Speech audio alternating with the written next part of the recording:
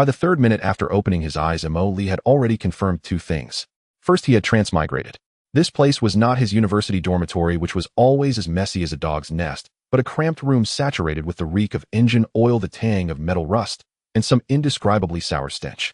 The walls were cold alloy, and the light bulb overhead had a faulty connection, flickering like a strobe on a nightclub dance floor. Second, there was a very real chance he was doomed. Not because of the transmigration itself, but because of his face. On a blurred reflective panel in the room, Lee's figure appeared, black hair, dark eyes, skin pale, and flawless, his features strikingly handsome. Back on Earth, he would have passed for a full-fledged celebrity. He subconsciously ran his fingers over his face. The sensation under his touch was still perfect. At that moment, the cabin door was violently kicked open with a bang. A hulking man built like a bear with a scar slashing across his face squeezed his way in, his lecherous gaze roaming up and down Lee's body. "Yo, the little beauty's awake." The scar-faced brute chuckled darkly, revealing a mouthful of yellowed teeth. "Consider yourself lucky. The captain of our Claw crew has taken a fancy to you. The captain has spoken. 3 days from now, when he returns from the hunt, you'll go to the main cabin to serve in his bed. Use these 3 days to get yourself ready, clean yourself up, and don't you dare make the captain unhappy." Lee's mind crashed for a full 3 seconds. What? Me? Serve in his bed. Claw. Captain. Judging by the name alone, that's obviously a man. He forcibly swallowed the curses rising in his throat and squeezed out what he hoped was a pure and harmless smile. Big bro, there must be some mistake, right? I'm a man." The scar-faced brute let out a derisive snort. "Nonsense. If you weren't a man, he wouldn't want you. The captain is into this exactly, especially little pretty boys like you with such tender, delicate skin. Accept your fate, kid. In the Fuya Star pirate crew, the captain's word is absolute truth." After finishing his words, he tossed a tube of nutrient paste over and said, "Make it last, you'll have your chance to eat in 3 days." He then slammed the door shut with a loud bang, the sound of the lock echoing from outside. Lee felt as if a few crows flew over his head. He glanced at the grayish tube that looked like expired toothpaste, and then down at his tattered clothes that barely covered his body, feeling utterly defeated. What the hell? He jumped up, shaking his fists at the air. What's going on? I can handle being transported to another world, but why start out in prison? Is it because I'm handsome? Is being handsome a crime? Damn it, is the heavens playing with me? He paced around the tiny cell like an ant on a hot pan. No, I am an outstanding university student from the 21st century, a flower of the motherland. How can I fall into the hands of a space pirate? If this gets back to Earth, my entire reputation will be ruined. Those guys in the dorm. After finishing his words, he tossed a tube of nutrient paste over and said, "Make it last, you'll have your chance to eat in 3 days." He then slammed the door shut with a loud bang, the sound of the lock echoing from outside. Lee felt as if a few crows flew over his head. He glanced at the grayish tube that looked like expired toothpaste, and then down at his tattered clothes that barely covered his body, feeling utterly defeated. What the hell? He jumped up, shaking his fists at the air. What's going on? I can handle being transported to another world, but why start out in prison? Is it because I'm handsome? Is being handsome a crime? Damn it, is the heavens playing with me? He paced around the tiny cell like an ant on a hot pan. No, I am an outstanding university student from the 21st century, a flower of the motherland. How can I fall into the hands of a space pirate? If this gets back to Earth, my entire reputation will be ruined. Those guys in the dorm. Another option is the basic clone unit activation permission with a note below: basic units can be cloned. Remark, a template and sufficient biomass and energy must be specified. Lee looked at these two shabby options, his mouth twitching. Tool set. Do you want me to fix a bed for that gay captain? Cloning. What use is that now? Am I supposed to clone a conversation partner to amuse myself? He suppressed his urge to complain and took a deep breath. Having something is better than having nothing. All right, tell me, how can I obtain materials and enhance permissions? Manufacturing, cloning, and decomposing items can earn creation points, which accumulate to unlock higher permissions. Materials must be collected by the host themselves with distance limitations. This system only provides manufacturing and cloning functions, not resources. Lee looked up to the sky in silence, only able to see the ceiling. So it's just a super 3D printer plus a human photocopier, and He tried to pick up a rusted screw cap, silently reciting in his heart. The screw cap in his hand vanished in an instant. Acquired iron element unit X0. 1 creation points 0. 01. Lee looked at the pitiful 0. 01, feeling that his future was even bleaker. How many things would he have to dismantle to gather enough capital to escape? But sitting idly was not his style. He glanced at the nutritional paste, a glint of determination flickering in his eyes. Damn it, let's go for it. It's just the liver, right? For the sake of my dignity, Lee will unleash it. In the following 2 days, Lee showcased an astonishing potential akin to a man driven to the brink of despair. He first dismantled everything in the room that could be taken apart, the bed legs, the table supports, and even the loose metal strips on the door frame. By breaking down this garbage, he barely managed to gather enough materials to create a basic tool set. A faint glow flickered, and a set of tools gleaming with a metallic luster, simple in design, yet brimming with a sense of power, appeared in his hands. Wrenches, screwdrivers, pliers. Each one encapsulated the exquisite beauty of precision engineering. The system's craftsmanship is indeed impressive. Mo Lee weighed the wrench in his hand, yet felt excellent. With the tools, his efficiency greatly increased. When the scar-faced brute came to deliver the unpalatable nutrient paste, he seized the moment when the man was unlocking the door to secretly scan the structure of the mechanical lock with the system. Item: old-fashioned mechanical spring lock. Status: rusted, simple structure. Can manufacture corresponding key, requires 1 unit of iron element. Got it. Mo Lee felt a surge of joy in his heart. Taking advantage of the night, he silently crafted a key using the materials he had collected. Click. With a soft sound, the lock opened. The scent of freedom. Mo Lee cautiously peeked out. Outside was a dimly lit corridor from which distant sounds of commotion and the hum of machinery could be heard. He did not act recklessly, instead moving like a gecko, blending into the shadows along the wall. His target was the waste processing station or the dump for discarded materials. Relying on the essence of survival honed as a university student and a bit of luck, Mo Lee successfully bypassed the patrolling space pirates and reached the edge of the base, finding a large accumulation area of waste. The place was filled with various discarded machine parts, broken weapon shells, and abandoned circuit boards. To others it seemed like garbage, but in Mo Lee's eyes it was a treasure trove, a glimmer of hope for escape. I'm going to get rich. His eyes sparkled as he rushed forward and began to frantically dismantle the items. Acquired iron element unit X5, copper element unit X2, rare metal fragment X0. 3 a damaged energy battery recyclable X1, creation points 5. Acquired composite polymer unit X1, electronic components basic X3, a creation points 3. The system's prompt sounded like celestial music. His material reserves and creation points began to soar rapidly. At the same time, he was continuously studying the basic clone unit. Tongzi, what is needed for cloning? Be specific. Basic clone template requires a complete gene sequence or specified known template system database is corrupted, only partial basic templates remain. Consumption basic biomass units energy unit. Its electronic eye flickered for a moment, emitting a monotonous voice. Engineering robot B007, awaiting instructions. Mo Lee looked at this seemingly adorable little creature and tentatively issued an order. Go help me dismantle that pile of scrap metal over there, sort it out, and stay alert. If you spot space pirates, hide among the scrap metal promptly. B007's electronic eye flickered again, order confirmed. Then it swiftly rolled to the scrap pile. Its mechanical arm began to disassemble and categorize with precision, operating at more than twice the efficiency of Mo Lee's manual efforts. Wow, this is so useful, Mo Lee exclaimed in delight. System, give me 2 more. No, make it 5. With these diligent labor robots, Mo Lee's material collection speed surged exponentially. His creation points finally broke through the 100 mark. On the system interface, new icons lit up successively. Gunpowder-powered pistol system, premium short-range, average precision, but considerable power at close distances. Required materials. High-explosive grenade system, premium area effect weapon. Required materials. Basic intelligent chip can be used to enhance the intelligence of clone units or manufacture simple drones. Required materials. Clone template space pirate assault soldier standard, equipped with basic combat skills and weapon operation knowledge. Looking at these new options, Mo Lee's heart raced. Capital for fleeing has arrived. On the 3rd morning, Mo Lee was directing his robot team to frantically move bricks when sudden footsteps and the rough voice of a scar-faced muscular man came from the entrance. That kid is still inside, right? The captain will be back in the afternoon. I need to remind him once more not to cause any trouble. Mo Lee was startled and quickly put all the robots into silent mode, hiding behind a pile of waste. He then swiftly returned to his cell and left the door ajar. The scar-faced man hummed a tune as he took out a key, only to find that the lock was open. He pushed the door open curiously and saw Mo Lee sitting on the only intact bedboard, holding a small part that he had gotten from somewhere, studying it with a look of concentration. Kid, how did this door open? The scar-faced man barked loudly. Mo Lee looked up, displaying just the right amount of surprise and fear. Brother, you're here. This door. It broke on its own. It wasn't closing properly since last night. It was leaking air all night. I was afraid to mention it because you might think I wanted to escape, so I didn't dare to say anything.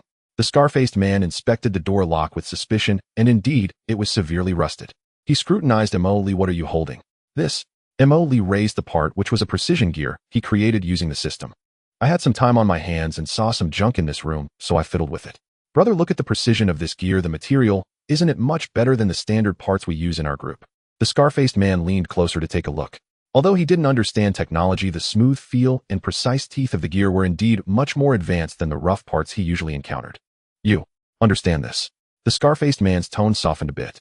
Seeing a glimmer of hope, Emily quickly switched to persuasion mode, putting on a sincere smile. I know a bit, just a bit. To be honest, before I crossed over. Before I came here, my family owned a repair shop. I've been dealing with these metal scraps since I was a child. Not to brag, but I can tell where there's a problem with our group's spaceship engines just by the sound. While saying this, he secretly observed the scar-faced man's expression and continued to up the ante. Brother, look, the captain values me so much, I can't just do nothing and eat for free, right? How about this? You talk to the person in charge and let me help the maintenance team. I promise I can make our group's equipment as good as new. If the captain is pleased, he might even reward you with some benefits. The scar-faced man was somewhat swayed by Emily's flattery. The group's equipment often had issues, and the maintenance team was full of useless workers who slacked off all day. If this kid really had some skills and he brought him into the maintenance team, it would be a win-win situation. He stroked his chin. All right, you're an interesting kid. I'll go talk to the old cripple from the maintenance team. But you better behave and not pull any tricks. Don't worry, brother. I will definitely be honest and contribute to the great revival of the corrupted Crow Star Pirate Group.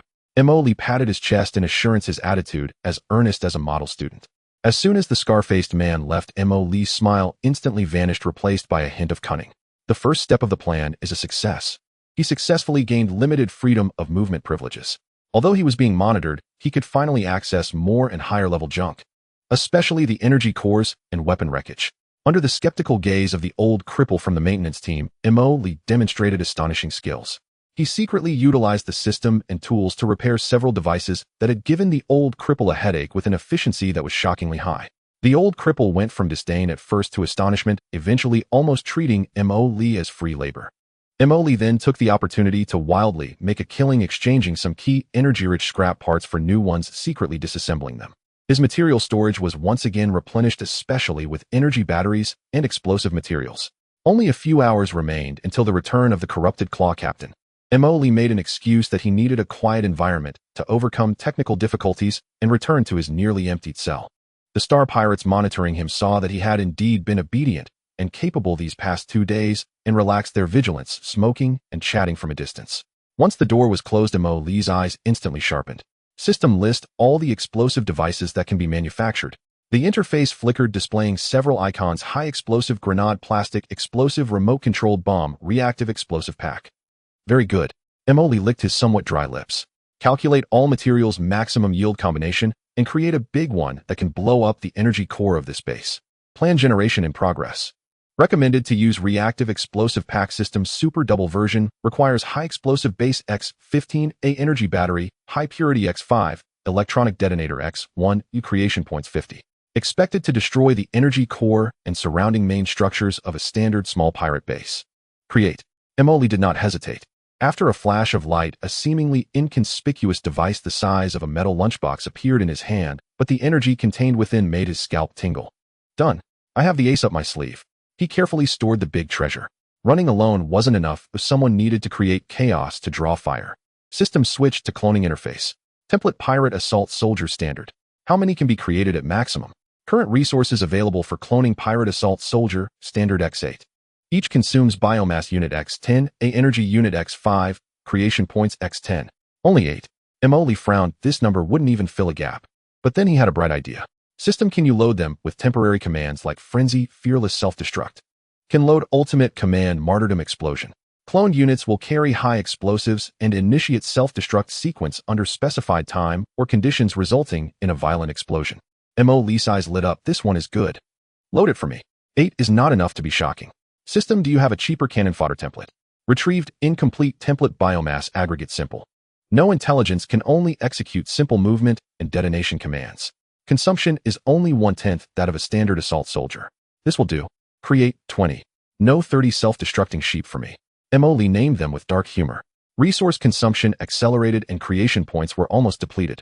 Yet in the shadows of the corner of the cell, 8 clone soldiers emerged silently, their eyes wild with enthusiasm, equipped with rudimentary weapons, low-spec version produced by the system, and carrying bulging explosive packs, along with 30 biomass aggregates that barely took human form, flickering with unstable red light within.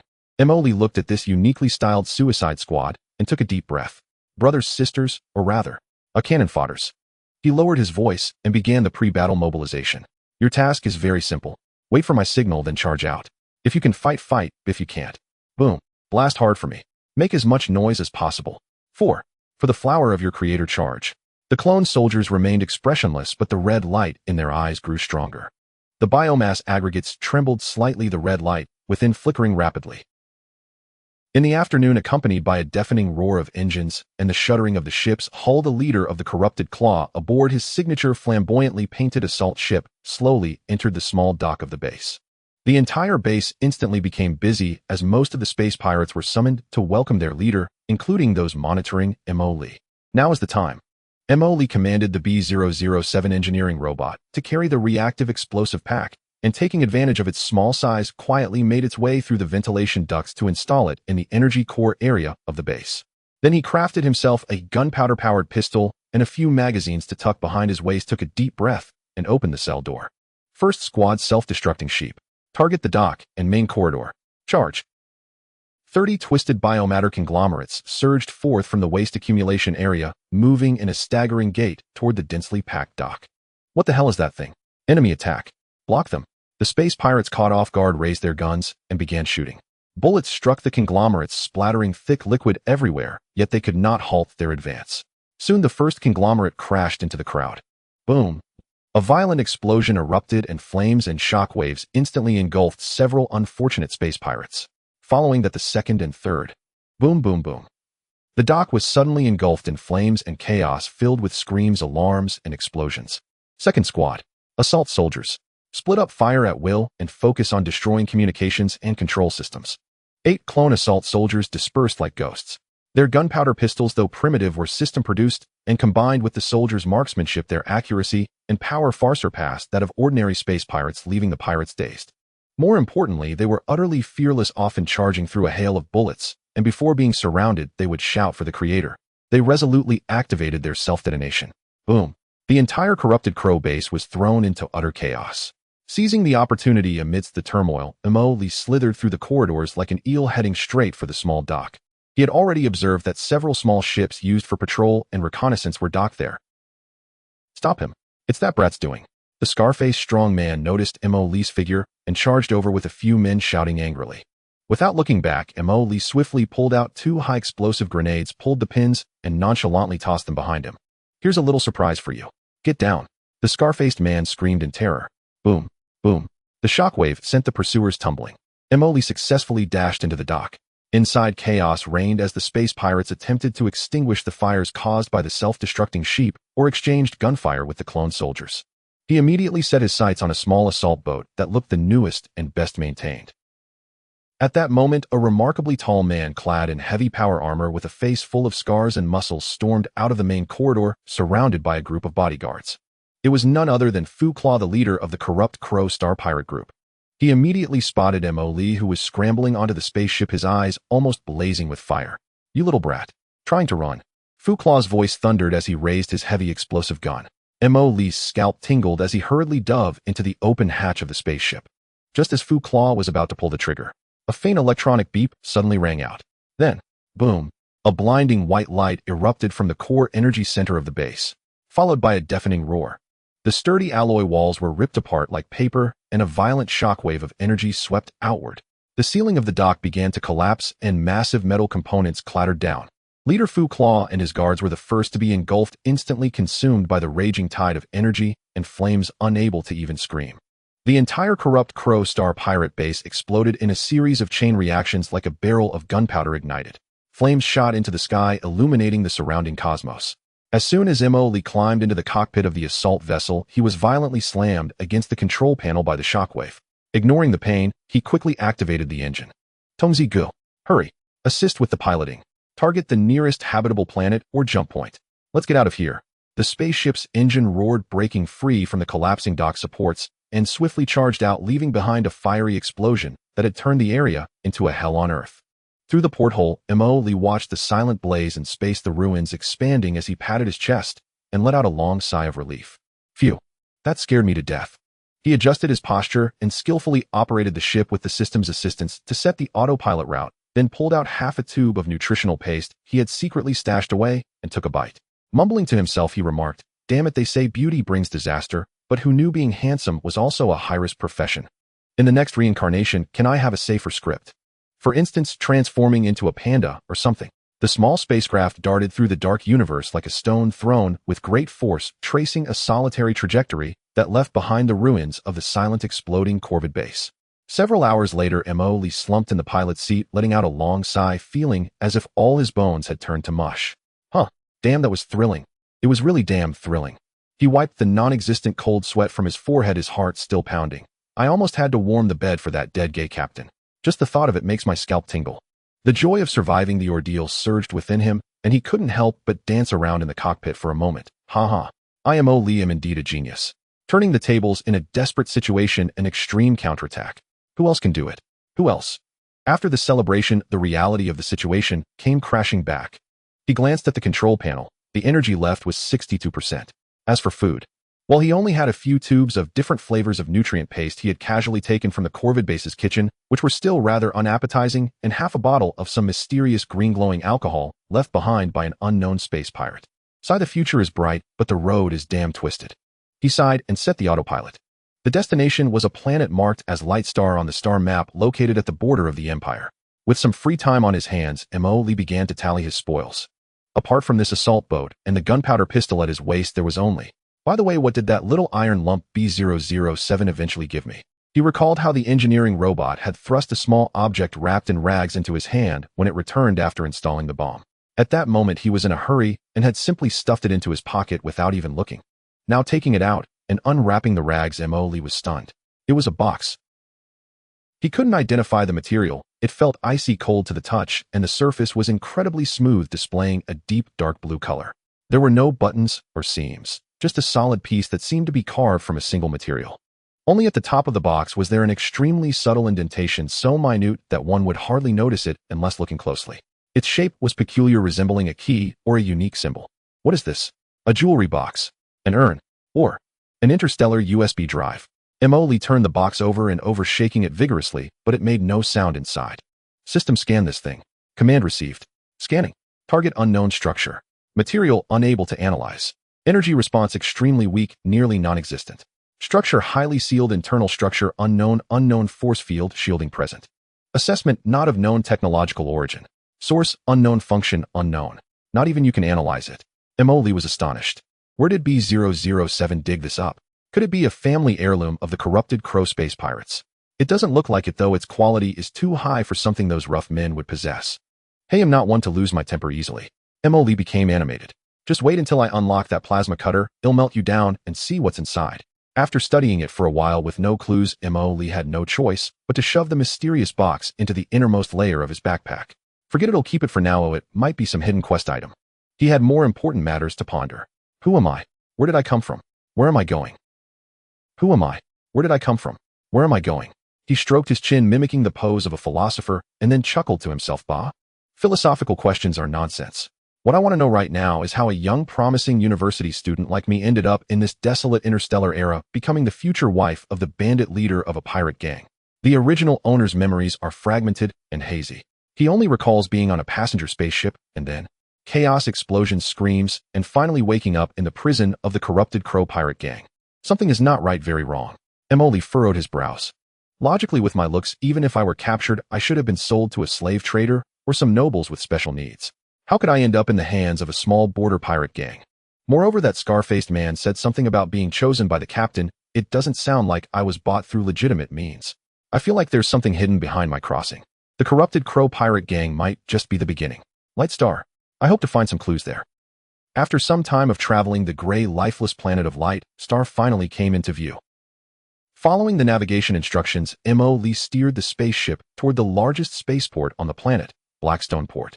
The name is quite fitting, as the entire port is constructed from a local specialty black rock, an alloy with a rugged style that is full of the unique vitality of border areas. Since it is a border area, gaining entry was quite easy, although it required a monetary fee. In order to ensure he would have a spaceship to escape in the future, Lee had no choice but to pay a fee for docking and immigration management that felt like a severe loss to him at the moment. With only a few tubes of nutritional paste and half a bottle of green liquor left, he stepped onto the soil of Light Star. The air was tinged with a metallic and dusty scent, and the gravity was slightly heavier than that of Earth, making his steps feel somewhat burdened.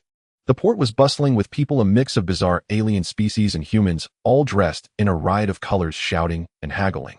Everywhere he looked there were fully armed mercenaries, wary merchants, and locals dressed in worn work clothes. Tisk, this scene is just like a standard chaotic neutral faction map. Emily curiously glanced around while internally complaining.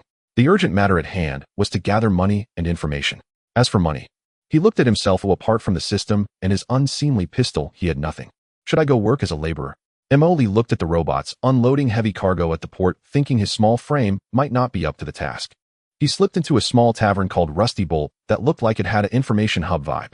Inside, the light was dim, smoke curled around, and a mix of scents invigorated the senses.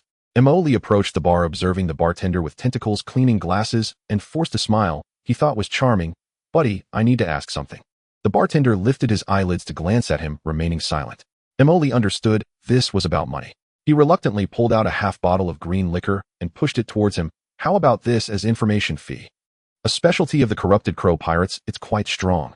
The bartender examined the bottle, sniffed it, and although his tentacles twitched in slight disdain, he accepted it.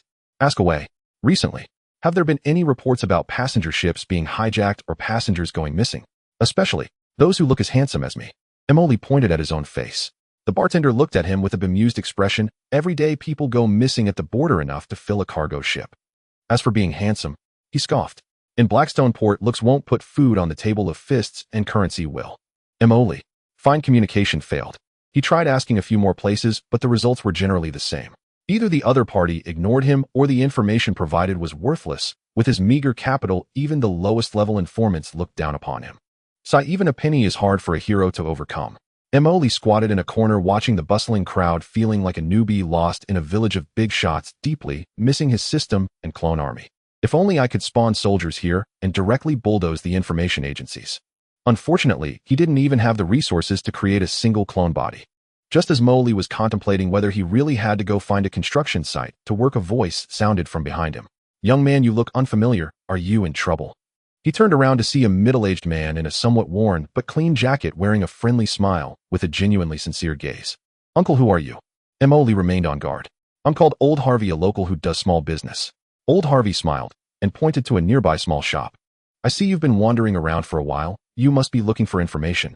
In Blackstone Port, the waters run deep, and asking aimlessly won't yield much." Emily's heart stirred. Could he have met a benefactor? "Uncle Harvey, do you have connections?" "Not really connections, just know a few more people." Old Harvey lowered his voice. "What do you want to inquire about? Perhaps I can help." But he rubbed his fingers together, making a universal gesture for payment. Emily's face fell. "Uncle, I just arrived and truly have no money on me." Old Harvey assessed Emily, his gaze lingering on his exceptionally handsome face for a few moments, a fleeting glint of sharpness flashing in his eyes before returning to his friendly demeanor. "You seem to have it tough too. How about this? I happen to know a place that might have the information you need. Come with me, and the information fee. You can pay me later when you have money. Consider it making a friend." "Really?" Emily's heart leapt with joy. Indeed, the heavens do not abandon the people. "Thank you so much, Uncle Harvey. You're such a good person."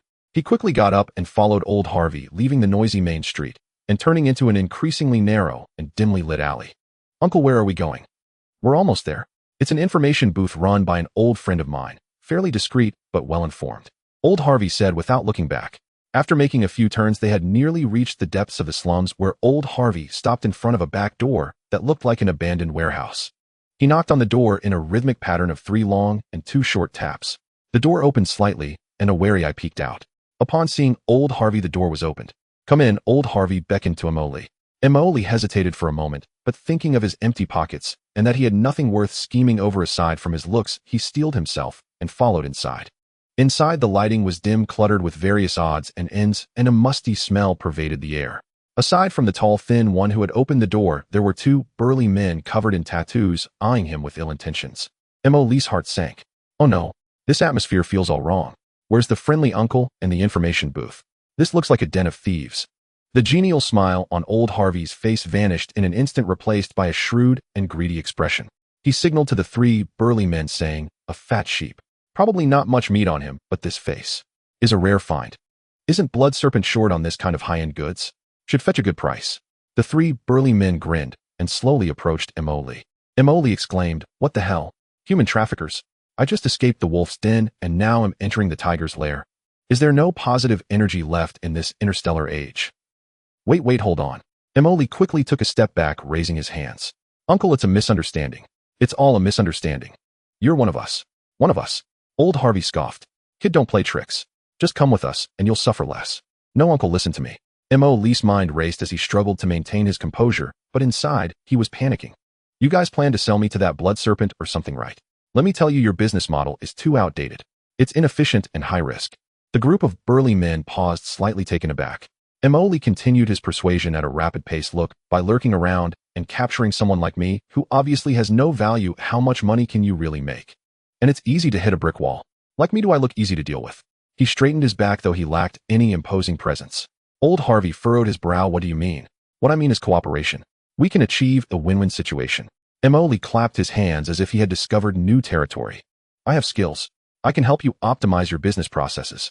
For example, I can design an efficient anesthetic gas that is colorless and odorless. Just one spray, and they're out. Or I can modify your capture vehicles to make them faster and more discreet. If that doesn't work, I can help you develop an online auction system to list goods for bidding. The highest bidder wins. Isn't that much more efficient than your current method of capturing people? As he spoke, he stealthily reached for the gun tucked at his waist. Old Harvey and the three burly men were momentarily dumbfounded by Emoli's string of business model innovations. At that moment, the tall, thin man at the door seemed to notice Emoli's subtle movements, his expression changing. He's stalling for time. Get him. Damn it, the trick failed. Emoli cursed under his breath, suddenly drawing his gun and aiming at the foot of the nearest burly man, firing a shot. Bang. Oh. A scream rang out. The loud gunshot echoed in the enclosed space, creating a small crater in the ground as debris flew. The burly men were startled by the sudden gunfire, their movements momentarily frozen. Don't move. Whoever moves, they'll shoot. Emoli shouted, his tone fierce, though his heart raced with anxiety. This broken gun only has a few bullets. Once it's empty, I'll have to resort to hand-to-hand combat, and my small frame can't withstand that. Old Harvey's face darkened. Kid, do you dare to draw a gun here? And you injured my man. Seeking death. Just as the atmosphere grew tense, an ear-piercing siren suddenly sounded from outside the warehouse. The sound approached rapidly and soon stopped outside. Listen inside. We are the Blackstone Port security team. Immediately drop your weapons and come out. The voice from the loudspeaker echoed inside. Everyone in the warehouse froze. Old Harvey looked at Emoli with suspicion. Did you call the police? Emoli also looked bewildered. What the hell? I didn't call the police. I don't even know what the police number is. Yet no matter what, the arrival of the security team temporarily broke the deadlock. Old Harvey shot Emoli a fierce glare and whispered to his subordinates, take the injured and use the secret passage. Several people hastily lifted a piece of flooring in the corner and disappeared into it. Emoli looked at the empty warehouse, glanced in the direction of the door side in relief, and hurriedly put away the gun. Damn it, today was really a thrilling adventure. A thrill to the max. He straightened his clothes just as he was about to make his escape. The warehouse door was suddenly crashed open with a loud bang. Several security team members in black uniforms armed with energy weapons rushed in, instantly aiming their guns at Emoli, who hadn't had time to escape. Don't move. Raise your hands. Emoli. Great, just when I left the tiger's den, I walked into the police station. My luck today is just the worst. Officer, do you believe I'm a good person? As he spoke, Emoli raised his hands and walked toward the security team members. Emoli sat in the cold metal chair facing a serious-looking middle-aged security officer with a young team member taking notes beside him. Name. Emoli. Race. Human. I guess. Place of origin. Earth. I don't remember, I have amnesia. Emoli quickly corrected himself. Amnesia. The officer raised an eyebrow, clearly skeptical. Then why were you at Old Harvey's hideout? And why did you draw a gun? Emoli looked innocent and aggrieved. Officer, I'm the victim. I was deceived by that Old Harvey. He said he would take me to find information, but instead, he wanted to sell me. I was just acting in self-defense. You should catch him instead. The officer stared at him for a few seconds, seemingly assessing the truthfulness of his words. Then he picked up a portable scanner and scanned Emoli from head to toe. No identity chip record. Illegal entry. The officer stared at the scanning results, his tone growing colder. Possession of unregistered firearms. Illegal carrying of weapons. Moreover, suspected involvement in gang conflicts. Wait. Officer. This is a misunderstanding. Emoli exclaimed in panic. I'm just an innocent civilian who accidentally ended up here. It's all a misunderstanding. Just then the door to the interrogation room was pushed open and another officer walked in, whispering a few words into the ear of the middle-aged officer and handing him a data pad. The middle-aged officer looked at the data pad, his brows furrowing tighter. Then he raised his gaze to Emoli, his expression becoming somewhat strange. He waved his hand, signaling the recording officer to step outside. Only he and M.O. Lee remained in the interrogation room. M.O. Lee. The middle-aged officer tapped on the data pad. We retrieved surveillance footage from the port, and some areas combined with the information you provided. The small spacecraft you previously boarded is identified as the Corvid Star Pirate Group. M.O. Lee's heart tightened. This is bad. Am I going to be seen as an accomplice of the space pirates? And just today we received a report from the Border Patrol team. The officer paused, looking into M.O. Lee's eyes, speaking each word clearly. The main base of the Corvid Star Pirate Group experienced a large-scale explosion a few hours ago, the cause unknown, and is suspected to have been completely destroyed. M.O. Lee's pupils constricted, and a timely expression of shock and fear appeared on his face. What? It exploded. Oh my God. That's horrifying. I said they weren't good people. It seems they have finally met their retribution. The officer ignored his theatrics and continued. What's more interesting is that when we were cross-referencing the recent missing persons reports, we found a piece of information that might be related to you. He turned the data pad towards M.O. Lee. The screen displayed an encrypted missing person notice, the accompanying photo somewhat blurry, but M.O. Lee recognized immediately that it was him. Or rather, the original owner of this body. Below the photo were only a few short lines: missing person, M.O. Lee, identity code, unregistered features, black hair, black eyes, outstanding appearance. Last seen aboard the Shinfeng civilian passenger spacecraft heading to the border of the Kellan Empire. The Shinfeng went missing after encountering an unknown force in the K77 star region on the date of Interstellar calendar XXX. A reward of 500,000 Fowler for valid clues. Issuer anonymous. M.O. Lee stared at the figure of 500 Fowler, his eyes widening in disbelief. 500,000. If he had that much, he wouldn't need to carry bricks. He could directly buy equipment, recruit underlings, investigate the truth, and reach the pinnacle of life. But soon after, an even greater doubt surged in his mind. Anonymous issuer. Such a high reward. What kind of identity did the original owner have? Was a mere passenger on a civilian spacecraft worth someone spending 500 Fowler to search for? Moreover, why was he captured by the Corvid Star Pirate Group? Is there a connection between the unknown force that attacked the Shinfeng and the Corvid? He felt as if an invisible net was slowly closing around him. The officer watched as M.O. Lee's expression shifted and slowly said, "It seems you are also quite puzzled. We cannot currently determine if you have a direct connection to the destruction of the Corvid Star Pirate Group, but considering you might be a survivor of the Shinfeng incident, we can temporarily overlook your illegal entry and possession of weapons." M.O. Lee felt a surge of joy in his heart. "Thank you, officer." The officer, though puzzled by his words, did not take it to heart. "Don't be too happy too soon." The officer interrupted him. "We will compare your information with this missing person notice for confirmation. Before that, you need to stay temporarily on Light Star under our surveillance and must not leave. Additionally," he looked at M.O. Lee meaningfully, 500 Fowler is not a small amount. The person who issued this missing person notice may not have pure intentions. You. Be cautious." The officer left, leaving M.O. Lee alone in the interrogation room, feeling conflicted. The crisis was temporarily averted, and he unexpectedly gained important clues about his identity. However, the future seemed even more shrouded in mystery. 500,000. Anonymous. Unknown attack. M.O. Lee stroked his chin, his eyes flickering with intertwined excitement and vigilance. Interesting. It seems this interstellar journey cannot be ordinary. Let the storm come with even more intensity. Ha ha ha, cough cough cough.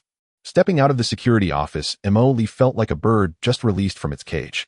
Although he was still as poor as ever and effectively under house arrest on Light Star. But at least he was temporarily free and had a clear goal.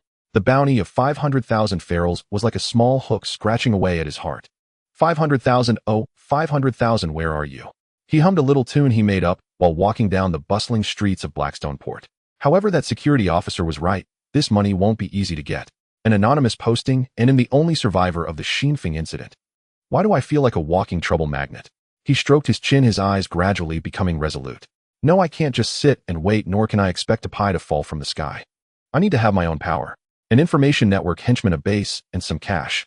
Not one can be missing. But before that, I first need a place to settle. The security office only required him not to leave Light Star. It didn't specify where he had to stay. Blackstone Port was a chaotic place with high costs not suitable for a long stay.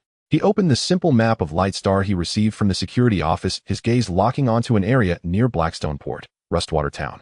Labeled as abandoned industrial area, harsh environment, sparse population, low rent. This is it. M.O. Lee slapped his thigh. Harsh environment. Can it be worse than the cells of the corrupted Crow Star pirates? A sparse population is just perfect for me to stir things up. Low rent. Perfect. Using the money from selling handguns on the black market, he rented a semi-buried abandoned warehouse on the outskirts of Rustwater Town. The warehouse was large, empty, with a few holes in the roof, allowing glimpses of the gray sky, the floor covered in thick dust, and corners piled with rusty metal scraps and machine parts. Although it's a bit run down, the space is ample, privacy is good, and Lee's eyes sparkled as he looked at the pile of garbage. This is all raw material. System, let's get to work. Command received. Starting environmental scan. Detecting usable metal scraps, residual energy lines. Assessing recoverable resources. Let's not rush the recovery. First step, I need to tidy this place up and set up a safe house. Second step, recruit. No, I mean recruit my first employee. He decided to create a few engineering robots. The materials were on hand, and he had accumulated some creation points after breaking down part of the garbage in the warehouse. A flicker of light passed, and 3 square-headed B007 engineering robots appeared in the warehouse. Go, my Picachus. Clean this place up, reinforce the structure, patch those holes, and sort out all that garbage. Lee waved his hand grandly. The 3 robots' eyes flickered with blue light. Command confirmed. Then they swiftly began to work, disassembling, transporting, welding. Their efficiency was astonishing. Watching the busy robots, Lee nodded in satisfaction and turned his gaze to the clone option in the system interface. The first subordinate has to be capable. He browsed through the available basic templates, contemplating. The star pirate henchmen are too rough. I already have a robot engineer. I need someone meticulous, capable of handling intelligence, and preferably able to fight, considering I am a civilized person and can't always engage in battles myself. His gaze lingered on a particular template: intelligence analyst, infiltrator standard, possessing excellent skills in information collection, analysis, disguise, as well as combat and shooting. Loyalty 100. That's the one. Lee snapped his fingers. He instinctively felt that having a female as his first core subordinate would be more convenient, definitely not for any other reason. He invested valuable biomass resources, mainly derived from a few unfortunate giant radioactive cockroaches unique to Light Star that he had secretly caught outside the town. The process was a bit disgusting, so I want to elaborate an energy along with a sum of creation points. The cloning pod formed in the corner of the warehouse, radiating light. Minutes later, the cocoon of light dissipated. A figure appeared before Lee. She appeared to be in her early 20s, about 1.7 meters tall, with a well-proportioned and fit physique. Dressed in a form-fitting black basic combat suit, her features were delicate and beautiful, exuding an air of competence and calm. Her black shoulder-length hair was neatly arranged. She opened her eyes, saw Lee, and immediately knelt on one knee, her voice clear and calm. Commander, Intelligence Officer Shadow Crow, reporting for duty. At your service. Lee looked at the striking young woman before him, his heart filled with joy, yet he endeavored to maintain the authority of a commander despite standing in tattered clothes in the ruins. Ahem, please rise, Shadow Crow. Lee gestured lightly. No need to kneel all the time, we don't practice that here. Currently, our situation. It is somewhat challenging, but the money path is bright. He outlined the current state being poor, targeted by unknown forces with an unclear background, aiming to make money, gather intelligence, and develop. Shadow Crow listened intently, her face betraying no emotion, as if she was listening to an ordinary job briefing. Understood, Commander. The primary task is to establish the base's fundamental functions and intelligence collection channels. Are there any known clues regarding your background? Yes. Lee quickly recounted the Shipbuilding incident and the anonymous bounty. Let's start with the Shipbuilding and the Corvid Star Pirate Group. The key points are: who attacked the Shipbuilding? Why was I in the hands of the Corvids? And who issued that anonymous bounty? Understood. Shadow Crow nodded. I suggest we proceed in 2 steps. First, I will immediately infiltrate the intelligence network of Blackstone Harbor, attempting to purchase or steal detailed reports regarding the Shipbuilding incident and the Corvid Star Pirate Group, as well as investigate the source of the anonymous bounty. Second, Commander, you need to establish a basic weapons production line as soon as possible to ensure the base's security and the capacity for subsequent actions. No problem. You handle the external matters, and I'll handle the farming. Lee readily agreed. Do you need starting funds? He awkwardly fished in his empty pockets. Shadow Crow shook her head. For initial intelligence collection, I can utilize disguise and infiltration skills without requiring funds. Just please provide me with a self-defense weapon. Lee immediately fashioned a compact energy pistol and 2 magazines from the remaining materials, handing them to Shadow Crow. Stay safe. If things go awry, retreat. We can't afford to lose now. Understood. Shadow Crow took the pistol, checked it skillfully, secured it at her side, nodded at Lee, and swiftly melted into the shadows of the warehouse, vanishing in a few flickers. TSK true professionals are different. Lee sighed, then turned with renewed vigor to his robotic workers. You all, let's step it up. Our journey leads to the stars and the sea. The first step is to transform this broken warehouse into our secret base. With a clear goal and capable subordinates, Lee embarked on a frenzied agricultural venture. The engineering robots tirelessly organized and reinforced the warehouse, even establishing an underground space. Lee utilized the resources obtained from decomposed waste to begin unlocking and manufacturing more advanced equipment. He first created a set of basic environmental maintenance system to address the issues of air, water, and basic electricity. The energy temporarily relied on dismantled old batteries and a small energy convergence device. Next came the small precision lathe material analyzer and energy weapon workbench. One futuristic device after another was rapidly constructed in the warehouse. Although the quality of the raw materials varied, the products manufactured by the system were all premium items with performance far exceeding that of their counterparts. His first batch of products consisted of replicas of several energy pistols and assault rifles popular in the black market of Right Star. It wasn't that he couldn't produce his own equipment, but the costs for imitation were lower while maintaining good performance. The arms business is indeed the first choice for getting rich. Lee looked at the firearms on the workbench glowing with a ghostly blue light, smiling with satisfaction. He had utilized the small channels he had initially established to sell these premium weapons in small quantities, securing his first precious startup capital. Though not much, he was finally no longer broke. A portion of the funds was used to purchase higher quality raw materials and energy, while another portion was allocated for further troop expansion. This time he cloned 2-star pirate assault troopers standard version to serve as guards for the base. A few days later, brought back the first batch of intelligence. Commander, regarding the Shinfeng. Official records indicate that it encountered an unexpected meteor shower in the K-77 star sector and crashed with no survivors. Meteor shower? What a joke. Lee scoffed. Then how did I survive? And even ended up with the Corvid Star Pirate Group. Am I supposed to have jumped through space on my own? Yes, there are many doubts. I bought an unverified piece of information from an informant in the black market at the time of the incident. A cargo ship in the vicinity detected unusual energy fluctuations and brief signal interference. The style resembled that of interstellar pirates, but it was not any known pirate group. Interstellar pirates. Lee frowned. Does the Corvid Star Pirate Group have that capability? The Corvid Star Pirate Group is small and has limited operational range, lacking the ability to precisely attack a passenger ship in the K-77 star sector and cover up the traces. Denied it. The attackers are likely someone else, and there are currently no clues as to why you appeared at the Corvid base. The Corvid base has been destroyed, and all who knew of it are likely dead. No witnesses. That was hasty. Lee stroked his chin. What about the anonymous bounty? The bounty was posted through multiple anonymous accounts on the interstellar dark web, making it difficult to trace the source. However, the posting time was very rapid, occurring just 3 days after the incident with the Shinfeng.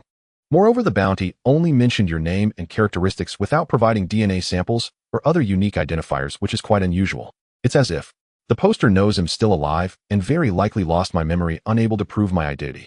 Lee pondered, what do they really want? To find me, or to confirm whether I'm dead? The clues have run cold, but the fog has thickened.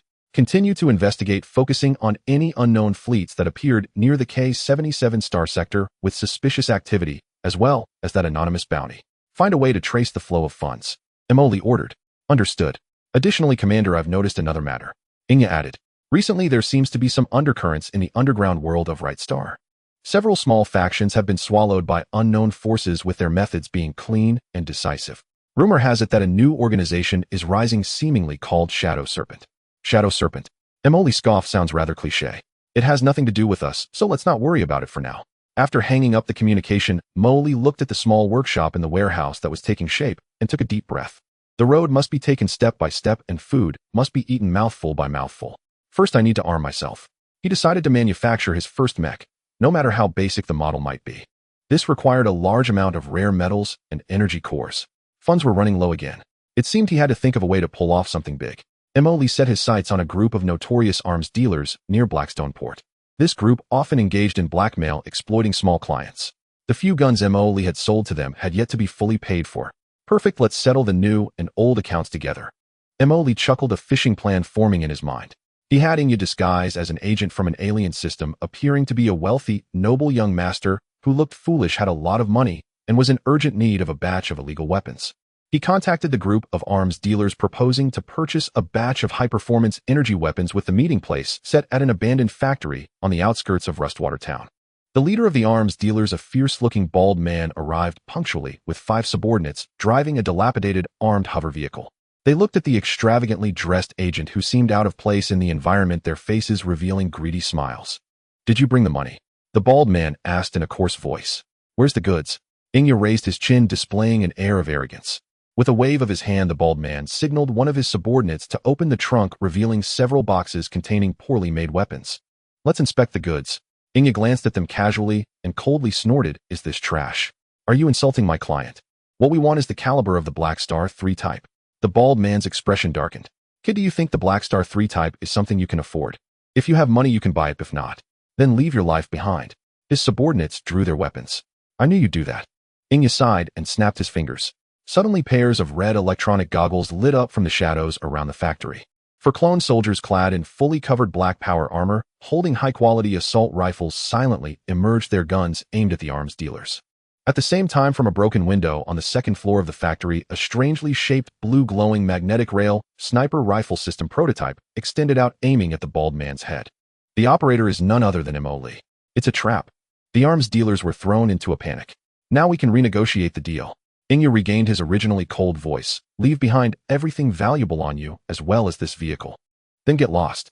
The bald man was both shocked and angry. "Which faction are you from? Dare to touch someone from Bloodtooth?" "Bloodtooth? Never heard of it." Emily lazily spoke from the second floor. "As for us, you can call us trash collectors. Now make your choice: leave your belongings and roll away, or leave your life behind." Feeling the lethal threat from the magnetic rail sniper rifle, the bald man gritted his teeth and ultimately relented. "Fine, you win. Let's go." They abandoned their weapon crates and the hovering vehicle, fleeing in disarray from the factory. "Done." Emily jumped down from the second floor, excitedly checking the spoils. Although the weapons are trash, they can be disassembled into materials. This armed hovering vehicle is quite a good find, capable of yielding numerous high-grade parts and a small energy core. "Commander, this might provoke Bloodtooth to retaliate," Inga reminded. "What are we afraid of?" Emily replied nonchalantly. "Just in time, we need some experience packs. If they dare to come, I'll dismantle them all for materials. Our mechs depend on these well-meaning individuals delivering goods right to our door." He patted the hard shell of the hovering vehicle, his eyes gleaming with mischief. "Let's go home. Tonight's overtime. Let's work on building mechs." After robbing the arms dealer known as Bloodtooth, Emily's small treasury and material reserves finally became somewhat abundant. The armed hover vehicle was quickly disassembled by the engineering robot B007, and its companions transforming into parts on the warehouse workbench, along with that precious small energy core. We've made it. Emily rubbed his hands together, circling around the energy core, his eyes sparkling. "With this thing, I finally won't have to scrape by using old batteries. Gundam. Mecha. My dream of having a mecha can finally begin." He immediately immersed himself in research and manufacturing. In the system interface, the icons for Power Armor Basic and Bien Class Light Mecha were already lit up. However, the long list of materials behind it made his scalp tingle. "Damn, I knew it wouldn't be that simple." Emily cursed, but his motivation only increased. "Isn't it just a matter of grinding it out?" In order to drive a Gundam for a joyride and going all out, he first upgraded the number and production efficiency of the engineering robots, allowing them to scavenge continuously through the junk piles and abandoned factories in Rustwater Town 24 hours a day. At the same time, he also began to utilize the relatively advanced materials at hand to produce small batches of more powerful system boutique weapons and armor. Afterward, he sold them through several covert channels established by the Shadow Crow, exchanging them for funds to purchase rare metals. "Commander, our weapons have superior performance and are priced lower than similar products on the market, which has already attracted the attention of some factions. The Bloodtooth gang is investigating us, and it seems that the Shadow Serpent is also secretly probing. Let them investigate." Emily waved his hand nonchalantly, still adjusting the joint bearing of a power armor. "What we lack now is notoriety. Once I build my mecha, they'll know what kind of gaze to cast upon us garbage collectors. Our Revival Legion." He temporarily concocted a name for his team. "Revival." The Shadow Crow repeated expressionlessly. "That's right. Reviving the glory of humanity is our duty," Emily declared with righteous fervor, but in his heart he envisioned the glorious scene of dominating the world in his mecha. As resources were continuously invested, the underground space of the warehouse was further expanded and fortified, evolving into a proper underground base. The first clone soldier production line was established, although the efficiency was not high. 2 to 3 absolutely loyal assault soldiers could descend from the production line each day. They were immediately armed and tasked with guarding and patrolling the perimeter of the base. Emily's first set of powered armor was finally completed. It was entirely matte black with sleek lines. Although it was just a basic model, its power and protective capabilities far exceeded those of ordinary personal armor. Emily put it on and bounced around the base a couple of times, feeling as if he could punch through walls. "Awesome. Now I look like a protagonist from the Interstellar era," he boasted to Inga over the communication channel. "Do I look cool, or what? Do I look like Iron Man?" The communication was silent for 2 seconds before Ingya's voice came through. Commander, according to the data, the Iron Man suit is equipped with flight and various weapon systems, but your suit currently seems to have only basic power augmentation and a layer of composite armor. Lee replied. Can we not chat happily anymore? Just wait. Once my mech is built, he'll scare you to death. After a few stable days, trouble finally knocked on their door. First, several soldiers on patrol were attacked by unidentified assailants who used ruthless methods and standard energy weapons, clearly not the kind of small fry from the Bloodtooth gang. Although the clone soldiers repelled the attackers with excellent tactical skills and top-notch weapons, one of them was still lightly injured. Then several secret weapon sales points set up by Ingya were simultaneously raided, and the clone soldiers responsible for the handover lost contact. Commander, it's the Shadow Serpent.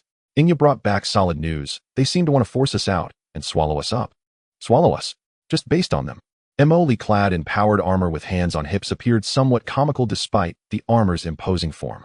I haven't even gone looking for trouble with them, and they've come knocking on my door. Perfect, I still need a few rare materials to make use of them. He decided to go for something bigger this time. He would act as bait himself.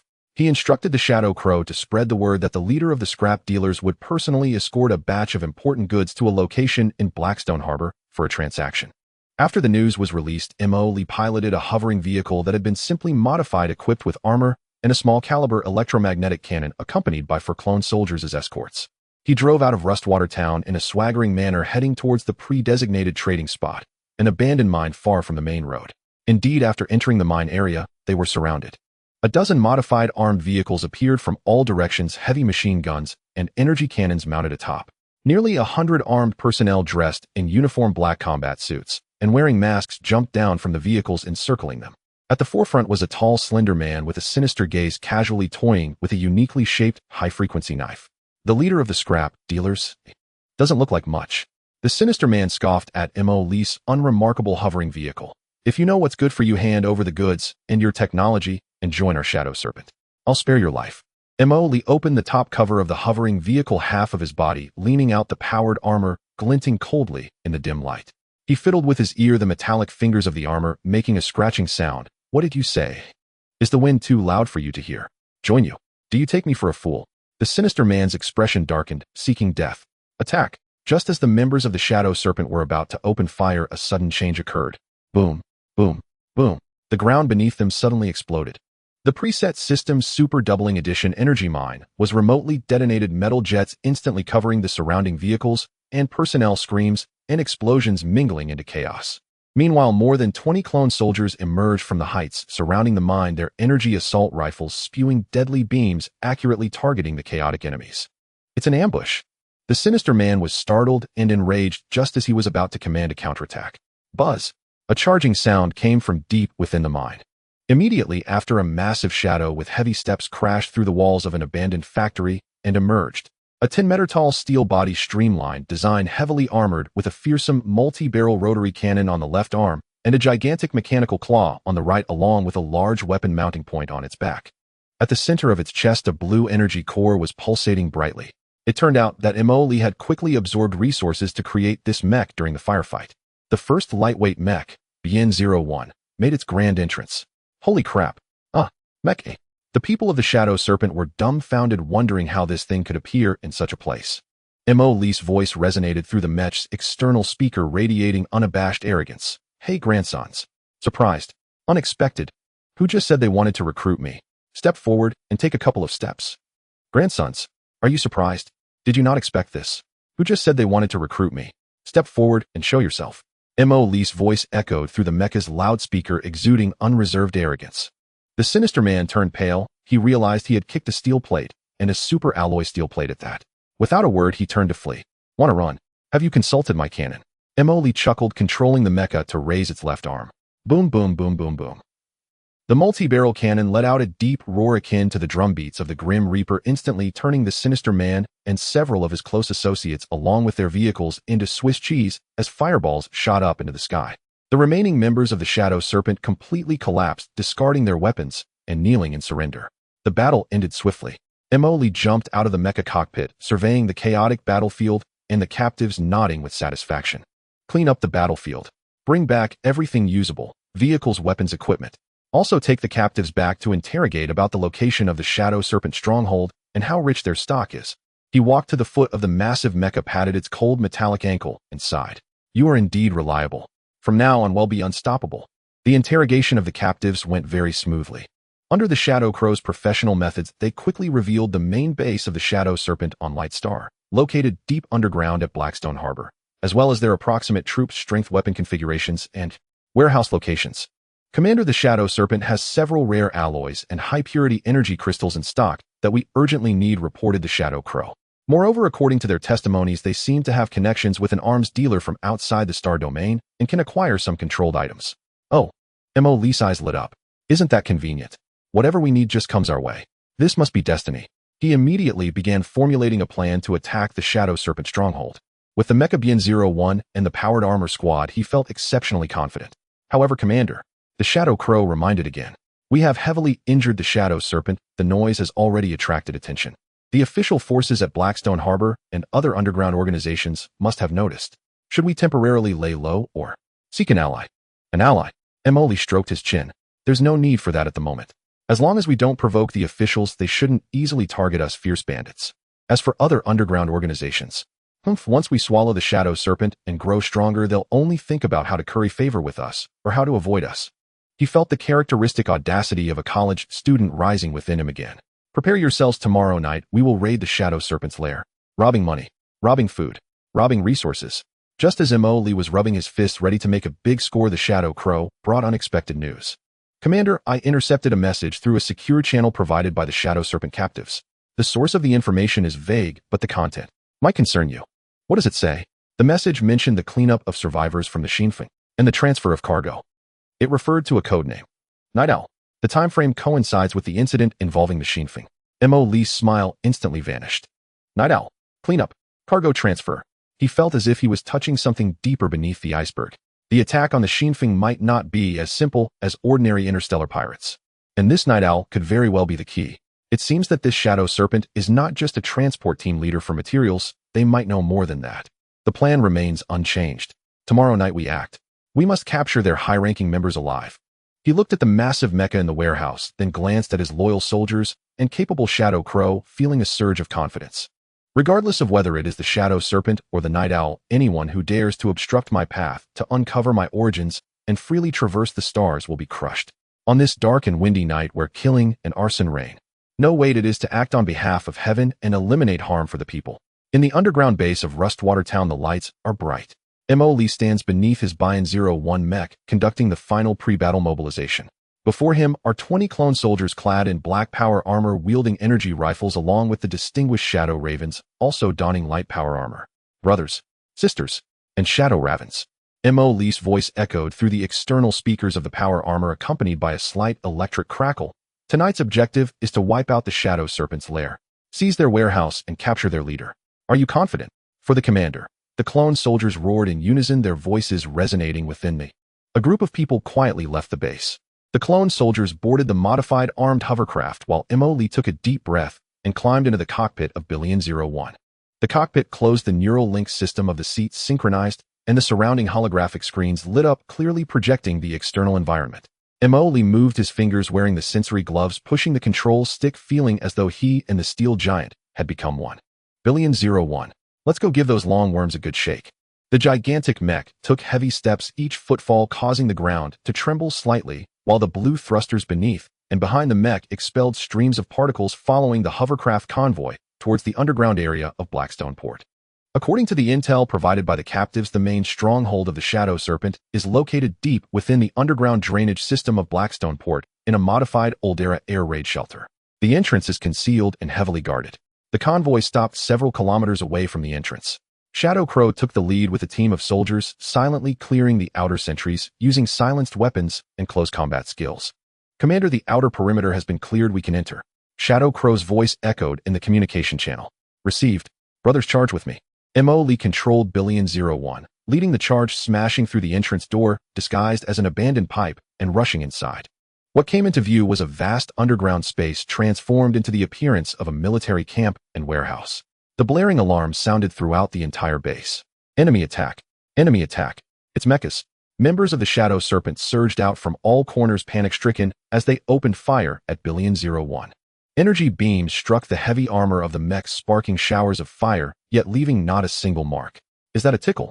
Emily laughed heartily, controlling the mech's left arm multi-barrel cannon to sweep across. Bang, bang, bang, bang. The violent barrage instantly shredded several firing points and cover ahead along with the enemies behind, truly proving that saying you and your cover are equally ridiculous. The clone soldiers closely followed, utilizing the maneuverability of their powered armor to precisely target the enemies attempting to flank from the side. Shadow Crow specifically dealt with those holding heavy firepower. The battle displayed a one-sided crushing momentum. The ordinary members of the Shadow Serpent were completely powerless to stop this steel behemoth and the elite clone soldiers. Just as Emily thought he could push forward effortlessly, a deep mechanical rumble echoed from deep within the base. Immediately, a mech similar in height to BN-01, but with a more rugged and angular design, stepped out from the shadows. Its paint was a mottled Imperial Army green covered in scratches and rust, with a blurred Imperial Eagle emblem on the left shoulder armor beneath, which a serpentine pattern was spray-painted. The weapon was a gigantic chainsaw sword and a heavy blast shield. What the heck? They have mechs too, Emily exclaimed in surprise. Looks familiar. Brother Tongzi, scan it. Target K-11 Hyena medium mech, retired model from the Imperial Army, status modified, unofficially armor, thickened weapon system outdated, but maintained adequately version with some weapons removed. Assessment, threat level medium. Its chainsaw sword and blast shield pose a significant threat to BN-01. Retired Imperial mechs. These local ruffians are quite bold. Emily clicked his tongue, then grew excited. Perfect. Let me test my BN-01 quality on you. The Hyena mech pilot was evidently experienced. It did not rush in, but raised the blast shield and advanced steadily, the chainsaw sword emitting a deafening roar ready to strike. Quite cautious, huh? Emily controlled BN-01 to raise its cannon. Bang, bang, bang. A series of shells hit the Hyena blast shield, exploding in bursts of flames, but the shield held firm, only swaying slightly. Seizing the opportunity, the Hyena lunged forward, its chainsaw sword screeching through the air as it swept horizontally toward the waist of BN-01. What the hell? Coming in for a kidney shot right away. Emily cursed, reacting swiftly as he controlled the mech to jump back a half step, while the mechanical claw of his right arm shot out, accurately gripping the base of the chainsaw sword. Creak. A harsh metallic scraping sound rang out, sparks flying as the two massive mechs entered a state of a tug of war. The mechanical claw held the chainsaw sword tightly, preventing it from advancing. Not too shabby. Emily felt a strong feedback from the control stick. But compared to my big treasure, it's still lacking. He suddenly increased the power output, and BN-01's right arm emitted a deep hum as the mechanical claw unleashed even greater strength, actually pushing the Hyena back half a step. The Hyena pilot clearly did not expect such strength from the opponent. He decisively abandoned the chainsaw sword and controlled the mech to lift its massive metal foot, delivering a heavy kick to the chest of BN-01. Bang! A dull thud echoed. BN-01 staggered slightly, a shallow dent appearing on its chest armor. Damn it, how dare you kick me? Emily was enraged. Take this. The mech's right shoulder mounting point, which he had not used, suddenly opened, revealing a short-barreled but impressively calibered armor-piercing grenade launcher. Boom. A blazing white light flashed as the grenade struck the exposed abdomen of the Hyena mech, which had left an opening while kicking. The explosion engulfed half of the Hyena's body. The heavy armor was torn apart, with internal components and wiring exposed, emitting black smoke and electrical sparks. Hyena staggered backward, its movements becoming stiff and slow. It's over. Emily controlled BN-01 to stride forward, picking up the spinning chainsaw sword from the ground and thrust it fiercely toward the cockpit of the Hyena. Zing. The grinding sound that made one's teeth ache echoed. The chainsaw sword easily tore through the cockpit armor of the Hyena, and all movement inside ceased instantly. The massive Hyena mech fell to the ground with a crash, kicking up a cloud of dust. Done. Emily sighed in relief, wiping away non-existent cold sweat. Almost had a setback. These guys actually hid such a good piece of gear. With the leader's ace destroyed, the remaining members of Shadow Serpent completely lost their will to resist and surrendered. The battle ended, and Emily jumped out of the mech to direct the soldiers to secure the scene and tally the loot. Commander, we found their control room and warehouse. Inya came over to report. In the control room, Inya quickly hacked the database and began downloading all the data. The warehouse made Emily's heart bloom with joy. It was filled with various weapons, ammunition, energy blocks, as well as plenty of rare metals and the high-purity energy crystals mentioned by the captive. These were precisely what were urgently needed to manufacture more advanced equipment and clone more soldiers. Striking it rich. This time I really struck it rich.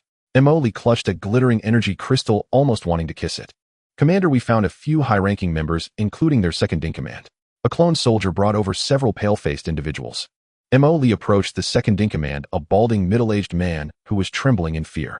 Tell me, what do you know about Night Owl and the Shinfeng? Night Owl. Night Owl is a very mysterious organization.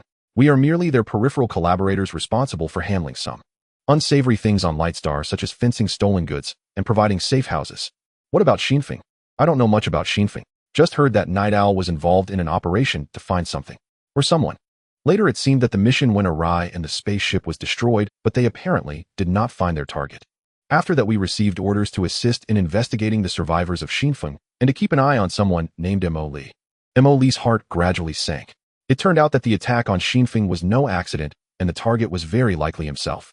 What secret did the original owner possess? Where is the lair of Night Owl? How do I contact them? I don't know. Truly don't know. The second-in-command cried out they only contacted us through a single line. The encrypted channels used each time were different. We are just small players. It seemed that no more core information could be pried from this guy's mouth. Mo Li ordered for the captives to be taken away and locked up. He looked at the warehouse full of resources and then glanced at the data that Inya was copying from the database, feeling a bit complex. Overnight, he had taken down one of the largest underground forces in the starport and gained a massive amount of resources, but he also learned about a more mysterious and powerful opponent, Night Owl. Who cares? Mo Li quickly regained his spirits. When soldiers come, they will be met with soldiers. When water comes, it will be blocked. First, digest these things and elevate my strength to the next level. Once I unleash my space fleet, let's see who dares to set their sights on me. He patted the cold exterior armor of Bien-01 beside him. Brother, you performed well tonight. When we get back, I'll give you a maintenance spa. Next time, well, go fight tougher battles. The lair of the Shadow Serpent was soon completely emptied. All weapons, ammunition, energy blocks, rare metals, and even those machines that still seemed operational were dismantled and packed by engineering robots and cloned soldiers transported back to the underground base in Rustwater Town, one truckload after another. The once spacious base was now crammed full, resembling a super grocery store. Mo Li stood atop a pile of energy crystals, hands on his hips, filled with pride. Huh, this is truly an upgrade from bird guns to cannons. He shouted down to Inya, who was counting the supplies below. Hey girl, do you see this? This is our territory. Inya looked up and calmly reported, Commander, preliminary statistics are complete. There are enough weapons to arm 3 battalions, and the energy crystals and rare metals are sufficient to support Bien-01 in 5 high-intensity battles or to manufacture 3 mecha base frames of the same level. The biomass and cloning resources have also been greatly replenished, allowing us to initiate the secondary cloning sequence. Secondary cloning sequence. Mo Li's eyes brightened. What can we clone that's even more powerful? Including technical troops, drivers, engineers, as well as more specialized combat units like snipers and demolition experts, Inya answered. Let's do it. We must do it. Mo Li jumped down from the energy block. Let's quickly produce soldiers. We have resources now. Oh, we have resources. We need to act lavishly. He had already begun to imagine leading a mecha army striding through the stars. However, his good mood did not last long. A few days later, the perimeter sentry of the base sent a signal. An official convoy was approaching Rustwater Town, heading straight for their warehouse base. Commander, it's 3 armored vehicles from the Blackstone Port security team, Inya said, watching the surveillance footage. Mo Li's heart sank. The security team? What are they doing here? Are they too eager to catch us for banditry, stealing their thunder? That's highly likely, Inya analyzed. We made too much noise taking down the Shadow Serpent, and it's impossible to completely conceal it from the authorities. Their arrival is merely a test, a warning, or a bid for a share of the spoils. A share? Dream on. Mo Li scoffed. I fought tooth and nail for this. Do they think they can take it without a struggle? A direct confrontation is unwise, Inya reminded. We currently do not have the strength to confront the authorities, Hedon. I know. Mo Li scratched his head, his mind racing. If hard confrontation won't work, then what about persuasion? No, I mean friendly negotiation. He immediately ordered, hide all the obvious contraband in the underground second level. Leave only some ordinary metal materials and a few old machines in the ground warehouse as a facade. Hide the mechas as well. Inya, you come with me to meet them. Soon the 3 armored vehicles from the security team stopped outside the warehouse door. A middle-aged man in a neat security officer uniform with lieutenant insignia on his shoulder got out with 8 fully armed soldiers. It was the middle-aged security officer Carl, who had previously interrogated Mo Li. Mr. Mo Li, we meet again. Lieutenant Carl looked at Mo Li and Inya as they walked out of the warehouse, his expression neutral, his gaze sweeping over the somewhat shabby interior of the warehouse. Oh, Officer Carl, what brings you here? Mo Li plastered a warm smile on his face, as if greeting an old friend. No need for that, Lieutenant Carl said calmly. We received a tip-off about the intense gunfire that occurred a few days ago at the abandoned mine in Zone D and the underground drainage system, which may be related to you. Moreover, the annihilation of the Shadow Serpent organization seems rather suspicious. Gunfire? What gunfire? Lee feigned ignorance. We're just a group of honest recyclers. A few days ago we went out to collect some scrap metal. Perhaps we made a bit too much noise, but there was definitely no gunfire. Who is slandering me? As for the shadow serpent, they're gone. That's a good thing. You officers are truly efficient. He even gave a thumbs up to the security team. Lieutenant Carl stared at Lee for a few seconds, clearly unconvinced by his fib. Mr. Lee, let's be clear. Light is shed upon dark matters and light star. Some actions, if taken too far, will keep many people awake at night. He glanced meaningfully towards the depths of the warehouse. Lee understood immediately that they were here to demand a hush fee, or rather to collect a protection fee. His smile remained unchanged as he leaned in closer, lowering his voice. Officer Carl, you are absolutely right. I understand the rules. We small business owners need to rely on your support to make a living in your esteemed territory. He discreetly pulled out a small bag from a hidden compartment of his powered armor and subtly pressed it into Lieutenant Carl's hand.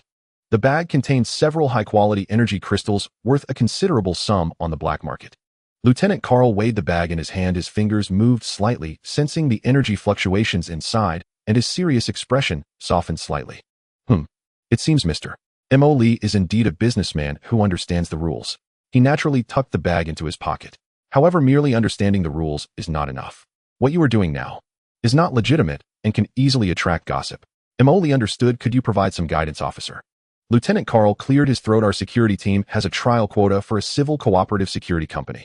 The main duty is to assist in maintaining security on border planets, combating smuggling and illegal armed activities. Of course, it comes with certain autonomy and procurement convenience. I see that, Mr. Lee. Your equipment is quite complete, and your personnel seem very capable, making it quite suitable. Lee's eyes lit up. Is he offering them an official disguise? Suitable. Perfectly suitable. Lee immediately interjected. We Hongxing. I mean, our revival company is most passionate about maintaining interstellar peace. We are very interested in this quota. That's good to hear, Lieutenant Carl said with a knowing smile. I will have someone send over the relevant paperwork and management fee details shortly. I hope you handle things well and don't make it difficult for me. Understood. Understood. Rest assured, officer. We are definitely legitimate merchants, occasionally moonlighting in energy recovery and civil security. Lee patted his chest in assurance. Lieutenant Carl nodded and turned to say, there are no criminals here, go check somewhere else. He turned and got back into the vehicle with the soldiers and drove away. Watching the security team convoy leave, Lee let out a long sigh of relief. Damn, that scared me to death. Ew, I thought we were heading for a firefight. He patted his chest. Inya reminded from the side, Commander, we spent approximately 50,000 Fowler energy crystals. 50,000 in exchange for a protective charm. We can earn back more in the future. It's worth it. Lee took it lightly. With this cover, it will be much easier for us to operate in the future. At least on the surface, we are one of our own now. Hurry up and hang up our Revival Security Company sign. A few days later, a shiny metal sign was indeed hung at the entrance of the dilapidated warehouse in Xiaoshui Town. Revival Security Assurance Company. Although it still seemed somewhat out of place, at least there was now an official identity. Lieutenant Carl quickly sent over the relevant permission documents and a special identification card. Though the price was a bit painful, it was worth it. With this, Lee could legally purchase some restricted weapon components and energy, albeit in limited quantities, but it was a good start. With an official identity and ample resources, Lee's farming venture entered the fast lane. The underground base was further expanded, divided into living quarters, production areas, research and development zones, and military zones. The secondary clone sequence was activated, and the first batch of technical troops and special combat personnel stepped off the production line, including mecha pilots, weapon engineers, and ghost snipers. These clones possessed higher intelligence and specialized skills, enabling them to execute complex tasks more effectively. The Bylon 01 mecha also underwent comprehensive maintenance and upgrades with reinforced armor and optimized weapon systems. At the same time, the manufacturing of the second mecha Yazi 02 was put on the agenda, this time planning to use more powerful power and weapon systems. Lee himself was not idle. He donned his power armor and mingled among the clone soldiers, participating in tactical training together, learning mecha combat techniques and making rapid progress. As he put it, to be the boss, one must have some skills, otherwise how can one command respect? Superficially, the Revival Company took on some not-so-important escort and patrol tasks released by the official or business associations of Haishi Port, earning a little money to maintain the image of a legitimate businessman. In the shadows, the intelligence network, led by Inya, operated with unprecedented efficiency. She utilized the cover of the Revival Company and information obtained from the Shadow Serpent database to fully investigate the leads on Night Owl and the Zinfingo New Wind. One night, Inya brought breakthrough news. Commander, we have decrypted a highly encrypted fragment file from the Shadow Serpent database. Ing Ya's voice sounded somewhat grave in the encrypted communication. It mentioned a fragment of the Zinfingo voyage log and a coordinate. The coordinate pointed to a unmarked star domain beyond the border of the Kulan Empire. An unmarked star domain. Emoli frowned. Why would the Zinfingo, a civilian passenger ship, go so far? The log fragment indicates that before the accident the Zinfingo had received an unidentified distress signal with the signal source located near that coordinate. The spaceship altered its course to go for rescue. A distress signal. Emoli felt he had grasped something. What happened next? The log ends here. But when we cross-referenced other information we found that almost at the same time as the Zinfingo accident there was a note in the Empire's Border Patrol records regarding abnormal gravity, fluctuations in the K-77 star domain, which was determined to be a device malfunction at the time. Abnormal gravity a distress signal, an unmarked star domain. Emoli felt that a huge mystery was slowly revealing itself. The one who attacked the Zinfingo was probably not just simple pirates, and what Night Owl was searching for was definitely not simple either. How far is that coordinate from us? Emoli asked. Without using interstellar jumps, it would take at least 3 years at the normal cruising speed of a starship. Moreover, the risks in that star domain are unknown. 3 years. Emoli pondered. His strength was still insufficient for interstellar travel. Continue investigating Night Owl. He commanded focus on their recent activities and see if they are also paying attention to that coordinate. Meanwhile, accelerate our own development. We need bigger ships and stronger firepower. Understood. After hanging up the communication, Emoli walked out of the command room and into the mecha warehouse. Looking at the 2 massive mechas being maintained and manufactured before him, he clenched his fist. No matter who you are, Night Owl, or whatever dare to provoke. It's bad luck for you. Just wait once my fleet is formed, ill party right at your doorstep. The Rejuvenation Security Assurance Company is officially established, as if giving Lee's speeding vehicle a legitimate license. Although I winced at the 50,000 Fowler management fee, the effect was immediate. At least now, when he makes large-scale purchases of metal materials and energy blocks, he no longer has to rely entirely on the black market channels of Inya, as he can partly follow the company procurement process. Although the quantity is still limited, it is stable. The underground base has expanded again and now resembles a small military fortress. The cloning center operates around the clock with batches of technical soldiers and combat personnel being produced and filling various positions. 2 Mechs Billion-01 and Yazi-02 stand tall in the dedicated hangar ready for deployment at any moment. However, Emoli's gaze has turned to a farther place, the starry sky. Emoli stared at the star map, growing increasingly restless. No, the Mech's legs are too short. Running a business still requires taking a passenger ship. That's too embarrassing. We need our own ship. A ship that can jump. He pounded the table and shouted at Inya and several engineers he had cloned. The engineers immediately pulled up the blueprints. Commander, I recommend the Jingjing-class light frigate, which is 930 meters in length, standard configuration. That's the one. Emoli didn't wait for him to finish and made the decision. Hurry up, calculate how much resources we need.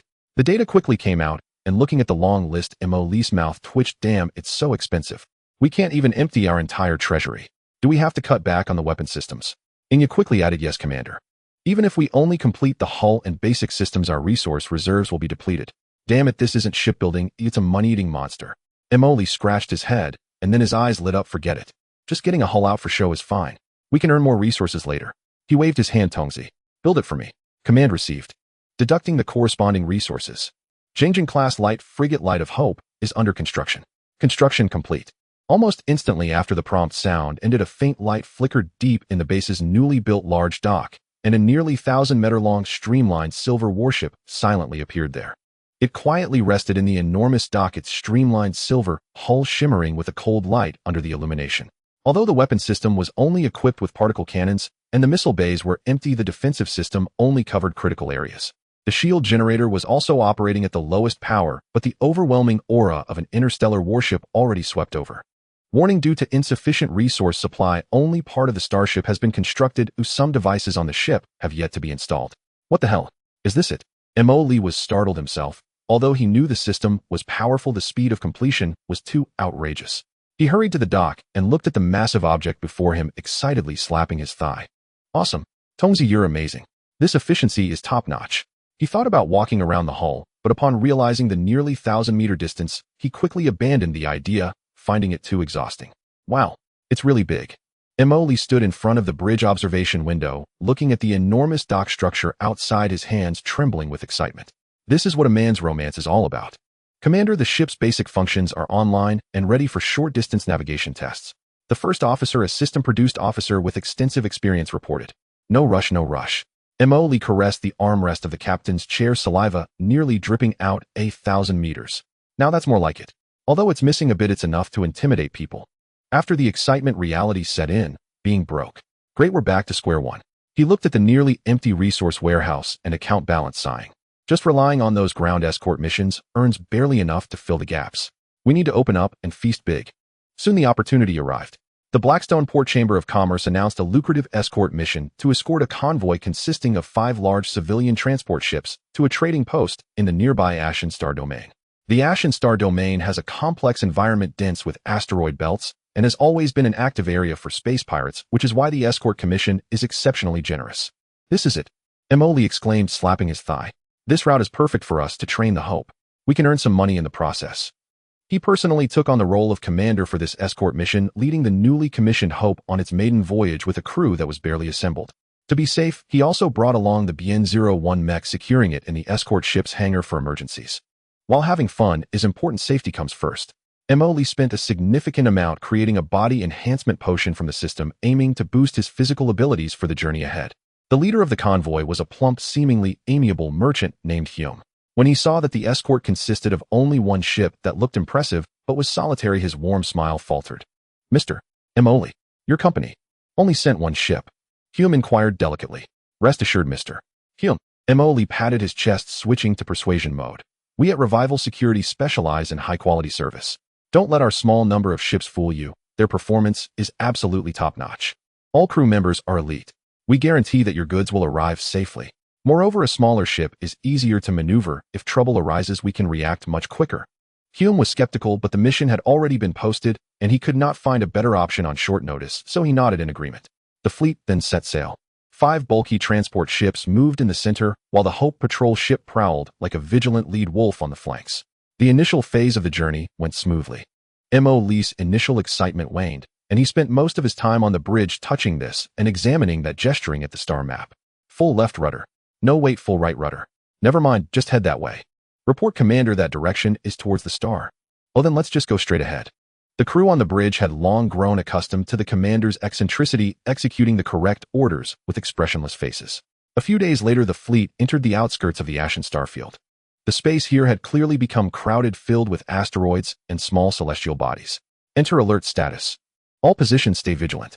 Emily also withdrew his playful demeanor and issued commands. The radar sensors of the Light of Hope were activated, scanning the surrounding space.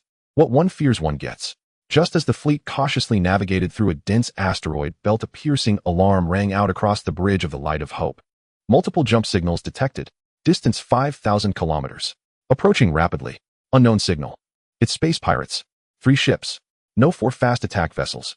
On the holographic star map, 4 red dots suddenly appeared, swiftly encircling from different directions. Damn it, they really came. Emily felt a surge of excitement rather than fear.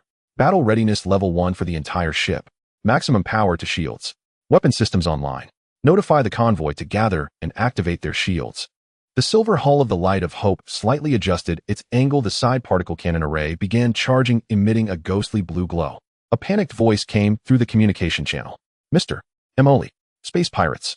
It's the Vulture pirate crew. They are ruthless. What should we do? Why panic? Emily shouted into the communicator. Just hunker down like a turtle. Watch our performance. As he spoke, 4 patchwork pirate attack ships, clearly modified civilian vessels, burst out of the jump space, closing in a fan shape. They were considerably smaller than the Light of Hope, but extremely fast with considerable firepower as well. A boisterous voice rang out on the public channel. Merchant convoy, and that escort ship, listen up. We are the Vulture pirate crew. Immediately shut down engines and shields. Prepare for inspection. Resistors will die. Inspection, my foot. Emily shot back. Vultures, huh? Today I'll turn you into featherless chickens. Fire. The side particle cannon of the Light of Hope roared first. Several thick blue energy particle beams pierced the darkness, shooting straight at the foremost pirate ship. The pirate ship clearly did not expect the firepower of this previously unseen escort ship to be so fierce. It hurriedly attempted to evade, but was still grazed by a particle beam.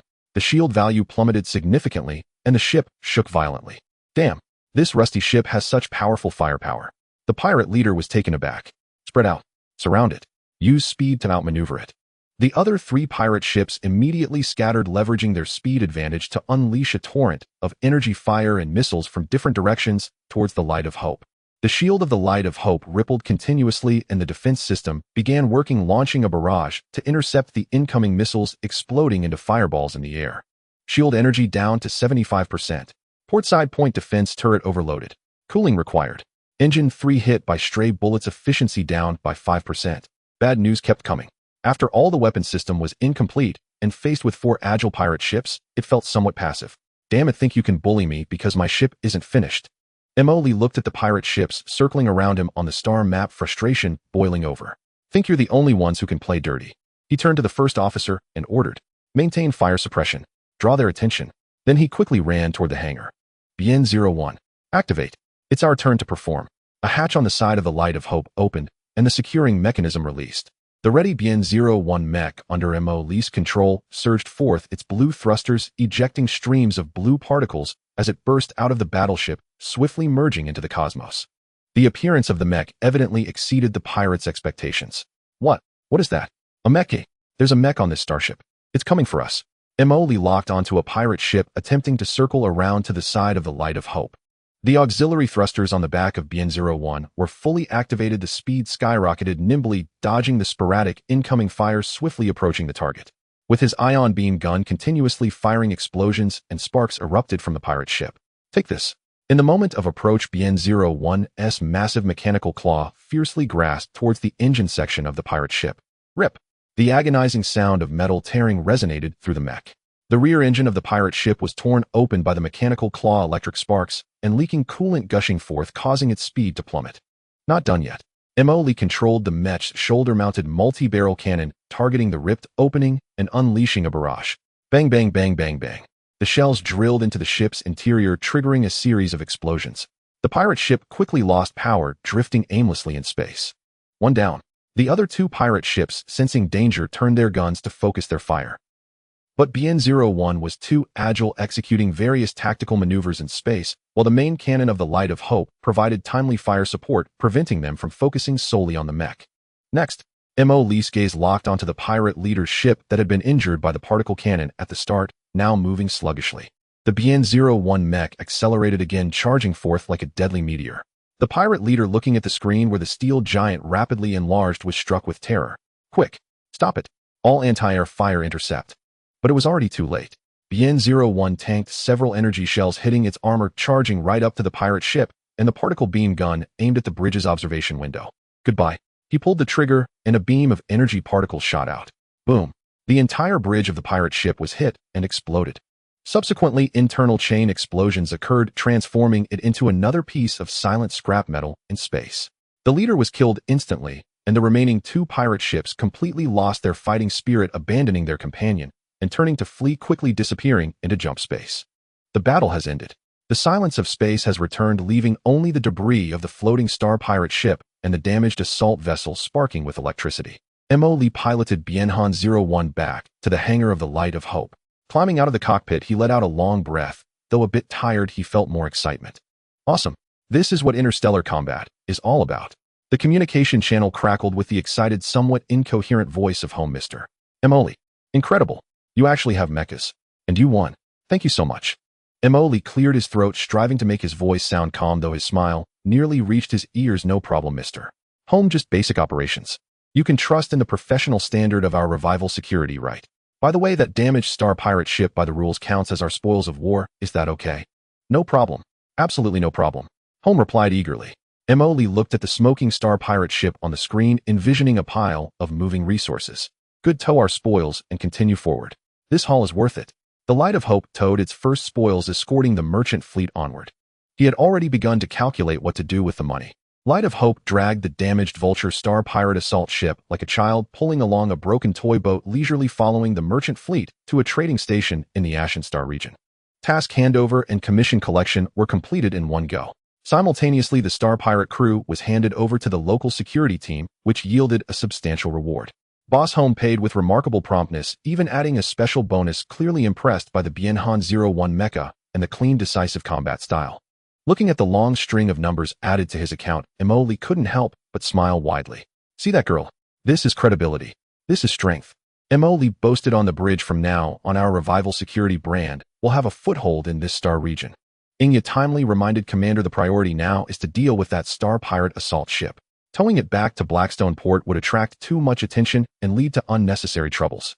Moreover, our base's location has already been exposed to the authorities, making it unsuitable for large-scale spoils, disassembly, and subsequent manufacturing operations. Emoli gazed at the battered star pirate assault ship outside the porthole, stroking his chin. You're right, towing this thing back would be too conspicuous. Although Lieutenant Carl has received the payment, there might be other envious fellows. Plus, our little workshop in Rustwater Town is indeed becoming cramped. He pulled up the star map, his eyes scanning the dense asteroid belt in the Ashen Star region. We need to find a new home, a territory that truly belongs to us. Emoli slapped the control panel. It must be concealed, secure, and spacious enough. One where we can fully unleash our production capabilities. The environment of the Ashen Star region's asteroid belt is complex with strong signal interference, making it very suitable for establishing a concealed base. The Shadow Crow swiftly filtered through several potential coordinates. According to the scanning data, there exists a large hollow structure within asteroid C-77 with a thick outer rock layer and rich metal veins. This is the one, Emoli decisively exclaimed. Set off. Let's take a look at our new home. The Hope promptly adjusted its course, plunging into the perilous asteroid belt with its hull.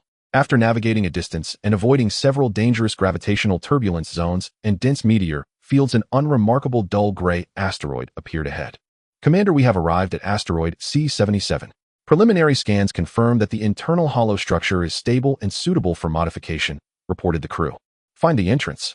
Let's see where we can drill in. Soon the scanner discovered a natural fissure on the back of the asteroid, just large enough for the Hope to squeeze through. While this entrance is quite hidden like a dog hole, Emoli remarked as he directed the crew to carefully navigate the Hope into the fissure. After traversing a not-so-short narrow passage, the view opened up before them. Inside was a vast space, almost hollowing out the main body of the asteroid with a radius of at least over 20 kilometers. Surrounded by jagged rocky walls, the ceiling had some minerals emitting a faint glow, providing basic illumination. In the center of the space, fragments of small rocks floated. Wow, what a hidden paradise. Emily's eyes widened. This place is big enough, hidden well, perfect. He immediately ordered, engineering robots, all units mobilize. First widen and reinforce that fissure, create a proper large door. Then clear the internal space and plan the areas. Dozens of engineering robots flew out from the Hope, buzzing like worker bees. Cutting rock, welding supports, laying pipelines. The efficiency was astonishing. Meanwhile, Emoli, donned in power armor, eagerly stepped on the low-gravity surface of the asteroid, beginning to plan his kingdom. The Shadow Crow silently followed beside him. Over here, close to the rock wall, dig out the living area and command center. Over there, flatten it out for the hangar and mecha maintenance area. Remember, to make it spacious, our future will be prosperous. Further inside, establish the cloning center and main factory. Do you see those floating stones? They would be perfect for the positions of defense turrets. He grew more excited as he spoke. From now on, this will be our base. It needs a catchy name. This place looks like a giant screw shell, and since we are into manufacturing, let's call it the Screw Factory Base. What do you think? Shadow Crow. As long as the commander is happy. Having confirmed their new home, Emoli immediately began a frenzied development process. First, he completely dismantled the captured Star Pirate assault ship. System disassemble. Acquired standard ship alloy X850 units, damaged engine core X2, lightweight energy turret X4, missile launcher X1, empty, various electronic components, creation points 1200. Not bad, not bad. A wave of resource recovery. Emoli looked at the resources being stored with satisfaction.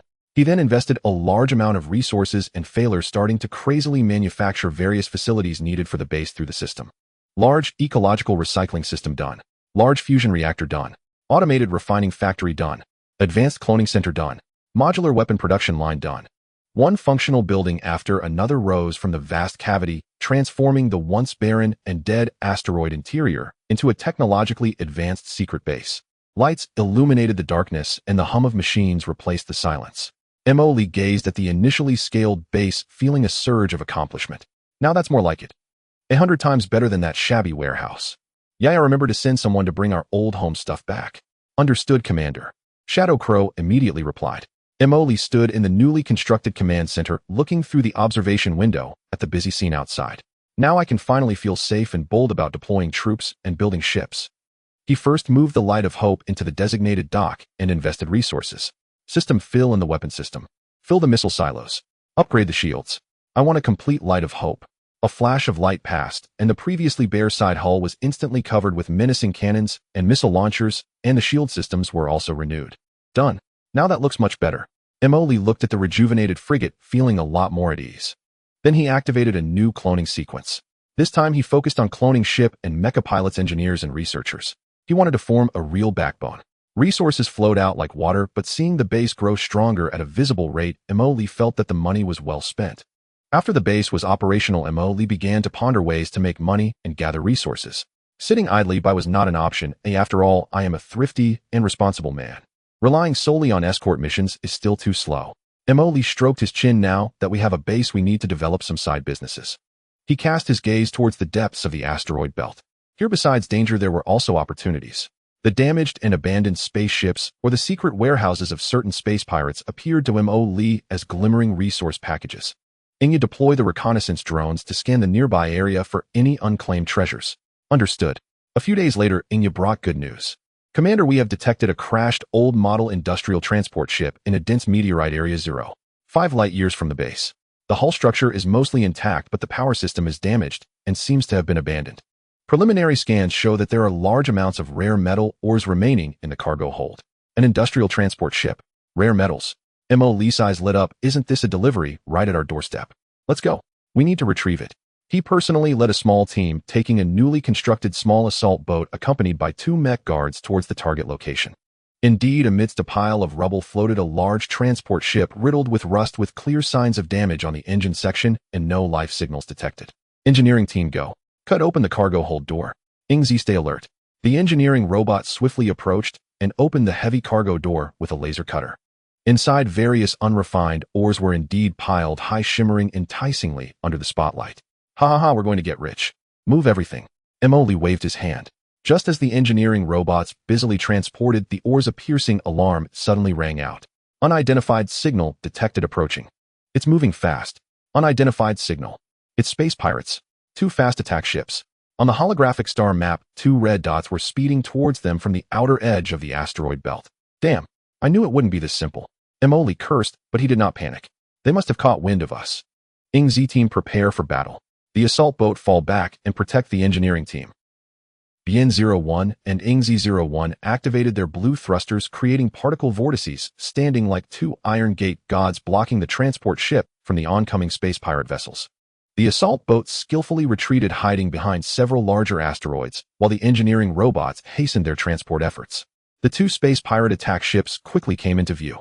They did not open fire immediately, but slowed down not far away, surrounding them in a pincer formation.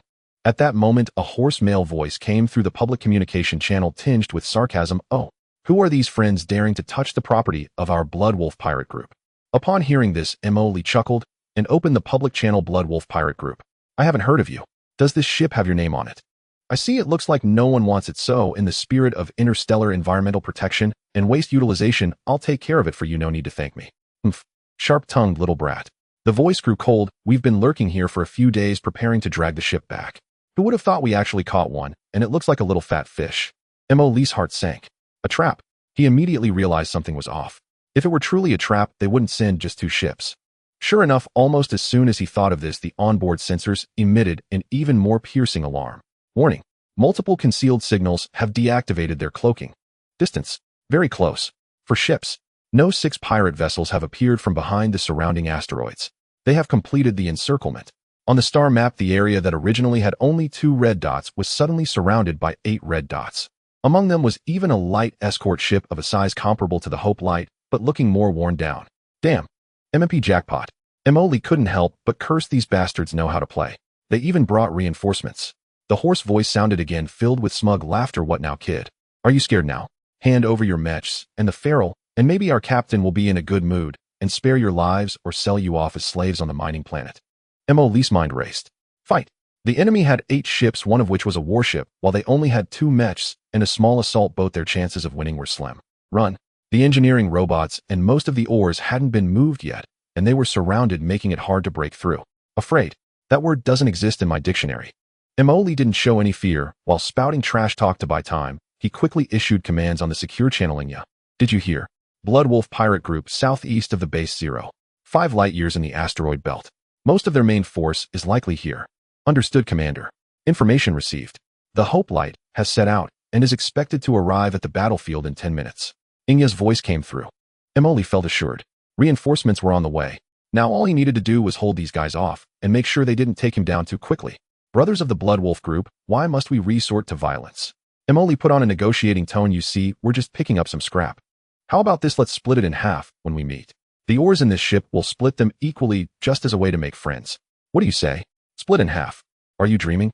The pirate leader scoffed. Right now you're the meat on the chopping board. Everything belongs to us, including your lives. So there's nothing to discuss then. Emoli sighed. I originally wanted to interact with you as ordinary people, but what I got in return was estrangement. Okay, I won't pretend anymore. I'll lay my cards on the table. Actually, I am.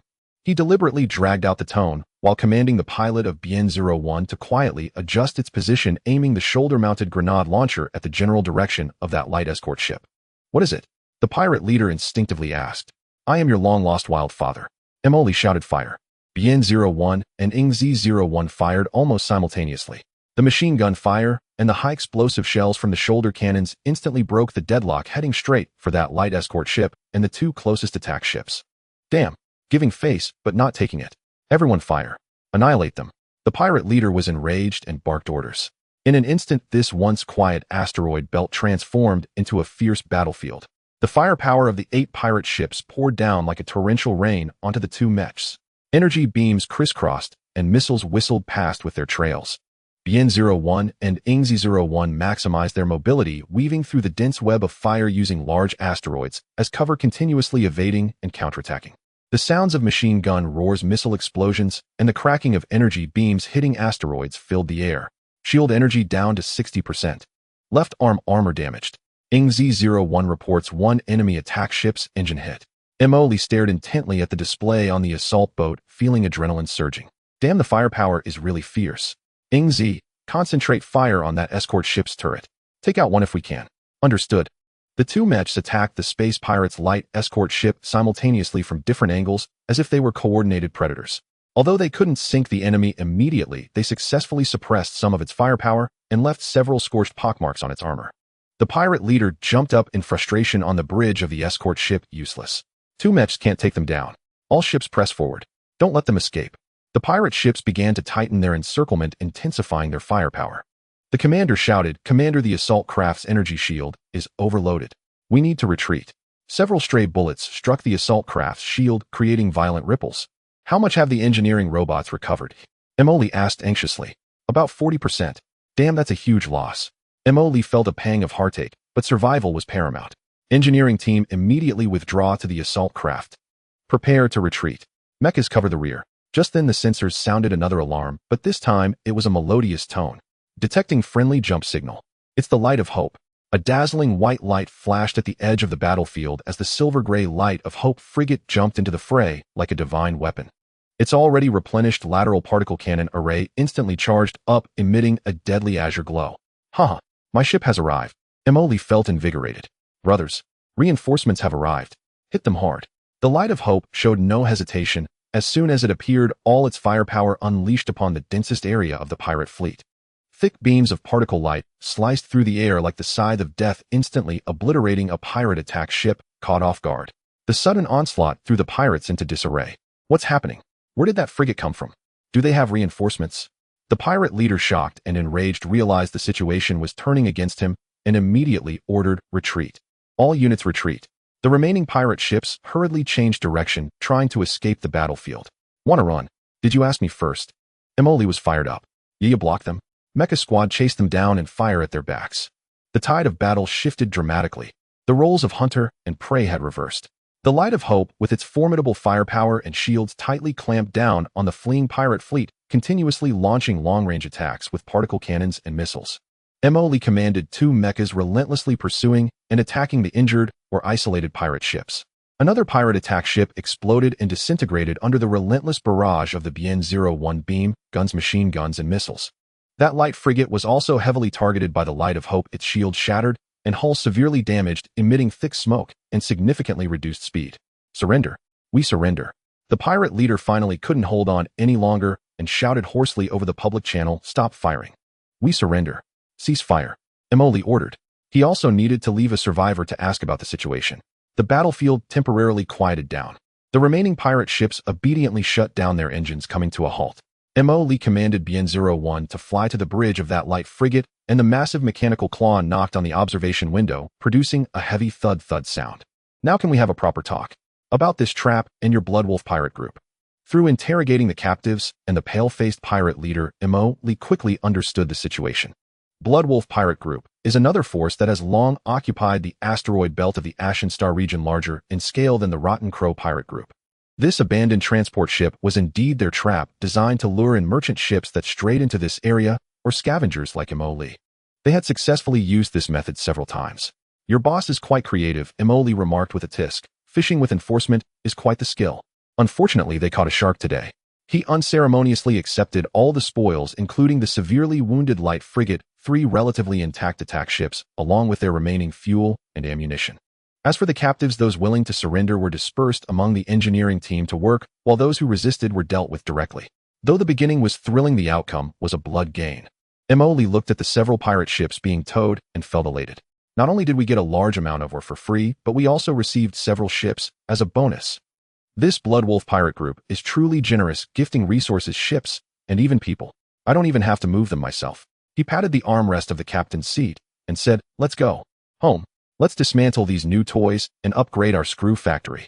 Returning to the screw factory base with the captured pirate ships, Mo Lee watched the resource warehouse fill up again, feeling in high spirits. "Did you see that, Yiya? This is a virtuous cycle." He stood in the command center pointing at the busy dock outside. Fighting leads to wealth. Wealth leads to more troops. More troops lead to bigger fights. Greater wealth. Inya calmly reminded, "Commander, the main force of the Bloodwolf Star Bandits has suffered losses, but their nest remains intact. They are likely to retaliate or seek aid from other forces." Mo Lee snorted, "Retaliate? I'm actually hoping they come. It's the perfect opportunity to take them all down at once, saving us a trip." "Wait, saving a trip?" His eyes turned, and a bold idea emerged. "No, we should take the initiative to serve them. Let's wipe out their nest for the peace of the Interstellar Society, eliminating future threats, while also making a profit." He became more excited as he spoke. "System, find me something we can build, deploy all forces. Build ships. Build mechas. Ship type match successfully, unlocking Wolverine-class assault ship. Resources are sufficient, production commencing at full speed. Wolverine-class assault ship, ship data length 840 meters, width 210 meters, crew 403 members, performance parameters, maximum jump speed 1.8 light year sure. Sublight engine 8, main thrusters, cruising speed 0. 3C armor, 8 meters of composite armor, energy shield generator. Weapon systems, 3 twin-mounted heavy particle cannons, bow 12 single-mounted rapid-fire electromagnetic railguns, sides 8 torpedo launchers capable of launching anti-ship nuclear torpedoes, 4-point defense missile systems, special equipment, 2 large landing pods, tactical stealth generator, short-term covert raids, enhanced sensor jamming device. The base entered an unprecedented high-speed operation mode. In the dry dock, faint lights flickered. One after another, the Wolverine-class assault ships, each over 800 meters long, were instantaneously manufactured. They boasted fierce firepower and swift speed, serving as the perfect assault force. Simultaneously, the second ship, the Jingjing-class light frigate Pioneer, also joined the ranks. In the mech factory, a series of mechs of the same model as YZ-02 rolled off the production line, and Mo Lee named them sequentially as YZ-03, YZ-04, until YZ-08. 8 lightweight mechs formed a relatively large mech squad. The cloning center was in full operation, producing a large number of soldiers, ship pilots, and mech pilots. "Report, Commander. The ace mech pilot Old Deng is here to report." Very good, very good. The code name of the ace pilot is indeed special. Soon a fleet named Revival, composed of 2 Jingjing-class light frigates, 6 Langhua-class assault ships, 8 lightweight mechs, and a large number of soldiers in powered armor gathered at the screw factory base. "Brothers." Mo Lee conducted a pre-battle mobilization through the fleet's broadcast. "Target the lair of the Bloodwolf Star thieves. Let's take back what they stole from us with interest." Set off. The massive fleet sailed out of the asteroid belt, charging towards the main base of the Bloodwolf gang, a hideout located in an abandoned mining space station with overwhelming momentum. The Bloodwolf gang clearly did not expect that Mo Lee not only avoided the traps, but also quickly brought a fleet to their doorstep. Their main force had suffered heavy losses in the previous traps, and the remaining forces could not withstand such a small fleet. When the Revival fleet appeared at the outskirts of the space station, the remaining space pirates were left dumbfounded. "Enemy attack! Enemy attack! Someone is coming! Quick! Activate the defense turrets! All ships engage!" Scattered defensive fire, and a few old pirate ships attempted to resist, but faced with the overwhelming firepower of the Revival fleet, they were like a mantis trying to stop a chariot. The main cannons of the Light of Hope and Pioneer frigates fired simultaneously, easily tearing apart the outer defenses of the space station and the two pirate ships at the forefront. At that moment, several large hatches of the space station opened and more than a dozen mechs painted in a modeled manner and appearing bulky and heavy flew out. Their height was similar to that of the AZ series, but rust and rough welding marks were clearly visible at the joints. They were the retired Imperial Hyena-class mechs. Oh ho, there really is some stock. Mo Lee perked up in the cockpit of the Bien-01 mech. Brothers, focus on your respective targets. Let these old guys see what a new era mech is like. Let them enter the mech graveyard fire at will. Charge. The 8 system-manufactured mechs pounced like agile leopards on the stumbling veterans. YZ-02, lock onto the target. Mecha cannon fire. YZ-03 and 04, flank the target. I will take care of that one who looks like the leader. The battle erupted in an instant. Though the Hyena mech was old, it was a retired military model, tough and heavily armored, and the star pirate pilot seemed experienced. Relying on brute strength and thick armor, they wielded old chainsaw swords and heavy hammers attempting to engage the Yaji in close combat. A Hyena heavy hammer struck a floating meteorite, shattering it to pieces. Another Hyena chainsaw sword narrowly grazed the shoulder armor of Yaji-05, sending a shower of sparks flying. Damn, that's quite a force. Mo Lee maneuvered Bien-01 skillfully to evade a charging Hyena circling to its side, and the mechanical claw lunged fiercely at its leg joint. Crack! A harsh metallic distortion echoed as the hydraulic pipe in the Hyena's leg burst, causing its movements to become rigid. One leg down. Focus fire on it. The other two Yaji immediately followed suit, unleashing their cannons and missiles, completely turning the damaged old soldier into a sieve, exploding into a fireball in space.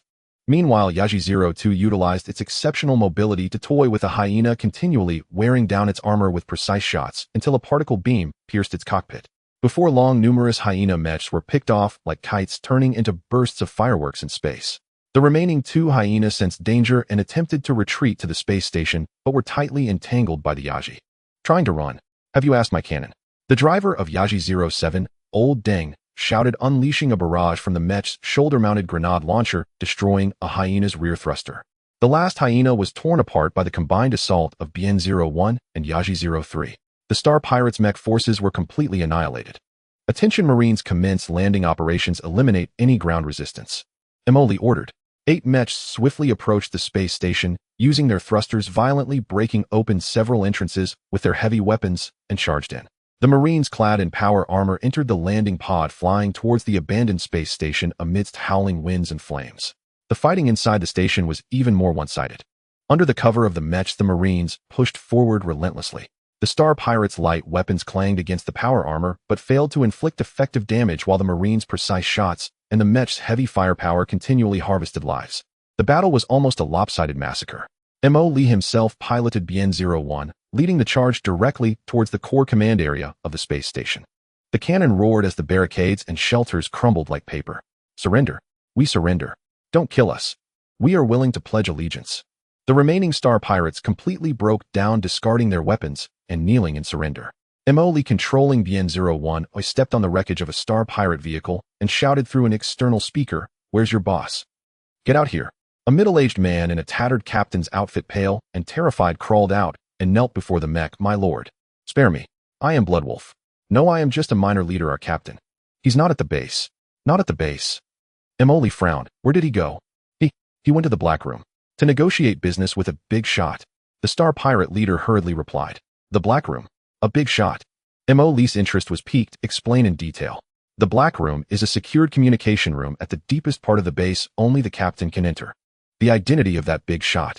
"We don't know the specifics, but the captain is very respectful towards him, as if he is someone from the Imperial official." "Imperial officials?" Negotiating with the Star Pirate leader. Mo Lee caught a whiff of something unusual. "Lead the way to that Black Room." Under the guidance of the Star Pirate leader, Mo Lee and Inya, clad in power armor, arrived at a large metal door at the deepest part of the base. The door was tightly shut, requiring special authorization to open. "Tongzi, can you crack it?"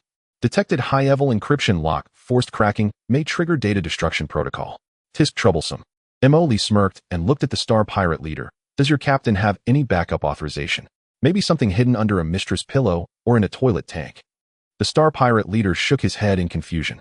Inya stepped forward, carefully examining the structure of the door lock, then ejected an interface from her armored arm, connecting it to the control panel beside the door. I will attempt a logical bypass. It will take a little time. A few minutes later, with a faint click, the heavy metal door slowly began to open. The side slid open. Yaya, I love you so much. Emily excitedly gave Inya a big hug, causing her cheeks to blush unconsciously. Emily paid no mind to Inya's state and turned to look inside. It was a small room arranged like a mini command center with a large communication terminal still running in the center. It seems they have already fled. Emily immediately walked up to the terminal. System, take control. Extract all data for me. Command received. Data downloading. The data stream on the terminal screen scrolled rapidly. Most of it consisted of the accounts and plundering records of the Bloodwolf Star thieves, along with some ordinary communication records which held little value. Suddenly, a communication record marked with encryption and timestamped a few hours prior caught Emily's attention. The sender was a hidden code, and the receiver was the leader of the Bloodwolf. Decrypt this record. Emily commanded. Decrypting. Decryption successful. The content of the record displayed 2 brief sentences. Target Shinfeng survivor Emily. Confirm its activity range is located in the Ashen Star domain. The Bloodwolf is responsible for initial contact and probing, assessing its threat level and value. Night Owl will take over later. Note the target may be related to the Genesis relic. Handle with caution and eliminate if necessary. The Imperial Border Defense Force's 3rd Border Patrol has been temporarily redeployed from this area to facilitate your actions. Emily's pupils constricted. Shinfeng. Night Owl. Genesis relic. The Imperial Border Defense Force has been redeployed. This message contained too much information. Not only did it confirm collusion between Night Owl and internal elements of the Empire with the target directly pointing at him, but it also mentioned a seemingly impressive Genesis relic. Genesis relic. What is that? Sounds like some super equipment. Emily murmured to himself. Is it related to me? Or is it related to the original owner? He suddenly remembered the mysterious box he couldn't open. System, scan for any relevant information on the Genesis relic mentioned in the records. Database searching. No matching information. This term is being encountered for the first time. The clues seem to point towards an even more mysterious direction. Commander, there's an encrypted physical storage device here. Inya found a small USB-like object in the room's dark compartment. And this communicator, it seems to have just finished a call. Inya pointed to the standby encrypted communication terminal. Just as Emily was about to check the communication terminal, the device suddenly beeped. The indicator light turned a steady green, and an electronic synthetic voice indistinguishable as male or female came from inside. It seems the Bloodwolf pawn has been rendered useless. You are a bit more troublesome than we anticipated, Emily. Emily was startled. The other party actually knew his name and seemed to have been monitoring this place. Who are you? Night Owl. Emily stared at the communicator and asked in a deep voice. Who I am is not important, the electronic voice replied without any fluctuation. What matters is you and what you possess. Hand over the key, and perhaps you can attain a decent ending. Key. Emily immediately thought of that box he couldn't open. What key? I don't know what you're talking about. He attempted to play dumb. No need to hide. The Shinfeng survivor, the key to the Genesis relic must be in your hands. The electronic voice paused. Since you are unwilling to cooperate, we will have to come and take it ourselves. Be careful behind you, Mr. Emily. The communication abruptly cut off and the indicator light extinguished. Emily suddenly turned around only to see a faint wisp of white smoke wafting from a ventilation duct in the corner of the room. Alarm. High concentration of neurotoxin detected. Shields have been automatically activated. The powered armor issued a warning. Damn, this is so sinister. Emily cursed loudly. Inya, retreat. As for that leader, he was already lying on the ground, frothing at the mouth. The two quickly exited the black room and sealed the door. Although they had dismantled the Bloodwolf this time, Emily felt even heavier in spirit. He had not only confirmed the collusion between Night Owl and the Empire's internal factions, learned about the existence of the Genesis relic and the key, but also received a direct warning from the other party. Damn it seems impossible to live a peaceful life and farm now. Emily looked at the small storage device in his hand, and the tightly closed door of the black room, his gaze turning sharp, but that makes it all the more thrilling. No matter if it's Night Owl or the Empire's pests, if they dare to provoke me, I will drag them all out. Go home. Mobilize troops and ships. We'll clean them up later. Returning to the screw factory base, Emily gazed at the newly added ships and mechs in the fleet list, feeling a bit better. Although being targeted by the mysterious Night Owl was somewhat bothersome, he felt reassured with a gun in hand. With such a large family business, the expenses are considerable. Emily scratched his head as he looked at the resource consumption report. With so many mouths to feed and ships needing energy blocks, we need to find ways to increase our revenue. He immediately called for a money-making meeting. Now that we are strong and well-equipped, we can take action in teams. Emily stood before the star map and began to assign tasks. The Light of Hope will lead 3 Wolverine assault ships to form the first squad, commanded by Inya, tasked with resource exploration deep within the Ashen Starfield. specifically seeking rare mineral veins and valuable items. If we encounter small bands of star pirates, we will eliminate them. For larger groups, call for reinforcements or retreat. Understood, Inya replied calmly. The pioneer will lead another 3 Wolverines and accompany me back to Light Star. Emoli pointed to himself. We will return to our old business and take on escort missions. This time we must scale up and secure big contracts. Meanwhile, we will check on the current situation on Light Star to see if there are any traces of Night Owl. Commander, our large-scale return might attract the attention of the authorities and competitors, one officer in charge of intelligence analysis reminded. What's there to fear? We have a legitimate identity as a private security cooperation firm. Emoli replied dismissively. Besides, we are going to make money, not to fight. We just need to keep a low profile. Soon the fleet split into 2 routes. Inya led the first squad, disappearing deep into the asteroid belt to begin the mining journey. Emoli, on the other hand, confidently returned to Blackstone Port with the second squad. Look, what model of starship is that? It looks powerful. Ooh, I've never seen it before. I don't know, I've never seen it. It doesn't look like an Imperial model, does it? The insignia on the ship seems to belong to the Revival Security Company. Although the 4 warships were not enormous, their elite aura and the fact that they were of an unknown model naturally attracted quite a few curious glances. Emoli directly hung the Revival Security signboard at the Blackstone Port Chamber of Commerce, indicating that they could provide fleet-level escort services. The price was slightly lower than the market rate, but they promised well-equipped high efficiency. At first, it indeed attracted some customers. After all the previous escort of the home caravan and the repelling of the Vulture Star Pirates by Revival Security had spread within a small circle, coupled with their apparent strength, a few merchants needing to transport important materials placed orders with a trilateral mindset. Emoli personally led the team to execute 2 escort missions. The process went smoothly. When his fleet made a slight move, the smaller star pirates saw it from afar and chose to avoid them. The clients were very satisfied and expressed their intention to collaborate again in the future. Did you see that? This is the brand effect. Emoli proudly told his deputy. We let our strength do the talking and business will naturally come to us. However, the good times didn't last long. A few days later, Emoli noticed something was off. Several deals that were almost finalized were suddenly canceled by the other party for various reasons. When he went to the Chamber of Commerce for tasks, he also found that suitable tasks for their scale seemed to have suddenly decreased. Even if there were some, the rewards were significantly lowered. What's going on? Is the market saturated? Emoli wondered. Soon Inya sent encrypted information back from the exploration team. Commander, we intercepted some unencrypted communications. It appears that several major security companies in Blackstone Port are collaborating to exclude us. They have made it clear that anyone who does business with Revival Security will be going against them. What the hell? Are they trying to monopolize the industry? They can't afford to play this game, can they? Emoli was furious upon hearing this. Which companies are behind this? Mainly Thunderhammer Security, Shield Guard, and Starwolf Transport. They are among the largest security and transport companies on Light Star, seemingly backed by local nobles or officials. Damn it, I knew it was the local snakes. Emoli cursed. I'm doing legitimate business. Have I stolen their rice bowls? Is it necessary to play it this way? The deputy analyzed. Commander, our previous performance may have raised their vigilance. Our low pricing and high efficiency pose a significant threat to them. They are uniting to push us out of the market. Push me out. Just based on them. Emoli sneered. If they want to play, then fine. I'll play along. The exclusion efforts quickly escalated to the open. A small transport team of Emoli's was sent to collect the resources gathered by the exploration team.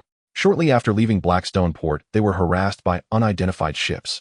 The other party didn't attack. They just followed at a distance, occasionally making dangerous approaches to interfere with navigation. Rumors about Revival Security began circulating in the transport circle, claiming that their origins were unclear, their equipment might be smuggled, and even hinting at collusion with the Star Pirates. The people from Thunderhammer Security even released a statement saying that if we don't know our place, next time it won't just be harassment. The deputy reported. Good. Emoli laughed in anger. Do they really think I'm a soft persimmon? They want to play dirty. Fine. Emoli didn't argue at the Chamber of Commerce, nor did he file a complaint with the law enforcement team. He knew Lieutenant Carl would likely just cover it up. He returned directly to the Screw Factory base to gather his troops. Listen, he addressed the assembled captains and mech pilots. Those local snakes think we are easy to deal with. How they treated us, we shall return double. However, this time we won't carry the label of Revival. A smile appeared on his face. From now on, we are the Phantom Star Pirate Group. We will exclusively target the merchant convoys escorted by Thunderhammer Solid Shield and Starwolf. Remember, be ruthless when striking, move swiftly, and leave no survivors from the escorting starships. I want them to feel weak at the mere mention of the word Phantom. Understood. The crowd responded in unison, their eyes gleaming with a combative spirit. The operation begins immediately. Mo Lee personally leads the team with the Pioneer and 3 Wolverine ships, all painted in a dark matte gray devoid of any markings lurking along the crucial trade route from Lightstar. On the surface, several empty starships were created by the system to deceive the opponent at the starport. Soon the first fat sheep appeared, a convoy of 5 cargo ships escorted by 2 Thunderhammer security frigates. Target spotted. Phantoms, let's get to work. Mo Lee commanded over the encrypted channel. 4 oddly painted starships leaped out from behind a small asteroid. Without a word, all their firepower instantly concentrated on a Thunderhammer Antelope-class light frigate. The frigate's shields shattered in less than 3 seconds under the furious barrage, its hull rapidly disintegrating amidst the continuous explosions, and the crew inside didn't even have time to send a complete distress signal. Another Thunderhammer frigate, paralyzed with fear, turned to flee, but faster assault ships quickly encircled it, their dense Closian guns and missiles drowning it in a metal storm. Having dealt with the escorting forces, the Phantom fleet swiftly approached the merchant convoy. A distorted voice processed by Mo Lee's voice changer echoed in the public channel, "Leave the cargo and roll out, or die." The members of the convoy dared not resist, fleeing in lifeboats in a panic. Mo Lee's team quickly moved in and emptied the valuable cargo before departing, leaving behind only the floating wreckage of the ships and lifeboats. The same scene played out repeatedly over the next few days. A rare metal transport convoy escorted by Solid Shield was robbed, and the escort ships were all destroyed. A Star Wolf transport merchant convoy vanished without a trace along with its ships and cargo, leaving behind only strong energy residuals and debris detected in the area. Each attack was as swift as lightning, brutally executed, leaving no survivors and engaging in no negotiations. The attackers came and went like the wind, well-equipped, and their tactics were ruthless, akin to true phantoms. The shipping and security circles of Light Star were thrown into chaos. The name Phantom Star pirate groups spread like a plague, instilling fear in everyone. The companies that had previously banded together to exclude Revival security suffered the most severe losses. Their escort business plummeted, insurance premiums soared, clients fled en masse, and their ships and personnel suffered heavy losses. The boss of Thunderhammer Security raged in his office, yet felt utterly helpless. He had attempted to organize a siege, but phantoms vanished without a trace, making it impossible to locate their lair. He also suspected that Revival Security was behind it, but the firepower and ruthlessness demonstrated in every attack far exceeded the scale shown by Revival before, and Revival's fleet was clearly still docked at the port. A tremendous panic spread within several rival companies. The escort missions were practically halted as no one dared to take their contracts, and no merchant convoy was willing to hire them. The crew was anxious, fearing that they might never return after the next voyage. "Investigate. Find out who did this." Kest, the owner of the Jiandun Guard, shouted at his subordinates, his eyes bloodshot. "Boss, the methods are too ruthless, not a single survivor left. It's like a professional assassin, not an ordinary space pirate." A subordinate replied, trembling. "Could it be Night Owl?" The head of the Star Wolf transport looked pale, as they had an inkling of the existence of Night Owl and had engaged in some disreputable collaborations before. This speculation made several people even more uneasy. If it really was Night Owl, then why? How had they offended that mysterious organization? Mo Lee sat in the captain's cabin of the Pioneer, reading the reports collected by the intelligence department about the rival companies in dire straits, sipping his synthetic coffee with delight. "Playing with me. You won't scare me." He hummed a tune proudly. "Let's see who dares to reach out first." At that moment, a secure communication from the Shadow Crow came in with a tone carrying a rare tremor. "Commander, the exploration team has made a significant discovery. A high-purity zero-element crystal vein was discovered in the C-189 area, with preliminary assessments of astonishing reserves." Zero-element crystal? Mo Lee nearly jumped out of his captain's chair. "Holy shit. Is this for real? Isn't that stuff the core material for advanced energy weapons and shields? It's sold by the gram on the black market." "Yes, Commander. But the area is very close to the border defined by the Kellan Empire, and the Imperial Border Patrol fleet conducts regular inspections, making mining risky." "What do we care about risks? The bigger the storm, the more valuable the fish." Mo Lee's eyes sparkled as he made a quick decision. "The bold thrive, the timid starve. Let's pull off a big score. Shadow Crow, you continue to guard the perimeter with the exploration team. He'll lead the main force over. We'll sneak into the village and not fire a shot." He immediately gathered all the forces available at the Screw Factory base: 1 Jingjin-class escort ship, the Pioneer, 6 Langshan-class assault ships, and 4 mechs, including the BN-01, with the rest of the mechs remaining at the base. The massive fleet quietly left the base, heading towards the C-189 area. The C-189 area is located at the edge of the Ash Star domain, where the distribution of asteroids is relatively sparse, but generally larger in size. The zero-element vein was hidden within a large asteroid numbered C-1890369. Upon arrival, Mo Lee immediately ordered the operation to commence. A pre-built small engineering ship equipped with drilling equipment carefully drilled into the selected location, penetrating deep into the asteroid. To remain as discreet as possible, all starships activated low-power silent mode, taking cover behind the surrounding asteroids to maintain vigilance. Mining operations were also scheduled at times when the Imperial patrols typically did not pass by. Mining progress at 10%. Everything is normal. Mining progress at 20%. No abnormal signals detected. The first 2 days went smoothly. A large amount of zero element ore was continuously transported and loaded onto the transport ship. Mo Lee looked at the warehouse stacked with ores shimmering with a captivating azure glow, smiling ear to ear. I've struck gold. This time I've really hit the jackpot. With this batch I can buy a planet. He was already fantasizing about a bright future with beds made of zero element ore. However, it seemed the goddess of fortune had switched her target on the third day. On this day, the mining operation was at a critical phase. Suddenly, the fleet's outer warning sensors emitted a hurried alarm. Multiple high-energy signals detected approaching. They are coming from the direction of the Imperial border. Identifying signals. It's the Kellan Empire Border Patrol. 1 Stardust-class light cruiser and 3 Hound-class destroyers.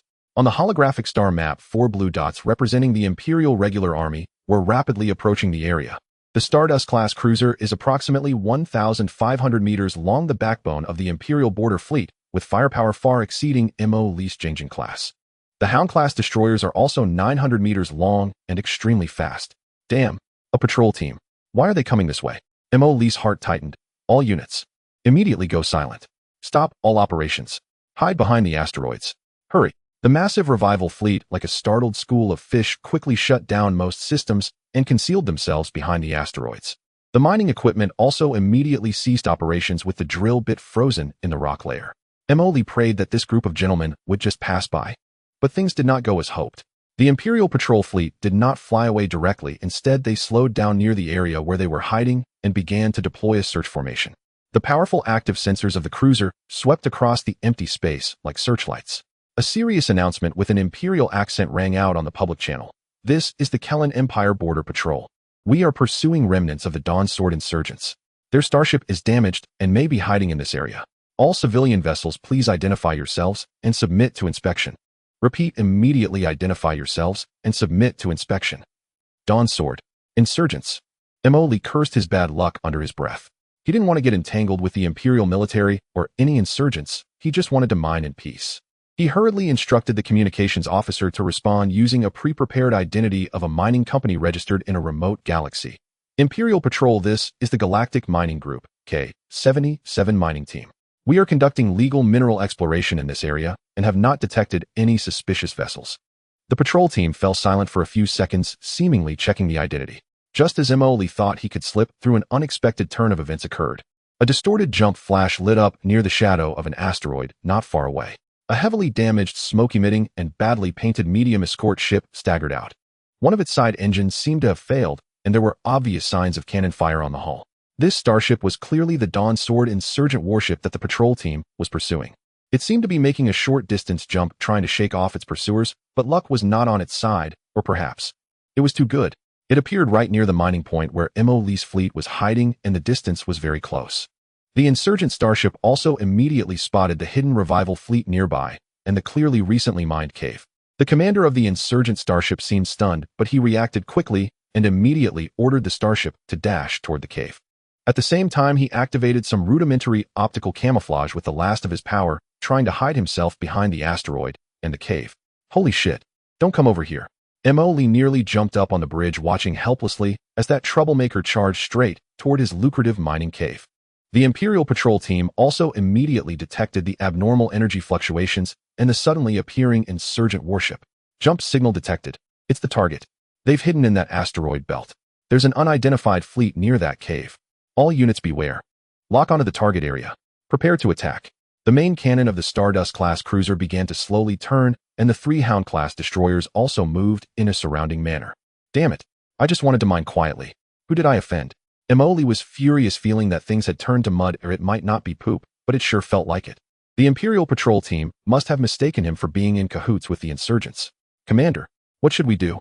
The main cannon of the Imperial cruiser has locked onto our area. The deputy officer shouted anxiously. Fight!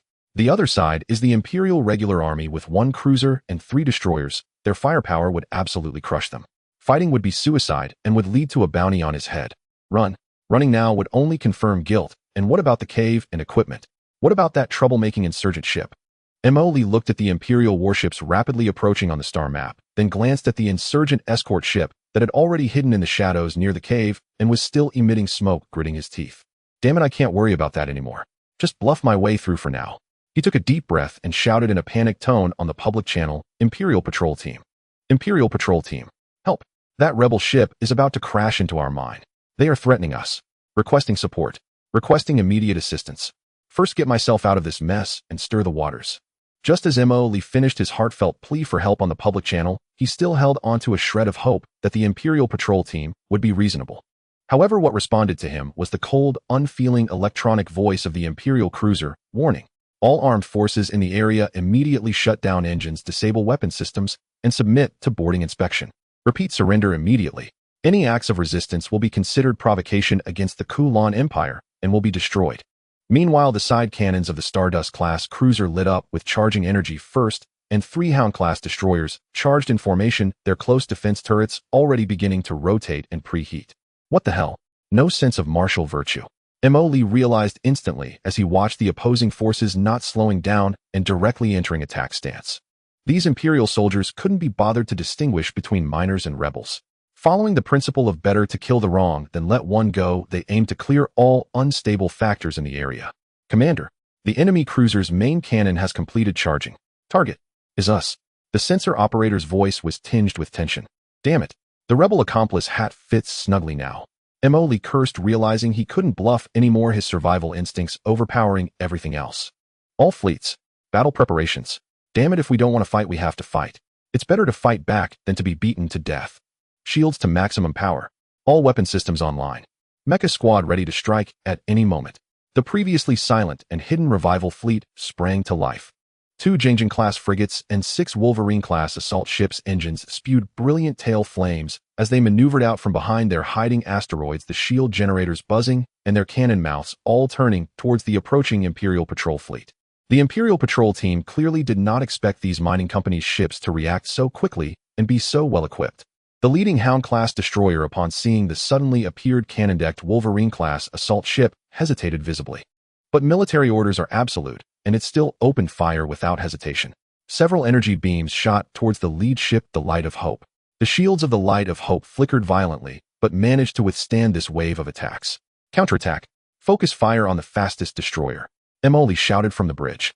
The main cannons of the Light of Hope and the flank frigate Pioneer roared simultaneously. Thick particle beams tore through the void, accurately hitting the bow of that Hound-class destroyer. The destroyer's shields shattered like paper, a massive hole was blasted in its hull, and internal explosions followed in quick succession, causing its speed to plummet and rendering it combat ineffective. Beautiful. Emily pumped his fist. But the Imperial counterattack came swiftly after.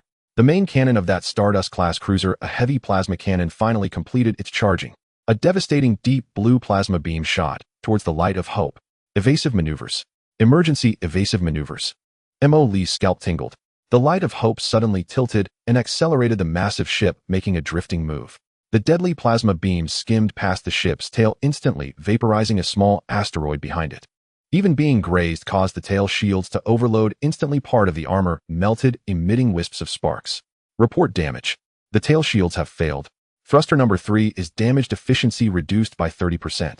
No structural damage reported. Damn it, that was close. Emily felt a lingering fear. All assault ships. Don't engage the cruiser Hedon. Utilize speed advantages to entangle the other 2 destroyers. Mecha team, move out. Find an opportunity to get close and strike. With the order given, the 6 Wolverine-class assault ships quickly split into 2 groups, charging towards the other 2 intact Hound-class destroyers. They used the asteroids as cover, incessantly harassing with rapid-fire cannons and missiles. Although they couldn't sink the enemy quickly, they successfully restrained them. Meanwhile, Bien 01 and 3 other light mechas, Yaji 02, 03, and 04, were ejected from the hangar of the Pioneer, their thrusters fully powered as they charged towards the battlefield's core. Their primary target was the most threatening Stardust-class cruiser. Spread out. Don't let its air defense fire take you all out. Emily shouted on the mecha communication channel.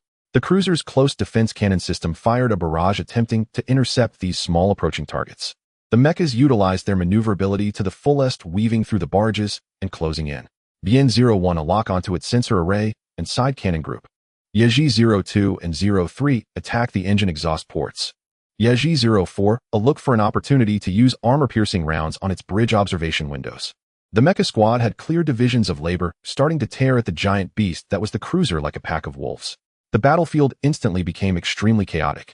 Energy beams crisscrossed, missiles flew wildly with their trails, explosions erupted in succession, and asteroid fragments were sent flying by the shockwaves from the blasts. And the instigator of it all, that smoking rebel frigate, quietly shrank further into the depths of the mine, seemingly determined to watch the clashing battle. Lee cursed while directing the battle on the channel. Wodafa. I'm fighting for my life up front, and that culprit is hiding away watching the show. Once I deal with these Imperial bastards, just you wait to be dragged out and dismantled for scrap metal. The Stardust-class cruiser seemed somewhat flustered under the harassment of the mechas and surrounding assault ships. Though its firepower was formidable, it couldn't quickly eliminate threats from multiple directions and varying levels of attack.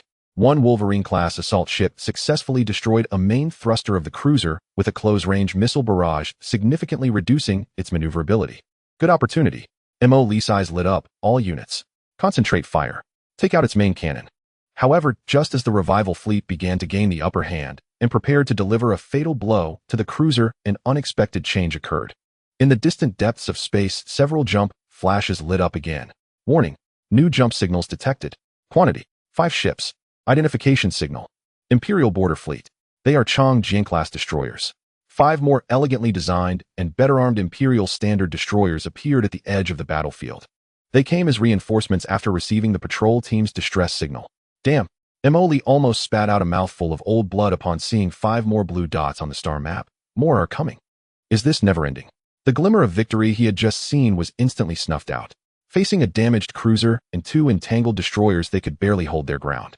With 5 fully operational Changjiang-class destroyers added to the mix, this battle was simply unwinnable. Commander, enemy reinforcements have completed the encirclement. We are locked on. The captain's voice was filled with despair. Lee looked at the Imperial warships surrounding them from all directions, then glanced at the still feigning death rebel ship in the mine. A surge of anger flared in his mind. Damn, are you forcing my hand? Fine. Then don't blame me for turning the table. A fierce look flashed in his eyes as he issued a crazy command through the communicator. Base. Base, do you copy? This is Lee. Authorize the activation of the emergency plan. Send all our assets over. Right now? Immediately. Command confirmed. Emergency plan initiated. All reserve resources consumed. Emergency manufacturing supplementation program started. Deep within the Screw Factory base, several starships, previously mere shells due to resource shortages, are now being frantically infused with vast amounts of resources and energy. Within the dock, bursts of light explode successively.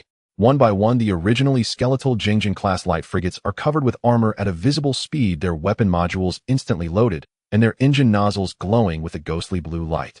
Simultaneously, a greater brilliance ignites in the dedicated dock as the shadows of 3 Hurricane-class light cruisers, larger and more menacing than the Jingjing-class, rapidly solidify. They exceed 1,000 meters in length, equipped with more powerful twin-barreled particle main cannons and an increased number of missile launchers, truly being small-scale war machines. Almost at the same moment that Lee issued the command, the space at the edge of this chaotic battlefield began to twist violently. The first to jump out were 8 Jingjing-class light frigates. Their hulls are brand new, painted in a uniform dark gray, with numerous gun barrels lining the sides, instantly occupying a vast area of airspace on the Imperial fleet's flank. This sudden massive fleet caused the Imperial starships, which were tightening the encirclement, to halt abruptly. On the bridge of the Imperial cruiser, determined, the captain's face, once adorned with a confident smile, froze instantly. He abruptly stood up from his command chair, staring intently at the sensor screen. What? 8 frigates? Where did they come from? Before he could recover from his shock, space twisted violently again. 3 even larger shadows brazenly jumped into the fray. 3 Hurricane-class light cruisers. Their massive bodies nearly obscured the small asteroid behind them, and the sturdy twin-barreled main cannons began to rotate the moment they appeared. The cold muzzles instantly locked onto the damaged Stardust-class cruiser among the Imperial fleet and the 5 newly arrived Longsword-class destroyers. Cruiser. 3 of them. An observation officer from the Imperial destroyer exclaimed in disbelief, his voice trembling. It's still an unrecorded model. This is impossible. The captain of the determined cruiser turned pale, cold sweat beading on his forehead. He had originally thought it was merely a matter of exterminating a group of rebels and their accomplices. How did it suddenly escalate into a direct fleet battle with an unknown powerful force? With such military power and equipment, the opponent has completely overwhelmed our mixed fleet. The captain of the Determined felt sweat on his forehead and hoarsely ordered all ships, "Concentrate fire. Attack the newly appeared frigate group on the right. We cannot allow them to form up." The remaining Imperial fleet unleashed its last strength in despair. 2 Hound-class and 5 Longsword-class destroyers simultaneously unleashed all their firepower and missiles at the 4 Jingjing-class frigates on the right. Energy beams poured down like a torrential rain, and the tails of the missiles streaked across the starry sky. The shields of the 4 Jingjing-class frigates flickered violently. Countless sparks erupted from their armor, and one of the frigates suffered shield overload, its hull blasted with several breaches, smoke billowing out, yet it still fiercely maintained its formation, retaliating with side-mounted fire. Tisk struggling in death still hurts. Emily watched the battle from the light of hope, smirking. Yaya, stop staring. Take that damaged cruiser down for me. Understood, Commander. The temporary commander of the new fleet, Inya, complied with the order. Captain, we are locked on. It's the enemy cruiser's main guns. The observer's voice was laced with fear. All ships, execute emergency maneuver. Defensive posture. Hurry. The cruiser captain nearly screamed the orders, his previous calm and arrogance gone. Emily looked at the dozens of green dots on the star chart representing his forces, especially the 3 prominent cruiser icons, letting out a long sigh, nearly collapsing in his command chair. Damn it. Finally caught up. I had staked my last resources on this. He wiped away the non-existent cold sweat, then a surge of anger welled up, and he shouted into the military communication channel with an extremely displeased tone. Brothers, did you see? It's these Imperial bastards unreasonable bullying us honest miners. Isn't this bullying the honest ones? Now our people have arrived. Surround them. Don't let a single one escape. Yes. The communication channel echoed with the spirited responses of the officers and soldiers. The newly arrived 8 Jingjing-class frigates and 3 Hurricane-class cruisers executed the orders without hesitation. They rapidly deployed, coordinating with the 1st and 2nd Brigades already on the battlefield, forming a counter-encirclement against the disoriented Imperial fleet. The firepower comparison instantly reversed. The main guns of the 3 Hurricane-class cruisers roared first. 6 massive reinforced particle beams crossed and shot toward the Imperial Determined cruiser. The shield of the Determined could not withstand such terrifying concentrated fire for even a second, shattering instantly. Following that, the hull was directly struck and torn apart by the violent energy. Massive explosions echoed from within, and this previously arrogant Imperial cruiser transformed into a swelling fireball and scattered metal debris within mere seconds. Cruiser one-hit kill. Not firm at all. The remaining 2 damaged Hound-class destroyers and 5 Longsword-class destroyers completely lost their will to fight.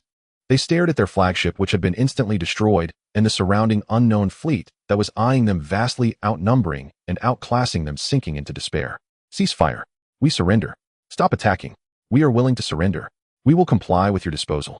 The public channel was instantly drowned in the panicked pleas of the Imperial captains. Commander, the enemy has requested to surrender. Should we accept? The lieutenant inquired. Looking at the Imperial starships with their shields and engines extinguished, Emily was silent for a few seconds, a cold glint flashing in his eyes. He recalled the indiscriminate attacks of these Imperial soldiers, the near brush with death he had, and more importantly, he sensed the deep apprehension and thoughts of future revenge that might arise towards his unknown force. His revival force was still in its budding stage. Having the system was his greatest secret. If he let these Imperial soldiers go back, what had happened here today, including the sudden appearance of his well-equipped unknown fleet, would undoubtedly raise the vigilance and in-depth investigation from the Imperial High Command and even the military. At that point, let alone stealthily mining and developing, it would be a problem just to establish a foothold within the Empire. No survivors must be left. Not a single one. For the sake of secrecy, to continue farming and producing troops steadily until strong enough. Emily took a deep breath and calmly issued the final order in the fleet command channel. All units, heed the command, target all remaining Imperial starships.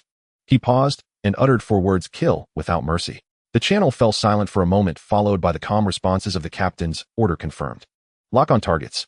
Fire. In the next moment, the Hurricane-class cruisers, along with numerous starships and mechs patrolling the periphery, mercilessly unleashed all remaining firepower toward the Imperial starships that had already given up resistance. Why? We have surrendered. No. The public channel was filled with the desperate screams and curses of Imperial crew members before their deaths.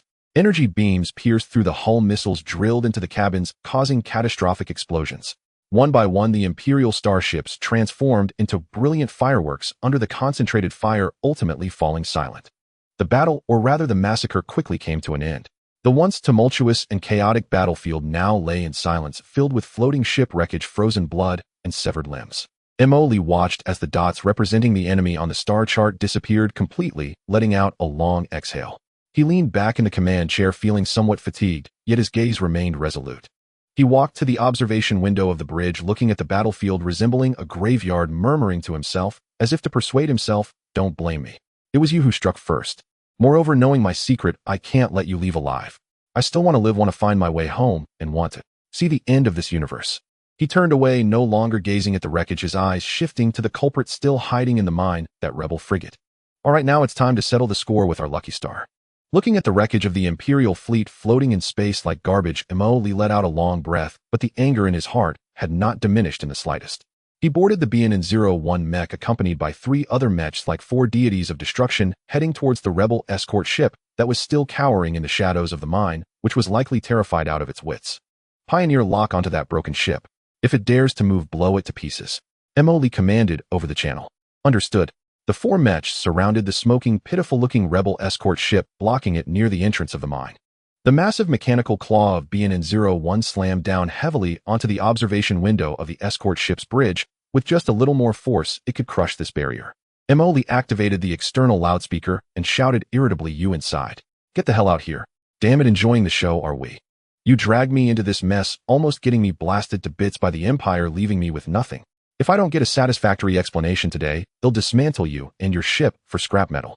Inside the escort ship, there was a deathly silence, as if the people within had been stunned into silence by the overwhelming power that had just annihilated the Imperial fleet. After several seconds, a few figures appeared behind the observation window of the bridge, looking extremely flustered. One of them, who appeared to be the leader, said something into the internal communication device.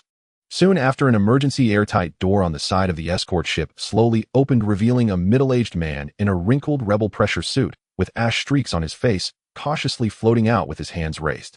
Behind him were 2 young soldiers, also raising their hands, their faces filled with terror.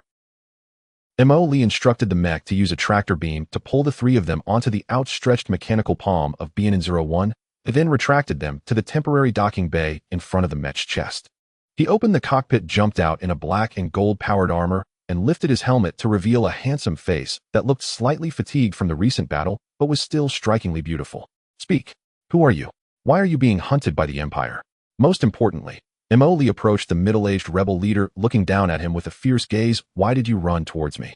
You made me inexplicably fight against the Empire." The rebel leader, around 40 years old, had a resolute face, but at this moment his eyes were filled with lingering fear. He raised his head, ready to explain, but when his gaze met Lee's face, he suddenly shook, as if struck by lightning. His eyes widened, mouth slightly agape, and the color drained from his face, as if he had seen something horrifying. You. No way. How could you be here?" He pointed at Lee, his finger trembling, his voice sharp and distorted from shock. "You shouldn't already." Lee was taken aback by his reaction, frowning and asking, "What should I be? Do you recognize me?" This was the first time since he had crossed over that someone had shown such a ghostly expression upon seeing his face. Could this guy know the original owner? The rebel leader suddenly clamped his mouth shut forcibly, suppressing the shock on his face, but the disbelief in his eyes remained palpable. He stared intently at Lee's face, as if trying to confirm every detail, and after gulping a few times, he spoke in a hoarse voice, Are you named Lee? How do you know my name?" Now it was Lee's turn to be surprised. He was sure he had never met this rebel leader. Could the original owner be that famous? The rebel leader did not answer, but took a deep breath as if making a determination, and spoke urgently, in a volume only the 2 of them could hear. "This is not a place for talking. Imperial reinforcements may still come. I know your information. I know where you are from." Lee's pupils constricted. His origins. This was what he had been trying to clarify since he arrived in this world. That wind of faith, that night owl, and that unopenable box, all shrouded in mystery. He grabbed the rebel leader by the collar, pulling him closer and lowering his voice, "Spill it. What do you know?" The rebel leader glanced at the watchful mechs surrounding them and the enormous unknown fleet in the distance, then bitterly said, "My name is Rex, one of the 3 leaders of the Sword of Dawn Rebellion. I did see you many years ago in the capital star ring of the Quran Empire, back when I was still a minor noble. You were once the adopted son of the imperial nobles Count Augustus and his wife." Adopted son? Lee was stunned. The original owner was a noble's adopted son. This identity was a bit unexpected. Yes, Count Augustus and his wife were renowned scholars and philanthropists of the empire held in high esteem. They adopted you when you were very young, treating you as their own. This was not a secret in the upper echelons of society at the time. However, about 5 years ago, Count Augustus and his wife encountered an unexpected navigational accident during an interstellar journey, and their ship exploded, and they both perished. They died. Emily frowned, and then, you went missing. Rex looked at Emily, his eyes filled with inquiry and deep confusion. The official statement was that you left the capital star ring due to excessive grief and vanished without a trace. Some say you left the empire, and no one knows where you went until the Wind of Faith incident. He fixed his gaze on Emily's eyes. We all thought you were dead or living incognito in some corner. But I never expected to see you here in such circumstances. And you actually possess such power. Rex's tone was filled with disbelief. A missing noble's adopted son suddenly transformed into the leader of an unknown force capable of annihilating the Imperial Border Patrol. This was too fantastical. Emily's brain rapidly processed this information. A noble's adopted son, adoptive parents dying unexpectedly, then the original owner going missing and finally appearing on the Wind of Faith, about to be captured by a space pirate group. There were clear issues with all of this. Who are my biological parents? Why did Count Augustus and his wife adopt me? Was their death really an accident? Emily fired off questions in rapid succession. Rex shook his head, revealing a hint of helplessness and caution. I don't know. There is no factual information about your biological parents, as if you appeared out of nowhere in the Augustus family. There are rumors suggesting you might be from outside the empire, but no one can confirm it. As for the deaths of the Count and his wife, we in the rebellion have also suspected it was not an accident, but there is no evidence. The waters behind these events run deep, involving some secrets of the empire's upper echelons. This is all I know. For more specifics, only the highest echelons of the empire or some forces hidden in the shadows might know. He paused meaningfully, clearly having heard of the Night Owl reputation. Emily fell silent for a moment. While Rex's information clarified part of the mystery, it raised more questions. The original owner's identity seemed to be even more complex than he had imagined, entangled with imperial nobility and unknown secrets. He looked at Rex and suddenly asked, why were you so shocked when you saw me? Was it just because I'm still alive? Rex's body subtly stiffened, avoiding Emily's gaze, mumbling. It was just too unexpected. After all, many people thought you were gone. Emily narrowed his eyes. He sensed that Rex was not being completely truthful. He seemed to be hiding something, some more astonishing secret about his face or the original owner's identity. But judging by Rex's demeanor, it was clear he wouldn't say more at this moment. By the way, why were you being chased by the Imperial Border Patrol with so few people? This is a long story. Commander, the sensors have detected faint spatial fluctuations from a distance. It is possible that the Imperial garrison station further away has received our distress signal and is on its way here. The voice of Inya came through the encrypted channel. Emily knew that this place was not suitable for lingering. He glanced at the anxious Rex and his two terrified subordinates, then looked at the dilapidated rebel escort ship. He had made a decision. Bring them and their broken ship back to the base. Emily ordered, keep watch over them. Without my command, they are not to contact the outside world. He needed time to slowly pry open Rex's mouth and time to digest the sudden influx of identity information. More importantly, he needed to quickly clean up the aftermath and then leave this place of chaos with the hard 1-0 element, or clear the battlefield. Drag away all recoverable Imperial shipwrecks. Leave not a single screw for the Empire. Take away what mining equipment can be taken and destroy what cannot on site. 10 minutes later, all personnel evacuate. The massive revival fleet became busy again, starting to clean the battlefield and erase all traces. Emoli stood outside the cockpit of Bien-01, gazing at the distant starry sky, his brow tightly furrowed. Noble adopted son. Accidental death. Mysterious disappearance. Shinfeng. Night Owl. Remnants of the Creator. He murmured these keywords, feeling an invisible net tightening around him. Damn it, why does it feel like I'm getting more and more confused? It seems I fell directly into a pit with this transmigration. He sighed, then straightened his back, a renewed fighting spirit igniting in his eyes. However, the bigger the pit, the more people get buried. No matter if it is imperial nobles or mysterious organizations in front of me, whoever dares to block my path will be utterly crushed. He turned and dove back into the cockpit, the mecha engine emitting a low rumble. Let's go. Home. It's time to digest our spoils. Returning to the concealed screw factory base, Emoli immediately separated Rex and his subordinates for detention, and the dilapidated rebel escort ship was towed into a specialized dock for repair, style, disassembly, and research. Emoli then dove into the command room, pondering how to handle these hot potatoes. Kill them? That's not in line with maximizing profits, is it? Emoli stroked his chin. Let them go. That won't do either. I emptied half my assets to save them and slaughtered an entire Imperial Patrol team. Who will compensate for this loss? His eyes lit up as he snapped his fingers. Got it. Let them pay a ransom. This is how it goes in TV dramas. Kidnapping. Oh no, I mean reasonably charged for rescue fees, emotional distress fees, and confidentiality fees. Without hesitation, he had Inyo attempt to contact the high-ranking members of the Dawn Sword Rebels through several encrypted communication methods provided by Rex. The communication was quickly connected, but the person appearing on the screen was not the big leader Emily had anticipated, but a stern-looking middle-aged woman dressed in a neat rebel uniform. Her shoulder insignia indicated her identity. Second leader of the Free Dawn Rebels, codenamed Iron Fist. Who are you? Where's Rex? Iron Fist's voice was as cold and firm as her code name, with no small talk, directly cutting to the chase. Emily adjusted his expression, striving to appear like a professional negotiation expert. Hello, second leader. My name is Emily, a concerned citizen passing by. Your third leader, Mr. Rex, along with several of his team members, are currently my guests and are quite safe. He deliberately paused, observing the other party's expression. Iron Fist's face showed no change, but her gaze had grown even colder. As for why they are with me, Emily shrugged, revealing a look of helplessness. It's a long story. To put it simply, your third leader was cornered by an Imperial patrol team and crashed into my private mine. Then those Imperial folks came at me indiscriminately and started to attack. I had no choice but to act in self-defense and incidentally save the lives of your three leaders. But you know self-defense is quite costly. To fend off that Imperial patrol, my fleet suffered heavy losses in terms of resources, ammunition, and ship repairs. All of that costs money. Moreover, my spirit was severely shaken, and the location of that mine has been exposed. Just look at these losses. Iron Fist interrupted him, his voice still cold. Cut to the chase, what do you want? Straightforward. Emily slapped his thigh. I like dealing with straightforward people like the second leader. So I'll be direct. 50 million ferals. That's a package deal, including the ransom for your three leaders, the crew, and that. Very historically worn-out escort ship. After payment, I guarantee they will return to you safe and sound, and I will keep this incident under wraps. 50 millio. You see, if it weren't for my benevolent intervention, your three leaders would already be singing the blues in the Imperial prison, and that ship would have long turned into space debris. 50 million for so many lives and a ship, especially for the life of one of the three leaders, along with a confidentiality service. What a lucrative deal.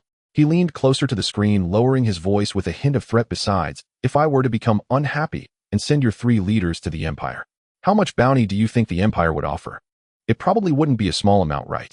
The expression on Taiwan's face darkened completely as she fixed her gaze on Emily, as if trying to see through him. The communication channel fell into a brief silence with only the sound of electric buzzing. After a while, Taiwan finally spoke, her voice squeezed out as if from between clenched teeth. 50 million is impossible. The rebels are not Imperial nobles and do not have that much liquid capital. 10 million. That's the bottom line. 10 million. Emily exclaimed dramatically. Senior brother, aren't you bargaining a bit too harshly? This is your very own three leaders. Loved ones, brothers. You need to raise the price. One of the core leaders of the organization. Is he worth only 10 million? Aren't you afraid of demoralizing the brothers if this gets out? 40 million. It can't be any less. 15 million. Not a single cent more. 35 million. Considering we've fought the Imperial scum together, it's a friendly price. 20 million. This is the final offer. Otherwise, you can try handing Rex over to the Empire. Taiwan's tone was resolute and unyielding. Emily stroked his chin, pretending to think for a few seconds. 20 million feral, although it was a bit below his psychological price, it was still a substantial amount, enough to replenish the expenses of this battle and also upgrade the fleet once more. All right. Emily sighed, appearing as if he had suffered a great loss. 20 million it is. Who told me to be soft-hearted? Let's consider it a gesture of friendship. However, I want cash or equivalent 0 crystal stones or rare metals. No credit accepted. Understood. Taiwan replied coldly, but we need time to raise the funds. Moreover, before the transaction is completed, we must ensure REX's safety. No problem. Emily agreed readily. I can arrange for a brief, encrypted video call for you. However, he shifted the subject and displayed a curious expression. By the way, want your big leader be making an appearance for such a significant matter? I still want to have a chat with him. When mentioning the big leader, Taiwan's gaze flickered slightly, yet her tone remained calm. The big leader has more important matters to attend to. All external negotiations for the rebels are currently under my full responsibility. Oh. I see. Emily elongated his tone, appearing thoughtful. Is it really insufficient to bring the big leader out for the matter of your own three leaders being kidnapped? I mean rescued. Your big leader sure is quite mysterious, huh? Taiwan did not respond, merely gazing at him coldly. Prepare the video communication, and once safety is confirmed, we will arrange the transaction as soon as possible. I warn you, don't play tricks. Rest assured, we operate with integrity, treating everyone fairly. Emily chuckled and assured, then ended the communication. After hanging up, Mo Lee's smile slowly faded. He stroked his chin and said to the shadow crow beside him, "Did you hear that? Even the leader of the third faction was captured and still couldn't see that big leader. This guy is hiding really deep. Do you think he is too ugly to meet people?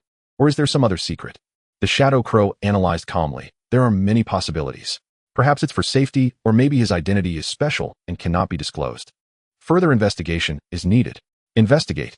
Of course we must investigate." Emoli became interested. "I'm growing more curious about this mysterious big leader. But for now, let's wait for that 20 million to arrive first. Hee 20 million, I can buy resources to build my little ship." He hummed a tune happily, beginning to plan how to spend this windfall. While M.O. Lee and the second-in-command of the rebels Taiwan were haggling over the ransom amount, the command center of the Kulon Empire's fleet, located several star domains away, was now engulfed in a stifling and tense atmosphere. In the main conference room of the command center, the atmosphere was so heavy it felt like it could drip with water. A massive star map hovered in the center, clearly marking the C-189 area, with a red X indicating the last signal disappearance of the Resolute Cruiser Detachment and the Rapid Response Detachment. Sitting at the main seat was the commander of the border fleet, Admiral Sack von Klaus, his expression grim. His hair was gray, his face stern with sharp eyes, and a neatly fitted silver Imperial military uniform, the stars on his shoulder epaulets signifying his rank in the Imperial Army.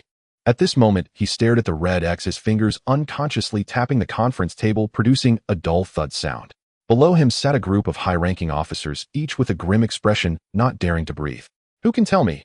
Admiral Klaus' voice was not loud, yet it carried a chilling pressure echoing in the silent conference room. "How did a Stardust-class cruiser, 3 Hound-class destroyers, and 5 Longsword-class destroyers on their way to assist? A total of 9 Imperial warships, a standard patrol detachment, plus a rapid response detachment vanish completely under the nose of the Empire by the unknown force. Not even a complete distress signal was sent back." He slammed the table, his voice suddenly rising. "Who can give me a reasonable explanation?" The commander of the 3rd Patrol Detachment, a sweating Major General, stood up bravely. "Commander, according to the fragmented information sent back by the Resolute, they encountered a large, well-equipped, unknown fleet while pursuing the remnants of the dawn of the Sword Rebels in the C-189 asteroid belt." Unknown fleet. A middle-aged man beside him with a sinister expression and dressed in the Imperial Intelligence Department uniform coldly spoke. "How large? How sophisticated? Did it spring out from a rock?" The Major General swallowed hard and retrieved the last recorded extremely vague and brief data from the sensor. Based on the energy signal characteristics and jump scale analysis, the other side dispatched at least 3 unknown-type light cruisers and more than 10 escort-class vessels. Their firepower was extremely fierce. The Resolute was almost destroyed in an instant by the main guns of the enemy cruiser. 3 cruisers, more than 10 escort ships. The conference room filled with gasps of astonishment. Such a fleet, while not yet comparable to the Imperial main fleet, was already capable of stirring up a storm in the border region. "This is impossible," the general responsible for logistics and equipment exclaimed. "Within the Empire, besides our military, who could silently eliminate a patrol detachment and a rapid response fleet? Could it be the private armies of those noble families?" "Doesn't seem like it." Director Soren dismissed this conjecture. "The scale and equipment of the private armies of the major families are under our surveillance. They have no reason nor the courage to attack the Imperial regular army on the border. Moreover, according to the remaining data analysis, the vessels and weapon systems used by the other side are completely different from the Imperial standard equipment." "Completely different." Admiral Klaus' eyes grew distant. "What you mean is?" Director Soren took a deep breath and slowly uttered 2 names that caused all the officers to feel a weight in their hearts. "The Elon's Federation," or "the Tattoo Principality." "The Elon's Federation." Admiral Klaus mulled over the name, his eyes becoming even deeper. The Elon's Federation, one of the main competitors and potential hostile forces of the Kulon Empire in the Star Sea. The 2 sides have sharp contradictions over resources, territory, and ideology, with border friction occurring frequently. The Federation's technological level is comparable to that of the Empire, and its military strength should not be underestimated. The 2 countries have had continuous friction in the border star region for over 100 years, viewing each other as the greatest threat. The Federation's Falcon-class cruisers and Swallow-class escort vessels are indeed renowned for their speed and firepower, an officer analyzed, from the fact that they could rapidly annihilate my patrol squad. Their style is somewhat similar. Could it be that the Federation wants to instigate a new round of border conflict? Another officer speculated. They dispatched an elite fleet to infiltrate our border, deliberately attacking the patrol squad to test our reaction. There's a high possibility, Director Soren agreed. We have recently detected an increase in the Federation's military activity along their border. This is likely a premeditated provocation aimed at creating friction or even finding an excuse for a larger-scale offensive. What about the Tattoo Principality? Someone raised a question. The Tattoo Principality is a militaristic autocracy known for its heavy armor and artillery, and while they have had friction with the Empire, their style leans more towards direct crushing rather than rapid raids. The Tattoo fleet makes too much noise. It would be difficult to silently infiltrate this position. Soren shook his head. In contrast, the Elon's Federation's fleet is more agile and adept at this kind of infiltration and raid combat. The conference room fell into a brief silence, with most officers leaning towards pointing fingers at the Elon's Federation. This seemed to be the most logical conclusion. However, Admiral Klaus frowned. He felt that something was off. If it is indeed the Federation's doing, he slowly began. Why did they choose the C-189 area? There is nothing of strategic value there besides a small asteroid belt. Moreover, how did they precisely evade all our border monitoring networks and send such a large detachment into the heart of our border, and then quickly withdraw without leaving a trace? He paused, posing an even more critical question. Also, according to the last report from the Resolute, they were initially pursuing the remnants of the Dawn of the Sword. What role did the rebels play in this matter? Was it a coincidence, or did they collude with the Federation? A series of questions left the officers who had just leaned towards a conclusion once again in deep thought and debate.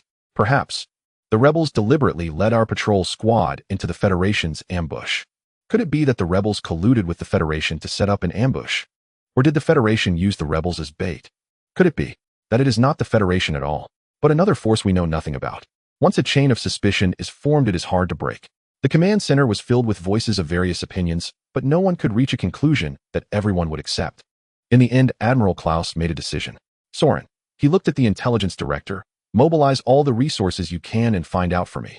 Focus on investigating all recent unusual military movements of the Elon's Federation and any clues that may relate to this unknown fleet. At the same time, strengthen the infiltration and interrogation of the Dawn of the Sword rebels. Oh, I want to know whether they are aware of the insider information. Yes, Commander. Order all patrol fleets at the border to raise their alert levels and extend their patrol ranges. If any unidentified ships are discovered, they are authorized to fire first.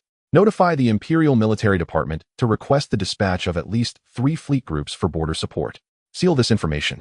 Until the truth is confirmed, this incident is classified as top secret and no one is allowed to leak it.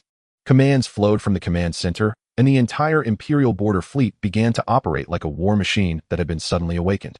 An invisible pressure enveloped the border star region, and the clouds of war seemed to be quietly gathering. At the center of this storm, the true culprit Mo Lee was at the screw factory base, happily counting the spoils recovered from the wreckage of Imperial ships, eagerly awaiting the arrival of the 20 million ransom, completely unaware of the trouble he had caused.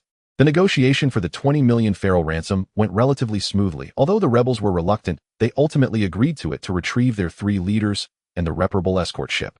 The money and equivalent materials were on their way in batches. However, Mo Lee's good mood didn't last long. Inya brought news gathered from various channels. Commander, it seems that the Imperial Border Fleet Command has classified the destruction of the patrol team as a deliberate provocation by the Elon's Federation or the Tattoo Duchy.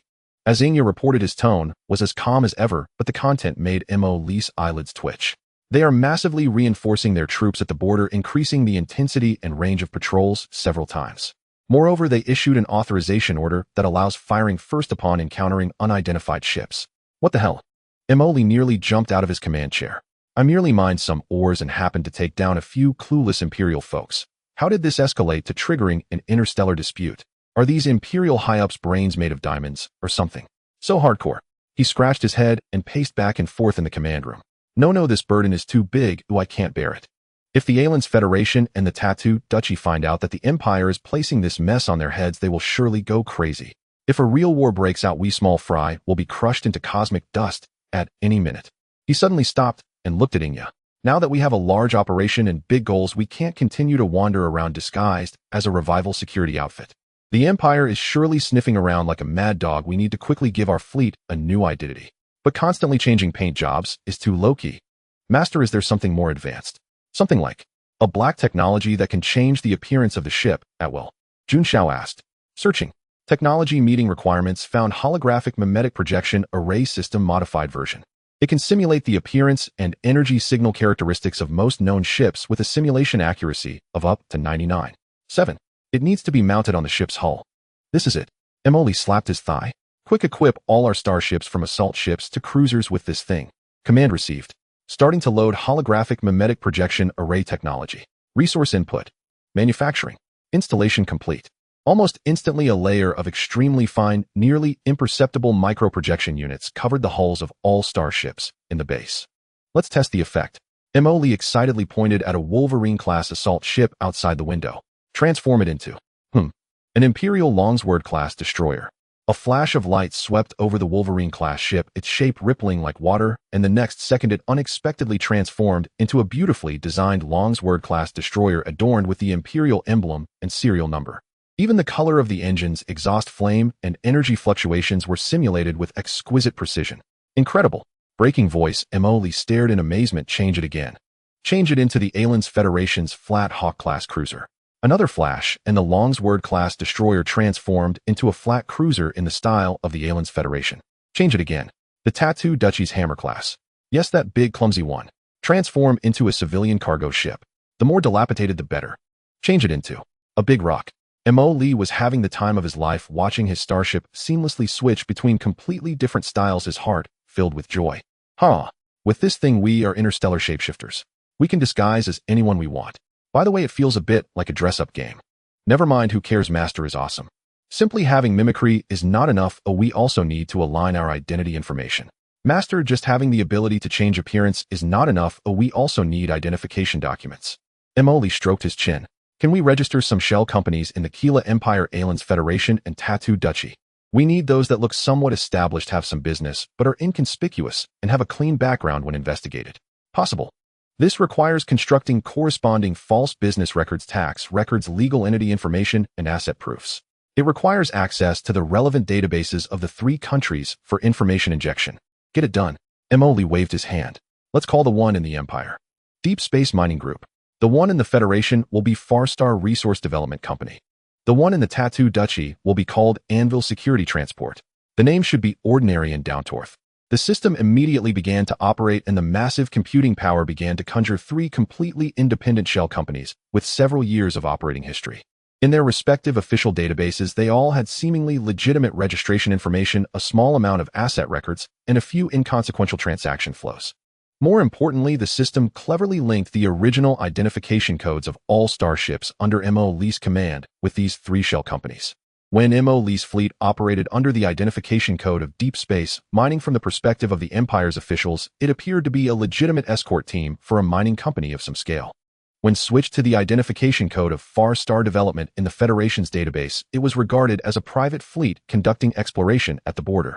When using the identification code of Anvil Security, the Tattoo Duchy would view it as a small security company handling border transport business. Perfect. This is what we call a cunning rabbit has 3 burrows. Unknown interstellar entrepreneur. Emoli looked at the virtual business licenses generated by the system, snapped his fingers proudly. In the future, we can be law-abiding citizens when we want and foreign friends when we wish. At any time we can act as we please. Emoli then excitedly began his disguise show. He had a Hurricane-class cruiser disguise itself as a luxurious Imperial-style cruise ship, boldly passing near an Imperial patrol team. After scanning their database, showed it was a legitimate vessel under a certain noble, and there was no questioning. He then had a Jengjin-class escort ship disguise as a scientific research vessel of the Aliens Federation approaching a border space station of the Federation, also passing without a hitch. Now it's truly a vast ocean for fish to leap and a high sky for birds to fly. Emoli felt a surge of security. You Imperial folks can take your time investigating. Even if you tear your heads off, you want things to look right under your noses. He gazed at the vast star regions on the star map. His ambitions began to swell. With this layer of camouflage, we can expand our business even further. Emoli rubbed his hands and said to Inya, we can take on Imperial missions, handle private jobs for the Federation, and not miss the commissions from the Duchy. Wherever there is money to be made, there will be our disguised figures. In the future, if we find someone displeasing, we can entirely become their rivals and stir up trouble. We can target anyone we want. Of course, Emoli also understood that this disguise was not foolproof. In situations requiring intensive scanning or direct boarding inspections, there was still a possibility of exposure. But at least it was more than sufficient to deal with routine patrols and remote scans, greatly increasing stealth and survivability. All right, the disguise is complete. The ransom is on the way and our reserves are almost replenished. Emoli stretched lazily. It's time to go out and stretch, and by the way, build some reputation and performance for our new identity. He looked at the endless sea of stars, his face revealing the standard smile before causing trouble. The universe is so vast, I can roam anywhere now. Looking at the 20 million Fowler ransom paid by the rebels in his account and the mountains of zero essence, and other resources piled up in the warehouse, Emoli felt his wallet swell like never before. Yeah, buy. Spend all the money. Buy resources, anything that is lacking, just buy it back. Buy. Emoli turned around and shouted excitedly at Inya. Soon transport ships loaded with various resources and ores were bustling back and forth at the base. We have resources. It's time to showcase our true skills. He stood in the main control room of the base full of vigor. Commander, full throttle. Deploy troops. Deploy ships. He pulled up the system's manufacturing interface, selecting while muttering to himself. Need to choose a few auxiliary starships, otherwise they'll be done in 3 seconds. Need to replenish in time. Let me find some. Got it. Fire God-class medium engineering ship, 2,600 meters long, equipped with large drilling, refining, and construction modules, the core for resource extraction and base construction with corresponding storage compartments. Sprout-class comprehensive supply ship, 3,200 meters long with large storage space and modular supply interfaces capable of providing long-term sustained combat capability for fleets and mechs. These two will do. However, seeing the amount of resources required to build one, even with his now swollen wallet, it still made him wince. My goodness, so expensive. Damn it, let's do it. Commander, 6 engineering ships and 3 comprehensive supply ships. Command received. Resources and creation points being deducted. Manufacturing sequence generated. Synchronizing production. As the system voice fell, the originally empty outer space suddenly appeared in large shadows, blocking out the brilliance of the stars. The first thing that caught the eye was 6 engineering ships, the most prominent feature being the large drilling platform at the bow and the blocky refining module below the hull. The annular structure in the middle of the ship and the giant mechanical arms and construction brackets at the rear proved its specialization in resource extraction and space construction. Then there were the larger Sprout-class supply ships, which were long and slender with flat hulls covered in standardized docking interfaces and folding supply arms. Its design was purely for maximizing cargo capacity and material transport, maintaining the long-term operation of the fleet. Wow, it's worth it. This resource expenditure was truly worth it. When Emoli saw these enormous vessels crawling in the starry sky, his excitement was hard to contain. Then he pulled out the system's manufacturing interface and began ordering frantically. Hurricane-class light cruiser, let's start with 20 ships. Gung Jin-class light frigate, 50 ships. Wolverine-class assault ship, 100 ships. Command received. Resources being deducted. Manufacturing sequence generated. Synchronizing production. The screw factory base was roaring like never before. All docks and vacant areas were shrouded in blinding manufacturing light. One massive ship after another appeared from nothing at a visible speed, quickly solidifying. In a short time, the previously spacious interior of the base was completely filled with this suddenly expanding fleet. 20 cruisers, 50 frigates, 100 assault ships, along with 6 engineering ships and 3 supply ships in interstellar space. The steel hulls stretched continuously, gleaming with a cold metallic luster, exuding an oppressive aura that was suffocating. Wow, awesome. Emoli looked at this terrifying fleet, trembling with excitement. I am now a big shot with a proper fleet. Let's see who dares to provoke me. With the fleet ready, a reliable commander was also essential. Emoli immediately selected 3 outstanding individuals from the system's clones. Junfeng. Emoli pointed to a tall, sturdy man with a resolute face and steady eyes. He was a senior fleet commander template cloned by the system, calm and decisive, skilled and steady progress. You will be in charge of the first fleet. Leonis. Emoli looked at another female officer. She was tall with neat silver short hair and sharp eyes, an excellent tactician and intelligence analyst, quick-witted and adept at seizing opportunities. You will take charge of the second fleet. Sang Pu. Finally, there stood a sturdy man with dark skin and a faint scar across his face. He was molded from the template of a commander of the Marine Corps, known for his bold and fierce style, excelling in aggressive assaults and surprise attacks, unafraid to fight and struggle at critical moments. The third fleet will be led by you. Yes, Commander, the 3 responded in unison. Then Emoli faced the star map and immediately began to assign tasks. Junfeng, your first fleet consists of 6 cruisers, 20 frigates, 30 assault ships, along with 2 engineering ships and 1 supply ship. He pointed towards the direction of the Kalan Empire. You will operate under the guise of Deep Space Mining Group and venture deep into the Empire's territory. The main objective is to undertake various escort and transport tasks regardless of legality. If there's money, we do it.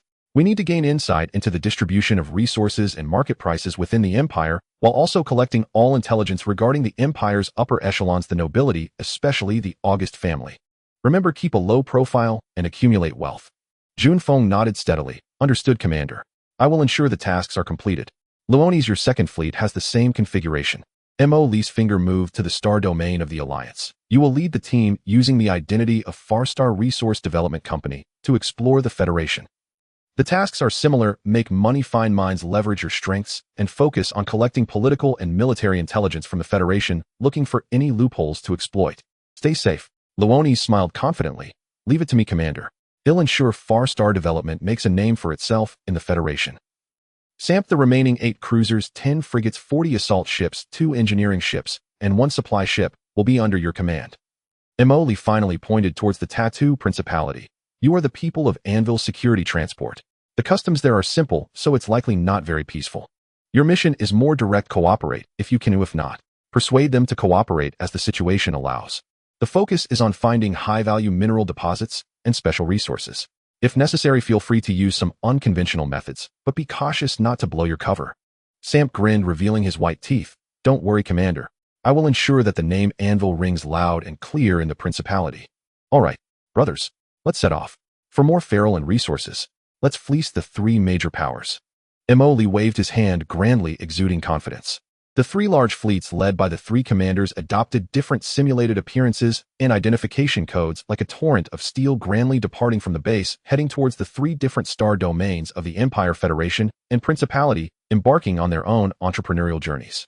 Watching the 3 fleets disappear into the depths of the star, Emoli nodded in satisfaction. Having capable subordinates is a blessing. They handle the dirty and tiring work. He stretched lazily, feeling relaxed. All right, now it's time to handle some personal matters. Emoli stroked his chin. He had never forgotten the mystery surrounding his origins. That mysterious box, the haunting night owl, and the ghostly expression on the face of the rebel leader Rex when he saw him, all felt like thorns piercing his heart. He summoned Inya to his side. Inya, the investigation into Night Owl and the task of unlocking that box are now entrusted to you and the staff team. Emoli handed the mysterious box, which could not be opened, along with the relevant data, to her. Request any resources you need directly. Notify me of any progress at any time. Understood, Commander. Inya took the box, nodding solemnly. Also, don't stop the manufacturing equipment at home. Earn money while producing and gradually build a snowball effect. As for me, Emoli gazed into the depths of the star map, towards the area known as the Center Administrative Star District of the Ashen Star Domain. That was the highest administrative center established by the Kalan Empire on the border, a hub of information.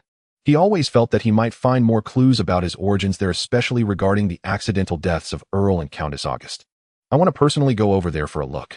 Emoli decided to be hands-off. Commander, do we need a fleet for escort? Just send 1 ship. It's a small target and agile. He chose a newly launched Hurricane-class light cruiser and personally named it Lone Explorer. This ship was equipped with the latest camouflage device, and its identification code was linked to Deep Space Mining Group. He did not bring too many people, only selecting a team of elite crew members for piloting and operations, along with a small squad of Marines for security. You guys will guard the base. Emoli instructed the officers remaining behind. Contact us through the encrypted channel for any issues. Unless the base is about to explode, don't disturb my vacation. Investigation. Under the speechless gazes of the crowd, Emoli whistled and boarded the Lone Explorer. The cruiser's engine started slowly departing the base and adjusting its direction, leaping towards the seemingly prosperous, yet tumultuous Center Administrative Star District of the Ashen Star Domain. Emoli sat in the captain's chair, crossing his legs as he gazed out at the stars racing past the porthole. My adoptive parents were nobles of the Empire, yet they died under mysterious circumstances. My biological parents remain unknown. I carry an unopened treasure box, pursued by a mysterious organization. He counted on his fingers and remarked, Tsk tisk, this lineage template of mine is undoubtedly the protagonist's configuration in a novel. But I wonder if the story will take a route of revenge or a heart-wrenching search for family. I hope it won't be too cliché. The Lone Explorer cruiser quietly sailed along the route to the Administrative Star District of the Ashen Star Domain. Emoli stayed in the spacious captain's lounge, watching the monotonous flow of stars outside the porthole, feeling a bit bored. Interstellar travel is great and all, but the journey is too long. It's a bit tedious. He stretched lazily, then remembered something. Right system, I recall unlocking some kind of gene enhancement potion optimization version earlier. Since there's nothing to do on the way, why not give it a try? He accessed the system's manufacturing interface and found that icon. X-type gene enhancement potion system optimized version, comprehensive enhancement of the user's physical qualities, including strength, speed, reaction time, cellular vitality, and mental power intensity. Note the usage process is accompanied by a certain degree of adaptive transformation pain. The effects are permanent. Sounds impressive. Mo Lee's eyes lit up, but system, is this thing reliable? There won't be any side effects, right? Like turning into a green giant or something. Rest assured, hosted is safe and harmless. Alright, just don't know how painful it will be. Never mind, for the sake of becoming stronger, I'm all in. He exchanged for a potion emitting a faint blue glow contained in a transparent vial. Without hesitation, he removed the sealing cap, and, gulp, he immediately tilted his head back and drank it down. The potion was icy upon entry with no taste. This doesn't hurt at all. But seconds later, a burning sensation abruptly erupted from his stomach, rapidly engulfing his entire body. Damn, Emoli felt as if every muscle and bone in his body was thrown into a furnace. The intense pain made him curl up, involuntarily collapsing onto the carpet of the lounge, cold sweat instantly soaking his clothes. He felt as if his cells were being forcibly torn apart and reassembled, his bones cracking softly, while his brain felt like it was being stabbed by countless needles. Goddamn. System, you tricked me. This is no minor pain. He gritted his teeth, emitting a suppressed low growl from his throat. After an indeterminate amount of time, the heart-wrenching pain slowly receded, replaced by an indescribable sense of relief and fullness. As if savoring a reward, Emoli gasped for breath and crawled up from the ground. He moved his hands and feet, feeling an incredible lightness in his body, as if he had unloaded a 1,000-pound burden. Clenching his fists, he could distinctly feel the explosive power contained within his muscles. His vision became clearer, able to see even the faint blinking lights on the control panel in the distance.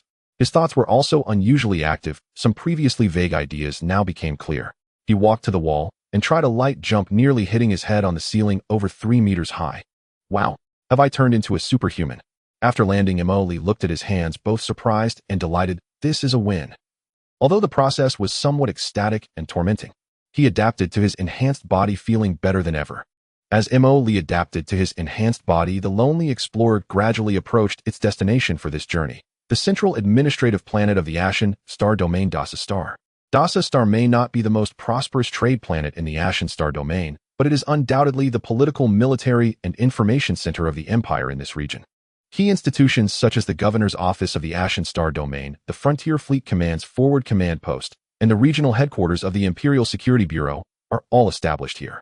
This place gathers the most important officials, generals, and intelligence personnel in the Star Domain, serving as the nerve center of the Empire in the border areas.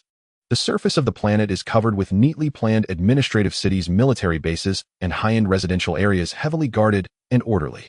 Commander, we are about to enter the gravitational field of Dasa Star. Port guidance signal received. The female officer on the bridge communicated. Understood. Entering port as planned. Emoli tidied up his casual attire and walked to the bridge. To be honest, even in ordinary casual clothing, Emoli's handsome appearance couldn't be concealed, causing the female crew member on the bridge to blush unknowingly. Through the large observation window, Dasa Star was already clearly visible. It appeared to be a well-managed planet with clear outlines of the azure oceans and green continental plates, various space stations, and defense platforms scattered along the synchronous orbit. The largest one is their destination, the Dasa main starport. Activate the Deep Space Mining Group identification code and mimic the ship as an ordinary civilian transport vessel. Emoli commanded. Received. Switched. The female crew member beside him quickly adjusted her demeanor. The exterior of the lonely explorer fluctuated, transforming from an imposing cruiser into an ordinary-looking, somewhat outdated medium-sized cargo ship. Following the port's guidance signal, it slowly navigated towards the massive starport structure. The docking process was smoother than Emoli had anticipated. Although the security check at Dasa Starport was strict, it primarily targeted weapons and dangerous goods smuggling. For a legitimate company like the Deep Space Mining Group that had records in the Empire's database and appeared to operate above board, there was no overly in-depth inspection. Emoli had expected to face some ridiculous harassment. After paying the docking fee and a substantial administrative security deposit, the lonely explorer was guided to a secluded civilian dock. As the airlock opened, Emoli stepped onto the land of Dasa Star, accompanied by several Marines disguised as bodyguards in ordinary clothing. After Emoli and his team exited, several more Marines passed through the disguise, dispersing into the port. The internal space of the port was vast, bustling with people, but the atmosphere was not as chaotic and noisy as Blackstone Port. Everything here seemed orderly, with soldiers and officials in imperial uniforms visible everywhere, and most pedestrians hurried with serious expressions. An invisible sense of order and oppression filled the air. Tisk, this place clearly has many rules, Emoli quietly complained. It feels like entering the headquarters of a large state-owned enterprise. He opened a portable terminal, pulling up the public city map and information of Dasa Star. Governor's Office, Frontier Military District Command, Security Bureau Building. While all concentrated in the central administrative area, the defenses are quite tight. Augustus family. Let's check it out. He entered the keyword for Count Augustus, and most of the results were public formatted obituary news and reports of social charity events from a few years ago, with little information about the children they adopted. Only vaguely mentioning, there was an adopted son who sadly disappeared after an accident, whereabouts unknown, without even mentioning a name. They've hidden it quite well. Emoli stroked his chin. It seems that to get to the bottom of this ill, need to find a way to contact some insiders. He put away the terminal and told the two team members, let's find a place to settle down first. Then, we need to find a way to make some noise in this orderly place, or find someone who can create some noise. The three merged into the flow of people at the port, heading towards the air train station, leading to the surface of the planet. Lee's enhanced eyes discreetly observed everything around him, his brain racing as he contemplated how to extract the information he sought from this deep water. After settling into a high-end hotel on Desar, Star Moli began his intelligence-gathering work.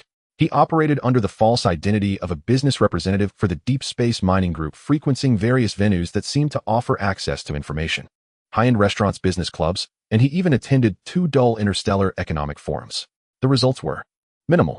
The matters concerning the August family seemed to have been deliberately erased with public channels, yielding no valuable clues. Those imperial officials and businessmen were tight-lipped, discussing business eloquently, but as soon as the topics turned to noble secrets or high-level movements, they immediately clammed up. Damn, are these guys made of shellfish? How can they keep everything bottled up? Emoli sat in a corner cafe, stirring his cup of synthetic coffee in boredom, feeling somewhat discouraged.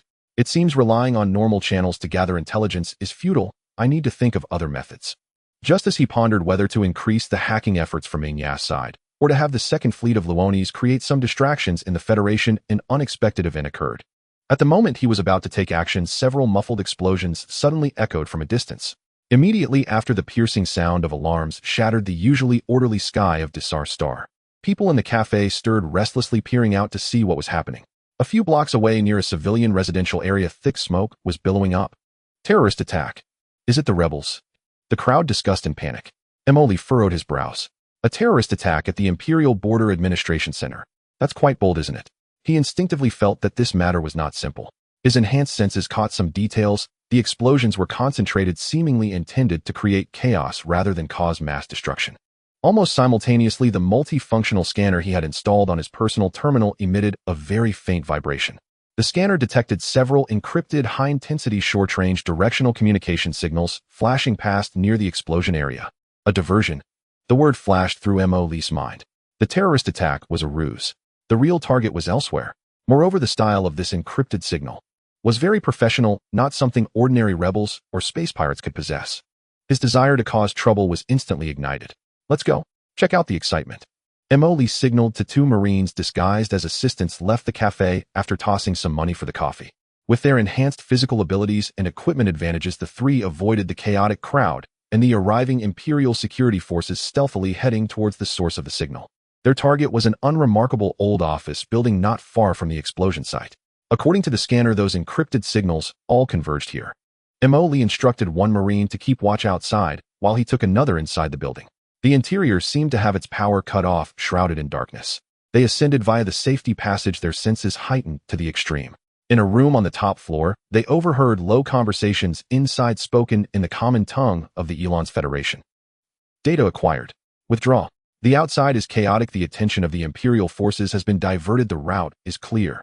Hurry up. Meet at the 3rd extraction point as planned. Peeking through the door crack, Emoli saw several people in black combat uniforms acting swiftly to dismantle a terminal device that was clearly connected illegally. One of them held a palm-sized, glowing, encrypted storage device.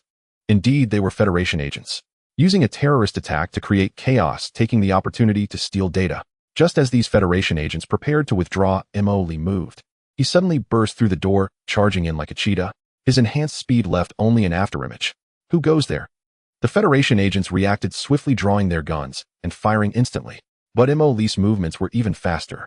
He sidestepped the incoming energy beams, his left hand shooting out swiftly to grasp the wrist of the agent, holding the storage device, squeezing tightly. Crack! The sound of shattered bones was clearly audible. Up! The agent screamed in agony as the storage device slipped from his grasp. Emoli caught the storage device with his right hand while delivering a swift kick that sent another armed agent flying against the wall, where he fell silent. The agent with the crushed wrist, enduring the pain, attempted to snatch the storage device, but Mo Lee retaliated with an elbow strike that crushed his throat, killing him instantly. The remaining two agents, startled and furious, tried to encircle him. However, the Marine who followed Mo Lee also charged in, accurately targeting the foreheads of the two with his energy pistol. The two agents fell dead instantly. The entire process took less than 5 seconds. 4 trained Federation agents didn't even get a clear look at their enemies before being eliminated in an instant. Mo Lee weighed the still warm encrypted storage device in his hand and smirked. "TSK, tisk, the Federation guys are no good working so clumsily, and I have to come clean up after you. Handle this, leave no traces. This thing," he shook the storage device, "belongs to us now." He was curious about what the Federation agents were willing to go to such lengths to steal. Perhaps there was information he needed inside, or something valuable to trade. Back at the high-end hotel where he was temporarily staying after ensuring the room had no eavesdropping or surveillance devices, Mo Lee eagerly took out the encrypted storage device he had seized from the Federation agents. "System, get to work. Let's see what treasure these Federation folks were desperate to steal."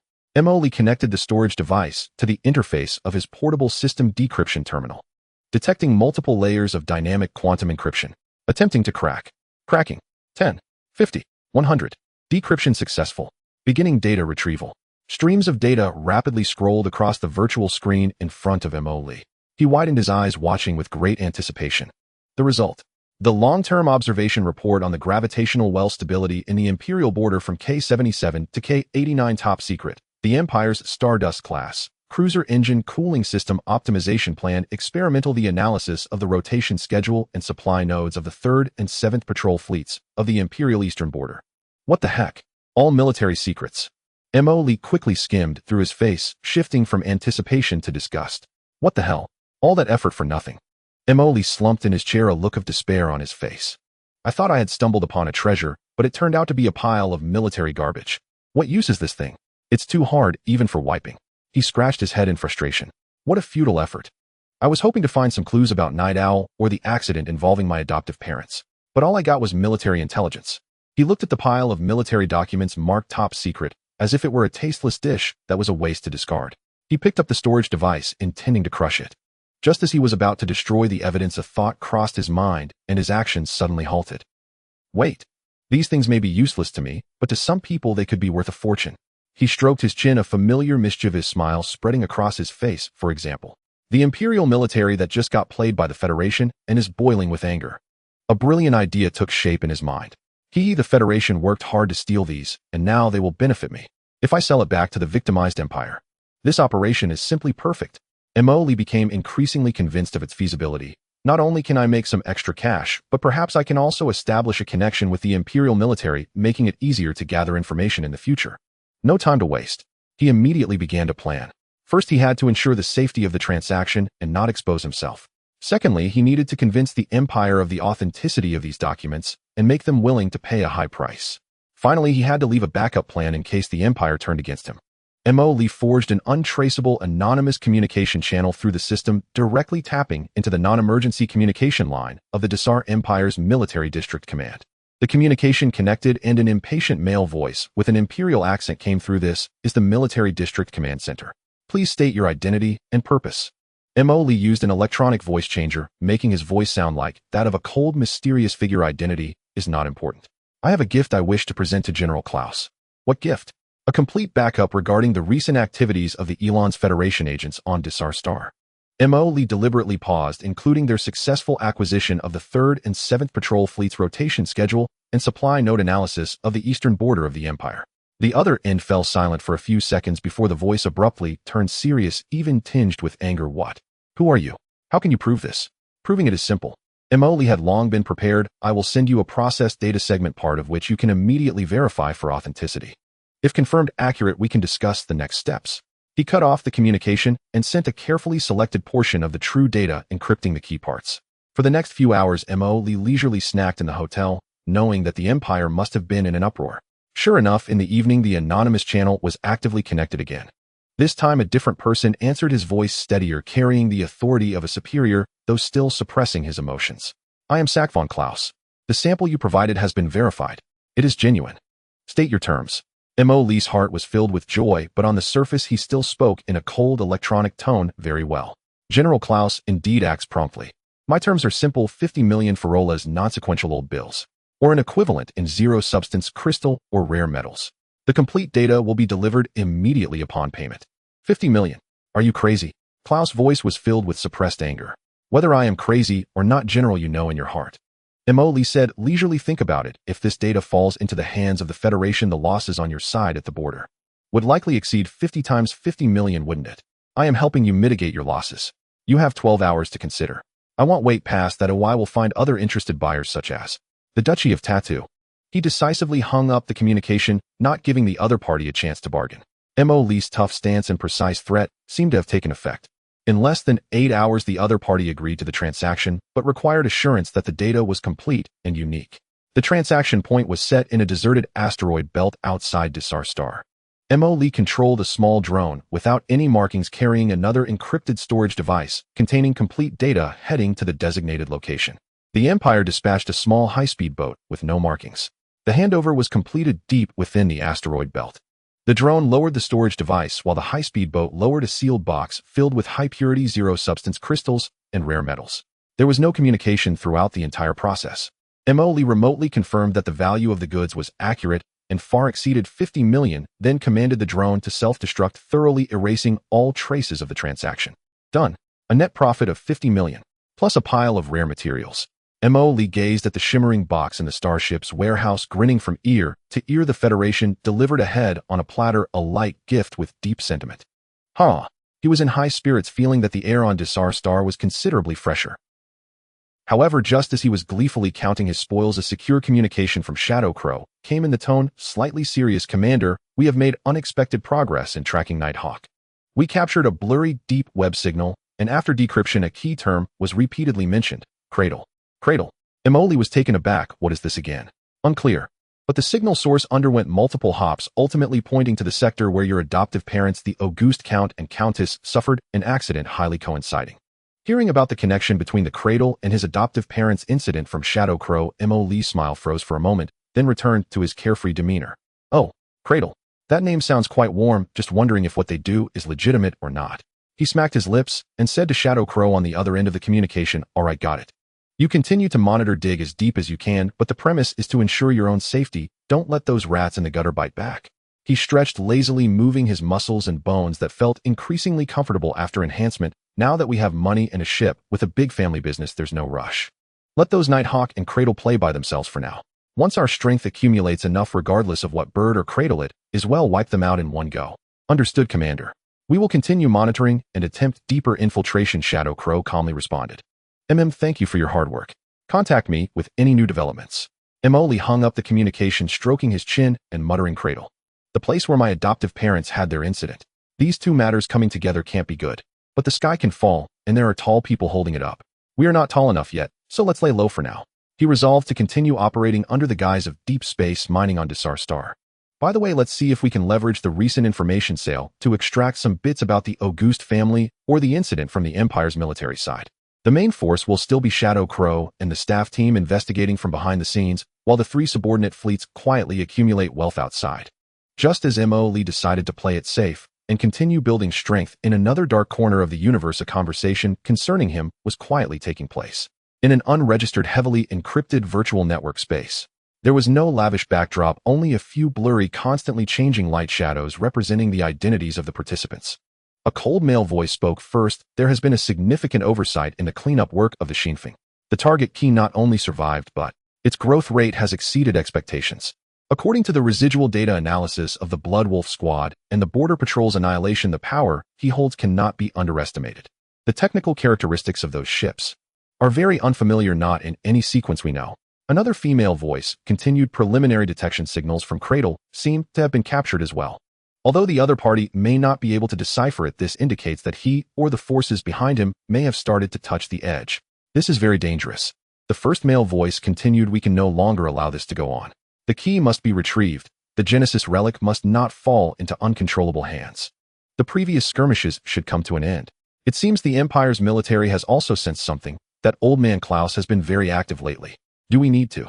The sharp male voice asked. The Empire is not a concern. They even mistook the real enemy, casting their gaze upon the Elon's Federation and the Duchy of Tattoo. This instead provides us with cover. The important thing is the key itself as well as the cradle it may awaken. The female voice stated firmly. The cold male voice made the final decision: activate the scavenger contingency plan. Deploy the shadow team to the Ashes starfield.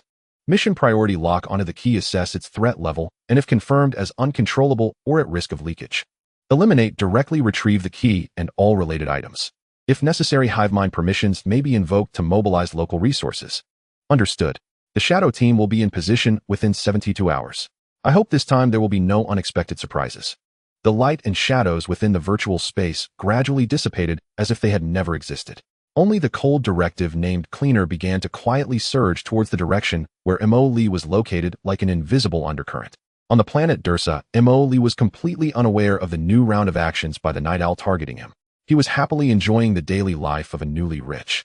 With the zero crystal stones and rare metals earned from selling intelligence, he secretly enhanced his body through the system, feeling that he could now punch through armor plating. He also got himself a flashier, more powerful set of personal powered armor, still adorned in a striking black and gold color scheme, as he would put it. One must be low-key in life, but the equipment must be flashy. Occasionally, he would attend some inconsequential social events hosted by the Imperial Military's logistics department as a deep space mining representative, trying to get closer to some mid-level officers. Unfortunately, news about the August family remained elusive. Those officers either truly did not know or chose to keep silent. Damn, the Imperial upper echelons hide information as skillfully as concealing a mistress. While eating the synthetic steak provided by the military cafeteria, which tasted barely acceptable, he grumbled in his heart, "It seems impossible to obtain juicy information through official channels. I'll have to rely on the Shadow Crow side." At the same time, he was closely monitoring the situation of the three fleets. The first fleet of Junfeng was thriving within the Empire. Deep space mining, with its strong and capable strength and good reputation, had secured several lucrative transport and escort orders, raking in profits.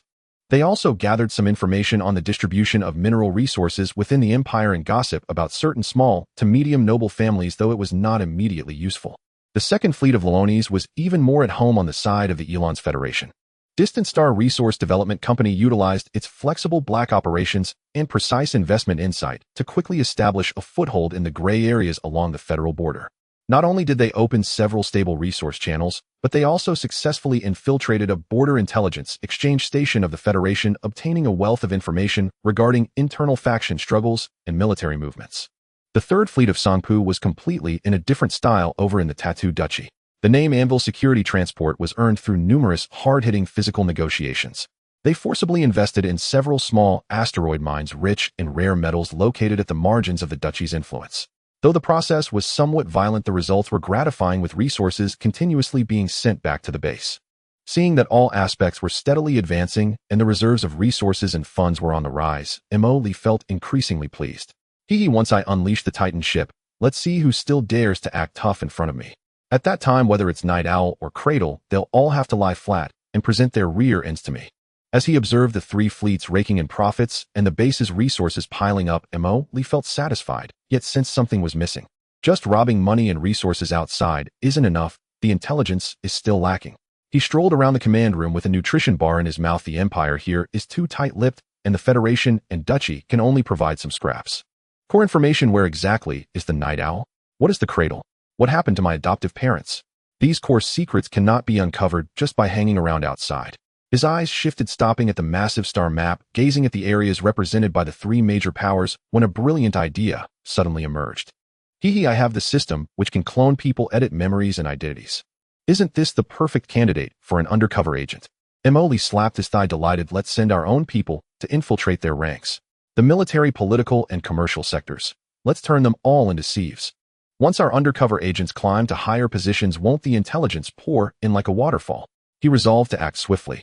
He immediately called up the system interface and initiated a new round of cloning sequences, but this time the targets were not soldiers or crew members, but elites specifically for infiltration. System, select a batch of the finest cloning templates for me. I need those with high IQ, high EQ, strong learning abilities, solid psychological qualities, and expertise in disguise and social integration. Officers, politicians, businessmen, scientists. All types of elites are required. Command received. Selecting optimal templates. Selection complete. The Deep Diver program can be initiated. Deep Diver. That name is quite fitting. Mo Lee was very pleased. Yes, it's the Deep Diver program. I want to dispatch a large number of super undercover agents with perfectly forged identities and absolute loyalty to infiltrate the military, politics, and business sectors of the Empire, Federation, and Duchy. Without hesitation, he immediately invested massive resources to initiate a large-scale cloning program. Meanwhile, the system's forgery function was fully activated. First, perfect and flawless clean identities were created for these undercover clones. The system directly hacked into the citizen database's educational records and even some medical files of the three major powers, creating a legal identity for each deep diver with a complete life trajectory. From birth certificates, diplomas, work history, tax records, to traces on social networks, everything was accounted for seamless and impeccable. Even records of some distant relatives and former classmates were conveniently filled in by the system.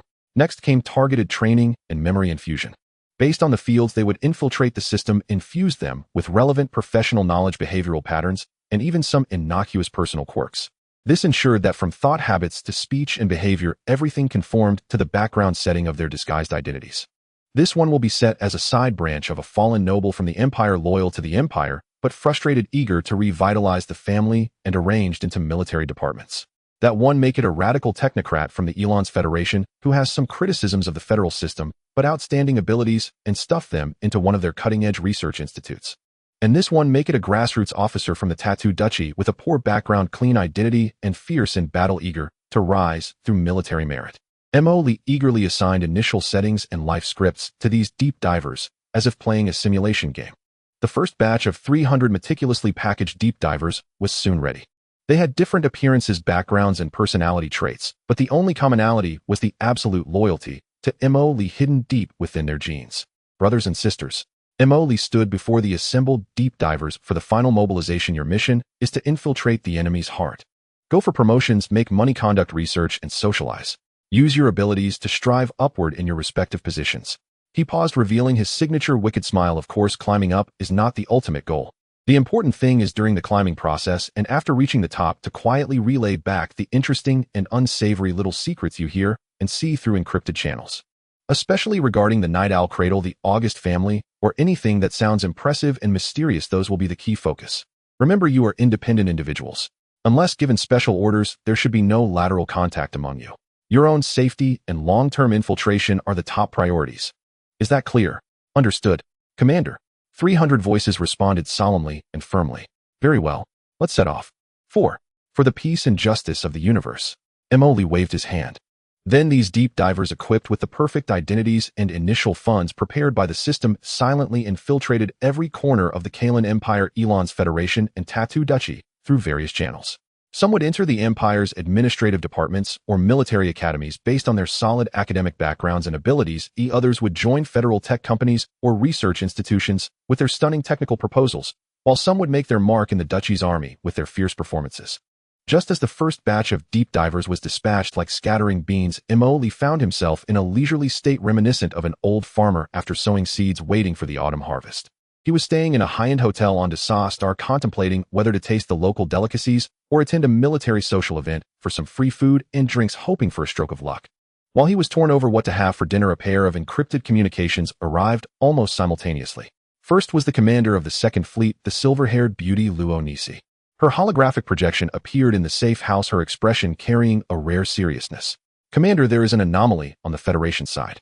Luo Nisi got straight to the point. Through infiltrated intelligence stations and observations, we have discovered that the military activities of the Allen's Federation, especially their 3rd and 7th Border Fleets, have significantly increased in frequency over the past 48 hours. A large number of ships have concluded their rest period and begun to gather at the Border Star region with a surge in supply levels. It seems not like a routine rotation or drill. Lee paused in his snacking. Oh, the Federation is planning something. As soon as he finished speaking, a communication from Inya arrived, her voice still calm, but the content was anything but. Commander, we've also synchronized monitoring to detect movements from the Kurlan Empire's border fleet.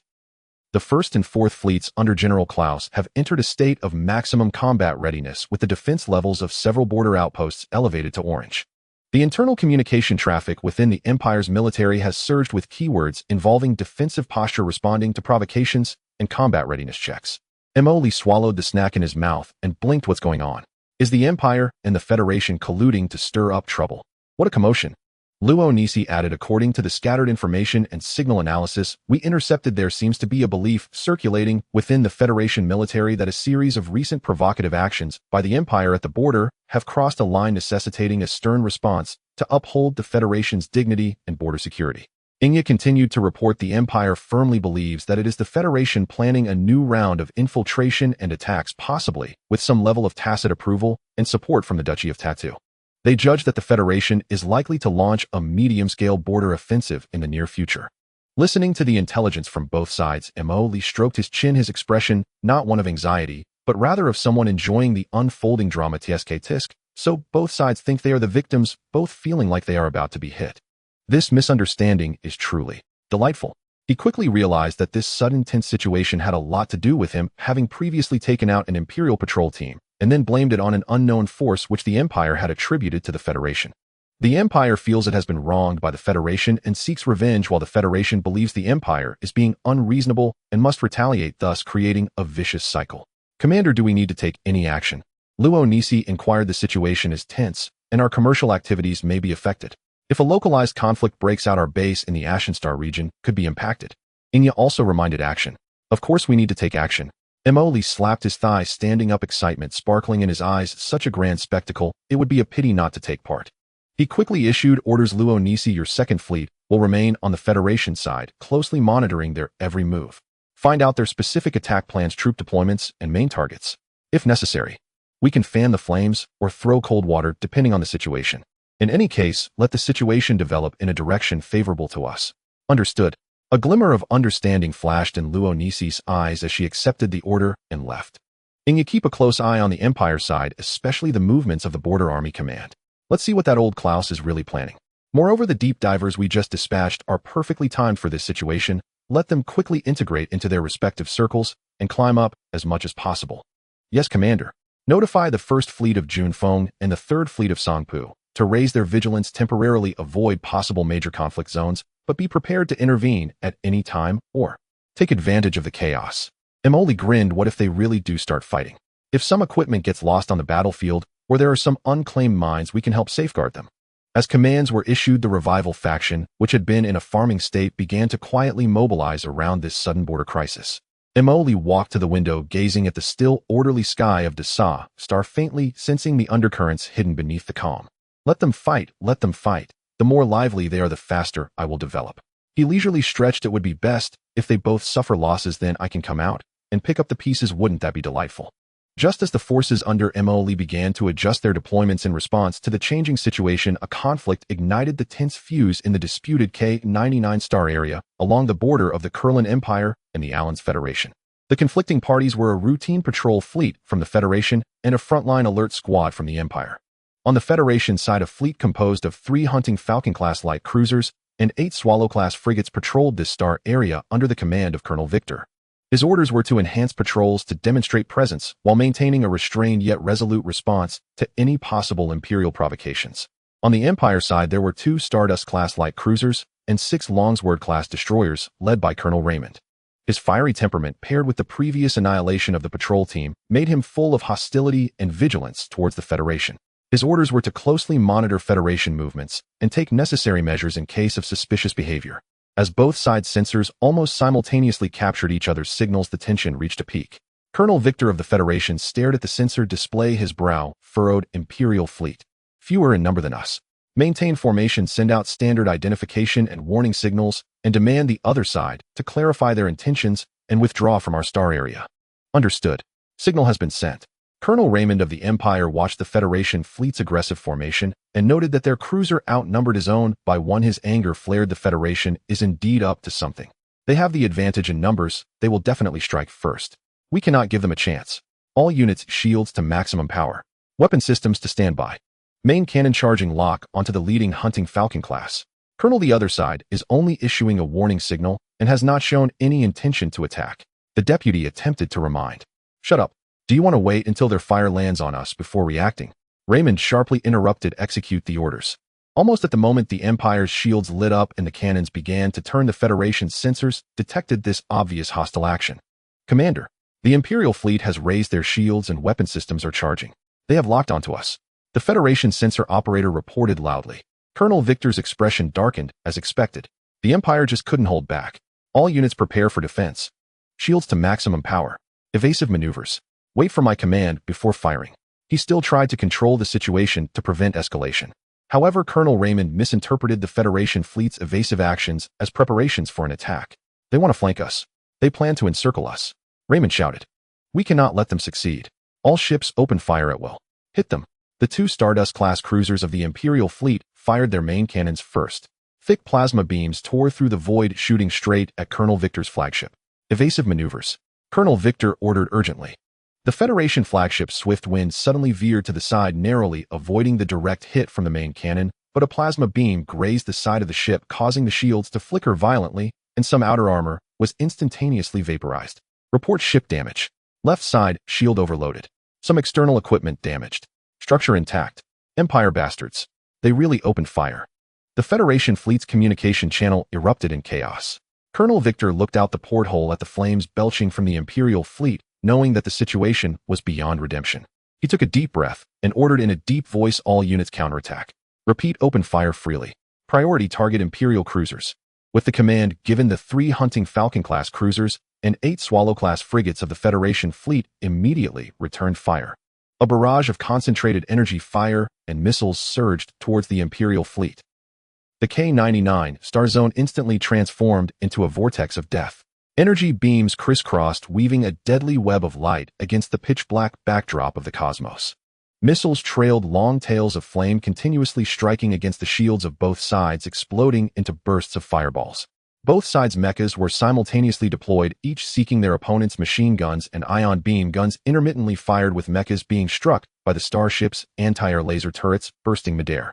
The Empire's Stardust-class cruisers, relying on their heavy shields and powerful firepower, engaged in fierce combat, with the Federation's Hawk-class, with plasma, main cannons, and particle beams constantly exchanging fire ripples appearing on the shields. The Federation's Swift-class frigates utilized their excellent maneuverability to continuously harass and encircle the Empire's Longsword-class destroyers, using rapid-fire cannons and assault missiles to wear down the opponent's shields and armor. From time to time, ships were struck at vital points by the dense firepower. An Empire Longsword-class destroyer was focused on by 2 Hawk-class ships, its shield shattered, and the hull blasted open, with crew members instantly sucked into the vacuum, turning into ice sculptures. The battleship then lost power, drifting slowly away from the battlefield. Immediately after, a Federation Hawk-class was struck in the engine by the Stardust-class secondary cannon, resulting in a catastrophic explosion that scattered a cloud of expanding metal debris. Various shouts, commands, and static filled the communication channels. Port shield down to 40. Turret 3 has been destroyed. Missile incoming. Intercept in dense formation. Medical team. Zone B needs a medical team. Empire Commander Colonel Raymond, blinded by rage, continuously ordered the fleet to advance, attempting to compensate for their numerical disadvantage with close-quarters combat. Meanwhile, Federation Commander Colonel Victor struggled to maintain formation, trying to exhaust the opponent using more agile maneuverability and firepower. The battle settled into a stalemate, with both sides paying a price, but neither able to swiftly defeat the other.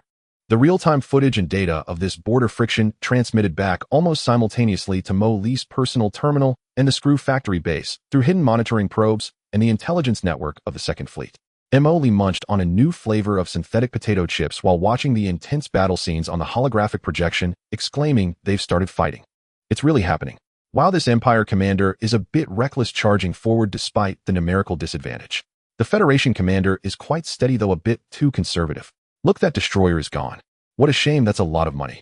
Oh wow, that Federation frigate exploded. The fireworks look magnificent. TSK tisk, those cannons fire like they're launching fireworks, but they use up ships too. He watched with great interest, as if enjoying an interstellar blockbuster unrelated to himself. The voice of Inya came through the communication commander. The battle data has been recorded. Preliminary statistics of the losses: 1 Empire destroyer confirmed destroyed, 1 cruiser heavily damaged, 1 Federation frigate destroyed, 2 cruisers lightly damaged. The battle continues, expected to end in mutual destruction. Okay, got it. Mo Lee brushed the crumbs off his hands. Let them fight. It's good to consume some strength. Notify Losis and Junfeng to keep a close watch for any opportunities to exploit. Also, let the deep divers who just infiltrated both sides' armies perform while aiming to make some achievements amidst the chaos and rise in rank. Just a small friction probably won't escalate too much. However, a single spark can start a prairie fire. A glint of cunning flashed in Mo Lee's eyes. Since the fire has been ignited, who knows what unexpected things it might ignite in the future. This skirmish lasted less than an hour, ultimately ending in mutual destruction, with the remaining starships from both sides dragging their damaged vessels back to establish defenses at their respective border space stations. The skirmish in the K-99 star domain ignited the long-standing tensions between the Empire and the Federation like a spark falling into a powder keg. At the Empire's Border Fleet Command, General Klaus looked at the loss reports from the front lines and the evidence of the Federation fleet's provocative actions, his suspicions about the Federation becoming more resolute, his expression turning ashen. He no longer hesitated and immediately issued a comprehensive reinforcement order. The 2nd, 3rd, and 8th fleets at the border immediately end their rest and deploy to the K-99 star zone. Establish a defensive line, expel, and even annihilate any Federation vessels that dare to provoke.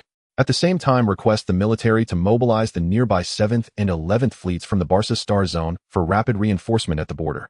Tell them the Federation's ambitions extend far beyond a mere friction.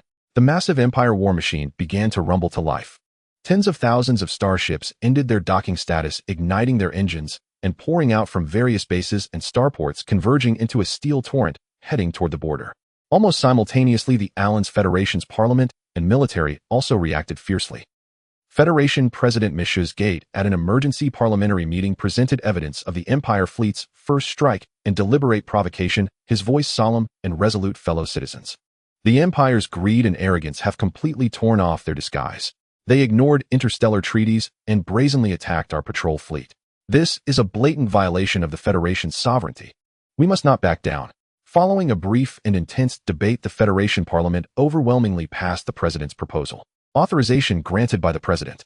Order the 1st, 2nd, 4th, and 6th fleets at the border to immediately head to the K-99 star zone for support. Ensure the expulsion of the Empire invaders and defend the Federation's territory. More Federation ships, fueled by anger over the invasion, surged toward the border, engulfed in flames of war. The military standoff at the border quickly escalated into small-scale skirmishes, with the scope continually expanding. Casualty figures and damage reports flew toward both capitals. In the capital star of the Kellan Empire, heart of glory, the aged but still authoritative Emperor Onedo Bell watched the ever-expanding red conflict zones on the star map. Along with the military's assessment report on the Federation's intent for large-scale invasion, a decision was ultimately made at the Imperial Council. He addressed the entire Empire in a public speech, his image broadcast across the interstellar communication network. Citizens of the Kellan Empire, we desire peace, but we are not afraid of war. The Alliance Federation, faithless and repeatedly provocative, has now brazenly attacked our patrol fleet, committing unforgivable war crimes. The dignity of the Empire cannot be desecrated, and the blood of our soldiers must not be shed in vain. I, Onedo Bell, in the name of the Emperor of the Empire, declare that from this moment on, the Kellan Empire and the Alliance Federation are in a state of war. The sword of the Empire shall sever all enemies that dare to invade. Almost simultaneously, as the Emperor of the Empire finished his speech, President Mishus Gate of the Alliance Federation stood before the podium, his expression grave. Citizens of the Federation, we cherish freedom and peace, but we treasure our homeland and sovereignty even more. The Kellan Empire, this decayed and greedy nation, has extended its claws toward our borders. They ignored our warnings, trampled our bottom line, and killed our soldiers. Today we have no way to retreat. For freedom, for the Federation, I, Mishus Gate, in the name of the President of the Federation, solemnly declare that the Alliance Federation and the Kellan Empire are officially in a state of war. Federation warriors advance. The supreme leaders of the two interstellar powers declared war on each other almost simultaneously. The powder keg that had been brewing for decades was finally ignited. War, the most brutal monster in the universe, was officially unleashed. In a luxury hotel room, Mo Lee watched the news channel's replay of the two countries' declarations of war and the countless glowing points on his personal terminal's star map indicating the mobilization of their massive fleets, his mouth agape, forgetting the snacks in his hand. I can't believe it. After a moment, he snapped back to reality, rubbing his eyes vigorously. Really starting to fight. Total war. I just mind a bit, took out a few unwise ones, and sold a piece of intel. And this triggered a world war. He was initially stunned, but then a surreal and exhilarating feeling surged within him, prompting him to bounce around the room. Fight well. The more brutal, the better.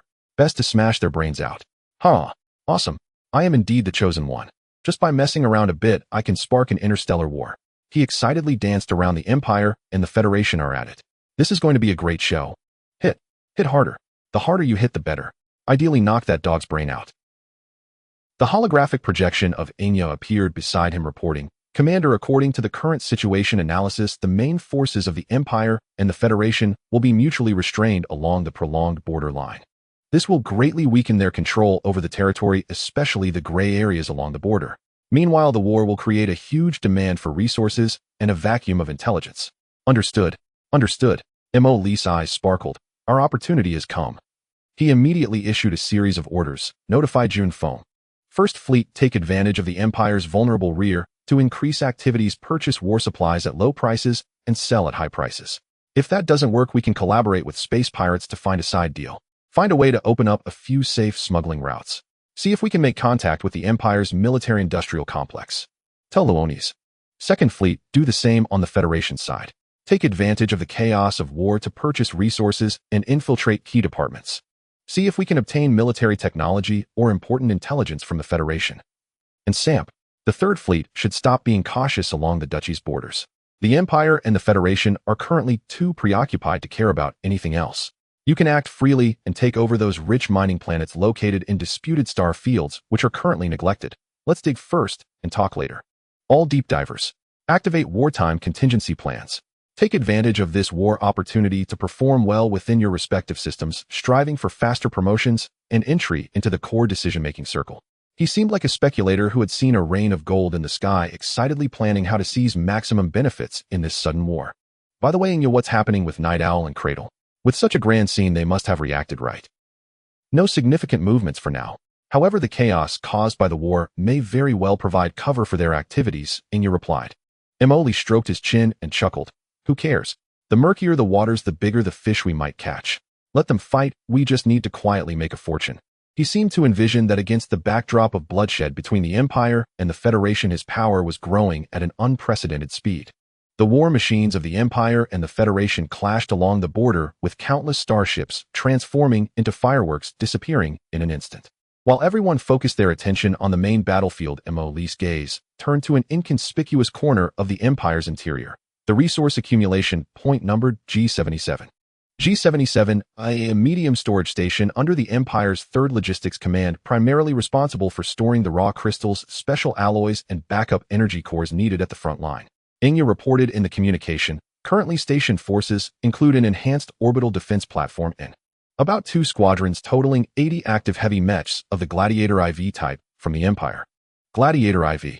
Emily raised an eyebrow as the system immediately pulled up data on this model, standing 16 meters tall, heavily armored assault type equipped with rotary cannons, rocket nests, and heavy alloy shields. Tough and powerful, but relatively poor in mobility, it is the main assault mech of the Empire's army.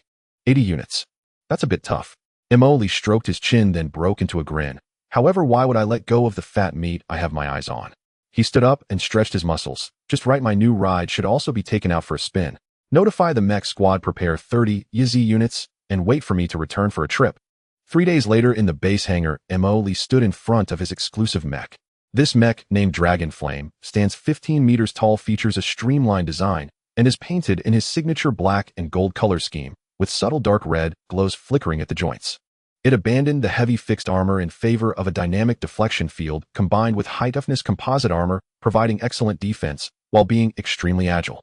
The weapon system includes high-frequency oscillating blades built into both arms, 2 retractable rapid-fire particle cannons on the shoulders, a multifunctional weapon mounting point on the back, and a signature Dragonhead energy device on the chest, a high-power energy ejection port.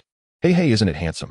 Emoli patted the cold ankle armor of Dragonflame proudly, saying to the maintenance personnel beside him, products from the system are guaranteed to be top-notch. 1,000 times more handsome than those iron lumps from the Empire. He agilely climbed into the cockpit, connecting his nerves to the neural interface on the seat. Gently pushing the control stick forward, his vision lit up, and the entire mech seemed to become an extension of his body. Dragonflame, activate. Target G77. We're going to set fire to the Empire's backyard. 30 slightly smaller, yet equally fast and agile Yaziklis light mechs followed Dragonflame, silently boarding the cruiser to jump to the target location. Outside the G77 resource accumulation point, with a wave of spatial transition fluctuations, the Hurricane-class cruiser suddenly appeared a short distance outside the defensive perimeter of the resource point. Alarm! Alarm! Spatial transition fluctuations detected outside the platform's defense points. The piercing red alert instantly echoed throughout G77. Scanning confirmed energy readings from the defense platform are normal, with 80 Gladiator IV units dispersed throughout the storage area in standby patrol mode. The squad leader reported, "Proceed as planned. MO Lee ordered 1st and 2nd squads follow me to assault the energy core of the defense platform directly. 3rd squad patrol the perimeter, intercept any gladiators attempting to take off for support. Quick battle, quick resolution." 30 Yazee mechs activated their blue propulsion engines, transforming into 30 streaks of light, charging fiercely towards the massive orbital defense platform. Enemy attack. Mechs. Unknown model. All gladiator units. Activate immediately. Face the enemy. The Closian defense turrets on the platform opened fire, wildly weaving a dense barrage. The Gladiator IV heavy mechs on the ground also activated their heavy bodies, stepping forward, raising their cannons and rocket nests, attempting to intercept. Too slow. MO Lee controlled Dragon Flame, executing professional maneuvers through the barrage, easily evading most of the firepower. The shoulder particle cannon fired in bursts, accurately destroying several key Closian defense positions. Yazee squad, spread out. Utilize your speed advantage, don't engage them heat in. Dragon Flame led the charge, directly crashing through the outer armor of the defense platform and charging into the internal passage. Several Imperial mechs attempting to block the way didn't even have time to raise their weapons before being cleaved in half by the high-frequency blades that shot out from Dragon Flame's arm. Boom, boom, boom. Explosions erupted one after another. Target energy core chamber. Charge with me. The Dragon Flame mech sped through the narrow passage, with the Yazee squad closely following behind, continuously clearing out the emerging Imperial guards. Occasionally, Gladiator IV units attempted to block the passage, but MO Lee either maneuvered around them with superior agility or used the shoulder cannon or the magnetic rail rifle on his back to engage from a distance, taking out the Gladiator's heavy shoulder armor or even the cockpit with a single shot. Tisk, these gladiators look intimidating, but are way too slow, like elderly men in the park doing Tai Chi. MO Lee skillfully dodged a volley of rockets while still having time to make sarcastic remarks. Before long, they broke through layer after layer of defenses, reaching the core of the defense platform, the energy reactor chamber. Install the explosives. MO Lee ordered, and several Yazee team members immediately stepped forward. Stop them. A captain of the Empire mech shouted, charging forward with the Gladiator IV while raising his shield. Dragon Flame advanced instead of retreating, lunging forward as its high-frequency blade struck fiercely against the Gladiator's alloy shield. Z. The piercing, cutting sound rang out as the heavy shield was forcibly sliced open. The high-frequency blade on Dragon Flame's other arm then plunged into the cockpit of the Gladiator. After dealing with the guards, the explosives were installed. Retreat. All mechs quickly withdrew from the defense platform. Seconds later, a massive explosion erupted from within the platform. The energy core was destroyed, and the entire defense platform instantly went offline. Lights extinguished, weapon systems silenced. Without the cover of the defense platform, the remaining Gladiator IV mechs on the ground, although still outnumbering, became cumbersome targets in front of the agile and fierce Yazee squad. They attempted to form a defensive formation, but were continuously eroded by the speed and firepower advantage of the Yazee. Dragon Flame appeared like the Grim Reaper on the battlefield, with each appearance marking the fall of a gladiator.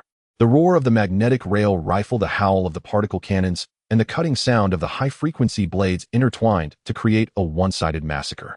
The battle soon came to an end.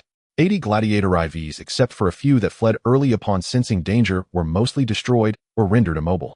30 Yazee with only 5 lightly damaged. Accompanied by the sound of hatches opening, MO Lee jumped out of the Long Yin cockpit, looking at the chaotic scene, but satisfied to see the resource depot mostly intact, nodding in approval. Engineering team, move in. Take everything that can be moved. 0 elemental crystals, alloys, energy cores. Leave not a single screw for the Empire. The engineering ships and transport vessels, which had long been waiting nearby, quickly approached and began frantically transporting. This is a blood prophet. MO Lee patted the armor of Long Yin. The first battle is a success. I am indeed a genius. He gazed towards the heart of the Empire, licking his lips. This is just the beginning. Empire folks, while you fight fiercely ahead, I will slowly empty your treasury from behind. Let's see how you handle it. Loaded with plundered resources, MO Lee's mech squad and transport fleet quietly withdrew, leaving behind a looted ruin billowing thick smoke alongside another massive hole in the Empire's logistics system. The Long Yin mech squad escorted the returning transport fleet triumphantly, making their way back to the screw factory base. Looking at the mountains of resources piled up in the warehouse, MO Lee grinned widely. We've struck it rich. This time we've truly hit the Empire where it hurts. He rubbed his hands excitedly and immediately brought up the system interface. System. Inventory the spoils. Calculate the current total resources and creation points. Resource inventory completed. Creation points tally completed. Notice current resource reserves and creation points meet the requirements for unlocking a new level starship. Shall we unlock? Unlock. It must be unlocked. Emoli shouted without hesitation, isn't it all for this moment? Quickly show me the good stuff. The system manufacturing interface flashed, and two new larger and more menacing starship icons appeared accompanied by detailed data. Kanglong-class heavy cruiser unlocked. Invincible-class light battleship unlocked. Wow. Heavy cruiser. Battleship. Mo Lee's eyes widened like copper bells, nearly drooling. Hurry up. Introduce them. The system immediately projected detailed holographic models and data streams for the two new ships. Kanglong-class heavy cruiser, length 2780 meters, core, weapons twin-mounted Thunder-class heavy particle beam cannons X8 side, layout Meteor vertical launch system VLS X24 units capable of mixed loading heavy anti-ship missiles and area intercept missiles Stinger dense array, Closian pulse cannon. Group X68 defense system 3rd generation barrier enhanced energy shield dragon scale adaptive. Reactive armor features a balanced firepower delivery platform with strong frontal assault capability and excellent area air defense and interception performance with a high proportion of energy weapons and strong sustained combat capability. Invincible-class light battleship, length 3260 meters, core weapons Star Eater-class triple-mounted super heavy phase impact main guns X5 bow axial layout Judgment Day, large multipurpose missile silos X18 capable of launching anti-ship and anti-star attack munitions light prism secondary turret array, medium particle cannon X46 swarm point defense laser matrix X108 defense. System 4th generation Guardian fortress level unified shield system resolute composite armor layer thicker at. Critical points features fleet core for decisive battles possessing devastating firepower. The devastating firepower of a single broadside protected by a formidable shield stands tall amidst a hail of bullets, truly deserving of the title Mobile Fortress. A fusion of energy and projectile weaponry. Incredible. Emoli gazed at the data, nearly fainting from excitement. This data, this firepower. Now this is what I'm talking about. Without hesitation, he waved his hand decisively. Build it fiercely for me. System. Start with 50 Kanglong-class heavy cruisers. And another 20 Invincible-class light battleships. We're not short on funds. All of them will be assigned to the direct mobile fleet of the headquarters. Command received. Resources being deducted. Manufacturing sequence generated. Synchronization of manufacturing begins. The entire base's large dry docks were instantly engulfed in blinding light. An unprecedented wave of energy reverberated through the base. The massive silhouettes of ships began to coalesce and take shape within the glow. The Kanglong-class heavy cruisers and Invincible-class light battleships, their sizes far exceeding the previous Hurricane-class, exuded an overwhelming sense of pressure just by being docked there. Watching the main fleet being hastily assembled, Emoli thought of another issue. We have quite a few mechs now, but our capability for long-range delivery and rapid deployment still lags behind. He stroked his chin.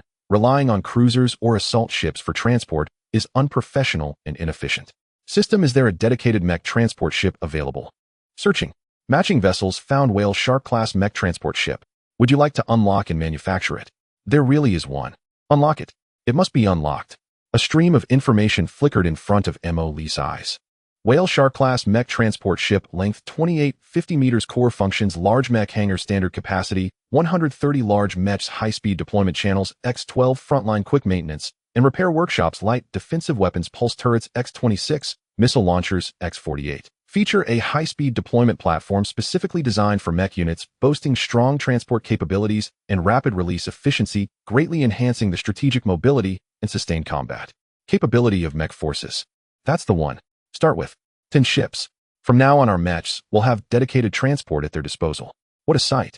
Received. Resources and creation points being deducted. Manufacturing sequence being added. Addition complete. 10 Whale Shark-class mech transport ships, slightly bulky in appearance, were also added to the manufacturing sequence. As resources were rapidly consumed, batches of brand new colossal ships slowly sailed out of the docks and formed up at the assembly point outside the base. 50 Kanglong-class heavy cruisers, imposing and magnificent, lined the sides with their multitude of gun barrels. 20 Invincible-class light battleships boasted sleek lines with their 5 massive triple-barreled main turrets at the bow, radiating an aura of destruction. Meanwhile, 10 Whale Shark-class mech transport ships quietly stood aside, slowly absorbing the mech battalions from within the base. Coupled with the originally possessed Hurricane-class, Jingjing-class, and Wolfhound-class ships, the strength of Mo Lee's headquarters mobile fleet instantly surged to a terrifying level. Now we also have battleships. Mo Lee stood in the control room, gazing at the terrifying fleet outside the window, filled with bravado. Empire. Federation. You just take your time fighting. Let me develop for a bit first. He seemed to envision a future day when he would lead this mixed fleet of battleships, heavy cruisers, and mech clusters pushing through all obstacles with absolute power, unveiling all mysteries. But it's still not enough. After a moment of excitement, Emily calmed down slightly. We have battleships now, how far can Titans be? What about star fortresses? Even a Dyson sphere. After forming a powerful mobile fleet composed of heavy cruisers and light battleships, Emily was fully aware not to flaunt this terrifying force immediately. He understood the principle of making a fortune quietly and ordered the new fleet to conduct adaptive training and tactical exercises in the concealed star region outside the base, while allowing 3 subfleets to continue to operate under aliases, making money and gathering intelligence discreetly within the territories of the 3 countries. He spent most of his time at the base, occasionally taking the lonely explorer to cruise nearby, enjoying a rather comfortable life. However, the trees wish to be still, but the wind does not cease. That day, while he was reviewing the report from the new mine acquired by the 3rd subfleet of Songpu, through physical persuasion from the Tattoo Principality, he received a communication from Inya, whose tone carried a hint of gravity.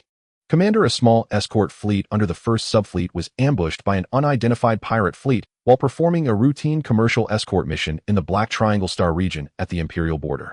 A Wolverine-class assault ship, the Grey Wolf, was attacked and exploded. All 341 crew members on board, including Captain Carter, perished. M.O. Lee's smile vanished in an instant. What the hell? He sat up straight in his command chair. What the hell? Did my ship and my crew get hit by pirates? Right after I just finished building my troops and felt invincible. He pulled up the accident report and looked at the footage sent back by the Grey Wolf, covered by dense gunfire, his expression darkening. It felt like just having bought a complete set of divine armor ready to go out and save the world, only to be cut down by low-level monsters in the novice village right after stepping out. The damage was not severe, but the insult was profound. Have we figured out who did this?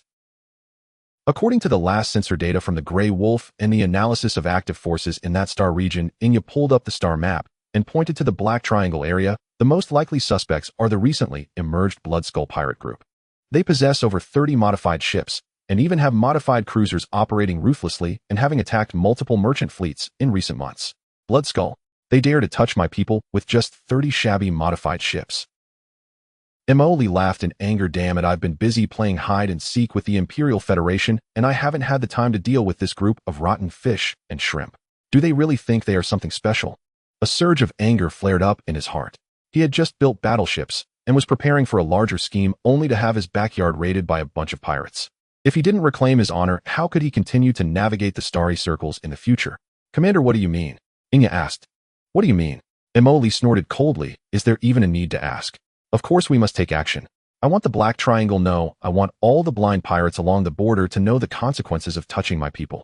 A hint of ruthlessness flashed in his eyes. Just right, our new fleet has been training for some time. Let's take them out to see blood and test them in real combat. He immediately issued command's order. Mobilize the main fleet. Allocate 10 Kanglong-class heavy cruisers, 20 Jingjing-class frigates, and 30 Wolverine-class assault ships. I will personally command. Order the 3rd subfleet of Songpu to allocate 10 Hurricane-class cruisers to approach the Black Triangle Star region from the direction of the Tattoo Principality and block potential escape routes. Notify the 1st subfleet of Junfeng and the 2nd subfleet of Luonis to remain vigilant in case someone tries to exploit the situation while our main force is deployed. All participating ships activate the Deep Space Mining Group identification code and mimicry. I want to use the identity of a civilian company to reason with these pirates. Commander, using the heavy cruiser fleet to wipe out the pirates seems a bit excessive. A new staff officer cautiously offered his opinion. Mobilizing forces. Emily glanced at him. What do you understand? This is using a sledgehammer to crack a nut, aiming for efficiency and decisiveness. Let everyone know, even if I am a mining company, not just any Tom, Dick, or Harry can provoke me. This is called strategic deterrence. Do you understand? Staff officer. Understood. The massive fleet quickly assembled under M.O. Lee's command.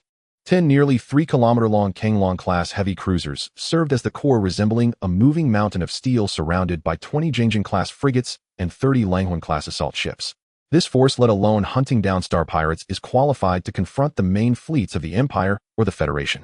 M.O. Lee boarded his flagship, the Kanglong-class heavy cruiser Leviathan. He stood before the enormous observation window of the bridge, watching the brilliant engine exhaust flames of the fleet outside, taking a deep breath. Target the Black Triangle Star region, the lair of the Bloodskull pirate group. Set sail. The iron torrent tore through the starry sky, carrying a chilling intent, heading straight for that lawless land. Blood Skull pirate group, your end is nigh. 4 hours earlier in the Black Triangle Star region. Grey Wolf, a Langhorne-class assault ship, belonged to a small escort team under M.O. Lee's First Fleet. That day, under the command of Captain Carter, it was executing a routine task escorting 3 civilian cargo ships belonging to the Deep Space Mining Group through the relatively chaotic Black Triangle Star region, transporting a batch of industrial parts to another star system. Captain Carter sat in the command chair looking at the navigation star map marked with frequent pirate activity, routinely ordering, maintain a vigilant formation, activate all sensors in passive scan mode. All personnel maintain level 3 combat readiness. Understood. The bridge crew operated skillfully. The Black Triangle Star region was as lively as ever. Occasionally, some unidentified signals flickered on the sensors, mostly small groups of star pirates or smugglers. Seeing the small team of 1 assault ship and 3 cargo ships from afar, most wisely chose not to approach. After all, the escort starship of Deep Space Mining had decent firepower, making it a tough nut to crack, and no one wanted to provoke it. All is normal, Captain, the sensor operator reported. No large-scale threat signals detected. Carter nodded, but did not let his guard down. Experience told him that in such places calm often meant danger was brewing. Just as the escort team was about to exit a dense asteroid belt, an anomaly suddenly arose. Alarm. Multiple high-intensity energy signals detected. Close range. Emerging from the asteroid belt. The sensor operator's voice suddenly rose. From the shadows of several massive meteors, nearly 40 star pirate ships of various designs and modeled paint schemes suddenly sprang forth. They had clearly been lying in ambush for a long time, using the asteroids to perfectly conceal their signals and tracks. These pirate ships were a hodgepodge. Some were old frigates that had been modified, some fast and heavily armed gunboats, and there were even 2 armed cargo ships that looked like they had just been dragged from a scrapyard, reinforced with armor and ramming prows. As soon as they appeared, they swiftly surrounded the escort team in a fan shape, all their gun muzzles glowing with charging energy. A hoarse, arrogant voice echoed over the public channel. Listen up, fat sheep ahead. We are the Blood Skull. Immediately shut down your engines and shields and surrender your goods. Resistors will die. It's the Blood Skull. There are too many of them. Panic-stricken shouts came from the cargo ship's communication channel. Captain Carter's complexion darkened, and he immediately ordered, all units. Emergency evasion. Maximum shield power. Charge the main cannon. Cargo ships move towards Grey Wolf. Send out a distress signal. The engines of Grey Wolf emitted dazzling blue light, trying to seize a favorable position, while the side-mounted railgun and missile launchers quickly targeted the leading pirate gunboats. However, the Blood Skull was prepared this time and had clear objectives. They did not disperse their firepower to attack the clumsy cargo ships, but rather concentrated all their firepower, as if rehearsed, instantly focusing on the Grey Wolf, which was attempting to maneuver and provide cover for the cargo ships. Intense energy beams, live ammunition shells, and rockets trailing flames pounded towards the Grey Wolf. The enemy is attacking. The monitoring crew shouted loudly. Counterattack, fire the main cannon, target the enemy's modified cruiser. Captain Carter shouted. The Grey Wolf's main cannon instantly grazed the side of a pirate cruiser, blowing up the modified frigate behind it. Despite the Grey Wolf fighting back with all its might, it still found itself outnumbered, its energy shields in critical danger. Shield energy is rapidly decreasing. 85, 64. The port side has been hit by multiple armor-piercing rounds. Armor damage. The right engine room has been hit. Power output decreased. The communication channel was in chaos, filled with the sounds of explosions, alarms, and the shouts of crew members. Report damage. Captain Carter shouted. Medic. We need a medic here. Damn it. Let's fight these bastards. Captain Carter was thrown from his command chair by a massive shockwave crashing against the control panel, blood streaming from his forehead. He struggled to grasp the communicator, using his last strength to roar, cargo ship. Hurry and leave. For the commander. He wanted the cargo ship to take the opportunity to escape, even willing to let it fire at the surrounded Grey Wolf to create chaos. But it was already too late. Another heavy rocket hit the Grey Wolf's vulnerable ammunition depot with precision. Boom. The massive explosion erupted like a supernova, instantly engulfing the entire Grey Wolf. The raging energy and debris swept outward, sending the 3 panicked cargo ships flying far away. As the explosion's flames slowly dissipated, all that remained where the Grey Wolf once was were some twisted metal wreckage and frozen ice crystals silently drifting in the cosmos. 341 crew members, including their Captain Carter, were all lost. The public channel was left with only the arrogant laughter of the Blood Skull space pirates and the desperate cries of the cargo ship's crew. Got it. Drag those 3 cargo ships over here. Let's see what good stuff they have. Boss, the deep space mining ship isn't all that great. Ha ha ha. Time rewound as M.O. Lee led his fleet to jump into the Black Triangle Star region. Meanwhile, the Bloodskull pirate fleet was swaggering back with 3 captured deep space mining cargo ships to their secret base hidden within the asteroid belt deep in the Black Triangle Star region. The interior of the base was vast, formed by several hollowed out and interconnected asteroids with a rough and chaotic structure showing signs of welding and exposed pipelines everywhere. The air was thick with the acrid smell of machine oil, cheap alcohol, and sweat. As the starships docked unevenly in the parking area, groups of disheveled space pirates adorned with tattoos and scars cheered as they poured out from the cabins. They roughly unloaded boxes of industrial parts, alloy materials, and a few valuable zero-element crystal stones from the cargo ship. Haha, we struck it rich. This trip was worth it. Deep space mining isn't all that great. Look what I found. A box of top-shelf synthetic whiskey. The pirates chattered excitedly, stacking the supplies in the central open area of the base, as if showcasing their spoils. Some couldn't wait to pry open the whiskey boxes, taking bottles and drinking directly from them. The alcohol and excitement flushed their faces red, and the noise nearly threatened to topple the ceiling of the base. On a makeshift platform at the highest point of the base, the leader of the Bloodskull, a one-eyed muscular man known as Blackjack, looked down with satisfaction at his reveling subordinates. He held a bottle of stolen alcohol in one hand, while his mechanical eye glowed red. See this, brothers? Blackjack slapped a box filled with zero-element crystal stones beside him, his voice booming through the loudspeakers. This is the benefit of following me, Blackjack, to conquer the world. What the hell is deep space mining? In front of me, they are just a bunch of fat sheep waiting to be slaughtered. A chorus of enthusiastic agreement erupted from below. Boss is mighty. Following the boss means there's meat to eat. Let's take down those pretentious company dogs. Blackjack reveled in this adoration, taking a large swig of whiskey as he continued to boast, I've long been displeased with that so-called deep space mining. Relying on a few broken ships, they dare to conduct business in the Black Triangle. Did they ask me? Today we shall teach them a lesson. Let them know who is the king in this territory. A drunken little leader leaned over, slurring his words in flattery. Boss, you really are a mastermind. The ambush location was perfect. Their little broken ship didn't even have time to react before we blasted it to pieces. What a thrill. Of course, I've eaten more salt than they have walked roads. From now on, remember, in the Black Triangle, the dragon must curl up and the tiger must lie low. Those who dare to explode will serve as examples. Blackjack said proudly. He completely disregarded the loss of a single assault ship from deep space mining. In his eyes, these so-called mining companies were merely merchants with some private armed forces. If they were hit, they could only admit their misfortune. Did they dare to confront his notorious pirate group with over 40 starships hidden? While most of the pirates reveled in the joy of plunder and alcohol, there were a few older pirates whose minds remained relatively clear, glancing uneasily at the piled cargo that wasn't particularly valuable. A tall, thin old pirate leaned over to Blackjack and whispered, Boss, did we go a bit too far this time? I've heard of deep space mining. They have quite a few starships, and their background is said to be complex. If we sink one of their ships, directly want it. What will it be? Blackjack interrupted him, unhappily glaring with his single eye. Old Scar, are you getting more foolish as you age? We are pirates. If we're afraid of this, and that, how can we call ourselves pirates? We rob them. Complex background. Can it be more complex than the gun in my hand? He patted his energy pistol at his waist. If they dare to seek revenge, I'll just rob their remaining ships as well. At that time, our Bloodskull name will be even more notorious. Old Scar opened his mouth, looking at Blackjack's arrogant demeanor, and swallowed his words back down. He knew that whatever he said now, the boss wouldn't listen. The revelry in the base continued. The pirates drank the stolen alcohol, ate the stored synthetic food, boasted about the achievements of the day, and fantasized about how to indulge once they exchanged this batch of goods for money. No one thought about the gray wolf they had destroyed and the 341 lives aboard, nor did anyone consider what a terrifying behemoth had been thoroughly angered by their actions. In the midst of the crowd's cheers, Blackjack drunkenly announced, Today, everyone, drink freely, eat freely. Tomorrow we'll go for an even bigger score. Aru. Long live the boss. The clamor, clinking of glasses, and coarse laughter echoed throughout the base, lingering for a long time.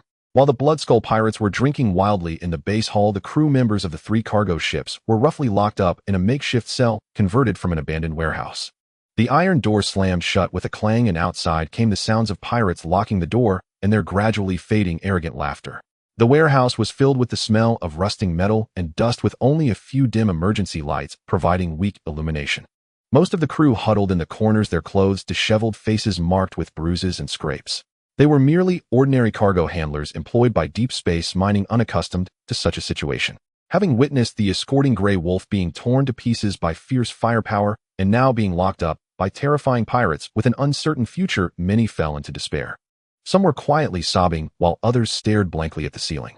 It's over. All over. They will kill us. Those lunatics. They really dare to kill. The gray wolf was just like that. Panic began to spread. Shut up. An older driver nearby shouted, his face marked with a fresh wound still bleeding. What good does saying this do now? Save your strength. Old Chun, what? What will they do to us? A female engineer asked, her voice trembling as she clutched her collar tightly. What else can they do? Old Chun, who bore the wounds, was the captain of one of the cargo ships. He spat out a mouthful of bloodied saliva. We will either be extorted for ransom by the company or sold to some black mine as slaves working until death. Ransom? Another chubby loader seemed to grasp at a straw. Will the company rescue us? Old Chin glanced at him, his eyes dim. Not likely. We're just ordinary employees. The company wouldn't spend big bucks for us. But since the gray wolf was sunk, this has become a big deal. Let's see how the company handles it. Hey, everyone cheer up. A voice broke the oppressive silence. Hey, everyone pull yourselves together. A young navigator in his 20s spoke up. He had a messy mop of brown hair and a face sprinkled with freckles.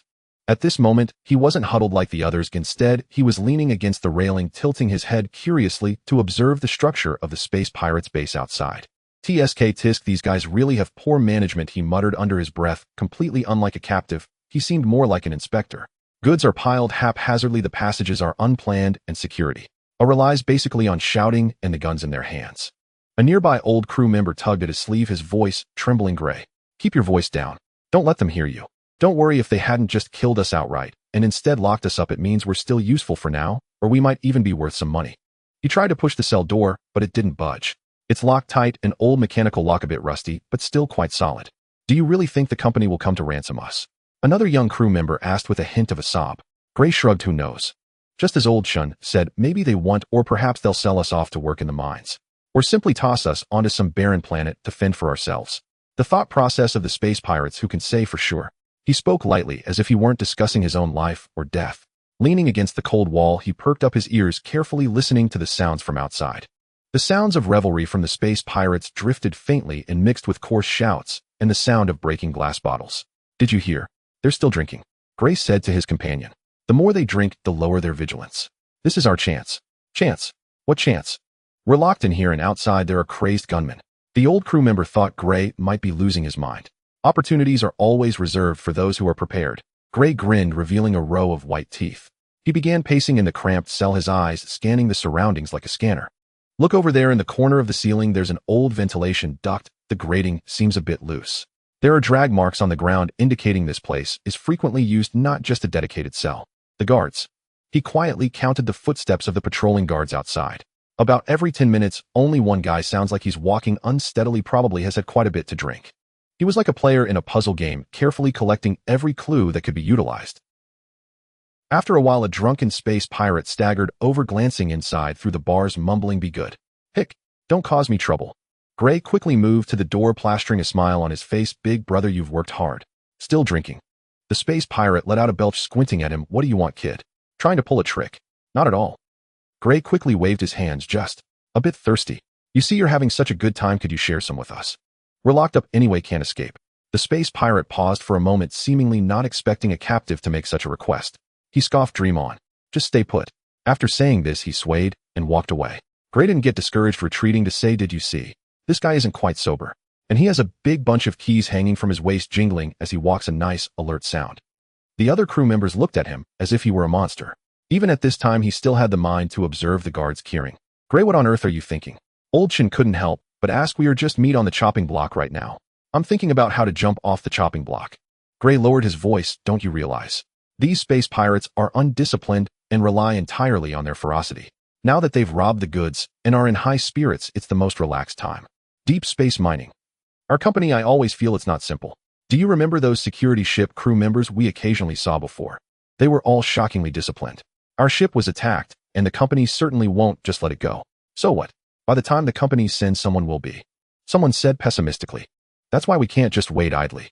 Gray's eyes flickered. "We must find a way to save ourselves, at the very least create some conditions for the possible rescue. For example, figuring out the structure of this base, remembering where their ships are docked, and seeing if there are any defense loopholes." He looked at the somewhat loose ventilation opening inside. There perhaps lies a breakthrough. Even if we can't get out, we might still hear something useful. Gray's calm and clear thinking was like a faint spark in the darkness, igniting a glimmer of hope.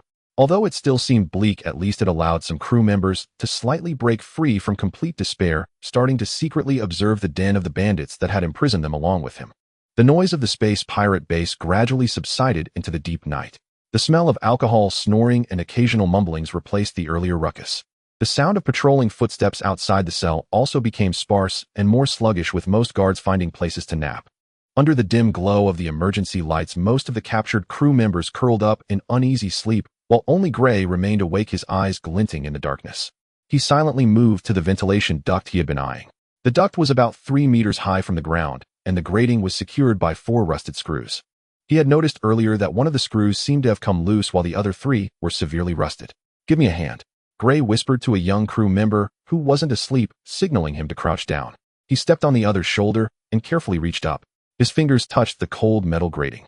He pushed hard, but the grating didn't budge, though the rusted screws made a faint creaking sound. He didn't dare to use brute force, fearing it would alert the guards. He then pulled out a small piece of sharp metal he had stealthily pried off a cargo box earlier and began to scrape the rust at the junction of the screws and the wall little by little. The entire process was extremely slow and required patience. Sweat trickled down his forehead, dripping onto the neck of the crew member below. The person below gritted his teeth, not daring to make a sound. Time passed second by second, and the footsteps of the patrolling guards outside sounded rhythmically, then faded away. Each sound made Gray pause for a moment. Not knowing how long it had been accompanied by a very faint click sound, another rusted screw was deftly snapped off by him. Now only 2 screws were barely holding the grating in place. Gray did not immediately take down the grating. He pressed his ear against the duct opening, holding his breath. The ventilation duct acted like a natural sound conduit, faintly transmitting distant sounds. He heard a few space pirates seemingly talking by the urinal drunkenly. The boss said, "Tomorrow, go to Dark Reef. Make another score." "Which one?" "Who cares which one? Just grab it when you see it. Deep space mining." "Hick, aren't they also scared? I heard they have other ships." "Will they? Who's afraid of what?" "The boss," Hick said. "However many come, we'll take them all out." Gray's heart stirred. Dark Reef. Could it be the Dark Reef star domain? They have plans for tomorrow. And it seems they aren't even considering the possible revenge from deep space mining. He listened for a while longer, intermittently catching some fragmented information. Supplies are running low. The engine needs repairs. Docking Bay 3 is empty. This was all valuable intelligence. Gray silently committed it to memory. Feeling that it was temporarily safe outside, Gray moved again. Using the metal piece and his finesse, he finally loosened the remaining 2 screws. He gently supported the grating to prevent it from falling and making noise, then carefully took it down. A dark, barely crawlable duct opening appeared in front of him with a rush of stale dust and the smell of oil hitting him. "I'm going in to take a look," Gray whispered to the crew member below who was about to give out, and then pushed himself in with both hands. The interior of the pipeline was narrow and dark, forcing him to crawl forward. With the faint backlight from his concealed multifunctional wristwatch, he could barely make out what lay ahead. He crawled slowly along the pipeline, generally heading in the direction from which he had heard the conversation of the Star Pirates. The pipeline branched out in all directions, connecting various areas of the base. Gray heard snoring coming from different rooms, the low hum of machines, and even faintly sensed the unique energy fluctuations typical of ship engine maintenance. At a fork in the road, he chose the pipe leading to a more central area. After crawling for about 10 meters, he noticed light and louder voices ahead. He cautiously crawled to the pipe's opening and looked down, revealing a large conference room below obscured by a metal grill. Peering through the gaps in the grill, he saw a makeshift command center. Several small leaders of the Star Pirates were gathered around a rough star map table, and the pirate leader Blackjack was also present, his mechanical eye glowing red under the dim light. "The Reef Star region, we set off early tomorrow morning." Blackjack pointed to a spot on the star map. "There are plenty of merchant fleets there and many fat sheep to exploit. Get your act together." A small leader hesitated, saying, "Boss, what about deep space mining?" "What are you afraid of?" Blackjack impatiently interrupted. "If they dare to come, I'll take the opportunity to test the new batch of armor-piercing shells. A bunch of timid turtles, they're probably hiding in some corner, licking their wounds right now." "Exactly. The boss is brilliant. After we pull this job off, we'll head to the Shard Belt for some fun." Gray held his breath above his heart racing. He saw the markings on the star map and heard their specific plans and departure time for tomorrow. This was crucial intelligence. If the company truly retaliated, this information could prove invaluable. He dared not linger and cautiously retraced his path. As he crawled back to the ventilation duct of the cell, the crew member beneath him was nearly exhausted. Gray carefully replaced the grill. Although the screws were missing, it was wedged enough to stay in place for now. He lightly jumped back to the ground, revealing an excited smile to the crew member who had helped him and several waking companions. "So what's the news?" someone asked eagerly. "I've got some good stuff." Gray lowered his voice, excitement gleaming in his eyes. "I know where they're headed tomorrow, and they clearly don't think much of our company. And I've also gathered some rough information about the structures nearby." He briefly recounted the intelligence he had overheard and the path he took. "What good is that? We still can't get out." Someone remained pessimistic. "What's useless now doesn't mean it won't be useful later." Gray brushed the dust off his hands. "As long as we're alive, there's a chance. And I believe the company won't abandon us. By then we insiders might still achieve something great." His optimism and initiative acted as a shot of adrenaline, easing the oppressive atmosphere in the cell. Although the future was uncertain, at least they were no longer passive lambs waiting to be slaughtered. Gray leaned against the wall, closed his eyes, and began to devise a plan for how to coordinate if rescue truly arrived, aiming to give the arrogant star pirates a surprise.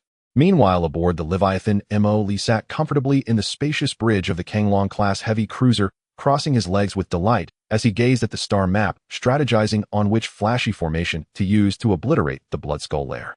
He even began to mentally rehearse whether to initiate a concentrated barrage from the heavy cruiser's main guns for effect, or simply let the Wolverine assault ships charge in for a more ceremonial sweep. At that moment, encrypted communication from the Shadow Crow came through. "Commander, we just received the follow-up investigation report from the First Fleet. It has been confirmed that during the attack on the Grey Wolf, the 3 escort cargo ships Voyager, Persistence, and Peddler were captured by the Bloodskull Star Pirate Group. A total of 558 ordinary employees recruited by the group are currently unaccounted for, but based on the Star Pirates' usual practices, they are likely being held for ransom or sold as slaves." Mo Lee's smile instantly froze, and he lowered his crossed leg. "Wait, can you repeat that?" He leaned slightly forward, staring at the holographic projection of Shadow Crow. "Our people are not all dead. They're still being held captive." "Yes, Commander.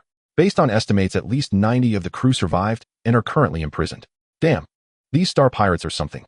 Not only did they rob my cargo and attack my ship, but they also dared to capture my people."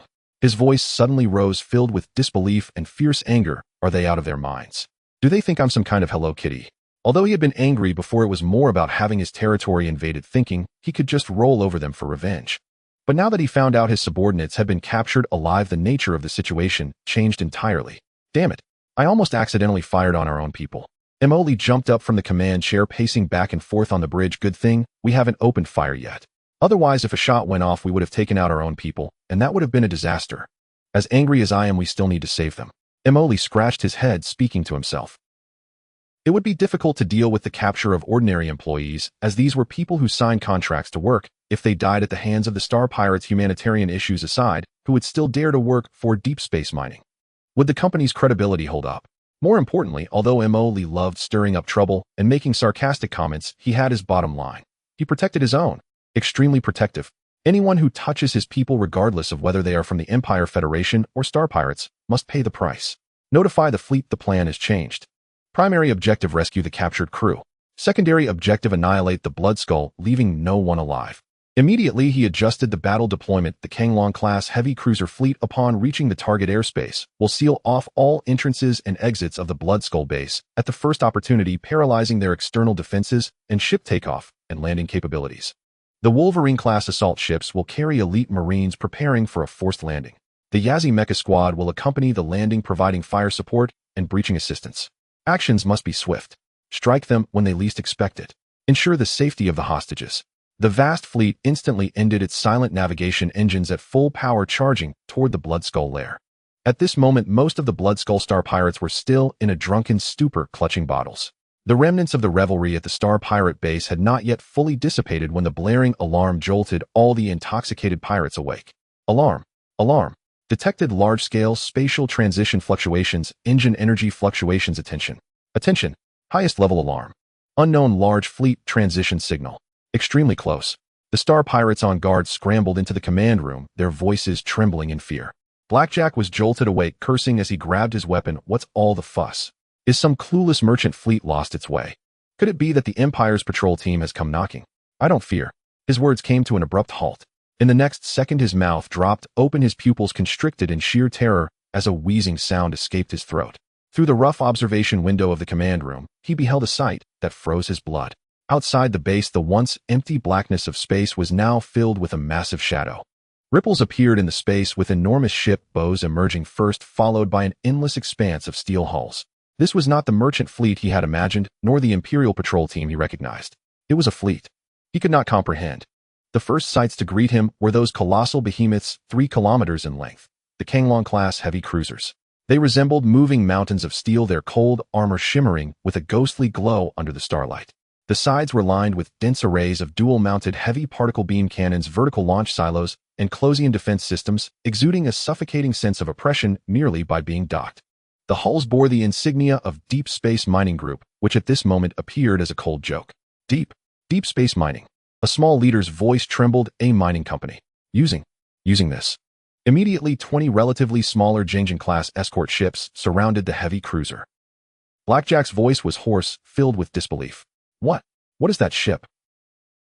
A small pirate leader's voice trembled as a bottle of liquor fell to the ground and shattered. I've never seen this model before. The Empire doesn't have them. The Federation doesn't have them either. It's a heavy cruiser. Oh my God. An old pirate who had once served in the Imperial military screamed in shock, his face as pale as paper. How is this possible?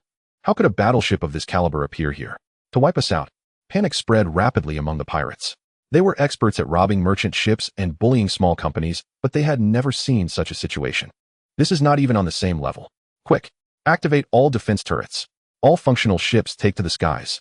Leader Blackjack was also greatly frightened, but he forced himself to calm down, shouting orders with a trembling voice. His one eye was fixed on the terrifying fleet on the screen, especially those heavy cruisers, with only one thought in his mind. It's over. We've kicked an iron plate. No, we've kicked an alloy fortress. A few loyal pirates to Blackjack, fueled by fear, operated the base's old orbital defense turrets, firing wildly at the approaching fleet. Several pirate ships still docked, and with engines not fully powered up, hurriedly raised shields and fired blindly with light shipboard weapons. Energy beams and real ammunition struck the heavy barrier shield of the Kanglong-class heavy cruiser, not even causing a ripple before rapidly dissipating. Overestimating their abilities. On the flagship Leviathan, Mo Li looked at the pirates' feeble resistance and curled his lip. Open fire, clear out those flies, don't let them be a nuisance, prepare the landing troops. With the command given, 10 Kanglong-class heavy cruisers simultaneously activated their 8 twin-mounted Thunder-class heavy particle beam cannons, emitting blinding light.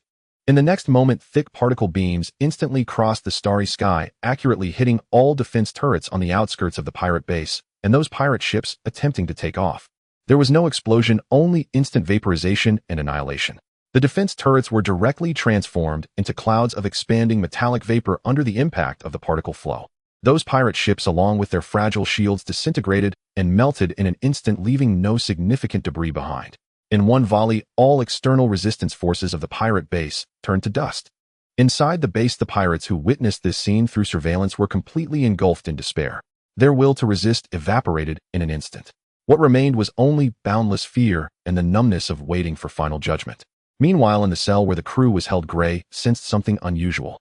The base alarm suddenly blared loudly. It was far more urgent than any previous occasion.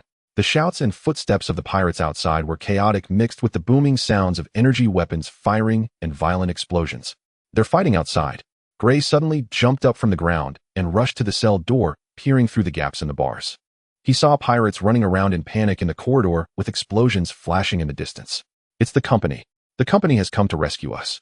Gray excitedly whispered to the others, "This is our chance. Quick, help me get the door open." The young crew member hesitated, saying, "But it's locked." "If it's locked, find a way." Gray's gaze swept across the cell, finally landing on a heavy metal part discarded in the corner. "Use that. Smash the door latch." Several young crew members immediately worked together to lift the heavy part, shouting as they struck the metal latch of the cell door under Gray's direction. 1, 2, smash. Bang, bang. The loud banging was drowned out by the explosions and alarms outside. After several fierce blows, the old metal latch let out a twisted sound under the strain and finally broke with a loud crash. The cell door was knocked open. "Quick, get out." Gray rushed out first, with the other crew members following closely behind. The corridor was chaotic, filled with smoke, making it nearly impossible to see any pirate shadows. Occasionally, a few ran past, covering their heads in panic, completely ignoring them. "Follow me." Using the route he had memorized from earlier when sneaking through the ventilation ducts, Gray led the crew members towards what he believed to be a relatively safe direction, possibly close to the landing pad or exit. Not far into their run, they collided face-to-face with 2 panicked pirates. Both sides were stunned for a moment. The captives have escaped. The pirates reacted, raising their guns to shoot. Gray was quick to react, grabbing a wrench from a pile of debris in the corridor and smashing it. At the same time, he lunged at another pirate's lower body. The other crew members also mustered their courage, charging forward with makeshift clubs or simply using their fists to take down the two unsuspecting pirates. Grab their guns. Gray picked up an energy pistol, checking the energy cell. Let's go. They continued to navigate through the chaotic base using the path Gray remembered and the sounds of explosions outside as cover, managing to avoid danger. As they rounded a corner, just as they were about to approach a large airtight door that seemed to lead to the hangar, the door was suddenly blown open from the outside. The shockwave from the explosion knocked Gray and the others to the ground. Through the smoke and dust, several figures in black-powered armor armed with standard energy rifles charged in. They bore no insignia on their armor, but their movements were synchronized and their tactical maneuvers were clean and efficient. Upon entering, they quickly occupied advantageous positions, aiming their guns at the downed Gray and others. Don't shoot. We are members of deep space mining. Gray quickly raised his hands and shouted, his heart nearly jumping out of his throat. One of the armored soldiers stepped forward, scanning Gray with a tactical helmet. A cold electronic voice sounded, "Identity confirmed, Navigator Gray. Where are the others?" "They are all with us. Some are locked up together, and there are more behind." Gray quickly pointed at his shaken companions behind him. The soldier nodded and spoke into the communicator. "Report survivor captives found, coordinates K7 area, confirming identities." Identity confirmed, a total of 558 people, no casualties. Gray breathed a long sigh of relief upon hearing this, collapsing to the ground. "We are saved." He looked up at these well-equipped, menacing soldiers, wondering, is the company's rescue team a bit too fierce? They seem more like thugs than pirates. At that moment, a figure in striking black and gold armor, holding a still smoking large handgun, swaggered in through the blown open door. "Oh, you're all still alive. Not bad, not bad. You've saved me some compensation." As the helmet visor retracted, it revealed Mo Lee's handsome face adorned with a smile. Gray and the other crew members were taken aback. "This is the head of the company's rescue operations. Why does he look so unprofessional?" Mo Lee examined Gray, noticing that he was still gripping the energy pistol he had snatched from the Star Pirates, and raised an eyebrow. "Well done, kid. You've got some guts to fight back. You haven't embarrassed me." Gray. He felt that this officer seemed a bit off. The Bloodskull Star Pirate Group's stronghold was swiftly cleared under the absolute military might of Mo Lee's fleet. Those who resisted were executed on the spot, while the rest either surrendered or attempted to escape in small ships amidst the chaos, only to be intercepted and destroyed by the assault ships. Mo Lee, clad in his flashy black and gold-powered armor, strolled through the now-settling Star Pirate base. Mo Lee stealthily approached the temporary shelter where the rescued crew members were gathered. Most of the crew were still in shock, huddled together with expressions of bewilderment as they grappled with their narrow escape. Only a kid named Gray was circling around a marine in powered armor, his eyes filled with curiosity as he occasionally reached out to touch the joints of the armor. "Hey kid, if you break it, you'll have to pay for it," Mo Lee teased as he walked over. Gray jumped in surprise, quickly retracting his hand, and upon seeing Mo Lee, he scratched his head and said, "Sir, this armor looks really impressive." "Impressive, right? This is a system. I know it's a high-tech product from the company." Mo Lee nearly let something slip. "What? Are you interested?" Gray nodded vigorously. "Yes. I've operated mechas and powered armor on simulators before, but unfortunately, I never had the chance to try the real thing." "Simulators?" Mo Lee raised an eyebrow. In this day and age, civilian simulators had limited capabilities, especially regarding military equipment. "Just some outdated civilian versions," Gray explained. "But I adapted quickly what felt quite simple." "Simple, eh?" Mo Lee chuckled. "You're quite confident. Well, since we've finished cleaning up here, let's go and broaden your horizons." On a whim, he decided to take Gray to the mecha docking area. Arriving at the makeshift mecha docking area, several participating Yazee light mechas were undergoing post-action inspections and maintenance.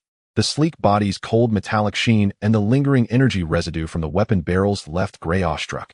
"This is the Yazee, a light mecha, fast and with sharp claws." Mo Lee casually introduced it, then proudly pointed to the most central and eye-catching black and gold mecha. "Look, that one is my exclusive ride, Long Yan. Isn't it cool, eh?" Gray's gaze was instantly captivated by Long Yan. The powerful and aesthetic lines, the unique black and gold paint, and the living-like dark red glow were entirely different from any mecha he had seen on the simulator. It looks like it's alive," Gray murmured.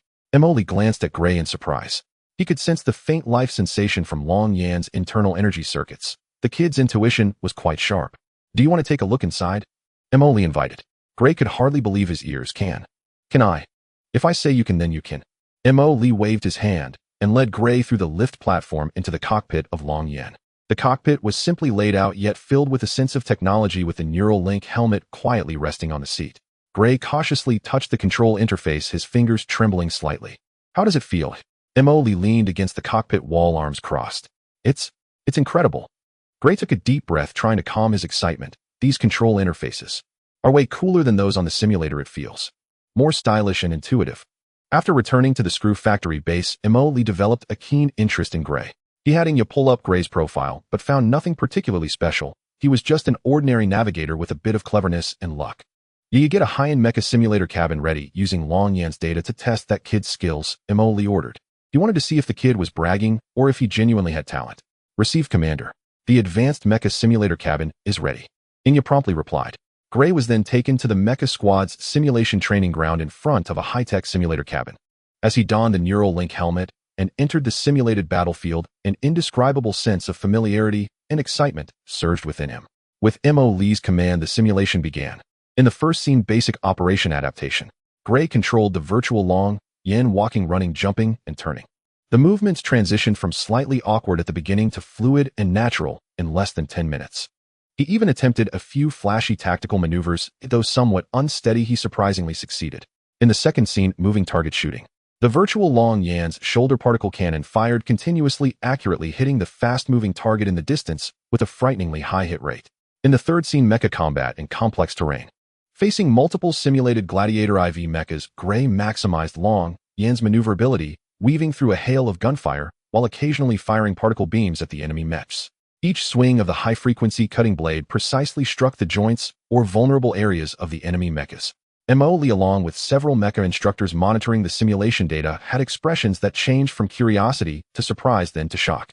Commander, the target's neural reaction speed, spatial awareness, hand-eye coordination, and intuitive operation of the mecha far exceed standard values. One instructor reported incredulously, especially his grasp of mecha dynamic balance and predictive ability. He's simply a genius born for mechas. Emily watched Gray maneuvering like flowing water on the screen, his mouth slightly agape.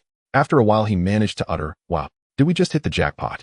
After the simulation test ended, Gray emerged from the simulator cabin, beads of sweat on his forehead, but his eyes were exceptionally bright, and his face was flushed with excitement. "That was amazing, sir. This simulator feels so real," he excitedly told Emily. Emily circled around Gray like he was examining a rare animal.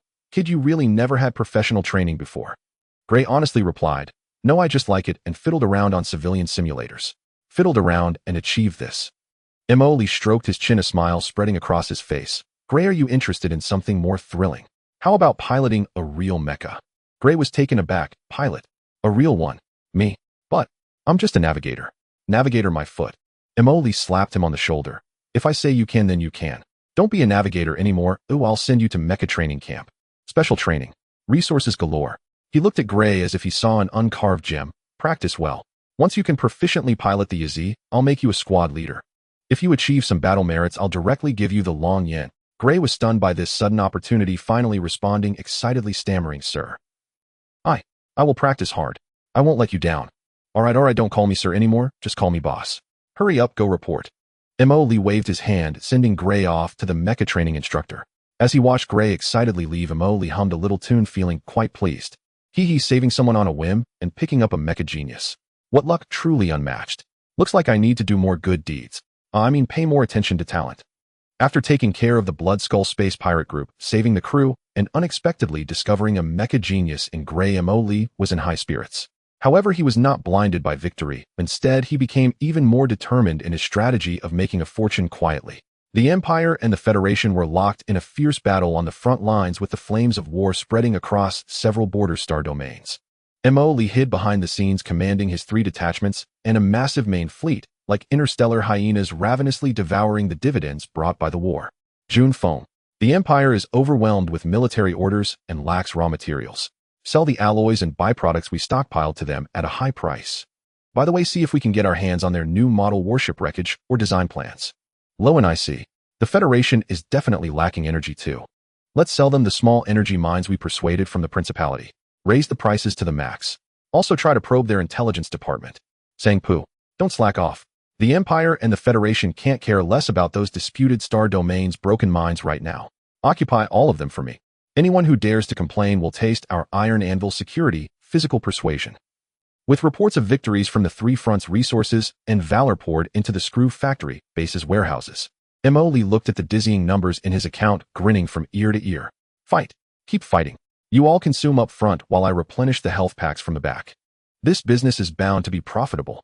As they looted the Empire's resource points, cleared out space pirates, and the 3 detachments worked diligently within the territories of the 3 major forces, they brought back massive resources. In addition, the skyrocketing prices due to the war background brought in windfall profits, stuffing the screw factory base's warehouses to the brim and accumulating points to an astonishing figure. Another pleasant problem soon arose.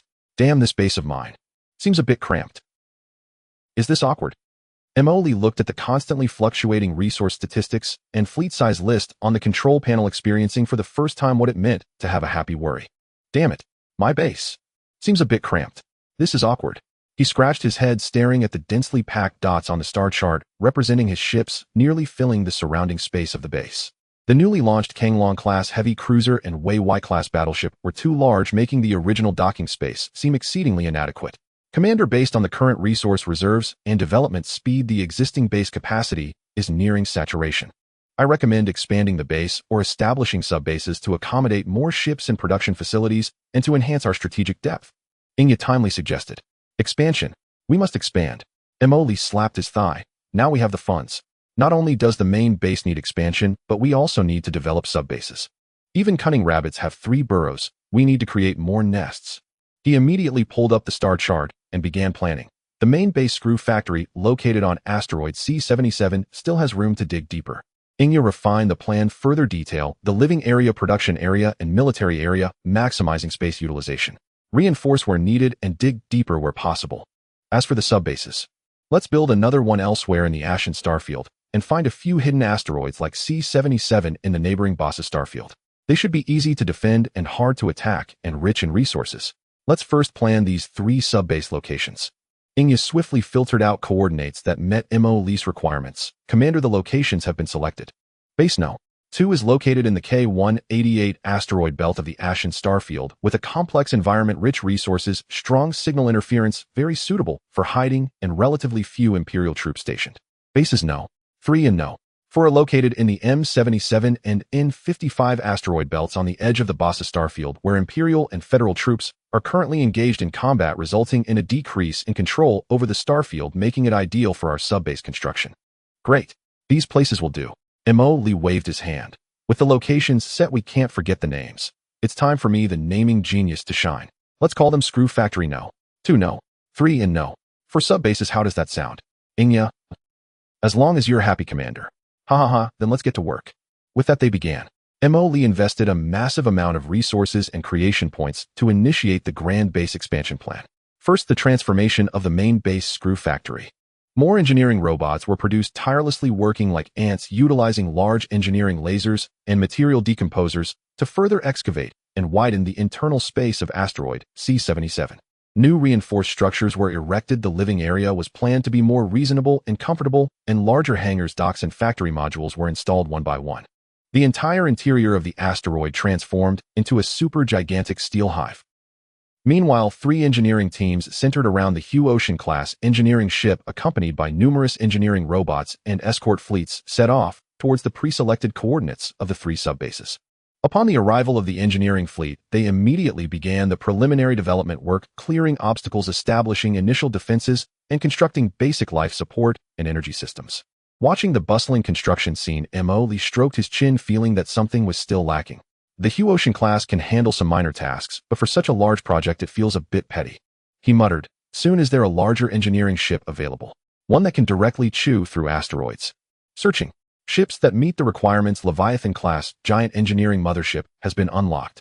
Then a series of data jumped into view. Leviathan-class giant engineering ship, length 680 meters, core function star core, level material decomposition recombination array. The ship's bow features a giant annular structure that can efficiently decompose asteroids or interstellar dust and reassemble them into basic building materials. The multifunctional construction module Nuwa can release a large number of nano-construction robots for rapid assembly of complex structures. The Ishan-class traction beam generator is capable of dragging small to medium-sized celestial bodies. The ARC ecological maintenance module can simultaneously support large-scale engineering personnel for long-term operations. Feature A planetary-class engineering behemoth possessing the ability to transform small celestial bodies and rapidly construct large space stations. It is the ultimate tool for interstellar infrastructure. Wow, 6,800 meters. This is not an engineering ship. This is a mobile industrial planet. Emily stared at the holographic projection of the Leviathan class, which was several times larger than the Invincible class battleship, nearly drooling. Build it. It must be built. Start with 3 ships. Command received. Resources are being deducted. Manufacturing sequence generated. Synchronizing manufacturing begins. The largest docks in the base were once again submerged in dazzling manufacturing light. 3 Leviathan-class, giant engineering motherships began to slowly take shape, resembling moving steel mountains. They were several times the size of the Invincible-class battleship to the extent that even the newly constructed largest dock appeared somewhat strained. As the 3 Leviathan-class giant engineering motherships were launched one after another, the infrastructure speed of Emily's subbase instantly increased by several magnitudes. These engineering behemoths slowly sailed towards the target asteroid, their massive circular structures at the bow lighting up, emitting a powerful energy field. The surface material of the target asteroid was being decomposed and absorbed at a visible speed, then quickly processed into standardized construction modules inside the ship. Meanwhile, a mist-like swarm of nano-construction robots surged out from the Nuwa construction module, precisely assembling these modules according to the preset blueprints to construct the internal structure of the base. The initial development work of the subbase, which originally took months or even years to complete, took on an initial form in just a few days in front of the Leviathan class. Emily looked at the incredibly efficient construction scene on the monitoring screen, grinning from ear to ear. Now this feels right. Look at this efficiency. Look at this scale. He waved his hands proudly. Once these subbases are completed and the main base is expanded, I will be the biggest contractor in this starfield. No, wait, the biggest warlord. Or rather, the largest interstellar entrepreneur. He seemed to envision a future where, centered around the screw factory, several subbases would control vast starfield resources and routes. Staring at the construction progress of the 3 subbases on the star map for most of the day, Emily felt his eyes getting a bit blurry and his stomach inopportunely let out a rumble. Tisk, too focused on construction, I forgot to feed myself. He patted his stomach, stood up from the command chair, stretched. Yeah, let's go to the cafeteria for something to eat. He hummed an off-key self-composed tune, strolling out of the control room, with Inya heading towards the dining area of the base. The expanded screw factory base now had a much more spacious interior with pathways crisscrossing and clear indications. Due to the larger area after the expansion, vehicles were necessary for easy and quick transportation. Employees in different uniforms designed by the system came and went, and upon seeing Emily, they all stopped to respectfully call out, "Commander." Emily waved his hands in response all the way. This newly constructed passage is nice, wide enough to fit 2 Yazzie side by side. While admiring the scenery, he commented on the base's decor, but the lighting feels a bit too cold. I should have the engineering department add some warm tones later, or it'll feel like stepping into a hospital. Entering the large cafeteria in the living area, a mix of scents from heated food greeted him. The cafeteria was spacious with metal tables and chairs arranged neatly, and it was peak dining time with many employees finishing their shifts and dining. They ate quickly with great efficiency, and there was almost no sound of conversation. Emily's appearance caused a small stir, and many employees paused to look at him. Emily was already accustomed to this attention. He walked straight to the dedicated meal pickup window and received a portion of Commander's special meal from the cook.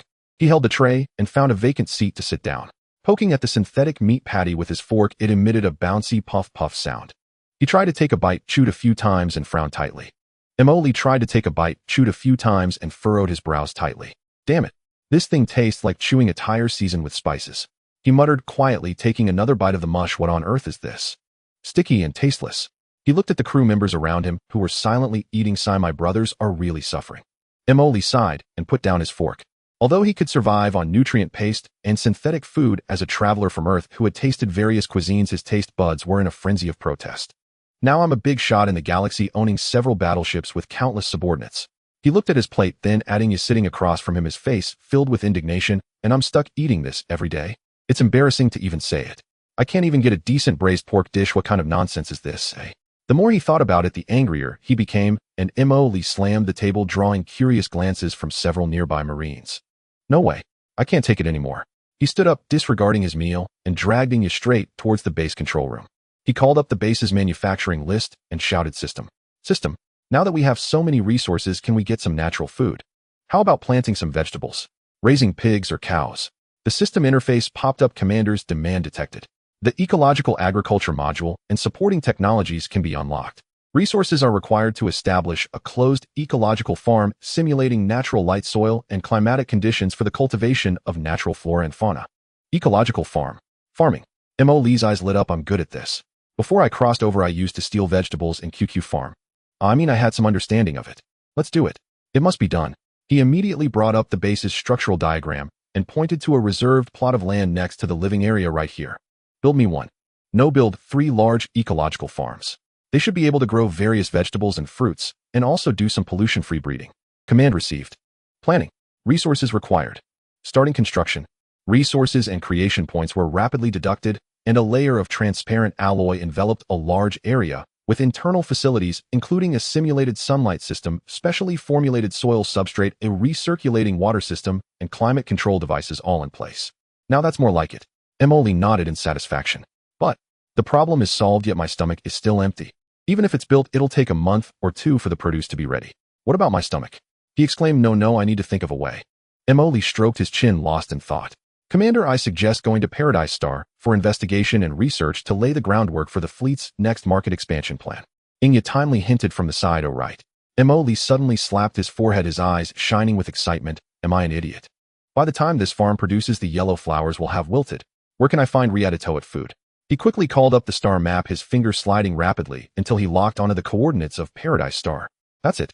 He then slapped his thigh and made a decision, immediately issuing orders. Yaya, prepare a small, fast, luxurious yacht. No, a Loki business ship. Use the deep space mining disguise. He continued, fill the ship with. I'll bring enough valor. At the same time, Yaya, you prepare to accompany me to Paradise Star to investigate the food market.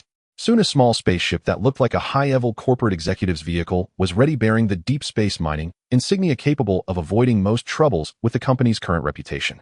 Emily, only accompanied by Inyo, Marine Squad, and 2 Yizimechs, eagerly boarded the spaceship. Yeah, I'll take you to experience at destination Paradise Star. Full speed ahead. Emily sat in a comfortable leather seat, shouting at Inya. He specifically brought her along for her intelligence analysis skills, and also having a beautiful and capable subordinate made this investigation trip feel even more impressive. The spaceship's engine soon roared to life, carrying the food-craving Mo Lee as it jumped to the destination. Paradise Star is located at the junction of the Empire's border Ashen Star Domain and the unexplored Star Domain, a planet renowned for its extremely lax laws, extravagant entertainment, and a convergence of culinary delights from across the universe. It does not belong to any nation and is jointly controlled by several mysteriously powerful financial conglomerates, serving as a gathering place for all sorts of people, including rich merchants, adventurers, and even star pirates on the run. In simple terms, it is a paradise of desire and valor. With money, you can experience what real life is. As the spaceship's jump distance closed in, the full view of the planet gradually became clear. Unlike ordinary administrative planets that are well-ordered, most of the planet's surface is covered by vast blue oceans, with the only supercontinent dotted with dense and shining urban clusters. Even from space, several massive artificial platforms can be seen hovering above the continent. What are those big platforms for? Starport? Emily asked curiously through the porthole. Those are aerial entertainment venues, each controlled by a major noble or prominent family. Inya answered promptly. TSK Tisk, this place looks like it burns money and makes money. Emily stroked his chin in evaluation. From space, the entire planet radiates a seductive glow that screams, come play. The spaceship followed the guidance and landed at the largest spaceport on the main continent, Elysium Port. As the hatch opened, a mix of various perfumes, food, spices, and a hint of sea breeze rushed in, starkly contrasting with the cold, dry air of the base. Inside, the spaceport luxury was taken to the extreme, with polished floors reflecting the holographic advertisements on the dome. In the ads, there were not only alluring dancers, but also mouth-watering close-ups of delectable dishes.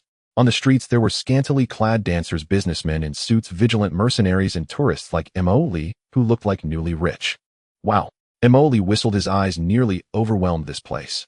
The atmosphere is perfect. Inya scanned the surroundings and said quietly, Commander, scans show that this area has extremely high surveillance density and a large number of unofficial armed personnel. I recommend staying vigilant. Relax, we're here to spend money. We're the gods. We're the distinguished guests. Emily waved his hand nonchalantly, his gaze already drawn to a massive, full holographic barbecue advertisement. Let's go. First, let's pay tribute to the meat gods. I want to eat real meat today. He pulled Inya along, excitedly merging into the crowd as they rushed towards the spaceport exit with Marines in casual clothes following closely behind. Lee took Inya and rode the high-speed maglev elevator directly to the largest aerial entertainment venue, Cloudland Paradise. As the elevator doors opened, an even stronger aroma of food and a cacophony of sounds flooded in. The inner space was vast beyond imagination, with a food street, casinos, theaters, arenas, shopping centers. It stretched as far as the eye could see. First, let's eat. Eating is the most important. Lee clutched his rumbling stomach, dragging Inya straight to the food street. This place will do. He casually chose a bustling restaurant with a huge roasted beast leg painted on the sign and dragged Inya inside. He couldn't be bothered to look at the menu and directly told the waitress, "Bring me one of everything on your signature dishes. And make it quick." The waitress stared at Lee's stunningly handsome face, momentarily stunned, before quickly nodding okay. "Okay, please wait a moment, sir." As dish after dish of beautifully presented natural delicacies was served, Lee's eyes sparkled with greed. Without caring about his image, he grabbed a piece of unknown roasted beast leg that was crispy on the outside and tender on the inside, and took a big bite. The rich meat juice exploded in his mouth. The long-lost meat sensation nearly brought him to tears. Damn it. This is what food is supposed to be. Forget about that synthetic rubber from the base. He then took another big bite of the juicy beast chop, squinting his eyes and mumbling to Inya, "You should eat too. Don't just watch. This is 1,000 times better than that rubber meat from the base." Inya sat across from him, her posture still dignified, only symbolically taking a small bite of salad, and calmly replied, "Commander, excessive intake of high-calorie, high-fat foods is detrimental to health." Health? Was I healthy when I was gnawing on synthetic meat at the base? Lee nonchalantly stuffed another piece of cake into his mouth. Life is meant to be enjoyed to the fullest. Understand? Besides, with my current physical condition, my digestive system is fiercer than a reactor. What's there to fear? He was devouring the food on the table, occasionally expressing admiration and complaints. "This sashimi is great, but the soy sauce is a bit lacking.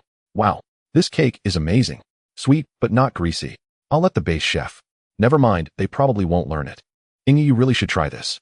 It's super delicious." He swept through the food on the table, eating with gusto, forming a stark contrast to his artistically beautiful face. The surrounding diners frequently glanced over, partly shocked by his eating style, and partly drawn in by his stunning face, and the equally beautiful Inya quietly eating across from him. "Look over there, that couple. They are too good-looking, aren't they? The guy eats like a wild beast, but he's pretty handsome. The girl seems so cold, yet she has such elegance." Whispers from the surrounding customers continued to drift in. Lee was completely indifferent. His focus was solely on the food. Inya, as always, ignored all gazes, leisurely taking small bites, her movements graceful, contrasting sharply with Lee. As for the other members of the ground combat team, they were scattered around the restaurant, remaining vigilant. After satisfying their hunger, Lee patted his round belly contentedly, letting out a burp. "Oh, that's refreshing. Let's go, yeah, let's walk off some of this food." The two then stepped out of the restaurant, disregarding the gazes of other customers, onto the bustling streets of the entertainment district. Lee was dressed in casual attire, his handsome face bearing a smile, looking around eagerly. Inya, in a sharp black dress, wore a stern expression, silently trailing half a step behind. This duo was undoubtedly the center of attention wherever they went. On the street, most men found their eyes drawn to Inya, captivated by her icy elegance, but upon seeing Lee beside her, they couldn't help but feel ashamed. Women, on the other hand, were almost entirely drawn to Lee. His face, combined with his lazy and content demeanor after a meal, was incredibly attractive, yet upon noticing the powerful aura of Inya beside him, they dared not approach. "Hey, did you see that? Our combination has a 1,000 turnaround rate." Lee proudly nudged Inya with his elbow. "Doesn't it feel like we're big stars out on the town?" Inya remained focused ahead. "Commander, according to the scan, over 60% of the gazes are assessing, 30% are admiring, with the remainder including vigilance and jealousy. I advise maintaining alertness." "'Tis how boring." Lee pouted. "Relax, we are tourists now." At that moment, a boldly dressed, curvaceous beauty seemed to muster her courage and swayed her hips towards Lee, a charming smile on her face. "Handsome, would you like to?" Before she could finish, Lee cheerfully wrapped his arm around Inya's shoulder and said, "Sorry, beauty, I have a companion," and he leaned closer to the beauty, lowering his voice in a mock mysterious tone. "She's super fierce." The beauty, caught by Inya's cold gaze, immediately shivered, forced a dry laugh, and hurriedly left. Lee laughed heartily, releasing Inya. "Did you see that? That's what I call a shield." Inya, expressionless, adjusted her slightly wrinkled clothing. "Commander, your behavior is quite childish." After strolling for a while, Lee spotted a casino with an extremely luxurious decor and suddenly felt intrigued. "Let's go, yeah, let's play a couple of rounds." Inside the casino was extravagantly luxurious, offering a variety of interstellar gambling games. Lee exchanged a large pile of chips and began to wander around. "This interstellar roulette. How do you play?" "Simple, bet on the energy block where the ball will finally land." Inya explained beside him. "Oh, So it's all about luck, right? Your boss has always had good luck. I'll bet on red. The ball eventually landed on the green block. Emoli pouted. Is the machine faulty? Let's try again. He then tried a card game and thanks to his enhanced memory and reaction speed, won a few rounds. Did you see that? Skill. He proudly waved the chips he won. Emoli wasn't particularly interested in gambling, he mainly wanted to enjoy the atmosphere. He exchanged another pile of chips and casually sat down at a dice table. Similarly, it wasn't long before his face attracted a curious crowd around the table, most of whom were women. Betting closed. The dealer called out. Emoli didn't even look, casually tossing half his chips on big. Rolling the dice, it was 4, 5, 6, totaling 15 big. Wow. A small gasp arose from the crowd. Emoli's win was purely due to luck with no skill involved. After playing a few more rounds with wins and losses, he found it uninteresting. As he was about to get up and leave, his gaze casually swept across a VIP passage deep within the casino. Just in time to see a few individuals in black suits and sunglasses clearly different from ordinary tourists. Escorting a short, plump man dressed extravagantly swiftly into the passage, the door closing behind them. Emoli raised an eyebrow. That short, plump man. He seemed familiar. Was it from an Imperial wanted notice? Or from the profile of a black market dealer? Yeah, he called softly. That chubby guy who just went in looks a bit familiar, check it out. Inya nodded slightly, her terminal flashing with data. Facial features recorded comparison in progress. Emoli stroked his chin, watching the VIP passage door slowly close, a playful smile on his face. It seems this Paradise Star really has more than just food and beauty. This trip was definitely worth it. Inya was highly efficient. Almost 10 seconds after he asked, she had results. Commander facial feature comparison complete. Inya's voice remained calm, but the content made Emoli's spirit lift. Target identity confirmed. Charles, codename Bloodwolf, former leader of the Bloodwolf space pirate group. He managed to escape when you took down his lair in the Ashen Star domain. There are wanted records for him in both the Empire and Federation databases with a handsome bounty. What the hell? Is it that bastard? Emoli nearly jumped up, his eyes instantly brightening. Goodness. It's a stroke of luck to find him here so effortlessly. He escaped when they raided his old hideout and he was regretting it. He didn't expect to run into him here. Excitedly rubbing his hands, he stared at the door. This old man is something. His old home was raided and now he's come to Paradise Star. It seems he's still living it up, even as bodyguards escorting him. Emoli stroked his chin, his mind racing. What is he doing here? Did he pledge allegiance to a new master? Or is he enjoying the money he stole? He immediately gave Inya instructions. Inya locked down that passage exit and all possible escape routes. Deploy a few of our assault ships to low Earth orbit to stand by. Make sure not to get spotted by the Paradise Star defense fleet. Damn it, we absolutely cannot let this cooked duck fly away today. Understood. Inya immediately began contacting the base, mobilizing resources. Emoli, however, had lost interest in continuing to play. He pulled Inya to a relatively quiet corner, starting to discuss plans for capturing him. We definitely can't force our way in. The security here is no joke, and a fight would be troublesome, Emoli analyzed. We need to be clever. He looked at the attire he and Inya were wearing, then glanced at those entering and exiting the VIP area, wealthy individuals, and came up with an idea. Let's go, we'll be VIPs for a change. Emoli pulled Inya directly towards the casino's VIP reception. The receptionist was a woman dressed appropriately, wearing a professional smile. Upon seeing Emoli and Inya approach, especially noticing Emoli's face, her eyes visibly brightened and her attitude became even more enthusiastic. Good evening, sir, madam. How may I assist you? Emoli pulled out a card containing a substantial amount of valori belonging to deep space mining, casually spinning it on his fingertips, and spoke in a slightly lazy yet proud tone. I heard your VIP room is quite interesting. Take me into play. His looks combined with this money is no object demeanor were quite persuasive. The receptionist hardly doubted him, politely inquiring. Of course, welcome, sir. Do you have a referral, or do we need to conduct a simple verification of your assets? Verification. Sure. Emoli readily handed over the card. Quickly, I don't have much time. After quickly verifying the astonishing numbers in the account, the receptionist's smile became even brighter as she personally opened the VIP passage door. Please follow me and enjoy your time. The environment in the VIP room is even more lavish than outside, and there are significantly fewer people. The air is filled with the aroma of high-end cigars and champagne. Upon entering, Emoli swiftly locked onto his target, Bloodwolf Char. Char is currently seated at a poker table accompanied by several businessmen and officials, while a few black-clad bodyguards stand dispersed nearby. Char seems to be on a winning streak with a sizable stack of chips in front of him, a broad smile on his chubby face, completely oblivious to the looming danger. Emoli did not approach immediately. Instead, he ordered 2 drinks at the bar, with Inya pretending to casually observe. He spoke in a low voice to Inya. Do you see that? That old man is quite comfortable. I plan to find a way to get close to him, so keep an eye on his bodyguards.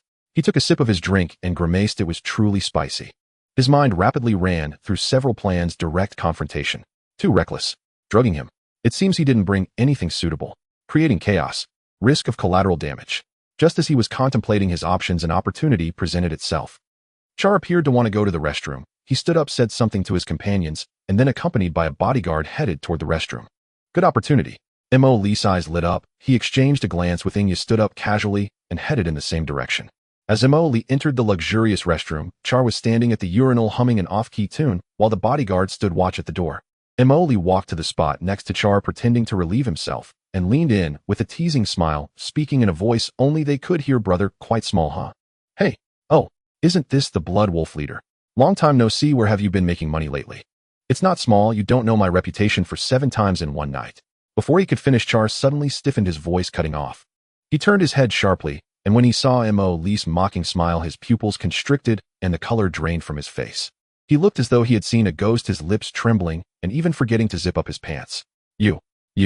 Char's voice trembled with fear. How could you be here? The bodyguard at the door noticed something was wrong and looked inside warily. Boss.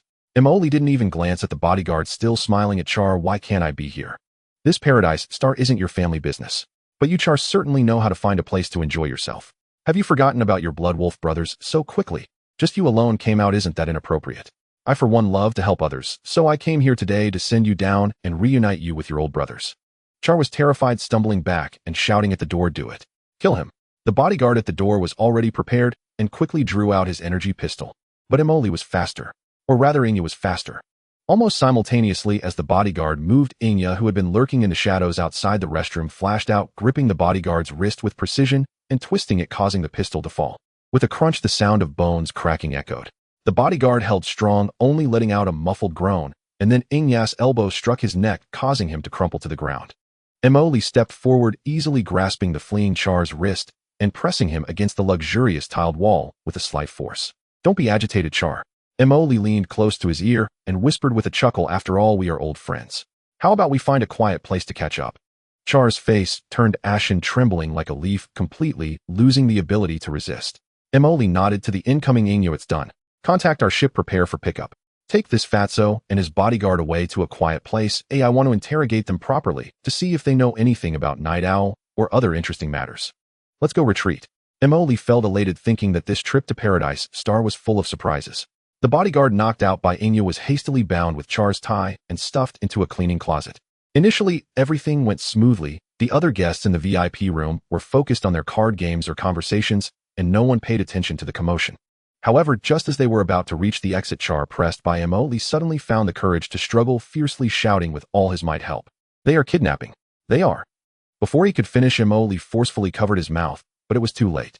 His shout wasn't loud, but in the relatively quiet VIP room, it was particularly jarring. Immediately, several gazes shot over from different directions, and the previously dispersed security personnel quickly surrounded them, blocking their path. Simultaneously, the music in the VIP room came to a sudden halt, and the atmosphere turned tense. Ugh, trouble.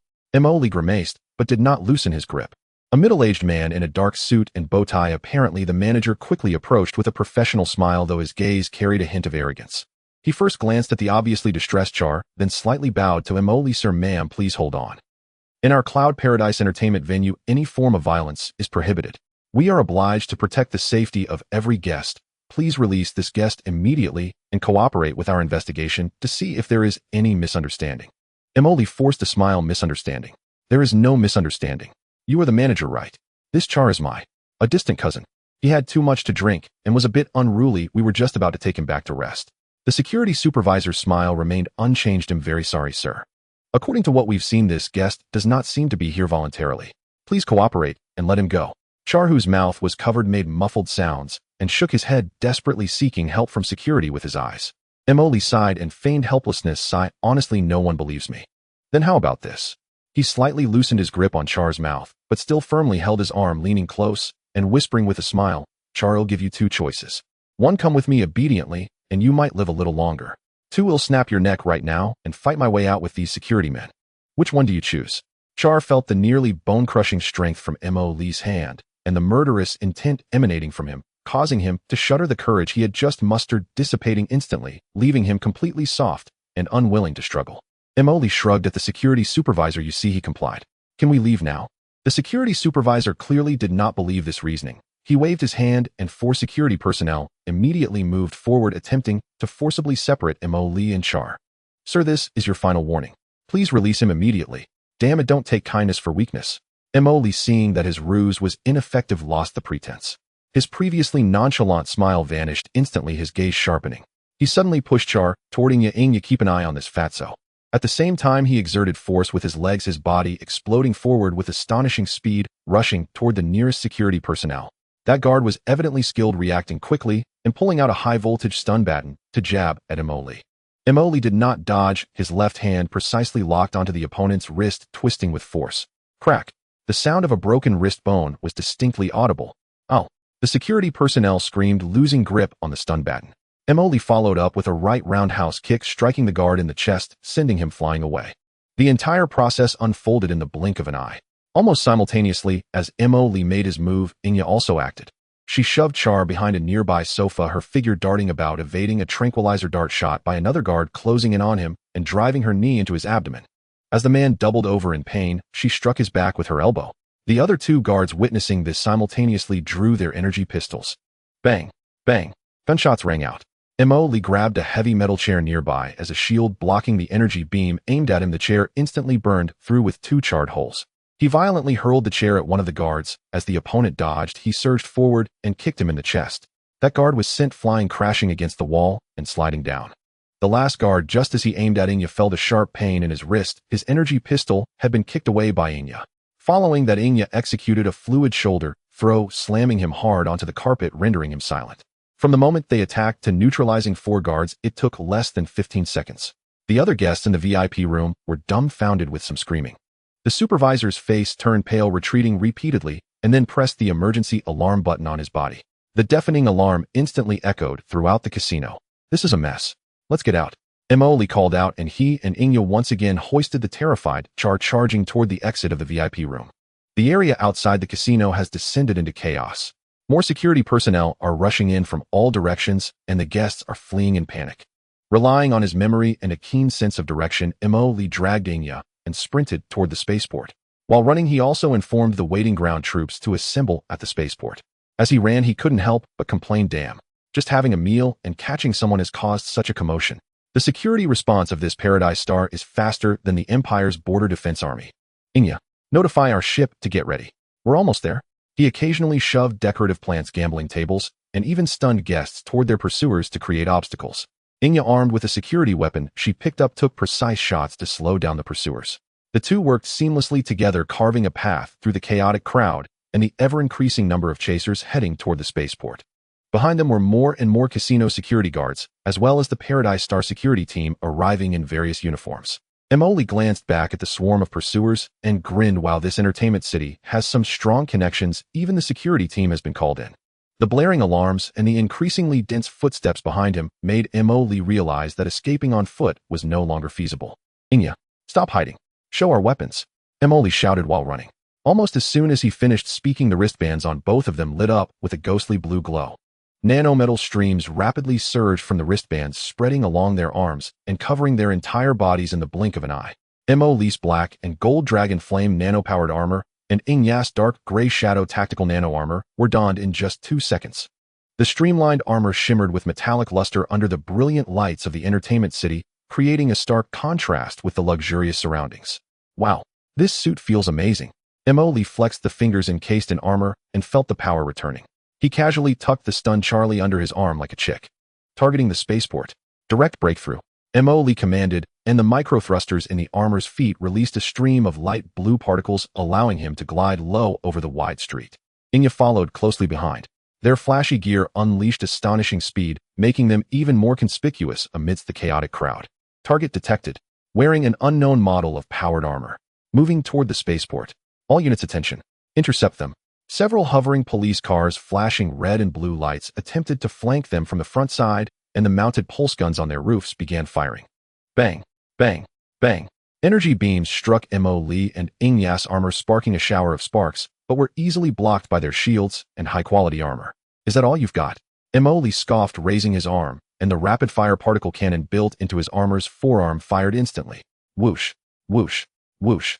The precise shots directly hit the two nearest police cars, causing them to veer out of control, spewing black smoke as they crashed into the roadside. Warning: the enemy's firepower is formidable. Requesting aerial support. Within 3 minutes, the air was filled with the ear-piercing roar of engines. For small and sharp hummingbird attack aircraft dove down from the city sky. They were equipped with rapid-fire cannons and light missiles, serving as the main force of the Paradise Star security team for tackling high-threat targets within the city. Whoosh, whoosh, whoosh. The barrage from the machine guns created a metal storm that poured down, shattering the pavement in front of Mo Lee and Inya and sending debris flying. Damn, this is getting serious. Mo Lee cursed, maneuvering the armor to make an emergency turn, avoiding most of the fire while shielding the squawking Charlie from flying debris. Inya, take care of them. Don't let them interfere with our escape. Understood. Inya quickly responded, her shadow armor focusing more on stealth and precision strikes. The armor accelerated sharply, veering away from Mo Lee's path, using the buildings on the street as cover, while the shoulder-mounted micro-missile nest locked onto a target. Locking on target. Fire. Two small surface-to-air missiles shot out with white smoke trailing behind them, accurately hitting a hummingbird trying to pursue Mo Lee. Boom. A fireball erupted in the air. The other 3 hummingbirds immediately redirected their firepower toward Inya. Inya maneuvered her armor to perform various evasive maneuvers amidst the dense barrage, continuously retaliating with her arm-mounted electromagnetic rifle, penetrating the cockpit of a hummingbird with a single shot. Nice shot. Mo Lee shouted while running, giving Inya a thumbs up. When we get back, he'll treat you to a chicken leg. Taking advantage of Inya's distraction of the aerial forces, Mo Lee, with the squawking Charlie tucked under his arm, pushed the thruster power to the maximum, charging toward the spaceport entrance, which was now visible. At the spaceport entrance, the security team had set up temporary roadblocks and heavy fire points, with several soldiers in heavy-powered armor standing ready. Everyone ahead, drop your weapons and surrender immediately. Repeat, surrender at once. The warning echoed through the loudspeakers. Surrender my ass. I'm a legitimate businessman. Mo Lee did not slow down as he opened his shoulder armor, revealing a small rocket launcher. Whoosh, whoosh, whoosh. Several high-explosive rockets directly slammed into the roadblock and heavy fire point. The violent explosions sent the defenses flying. Mo Lee crashed through the burning debris and charged into the interior of the spaceport. Inya, fall back, he shouted over the comms. Hearing this, Inya stopped engaging with the remaining hummingbirds, launched a few flares, and using the cover of the explosions, she made a rapid dive to follow Mo Lee into the spaceport. Inside the spaceport, chaos reigned as travelers panicked and hid. Mo Lee and Inya ignored everything and raced toward their ship's docking station.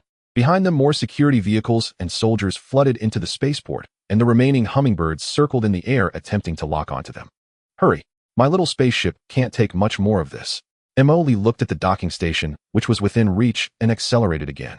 The ship's hatch was already open, and the pilot was waiting anxiously. Mo Lee and Inya dashed into the ship like 2 streaks of light. Everyone's aboard. Close the hatch. Take off immediately. Mo Lee threw the battered Charlie onto the floor and shouted. The hatch quickly sealed, and the ship's engines roared, ignoring the spaceport's control warnings. It forcefully left the dock and shot into the sky. Several intercepting energy blasts shot up from below, but the ship skillfully dodged them. Soon the ship broke through the atmosphere and entered outer space. Phew. Finally out. Mo Lee removed his helmet, wiped away the non-existent sweat, and looked at the still flashing lights of Paradise Star outside the viewport, letting out a long sigh of relief. Damn it, just grabbing someone after a meal turned into a scene from an interstellar blockbuster. He kicked the crumpled Charlie on the ground and grinned, but it was worth it. The small business ship broke through the atmosphere of Paradise Star and sailed into the cold depths of space. Just as Mo Lee was about to relax and interrogate Charlie, the piercing alarm rang out again. No way more of them. When will this end? Warning. Multiple ship signals detected rapidly approaching. Identified as the Paradise Star Defense Fleet.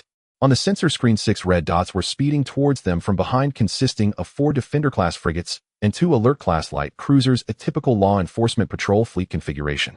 Damn it, they just want quit. Mo Lee cursed, plopping down in the command chair. Can we shake them off? The enemy's speed is comparable to ours, and they have launched intercept drones to disrupt our jump engine activation. Completely shaking them off will take time, the pilot calmly analyzed. The small business ships skillfully maneuvered through space, the Paradise Star ships hot on their tails, with warning energy blasts occasionally whizzing past the viewport. A stern warning from the opposing side echoed over the public channel. Unknown vessel. Cease resistance, immediately shut down your engines, and submit to inspection. Otherwise, we will take coercive measures. Inspect this. I'm a legitimate businessman. Mo Lee babbled into the communicator while urging the pilot faster. Inya, when will our big guy arrive? As the Heavenly Star escort ship gradually approached preparing to launch its capture net, the space ahead of the starship suddenly twisted violently. Immediately, to the astonished gaze of the commander of the Heavenly Star fleet, the bow of a massive vessel first emerged from the jump space. The thick external armor and the multitude of turrets lining its sides emanated an overwhelming sense of oppression. It was the Kanglong-class heavy cruiser. 1 ship, 2 ships, 3 ships. 30 Kanglong-class heavy cruisers, each 3 kilometers long, stood between the small commercial vessel and the Heavenly Star fleet. The cold muzzles of the side turrets slowly turned, locking onto the vastly outmatched opponents. But this was not the end. The space twisted again. 10 even larger ships, the Y-class battleships equipped with triple-barreled, super-heavy, phased impact cannons at their bows, slowly appeared like the final judges. Their formation nearly obscured the starlight behind them. 30 heavy cruisers, 10 battleships. This terrifying fleet, upon its emergence, exuded an aura of lethal intent, instantly silencing the previously noisy public channel. Oh my God! What is that? Battleships? How could there be battleships here? Panic erupted in the communications channel of the Heavenly Star fleet. Mo Lee's small commercial vessel leisurely flew into the heavy protection of his own fleet. He did not order the fleet to fire immediately, but instead slowly picked up the communication device. Ahem. Friends from the Heavenly Star, can we have a calm conversation now? He paused and continued in a teasing tone. Who was it that said they wanted to inspect my ship just now? Do you want to come over and check the firepower configuration of my merchant ships up close? The Heavenly Star fleet was silent for a few seconds before a voice forced to remain calm responded. Who are you? This is the airspace under the jurisdiction of the Heavenly Star. You are provoking us. Provoking? Emoli scoffed. I just brought my female secretary here for a meal, spending quite a bit of Fowler, which contributes to your GDP. And yet your people want to capture me without distinction, even deploying attack ships. Who is the one provoking here? Now let the person in charge of your Heavenly Star speak, or I will personally call him.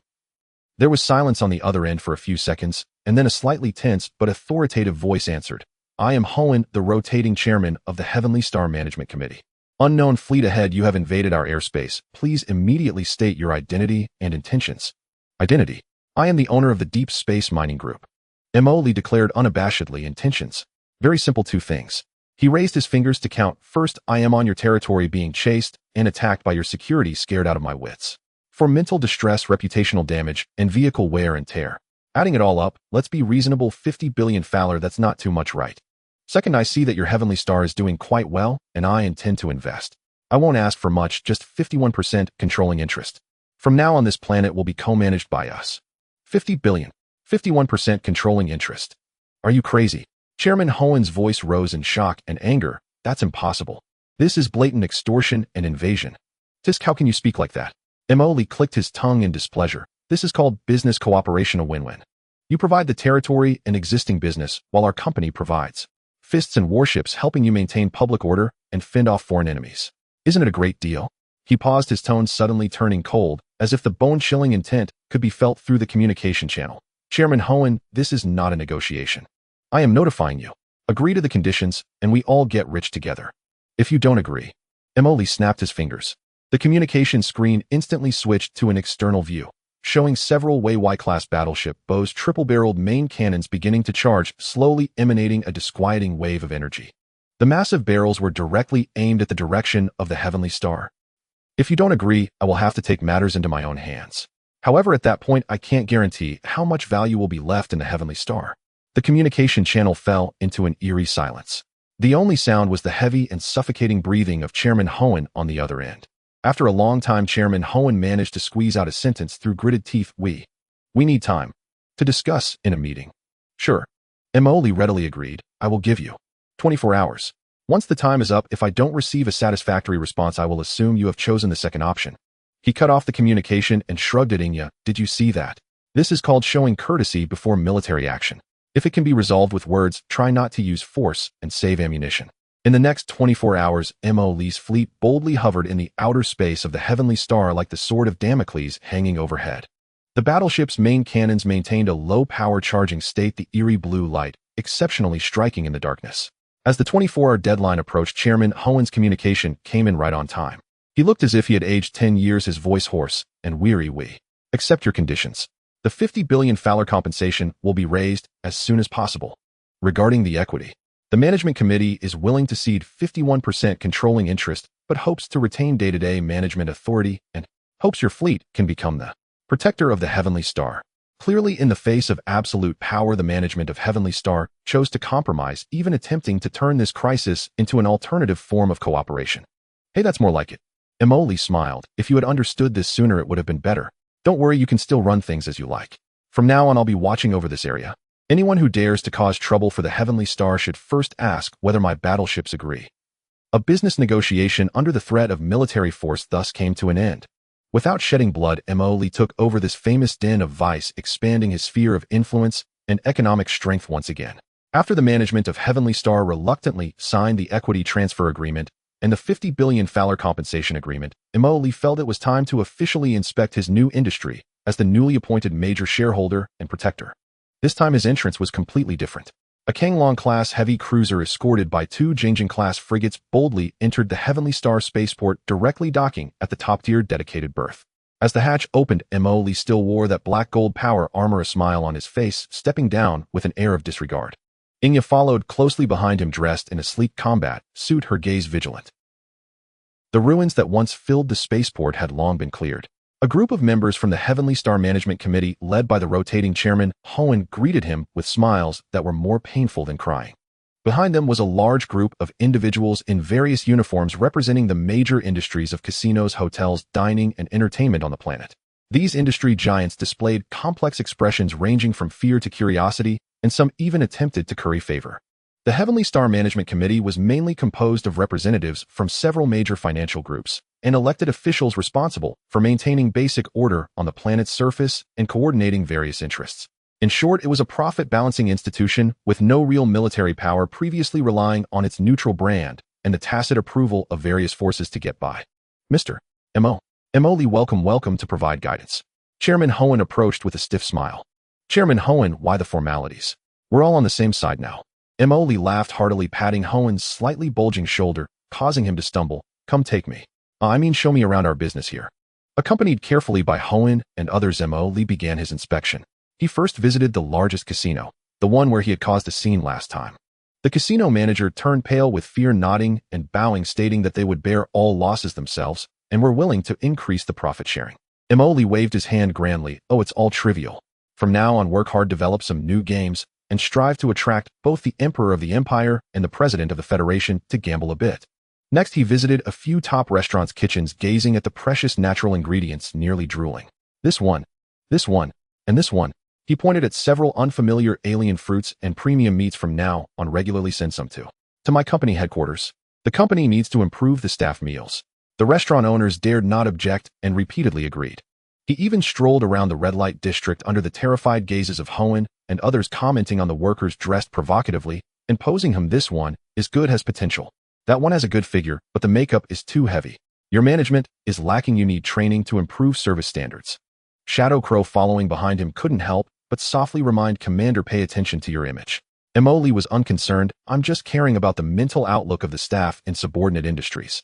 After finishing his tour, Emily was finally invited to the headquarters meeting room of the management committee to hold the first shareholders meeting. He unceremoniously took the main seat that originally belonged to Hohen, propping his leg up. All right, the wandering is over. Let's get down to business. Emily scanned the various expressions of the committee members and industry giants in the meeting room. I am someone who dislikes trouble. For daily management, you all can take care of that. I'm not interested in intervening. Hearing this, everyone breathed a slight sigh of relief. But Emily's tone shifted. There are a few rules that need to be established first. Your Excellency, please say we are willing to follow your commands. Hohen and others immediately said respectfully. First, from now on, the security and outer defense of Paradise Star will be handled by the company's armed fleet.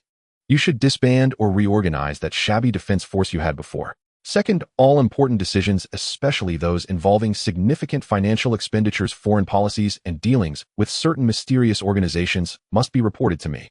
Third, the dividends owed to me must not be less than 1 cent, and they must be transferred to the designated account on time. Fourth, and this is the most important point. Emily leaned forward, a smile on his face, yet his gaze turned sharp. Don't try to play tricks on me. Don't pull any small moves. I can let you continue being your upper-class people, but I can also replace you at any time. Trust me, you wouldn't want to experience my after-sale service. He spoke casually, but the content sent chills down the spines of everyone present. Chairman Hohen wiped the cold sweat from his forehead and hurriedly stated, rest assured, we will strictly execute your requirements. Absolutely no second thoughts. Other committee members and giants echoed. Very good. Emoli nodded in satisfaction. Then let's leave it at that. Pleasant cooperation. He stood up preparing to leave, and just as he reached the door, as if remembering something, he turned back to add, "Oh, by the way, I just spotted a piece of land in the northern region of the continent. The scenery is nice. I plan to build a private vacation villa. Is that all right?" Hoenn replied, No problem. We will arrange it immediately." Only then did Emoli leave the meeting room, with Shadow Crow fully satisfied. Walking back, Emoli was in a great mood. This is called pulling a wolf with bare hands. No, it's strategic investment. From now on, this paradise star will be our intelligence center and ATM. Shadow Crow silently nodded beside him, adding the personnel for the deep diver program have been arranged to begin infiltrating the management and key industries. Well done. Emoli snapped his fingers. Let's go. Let's have a nice meal before heading back. No need to pay this time. The matters regarding Paradise Star have temporarily come to a close. After becoming the largest shareholder behind this bustling planet, through physical persuasion, Emoli finally had time to deal with the backlog of trivial matters. He propped his legs up, sitting in the office that originally belonged to some unfortunate tycoon, gazing out at the never-fading neon lights of Paradise Star. The feeling of being a capitalist, aside from feeling a bit guilty, is quite enjoyable. He smacked his lips and took a sip of the juice handed to him by Shadow Crow, which was said to be a special supply from some agricultural planet. By the way, Crow, did we forget something? That, Charles. It seems like it's time to have a good chat with him. After all, he's an old friend.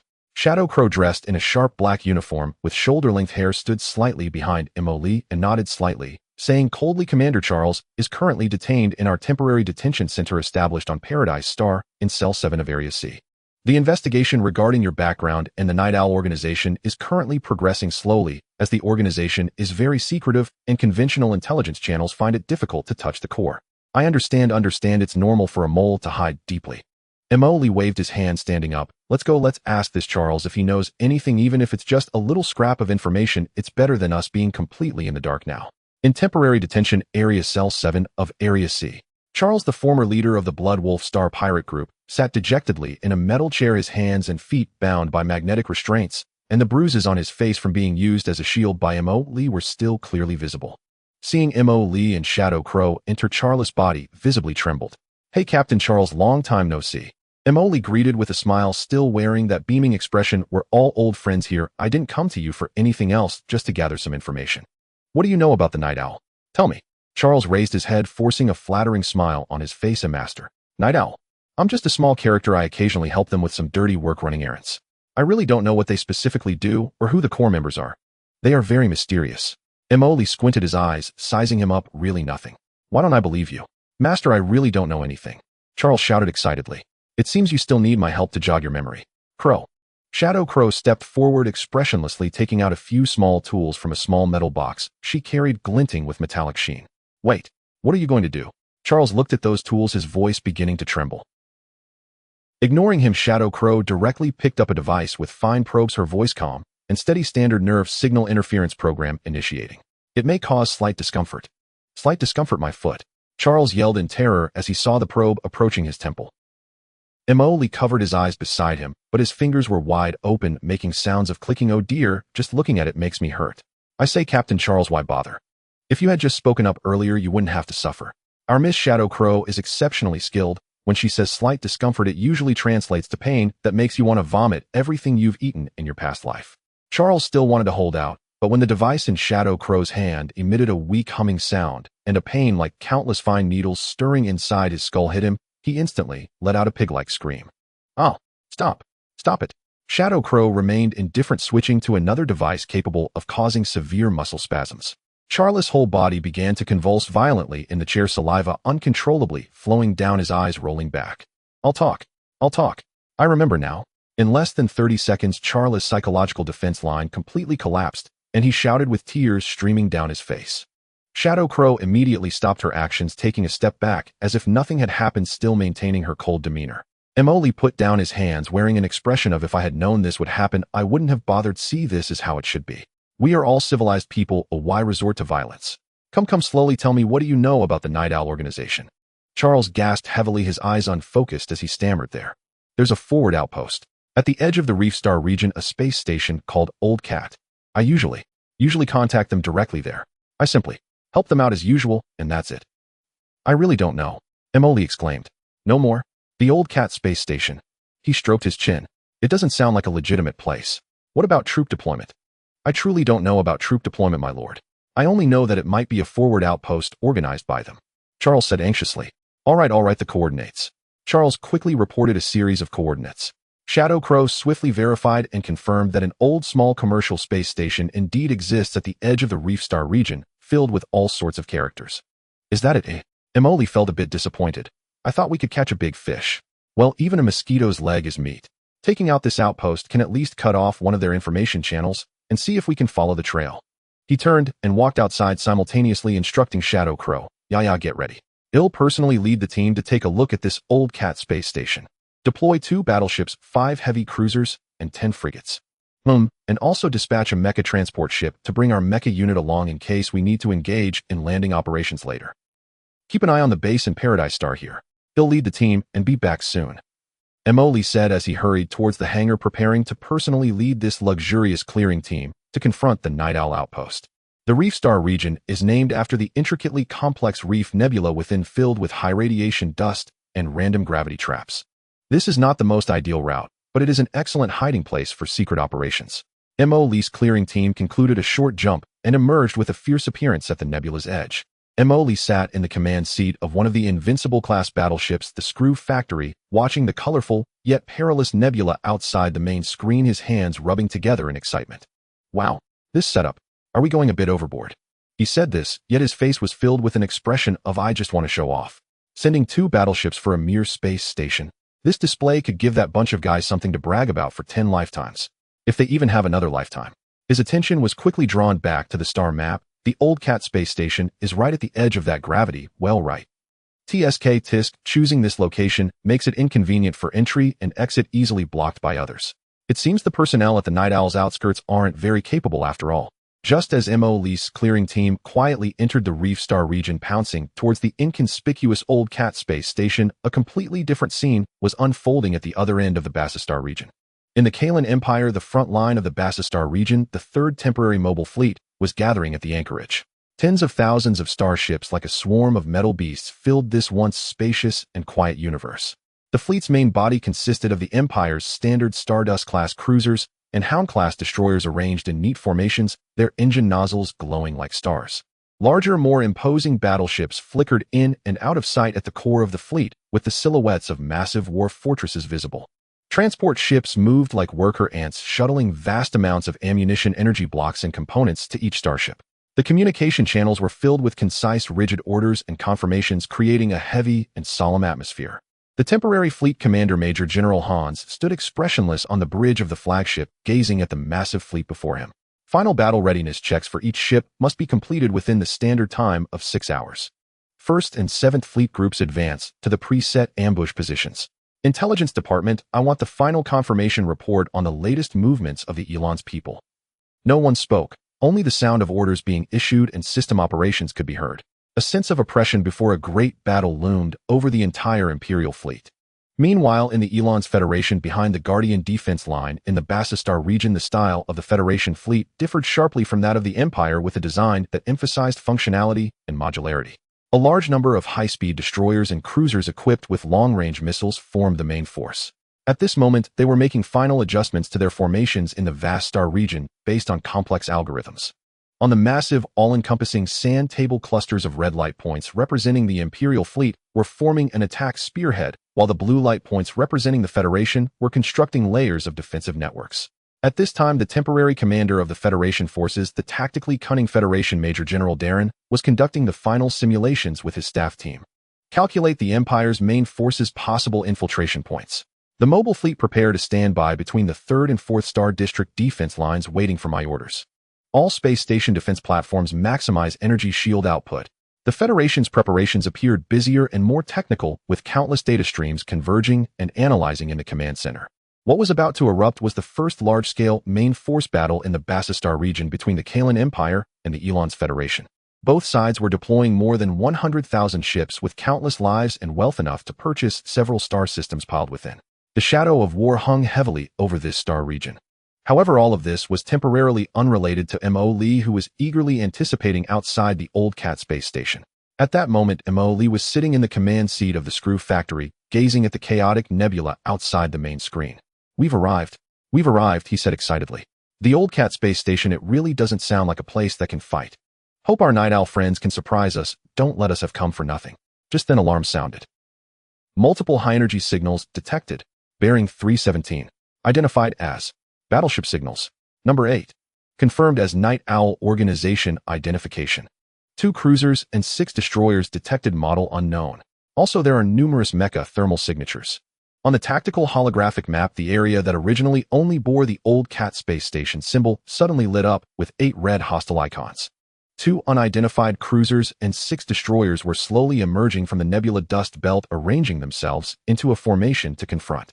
Simultaneously, the space station's hatches opened, and a swarm of black and gray painted mechas surged out, spreading into formation in front of the fleet, numbering nearly 100.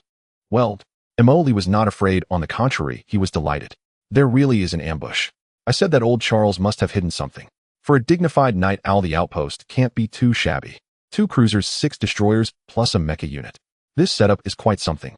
Shadow Crow's remote communication linked in. Commander, it seems this is a trap, or Charles level is simply insufficient to access the core defense forces. Looking at the number of their mecha units, they appear to be elite. Elite? Emoli paused for a moment, then a smile of excitement broke across his face. That's exactly what I want to fight. He slammed the armrest of the command chair and ordered, all ships. Level 1 combat readiness. Invincible ship, main cannon charging. Target enemy cruisers. Kanglong class align broadside, prepare for salvo. Frigate group, spread out. Harass the enemy destroyers, don't let them get through. All hands prepare for combat. Act according to plan. Whale shark, prepare to release mechas. Yazi and Chenglong, give them a good lesson. Yes. The belly hatch of the whale shark class mecha transport ship fully opened. Mechas were ejected at high speed like a swarm of bees, quickly gathering in front of the fleet. Yazi 01 in position. Yazi 02 ready. Yazi 069, entering combat position. Following closely were 30 larger, heavier mechas akin to mobile fortresses, the Chenglong heavy mechas. They shouldered massive external cannons and missile launchers, striding forward with heavy steps, their rear heavy particle thrusters emitting a ghostly blue glow as they propelled forward. Chenglong 01 engage. The mecha communication channel was filled with each mecha's concise reports. Among them, Gray piloted Yazi 069, operating smoothly, precisely timing his entry into combat position, standing out among numerous elite pilots. Emoli watched the efficient deployment of the mecha unit on the tactical screen, nodding in satisfaction, deliberately calling out in the communication channel, Gray, you're doing well. Your moves are quite nimble. Fight well, and he'll treat you to chicken legs later. The channel was filled with Gray's excited reply, understood, boss. He then said no more, piloting Yazi 069 as he swiftly cut into the flank of the enemy mecha group, his beam rifle accurately firing, instantly destroying 2 night owl mechas attempting to close in. Yazi 01 reporting, all squads are assembled. Chenglong 01 reporting, heavy fire units are in position. In the vastness of space, battle erupted in an instant. Energy beams crisscrossed while missiles trailed fiery tails, carving deadly trajectories. Meanwhile, the fleet engagement had begun. The 2 cruisers of Night Owl fired first, their massive energy beams slicing through the darkness, shooting straight ahead. 6 destroyers followed closely, launching a barrage of missiles. Shields up. Evasive maneuvers. Sanlong formation, concentrate fire, and take down that cruiser on the left. The invincible ship, aim for the one on the right, charge the main cannon. Let them taste the power of this big guy. Emoli issued orders rapidly, his eyes focused. The Kanglong class heavy cruisers' side-mounted thunder particle beam cannons flared to life, delivering a devastating beam that slammed into the shield of the left Night Owl cruiser, causing violent ripples. The Jingjing class frigates utilized their close-range laser cannon arrays to create a dense barrage, intercepting incoming missiles. The Screw Factory and another invincible ship's Bose the Star Extinguisher tri-barrel ultra-heavy phased impact main cannon began to emit a ghostly light, indicating the energy was fully charged. Target locked. Main cannons fire. Boom. Dozens of massive energy torrents capable of tearing through space erupted from the bows of the 2 invincible ships, crossing the void with unstoppable force, crashing violently into the shield of the right Night Owl cruiser. The cruiser's shield didn't even hold for a second before it shattered like fragile glass. Boom. The destructive energy penetrated the ship's body, triggering a chain reaction of explosions. A colossal fireball silently expanded in the vacuum, completely consuming the cruiser, turning it into a scattered mass of debris. Beautiful. Emoli slapped the control panel. A one-hit kill. This invincible ship packs a punch. On the other side, under the concentrated fire of 5 Kanglong class cruisers, the left Night Owl cruiser's shield was also on the brink of collapse, its hull damaged in multiple places, emitting sparks and flames. Starships exchanged fire. The battle was relentless, and the mech battlefield was equally brutal. In the cold vacuum of space, beams crisscrossed and explosions of mech bodies flared intermittently, mostly involving the Night Owl's mechs. Gray piloted the Yazzie 069 like a specter weaving through the dense barrage of fire.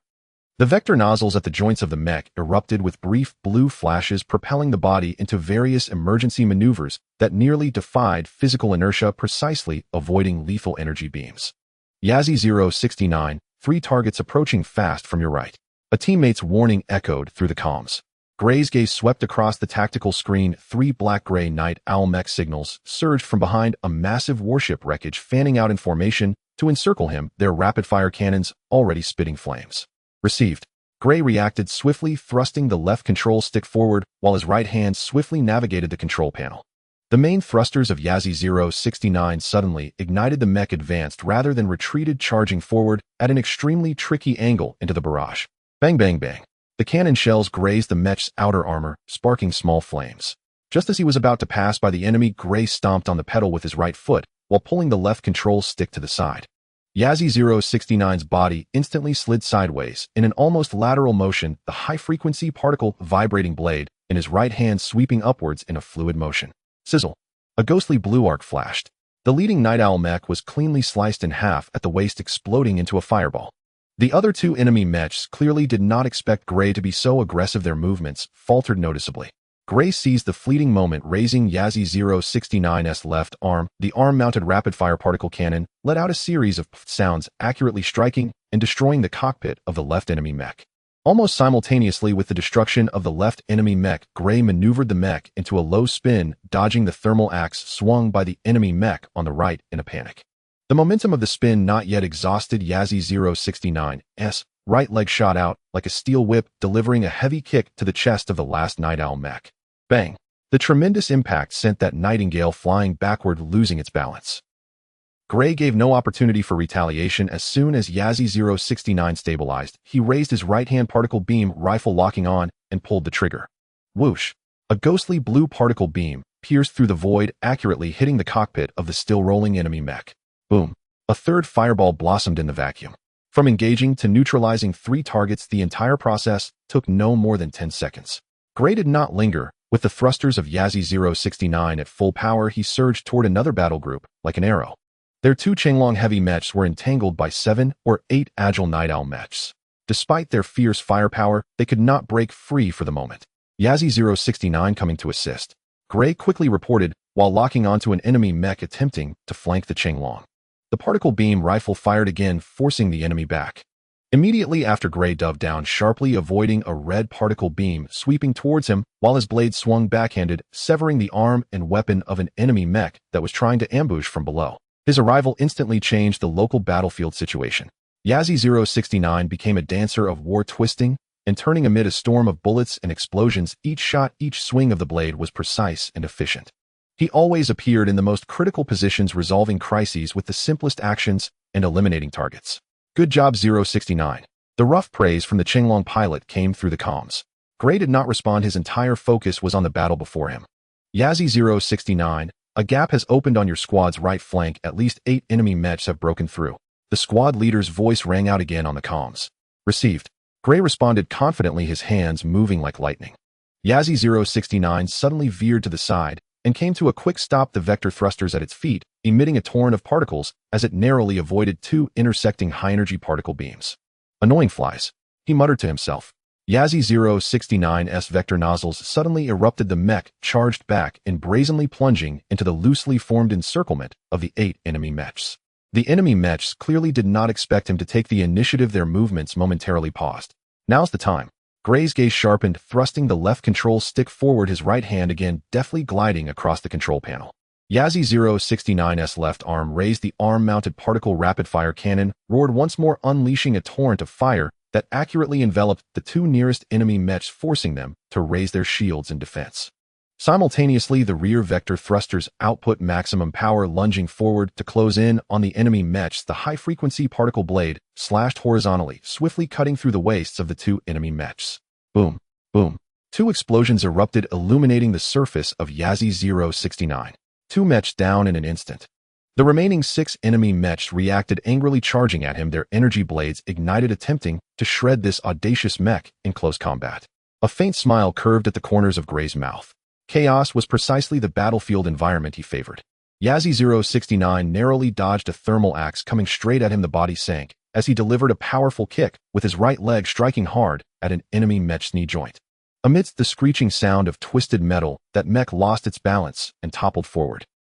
Gray did not finish it off. Instead, Yazzie-069 spun, reigniting the rear vector thrusters, skimming past the head of the enemy mech at high speed, while the particle beam rifle fired again, severing the arm of a nightingale holding a gun. Missiles incoming at 5 o'clock. The onboard AI issued a warning again. Gray caught a glimpse of 2 small tracking missiles trailing flames approaching. He remained composed. Yazzie-069 immediately rolled to the side, while simultaneously a multi-purpose launcher in the mech's waist fired a swarm of heat-bait missiles. The missiles were drawn to the decoys, detonating with a boom, the shockwave causing Yazzie-069's body to rock. Opportunity. An enemy mech, having waited for the right moment, believed it had seized an opening, brandishing a thermal battle axe and roaring in the axe blade, descending with high temperatures. A cold glimmer flashed in Gray's eyes. This is what I was waiting for. Yazzie-069, appearing off balance due to the explosion, suddenly executed a zaped maneuver, sidestepping as the battle axe barely grazed the mech's shoulder armor, the strike missing entirely. At that moment, the mech was left wide open. Goodbye, Gray whispered. Yazzie-069's right arm swung the high-frequency particle blade. The scorching energy blade sliced through the mech's fragile chest armor as easily as cutting through cream. Boom. In less than a minute, only 3 of the 8 Nightingale mechs remained. They looked at the burning wreckage around them, and the Yazzie mech standing like the Grim Reaper, its sword dripping with molten metal, finally losing their will to fight, and began to retreat in a panic. Gray did not pursue. He checked his energy levels and ammunition supply. Right flank threat eliminated. He briefly reported on the comms, as if the intense Universate battle was merely a routine exercise. Under his control, Yazzie-069 transformed into a black Grim Reaper on the battlefield, calmly, precisely, and efficiently harvesting enemies. The area he passed through was left littered with the silent remnants of destroyed mechs. Commander, the enemy fleet formation has collapsed, and the remaining ships are attempting to retreat. The enemy mech corps has also suffered over 70% losses. The tactical officer reported. In the midst of a chaotic battle in space, the situation was overwhelmingly one-sided. The Yazzie-type mechs, with their exceptional maneuverability and firepower, darted through the Night Owl mech squad, their beam sabers and rifles accurately harvesting enemy targets.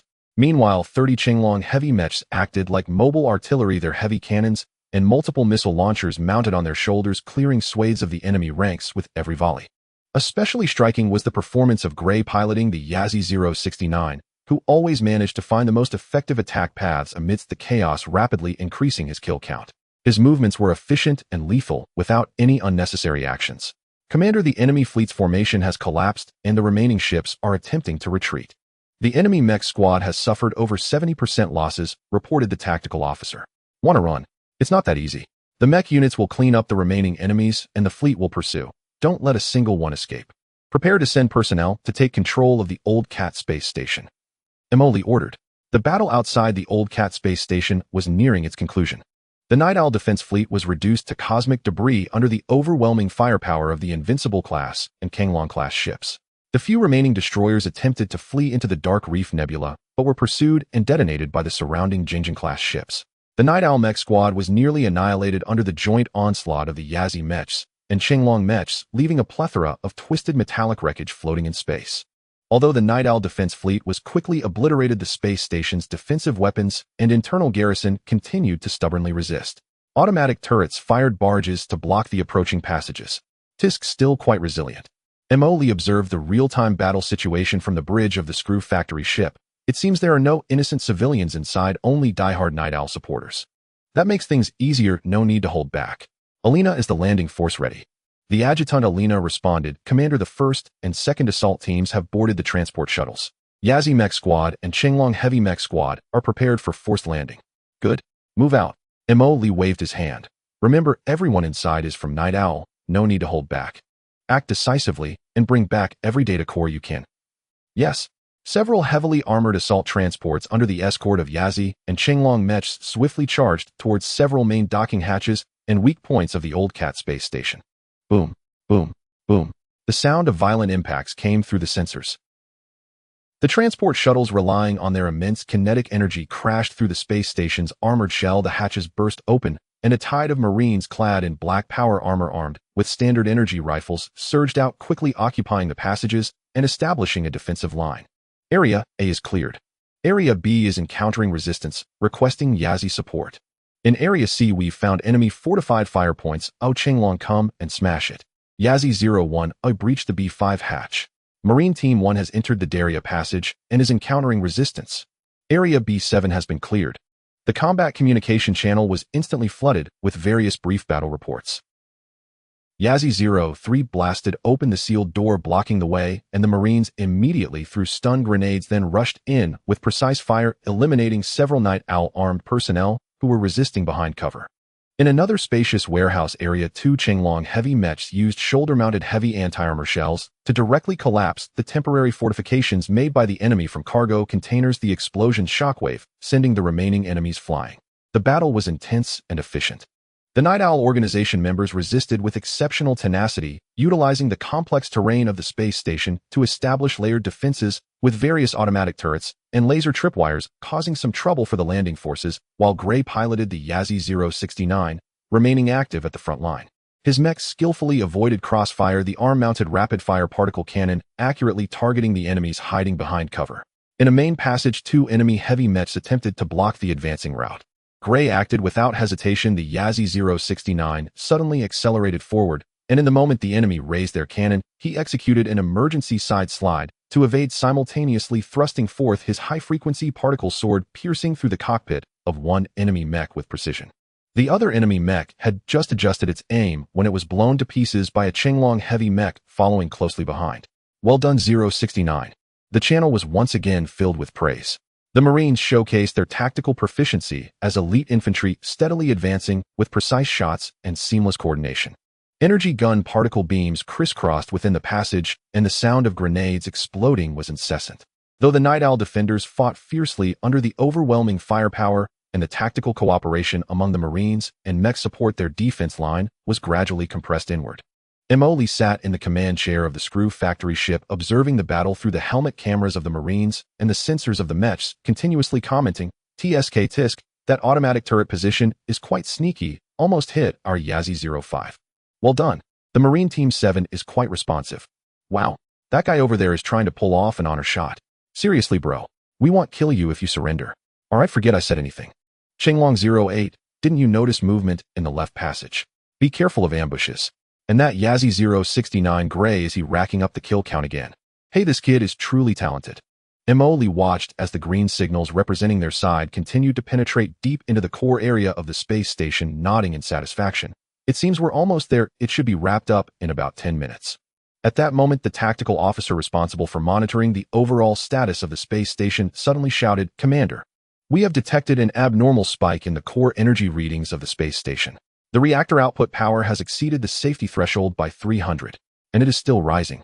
Multiple internal areas have detected pre-activation signals for energy detonation devices." Mo Lee's smile instantly froze, and he sprang up from the command chair. What the hell? Energy overload. Pre-activation of detonation devices. Are they planning to self-destruct? How ruthless even their own people are there. The urgent voice of Inya also came through the communication. "Commander, based on the energy fluctuation pattern analysis, this matches the final phase characteristics of a large space station self-destruction program. Estimated complete detonation time. Less than 3 minutes. Damn, are they serious? If they can't win, they'll blow it up. This is getting out of hand." Mo Lee, furious, jumped up, immediately shouting into the communication channel, "All landing units. All landing units. Emergency evacuation. Repeat, emergency evacuation. The space station is about to explode. Immediately abandon current targets and return to transport shuttles or mechs at maximum speed. Execute immediately." The order was transmitted across all channels, reaching every soldier and mech pilot's ears in an instant. Received, Yazi squad disengage. Retreat to the nearest exit. Received, Marine Team abandon current targets and retreat at full speed. Received, transport shuttles emergency, start assist evacuees. On the front line, the Chenglong mech that was about to breach the last blast door immediately ceased charging and turned around without hesitation. The Yazi mechs, suppressing fire, quickly withdrew. The Marines also showed no reluctance to fight, providing covering fire and alternation as they orderly retreated towards the passage they came from. Gray's Yazzie 069 was just pulling the high-frequency blade from the wreckage of an enemy mech when he heard the order. He immediately maneuvered the mech to turn around the main thrusters at full power, racing back along the route they came. He even casually scooped up a Marine who had fallen due to the explosion's shockwave, cradling him in the mech's palm as they rushed towards the nearest docking hatch. The passage was chaotic and the surviving Night Owl defenders tried to block their way, but the retreating forces of the Screw Factory had no intention of lingering, using their most ferocious firepower to carve a path out, charging out with all their might. Hurry, hurry, hurry. Don't bother with those minor fish. Run. Lee urged over the channel, his eyes fixed on the rapidly fluctuating energy readings and countdown displayed on the screen. Inside the core control room of the space station, the person in charge wore a crazed and resolute expression, looking at the screen displaying self-destruction program activated irreversible, then glancing at the monitoring footage of the rapidly retreating enemies, he grinned and pressed the final confirmation button. Night Owl. Long live. The alarms inside the space station grew increasingly shrill, and piercing red warning lights flashing wildly. The landing forces displayed exceptional training, the retreat process busy yet orderly. The mechs cleared a path followed closely by the Marines, who encountered small groups of enemy harassment but showed no inclination to engage. They directly used the most intense firepower to clear the way. These madmen. If they don't want to live, they shouldn't drag us down with them. The transport shuttle's engines had already started, the hatches open. The first assault team has boarded. Yazzie squad has been fully recovered. The Qinglong mechs are boarding. As the last Qinglong heavy mech, dragging a slightly damaged leg, stepped into the transport shuttle, the hatch slammed shut, and the countdown had already entered the final 30 seconds. Retreat. Full speed retreat, Lee shouted. The transport shuttles and the mechs responsible for covering the rear opened their vector thrusters to full power, desperately fleeing from the old Cat space station, which was about to become a massive bomb. Screw Factory and the outer escort fleet had also retreated to a safe distance. The countdown hit 0. In silence, an extreme light suddenly erupted from the core of the space station, instantly engulfing the entire structure. Following that was a silent yet magnificent expansion, tearing and shattering. In the soundless universe, an enormous fireball suddenly expanded, instantly consuming the entire space station. The solid metallic structure was easily torn apart, melted, and scattered in all directions before the devastating force. The intense electromagnetic pulse even caused the nearby several Jingjing-class frigates' shields to ripple violently. The fierce explosion lasted for several seconds before gradually calming down. The location where the old Cat space station once stood was now only a cloud of debris continuously expanding, made up of scorching metallic fragments and dust. The Night Owl members and leaders who were stubbornly resisting inside were transformed into cosmic dust amidst the violent release of energy, leaving behind only a wasteland of scattered metallic fragments. Lee looked at the glowing mass on the main screen, patted his chest, and breathed a sigh of relief that was close.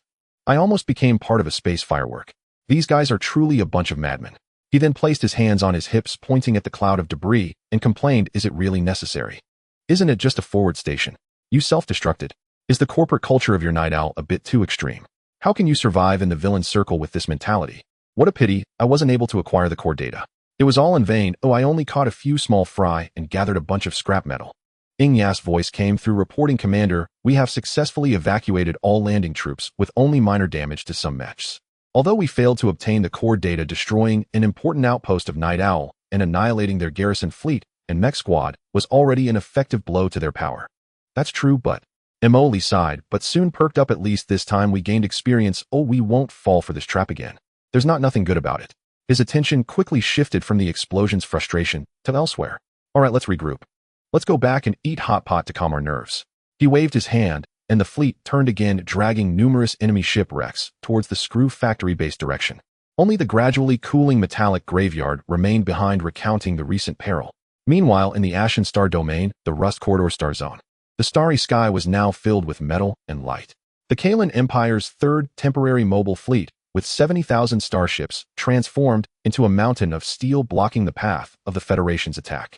The formation was heavy and clearly layered. At the forefront was a barrier composed of dense destroyers, frigates, and cruisers, while behind them was a larger array of capital ships. Countless assault ships and battleships with hulls nearly 6 kilometers long swam among the giant vessels like sardines. At the core of the fleet, on the bridge of the temporary flagship, unyielding Stormbreaker-class battleship, stood General Hans with his hands clasped behind his back. Around 50 years old, with a rugged face and steady eyes, he gazed at the tactical star map, showing the enemy's gradually approaching red light. "All fleets report final battle readiness." His voice was not loud, but clearly resonated through the command level. First defense group ready. Second assault fleet final ammunition checks completed. Flank escort formation, maintain integrity. All ships' shields and weapon systems are operational. Hans nodded slightly and immediately ordered all ships maintain formation wait for the best firing range, as per the predetermined plan. Shield energy allocation to maximum. All gun groups load energy-penetrating warheads, activate high-energy pulse cannon arrays. His voice was calm, revealing no signs of turmoil. Let us welcome our distant Federation friends. The communication channel was filled with concise confirmations from various fleet commanders. At the far back of the Imperial fleet array, a gigantic, suffocating shadow nearly obscured the starlight behind it. The Titan War fortress, exceeding 50 kilometers in length, was itself an ultimate deterrent. It was not a traditional warship, but a mobile interstellar fortress equipped with super shields comparable to planetary defense platforms and various heavy projectile and laser energy weapon arrays, including the Revelation-class giant particle beam emitter capable of destroying asteroids and a multi-layered missile silo array. It was the absolute core of the fleet and the ultimate decisive weapon. The entire Imperial fleet began to enter its final battle preparation state, like a finely tuned machine. Opposite them, the Elon's Federation's 5th Temporary Legion, with over 80,000 starships, was approaching in a more aggressive formation. High-speed destroyer groups roamed around the main fleet. The cruisers equipped with long-range missiles concealed themselves in the shadows of the formation, waiting for the best opportunity to launch. The unique electronic warfare fleet cluster released invisible interference waves, causing the sensor readings in this airspace to become somewhat blurred. The attack fleet group gradually advanced towards the Imperial defense array. At the center of the fleet was the heavyweight battleship Star Corps Annihilation class, on which the commander of the Federation's 5th Temporary Legion, General Darren, was aboard his flagship, Sophisticator Star Corps Annihilation classy battleship. Relatively young, his eyes held a glimmer of cunning and calculation, favoring surprise victories. Leaning against the comfortable command chair on the bridge, he lightly tapped the armrest with his fingers, a trace of a playful smile lingering on his lips. Before him, the holographic sand table displayed data streams, refreshing like waterfalls, reflecting in real time the movements of the Imperial fleet. The red dots representing the Imperial fleet formed a solid barrier. Hey, that old guy Hans is still using the same old tactics, the standard Imperial Iron Turtle formation. He turned to his staff team on the bridge. Are we ready? General, the assault fleet has entered the designated position. The missile cruiser coordinates are set, locking onto critical points in the Imperial battle line. The electronic warfare team is ready and can initiate interference at any time. Darren nodded, his cunning smile becoming more pronounced. Excellent. Tell the boys to proceed as planned. Let's give those noble lords of the Empire a good lesson on what war really is. Suddenly, the battle erupted in silence. The Federation fleet moved first. The Raider-class and Swift-Oval destroyer groups suddenly accelerated from both flanks of the array like two sharp daggers, swiftly stabbing into the side of the Imperial fleet's defense array. They were not seeking a frontal breakthrough, but were using speed and agility to attempt to stretch and disrupt the Imperial formation. Almost simultaneously, the Guardian-class and Falcon-class cruisers that had been hiding behind the Federation formation opened their missile launch silos in unison. In the next second, thousands of long-range anti-ship missiles trailing brilliant tails arced like a swarm, crossing the front battlefield and heading towards the most conspicuous battleships and heavy cruisers in the Imperial battle line. The Imperial defensive fleet immediately reacted. Detected a massive missile attack. High-speed enemy ships on the flanks. Monitoring a large number of local mech signal sources. All ships focus shields in the direction of the attack. Activate all close defense systems. Flank escort fleet engage the enemy's high-speed ships. Prevent them from approaching the main formation. Deploy the Starbreaker mechs. General Hans ordered succinctly and powerfully. The various fleets of the Imperial warships immediately responded. The energy shield's glow flickered violently on the surface of the hull, adjusting its defensive strength. Dense arrays of close defense laser cannons lit up, constructing a laser barrage in front of the fleet to intercept the incoming missiles. Boom, boom, boom. Countless fireballs exploded in space.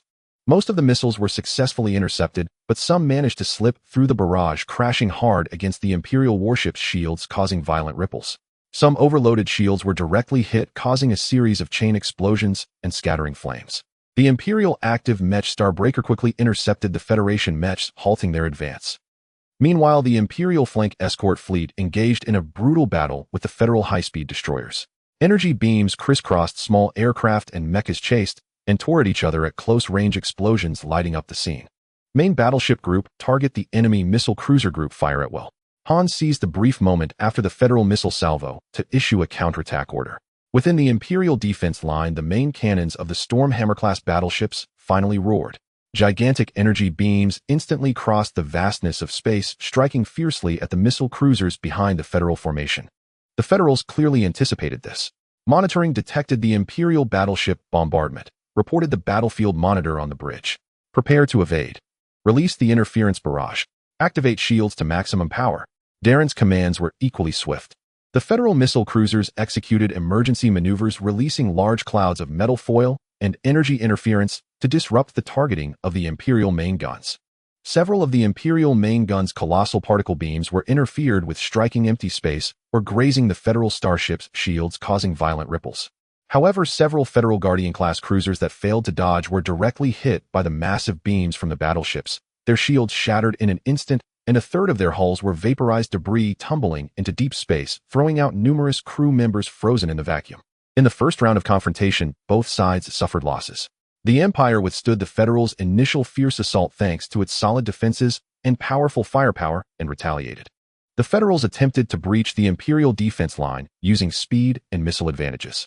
General Hans calmly observed the battlefield and adjusted his deployment, ordered the 6th Flank Fleet to strengthen their defensive formation and increase firepower. The 2nd Fleet applied pressure on the Federal left flank. General Darren watched the slight adjustments of the Imperial fleet on the star map screen, a broader smile creeping across his face. They've taken the bait. Order the right-wing destroyer group to accelerate and cut in. Target the Imperial flank fleet from the side. Missile ships' second salvo cover the Federal frontline defense fleet and the follow-up escort fleet. The Federal high-speed destroyers like sharks sensing blood surged from the flanks, launching a barrage of rapid-fire cannons and deep-space torpedoes at the weak defensive spots of the Imperial Second Fleet. Meanwhile, a new wave of missile rain precisely struck the rear of the Imperial Vanguard fleet, causing considerable chaos. The battle had escalated into a fierce intensity from the very start. Hundreds of thousands of starships from both sides tangled, exchanged fire, maneuvered, and exploded in this vast expanse of stars. Energy flashes and fireballs from exploding ships painted a brutal yet magnificent picture of cosmic warfare. Relying on the Imperial fleet's foundation and strong frontal firepower, Hans steadily advanced, attempting to break through with brute force. Conversely, Darren fully utilized the Federal fleet's mobility and tactical flexibility, continuously flanking, harassing, and setting traps to gradually weaken and tear apart the Imperial defense formation. The battle continued. General Darren gazed at the star map, a smirk forming at the corner of his mouth as he continued issuing orders. Vanguard Destroyer Group, accelerate. Conduct sustained harassment attacks to draw enemy fire. Missile Cruiser Group, continue advancing to effective range and launch a saturation strike on the left flank of the Imperial Defense Array. Main Battleship Formation, follow my flagship, prepare for a central breakthrough. The Federal Vanguard Destroyer Group entered range, unleashing a torrent of energy particle cannons and shipborne missiles towards the Imperial Defense Array. The Imperial Fleet's defense group, under the command of General Hans, responded steadily. The Hound-class destroyers and Stardust-class cruisers established a dense barrage to intercept most of the incoming fire. Simultaneously, the cruisers retaliated with their main guns' massive energy beams slicing through the void, detonating the Federal destroyers that had pushed too far forward, creating brilliant yet fleeting fireworks. Attention, enemy missile group approaching the left flank again. The monitoring officer warned. The Imperial fleet's left flank starships swiftly adjusted their shield angles, focusing on defense. Countless interception missiles and close defense fire ignited, forming beams of light and metal barrages in the air, destroying most of the Federal missiles mid-flight. Now's the time. A gleam of intensity flashed in Darren's eyes. Main Battleship Formation. Target the central right area of the Imperial Defense Fleet Group. Annihilation, main guns fire at will. Dozens of Federal Star Corps Annihilation-class heavy battleships, including the Sophisticator, began to gather antimatter energy at their massive bow cannons. In the next moment, dozens of thick, massive, dark purple energy beams crossed the vast distance, striking fiercely at the Imperial Defense Fleet's line. Energy impact. Highest priority for defense, Hans decisively ordered. In the Imperial Defense Array, the shields of all warships in the targeted area instantaneously surged to their limits, especially for several Stormhammer-class battleships located in that area, whose heavy armor and reinforced shields became the bulwark against the impact. Boom, boom, boom. The dark purple annihilation beams violently collided with the energy shields of the Imperial fleet, erupting in dazzling brilliance. Several Imperial cruisers at the forefront experienced shield overload, their hulls pierced and exploding instantly. However, the Stormhammer-class battleships in the core area withstood this fierce salvo. Although their shields fluctuated violently and their hulls shook, they were not destroyed. "'Tis really tough." Darren clicked his tongue, undeterred. Mobile fleet, execute Plan B. Apply some pressure on them. A fleet of Federal high-speed ships immediately broke away from the main formation, attempting to flank the right side of the Imperial Defense Fleet. Hans quickly responded. Right-wing cruiser group move out to intercept.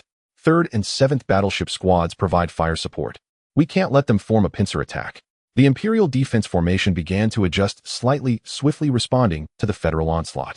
Starships from both sides engaged in fierce firefights across the vast battle line, energy beams crisscrossing missile trails, and explosions lighting up the dark universe as if it were day. The Stormhammer-class battleships unleashed several massive electromagnetic railguns roaring as they fired heavy shells towards the distant Federal attacking fleet. A single salvo could bring a Federal cruiser's shields to the brink of collapse. Meanwhile, the Sophisticator continuously sought weaknesses in the Imperial defense line with its ultra-long-range precision strikes. Each shot from its annihilation cannon forced the Imperial defense fleet to allocate resources for defense. The battle devolved into a brutal war of attrition. Shields of ships were overloaded and turned to cosmic dust under the dense fire. Logistics vessels from both sides frantically scurried at the battlefield's edge, rescuing the wounded, repairing warships, and replenishing ammunition. Just as the battle situation became critical, General Hans' gaze turned to the enormous shadow behind the fleet. "It's time," he said solemnly. "Order the Titan War Fortress to fire the Revelation particle beam at the area behind the Federal main battleship group covering fire. Disrupt their formation." The order was given. The 50-kilometer-long Titan War Fortress revealed its surface as countless armored plates slid open, exposing its complex and massive energy conduits. At the center of the ship, a giant ring structure over a kilometer in diameter began to emit a dazzling light akin to a supernova, terrifying energy converging within. Even Darren, far aboard the Sophisticator, sensed the soul-chilling energy readings through the sensors. "Not good. It's the Imperial Titan. Spread out," he shouted in panic. But it was too late. A massive beam, indescribable in its destructive power, composed purely of annihilation energy, erupted from the Titan War Fortress ring structure. It seemed to pierce through the cosmos, distorting light in its wake. This beam did not target a specific Federal warship directly, but swept across the rear space, where the Federal main battleship group was located in a coverage manner. Boom, boom, boom, huh. Countless fireballs erupted in the rear area of the Federal battleship group. Any Federal warship, regardless of size, swept by the edge of that annihilation beam, had its shields evaporate instantly, and its hull vaporized. Several Starcore Annihilation-class battleships in the core area, even with battleship-level shields, could barely hold for a few seconds before their shields collapsed, their hulls pierced in an instant, undergoing successive explosions, causing chaos in the rear formation of the Federal attacking fleet. This sudden strike shattered the balance of power on the battlefield. "All forces, charge."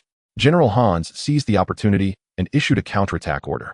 The Imperial Defense Fleet surged forward like a beast unleashed from shackles, opening fire fully and striking at the confused Federal main force caused by the Titan's attack.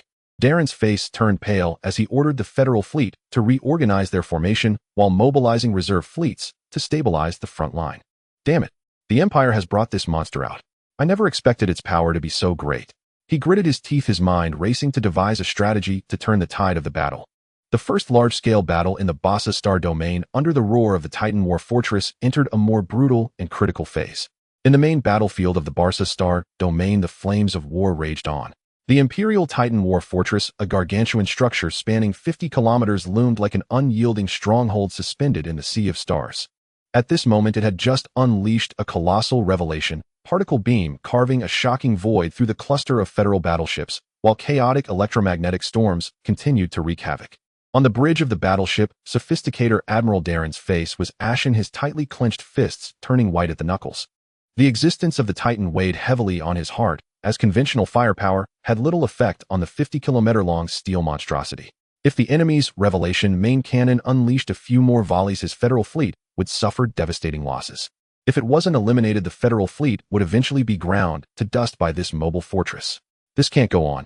Darren suddenly looked up, taking a deep breath to force himself to calm down, a glint of resolution flashing in his eyes. He connected to a highly encrypted communication channel, his voice low and rapid. "Swarm unit, pay attention. This is Legion Commander Darren. The enemy war fortress has appeared. The fleet has suffered tremendous losses. Execute the break angle plan. Repeat, execute the break angle plan. Our fleet will do everything possible to create opportunities for you. At all costs, incapacitate the target. For the Federation." Swarm acknowledged. For the Federation. Communication was cut off. Darren immediately turned to the entire Federal fleet communication channel, his voice suddenly rising with undeniable determination. "All fleet clusters, listen up. Abandon the original attack formation. Execute the Iron Curtain cover protocol. All units maximize firepower towards the enemy Titan fortress. Missiles energy weapons expend everything. Destroyer close defense cannons focus on those Imperial assault ships. Open a path for our true trump card. Hurry up. The order was as solid as a mountain. The Federal fleet, previously slightly chaotic due to the Titans' attacks, erupted with astonishing execution at this moment. All starships capable of fighting, whether the massive Star Core obliteration battleships or the nimble destroyers, even the logistical support vessels. As long as they had weapons, they unleashed their full firepower towards the Imperial defense fleet, especially in the direction of the Titan war fortress. In an instant, the Federal offensive line transformed into a forward surging wall of firepower. The densely packed energy beams and missiles rained down on the Imperial defense line like a torrential storm. Such a reckless strategy, disregarding consumption and casualties, suddenly increased the pressure on the Imperial fleet. The enemy fleet's firepower has significantly increased.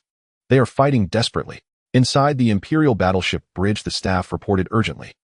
Admiral Hans frowned, watching the irrational frenzy of the Federal fleet on the screen. Even he, calm as he was, felt something was amiss. Strengthen defenses.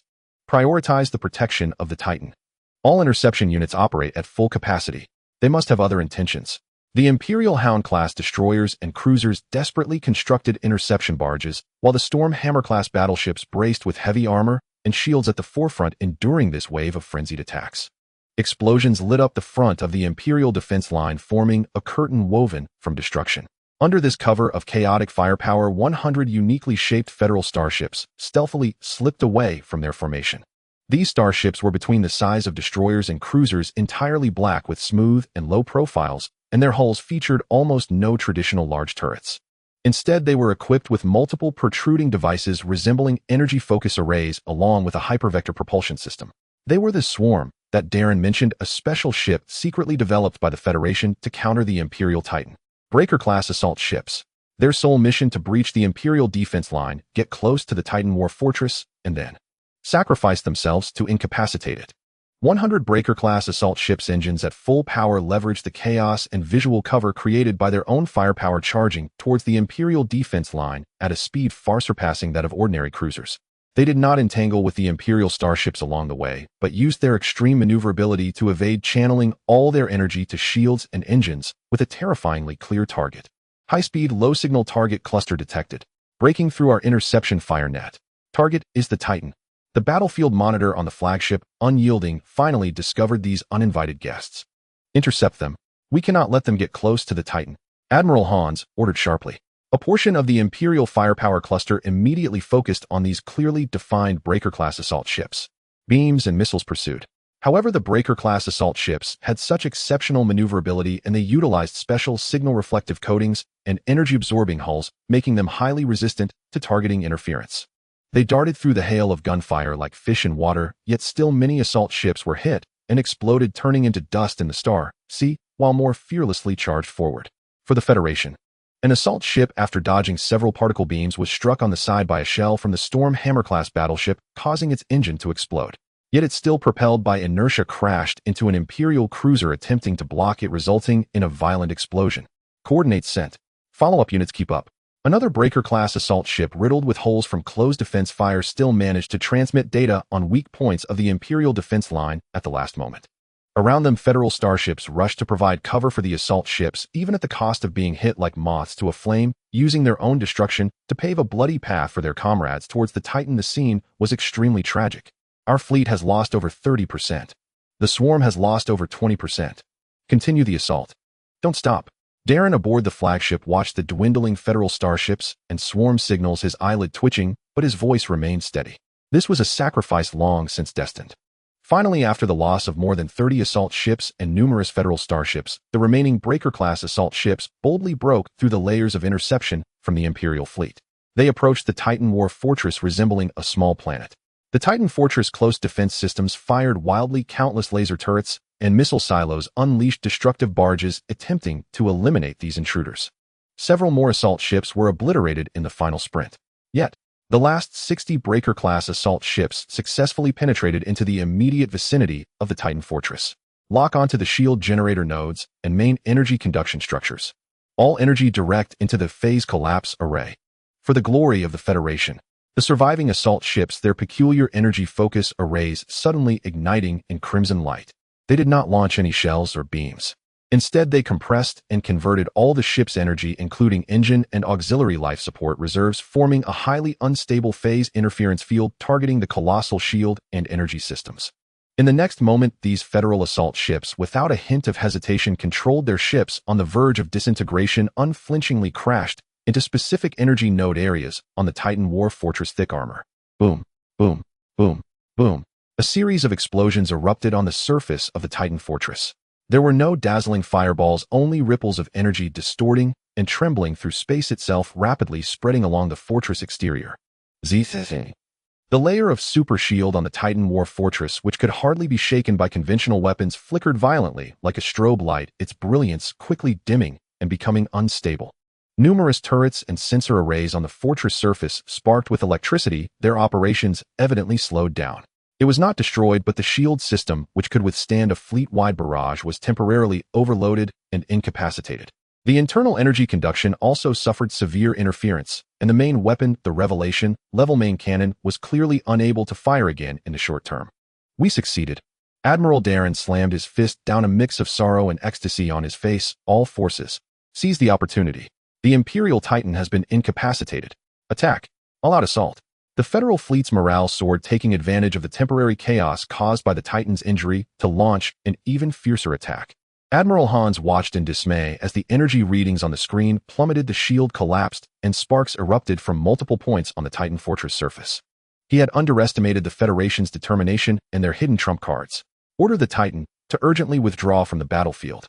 All fleets tighten formations and shift to elastic defense. Ensure the Titan is covered during retreat. He had no choice but to issue a conservative command. At the moment when the Empire and the Federation clashed in the Barca Star Domain, turning the Starry River into a scene of chaos far away in the Ashen Star Domains, C-77 asteroid belt, the main base of the Screw Factory, was bustling with a lively scene of spectators. Lee sat back comfortably in a chair in the command center, his legs crossed, as the huge main screen in front of him was divided into several sections, displaying streams of complex data and processed battlefield images. He held a cup of specially supplied coffee from Heaven Star in his hand, emitting a faint aroma. Tisk, tisk, tisk, it's really happening. It's really happening. He sipped his coffee, his eyes gleaming as he stared at the screen. His expression resembled that of someone watching an interstellar sports match rather than a battle that would decide the fate of countless lives. This is a live broadcast, and it's in ultra-clear HD. Our deep divers are doing great, he exclaimed in wonder. Yeah, hurry. Analyze the data stream just sent back by Deep Diver No. 7 from the Empire. I want to see the changes in the Imperial formation, Lee shouted. Standing at his side, Inya, dressed in a neat white uniform with shoulder-length hair, quickly operated the control panel upon hearing his command. Soon one of the split screens on the main display showed a clear dynamic image of the Imperial fleet, even indicating the energy shield strength and estimated ammunition consumption for each fleet. Wow, the Empire's turtle formation is truly the essence of survival tactics. Lee pointed at the Imperial defensive formation on the screen. Look at the shield connections. This crossfire, Major Hans, is indeed a remarkable figure. Suddenly, a signal representing an extremely high energy reaction lit up on the screen, followed by a large number of light points representing a section of the Federation disappearing or dimming. What the hell? What's happening? Did the Empire escalate their attack? Lee sat up straight. Inya immediately reported, according to cross-verified information from Deep Diver No. 3 and Deep Diver No. 11, the Empire has deployed the Titan War Fortress. They used the Apocalypse-class supermassive main cannon to deliver a wide-ranging strike, dealing significant damage to the main fleet cluster of the Federation. The main screen timely played a processed, somewhat blurred explosion scene that still conveyed its earth-shattering power. A 50-kilometer behemoth. With one shot, Lee's mouth fell open, forgetting to sip his coffee. If that thing were to be fired at our doorstep, we wouldn't even need to fight. Its gravitational field could tear C-77 apart, right? Incredible. Truly incredible. He regained his composure and began to grumble, but isn't this a bit too much? The Federation must be crying in the bathroom. As if to respond to his complaints, on another split screen, the light points representing the Federation fleet suddenly began an irrational and reckless full-line fire suppression. Is the Federation panicking? Are they starting to throw things around? Lee wondered. But Inya's keen eyes had already caught the anomaly. Commander Deep Diver 065 detected a small number of high-mobility, low-signal targets advancing under the cover of fire behind the Federation formation. The model is unknown, and they are not standard Federation starships. She quickly retrieved more detailed scan data transmitted by Deep Diver 142. On the screen, some sleek black ship silhouettes could be faintly seen stealthily moving through the shadows of explosions and beams. Oh, are they hiding some secret weapon? What are they planning? An assassination operation is the target. That Titan. As Inya pieced together more fragmented information sent by deep divers, the battlefield situation gradually became clearer. Target confirmed. The Federation has deployed approximately 100 specially modified high-speed penetration ships, codenamed Swarm, to execute a suicide attack targeting the Imperial Titan war fortress. The Swarm units and the Federation fleet have suffered heavy losses, but they have breached the Empire's outer defenses. Approaching Titan, Swarm has activated special energy interference devices. Impact. On the main screen, the massive light point representing the Titan war fortress saw its shield energy readings collapse like an avalanche, ultimately reaching zero. Simultaneously, the fortress' own energy signals became extremely chaotic and unstable. Did they succeed? These Federation lunatics really did it. Emoli nearly jumped out of his chair, exchanging 100 specially modified ships to temporarily incapacitate a Titan. This deal. Major Darren is quite a ruthless person. He watched the screen as the Imperial fleet was forced into defense due to the Titan's injuries, while the Federation fleet launched a fierce offensive, stroking his chin with a glint in his eyes. Go ahead and fight, the harder the better. He smacked his lips.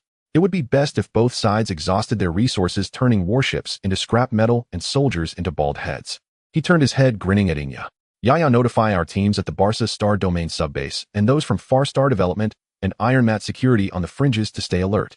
Once this great battle comes to a pause, regardless of whether it's the Empire or the Federation, there will surely be a large number of damaged starships needing towing and repairs, and the battlefield will definitely be filled with various abandoned wreckage and discarded resources. That's all money. Our recycling business is finally going to grow strong. He seemed to see countless resource points and feral coins waving at him. Additionally, Emoli put away his joking demeanor, though still wearing a playful expression. His eyes turned serious. Make sure the deep divers keep a close watch, especially to pay attention to any unusual movements from both sides, or if there are any mentions of terms like Night Owl or Genesis relics. I have a feeling that this great battle is not that simple behind the scenes. Understood. Inya nodded and quickly encrypted and sent out the instructions. Emoli leaned back against the chair delightfully, sipping the now lukewarm coffee, watching the brutal battle taking place thousands of light years away on the screen. Watching an epic movie while waiting to pick up scraps and make a fortune life is really getting brighter. He swayed his toes leisurely, completely embodying a spectator who was enjoying the show. The cosmic flames of war raged on while the factory director of Screw Factory began pondering how to sift out his first pot of real gold from the post-war ruins. Meanwhile, the smoke of battle in the Barca Star Domain did not dissipate due to the temporary incapacitation of the Titan war fortress. Instead, it entered an even more brutal, chaotic stage. On the bridge of the unyielding battleship, Major Hant's face was ashen. The unexpected damage to the Titan disrupted his entire plan. Losing the most powerful deterrent and firepower pillar, the Imperial fleet cluster had no choice but to transition from defense to an even more difficult defensive stance. Order the Titan to immediately retreat to the second defense line for emergency repairs under the cover of the escort fleet. His voice was steady, but his tightly clenched fists betrayed his true feelings. All fleet clusters contract the formation. Build a circular defensive perimeter centered on the unyielding. Prioritize preserving combat strength. The Imperial formation began to change, shifting from a long defensive array to a circular formation that emphasized survival. The remaining Stormbreaker-class and Stardust-class starships took position on the outermost layer, bearing the brunt of the Federation's fierce artillery fire. The Hound-class destroyers desperately intercepted missiles and torpedoes heading for the main fleet. Left-wing shield strength has dropped to 45%. The right-wing third cruiser cluster has suffered heavy losses, requesting assistance. The enemy's mech units are attempting to jump on our right-side cruisers. Bad news came one after another. Without the Titan's fire support and regional control, the Imperial fleet found itself somewhat passive under the Federation's reckless assault. Ships continued to overload their shields, turning into cosmic dust in explosions. Major Hans furrowed his brow, continually adjusting deployments and mobilizing reserve fleets to fill the gaps. It was a grueling war of attrition, testing the resilience of the Imperial fleet and the decisiveness of the commander every minute and second. On the battleship's Sophist Asta Core Annihilation level dreadnought, Admiral Darren gazed at the screen, displaying the Imperial fleet being forced into defense, yet his expression revealed little joy. To incapacitate that Titan, he had sacrificed 100 specially designed assault ships and countless support starships, and the 5th Legion's attacking strength had been significantly weakened due to the previous Titan bombardment and subsequent fierce assaults. Order all units to maintain pressure. Do not give the Imperial forces a chance to breathe. His voice was hoarse. Mobile fleet intersperse and disrupt their logistics lines. Missile fleet execute a saturation strike to drain their shields and intercept munitions. Although the Federal fleet had taken the initiative, their offensive no longer retained its initial ferocity. The Imperial defense line was exceptionally resilient, though every advance required a considerable price. The battlefield fell into a stalemate with both sides engaged in a bloody tug-of war around the Imperial's shrinking defensive perimeter. The Star Core Annihilation level main cannon is charged. Target the damaged Stormbreaker-class ship on the Imperial right flank. Fire. The Sophist Annihilation cannon fired again, and a dark purple beam struck the target with precision. The Imperial battleship, already unstable in its shields, had a massive gash ripped in its side armor, resulting in a chain reaction of explosions that lit up the sky. Although it was not completely destroyed, it had utterly lost its combat capability. However, such results could not swiftly change the tide of battle. The Imperial circular defense was like a hedgehog, after biting in the Federation, found its mouth full of blood. Meanwhile, at the observation seat of the Screw Factory, at the C-77 main base, Mo Lee watched the real-time battle reports relayed by the deep divers, his mouth never closing. Wow, the Imperial turtle shell is truly tough. How can it withstand this much damage? He munched on sunflower seeds while commenting, "Old man Hans can still hold it together. He's quite a talent." Oh, the Federation has lost another cruiser. Darren is such a spendthrift. If this goes on, he'll be left with nothing. Tisk, the jump help battle has begun. How retro and bloody. He gazed at the rising casualty figures on the screen, filled with sarcasm. Fight. Keep fighting. It would be best to reduce the battleships to scrap. That way we can recover them more easily. He thought with a wicked sense of humor. As time passed, the balance of the battlefield began to shift subtly. Although the Empire had suffered considerable losses, its core combat power remained, and the defensive formation was still solid. On the Federal side, due to the intense early attacks and the immense losses of the task force, the situation of being unable to proceed began to show. The intensity of the offensive had clearly decreased. Commander Deep Diver 083 reports that the Imperial defense line remains solid, and a signal from a new Imperial reinforcement fleet is detected approaching from behind. Deep Diver 041 reports that multiple combat units on the Federal front are experiencing delays in ammunition supply, and morale has dipped. Deep Diver 156 intercepted communications from the Federal Command, revealing that Admiral Darren was requesting urgent local material support. Inya compiled the information, continuously pressing buttons. Comprehensive analysis indicates that the Federal offensive has nearly reached its limit. Although the Empire has suffered heavy damage, its defense has succeeded, and some reinforcements have arrived. The battlefield is expected to gradually stabilize, and both sides may disengage. Oh, are they going to call it a day? Emily looked at the holographic screen. As the last energy beam dissipated into the void, the final motionless starship, bereft of power, floated like a dead fish among the wreckage. The first large-scale main force battle between the Quran Empire and the Alans Federation had finally come to a close, with both sides retreating to their respective bases, and the battlefield instantly fell silent and empty. The screen in front of Mo Lee was finally no longer flooded with blinding explosions and dense alarm information. Instead, it displayed the shocking post-battle statistics and images of the battlefield littered with debris.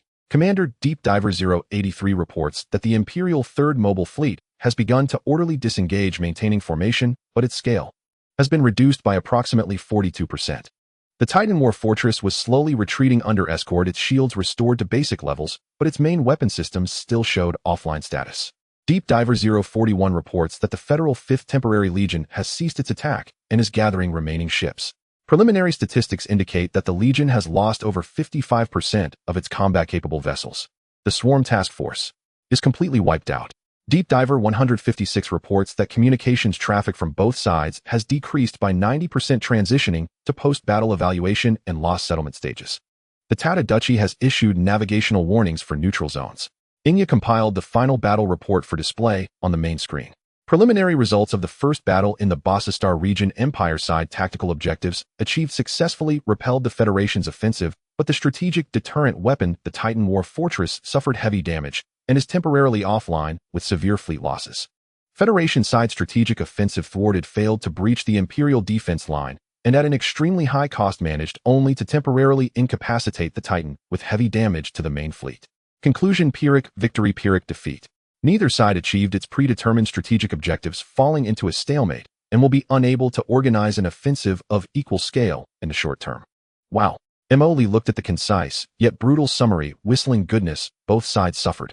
The Imperial Titan War Fortress was crippled and lost face, while more than half of the Federation's fleet was annihilated and lost substance. This wave it's a double loss.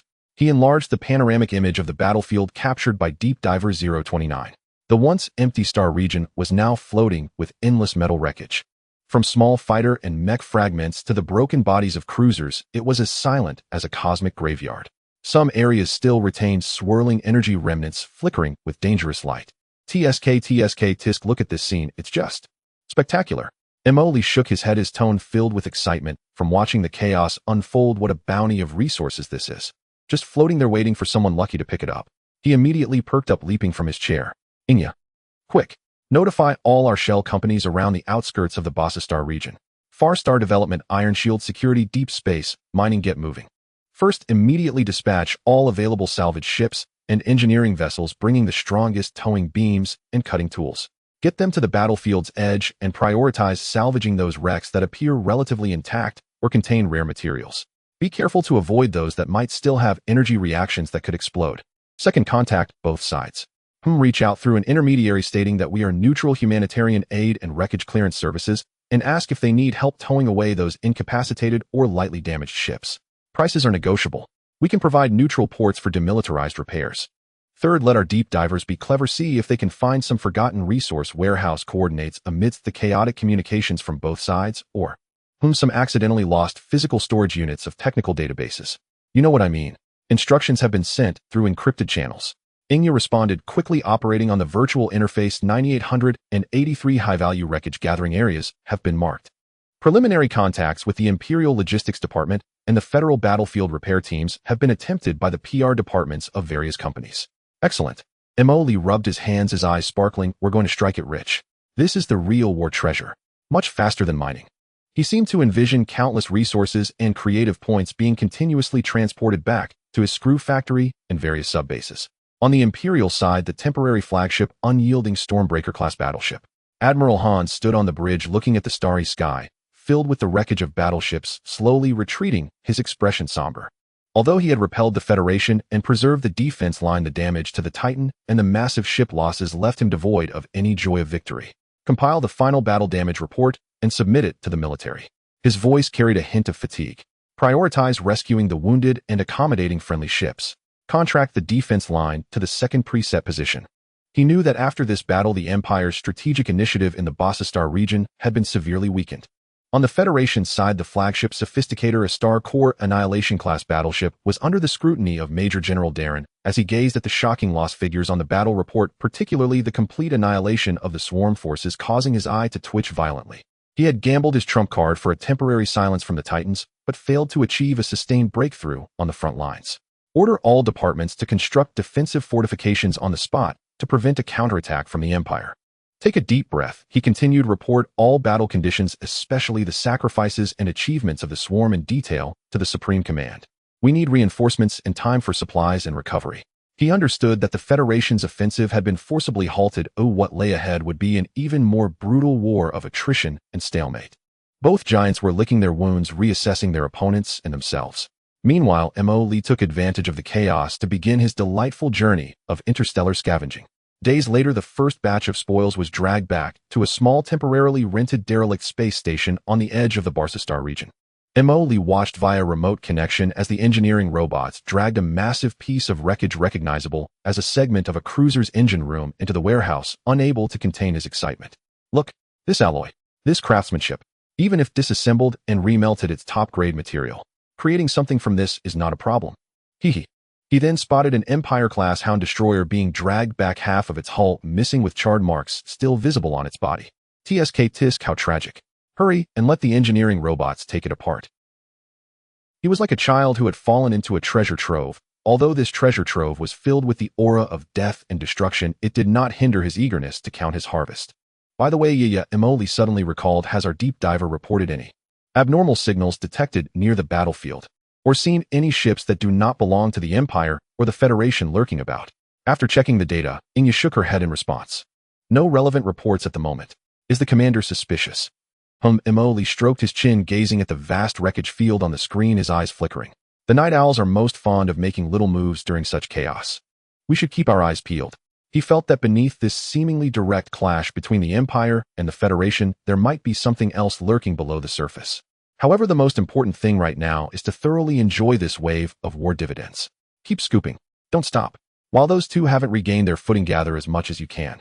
With a wave of his hand, Lee plunged back into his grand enterprise of interstellar scrap recovery. The smoke of war in the Barca Star region had not completely dissipated when another war devoid of gunfire had already erupted fiercely on diplomatic channels and negotiation tables. The fuse was the immense and invaluable field of war debris floating in space. Kulan Empire Imperial Capital, Star Ministry of Foreign Affairs Communication Center. The Empire's chief diplomat, a middle-aged man with meticulously combed hair and dressed in a crisp imperial military uniform, was engaging in friendly discussions via hyperspace communication with the diplomatic representative of the Elon's Federation. I must emphasize once again, his voice was cold and firm, transmitted through the simultaneous interpretation device to the ears of the Federation representative. The primary control of the battlefield in the Barca Star region lies within our defensive area. Therefore, according to Article 7 of the Interstellar War Legacy and Jurisdiction Temporary Agreement, all residuals resulting from battles in this star region, including but not limited to ship wreckage, weapon fragments, and any form of materials, should rightfully belong to the Kulan Empire. On the other side of the screen, a Federation representative, a man wearing gold-rimmed glasses who looked more like a business school professor, adjusted his glasses and responded in a calm, yet confrontational tone, "We cannot agree with your statement. Your so-called control is based on passive defense. This battle was a strategic offensive initiated by us. According to the supplementary provisions of the agreement, the original owner retains the right of priority recovery for military equipment that has been damaged or abandoned during an offensive action. Moreover, your so-called Titan War Fortress, which you rely on to maintain your defense line, has temporarily lost combat effectiveness, necessitating a reevaluation of its strategic value, which directly impacts the definition of control." He paused and added, "Furthermore, numerous remains of our brave soldiers are still trapped in the debris. Out of humanitarian concerns and respect for the fallen, the Federation has the right and obligation to prioritize their handling." The Federation sought to bind morality and sacrifice together, attempting to seize the moral high ground. The Empire representative snorted coldly. "Humanitarianism. Did you consider humanity when you used the swarm for suicide attacks? Among those wrecks lie countless loyal souls of our empire." Both sides cited references, each holding firm, unwilling to give an inch. The negotiations had reached an impasse. Everyone understood what that field of debris represented. Not just a matter of face, but also a vast amount of recoverable resources, potentially residual military technology, and even a direct opportunity to assess the enemy's battle losses. After several days of argument, there had been almost no progress. The Empire insisted the territory is mine and the things are mine, while the Federation clung to "What I send out, I have the right to collect the bodies." At the Screw Factory main base, Lee was reclining with his feet up, watching the live broadcast, encrypted and transmitted back by the deep divers. Puffed. He nearly sprayed the juice in his mouth. "Ha. It's starting. I knew it. After the fight, they would start arguing." He was gleefully watching the diplomats from both sides citing references and accusing each other. Tisk, the officials have their reasons, the civilians have theirs. This lawsuit could go on until the ends of the universe, without clarity. Lee shook his head and commented, "In my opinion, whoever grabs it first owns it. Such a simple principle." Inya added from the side, "According to reports from Deep Diver 097 and Deep Diver 192, there are also discrepancies within both sides regarding the handling of the debris.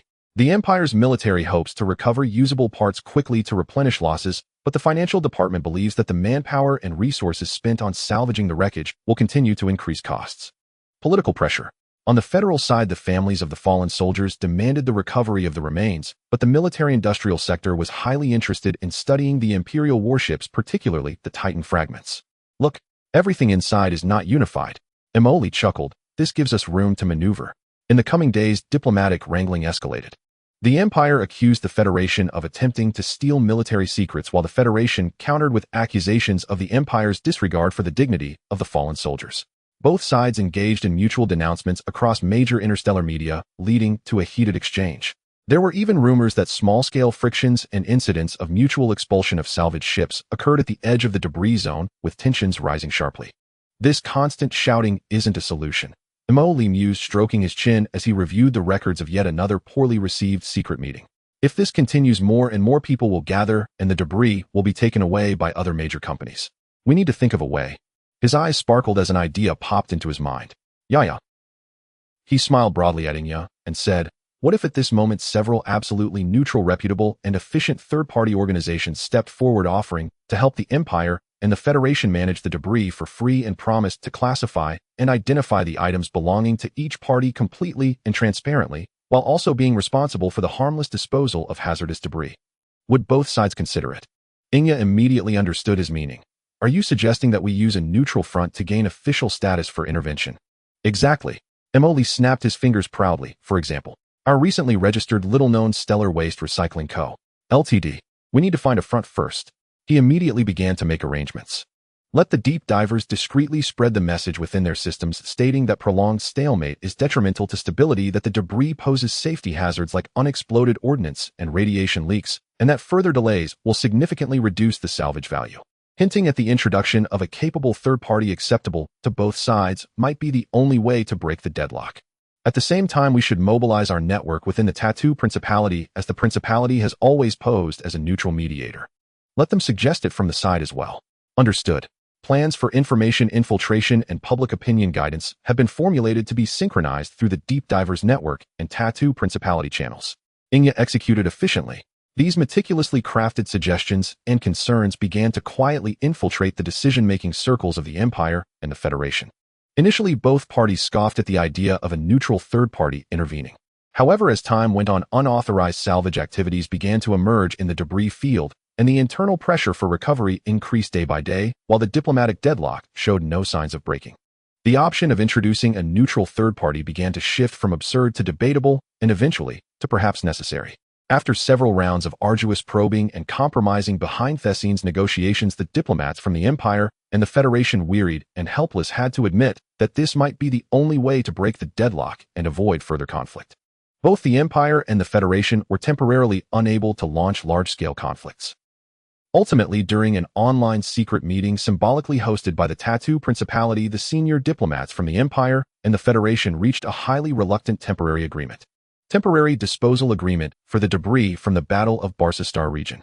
Both parties jointly commissioned a neutral third-party organization with corresponding qualifications and technical capabilities to be responsible for the temporary control, salvage, classification, and preliminary processing of the main debris field. The third-party organization must ensure the salvage process is conducted with transparency and fairness under the joint supervision of both parties. Items salvaged after identification and confirmation of ownership must be unconditionally returned to their respective parties. Items that cannot be identified or confirmed will be harmlessly disposed of by the third-party organization, with the proceeds used for processing fees and a symbolic donation to the Interstellar Refugee Assistance Fund. The agreement will remain valid until the main parts of the debris field are cleared. The agreement was reached, but the most critical question arose. Who would be selected as these neutral third-party organizations with corresponding qualifications and technical capabilities? The Empire and the Federation stared at each other, neither trusting the organizations recommended by the other. At this moment, the representative from the Tattoo Principality timely proposed a list of candidates that had undergone preliminary screening. The list included several reputable, neutral mining companies, recycling firms, and environmental organizations, and at the bottom, an inconspicuous one was Stellar Waste Recovery Co. Ltd. After another heated debate and mutual rejection, when no other options that both parties could reluctantly accept were found, the diplomats from the Empire and the Federation ultimately acquiesced. When Emoli received the copy of the agreement and the winning bid notification through the Deep Diver channel, he let out a pig-like laugh in his command chair. It worked. It really worked. Stellar Waste Recovery Co. Ltd. This name was not chosen in vain. So low-key, so environmentally friendly. He laughed uncontrollably, and Inya's mouth seemed to twitch slightly. The agreement has been confirmed. Our side will officially intervene in the debris processing of the Barsastar region under the name of Stellar Waste Recovery. The relevant salvage fleet and supervision team are ready. Hurry, hurry, hurry. Let our salvage fleet set off at once. Otherwise, we'll be beaten to it by others. Emoli waved his hand impatiently. Remember, we are neutral. Just what we salvage belongs to the Empire, and what belongs to the Federation must be returned to the Federation. Of course, it must first go through our hands. You know what I mean. He smiled with a fox-like grin. Now it's perfectly justified to go in and pick up trash. And we can take the service fees from both sides. This wave is a guaranteed profit. The two major powers of the universe have been bickering diplomatically for a long time, ultimately presenting an official pass for the scrap recovery business of the Screw Factory. On the edge of the Barsastar region, the once quiet cosmic space was now bustling like a marketplace. The main fleets of the Empire and the Federation had just lowered their flags, leaving behind a treasure zone made up of metallic debris spanning several star systems. And it wasn't just M.O. Lee who caught the scent of money. Various salvage ships, modified cargo vessels, and even some clearly hastily assembled ships displaying a patchwork of corporate logos surged into this area, starting a frantic gold rush. The Screw Factory warship has returned to the main base, and M.O. Lee is now stationed on the bridge of a camouflage ship that looks like an ordinary large industrial command vessel. He observed the dense array of luminous points on the sensor screen representing other salvage companies and smirked. Good heavens, they came really fast. Are these guys part fly? He complained to Inya over the communication channel. Look at this number, it's even more than battlefield debris. The competitive pressure is immense. According to public information and feedback from the deep diver, there are currently more than 20 well-known salvage companies active on the perimeter of the battlefield, including established enterprises like Star Sea Regeneration Group and Joint Resource Recovery, as well as many small teams. They have ample funding, rich experience, and possess professional salvage equipment and channels. Rich experience, ample funding. M.O. Lee snorted. Can they salvage like our salvage ships? Can their engineers match our efficiency? Can they? Have no shame. His eyes turned, and he immediately issued orders: notify all our units on the front line, distant star development, iron mat security, stellar waste recovery. The competitive mode has begun. Act according to the three-step strategy one mentioned earlier. While other companies' salvage ships were still using traditional magnetic towing cables and mechanical arms to cautiously and slowly drag relatively intact large debris, the salvage ships under the Screw Factory had already demonstrated astonishing efficiency. These highly efficient salvage ships of the Scavenger class, directly manufactured by the system, appeared unremarkable, but were equipped with ultra-powerful composite towing beams and gigantic laser cutting arms made of superalloys. They charged directly into the most densely packed area of debris. One Scavenger-class ship locked onto a massive cruiser armor plate, its powerful towing beam gripping it tightly, then multiple cutting arms rapidly extended from the side of the ship, accompanied by sparks from cutting. In just a few minutes, it disassembled the large armor plate into several standard-sized metal ingots convenient for transportation, and then stuffed them all into its vast cargo hold. The entire process was seamless, with efficiency several times greater than that of the nearby traditional salvage ships. What brand of salvage ship is that? So fast. Voices of astonishment came from other companies' crew members on the public communications channel. I've never seen this model before. Which company is it from? Their cutting technology, their efficiency, is just absurd. M.O. Lee listened to the discussions that occasionally leaked onto the public channel from the command ship. Haven't seen it before, have you? Exclusive patent. Compare efficiency with me. He'll outpace you all. While other companies were still searching aimlessly or blaming each other for competing over a relatively intact battleship wreck, the Screw Factory salvage team, with the intelligence support provided by the Deep Diver Network, was precisely targeting high-value objectives. Coordinates X77, Y33 is E12 area. Floating there is the complete reactor wreck of an Imperial Hound-class destroyer with its core sensor array relatively intact, offering high recovery value. Coordinates K45, M88, N21, a module from a certain type of Federation missile cruiser ammunition depot, has been discovered, and it may contain unexploded high-energy ammunition, dangerous, but highly valuable, recommended for salvage with cooperation from a mine clearance team. Warning: 3 salvage ships from the Star Sea Regeneration Group are heading towards coordinates A11, where there is a complete Federation heavy engine. A large salvage ship belonging to United Resource Recovery attempted to forcibly occupy a precious wreckage that included the bow of a Stardust-class cruiser, leveraging its massive size. This wreckage likely retained complete bridge equipment and fire control computers. The small ship Stardust Recovery ahead, clear the way. We marked this wreck first, the captain of United Resource asserted firmly over the public channel. The leader of the Stardust Recovery team responsible for the area calmly responded, according to the neutral salvage convention, unclaimed wreckage is first come, first served. Our engineering unit has already begun operations. Nonsense. What I say is mine is mine. If you don't leave, don't blame my ram for being rude. The captain of United Resource threatened, as the modified salvage ship indeed had a stout metal ram installed at its front, just as both sides faced off. The atmosphere tense. Virum, a long, slender Wolverine-class assault ship clearly overloaded with weaponry, silently glided to the side of the United Resource salvage ship, slightly adjusting its cannon and locking onto the target. A lazy voice echoed through the public channel. Oh, isn't this our friend from United Resource? What do you want to play bumper boats with us from Stardust Recovery? How about, let's play? At the same time, the leader of Stardust Recovery also received a direct communication from the command ship. M.O. Lee, quickly cut and collect scarce resources. Let them have the ordinary hull structures. We don't need them. At this moment, the captain of United Resource looked at the menacing security starship and ultimately chose to compromise, albeit begrudgingly.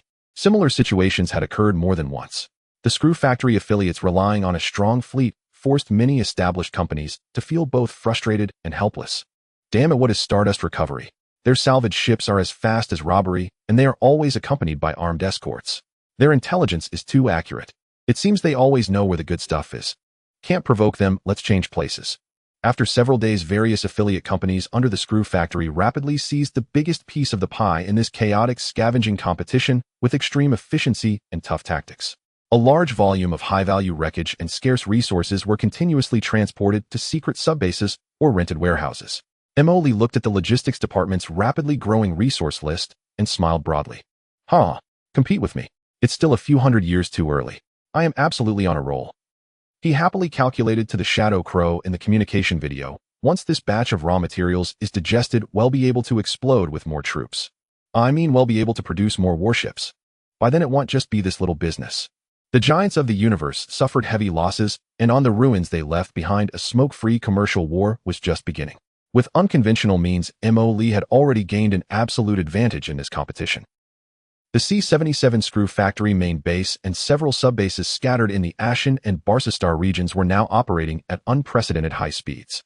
High-purity metals recovered from the battlefield, rare elements procured or borrowed from various channels, as well as minerals mined from the base itself, were continuously fed into the manufacturing sequence. The core of the base roared, delivering energy to every construction dock. Emily stood before the massive holographic star map in the central control room of the main base, watching countless lights representing their construction progress flicker and converge, ultimately forming the outlines of massive warships, smiling widely. We've hit it big. This time it's for real. He excitedly spun around in place. Resources are so abundant they can't be used up. It's time to scale up the fleet. The previous small skirmishes are no longer sufficient. If we don't expand our military now, when will we? Commander, push the engines to full power and produce at maximum capacity. Command confirmed. All available docks have been activated. Resource supply is stable. Manufacturing sequence optimization in progress. In an instant, the giant docks constructed with System Black technology across various bases shone brilliantly. Countless silver lights, guided by the pre-input energy and material flows, began to construct the hull's armor, weapon systems, and core power reaction units of massive ships at a visibly rapid pace. The first to complete and exit the docks were larger-scale Kanglong-class heavy cruisers and Fearless-class light battleships, which joined the fleet sequence like dumplings being made one after another. However, Mo Lee soon cast his gaze on a newly unlocked icon on the system interface that emitted a dark golden glow. Another new toy has been unlocked. He curiously clicked on it. Titan Overlord-class heavy battleship unlocked. Length 7,100 meters. Core positioning, fleet flagship, decisive firepower platform. Core weapon. Divine Punishment class, dual-mounted ultramassive antimatter annihilation cannon X, 5-bow axial layout range, and power far exceed Fearless class. Heavenfire vertical launch array X, 135 units, can fire various munitions against ships, stars, and intercept. Judgment close defense turret group, heavy energy particle cannon X, 204. Absolute domain point defense network X, 2000. Defense system. 5th generation immortal fortress level comprehensive shield system. Overlord type adaptive composite armor, energy deflection, coating, in critical areas. Features the ultimate battleship that integrates firepower, defense, and command, possessing absolute power that surpasses conventional battleships, making it the core and backbone of the fleet. Emily gazed at the data, gasping in shock, then erupted in excitement. Oh my, this is going to take off. It's a whole size larger than the Fearless class. Now that's worthy of being called Overlord. Build it. We must build it. Let's start with 50 ships to be safe. Resource and creation points deducted. Titan Overlord class heavy battleship added to manufacturing sequence. With the addition of this new giant ship, an unprecedentedly large fleet was forming at a visibly rapid pace. Emily looked at the star map, where the lights representing their ships were expanding wildly, stroking his chin as he made a significant decision. The fleet size has increased. The previous structure is too limited and no longer sufficient. It needs to be reorganized. He snapped his fingers. Yaya, immediately contact the base staff and provide me with a reasonable fleet reorganization plan. Received, Commander. Executing immediately. A few days later, Inya presented the reorganization plan formulated by the staff to Emily. Commander, based on the quantity and quality of starships we currently possess and those soon to be completed, the staff recommends the following restructuring of the main fleet. As she finished speaking, she displayed the new fleet organizational structure chart. On the holographic projection, the fleet tree structure unfolded clearly. 1. External intelligence subfleet maintains the status quo, stationed operating within various factions. Direction of the Kellan Empire deep space mining escort fleet. The commander will be succeeded by the former commander's deputy Junfeng. The structure remains unchanged, primarily consisting of disguised Wolverine-class, Jingjing-class, and a small number of Kanglong-class to maintain the image of a mining company. Direction of the Aelan's Federation Distant Star Development Escort Fleet. The commander will be succeeded by the former commander's deputy Luonis.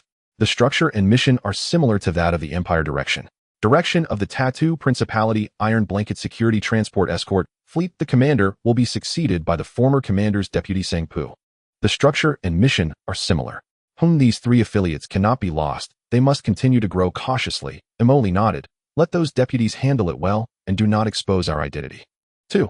Headquarters Main Battle Fleet Group newly formed, stationed in the Ashen Star region and executing mobile combat missions. Inya pointed to the core part of the structure chart. The Headquarters Main Battle Fleet Group will detach from commercial disguise and serve as our Screw Factory direct military force. It will encompass 3 main subfleets and 1 independent external fleet. She introduced 1 by 1 First Fleet, codenamed Dawn, commander transferred from the Empire's deep space mining head Junfeng, with the original position taken over by an assistant. Core ships, 20 vessels of the Titan Dominator class heavy battleships, auxiliary ships, approximately 300 vessels of the Songlong class heavy cruisers, 150 vessels of the Fearless class light battleships, 600 vessels of the Gungjin class light frigates, along with support ships such as mech transport vessels. Positioning frontline assault, positional defense, a pillar in fleet battles. Second Fleet, codenamed Judgment, commander transferred from the Federation's Far Star Development head Luo Nisi, with the original position taken over by an assistant. Core ships, 10 vessels of the Titan Dominator class heavy battleships, auxiliary ships, approximately 150 vessels of the Songlong class heavy cruisers, 100 vessels of the Fearless class light battleships, 500 fast assault ships, destroyers, 400 vessels of the Gungjin class frigates, along with electronic warfare and reconnaissance special ships. Positioning high-speed maneuvering flank assault, tactical infiltration, rear strikes.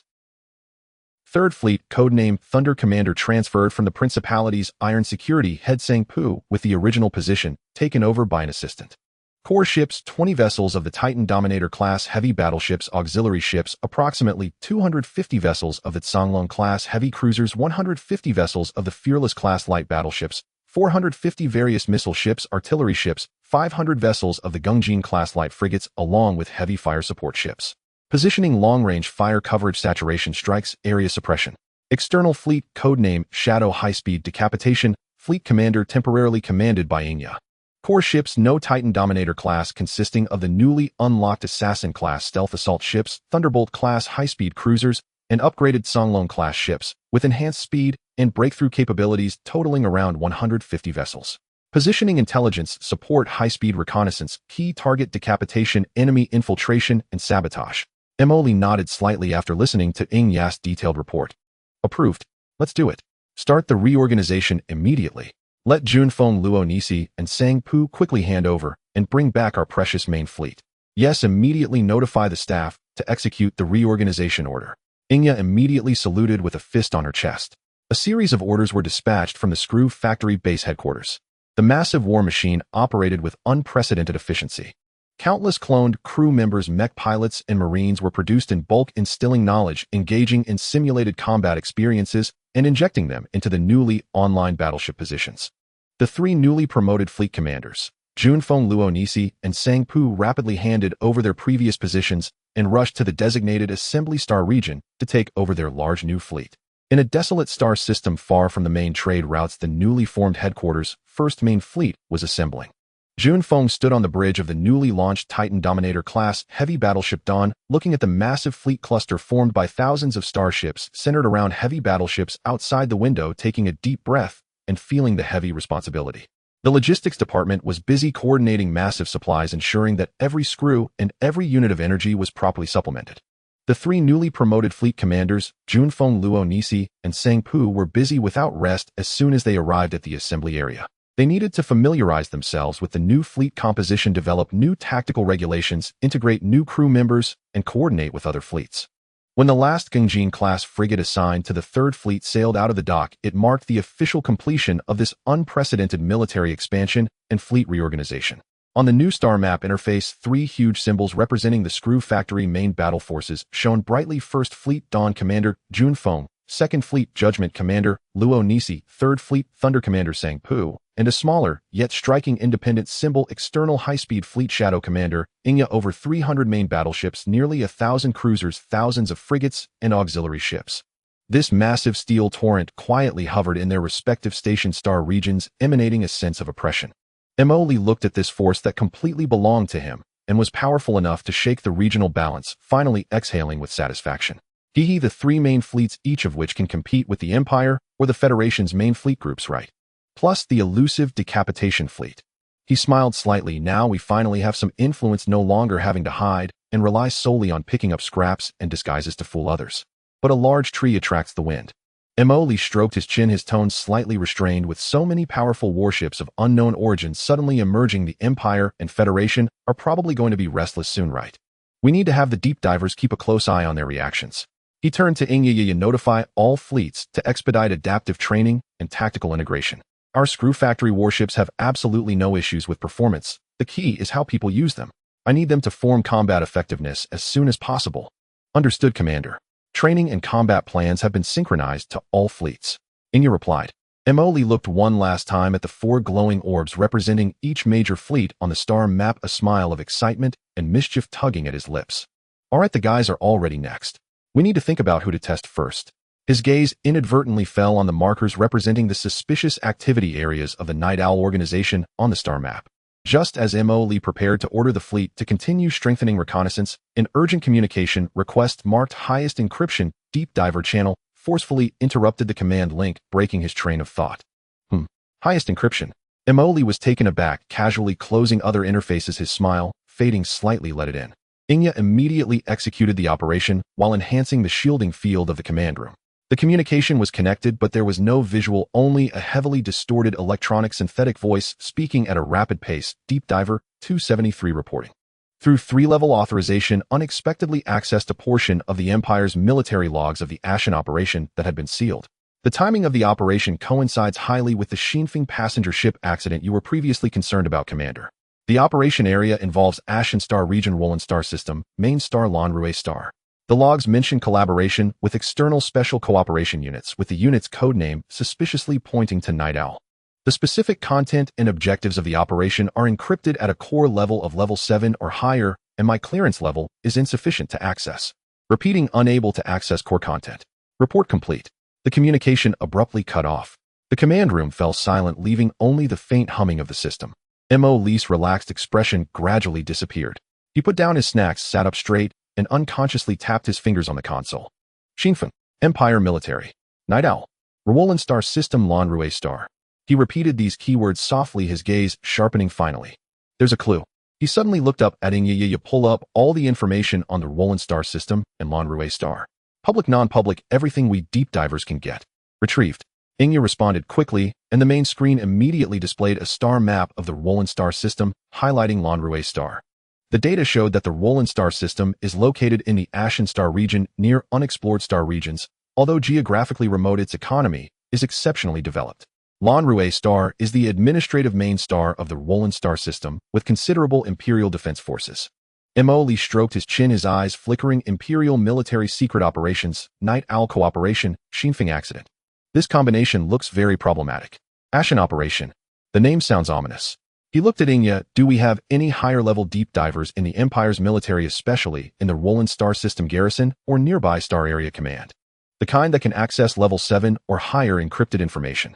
Inya quickly searched and shook her head. Currently, the highest clearance for the deep diver in this area and the related command chain is level 5. Cannot directly access the core log of Ashen Operation. TISC clearance is insufficient. Emily pouted. This makes things difficult. Forcibly breaking the Empire's 7th level encryption. The risk is too great, and they could easily track us down. Is there no other way, Yiya? He asked again. Commander, our deep diver's current level is too low to confirm the query. He paced a couple of steps in the command room, suddenly stopping and snapping his fingers. Since the undercover has insufficient clearance, let's go see for ourselves. The more he thought about it, the more feasible it seemed, and he became excited. Just in time, the Shadow Fleet has just been formed and needs practical training, right? Let's treat this as a long-distance drill. Target Roland Star System, Lanrue Star. He immediately began to deploy Order 1. The Shadow Fleet is to immediately end the training simulation and conduct a combat readiness check replenishing supplies. 1 hour later set out with me to Roland Star System. 2. Route planning, avoid major trade routes and military control zones using multiple short jumps to conceal our movements as much as possible. 3. Notify the deep divers operating in the Roland Star System and nearby star regions to be vigilant, pay attention to any abnormal movements related to the Empire's military and Night Owl, but do not investigate actively to avoid exposure. 4. Prepare necessary reconnaissance equipment and tools for friendly exchanges. He winked, his meaning clear. The orders have been issued. Inya confirmed, then added, the Shadow Fleet has entered the final preparation stage before departure. 1 hour later, the Shadow Fleet, temporarily commanded by Inya, quietly departed the C-77 asteroid belt, disappearing into the vast sea of stars. The fleet strictly followed the planned route, silently traversing the barren star field. The spatial fluctuations caused by multiple short jumps were suppressed to the lowest possible level. A few days later, at the edge of the gravitational well of Roland Star System, the Shadow Fleet quietly appeared. Arrived at the target star system's periphery, Inya reported. Scan the conditions within the star system, focusing on Lanrué star and its surrounding space, Lee ordered. The sensors silently began the scan. The traffic flow within the star system is normal, mainly consisting of mining transport ships and local passenger boats. A large Imperial space station was detected in orbit around Lanrué star with a station force of 1 Imperial Standard Garrison Corps, and the scale of the garrison fleet is about 1/0 various starships. No abnormal energy concentrations detected. Everything seemed normal, even somewhat too ordinary. On the surface it is calm. Lee looked at the scan results. The more it is like this, the more it indicates something sinister underneath. That Ashen operation record could not have been unfounded. After thinking for a moment, he made a decision. The fleet will remain on standby at the star system's periphery, maintaining a concealed state. I will take a small team, disguise ourselves as a passing research vessel, approach Lanrué star, and conduct close reconnaissance. He looked at Inya. Yeah, I temporarily entrust the fleet command to you. Maintain communication silence, and do not expose unless I give the order. Understood. Commander, please be careful. Inya nodded in response. Don't worry, with my current physical strength and the nano armor, I could probably withstand a shot from a ship's cannon. Soon a research vessel disguised by the Dark Blade assault ship, appearing unremarkable, detached from the main body of the Shadow Fleet and slowly sailed towards that gray-blue planet. Lee stood on the bridge, watching the gradually enlarging Lanrué star in the view, his eyes sparkling with curiosity. Lanrué star. Wind of Faith. Night Owl. Imperial secret operations. What secrets are you hiding? He muttered to himself. The Dark Blade assault ship, disguised as a research vessel, followed a small transport fleet passing through the routine inspection of the near orbit of Lanrué star, without incident, slowly docking at the largest city of Lanrué, Star Dawn City, at the exclusive spaceport Starshine Port. The Dark Blade, following the guidance of the spaceport, docked at an ordinary commercial berth. The ship's doors slowly opened, revealing Lee disguised in a set of research work clothes, accompanied by dozens of guards posing as attendants, descending the gangway. Even with the disguise, his face remained stunningly handsome, almost devilishly, so instantly attracting the attention of several ground crew members at the port, eliciting a flurry of whispers. Hearing their whispers, Lee quickly forced a gentle and harmless smile. He looked up, and a massive, technologically advanced city came into view. Towering skyscrapers displayed the latest financial news, luxury advertisements, and interstellar travel promotional videos on their surfaces.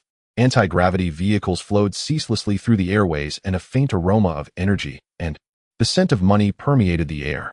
The port was bustling with voices, and people of various races and attire hurried past. The level of prosperity here far exceeded his previous imagination. Completely unlike an administrative main star of a border star system, its development was comparable to that of some key planets in core star regions. Tisk, this place is quite lavish. Lee smacked his lips. How can an administrative main star of a border star system be so developed? The taxes must be incredibly murky. He then took his guards on a space elevator, rapidly descending towards the city. Over the next 2 days, Lee tried various methods to gather information. He and his guards went to bars and black markets, attempting to pry open the mouths of some information brokers with money or technical means. The result was either that the other party had no knowledge of the Ashen operation, or upon hearing anything related to the Empire's military, or possibly involving Night Owl, their faces immediately changed, and they clammed up no amount of money would help. There was no other way, since they did not know and realize that Lee's group was inquiring about information they could only make them disappear humanely. He had also attempted to hack into the local civilian network, but information regarding Wind of Faith and Ashen operation was extremely clean, and even pretending to be a journalist to approach local administrative officials yielded very little, as if the event had never happened. The deeper military network had firewalls that were absurdly strong, who forcibly breaking through would carry a very high risk of exposure. Damn, these local tyrants even at death say they don't know, and the network is as clean as if it had been licked. Lee irritably ran his fingers through his hair while sitting at an outdoor seat of a high-end cafe, watching the bustling crowd outside that tightly closed the door of information to him. His brows furrowed. This place is too clean for its own good. Do I really have to return empty-handed? A teammate sitting next to him whispered, Commander, the conventional channels seem to be ineffective. Should we consider using more direct means? He hinted while touching the hidden weapon at his waist. Direct means?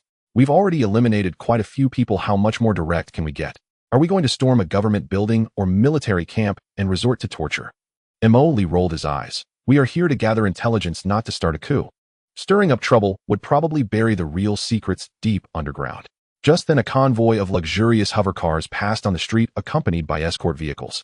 Surrounding pedestrians turned their heads and whispered, It's the governor's wife's convoy. I heard there's a grand ball at the governor's mansion tonight, inviting many celebrities. Those noble ladies will definitely show off their talents at the ball.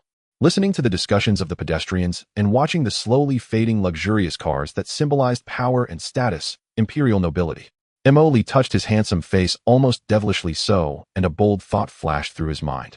Right? How could I forget this? He slapped the table, startling the nearby patrons who were drinking coffee. Excited, he lowered his voice and said to Inya on the communication terminal, In the Empire, the status of nobles is high. Those noble ladies with nothing better to do love to gather and gossip, showing off and comparing. Their information channels are sometimes more reliable than the official ones. Moreover, many secrets to them are merely topics for casual conversation. In theory, it's feasible. But how do we get in touch with this circle? Noble balls have high thresholds requiring invitations and strict identity verification. Invitations. Identity verification. Lee chuckled. That's simple.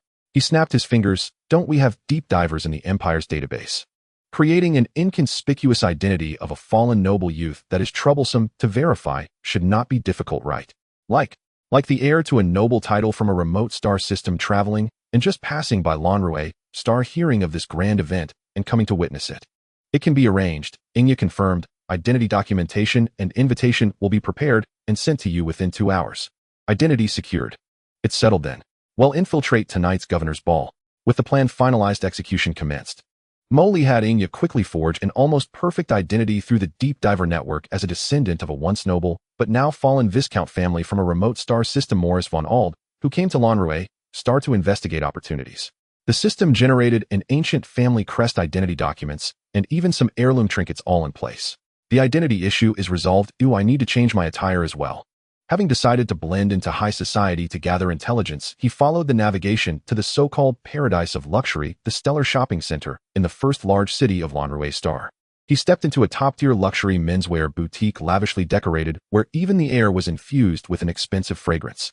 The spacious interior displayed several exquisitely crafted formalwear samples, each exuding an atmosphere of opulence and nobility on its own pedestal. Classical music played softly in the background.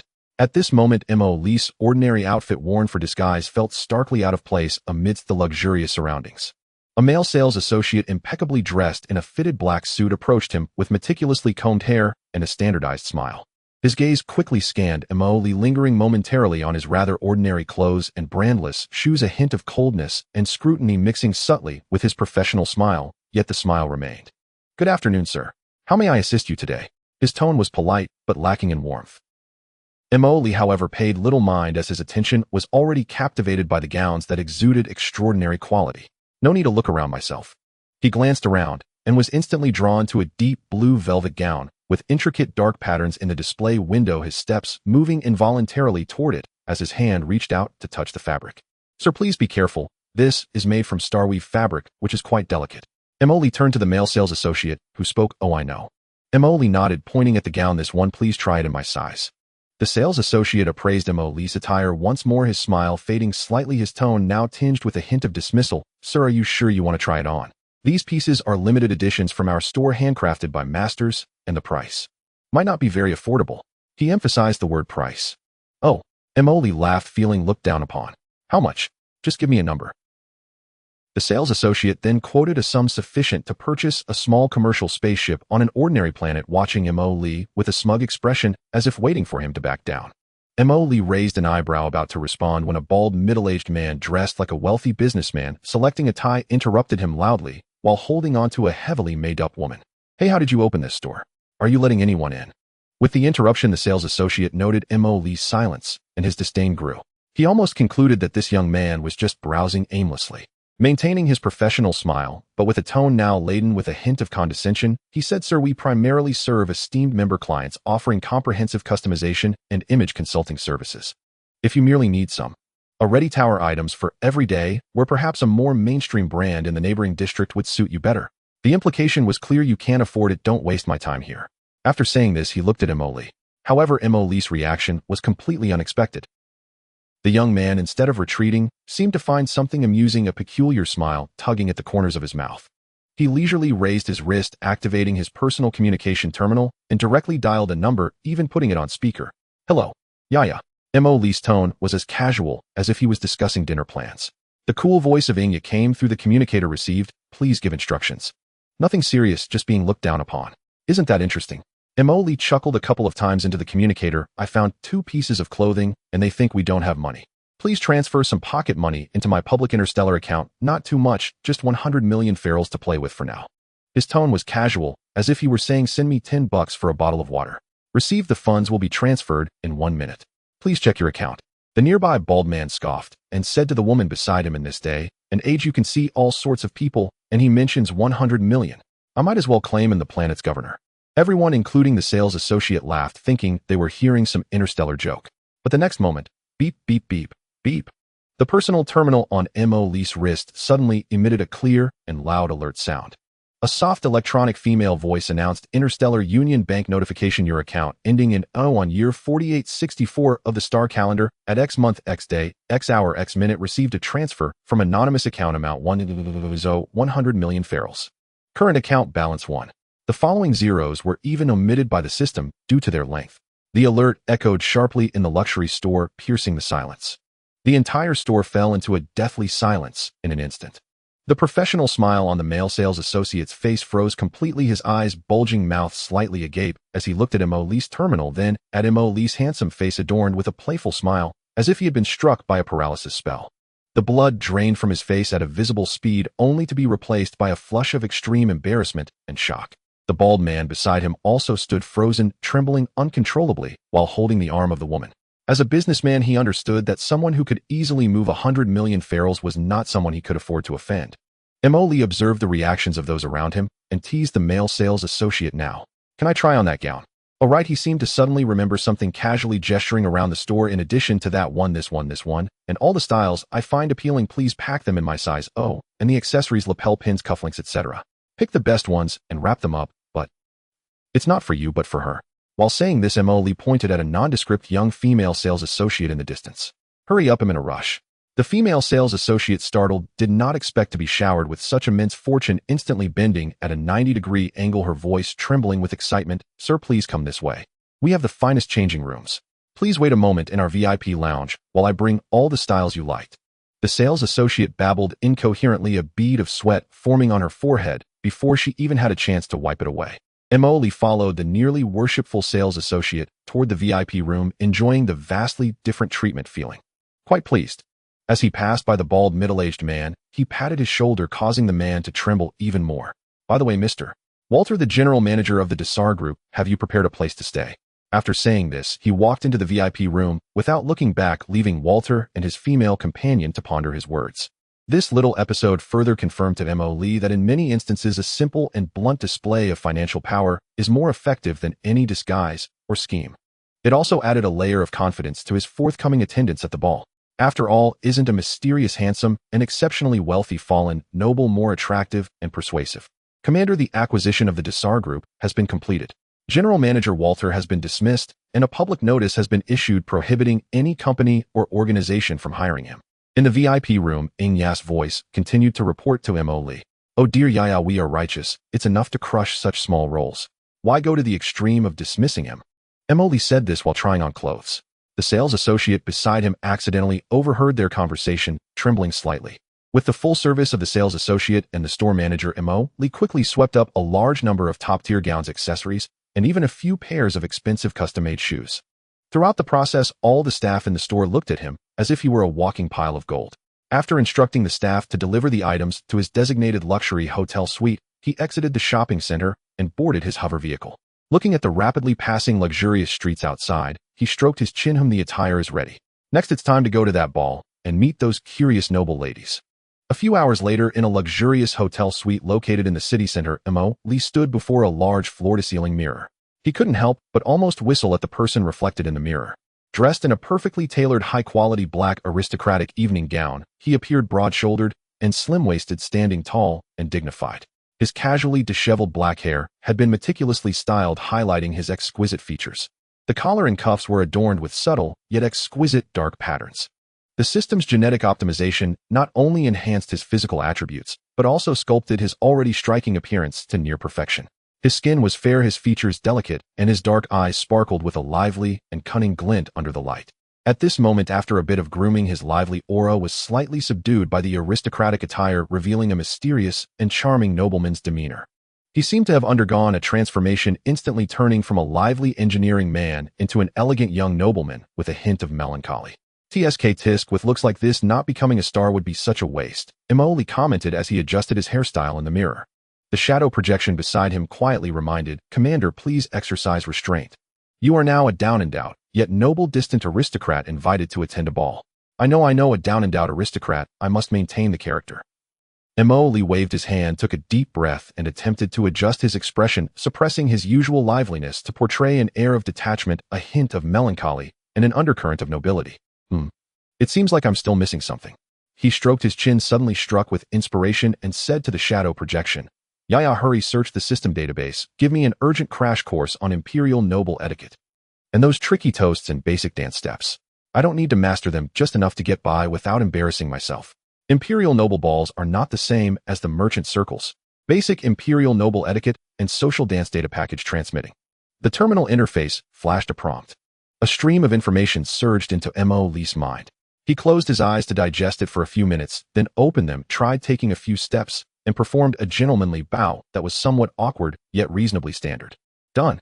He flashed a slightly reserved smile at the mirror. "From now on, I am Viscount Morris." His goal was to charm those noble ladies at the ball and extract any clues about the sailing wind and the ashes operation from their lips. He adjusted his bow tie, gazing at his reflection, which looked entirely different from his usual self, and couldn't help but mutter, "Sigh to gather some intel. I have to sacrifice my looks. I'm just too dedicated.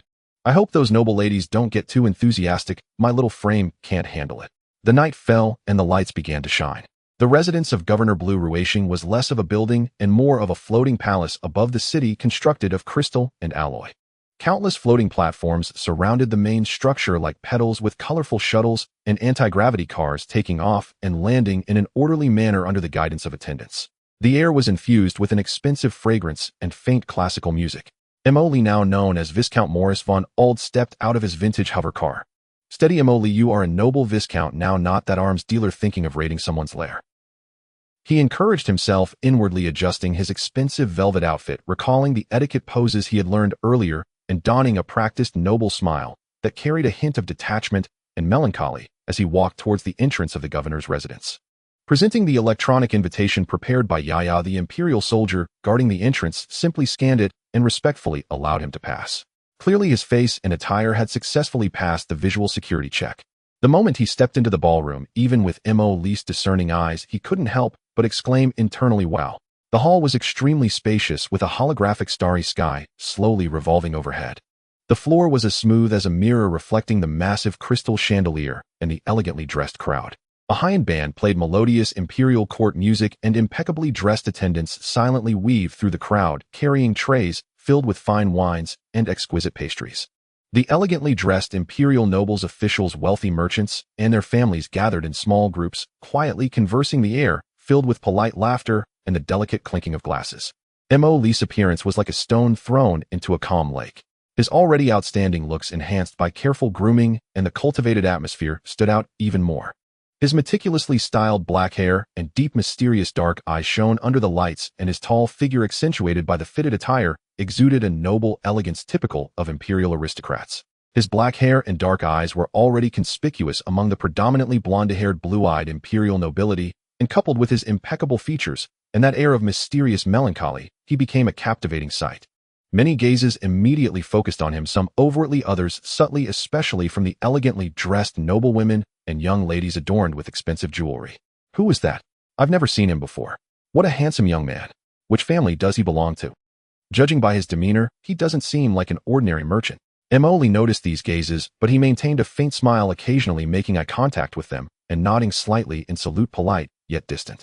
His target was not these naive young ladies, but those noble women who held more power and secret information higher in status. At this moment, he did not rush to integrate into any circle, but elegantly took a glass of sparkling wine from an attendant's tray and walked alone to a quiet spot near a large observation window. The golden liquid bubbling in his hand swirled gently as he pretended to admire the city's night view outside, his posture perfectly poised, neither overly solitary nor lacking an alluring air of mystery. Sure enough, it wasn't long before someone couldn't hold back. A woman in her 30s, curvaceous and dressed in a deep purple off-shoulder gown with a jade neck adorned with a purple crystal necklace, gracefully approached him with a wine glass in hand. Her long dress, dotted with starry diamonds, sparkled under the glow of the crystal lights. Her makeup was exquisite, her hair elegantly styled up, radiating grandeur, and with a perfectly timed smile, she softly said to Emily, "Good evening, handsome sir, you seem to be a new face. I am Liana von Herbert, the governor's cousin." Her voice carried a unique, slightly drawn-out tone characteristic of the imperial upper class as she spoke, and let her gaze wander over Emily's face and attire. Emily immediately followed imperial etiquette, slightly bowing, and performed a standard imperial gentleman's gesture. "Good evening, esteemed Lady Herbert. I am Morris von Ald. It's an honor to meet you." He deliberately lowered his voice a bit, adding a touch of magnetic depth. "Ald." Lady Liana frowned slightly, as if searching her memory. That surname seems a bit familiar, but I can't recall where I heard it. A rather insignificant little family from a distant border star system. It's normal that you haven't heard of it, my lady. Emily wore a slightly melancholic smile. My family is now down to just me. I came to Blue Ruation just to see the outside world. His portrayal of a down-and-out noble wandering alone, combined with his face and melancholy aura, instantly struck a chord with Lady Liana, filling her with sympathy and curiosity. "Oh, my dear child." Lady Liana's tone immediately took on a tinge of pity. "Wandering alone must be quite tough, right? Welcome to Blue Ruation. It's a lovely place. If you need any assistance, do not hesitate to seek me out." "You are too kind, my lady." Emily bowed once more, his tone filled with gratitude. Lady Liana engaged in light conversation with him, inquiring about his travel experiences. Emily half-truthfully fabricated some curious tales from the border star regions, causing Lady Liana to stifle her laughter behind her hand, her eyes sparkling with increasing interest. Eventually, she was reluctantly called away by another acquaintance, but not before she specifically told Emily, "Wait a moment, I will be back shortly, Mr. Morris." Not long after she left, other noble women quickly gravitated towards him. Countess Sana K. Rothschild, a young widow renowned for her charm and beauty. She wore an audacious crimson deep V gown that clung to her curves, revealing large swathes of her snowy skin and delicate collarbone, her golden curls cascading lazily, her eyes glimmering with unabashed allure. "Oh, look at this charming young man." Lady Sana's voice was sweet enough to drizzle honey as she nearly leaned against Emily, the strong scent of her perfume wafting over. "Are you the Viscount Morris? I saw earlier that even the governor's cousin has taken a liking to you." Emily suppressed the urge to sneeze, maintaining his composure as he took half a step back, creating a bit of distance. "Good evening, Countess Rothschild." "You flatter me," she said playfully, lightly tapping his arm with her fan, her gesture affectionate. "Just call me Sana. Did you know? You bear a striking resemblance to my favorite ancient sculpture." She began to lavish praise on Emily's looks, her gaze sizzling with heat. Emily could only wear an awkward yet polite smile, occasionally echoing her compliments, while spending most of the time dodging her attempts to link her arm with his. This countess was clearly a challenging character, but conversely, if he could handle her, he might gain some unexpected, more private information. As he managed the conversation, he quickly assessed in his mind, "If you have the chance, come visit my mansion, and I'll introduce you to some wonderful friends for a good chat." Another was Miss Emily Fanning, the daughter of the finance officer, young and lively, dressed in a fluffy pale yellow gown, resembling a joyful little bird. She was also drawn to Emily's looks, buzzing around him with questions, her eyes brimming with unabashed admiration. Emily had to maintain the persona of a melancholic noble, responding with simple yet polite words while thinking, "Girl, you're too enthusiastic. I can't quite keep up." Throughout the evening, he seemed like a human magnet, firmly attracting the attention of numerous noblewomen present. He navigated between several high-status noblewomen and ladies, his demeanor poised, speech elegant, and the occasional hint of fragility and mystery further ignited their curiosity and protectiveness, or rather their possessiveness. He did not proactively inquire about any matters concerning the wind chaser or the Ashen operation. He merely listened, occasionally chiming and skillfully showcasing his insight and grace. He even accepted an invitation to dance with Miss Emily, and a frosty noblewoman, barely managing not to step on their toes with his basic steps, yet his awkwardness elicited the girls' tinkling laughter. There was another aloof noblewoman whose name he hadn't even had the chance to ask. Throughout the dance, she spoke little, merely observing him with a scrutinizing gaze, making Emily feel a bit uneasy. Dancing is even more exhausting than fighting, he lamented internally, yet his face maintained a perfect smile. As the midnight bell tolled and the ball approached its conclusion, Viscount Morris had already left a profound impression within the upper echelons of Blue Ray Star's nobility. He received several invitations to private salons or tea parties and memorized several faces that might prove useful in the future. Even the aloof noblewoman handed him a business card imbued with a cold fragrance which bore only a name, Isabella Ravenclaw, and an encrypted communication code. Ravenclaw. I feel like him in Harry Potter, it's all so mysterious. Emily tucked the card away, mumbling to himself. After the ball concluded, Emily stepped out of the governor's mansion and returned to the hovering vehicle, collapsing into the seat, loosening the tie that had been constricting his breath and exhaling deeply. Phew. I'm exhausted. My face is nearly frozen in a smile. He rubbed his cheeks, returning to his lively self. Dealing with these noble women is even more taxing than fighting a night owl.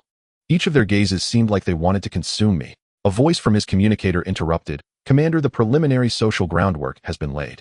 The relationship network of the target has been recorded. What should we do next? Emily gazed out at the passing neon lights, a smile of successful plotting curling his lips. No rush. The fish have already taken notice of the bait. Let them digest for a while. Next, it's about being patient and selectively accepting invitations. Emily stretched lazily, his eyes glinting with a spark of mischief. I hope these noble women's afternoon tea will be worth the charm I sacrificed tonight. Also pay special attention to that Isabella Ravenclaw. She seems to know more than those ladies who only gossip. The guard responsible for escorting him activated the vehicle, silently merging into the flow of traffic in the night sky.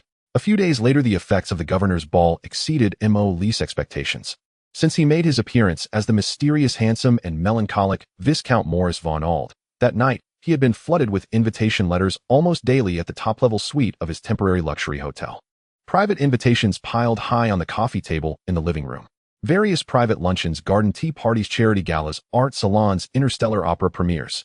The list was extensive, covering nearly all social activities among the upper class of Blue Ray Star. Goodness, did I poke a hornet's nest of noble women? Emily, clad in a bathrobe and chewing on a nutrition bar, perused the beautifully crafted invitations, some even imbued with fragrance, in astonishment. Then he spotted the electronic invitation from Lady Liana von Herbert, the governor's cousin, inviting him to a small, yet more prestigious private dinner at her estate. According to Lady Liana's invitation, this was to introduce him to a few truly interesting friends. Oh, a big fish has taken the bait. Emily held up the exquisite invitation, which carried a faint scent, shaking it before the projection of Shadow Crow. The Herbert family, related to the governor's cousin, wields considerable influence in the empire's business and political spheres, especially on the planet where the family resides, where their information control capabilities are naturally formidable. That evening, Emily donned a more understated yet impeccably tailored silver gray suit, lacking the flamboyance of the ball, but adding a touch of composure. Riding in the luxurious private hover car sent by Lady Liana, he arrived at the Herbert family estate, located on the city's outskirts, covering a vast area. Unlike the open extravagance of the governor's mansion, the Herbert estate showcased a more reserved and cultured elegance. The ancient stone architecture, meticulously groomed gardens, and omnipresent, well-trained servants all spoke volumes of the owner's exceptional status and wealth. The banquet was held in a grand hall at the center of the estate with only a few guests, just over a dozen, but they were evidently carefully selected, all exuding an air of refinement, and the conversations were kept low. Emily's arrival still caused a small stir, with many eyes falling upon him, filled with scrutiny and curiosity. Lady Liana approached him enthusiastically and gave him a warm embrace. Our mysterious Viscount Morris, welcome. Your charm has swept through half of Blue Ray Star's upper circles since the last time we met. You flatter me, madam. It is my honor to receive your invitation. Emily maintained an appropriate smile. You flatter me, my lady. It is an honor to receive your invitation. Emily maintained a proper smile as he spoke. He was then introduced by Lady Liana to several distinguished guests present, including the female president of the Imperial Bank's planetary branch, the governor's wife of a resource planet, and several renowned female scholars from the academic community. Emily handled the situation cautiously, speaking little and listening more, maintaining his guise as a mysterious noble. Just as he was discussing ancient interstellar migration history with a female scholar, he caught sight of a figure out of the corner of his eye. It was the noblewoman from last night who had danced with him, exuding a cold elegance and speaking very little. Isabella Ravenclaw. Today she wore a simple dark green long dress, her golden hair cascading over her shoulders without excessive adornment. She sat alone on a sofa near the fireplace, holding a glass of wine, quietly watching the flickering flames incongruous with the surrounding noisy social atmosphere. As if sensing Emily's gaze, she lifted her head, her deep blue eyes locking precisely onto his. A strange feeling stirred in Emily's heart. This woman is definitely not simple, Emily murmured inwardly while engaging in conversation. After the banquet concluded, the guests moved to the adjacent smoking room and lounge to enjoy post-dinner drinks and cigars. As Emily contemplated how to approach Lady Isabella, naturally, a servant quietly approached him and whispered, "Lord Morris, Lady Ravenclaw requests your presence on the terrace." Emily's heart leaped. Here it comes. He was led by the servant to a relatively quiet observation terrace where a cool breeze brushed against him, and there stood Isabella Ravenclaw, holding a glass of amber liquid, leaning against the railing as she gazed quietly at the manor's night view. "My lady, Lord Morris has arrived," the servant announced before bowing and retreating. At this moment, only Emily and Isabella remained on the terrace. The night wind was cool, brushing against their clothing. Isabella turned around, her gaze calm as she looked at Emily. "Lord Morris von Alder." She began, her voice as cold as last night, yet exceptionally clear. "Or should I refer to you as Emily?" Emily's noble smile instantly froze, his pupils contracting imperceptibly. Alarm bells rang in his mind. Damn it. Exposed so soon. But he reacted swiftly, almost instantly adjusting his expression to display a hint of appropriate confusion as he said, "Lady Ravenclaw, I don't quite understand what you mean. Who is Emily?" Isabella's lips curled into a barely perceptible smile, as if she had seen through his disguise. "No need to be nervous, I mean you no harm. At least not for now." She took 2 steps closer, lowering her voice, "The adopted son of Count Augustus, the sole survivor of the Windward incident." Each word struck Emily like a heavy hammer. He felt a chill run down his spine. This woman seemed to know far too much. He forcibly suppressed his shock, his expression almost breaking as he chuckled awkwardly. "My lady, your story is quite intriguing, but Your disguise is excellent," Isabella interrupted him, her gaze sweeping over his formal attire. "This outfit, combined with the persona you've deliberately crafted, can indeed fool most people, even Lady Liana. But some things cannot be concealed, such as the flashes in your eyes that occasionally betray a disconnect from this noble identity and scheming." Emily. He felt subtly criticized. Isabella did not press further, but changed the subject. "You are interested in the truth behind the Windward, the Ashen operation, and what lies hidden beneath the surface of Blue Ray Star, aren't you?" Emily paused, realizing it was pointless to continue pretending. The other party clearly possessed key information. His hand instinctively reached for the small energy pistol concealed within his suit lining. Isabella noticed his subtle movement, but did not mind. Instead, she stepped forward, lowering her voice. "Relax, Mr. Emily. If I intended you harm, you would never have set foot in this manor. The reason I revealed your identity is to demonstrate my sincerity." Emily immediately restrained his disguised expression, his gaze sharpening. Although he still wore that excessively handsome face, his aura had changed. "Who exactly are you? What do you know?" Isabella chuckled lightly. "I know you are investigating the Windward, and it may involve the Ashen operation and Night Owl. Coincidentally, I am also very interested in these matters. Our objectives may intersect." Isabella observed his changing attitude with apparent satisfaction. "But this is not the place for discussion. Next time we meet, I can provide you with deeper core intelligence and support from the Imperial Capital Star Circle that you currently cannot access, as well as the key to the true core secrets of Blue Ray Star." The Imperial Capital Star Circle. Emily's heart shook again. No wonder she exuded such a strong aura and had such a mysterious background. She was indeed a figure from the center of Imperial power. "What are the conditions?" Emily asked directly. He believed that there was no such thing as a free lunch. "Cooperation," Isabella replied succinctly. "I need your covert support." Cooperation. With a mysterious woman from the Imperial Capital Star Circle whose background was unclear. Emily stared at her, his mind racing. This woman was too dangerous. She knew too much, yet she didn't seem to have immediate intentions to act. "Why should I trust you?" "You can choose not to trust me," Isabella replied in a flat tone. "You could continue using your handsome strategy, mingling among those noble women, trying to pry open their lips to get what you want, or take a gamble and cooperate with me, which would be more efficient, albeit with perhaps greater risk." This Isabella Ravenclaw, her identity was a mystery, her intentions unclear, yet she had possession of crucial information and considerable influence. Cooperating with her would undoubtedly accelerate the investigation, yet it was akin to courting danger. "I need to think about it." Emily did not agree immediately. "That's fine." Isabella seemed to have anticipated this response. "You have my contact information. When you've made up your mind, reach out to me." However, I must remind you time waits for no one. The night owl and certain individuals lurking in the shadows of the empire move faster than you can imagine. After speaking, she gave Emily a slight nod and turned to leave the observation terrace, leaving him standing alone in the night breeze, his thoughts swirling. Damn, did it backfire? Emily rubbed his forehead, feeling that things had developed beyond control. What exactly is this woman's background?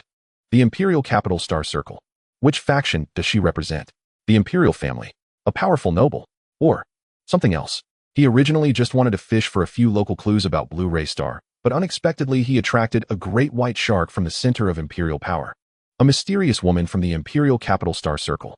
Knows my background and wants to cooperate with me. Emoli massaged his forehead, feeling increasingly out of his depth. What the hell is going on? He just wanted to uncover the truth, yet it felt like he was caught up in a much larger conspiracy. However, despite his complaints, a glimmer of excitement flashed in his eyes. Although the risks were unknown, he finally had a potential lead that could lead directly to the core. After making his decision, Emoli felt a significant sense of relief. Returning to the banquet hall, Emoli once again wore that impeccable noble smile, but internally, he began to strategize how to obtain what he desired from this great white shark. After the private dinner concluded under the reluctant gazes of Madame Liana and several ladies, Emoli boarded the hovering vehicle for his return journey. Upon returning from Herbert Manor to the temporary hotel, Emoli instantly shed his facade of the melancholic aristocrat, replaced instead by a gravely serious expression. Shadow Crow, urgent situation. He quickly spoke to the remote projection of Shadow Crow while loosening his constricting tie. That Isabella Ravenclaw. There's definitely something wrong.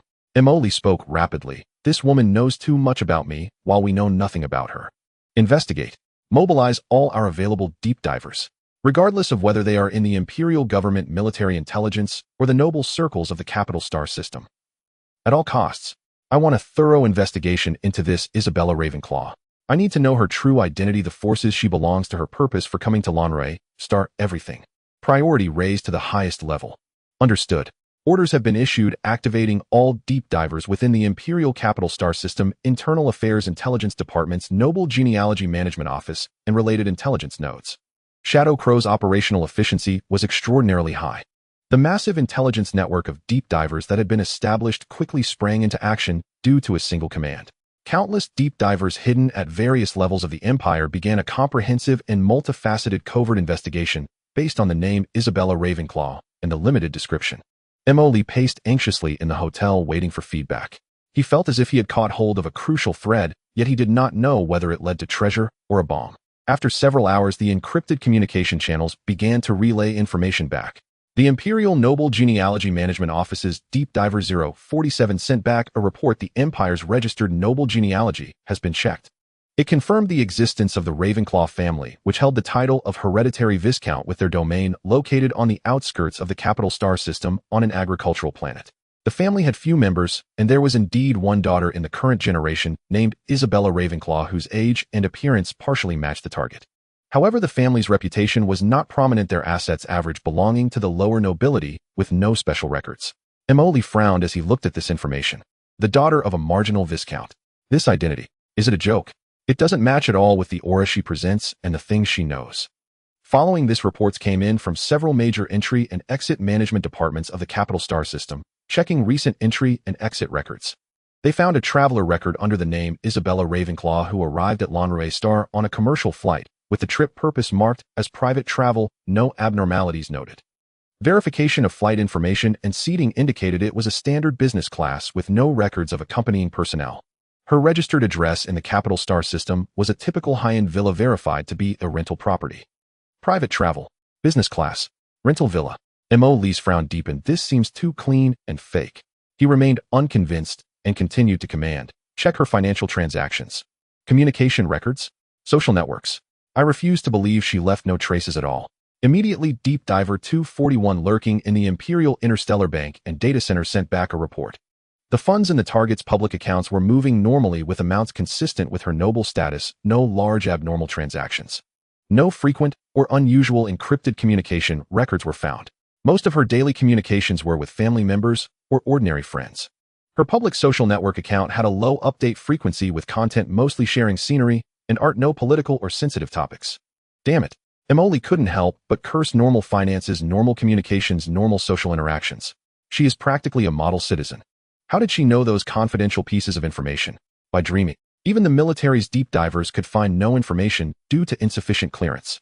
He even had Shadow Crow attempt a deeper cyber intrusion directly targeting the core institution's confidential databases, such as the Military Intelligence Agency and the Internal Affairs Department, searching for any records related to Isabella Ravenclaw. This time they encountered formidable resistance. Report attempted access to military intelligence internal personnel files. Triggered high-level firewall access was blocked. Risk of reverse tracking detected. Terminated. Attempted to retrieve the Internal Affairs Department's key monitoring list. No target name found. Related encrypted areas could not be breached. No direct evidence of the target's association with any known intelligence organizations or secret societies was found.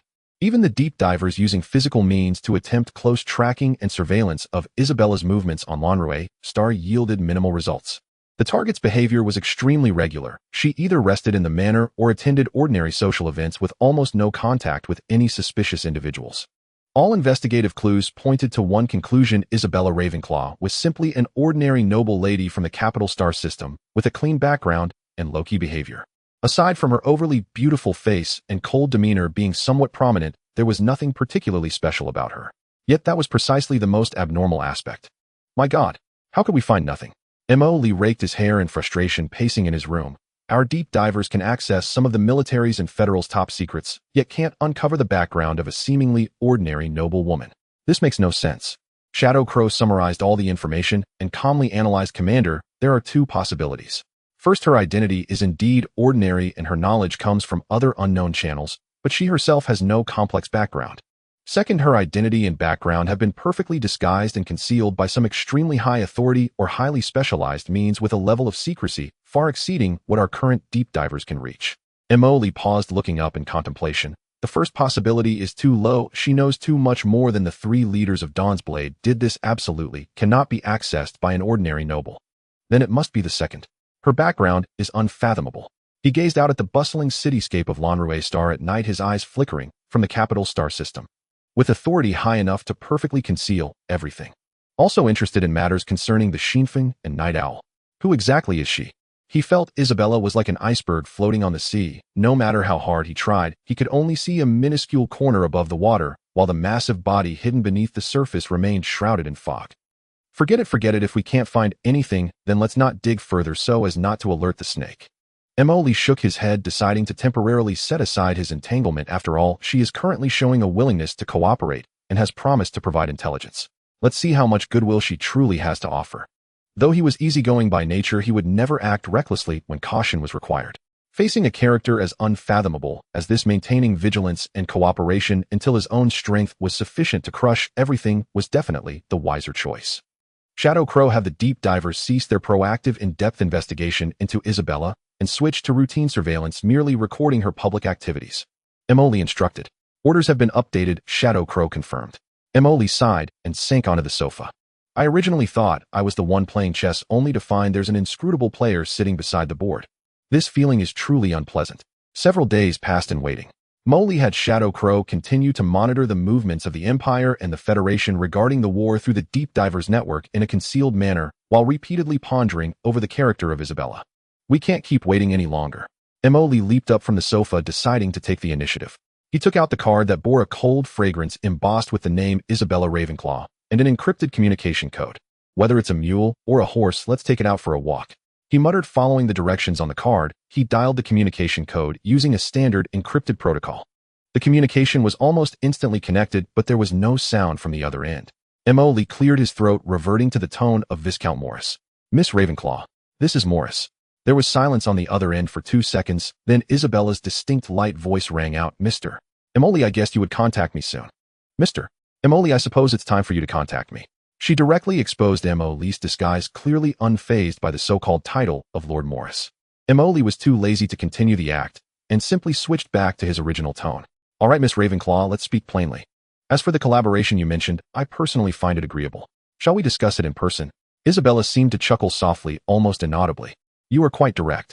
I appreciate dealing with straightforward individuals. Tomorrow at 3 in the afternoon at the Silent Corridor Art Gallery in Exhibition Hall No. 3, in front of the oil painting titled The Lost Star Sea. I will wait for you there. Come alone. The Silent Corridor Art Gallery. Emily recalled that it was one of the top private art galleries in Blue-ray Star, renowned for its collection of abstract and conceptual art featuring a quiet environment with few visitors, making it indeed a suitable place for a secret meeting. No problem. Emily confirmed at 3 in the afternoon in front of the Lost Star Sea painting. Just me. Looking forward to our meeting tomorrow. Isabella concluded the communication decisively. Emily put down the communicator and smirked. An art gallery. Quite stylish, but choosing such a place, is she afraid I might bring a fleet to ambush her? Hee, although I did consider that. Crow checked the background and layout of the Silent Corridor Art Gallery, especially Exhibition Hall No. 3 and the painting The Lost Star Sea. Also, I need real-time surveillance of the area around the gallery before 3 in the afternoon tomorrow, and a shadow team on standby hidden at all times. If things go awry, be ready to assist, or surround the gallery for me. Although Isabella requested to come alone, Emily certainly wouldn't go unprepared. Better safe than sorry, this was his basic principle for navigating the stars. Information on the target location is being collected, and the Shadow Assault Team has been assigned to standby and will be deployed to preset concealed points around the gallery. Understood. Crow responded swiftly. At 2:50 in the afternoon the next day, Emily appeared alone at the entrance of the Silent Corridor Art Gallery, dressed casually, like an ordinary art enthusiast.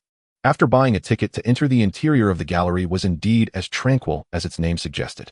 The smooth marble floor paired with pure white walls and soft lighting illuminated the various artworks, with only a few scattered visitors. Following the signs, Emily walked toward Exhibition Hall No. 3. His eyes seemed to casually scan the surroundings, but in reality he had already memorized several key entrances and blind spots. The internal surveillance has been partially taken over. No armed personnel detected. The first team is in position. Crow's voice came through the mini-communicator. Exhibition Hall No. 3 was even more spacious than the previous halls, showcasing more abstract and obscure pieces. The hall was empty, clearly having been deliberately cleared. Emily immediately spotted the painting The Lost Star Sea hanging on the far edge of the wall in the exhibition hall. The painting had a dark tone, heavily utilizing deep blue, ink black, and dark purple, with abstract strokes depicting shattered nebulae and solitary floating objects, giving an overall sense of disorientation. And right in front of that painting stood Isabella Ravenclaw, dressed in a simple gray long dress, quietly gazing at the artwork, her profile, illuminated by the soft light in the gallery, appearing serene and graceful. Emily walked over and stood beside her, pretending to admire the painting. "It's a rather oppressive piece, isn't it?" Isabella said softly, as if to herself, without looking at him. "Indeed, it's quite suffocating to look at." Emily agreed, but inwardly criticized. What is this painting even about? It looks like something I could have done in elementary school with paint splatters. Could this be considered art? But sometimes the truth is often hidden within such uncomfortable chaos and darkness. Isabella turned to look at Emily, her gaze still calm and profound. "Enough with the riddles, let's get to the point. What should I believe you with? I don't need you to fully trust me. I'll provide some information that you can hardly obtain through your existing channels, while you help me with some matters that I cannot personally handle. A win-win situation. Such as..." Emily squinted. "For instance, using the power you are rapidly accumulating to touch on areas that the Imperial military and Night Owl would rather remain untouched." Isabella spoke suggestively, as if her gaze could penetrate Emily and see the powerful force that was rising behind him. Emily's wariness surged. This woman had actually sensed his current power.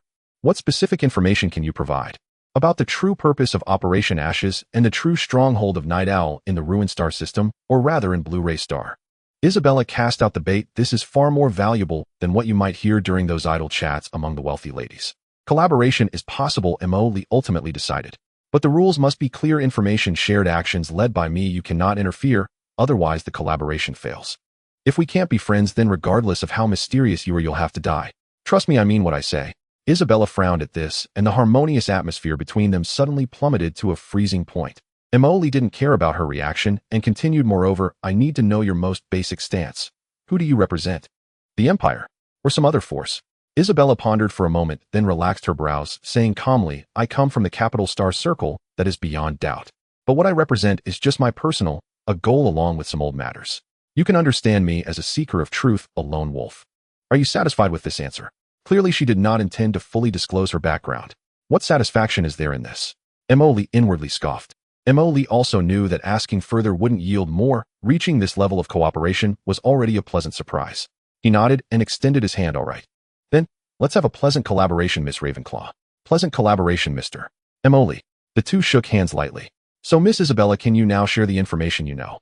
Emily asked directly. "Are you in a hurry?" Isabella lightly countered. "Time waits for no one." Emily shrugged, especially when you know someone might be lurking in the shadows while you remain oblivious to your enemies.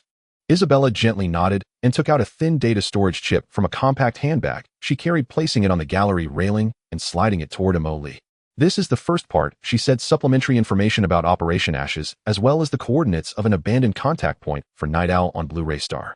Though abandoned, perhaps some clues they couldn't fully destroy can be found within. Emily picked up the chip, weighing it in his hand, and looked sharply at Isabella. Is this all? This seems insufficient to prove your sincerity and value. He was probing, trying to extract more information. Isabella's expression remained unchanged, as if she had anticipated his response. The value of information does not lie in its quantity, but in its significance. This abandoned contact point was one of the core nodes of Night Owl's activities on Blue Ray Star during and after Operation Ashes. They evacuated in haste. This is what I confirmed through special channels. As for the supplementary information regarding Operation Ashes, it mentions a team codenamed Darkblade, which did not retreat with the main force, but remained to execute some infiltration tasks. The mention of the Dark Tooth Squad. Infiltration. Emily's gaze sharpened. This was indeed information he had been completely unaware of before. Isabella looked up at the oil painting. Cooperation is mutual, Mr. Emily. I provide the key, but you must push the door open yourself. Emily observed her confident demeanor, feeling somewhat displeased, yet he had to admit that the information she offered was indeed compelling. An abandoned outpost that might hold clues, a lurking enemy squad. This was enough to set his next plan into motion. All right. Emily stowed away the chip. I've accepted this deposit and will verify it later. If the information proves true, we can continue our collaboration. A wise choice.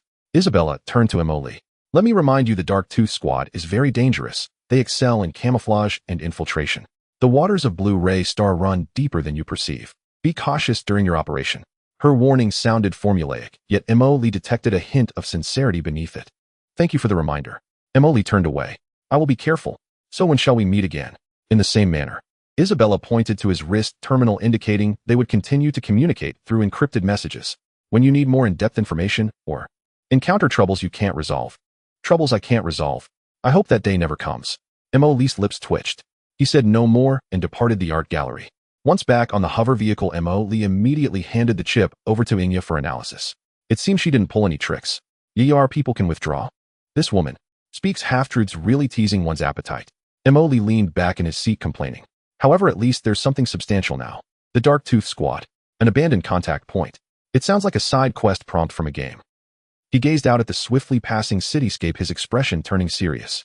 Regardless, we must follow the clues now that they have emerged. Yaya analyzed the chip's contents swiftly and confirmed the authenticity of the information. Meanwhile, mobilized the nearby deep divers to start monitoring the area around that abandoned contact point. We need to prepare for action. Receive, the order has been issued. Upon receiving the data chip provided by Isabella, Emily immediately returned to a safe house he had been searching for. Inya had already fully decrypted and analyzed the chip's contents. Commander, the information within the chip has been confirmed. The coordinates point to an abandoned industrial area in the southern hemisphere of Blue Ray Star, specifically in Photo City. The chip data indicates that there is a complex underground structure in that area consistent with the characteristics of a secret base. According to our clandestine probes, the energy readings are extremely low, but weak life signs have been detected, though the exact number cannot be determined. Inya reported the analysis results. Weak life signs. Are they members of the Night Owl faction who haven't fully withdrawn? Or that Dark Tooth Squad?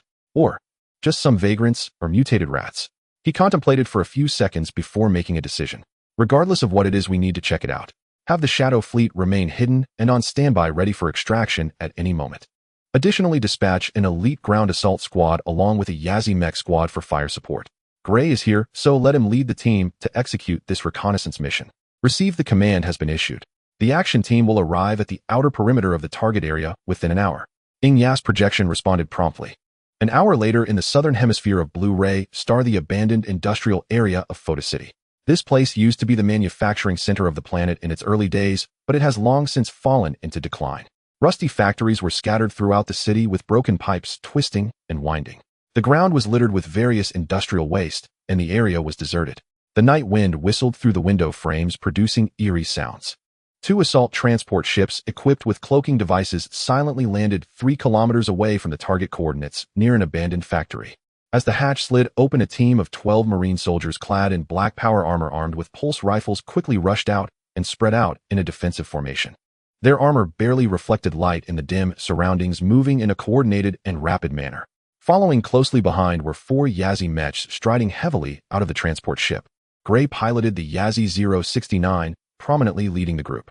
The mech's surface had been painted with dark hues to adapt to the environment, and its towering form was barely visible in the shadows of the ruins. Communication check. Gray's voice echoed through the encrypted channel of the team. Ground Assault Team 1 communication is clear. Yazzie Squad, the channel is unobstructed. Proceed as planned.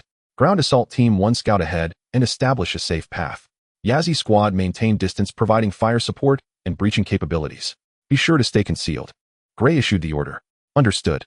Received. The Marines swiftly melted into the shadows of the abandoned factory. They moved with agility, executing tactical maneuvers to use broken walls and abandoned equipment as cover while advancing alternately. The multifunctional goggles on their armored helmets switched to thermal imaging, motion detection, and environmental scanning modes. Gray controlled the Yazzie 069, leading the other 3 mechs at a relatively slow pace, trailing about 500 meters behind the Marines. The heavy footsteps of the mech were intentionally softened, but still left a dull echo in the silent ruins. Inside the safe house, Mo Lee and Inya monitored the entire operation through the live feeds from the Marines and mechs. TSK, this place is really dilapidated. They wouldn't even need a set for a horror movie here. As Mo Lee watched the screen filled with rust and graffiti, he complained, I hope no mutated monsters suddenly jump out, though we wouldn't be scared of them anyway. Inya focus on the data analysis. The environmental scan is normal. No large-scale energy reactions or traps have been detected. The life signals remain weak, concentrated underground in the target building. The action team continued to advance steadily. They encountered no anomalies along the way aside from a few startled rodents and some old metal scraps swaying in the wind. Soon they arrived at a foundry that appeared larger and more dilapidated than the other factories. The massive iron doors had long rusted shut, with several blasted and cut entrances nearby. Entry point discovered with signs of recent human activity. The scouting Marine reported, pointing to some faint footprints and a cleared pathway on the ground. Stay alert, Yazzie Squad, move forward. Gray commanded. The 4 Yazzie mechs stepped forward, taking up advantageous positions around the entrance of the workshop, their particle beam rifles and rapid-fire cannons aimed at the pitch-black entry. The Marines spread out beneath the mechs and behind cover on either side. 2 Marines moved up and tossed small reconnaissance drones into the entrance. The real-time footage relayed back by the drones showed that the interior was a sloping passage leading down filled with dust and debris. The passage is narrow, mechs cannot enter. Ground Assault Team, alternate cover and proceed with exploration. Yazzie Squad, stay at the exit and establish a defensive line. Gray adjusted the deployment. Ground Assault Team received. 12 Marines split into 2 groups. One group remained outside on guard while the other 6, in standard indoor combat formation, cautiously infiltrated the dark passage. Their armored helmets' flashlights cut through the darkness, their gun barrels shifting with their gazes, watching every corner carefully. The passage extended downward for about 50 meters, ending at a large metal door that resembled a bank vault door. However, at this moment the door was slightly ajar, leaving a gap. Target access discovered. The door is not locked. Prepare to breach. One Marine stepped forward and inserted a miniature camera through the crack in the door. The footage revealed a spacious underground area behind the door, furnished with some tables and discarded electronic devices resembling a command center or meeting room. Dust floated in the air, but some equipment appeared relatively clean. Interior secure, breach. 2 Marines forcefully pushed open the ajar door, while 4 others swiftly charged in, their weapons instantly aimed at every corner that could potentially conceal enemies. Safe. Left side clear. Right side clear. The room was empty, filled only with abandoned computing terminals, scattered documents, and a few empty weapon racks. Looks like they left in a hurry. The captain of the assault team examined the terminals. The hard drives have been physically destroyed and most of the files are just trivial daily records. They searched the room meticulously. A team member unexpectedly discovered a half-open storage cabinet in the corner from which a faint light was escaping. Captain, we have a find. Just as the team member reached to investigate the cabinet. Beep, beep, beep. A series of extremely clear electronic beeps suddenly echoed from a corner of the room. Not good. It's a bomb. The assault team captain's expression changed. Retreat. Immediate retreat. All team members reacted, swiftly charging towards the entrance without hesitation, almost as they rushed out of the room and headed for the sloping passage. Boom! A violent explosion erupted from behind them. The searing shockwave and flames instantly engulfed the underground room. A powerful shockwave surged up the passage, jolting the assault team members and mech stationed at the entrance. A large amount of dust and debris spewed out from the entrance. Report the situation. Gray's voice carried a hint of urgency. Cough, cough. Report all members of Assault Team 1 are safe. No casualties. Damn it, it was a triggered trap. The voice of the assault team captain came through the channel, somewhat exasperated. Mo Lee in the safe house was also startled by the sudden explosion and immediately cursed. Damn. Those damn moles. They even left a parting gift. Thankfully, our people reacted quickly. After the explosion, the smoke gradually dissipated. The entire underground room had been completely destroyed, leaving no valuable clues to be found. Sweep the area confirmed there are no other traps, then retreat. Gray promptly issued the command. The action team carefully checked the surrounding area, confirmed it was safe, and began an orderly retreat. The first reconnaissance operation ended with the discovery of traps and near ambush and confirmation that this was indeed a Night Owl stronghold. When the entire exploration team returned to the safe house, Mo Lee listened to Gray's detailed report, falling into deep thought, but his face showed little disappointment. Although we didn't obtain substantial evidence, at least it proves that the information given by Isabella was true. This stronghold does exist, and the Night Owls are very alert, using explosives to cover their tracks. He analyzed. This indicates that they indeed have something here they don't want others to know about. Moreover, the Dark Tooth team may still be operating nearby, and this trap was left by them. He looked at Inya. Have the deep divers pay close attention to Lan Rui Xing for any unusual personnel movements, material acquisitions, or reports of small conflicts and disappearances in the near future, especially those related to the industrial area. Understood. Mo Lee stretched lazily, and although the operation was not entirely successful, finding the right direction still excited him. Alright, the first reconnaissance is over. Though I got blown in the face with dust, at least we know how to proceed next. Next, it's time to play hide and seek with the Dark Tooth team. His eyes sparkled with eagerness. After being sent off by the bomb in the first reconnaissance, Mo Lee did not feel disheartened, but instead became more spirited. Not bad, those damn moles. They even know how to set traps. Quite sinister. However, I won't fall for the same trick twice. He rubbed his fists in the safe house, immediately starting to plan the second operation. The enemy left in a hurry, but left a backup, indicating there might still be things within the stronghold that weren't completely cleaned up. Or perhaps they predicted someone would come to investigate, deliberately leaving traps and possibly misleading information. Furthermore, the Dark Tooth team is likely still active nearby. This time, let's change our approach. Mo Lee said to Inya. Last time we were too anxious. This time, let's conduct a peripheral sweep. Centering around the site of the explosion, expand the search radius to 5 kilometers. Focus on finding other possible entrances, ventilation ducts, escape routes, or any clues they might have left behind during their retreat. Search every nook and cranny that could hide a rat. Pay attention to your own safety. This time, we're just alarming the snake in the grass, and the enemy will definitely be on guard. The assault team expanded their reconnaissance range. The Mech provided heavy fire support and terrain demolition, and additional engineers and mini robots were dispatched. Understood. The search grid has been replanned. More mini reconnaissance robots and environmental scanning equipment will be deployed. Inya quickly formulated a new action plan. A few days later, once again in the dead of night, an enhanced reconnaissance team, led by Gray, silently infiltrated the abandoned industrial area. This time, in addition to 16 assault team members and 4 Yazee Mech's 8 engineers carrying precision scanning and bomb disposal equipment were added, along with 50 mini reconnaissance robots the size of a fist with 6 legs. All teams pay attention, deploy according to the planned grid. Group A is responsible for Area B, Group B is responsible for Area D, Group C is responsible for Area F, and Group D is on standby for support on the periphery. The Yazee team occupies the high ground, providing visibility and fire coverage. The engineering team follows Group A, deploying all mini robots. Gray issued commands in the team's secure channel, his voice calm. Group A received. Group B in position. 50 mini robots were the first to deploy, buzzing as they scattered, quickly vanishing into the darkness of factories, pipes, and gaps in the rubble. The mini sensors they carried began working, transmitting any detected heat signals, metallic components, energy residues, and other data back in real time. The assault team members advanced in pairs, providing alternating cover. The energy rifles in their hands adjusted continuously towards every suspicious corner as the tactical boots beneath their feet crunched softly on gravel and metal fragments. The engineers followed behind, operating various equipment. One group held scanners similar to metal detectors, moving slowly along the ground and walls as complex data streams jumped on the screens.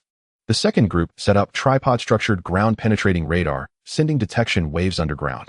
In the safe house, the large screen in front of Mo Lee was divided into dozens of small windows, displaying real-time footage and data transmitted back from different robots and team members. His eyes darted quickly between the various windows.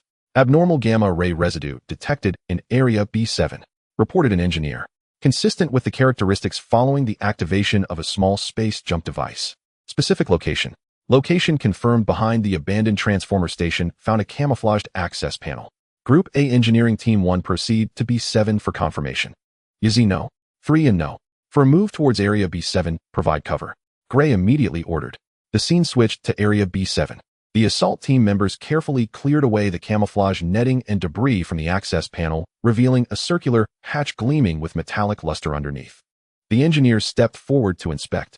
Confirmed as an emergency jump point, the activation base is still intact, but the core jump engine and navigation module have been removed, making it impossible to trace the destination. Indeed, the previous explosion startled the snake. They fled quite cleanly. Emily pursed his lips in the safe house, taking a big bite of an energy bar. Almost simultaneously, another channel chimed. Area D3, high-frequency friction marks discovered on the interior wall of the ventilation duct, non-natural rust, suspected frequent passage of heavy equipment or personnel. Area F11, shallow geological scans indicate the presence of a structured cavity 3 to 5 meters underground with an unknown structure inconsistent with known stronghold blueprints. Oh, is there more to uncover? Emily sat up straight. Focus on that cavity in F11. Don't overlook the D3 duct either. The team immediately split up, with Group A and Engineering Team 1 continuing to investigate the jump point, attempting to find more clues. Group B began trying to enter the massive duct network of Area D3. Meanwhile, Groups C and D, personally led by Gray, headed straight towards Area F11 with Engineering Team 2 and 2 Yazi Mechs. Area F11 is a vast open-air material storage site where towering piles of rusted metal barrels and broken conveyor belts create a labyrinth of steel. The heavy footsteps of the Yazi mecha thudded against the ground, stirring up a cloud of dust. According to the scan, the hollow entrance is right beneath this heap of garbage. The engineer pointed at a blinking light on the radar screen. Yazi 1 and 2 keep watch around. Team C establish a defensive perimeter, and Team 2 clear the entrance. Gray commanded. 2 engineers stepped forward, first using handheld scanners for precise location, then cautiously cutting through several obstructive metal barrels with a small laser cutter. Soon a vertical access point approximately 1 meter in diameter covered by thick steel plates was revealed. The inner wall of the tunnel was smooth alloy featuring a simple climbing ladder. The tunnel depth is about 20 meters with no detected biological signals or energy fluctuations. The air composition is normal, but the dust density is low, indicating recent human activity. Another one. Can't they be a bit more straightforward? Emily complained, staring at the screen. They'll lead the team down. Gray immediately ordered. First, let the reconnaissance robots search the area below carefully. Yazi will stay back. Team C, send the first and second assault teams with me. Team D's third and fourth groups will secure the entrance above. Understood. The robot entered for exploration first, and after confirming there were no explosive devices, Gray climbed down the tunnel using the metal ladder, followed closely by 4 Marines. The bottom of the tunnel connected to a narrow pipeline that could only accommodate 2 people walking side by side, with old lighting cables hanging from the walls, long since non-functional. The team relied solely on the lights from their armored helmets for illumination. The pipeline was eerily quiet, with only the faint sounds of their breathing and the rustling of their clothing. After walking about 200 meters, a rusty iron door appeared on one side of the pipeline. The door hinge jammed. Confirming no traps, an engineer stepped forward using instruments to check and confirm everything was clear before reporting. Attempt to open the door, maintain vigilance. A Marine stepped forward and placed a demolition cord on the door lock. Demolition countdown. 3, 2, 1. After a slight muffled explosion, the door lock was blown open. Another team member immediately stepped forward using a hydraulic door opener to force the heavy iron door open. Behind the door was a room approximately 10 square meters in size, filled with some bags of compressed food packaging, a few empty military rations boxes, scattered energy magazines, and in the corner an old communication relay that had been severely damaged. There were traces of makeshift bedding in one corner of the room. Secure. No personnel detected. The engineer immediately stepped forward to carefully inspect the relay. The exterior is heavily damaged, but the core storage module seems to have not been physically destroyed. They may have thought that completely smashing it was sufficient due to the time constraints. He took out a multifunctional tool and carefully pried open the shell of the relay's wreckage, revealing complex wiring and a palm-sized black storage module covered in burn marks. The module is damaged and needs to be taken back for data extraction with specialized equipment. Take it away, Gray decisively ordered. The team quickly packed up all potentially useful items in the room, especially the storage module, which was carefully placed into a shockproof shielding box. Meanwhile, Team B also made a discovery in the ventilation duct in Area D3. They found a small weapons cache wrapped in waterproof cloth at a concealed maintenance access point deep within the duct, containing 2 modified and untraceable pulse pistols along with several fully loaded magazines. Looks like emergency reserves, reported the leader of Team B. After collecting possible evidence, all teams began to withdraw in an orderly manner according to their planned schedule. They encountered no resistance. The entire industrial area was eerily silent. Back at the safe house, the engineers immediately began data recovery on the storage module. The process was complex, the module severely damaged with a significant amount of data permanently lost. However, with the powerful decryption algorithms of Ingya and the assistance of the base's intelligence brain, after a few hours, some fragmented residual data was finally successfully extracted and reassembled. Commander, we have parsed some data fragments. Ingya reported, many of the communication records have been overwritten, but a codename, Shepherd, repeatedly appeared in communications at different times and encryption levels. Shepherd. Emily leaned closer to the screen. That codename sounds like someone in charge. According to the analysis of the residual information, Ingya retrieved the analysis results. The Shepherd possesses extremely high-level permissions and is responsible for directing the cleanup, infiltration, and special material transport tasks in the Blue Rue star and the Rue Lin star system. Some vague instructions from the later stages of the Ashes operation pointed to him. The Darkfang team has also received direct orders from the Shepherd multiple times. Wow, we've caught a big fish. Emily excitedly slapped the control panel. The Night Owl is the overall responsible person for this planet, even in this star system. At last he knew who to settle accounts with. He immediately questioned, can we pinpoint this Shepherd? Identity, location, data damage is severe, direct localization is not possible. However, by analyzing the timestamps of communications, the residual characteristics of encryption methods, and the content of instructions, it is inferred that the Shepherd is frequently active in Blue Rue star and likely possesses one or more legally protected public identities as a cover. His communication patterns indicate that he is very familiar with the local situation. A legitimate identity cover. Emily's expression gradually grew serious. That's troublesome. Could be a senator, a wealthy businessman, or even a seemingly respectable noble. The range is too broad. Although we haven't directly located the Shepherd, the value of this clue is immense. It confirms the existence and level of the adversary, pointing to the direction of the investigation. List the Shepherd as a secondary priority target. Emily ordered, notify all deep divers to collect any information related to this codename, while also keeping an eye on those high-ranking individuals on Blue Rue star who exhibit suspicious behavior. The instructions have been updated and encrypted for transmission. Emily gazed at the newly added target profile labeled Shepherd on the screen, lost in thought. Shepherd. Shepherd. Where are you? He murmured to himself. It seems that the waters of Blue Rue star are murkier than I imagined. A Night Owl regional head hiding behind a legitimate identity. This guy is well concealed. A glimmer sparked in his eyes. The previous frustration swept away. With a clear adversary identified, the subsequent struggle now had a clear direction. Notify Isabella, Emily said to Ingya. Just tell her we found a lead on the Shepherd. See if she can provide more information about this Shepherd. Cooperation requires some interaction. He believed that this mysterious collaborator would definitely not be ignorant of the existence of the Shepherd. Having obtained the crucial clue of the Shepherd, Emily felt it was time to meet that mysterious partner again.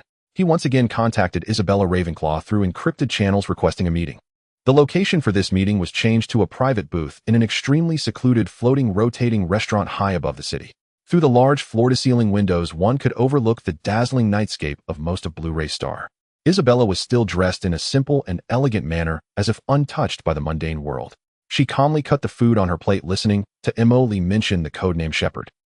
So we can now basically confirm that this Shepherd is the top figure of the Night Owl on Blue Rue star, and even in the Ruin star system. As long as we capture him, many mysteries can be unraveled. Emily said, looking at Isabella, hoping to gain more specific information about the identity of the Shepherd from her. However, Isabella's reaction was rather indifferent. She set down her utensils and gently wiped the corner of her mouth with a napkin, raising her deep golden eyes to look at Emily, her tone carrying a condescending scrutiny, finding the codename of the Shepherd. The efficiency is acceptable. This proves that you indeed have some initiative and haven't disappointed me. She nodded slightly, as if evaluating a subordinate who performed adequately. But this is only the first hurdle. Knowing the codename and finding the person himself are two different matters. Emily's smile froze momentarily. Isabella continued in her calm, yet piercing tone, the background of the Shepherd, his cover identity, his patterns of activity. These need you to investigate yourself. If you can't even manage this, then there's no need for our cooperation to continue. What I need is a truly capable partner who can stir the situation, not someone who requires me to hold their hand and teach them. Her attitude of everything is under control and you still need to work harder instantly ignited the anger within Molly. A novice. Emily's voice turned cold as he leaned forward, staring at Isabella. Miss Ravenclaw, I think you've misunderstood something. I am not your subordinate, nor am I someone you need to test. We are partners, equal partners. I don't care what background you have from the Capital Star Circle, but cooperation is based on sincerity, and not on your high horse judging whether I am qualified or not. Isabella seemed unperturbed by his reaction, and simply said blandly, the foundation of cooperation is strength and equality. You have proven that you have a certain level of initiative, but that is not enough. The shepherd is not someone you can deal with so easily, and I need to confirm whether my partner has the ability to handle the upcoming storm rather than being a small boat that can be easily overturned. Her words were like cold needles filled with unabashed skepticism. Emoli was completely enraged. He suddenly stood up, the chair screeching against the floor. How I say, Misty, you have some misunderstanding about yourself and me, Emoli said with a sarcastic smile fueled by anger. This cooperation seems to have been proposed by you, right? And now you find me unqualified. It's a bit unpleasant, isn't it? If that's the case, then let's end this cooperation. Farewell. With that, Emoli turned to leave. Just as he reached the door, he suddenly turned back and said, oh, by the way, I forgot to tell you, Miss Ravenclaw, I have a habit. Once I'm displeased, someone has to pay the price. Also, I keep my promises.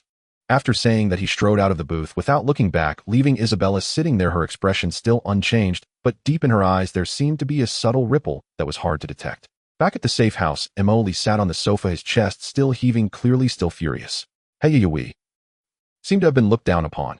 Emoli turned to the projection of Inya and said, He pondered for a moment, then revealed a fierce smile. Does she think my strength is insufficient? Does she want to see how big of a storm I can stir? Fine. Then I'll make it a big one. Let her, and those mice hiding in the dark, see clearly what will happen if they provoke me. He walked to the star map, pointing at the light spot representing Lanrue's star, and said to Mingya, bring me the Dawn Fleet. Contact Junfeng. The communication was quickly connected and Junfeng's holographic image appeared in the room. Commander, Junfeng, listen. Emoli spoke rapidly with an undeniable determination. I give you 3 days to prepare. Bring the Dawn Fleet to the periphery of the Royaline star system and find a hidden place to stand by. All starships must disguise themselves in a space pirate style. The more chaotic, the better. Erase any marks that reveal our identity. Junfeng was taken aback for a moment, but did not question it, responding immediately, understood. Disguised as a space pirate fleet. What are the mission objectives, Commander? Emoli's lips curled into a dangerous arc. The target. The Lanrue Star Garrison Fleet. He pointed at the blue light spots representing the Imperial Garrison Fleet on the orbit of Lanrue Star. Don't they have over 1,000 starships? Eliminate them all, leave no one behind.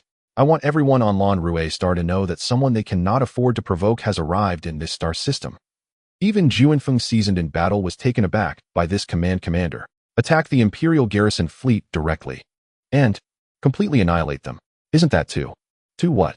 Too ostentatious. Too crazy. Emoli interrupted him. What I want is ostentation. I want madness. Isn't Isabella the one who thinks I'm hiding and lack strength? Don't the Imperial military and the Night Owls enjoy doing small tricks in the dark? It seems we've been too low-key, giving them the illusion that we are easy to bully. Since this is the case, they'll turn the table. Let them see clearly who has the right to set the rules.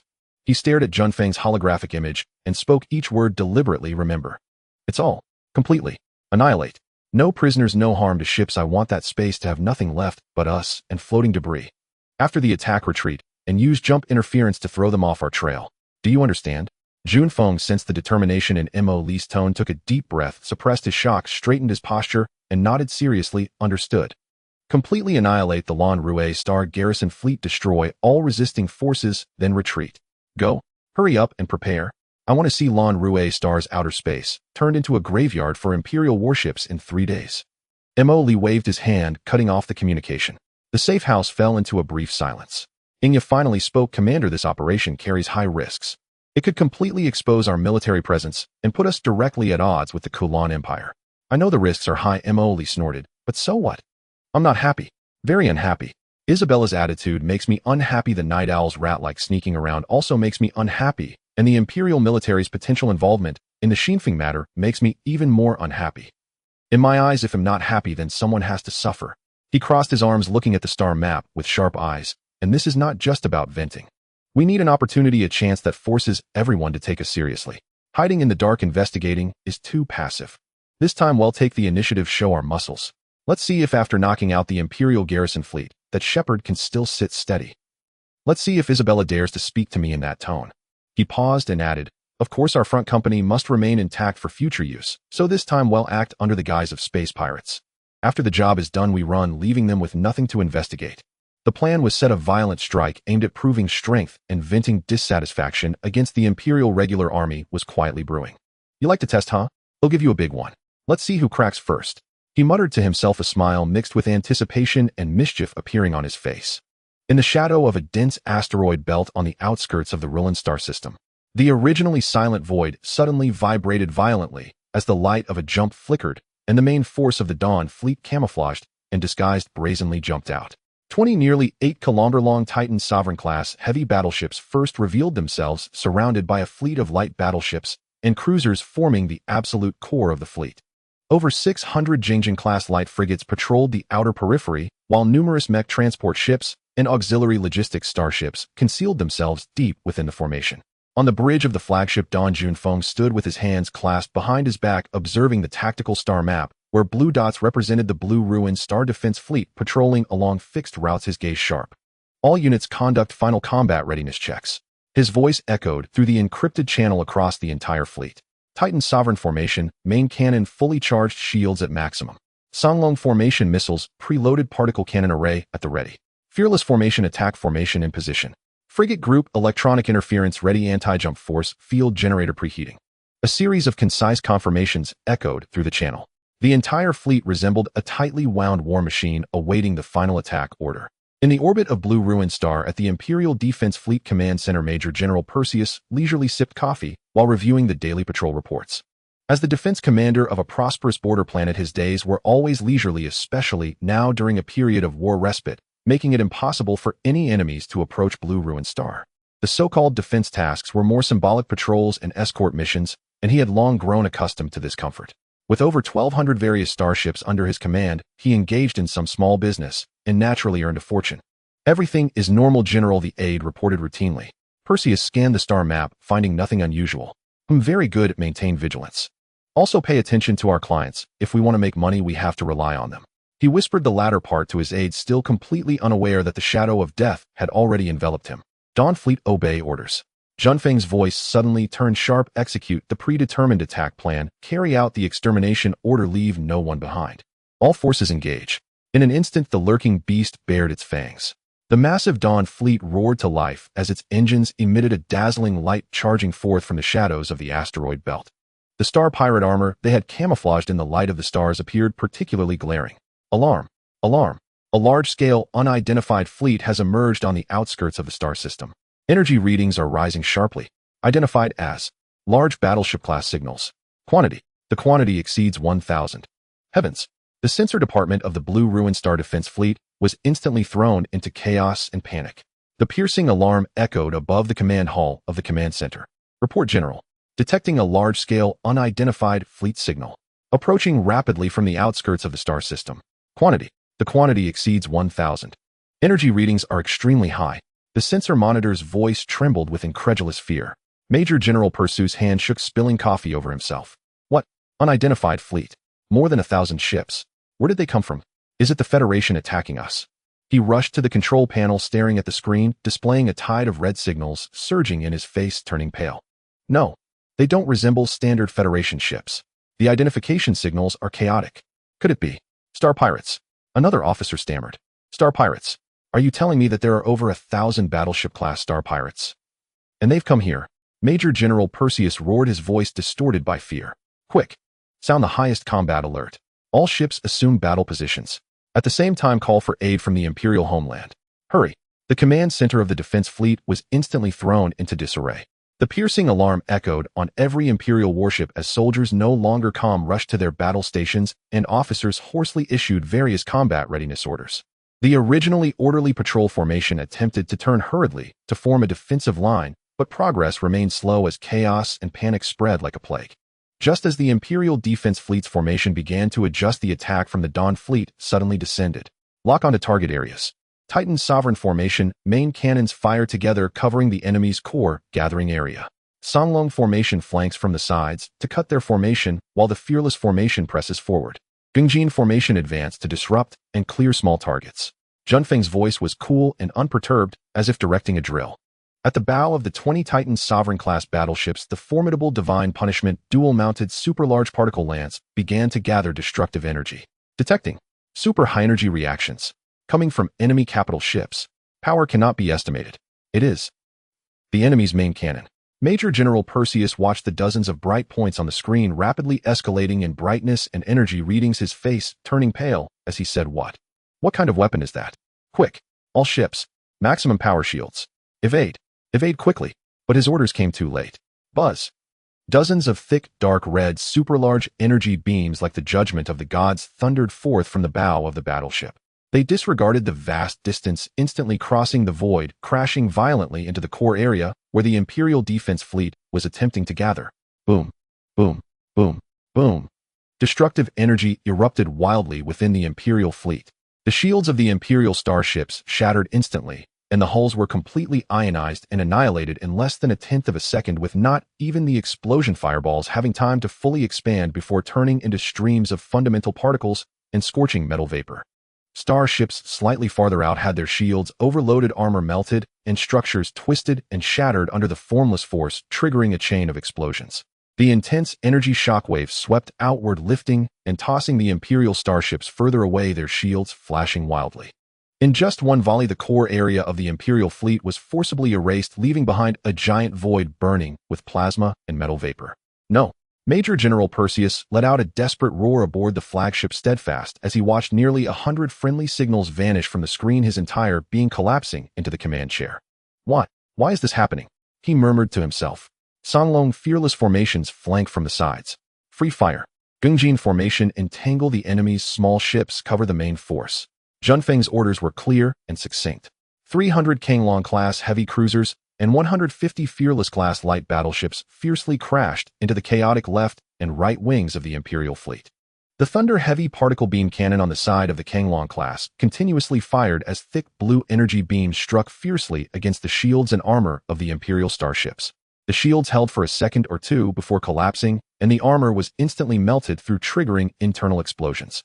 The Fearless class, relying on its powerful Star Eater triple-mounted main cannon, executed precise strikes. They specifically targeted those attempting to organize a counterattack or larger Imperial cruisers, often incapacitating or destroying their targets with a single shot. With every shot fired, an Imperial cruiser or large destroyer attempting to organize a counterattack was blown to pieces. Commander. A large number of enemy cruisers and battleships have appeared on the left flank. The right flank has also been flanked. Our communications are suffering intense interference. Distress signals can't be sent out. Bad news came one after another. Counterattack. All ships free fire. Perseus ordered with red eyes. The surviving Imperial starships began to return fire sporadically. Streams of energy beams of varying sizes and dense missiles, deep space torpedoes shot towards the Dawn fleet. But the effect was minimal. The Titan Sovereign-class heavy battleships effortlessly withstood these attacks with their heavy immortal shields, with not even the slightest ripple disturbing their shields. The Kanglong-class and Fearless-class shields were also far sturdier than their Imperial counterparts, and even when a few heavy shell hits landed, they only slightly dimmed the shield's glow before quickly recovering. Missiles intertwined in the starry sky, forming a deadly network. The Dawn fleet's Meteor and Judgment Day missile array systems unleashed a torrential rain of projectiles, most of which were highly penetrating anti-ship missiles aimed specifically at engines and weapon systems. The Empire's interceptor missiles and Closian guns appeared powerless under such a dense saturation attack, with missiles continuously breaching defenses and crashing violently against the Empire's warship shields or armor, erupting in bursts of fire. The counterattack from the Imperial fleet was sporadic and feeble. Their particle cannons struck against the reinforced shields of the Dawn fleet, only creating ripples. Most of the launched missiles were detonated midair by the dense Closian fire network built by the Jingjing-class frigates. The battlefield situation was entirely one-sided slaughter. The number of Imperial warships was decreasing at a visibly alarming rate. Captain, the port shield is about to overload. We are being locked on by 3 enemy heavy cruisers. Unable to escape. Hid in the engine room. Power is failing. The communication channels of the Imperial ships were filled with panic-stricken reports and desperate cries. Seeing the fleet formation about to collapse completely, Major General Perseus gritted his teeth and ordered release all fighter mechs and assault boats. Engage in close-quarters combat. Disrupt them. Hundreds of aging Imperial mechs and assault boats were launched from the undestroyed motherships, swarming like a hive towards the nearest ships of the Dawn fleet. Detected enemy mechs and small assault units. Order each ship's Closian systems prioritize elimination. Release our Yazee mechs to intercept and destroy enemy personnel. Junfeng responded calmly. The Yazee mech squad, already on standby in the Whale Shark-class mech transport ship, immediately surged out from the high-speed deployment channels. Gray piloted Yazee 069 at the forefront. Yazee squad spread out in pairs. Prioritize destroying enemy assault boats, then clear the mechs. Watch out for friendly fire. Gray's voice rang through the mech squad channel. The space instantly transformed into a chaotic mech meat grinder. The Imperial Defense Fleet had only a few Starbreaker mechs, while the rest were outdated Hound mechs appearing clumsy and fragile in front of the agile Yazi. The Yazi mech's vector thrusters frequently emitted short bursts of blue light propelling their bodies to make swift maneuvers, while their beam rifles precisely pierced through the cockpits of Imperial mechs. Gray's Yazi 069 darted through the hail of bullets. He executed a sideslip to evade a particle cannon shot, pushing the right joystick forward, and swung his beam sword, cleaving through an Imperial mech that attempted to close in the explosion, illuminating the outer armor of his mech. His left arm's particle machine gun opened fire simultaneously, turning a distant assault boat attempting to launch boarding torpedoes into a wreck. Watch out. 3 o'clock enemy cruiser closing guns firing. His teammate warned. Received. Gray maneuvered his mech into a steep dive, narrowly avoiding a barrage of shells that skimmed overhead. He stabilized the mech, raised his hand, and fired a particle beam that accurately destroyed one of the cruiser's closing gun turrets. The mech battle was showing a one-sided momentum. With their absolute advantage in performance and pilot quality, the Yazi mechs quickly cleared the Imperial mechs and assault boats, ensuring that the main vessels of the Dawn fleet remained undisturbed. Meanwhile, the slaughter at the fleet level continued. The Titan Dominator class fired a second round of main battery volleys, erasing dozens of Imperial ships attempting to regroup. The Songlong and Wuwei formations had completely divided and surrounded the Imperial fleet. Commander, the enemy's will to resist has collapsed, and their formation is in complete disarray. The remaining ships are fighting individually, trying to escape, the aide reported. Order all units free hunting. Eliminate all remaining targets to ensure mission objectives are achieved. Junfeng's voice carried no emotion. The final battle turned into a chase. The Jiangjing-class frigates with their high speed pursued the small destroyers and frigates attempting to flee. Songlong and Wuwei focused on those cruisers that still retained some fighting capability. Major General Persu's flagship Determined was targeted by 3 Kanglong-class heavy cruisers. The energy shield quickly overloaded under the concentrated broadside fire, with the hull taking successive hits, explosions echoing from within. Commander, we're done for. The aide collapsed on the ground. Major General Perseus watched the menacing enemy ship, painted in star pirate colors, drawing closer outside the viewport, filled with fear and confusion, ultimately consumed by a particle beam that pierced through the bridge. Who exactly are you? This was Major General Perseus' last words before the bridge exploded. When the last Imperial frigate turned to cosmic dust under concentrated fire, the battle was completely over. In the orbit of Blue Rue Star, the airspace that was once patrolled by the Imperial fleet now lay only countless floating, burning, and twisted metal wrecks, silently recounting the brief, yet brutal annihilation that had just occurred.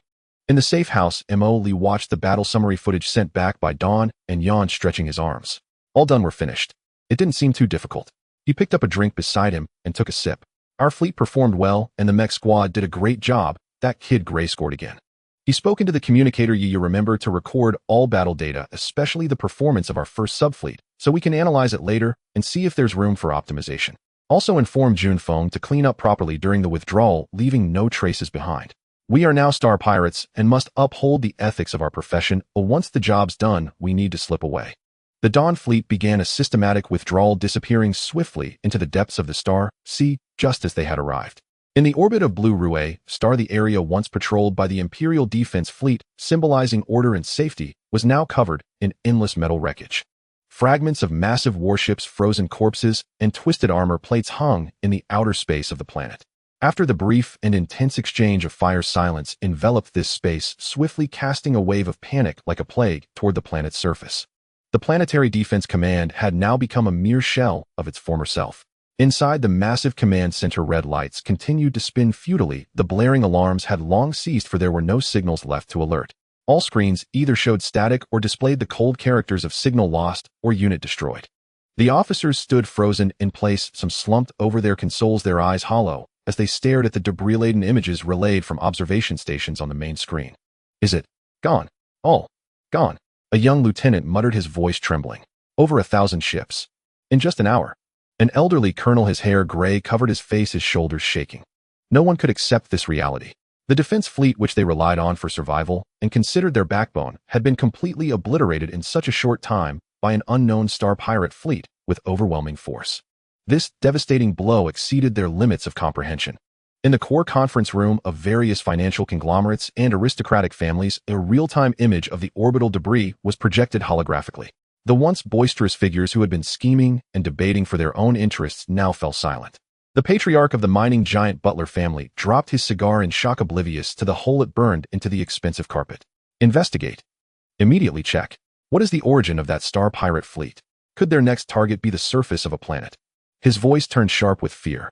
The financial tycoon Fan Ning's face turned pale as he rapidly tapped his fingers on the table. Immediately retract all peripheral investments. Recall all trade fleets. Initiate the highest level of family security protocols. The orbital defenses have failed, and we could become fish on the chopping block at any moment. Panic rapidly spread among the upper echelons. They were accustomed to resolving issues with money and power, but now facing an unknown force capable of easily annihilating a fleet, they felt their own insignificance and fragility for the first time. A sense of security vanished. The anomalies in the orbit were soon detected by astronomy enthusiasts and some operational civilian observation equipment. Blurry images showing numerous abnormal light spots and explosions were uploaded to the planetary network. Initially, there was confusion and speculation. What's happening in orbit? Are they setting off fireworks? No, that's an explosion. Warships are firing. My God, I saw a huge ship being destroyed. When the news that the defense fleet had been completely annihilated and that there were no Imperial military forces left in orbit gradually spread, panic erupted completely.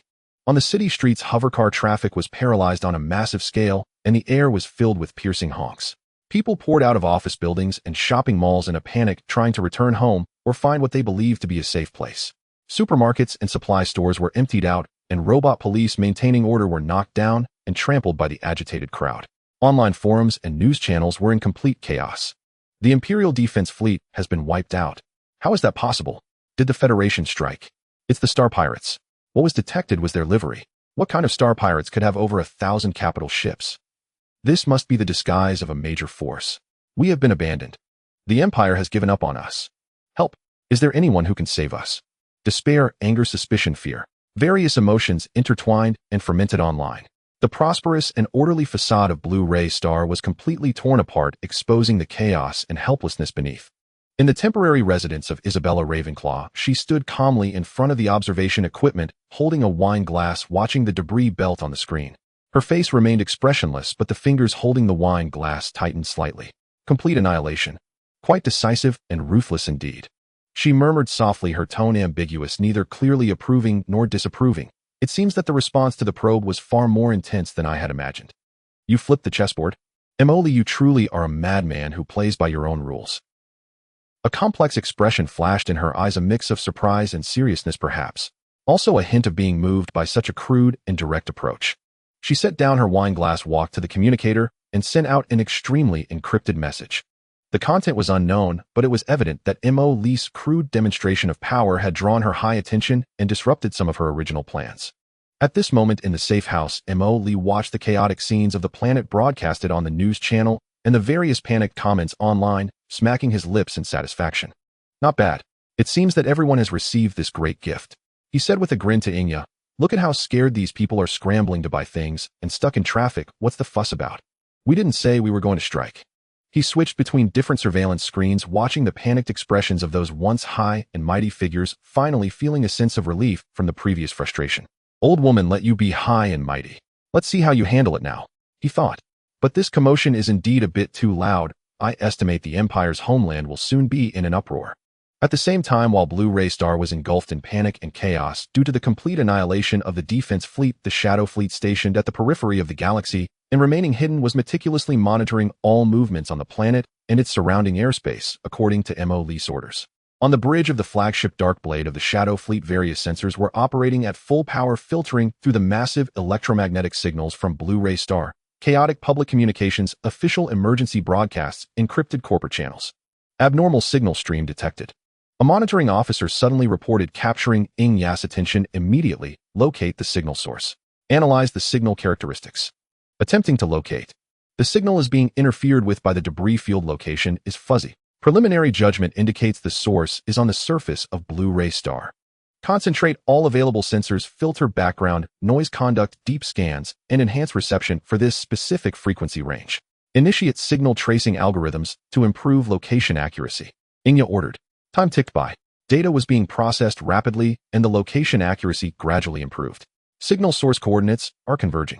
Main interference sources eliminated. Location confirmed. Signal source coordinates Blue Ray Star, Northern Hemisphere, First Continent Central Administrative District. Target locked. Governor's office. The result surprised everyone on the bridge. At a time when the planetary defense fleet had just been completely wiped out and chaos reigned, why was the governor's office not busy stabilizing the situation and seeking assistance, but instead secretly sending out a non-standard encrypted signal? This was highly unusual. A glint of light flashed in Ingya's eyes.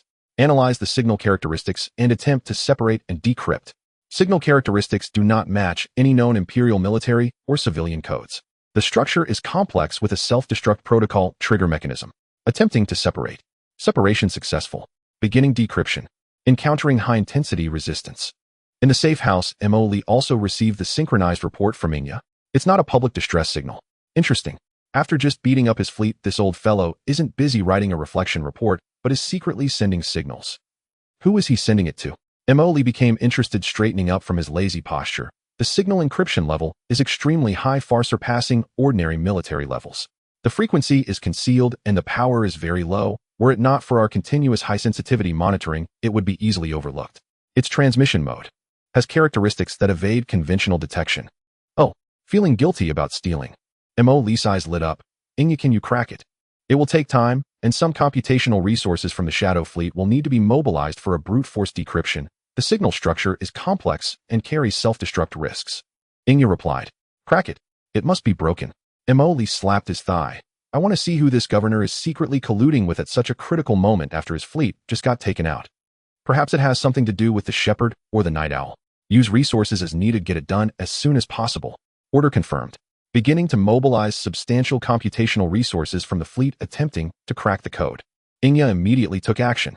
The supercomputer array aboard the Shadow Fleet began operating at full power and massive data streams battered the firewall of the encrypted signal. The decryption process was not easy.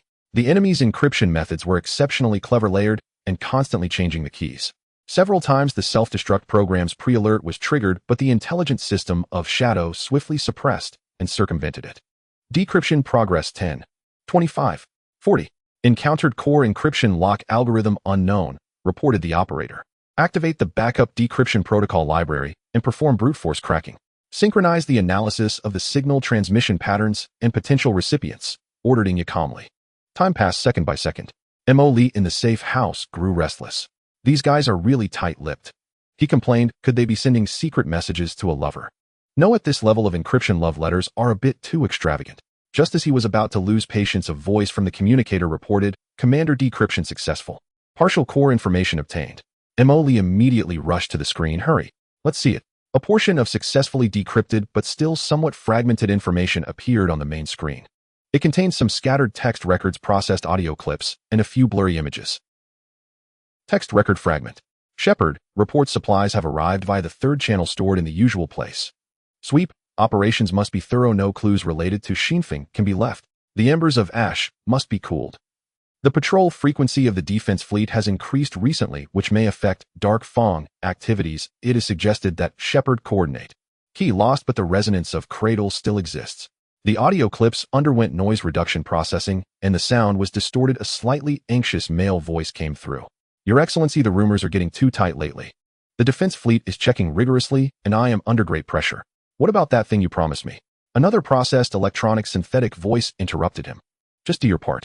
Night Owl will not treat collaborators unfairly. Remember, knowing too much is not good for you. The images were even blurrier, seemingly scans of some ancient metal box covered in unrecognizable strange patterns, along with a map of a remote mining area on Blu-ray star marked with a red X. Although the information was incomplete, its implications made Mo Lee's heart race. Shepherd. It really is this guy. The governor's office is actually colluding with Shepherd. Sweep operation. Shinfeng. Ash. Everything matches up. And what about the key? Cradle. What on earth are those? They sound incredibly important. That metal box. Why does it feel somewhat familiar? Mo Lee suddenly remembered the unopenable, unlosable, unknown box on him. Though the patterns were unclear, the ancient and mysterious feeling was very similar. Damn, damn, damn, Mo Lee exclaimed excitedly. Big fish. This is definitely a super big fish. Who would have thought the governor of a planet actually collaborates with the leader of Shepherd and is helping cover up the Shinfeng issue? He pointed at the mining area map marked with a red X. This place. This mining area must have issues. It's either hiding Shepherd's supplies or related to that Cradle thing. He immediately ordered Ingya. Immediately lock onto the coordinates of this mining area. Gather all available reconnaissance forces and keep a close watch there. At the same time, closely monitor all movements of the governor's office, especially the communications and whereabouts of the governor himself. This guy is a key breakthrough point. Orders have been issued. Nearby submersible and disguised reconnaissance units have been dispatched to the target mining area, and the monitoring level of the governor's office has been raised to the highest level. Inya responded swiftly. Emily excitedly paced in the safe house. Truly, it's like finding a needle in a haystack, and here we are effortlessly catching a governor colluding with him. I wonder where this sheep plans to hide now. He seemed to envision a scene where, following the thread of the governor, he would gradually uncover Shepard and ultimately unveil all the mysteries. But he stroked his chin, calming down a bit. The collusion between the governor and Shepard is a major issue. It involves corruption at the imperial high levels and secret organizations. Does Isabella know about this? What exactly does her so-called cooperation aim to investigate? He felt that the waters of Blue Ray Star were deeper and murkier than he had imagined. But regardless, he had grasped the most crucial lead. No matter. Focus on the governor and that mining area. Once the Dawn fleet is ready, be prepared to take action and capture. M.O. Lee's eyes sparkled with a determination to succeed. This time, we must completely strip the sheep's skin off Shepard. After decrypting the governor's secret communications and grasping critical evidence, M.O. Lee felt it was time to meet again with the lofty Miss Isabella Ravenclaw. This time, he decided to change his method of communication. He did not use the encrypted channel, but instead had Inya send a brief message to the hotel where Isabella was staying through an open, untraceable, anonymous signal. Miss Ravenclaw, regarding the proof of strength, I believe we need to discuss it in person. Location: City Center, Star Dome, I observation deck. Time: 1 hour later. I hope you weren't scared off by our previous friendly interaction. After sending the message, M.O. Lee immediately contacted the Dawn fleet, which was resting on the outskirts of the ruined star system. June phone. Listen, there's a new mission. Take the main force of the fleet, jump to the near-Earth orbit of Blue Ray Star, and then lower the altitude, enter the atmosphere, and hover over the city. Do not turn off the mimic device. Remember, it's a hover. Don't fire yet, just consider it. A static demonstration. June Fong on the other end of the communication was clearly taken aback, but quickly responded, Understood, Commander. The fleet entered the atmosphere, hovering for display. The massive Dawn fleet concluded its brief rest, engines ignited once more, and the battleships, cruisers, and others formed a colossal array jumping towards Blue Ray Star. 1 hour later, in the largest city of Blue Ray Star, at the highest renowned observation building, the Star Dome I observation deck, Isabella Ravenclaw still wore a simple, elegant dress, standing before the glass curtain wall of the observation deck, gazing indifferently at the city below. She was curious about what the man named M.O. Lee would say to her after his previous actions. M.O. Lee leisurely walked onto the observation deck, a hint of a playful smile on his face. Miss Ravenclaw, you're quite punctual. Isabella turned around, about to say something, when suddenly the previously clear sky darkened in an instant. It was not clouds, but some enormous object, indescribably vast, blocking the sunlight. Blue Ray Star Planet Defense Command. The deafening alarm rang out once again, more terrifying than when the defense fleet was annihilated. Report. Detecting signals from an ultra-large fleet. Approaching. Number. The count exceeds 1,000. It's the previous Star Pirate fleet. The sensor monitor's voice was already tinged with tears. The acting commander looked at the densely packed red signals on the main screen. His legs went weak, nearly collapsing. What? What do they want? Are they going to land? Are they going to destroy this planet? The entire command center was thrown into chaos. Some attempted to activate the long, ineffective ground defense turrets, while others began secretly packing their belongings to escape. A distress signal was once again sent en masse to the Imperial homeland, but distant waters could not quench nearby thirst.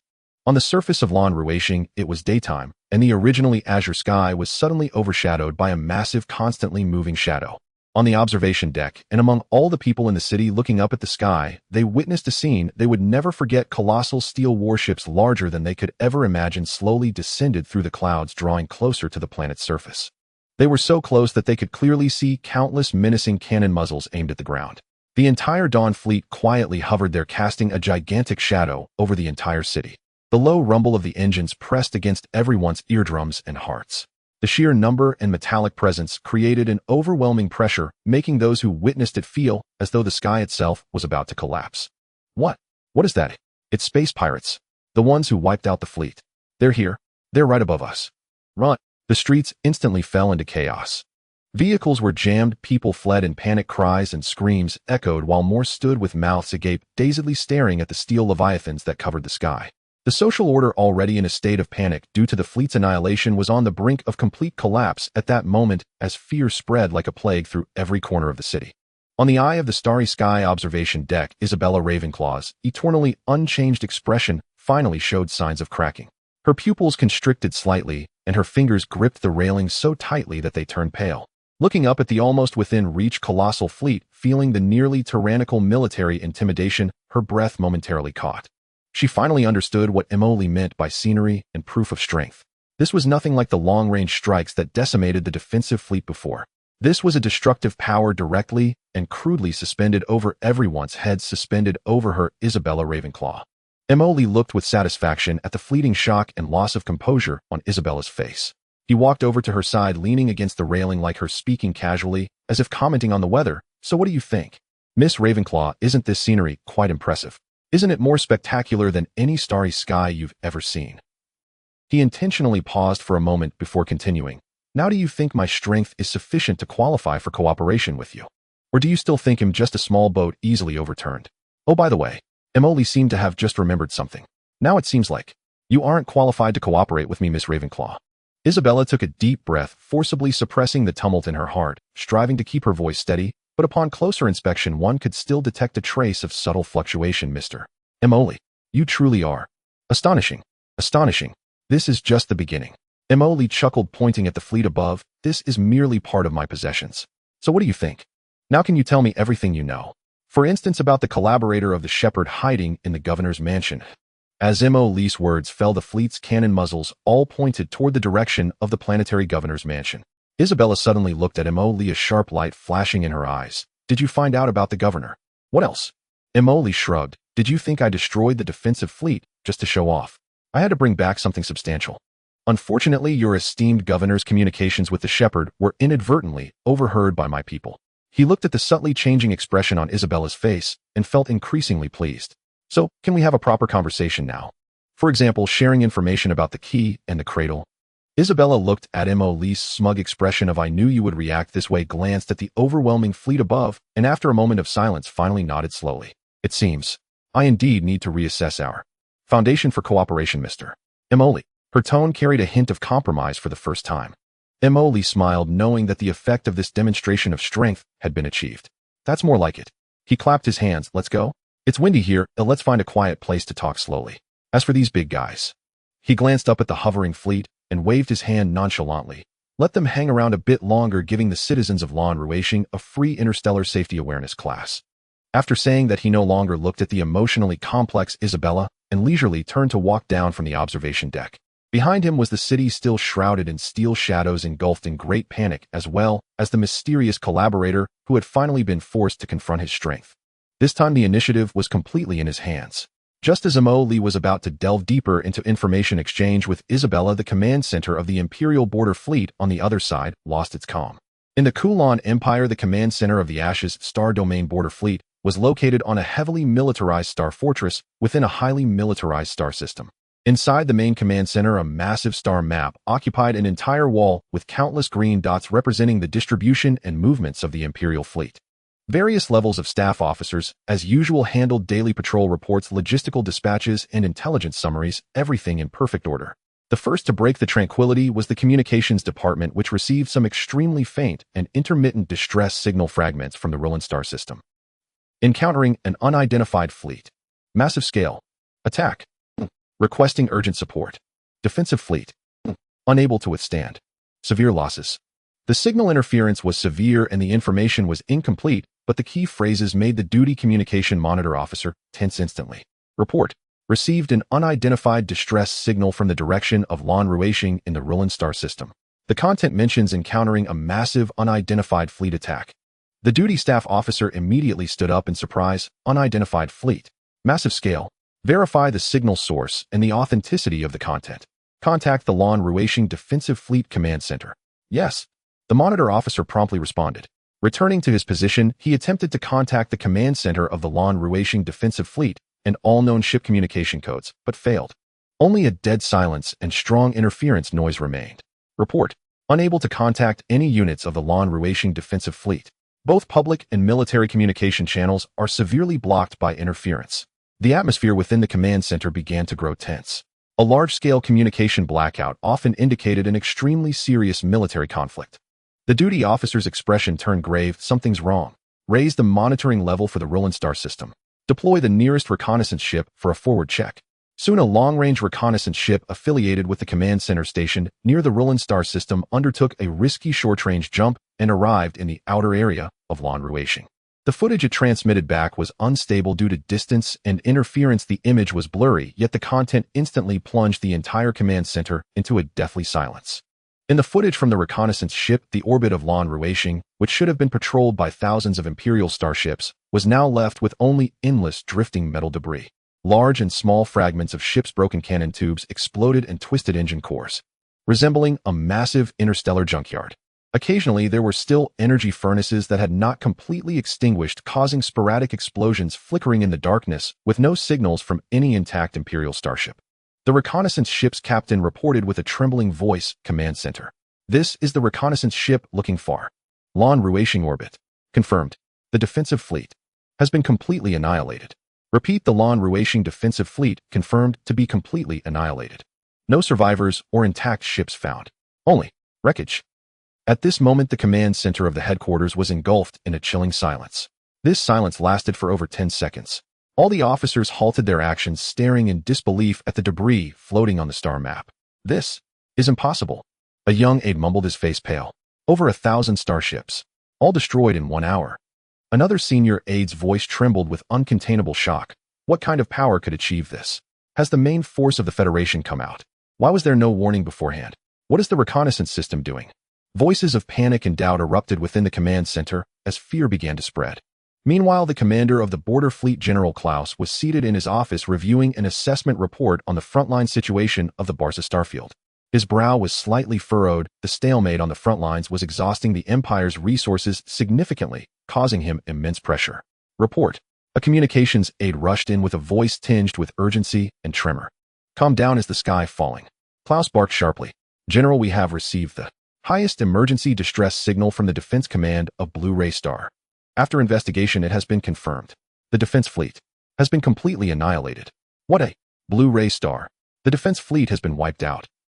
How is that possible?" General Klaus suddenly burst out of his office and hurried to the command control room. When he reached the main star map and saw the horrific scene displayed, feeling the final confirmation from the reconnaissance ship's captain, his tall figure shook violently and his fingertips turned white from clenching.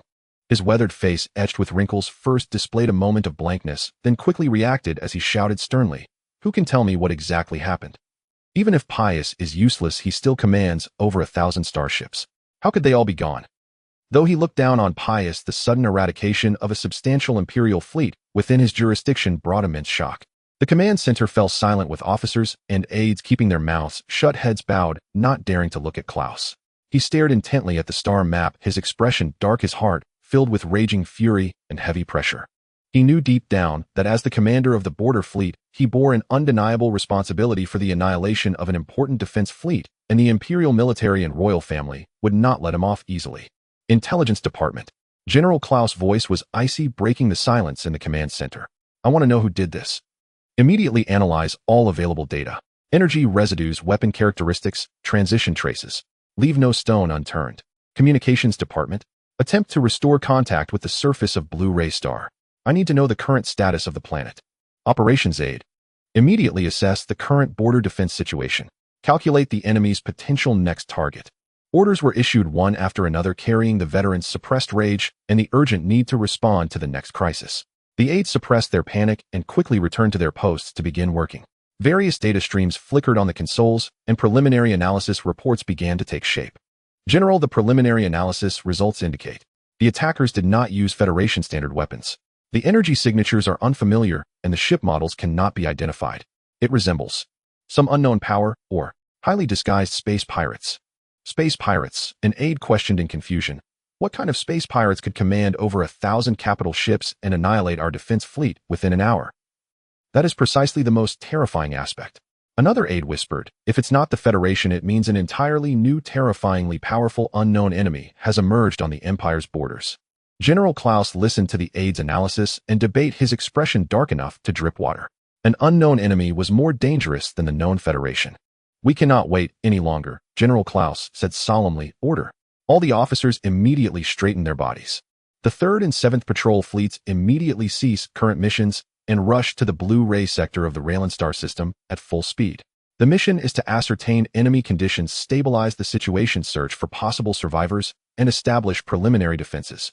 If encountering the enemy's main force, avoid direct combat, focusing on reconnaissance, and delaying tactics awaiting further orders.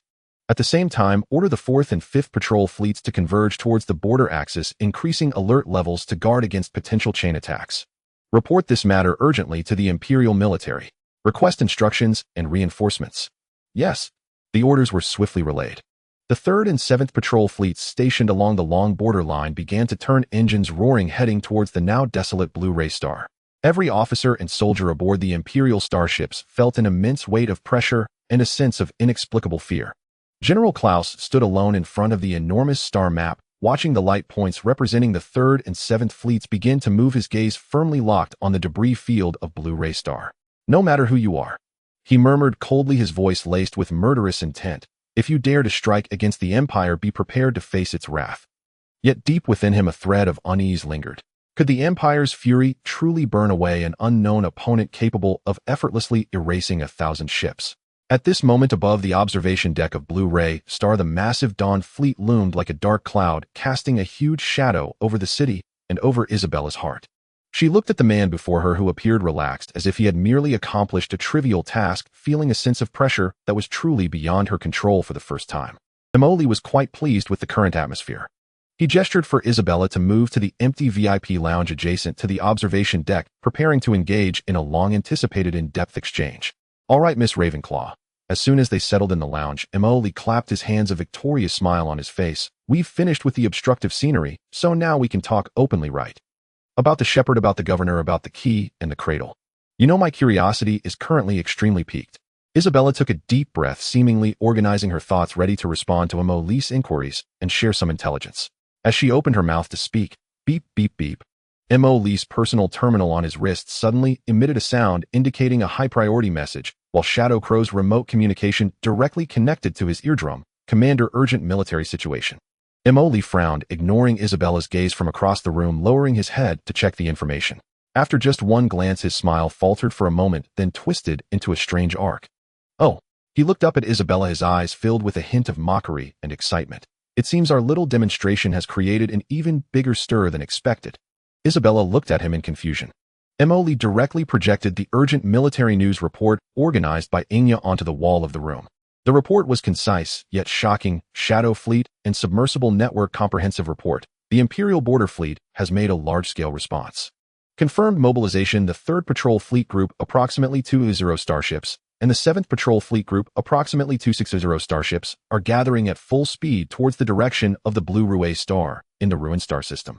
Additionally, the 4th and 5th Patrol Fleet Groups, totaling about 500 starships, have entered a higher state of combat readiness and are closing in on the border axis.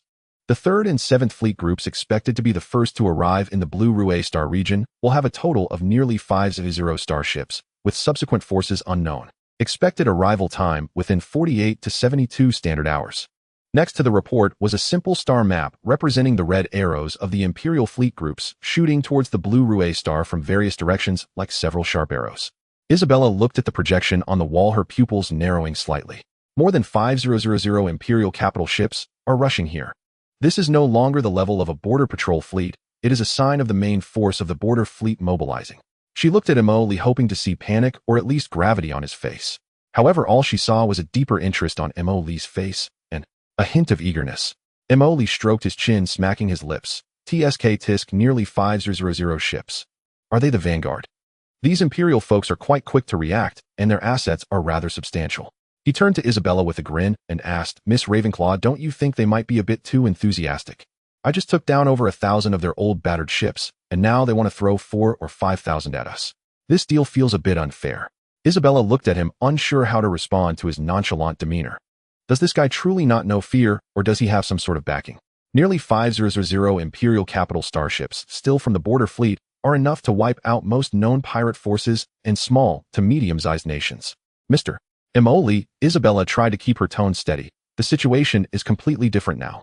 The intervention of the main force of the Imperial border fleet means that the situation has escalated to the level of war. Your previous display, while shocking, has also thoroughly enraged this behemoth. Staying on Blue Rue Star or confronting the entire border fleet group is an extremely unwise choice. She attempted to regain some initiative or at least remind him of the harsh reality. Unwise. Emoli tilted his head as if he had heard something amusing. Is running away with my tail between my legs a wise choice? How dull. He stood up, walked to the window, and looked at the still panicking crowds in the city and the fleet that belonged to him in the sky, his eyes flickering. 5,000 ships. Sounds quite frightening. He had his back to Isabella, speaking casually. But guess what? Hey, I have a bad temper, especially when I don't like being threatened. The more they make a show of force, the less I want to give them what they want. He suddenly turned around, wearing that mixed expression of madness and exuberance that Isabella had begun to recognize. And they are coming at just the right time. I was just worried about not having an audience with enough weight. He spoke into the communicator, not minding Isabella being nearby, excitedly giving orders. Inya, notify Junfeng.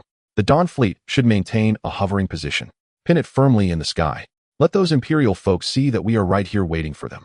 Additionally, let Judgment and Thunder fleets in their standby status maneuver to the perimeter of the ruined star system, find a place to hide, and await my orders. Let Lonnie and the others gather the ammunition for me, so we don't run out in the middle of the fight. Also tell all our spies to keep a close watch on every move of the Imperial fleet. I want to know what their commander had for lunch. I even want to find out the color of their underwear and what style it is. A series of commands were issued without the slightest hesitation or fear, instead filled with excitement at the prospect of a challenge. Isabella watched Mo Lee, who was decisively commanding and even slightly exhilarated, fall into complete silence. She realized that her previous judgment of this man could have been drastically off. He not only possessed immense military power, but also an unquantifiable madness and confidence. After issuing his orders, Mo Lee returned to the sofa, crossed his legs, looked at Isabella, and smiled brightly. All right, Miss Ravenclaw, the little interlude has passed. Now we can continue our previously interrupted in-depth exchange.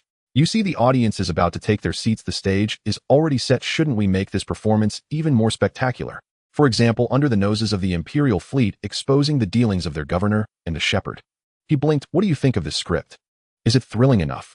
Isabella looked at his handsome face, which was filled with the words "stir up trouble," and felt a rare sense of powerlessness.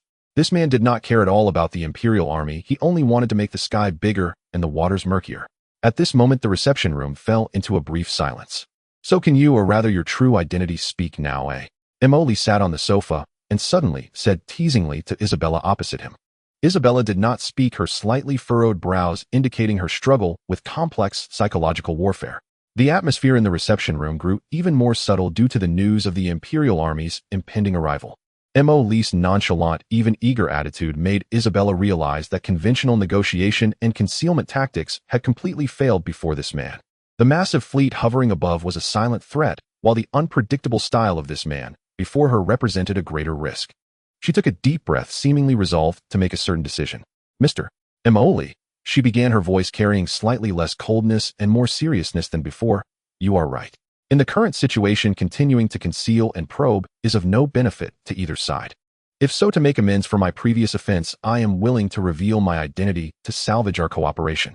Emoli raised an eyebrow and made a please go on gesture, casually picking up a drink from the side and taking a sip, appearing all ears. Isabella did not mind his expression and continued, firstly, regarding my identity, you guessed half right, but not entirely. She paused, meeting Emoli's gaze. I am indeed not Isabella Ravenclaw. That is a disguise used for activities on Blue Rue Star. The Ravenclaw family does exist, and they are willing to provide some insignificant cover. She slightly raised her chin, a sense of pride and reserve characteristic of top nobility inadvertently revealing itself. My true name is Irina V. Augustine, the Duke of Augustine in the Empire, is my father, and I am his eldest daughter. My true name is Irina Wei Augustine, the Duke of Augustine is my father, and I am his eldest daughter. The synchronized query report from Inya echoed in Emily's earpiece upon inquiry. Duke Augustine is one of the top nobles of the Empire, whose family has governed the Empire's finances and internal affairs for generations, holding significant weight in front of the Senate and the royal family. After Irina finished speaking, she paused for a moment, observing Emily's reaction. The expected shock, confusion, or any clear emotional fluctuation did not occur. Emily simply nodded and said, Irina Wei Augustine. That name rolls off the tongue better than Isabella. So what? The daughter of a duke, and then what? How does this relate to your investigation of Night Owl and your approach to me? His indifferent reaction caught Irina off guard, as if her status as the daughter of the Empire's top duke was no different in his eyes than that of the girl next door. Irina remained silent for a few seconds, seemingly organizing her words, perhaps trying to quell a slight sense of frustration at his nonchalant response. This pertains to my motive for investigating Night Owl and the foundation of our cooperation. Irina continued, her tone returning to its previous calm. The Augustine family has an old grudge with Night Owl. Some ancient events involve the disappearance of family members. I suspect it is related to Night Owl and the Cradle project behind it. She did not elaborate on the specifics of the old grudge, but mentioned the Cradle project. I utilized family resources and connections to find that Night Owl has been active in the border star regions, particularly in the Reeling Galaxy and Lanrue Star. This may be linked to the Shinfeng incident and the Ash action from years ago, which is why I disguised my identity to investigate here. But my available forces are limited and Night Owl is very cautious, wary of my family. Regular investigative methods have progressed slowly until you appeared. A person who should have disappeared in the Shinfeng incident has risen with astonishing speed, possessing numerous powerful and unknown forces, and is also investigating Night Owl. You represent a significant variable and a potential partner for cooperation. So you came to test me. Emoli smirked, and you put on such an air of superiority. Irina did not deny it. I need to confirm whether you are qualified and capable of being the piece that breaks the deadlock, or a partner in collaboration. After all, collaborating with someone of unknown identity and unpredictable behavior carries high risks. Do you think I qualify now? Emoli pointed at the ceiling, indicating the hovering fleet. Your display of strength indeed exceeded my expectations. Irina admitted candidly. Moreover, the approaching Imperial fleet has made my investigation time more urgent. Perhaps we really need each other's strength. All right, the identity and motive discussion is over. Emoli tapped the table. Let's get to the point. How much do you know about Night Owl? Irina organized her thoughts, her lips parting as she slowly began to narrate. What I know is not all. This organization is very tightly knit.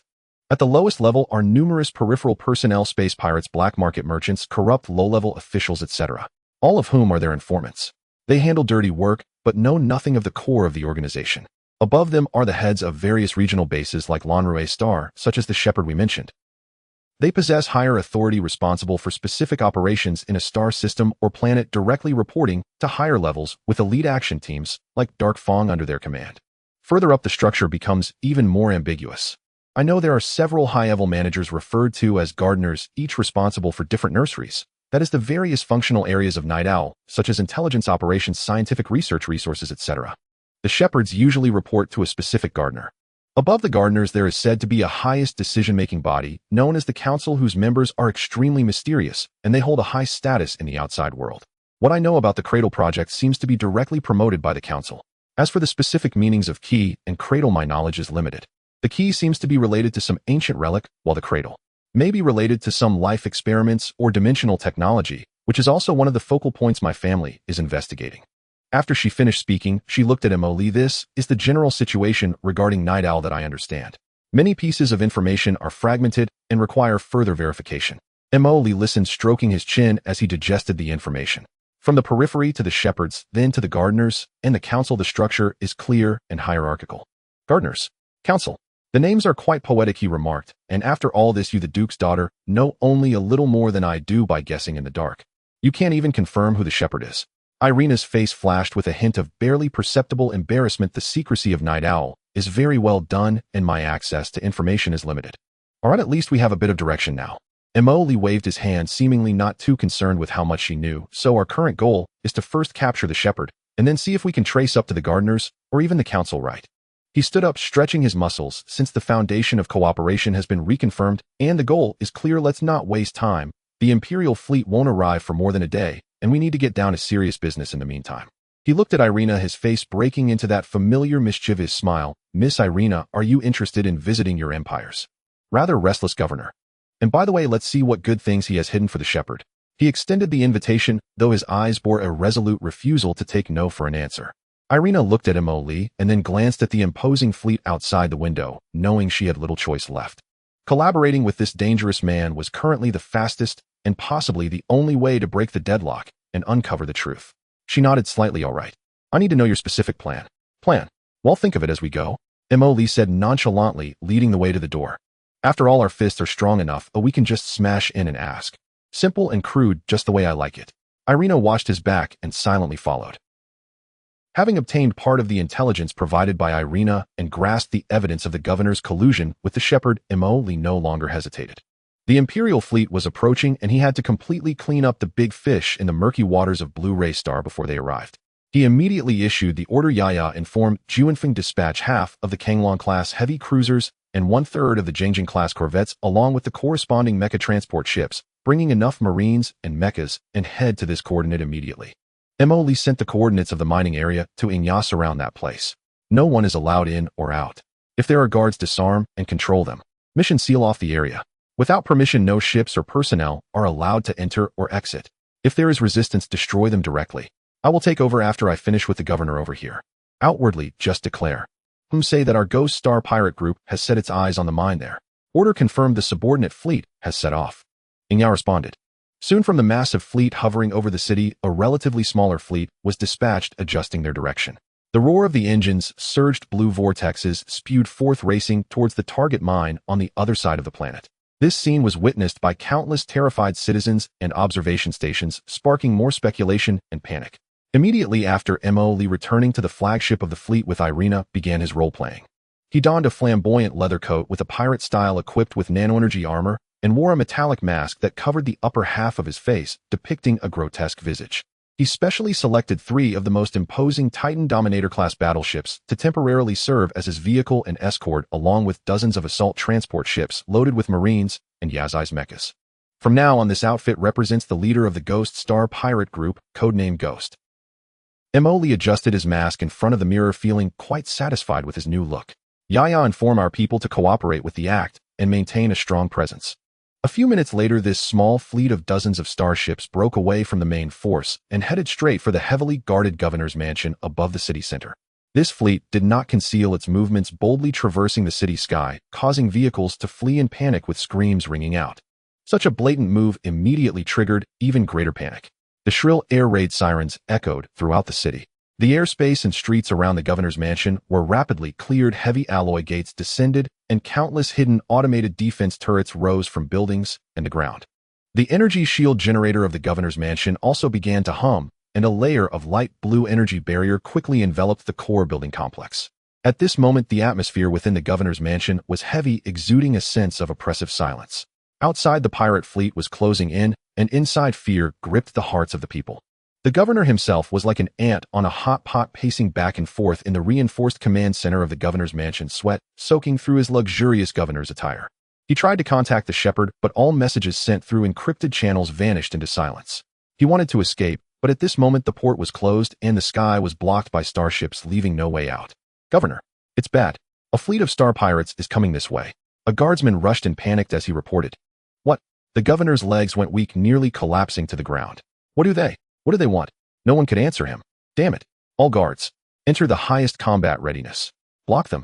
I've already requested emergency assistance from the Blue Ray Star Defense Command. Imperial reinforcements will arrive soon. Seeing no one respond, the governor yelled into the communicator, his voice distorted with fear. The governor's guard force was actually not weak. In fact, due to the thriving border trade, their strength exceeded that of an ordinary planetary governor. In addition to the regular planetary defense forces, he also had a private guard unit directly under his command, well-equipped and numbering over 300. They were clad in the Imperial Standard Guardian Type 3 powered armor, wielding large-caliber pulse rifles and heavy explosive guns, and had deployed dual-mounted rapid-fire laser cannons and miniature missile launchers at key points around the governor's mansion. These equipments were considered top-tier in planetary surface combat. However, what they faced was not an ordinary band of pirates or rebels. The heavy battleships completely ignored the harassing fire from the anti-air defense turrets. Their shields barely rippled. The Star Extinguisher main cannon at the bow slightly adjusted its angle, but did not fire, merely serving as a show of intimidation. They hovered above the governor's mansion, casting a shadow over the entire core building. Assault transport ships, meanwhile, braved the hail of gunfire from the ground, forcefully landing in the plaza and hovering garden area around the governor's mansion. As soon as the hatch opened, Marines clad in black-powered armor, well-equipped, immediately surged out, quickly spreading out in standard combat formations, seeking cover and immediately retaliating with precise and ferocious firepower. Bang! Bang! Hiss! Fierce gunfire erupted in front of the governor's mansion. Energy beams crisscrossed, and the sound of explosive guns rang out. The Marines quickly overpowered the guards' firepower with the support of the starships. The Marines' shooting was extremely accurate, nearly hitting every target. One by one, automated turrets and missile nests were blown apart under precise shooting. The guard's Guardian Type 3 armor proved to be less reliable against the enhanced armor-piercing projectiles used by the Marines, with impacted areas often deforming and sustaining severe damage. From the very beginning, the battle displayed a lopsided tide. Soon the Yazai's mechas leaped out from the transport ships, their heavy bodies hitting the ground with a dull thud. Every time they fired their particle beam rifles, they easily pierced walls and cover, annihilating the guards and their equipment behind them. The arm-mounted rapid-fire particle cannons swept through large groups of enemies like a metallic storm. Suppress the left side fire point. The right side corridor has been cleared. Enemy command node detected. Yazai 09. Proceed with demolition. The cooperation between the Marines and mechas was seamless, and their advancement was rapid. Although the governor's private guards were well-trained, they fell back under the overwhelming firepower and tactical superiority, suffering heavy casualties. Lee, under the protection of a team of elite Marines, swaggered through the combat zone. As he walked, he casually fired his large-caliber handgun at a few guards attempting to sneak attack from the side, surprisingly hitting his targets with precision. "What's the situation?" Lee called over the temporary commander of the attacking forces for an inquiry. "Report. Heavy resistance at the main entrance of the main building. They are firmly holding their ground using heavy barriers and crossfire." "Oh ho, is that so?" Just in time to test the new big treasure.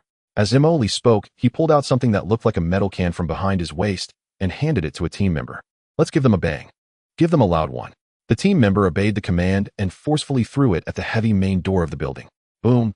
A blinding light erupted, accompanied by a deafening sound as an energy sphere rapidly expanded and then suddenly shrank and vanished. After the light faded, the alloy door, capable of withstanding tank fire along with the defensive structures and guards behind it, vanished without a trace, leaving only a gigantic hole. "Got it. Charge in. Capture them alive. I want to interrogate that fat governor myself." Lee waved his hand and stepped onto the still-smoking debris, entering the core building of the governor's mansion. The Marine team immediately surged in behind him, swiftly clearing out the remaining resistance inside the building. Gunfire explosions and the sounds of close combat echoed throughout the vast governor's mansion. The ground defense forces of the governor's mansion collapsed at an astonishing speed under the strong assault of the Ghost Star pirate group. This capture operation was less a battle and more a one-sided display of force, clearly showcasing the might of Lee's ground forces. All of this was merely to capture the key figure colluding with the Shepherd, the planet's governor. The resistance inside the core building of the governor's mansion was quickly eradicated. The Marine team brutally kicked open the reinforced alloy door of the command center and quickly rushed in, subduing and pinning down several close guards. Two team members held down the limp, ashen-faced Governor Lepka, forcing him to kneel. Lee, still wearing his metallic mask, strode in with an indifferent demeanor. He glanced around the command center filled with surveillance screens, yet unable to change its master's fate as a prisoner, and let out a whistle. "Well, this is quite a nice environment, my Lord Governor. Doesn't hiding here give you a sense of security?" Lee approached Lepka, looking down at him. Lepka gazed at the mysterious star pirate leader before him, recalling the terrifying black-armored soldiers and mechs outside, as well as the giant ship hovering above his teeth, chattering, Who are you really? What do you want?" "Money. I can give you. A lot of money. Just let me go. Money." Lee scoffed, pulled over a chair beside him, sat backward, resting his arms on the back of the chair. "Do we look like we're in need of money?" He pointed to the massive fleet above, implying the forces outside. "Then, what do you want?" Lepka's voice trembled with a hint of panic. "Simple." Lee leaned forward, his gaze seeming to penetrate Lepka. "Tell me everything about the Shepherd. How do you contact him? What is his true identity? And what exactly is hidden in that mining area? What are the key and the cradle? If you tell me honestly, I might consider letting you go."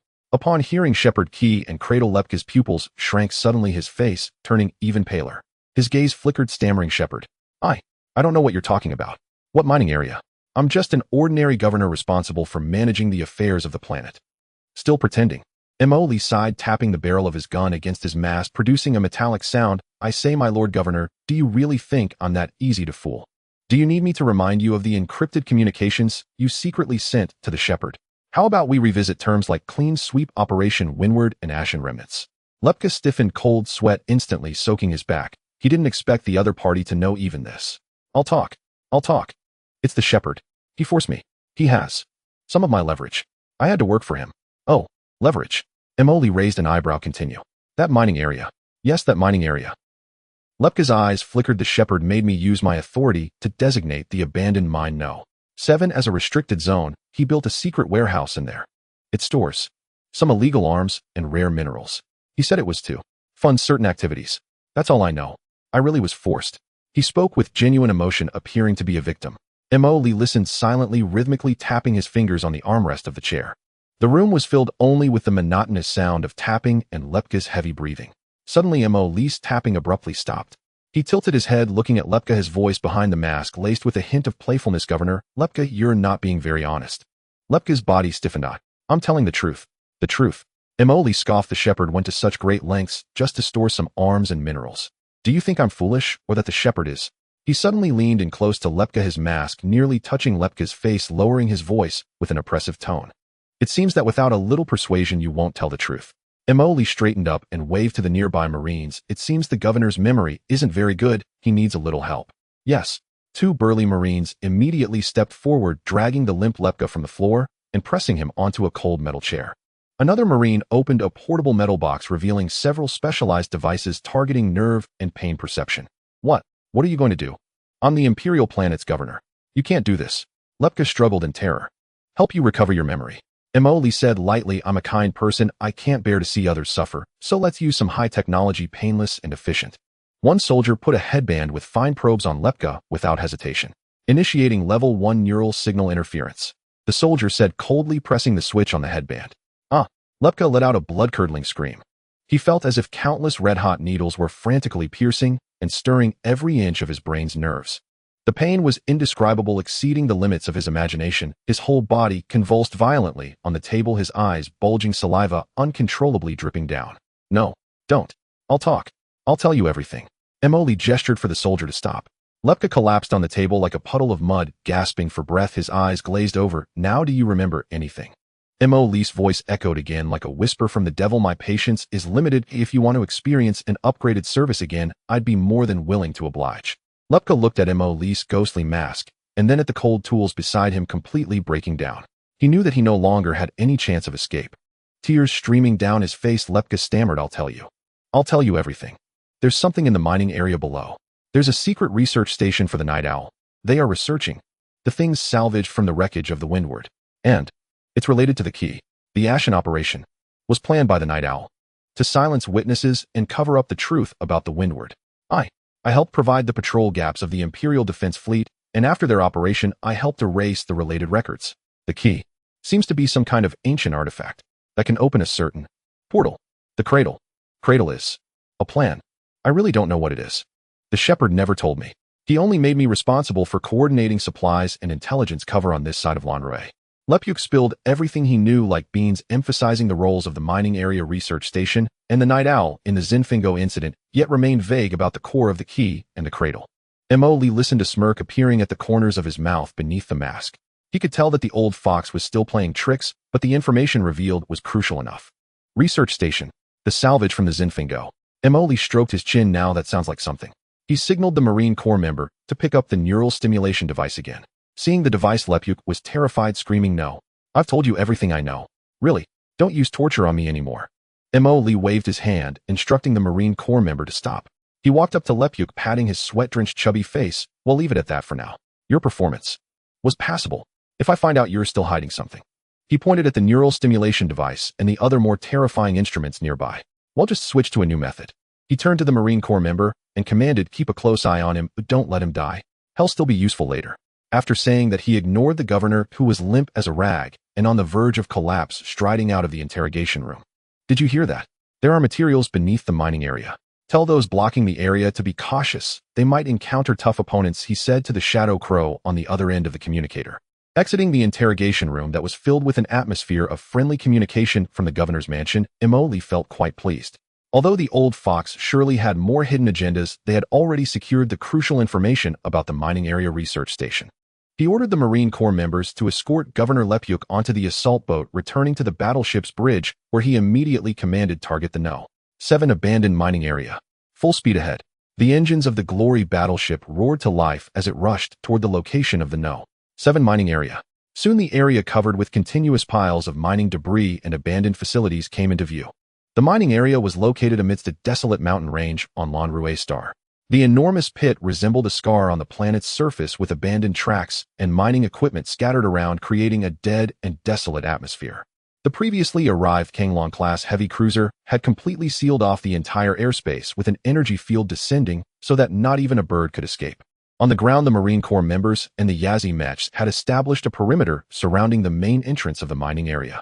Numerous corpses and scrapped armored vehicles were scattered around the entrance, clearly belonging to armed personnel of the Night Owl organization. Emily descended in the assault boat, landing at a temporary command point near the entrance of the mine. The temporary head responsible for the blockade immediately approached to report, "Commander, the mining area is completely sealed off. Internal scans detected weak energy responses and life signals." The scans indicated complex artificial structures underground, but the structures were fragile and the rock layers unstable. Initial assessment suggested that using the ship's main cannon or heavy missiles for an attack would likely result in large-scale collapses, completely burying the target and making it impossible to retrieve internal materials or intelligence. Emoli stroked his chin. "We can't just bombard it. That would indeed be a bit troublesome. It seems we can only send mechs and Marine Corps members to force our way in." Just as he was about to order the Yazi mech unit to prepare for the assault, a sudden thought crossed his mind, causing him to pause. Wait a minute. He tilted his head, recalling the experience of nearly being blown up while exploring that abandoned communication point and the consistent tactics of the Night Owl group. With the Night Owl being so prone to self-destruction, would such an important research station lack self-destruction devices? The more he thought about it, the more likely it seemed. If our people struggle to break in and the person in charge inside sees the situation going south and directly presses the self-destruct button, resulting in mutual destruction, wouldn't that mean all our effort was in vain? And we could lose personnel too. He looked at the surrounding Marine Corps members and mechs, then glanced up at the Kanglong-class heavy cruiser in the sky. No, we won't engage in a losing business. He thought for a moment, and a simpler, more brute force and absolutely safe idea gradually took shape in his mind. A mischievous smile appeared on Mo Lee's face as he quickly connected to the communications of the Kanglong-class heavy cruiser fleet hovering above the mining area. "All Kanglong-class, pay attention. Listen to my orders." Mo Lee's voice was filled with excitement. "Target the entrance of the mining area and the suspected supporting points of the internal spatial structure. Use the side-mounted Stinger dense array pulse cannons. Aim at the core support points of the scanned underground structures. Conduct precision strikes. Don't worry about damaging things. What I want is for it to collapse." The captain on the other end of the communicator was clearly stunned. "Commander, do you mean? No attack. Directly. Destroy." "Exactly. Just destroy." Emoli placed his hands on his hips. "Anyway, the people inside have probably evacuated and important data has certainly been taken away. What's the point of keeping this broken base? To serve as a stage for their self-destruction show. Let's help them set off the fireworks in advance. Save them the effort. Actions need to be swift. Sudden. Don't give them time to react." "Understood. Use the secondary cannon for precise strikes on the underground structure's support points, triggering collapses." Meanwhile, deep underground in the mining area at the secret research base of the Night Owl, the head of the base, a middle-aged man in a white coat with a sinister gaze, was nervously staring at the monitoring screen. The screen displayed the densely packed Star pirate warships in the sky outside, as well as the enemy ground troops at the entrance of the mine on high alert. "Have all personnel evacuated through the emergency passage?" he asked his assistant beside him. "Core researchers and important data have all been moved. Only a few of us are left to cover the rear." The assistant replied, his voice trembling. The head nodded, a fierce and resolute expression appearing on his face. "Good. Initiate the purification protocol countdown. Set to trigger upon enemy entry into the core area. I want these damn Star pirates to accompany us to the grave." His hand was already resting next to a red button with a protective cover. At that moment, boom, boom, boom, boom. A series of continuous explosions suddenly erupted from above. The entire base began to shake violently, with dust and debris falling from the ceiling. The head and the assistant were both stunned by this unexpected attack. "What's happening? Why are they directly attacking the mine?" The assistant shouted in panic. "Aren't they planning to come in?" The head was also stunned, watching the monitoring screen that showed the entrance of the mine quickly collapsing and being sealed off under the heavy bombardment, his mind momentarily unable to process it. By the script, shouldn't they wait until the enemy gets deeper before detonating the base for maximum damage? Why aren't they following the usual tactics? In those few seconds of days, boom. A sound far more violent than all previous explosions came from deeper within the base. Then came a chain reaction of uncontrolled energy detonations. The lights in the entire base instantly went out, leaving only emergency red lights flashing wildly. The ear-piercing alarm signaling core meltdown rang out sharply. "No, how dare they!" The head let out a desperate and unwilling roar. "The purification protocol, the energy core, has been prematurely triggered by their bombardment." He watched helplessly as the countdown screen for the self-destruct program on the control panel jumped to 0 due to energy overload and structural damage, then went black. He didn't even have time to press the red button. The plan to heroically self-destruct when the enemy invaded had completely turned into a joke. The enemy had no intention of entering at all. They aimed to physically wipe this place off the map. A massive explosion erupted from within the base, instantly engulfing everything. The strong shockwave even blew open the already collapsed entrance of the mine again, spewing out large amounts of smoke and flames. Outside the mining area, Lee watched the smoke and flames erupting from the mine entrance like a volcanic eruption, nodding in satisfaction. All done. Time to wrap it up. He clapped his hands and spoke into the communicator. See, I told you there would be fireworks inside. We helped them set them off in advance so they wouldn't have to worry about it. He turned to walk towards the assault boat, casually saying to the Shadow Crow, Yaya, let the fleet retreat. There's nothing worth seeing here, it's probably all turned to ashes. Commander, the voice of Inya came through. We have not yet gathered any intelligence data from this site. Should we? Relax. Lee waved his hand dismissively. It's just intelligence. The Night Owl doesn't only have this one base. Such an important place, they must have already moved the core data and personnel, but what's left here is likely just a shell. It's just a trap. Even if we blow it up, we won't lose anything, and at least it saves us the trouble of worrying about mine clearance. Keon, pack up, let's move out. We still need to interrogate that fat governor. When we get back, see if we can squeeze out a bit more profit. As for here, consider it a contribution to the environmental management of Lan Ruixing, helping them fill a useless mine pit. He turned and walked towards the assault boat, feeling pleased, not the slightest bit regretful about the possible loss of intelligence. To him, resolving a potential problem with minimal risk was a very worthwhile deal. As for the secrets of the Night Owl, there's plenty of time ahead. He had all the time and means to play with them slowly. Right now, he preferred this simple and direct method of resolution.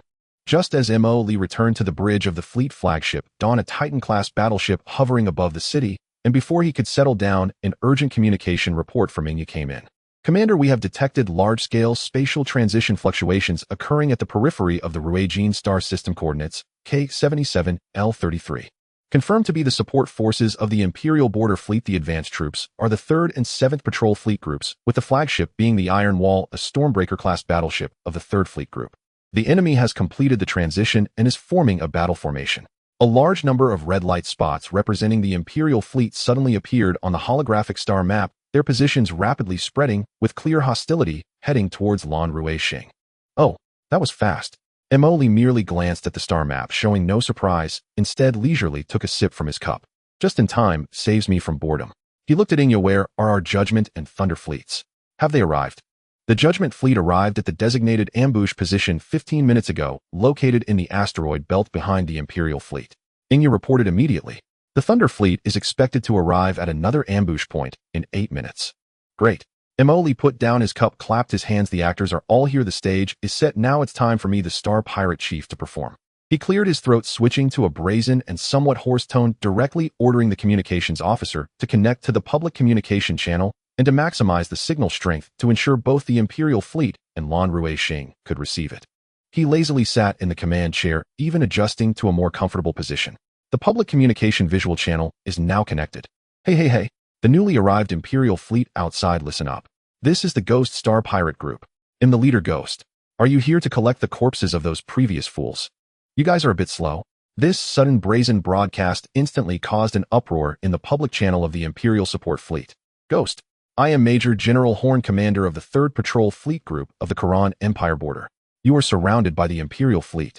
Immediately release the governor of Lan Ruixing, disarm and surrender. This is your only way out. Otherwise, the wrath of the Imperial fleet will completely crush you and your rabble. Major General Horn, commander of the 3rd Patrol Fleet Group, listened to this provocation with a darkened face and angrily responded, Oh, come on. Who can't brag? Lee replied mockingly. Scoundrel. Arrogant star pirate. How dare you be so brazen? All units prepare. Before he could finish, the voice of Ghost interrupted again. Hey, don't be so hasty to act. Lee's voice carried a hint of mockery. Why not take a look at what's beneath our feet?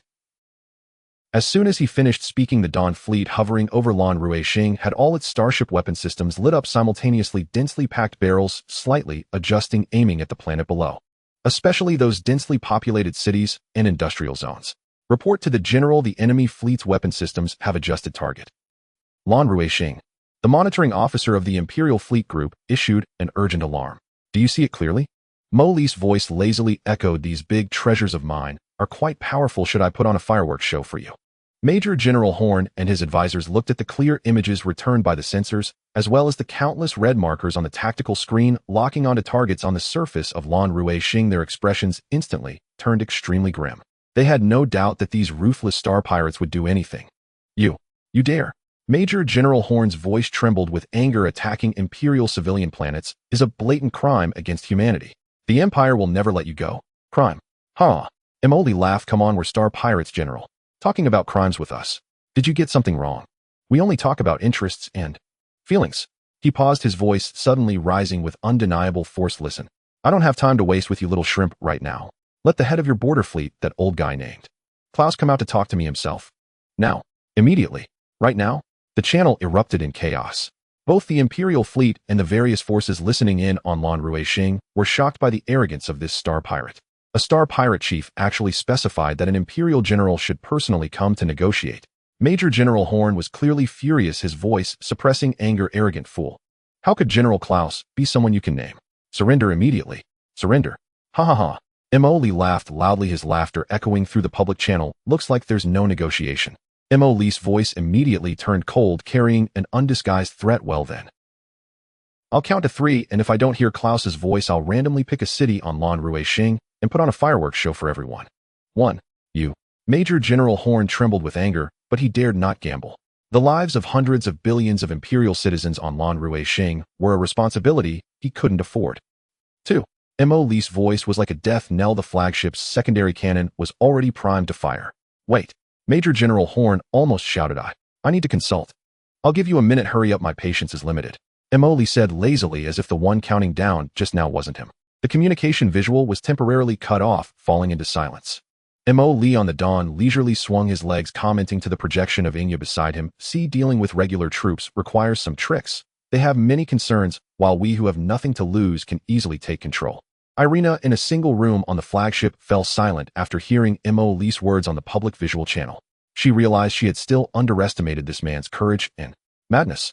1 minute later, a white-haired, resolute old man connected to the public visual channel, slowly speaking with an air of long-held authority. I am General Sack von Klaus, commander of the Karan Empire, Ashen, Star Domain Border Fleet Group, leader of the Ghost Group. State your terms. But I must remind you, any harm to Imperial civilians will provoke the Empire's most severe and thorough retaliation. The main character has finally emerged. Emoli smirked, sitting up straight as he replied in a deep voice. General Klaus, I have long admired your reputation. The Phantom chuckled, crossing his legs casually, as if haggling at a market. That's fair. I'm a reasonable person after all. Firstly, the planet Lan Ruixing, with its population of several billion, is temporarily considered my hostage. Do you want them to be safe? Of course. Emoli gestured. Just pay the ransom, 100 billion Fowler. No cash. Everything must be converted into equivalent high-purity zero-element crystals, advanced energy blocks, Titan-class battleship alloy ingots, and rare resources, such as antimatter cores. Pack it well and transport it to the uncharted star region at coordinates K77 M99 N39 with a large transport ship. My people will receive it. Once I have the goods and verify them, they'll leave immediately. I guarantee not a single hair on Lan Ruixing will be harmed. As soon as he finished speaking, the public channel fell silent. Even General Klaus gasped. 100 billion. And strategic resources? This isn't just asking for an arm and a leg. It's like emptying the Imperial treasury. Absurd. General Klaus' voice was filled with suppressed rage. Do you think the Empire would accept such extortion? What is it, too much? Emoli scoffed. General, do you think the lives of several billion on Lan Ruixing, combined with the Empire's dignity, aren't worth this price? Or should I just help you blow up half the planet right now and give you a 50% discount? You? Klaus suppressed his anger. The Empire will never accept such blackmail. Then there's nothing to discuss. Emoli shrugged indifferently. All units prepare for bombardment. Target the densely populated areas of Lan Ruixing. Wait. Klaus hurriedly interrupted. Emoli tapped the control panel, his tone turning cold. Old man, don't try to act like an Imperial general with me. Understand this, and the one holding your soft spot now. Lan Ruixing is an important economic and population planet at the Empire's border. If it is gone, how long can you remain the commander of the border fleet? 100 billion in resources for a flourishing planet, and the lives of billions. Considering your position, this deal is not a loss for you. General Klaus was silent for a few seconds, clearly struggling to contain his anger while weighing the pros and cons. Emoli could even hear the intense objections from other officers in the background. The amount of resources is too much. Gathering them will take time, and the coordinates are in uncharted space, making the risk uncontrollable. Klaus attempted to negotiate. Time. They'll give you 48 standard hours. Not a minute more. Emoli stood his ground. The coordinates are non-negotiable. It's set. Isn't your Imperial fleet strong? Are you afraid I might ambush you in uncharted space? He chuckled. As for the risk, the greatest risk right now is on Lan Ruixing, all right. He started a countdown, 48 hours. If the resources are not at the designated location, it'll start dismantling the planet, starting with the largest city. You can try to stop me and see whether your speed is faster or my naval cannons. You. General Klaus was so furious that his voice trembled. He had never faced such a blatant threat and humiliation. You what? It's settled then. Emily interrupted him directly. Remember 48 hours. No extensions. Also don't play tricks. The transport ship can only have basic navigation and power systems. If I detect any tracking signals or weapon systems. Otherwise the deal will be cancelled immediately and the consequences are yours to bear. After saying that, he didn't give General Klaus a chance to respond, abruptly cutting off the public communication feed.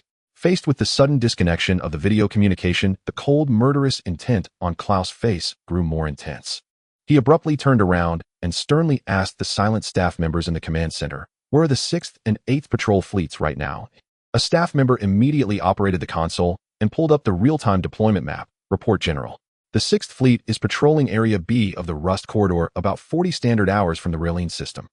The 8th Fleet is conducting exercises in the K-89 star zone, approximately 45 standard hours away. Klaus stared at the star map, his gaze sharp. Send them the highest priority encrypted orders.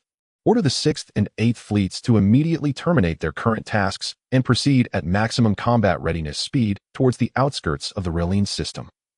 I want them to set up ambush points around Lan Ruixing within 48 standard hours, maintaining complete communication silence throughout.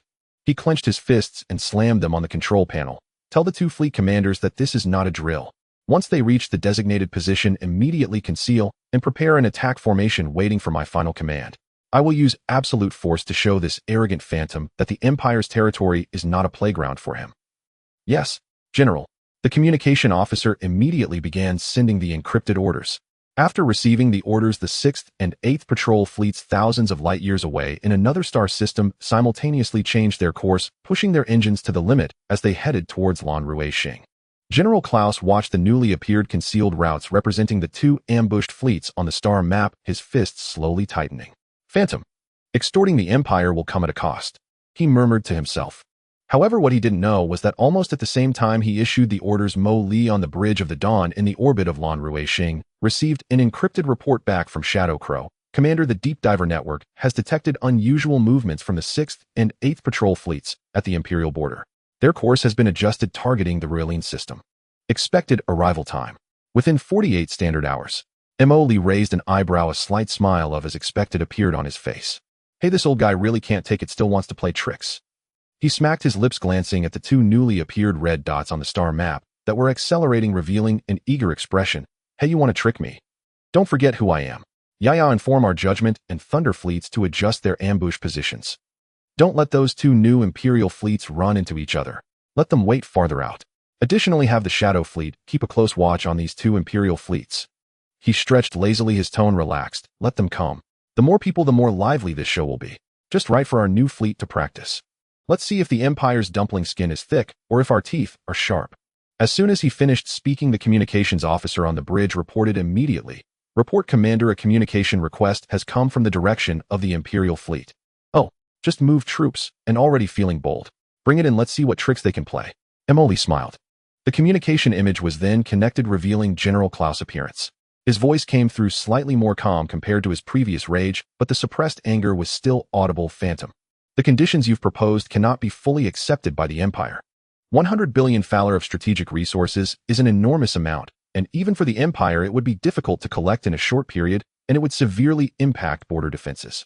Emoli showed a playful smile, lightly chuckling in response. So, General, are you trying to negotiate? Isn't it surprising, sir? Even such a high-ranking general still resorts to bargaining. It's not bargaining, but stating the facts. General Klaus spoke with a tone of sincerity. Such a massive mobilization of resources requires time and higher-level authorization. 48 hours is absolutely impossible. Moreover, sending such a huge amount of strategic resources to uncharted star regions is extremely risky, and the Imperial royal family would never approve. He paused for a moment and continued, we can discuss a more reasonable amount and a delivery location that both parties can accept. For instance, resources equivalent to 50 billion Faller, with the exchange taking place in the neutral zone at the edge of the Raylan star system, would be the greatest concession the Empire could make. Lee smirked beneath his mask, yet he didn't expose it. Instead, he played along with the other party's words. 50 billion. A neutral star region. Lee scoffed, his tone laced with exaggerated dissatisfaction. Klaus, do you think I'm a beggar? Bargaining doesn't work this way. 100 billion, not a single cent less. However, he feigned hesitation. The location can be changed. Oh, let's set it in the neutral zone at the edge of the Raylan star system. Old man, this is my final concession. Don't be ungrateful. Oh right, there's one more thing. He waved to the nearby Marine. Go and invite our esteemed Governor Lepuk over. Then he turned to Klaus and said, moreover, to demonstrate my sincerity. Lee clapped his hands twice, and immediately 2 Marines brought the mentally exhausted Governor Lepuk to the communication screen. Lee grabbed Lepuk by the collar, facing him towards the communicator, saying, General Klaus, do you recognize this person? The appointed governor of the Blue Star by the Kulan Empire, Mr. Lepuk. He patted Lepuk's chubby cheek, producing a crisp sound. Now, Lepuk, greet the general and casually mention how you collaborated with the Night Owl. Lepuk, terrified, shouted incoherently at the communicator. General, save me. Quickly save me. I don't want to die yet. Moley added, by the way, he has also done many things detrimental to the Empire for the Night Owl. One could say he has worked hard and achieved great merit. On the other end of the communication, there was a brief silence. Lee eagerly awaited Klaus' reaction. Shock, fury, denial. However, when Klaus' voice returned, it was unexpectedly calm, even tinged with a hint of indifference. Phantom, what are you trying to imply by telling me this? The Empire's territory is vast. There are always some unsatisfactory parasites. Lepuk colluded with illegal organizations, and the Imperial law will judge him. He neither denied the existence of the Night Owl, nor expressed surprise at Lepuk's cooperation with them, his tone so calm, as if discussing a trivial matter. Lee raised an eyebrow, instantly understanding. Oh, he elongated his tone, feigning exaggerated realization. I get it. So the old general has long known about the Night Owl, even tacitly allowed them to operate within the Empire. He scoffed. It seems the Night Owl holds quite a bit of influence. Even an Imperial general has to give them some face. Or perhaps you are in cahoots with them. Klaus' voice turned cold, carrying a warning. Phantom, watch your words. The affairs of the Empire are not for a mere star pirate like you to meddle in. Focus on your transaction and get out of the Empire's territory immediately. Tisk, getting anxious. Lee showed no fear, instead becoming even more casual. All right, I won't ask. Anyway, I have a clear understanding of this matter. He released Lepuk, letting him slump to the ground, and said to the communicator, since the Night Owl is your Empire's old friend, then I will settle this bill with them later. Who knows? I might even have to settle it with you too. All right, nothing else to discuss. Old general, continue preparing my ransom. Remember to deliver on time. Without waiting for Klaus to respond, he decisively cut off the communication. On the bridge of the Dawn ship, Lee stroked his chin, his eyes flickering. Interesting. The upper echelons of the Empire have actually tacitly allowed the existence of the Night Owl. This water runs deeper than I thought. His mood grew increasingly excited. But this is also good. The stronger the enemy, the more exhilarating it will be when tables are turned. He glanced at the slumped Lepuk on the ground, smirking. Drag this waste away. Keep an eye on him. Who knows, he might serve as a witness in the future. 48 standard hours passed quietly in the anxious wait of the Imperial Army. At this moment, on the outskirts of the Raylan star system, the flagship of the Imperial 3rd Patrol Fleet, the Iron Wall. Major General Horn stood before the ship's bridge window, gazing at the dark starry sky outside and the distant blue star shrouded in the shadow of the pirate fleet, his expression grim.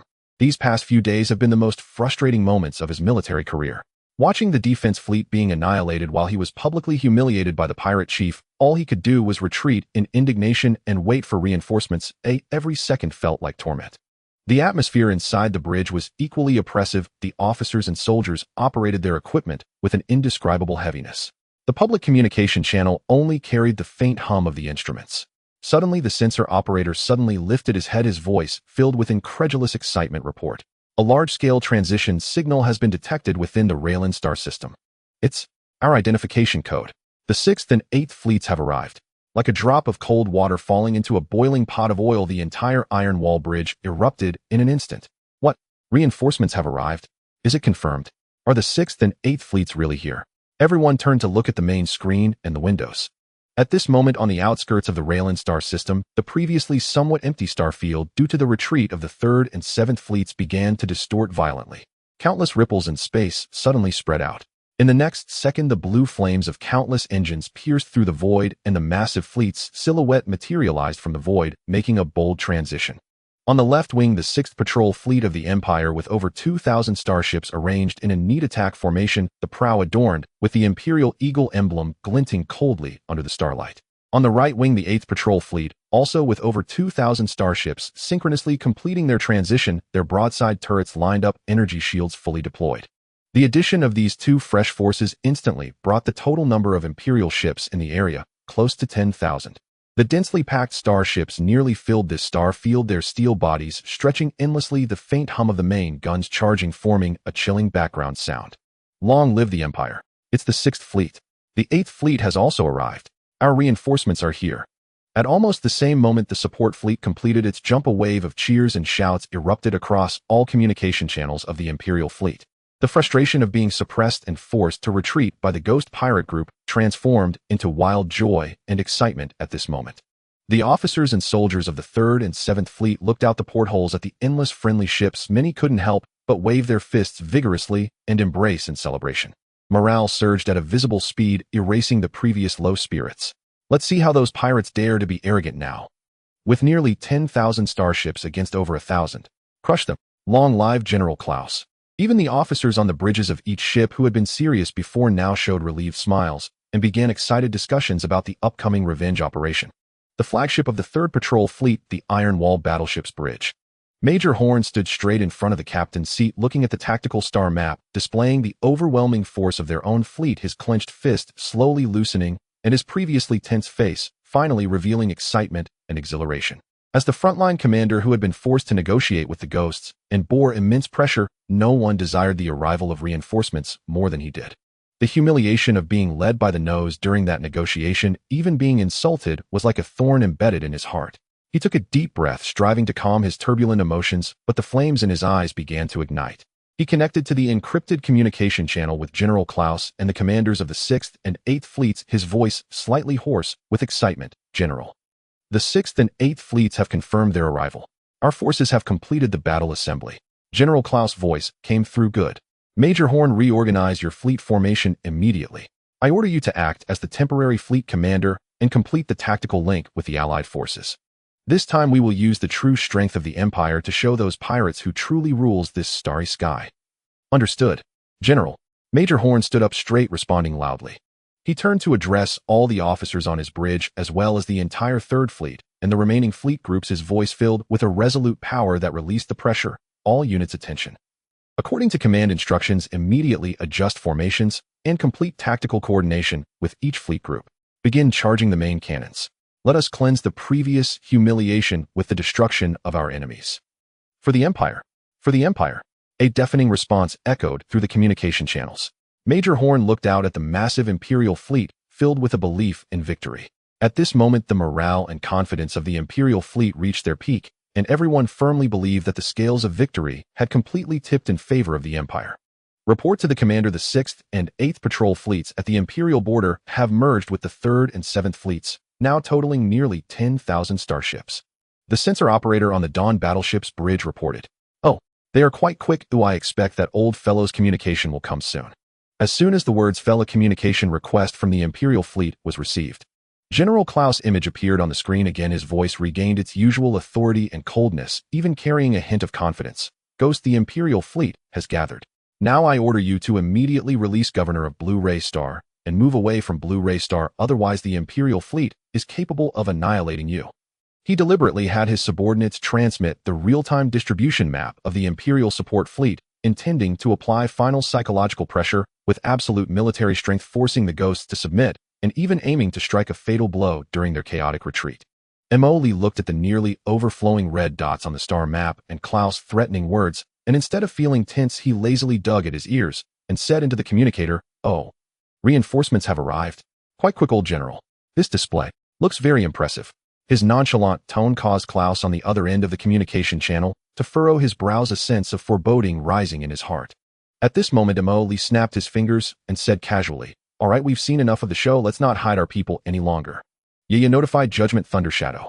All units, show yourselves, my little darlings." His command was like a stone thrown into a calm lake.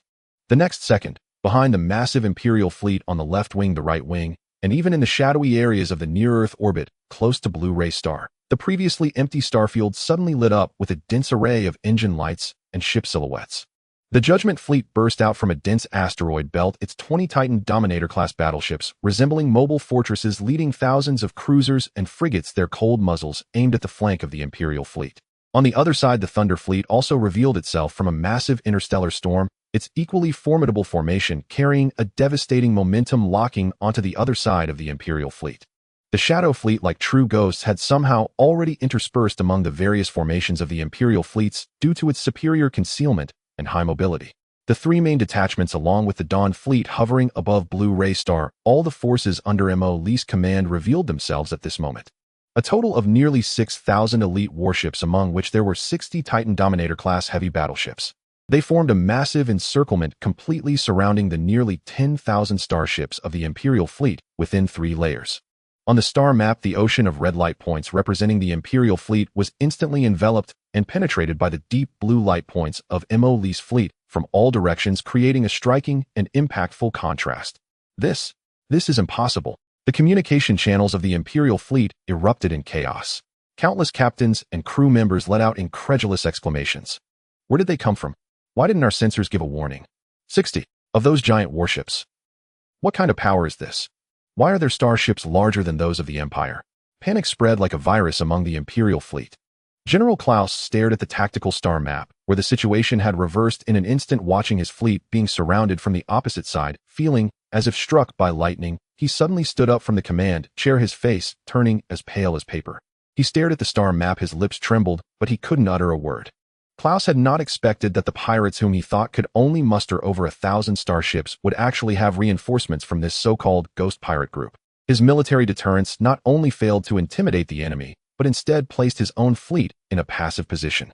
Mo Lee's voice, laced with mockery and ridicule, timely echoed in the public communication channel, clearly reaching the ears of every Imperial soldier. So how about it? General Klaus. Now, who do you think really holds sway in this starry sky? He looked at General Klaus across from him and said lightly, "What's wrong? Don't accept it. Want to compare notes with my little brothers. But I must remind you, I'm a free man. As long as I'm fed, my family won't starve. The Empire is still fighting a life-and-death battle with the Federation, you know. I mean, I won't say I'll annihilate you completely, but wiping out a few of your fleet groups is definitely within my capability. So what is your choice, Commander?" "So, Commander, your choice is..." At this moment, Klaus' face was ashen, his thoughts racing as he rapidly weighed the pros and cons of starting a war. He did not believe that the Ghost was merely bluffing, as evidenced by the prior annihilation of the Blue Rouet Star Defense Fleet. Even if the Blue Rouet Star Defense Fleet was poorly disciplined and its commander incompetent, they were still an Imperial regular fleet, and their silent destruction was enough to demonstrate the strength of this Star Pirate fleet. Moreover, the Empire and the Federation were currently in a phase of war fatigue, both silently recovering their strength. It would not be wise to initiate another conflict at this time, and redeploying troops could leave the Federation an opportunity to strike. Hey, have you made up your mind yet, General? Are we still going to fight? You've been thinking for a long time, and am still waiting to get home for dinner. If you don't dare to fight, should we discuss the toll for your nearly 10,000 starships?" Mo Lee's eyes narrowed into slits. The extreme contrast, the forceful reversal, and Mo Lee's nonchalant yet oppressive words felt like a series of resounding slaps landing hard on Klaus and all the Imperial soldiers' faces. In the starry sky, nearly 10,000 Imperial warships faced off against Mo Lee's 6,000 elite vessels in a tense standoff, but the atmosphere had clearly reversed, becoming heavy. Under Mo Lee's reverse encirclement and threat, General Klaus had no choice but to swallow this bitter pill. "Klaus, it seems we have reached a consensus. Then let's proceed according to the new rules." Mo Lee's voice rang out again, carrying an unassailable strength. "The 100 billion resources we agreed upon earlier must be sent intact to the E77 area at the edge of the Relene Galaxy. That should be a neutral zone, right? He'll send someone to receive it." Additionally, he shifted the topic, his tone becoming lighthearted. "You guys have been redeploying troops and intimidating us, causing my brothers to be on edge and unable to sleep well at night. This mental distress compensation, the Empire should express something, right?" Klaus suppressed his anger. "Ghost, don't get greedy." "Hey, you can't say it like that," Mo Lee replied slowly. "How about this? I won't ask for too much, just an additional 100 billion Fowler funds. To save you some trouble, you don't need to transport goods, you just transfer the funds to the Tattoo Principality's Interstellar bank account number XC8892477. Remember, it's the common Interstellar bank of the Tattoo Principality, don't get it wrong." There was dead silence on the public channel, and the Imperial soldiers could see Klaus' darkened face at that moment. After several seconds, Klaus almost gritted his teeth to respond. "The Empire. We'll pay this fee, but I hope you keep your promises, otherwise no matter where you run the Empire will be able to capture you. Splendid. Emoli snapped his fingers. Rest assured, as long as I get the money without causing harm, let's get moving. Resources must arrive at E77 within 24 standard hours and funds should be deposited within 6 hours. Once I receive the items and confirm the funds are in, immediately take my brothers and leave, returning this broken planet to you. He paused and added, don't pull any tricks, General. My fleet's cannons are still warm, and if I'm in a bad mood or don't see my little money on time, you know the consequences. Communication cut off. At this moment, the command center of the Ashes Star Domain border fleet was eerily silent, the atmosphere heavy. On the star map, the red dot representing the Ghost Star pirate group still hovered, like a poisonous thorn tightly encircling the blue dot cluster representing the Imperial fleet. Klaus seemed to age a few years in an instant as he slowly sat back in his command chair, his fingers unconsciously tapping rhythmically on the armrest, making a dull sound. General, a young intelligence officer could not help but step forward, his face filled with unwillingness and indignation. Are we really going to do as that star pirate says? To pay such an enormous amount of resources and funds? This is a disgrace for the Empire. Another operations officer spoke urgently. General, our forces have already assembled, possessing over 10,000 interstellar warships. Even if the enemy's combat power is unknown, we still have the capability to fight. Such a compromise will dampen military morale. Enough. General Klaus raised his hand, sharply cutting them off. His voice was not loud, but carried a weighty and undeniable authority. He scanned the faces of the officers in the command center, filled with reluctance and confusion, and slowly spoke, his voice deep. Do you think I want to accept such a humiliating condition? He pointed to the tactical star map, indicating the star pirate fleet, still maintaining a perfect encirclement formation. Look at them. So many heavy battleships I've never seen before, at least twice the size of our heavy battleships. Thousands of elite warships with performance far exceeding our fleet, and their stealth and deployment capabilities are ghost-like. With such an enemy recklessly starting a war in a densely populated system like the Railing Galaxy, have you considered the consequences? His gaze swept sharply across everyone. Once the war affects the planet and leads to massive civilian casualties, who will take responsibility for that? You or me? The officers fell silent. That ghost has pinpointed our weakness, Klaus continued. Moreover, we know nothing about this enemy's origins, motives, or support from behind. The level of technology and organization they have displayed is far beyond that of ordinary star pirates. If we blindly start a war, even if we win at a great cost, the Empire's border defense line will be left with huge vulnerabilities, allowing the Federation or other forces to take advantage of the situation. The consequences are unimaginable. He took a deep breath, his tone filled with helplessness and determination. Therefore, we cannot wager the lives of hundreds of billions of Imperial citizens and the Empire's border defense line. We cannot afford to lose. The current compromise is a necessary retreat. It is to protect the Blue Rue Star and to buy the Empire time to redeploy troops and understand the enemy's details. He looked at the communications officer, his tone resolute. Execute the order. Immediately arrange for the transport fleet to send resources to the E77 area of the Railing Galaxy. At the same time, contact the Imperial Treasury, explain the situation, and request them to urgently allocate 100 billion Faller, transferring it to the designated account. Tell the relevant departments this is a top priority military order and there must be no mistakes. Yes, General. The communications officer did not dare to say more and immediately turned to relay the orders. Klaus turned his gaze to the operations officer who had previously requested to fight, his eyes becoming deep. As for you, immediately send a highest level encrypted request for assistance and report to the Imperial Military Department in my name. Provide a detailed report of everything that has occurred here, including the terrifying combat power of the Ghost Star pirate group and the reasons for our forced compromise. His voice lowered further, carrying a hint of cold severity. At the same time, in the name of the commander of the Ashes Star Domain border fleet, formally request the military department to dispatch at least 5 to 8 complete main force fleets from within the Empire to urgently reinforce the Ashes Star Domain. Just tell them. There is an unknown powerful threat at the border that could overturn the current situation, requiring the full response of the Empire. The officer's pupils constricted, instantly understanding Klaus' intentions. Understood, General. I will take care of it immediately. The officer saluted solemnly and quickly left. General Klaus sat alone in the command chair, gazing at the enemy fleet displayed on the star map, his eyes cold as ice. Ghost, no matter who is behind you, the foundation of the Empire runs deeper than you can imagine. The humiliation of today shall be repaid 100-fold in the future. Meanwhile, on the edge of the ruined star system, in the E77 neutral zone in the resource delivery area, the atmosphere grew slightly tense. 500 massive Imperial transport ships quietly floated at the designated coordinates. They were laden with high-purity energy blocks and other rare resources worth 10 billion thaler, with each transport ship's engine in a state of shutdown, the eagle emblem, symbolizing the Empire, appearing somewhat dim. Surrounding them were 50 heavy cruisers of the Judgment Fleet, the Kanglong class, patrolling the transport group. Additionally, there were hundreds of slightly smaller, yet highly efficient scavenger-class salvage vessels and large cargo ships. No communication, no signals. With a simple begin reception command from Mo Lee on the flagship Dawn, the engineering teams immediately sprang into action. The scavenger-class salvage vessels shot out thick composite towing beams firmly locking onto the Imperial transport ships. Large cargo ships extended docking passages swiftly. Heavy engineering mechs moved between the vessels using cutting and handling equipment to drag the packaged resource modules out from the Imperial transport ships and transfer them to their own cargo holds. The entire process was efficient, swift, and silent, with only the faint hum of machinery and the occasional sound of metal clashing. The crew on the Imperial transport ships could only watch through the portholes, helplessly witnessing their precious resources being emptied so brutally, while the feeling of humiliation gradually gnawed at their hearts. Meanwhile, in the distant data center of the Tattoo Principality's Interstellar Universal Bank, a line of unremarkable data streams quietly passed by. Account XC88924777 received an anonymous transfer, 10 thaler, current balance updated. The funds disappeared instantly into the complex financial network of the Principality's bank, like a drop of water sinking into the ocean, awaiting subsequent cleaning and withdrawal through the channels controlled by Mo Lee. Dawn Titan-class bridge. Mo Lee sat with his legs crossed, watching the dual real-time images displayed on the main screen, one showing the bustling scene of resource transfer, the other the gratifying balance changes in the Tattoo Principality's bank account.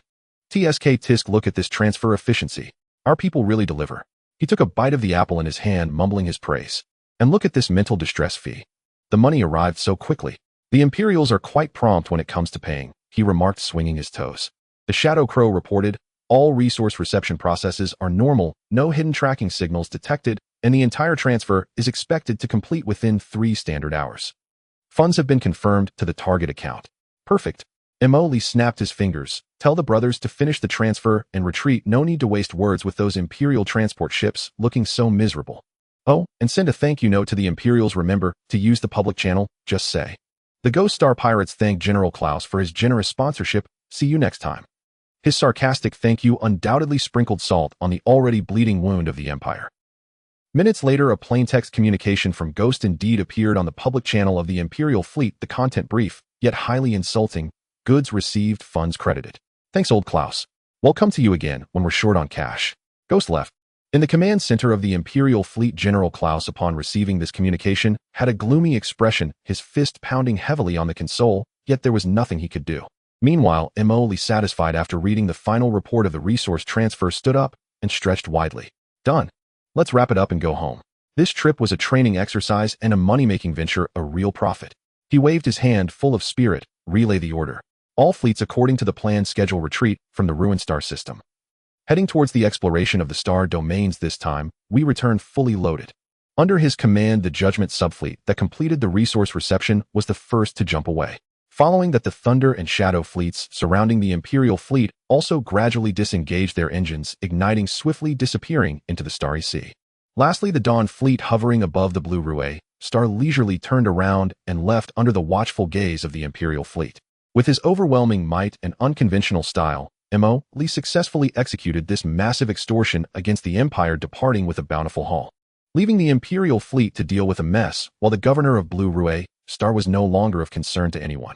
As Mo Lee made a round back to the Screw factory base with his spoils far away in the central region of the Empire, the capital star circled the central star domain. The Imperial star Heart of Glory was no longer tranquil. At the Empire's military department building, the top-level Strategic Intelligence Analysis Center, a massive circular holographic star map occupied the central area of the Analysis Center, with the Empire's vast territory represented by countless lights denoting fleet space stations and important planets. At this moment, in one corner of the star map, the area representing the Ashen Star Domain ruined star system was highlighted with data streams and damage assessment reports scrolling beside it. The Minister of the Empire's Military Department, General Astor, a gray-haired man in a crisp silver military uniform with a thin face, stood with his hands behind his back in front of the star map. Behind him stood several high-ranking generals from the Empire's military and heads of intelligence departments, all with extremely grave expressions. The door of the analysis center slid open and a communications officer hurried in holding a sealed data tablet. His steps were brisk and his face bore a tense expression. Report to the Minister and Generals. The command center of the fleet on the border of the Ashen-starred domain. General Klaus has sent an emergency battle report and situation explanation of the highest encryption level. The officer's voice resonated clearly within the analysis center. General Astor slowly turned around, taking the data tablet. As his finger touched the tablet, a verification light swept across his pupil and fingerprint. The data tablet unlocked, and a lengthy report along with battlefield record sensor data and the public communication audio recording that made all Imperial soldiers feel humiliated began to play.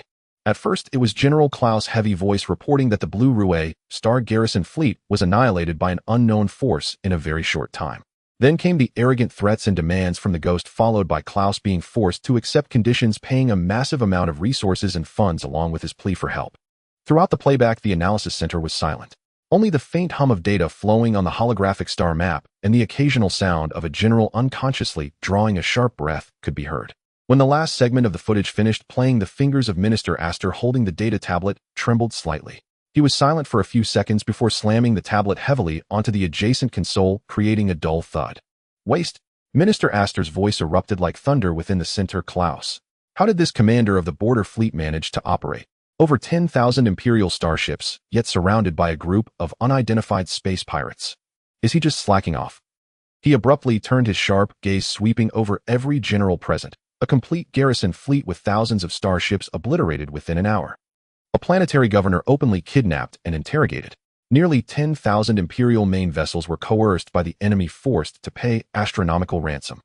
Tell me, when has the Empire ever suffered such a humbling disgrace since its founding? Since the founding of the Empire, has it ever suffered such a humiliating disgrace? Minister Astor exclaimed angrily. Major General Booth, Deputy Director of the Empire's Military Logistics Department, turned pale and murmured, 100 billion feral strategic resources. And 1 billion in cash. This is enough to arm 3 standard main battle fleet groups. Klaus, how dare he agree? Does he dare not to agree? Another general from the operations department retorted sharply, pointing at the simulated formation of the Phantom Fleet on the star map. Look at this data. 60 warships of unknown models, each over 7,000 meters in length. The performance parameters are estimated to far exceed our Stormhammer class. And those cruisers and frigates, is there any that is not a masterpiece? In the kind of environment on the ruined star system, Klaus has to tread carefully. If Blue Rouet Star is lost, the responsibility will be even greater. Are we going to just let this go? Major General Booth exclaimed excitedly. The loss of these resources is a heavy blow to border defense. The strategic balance against the Federation and the Principality may be broken. Of course we cannot let this go. Minister Astor interrupted the debate, his gaze icy. Although Klaus mishandled the situation, his final judgment was correct. This is not an ordinary space pirate, but an unknown threat with a technological level and military strength far beyond our estimates. Its danger level may not be inferior to that of the Federation. He looked at the head of the intelligence department and asked sternly, Soral, what is your border bureau doing? Such a vast force operating in the Ashen Star domain, even establishing a fleet of this scale within the Empire, and you had no awareness of it beforehand. The director of the intelligence bureau, Soral, beads of sweat forming on his forehead, replied gravely, Minister, there is indeed something suspicious about this. Prior to this, the Phantom Space Pirate Group was only recorded for small-scale harassment and a few raids on border merchant convoys, and its displayed strength is completely inconsistent with this incident. We suspect that they either received full support from some unknown force, or they have been conducting extremely covert strategic masquerades. He instructed his subordinates to bring a set of encrypted photon pads, waving his hand to project some blurry images and signal analysis reports in the analysis center. These are the energy characteristics and weapon data of the enemy ships obtained from battlefield wreckage and limited reconnaissance. Analysis shows that their technological tree shows significant differences from the Empire, the Federation, and the Principality, forming a system of its own. Particularly, their engine efficiency and weapon power far exceed ships of the same class. This is not a level that ordinary space pirates or rebels can reach. Investigate. Minister Astor commanded. Use all resources, find out who this Phantom really is. Where did his fleet come from? What is the source of the technology? Who are the supporters behind him? Yes. Soral immediately replied. I will promptly dispatch elite agents to the Ashen Star domain, activate all dormant networks, and coordinate with major research institutions in the country to conduct in-depth analysis of the enemy's technological characteristics. Minister Astor then looked at his aide. Record the order. He spoke calmly without a hint of emotion. The aide immediately raised his wrist and pulled up the encrypted recording interface. To Supreme Commander of the Border Fleet Group in the Ashen Star Domain, General Zach von Klaus. Minister Astor paused, seemingly weighing the importance of each word. In light of the recent complete annihilation of the Blue Rue Star garrison fleet in the Ruined Star system, as well as the subsequent negotiations with the unidentified force claiming to be the Phantom Space Pirate Group, the Empire has suffered significant losses and reputational damage. After approval from the highest military commander of the military department, the following decisions are made. 1. Relieve General Zach von Klaus of his position as Supreme Commander of the Border Fleet Group in the Ashen Star Domain. 2. Order General Klaus to hand over all command authority immediately, and within 1 month of receiving this order return to the Imperial Star to report to the military department and undergo a comprehensive review.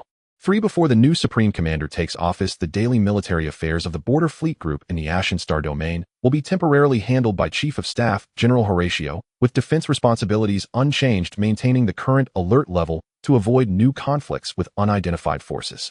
The aide's fingers quickly recorded, turning these phrases into formal orders.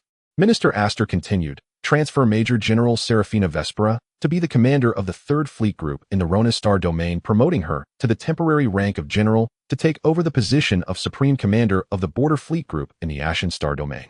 Have her depart immediately, heading to the command center of the Ashen Star Domain at the fastest speed, granting her full authority to handle all military affairs in that region.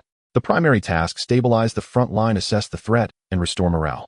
Additionally, order the command centers of the Rona Star Domain, the Gold Sand Star Domain, and the Carroll Star Domain fleet groups to each mobilize 3 fleet groups rushing to reinforce the border defense line in the Ashen Star Domain, telling each fleet commander to fully obey the new Supreme Commander's orders, prioritizing the strengthening of the defense line, avoiding large-scale conflicts with the enemy, focusing on reconnaissance and defense, and waiting for further orders and intelligence support.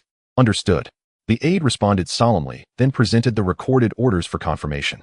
Minister Astor glanced at it, picked up the electronic pen, and signed his name and the highest military authorization code at the end. Send it immediately with the highest encryption level, and present this matter to the palace at once, His Majesty. Must be informed immediately. Minister Astor added, his tone grave. Yes. The aide then turned and walked out towards the analysis center. Half a day later, the Imperial Palace, deep in the council chamber. The Emperor of the Empire Onedo Bell sat on the throne encrusted with star gemstones. He appeared to be around 50 years old, but his face looked exceptionally aged, his eyes deep-set, and due to his long reign, he exuded an air of authority. At this moment, he held the encrypted report submitted by the military department in his hands. Below the throne, aside from General Astor, a few core ministers, such as the Prime Minister, the Minister of Finance, and the Minister of Internal Affairs, were present. Everyone's expression was extremely solemn. Emperor Onedo slowly set down the report, his fingers lightly tapping on the armrest of the throne, producing a rhythmic sound. The atmosphere in the council chamber was so oppressive that it was hard to breathe. 110 billion. The emperor finally spoke, his voice steady yet laden with invisible pressure. The empire's annual military expenditure is only about 10 times this figure. A group of space pirates in a single operation has seized such a vast fortune from our empire. He raised his eyes, his gaze fixed on General Astor. Lord Astor, what explanation does the military department have for this? Astor bowed deeply. I am incompetent, which has caused the empire to suffer significant losses and a damaged military prestige. I have ordered a thorough investigation into the lapses in the intelligence system and have urgently dispatched the main fleet to reinforce the border. This enemy's strength far exceeds our estimates, their technological level. I fear it cannot be underestimated. Cannot be underestimated. The emperor repeated this term, his tone revealing no joy or anger. To annihilate 1,000 ships of garrison forces within an hour and silently infiltrate the heart of the empire's border to complete the encirclement of the empire's main fleet. Is this merely not to be underestimated? He stood up, walking to the enormous star map of the empire, his gaze falling on the location of the Ashen Star Domain. This phantom is certainly not an ordinary space pirate. His behavior patterns and technological strength all point to one possibility. Behind him stands a powerful opponent that we do not know. Perhaps it is a new fleet secretly developed by the Federation. Perhaps it is a hidden trump card of the Tartu Principality, or it could even be a civilization from a more distant star domain that harbors hostility towards us. Prime Minister Theodore spoke up. Your Majesty, the urgent matter is to stabilize the border and ascertain the truth. The impact of the massive resource loss must be quickly assessed by the Ministry of Finance and remedied to avoid triggering a chain reaction. At the same time, this matter must be kept strictly confidential to prevent domestic unrest and to avoid the Federation and the Principality seizing the opportunity to make trouble. The Minister of Finance Dalian wore a distressed expression. Your Majesty, 100 billion resources will have a tremendous impact on border reserves. If not compensated for quickly, it will cause resource turmoil in the border areas, plunging them into a resource crisis. The Emperor fell silent for a moment, then turned to give the order, grant the military department's request, and the reinforcement fleet shall set out immediately. The Intelligence Bureau, I grant you the highest authority to use all means necessary. Within 3 months, I want to see a detailed report on this phantom space pirate group, alive or dead. The Emperor's voice suddenly turned cold, carrying the weight of imperial authority and murderous intent. No matter who he is, no matter who stands behind him, anyone who dares to trample upon the dignity of the Empire must pay the price. The territory of the Empire cannot be provoked. Yes, Your Majesty. Everyone responded in unison. In the depths of the Empire's Intelligence Bureau, Director Solal returned to headquarters and immediately convened an emergency meeting. At the large circular conference table, heads of various departments of the Intelligence Bureau were seated, including Soren, the head of the Border Bureau, who had just been urgently recalled from the frontier. In the center of the meeting room, a holographic projection displayed the image of Phantom wearing a ghost mask along with his Phantom fleet. Everyone is clear on the situation. Director Solal's voice was devoid of any emotion. The Emperor is furious, and the military has been shamed. Our Intelligence Bureau also bears significant responsibility in this matter, especially the Border Bureau. Soren stood up, his expression equally grim. Director, the situation in the Ashen Star domain is complex, with many lawless zones, and star pirates roaming is commonplace. The Phantom had previously operated discreetly, and on a small scale. We only classified it as a secondary threat. The power it suddenly displayed indeed exceeded all expectations. We suspect that they may have received large-scale support from external forces, or they themselves could be a meticulously designed ruse affront for an agent. Agent, a department head furrowed his brows. Who has the capability and motive to cultivate such a powerful agent to cause trouble at the Empire's borders? The Federation. They are currently at a stalemate with us in the Border Star domain. The Duchy of Tattoo. Although militarily strong, there seem to be no signs that they possess such advanced ship technology. The source of the technology is key. Another technical analysis supervisor pointed at the energy readings of the Phantom ships. This energy is very unique, stable, and efficient, bearing traces of a certain non-mainstream optimization. We are conducting reverse engineering simulations in conjunction with the Academy of Sciences, but progress is slow. The technology of the other party is likely over a generation ahead of us. Solal tapped the table. Do not get caught up in baseless speculations. Now I command. Everyone immediately straighten their backs. First, initiate the deep web plan, mobilize all undercover agents in the Ashen Star domain and surrounding areas, and focus on investigating all clues related to abnormal material flows, personnel recruitment, and the technology black market. Any information related to the manufacture of unknown high-tech ships is of the highest priority. Second, the Technical Analysis Department will form a special task force pooling all resources to analyze all known data regarding the Phantom fleet, including battlefield debris, energy signals, and jumping patterns, in an attempt to establish a technological profile and identify possible weaknesses or sources. Third, the External Intelligence Department will strengthen monitoring of the movements of the high-level officials of the Federation and Duchy, especially any unusual activities of their military and secret research institutions. At the same time, pay attention to whether any large financial conglomerates or underground organizations within the territory are in contact with unidentified forces. Fourth, he looked at Soren. Soren, you must return to the border immediately. The pressure is immense over there. You need to cooperate with the new Commander-in-Chief to stabilize the situation while leveraging the network of the Border Bureau to start investigations from the ground up. We cannot overlook the Governor Lepke, who was captured by the Phantom, and the clues he mentioned about Night Owl and Shepard. I believe the emergence of this Phantom may indeed be linked to some dark aspects within the Empire. Soren solemnly accepted the order. Understood. I will set off immediately. Solal finally looked around the room, his voice icy. Gentlemen, this is one of the greatest challenges our Intelligence Bureau has faced in recent years. The Emperor has only given us 3 months, and I do not wish to see any lapses. Find the Phantom, uncover the forces behind him, and restore the honor of the Empire. Otherwise, everyone present, including myself, should face death as an apology to the Emperor. With the meeting concluded, the entire Intelligence Bureau of the Empire began to operate with unprecedented speed and efficiency. Countless encrypted orders were sent to various locations across the Empire, even to undercover stations within the Federation and Duchy, creating a vast net targeting the Phantom Star Pirate Group. Meanwhile, in the distant Ashen Star domain, Mo Lee, who had just completed revenue generation, was leisurely watching the surge of resources and creation points on the system interface, pondering whether it was time to unlock new toys.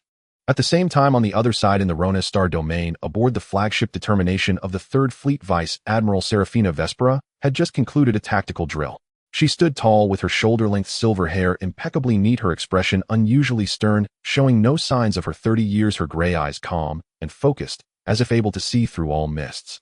Her aide hurried into the bridge, handing her an encrypted order, "General, urgent message from the military, highest priority." Serafina took the command board and quickly verified her identity. The contents of the order unfolded before her.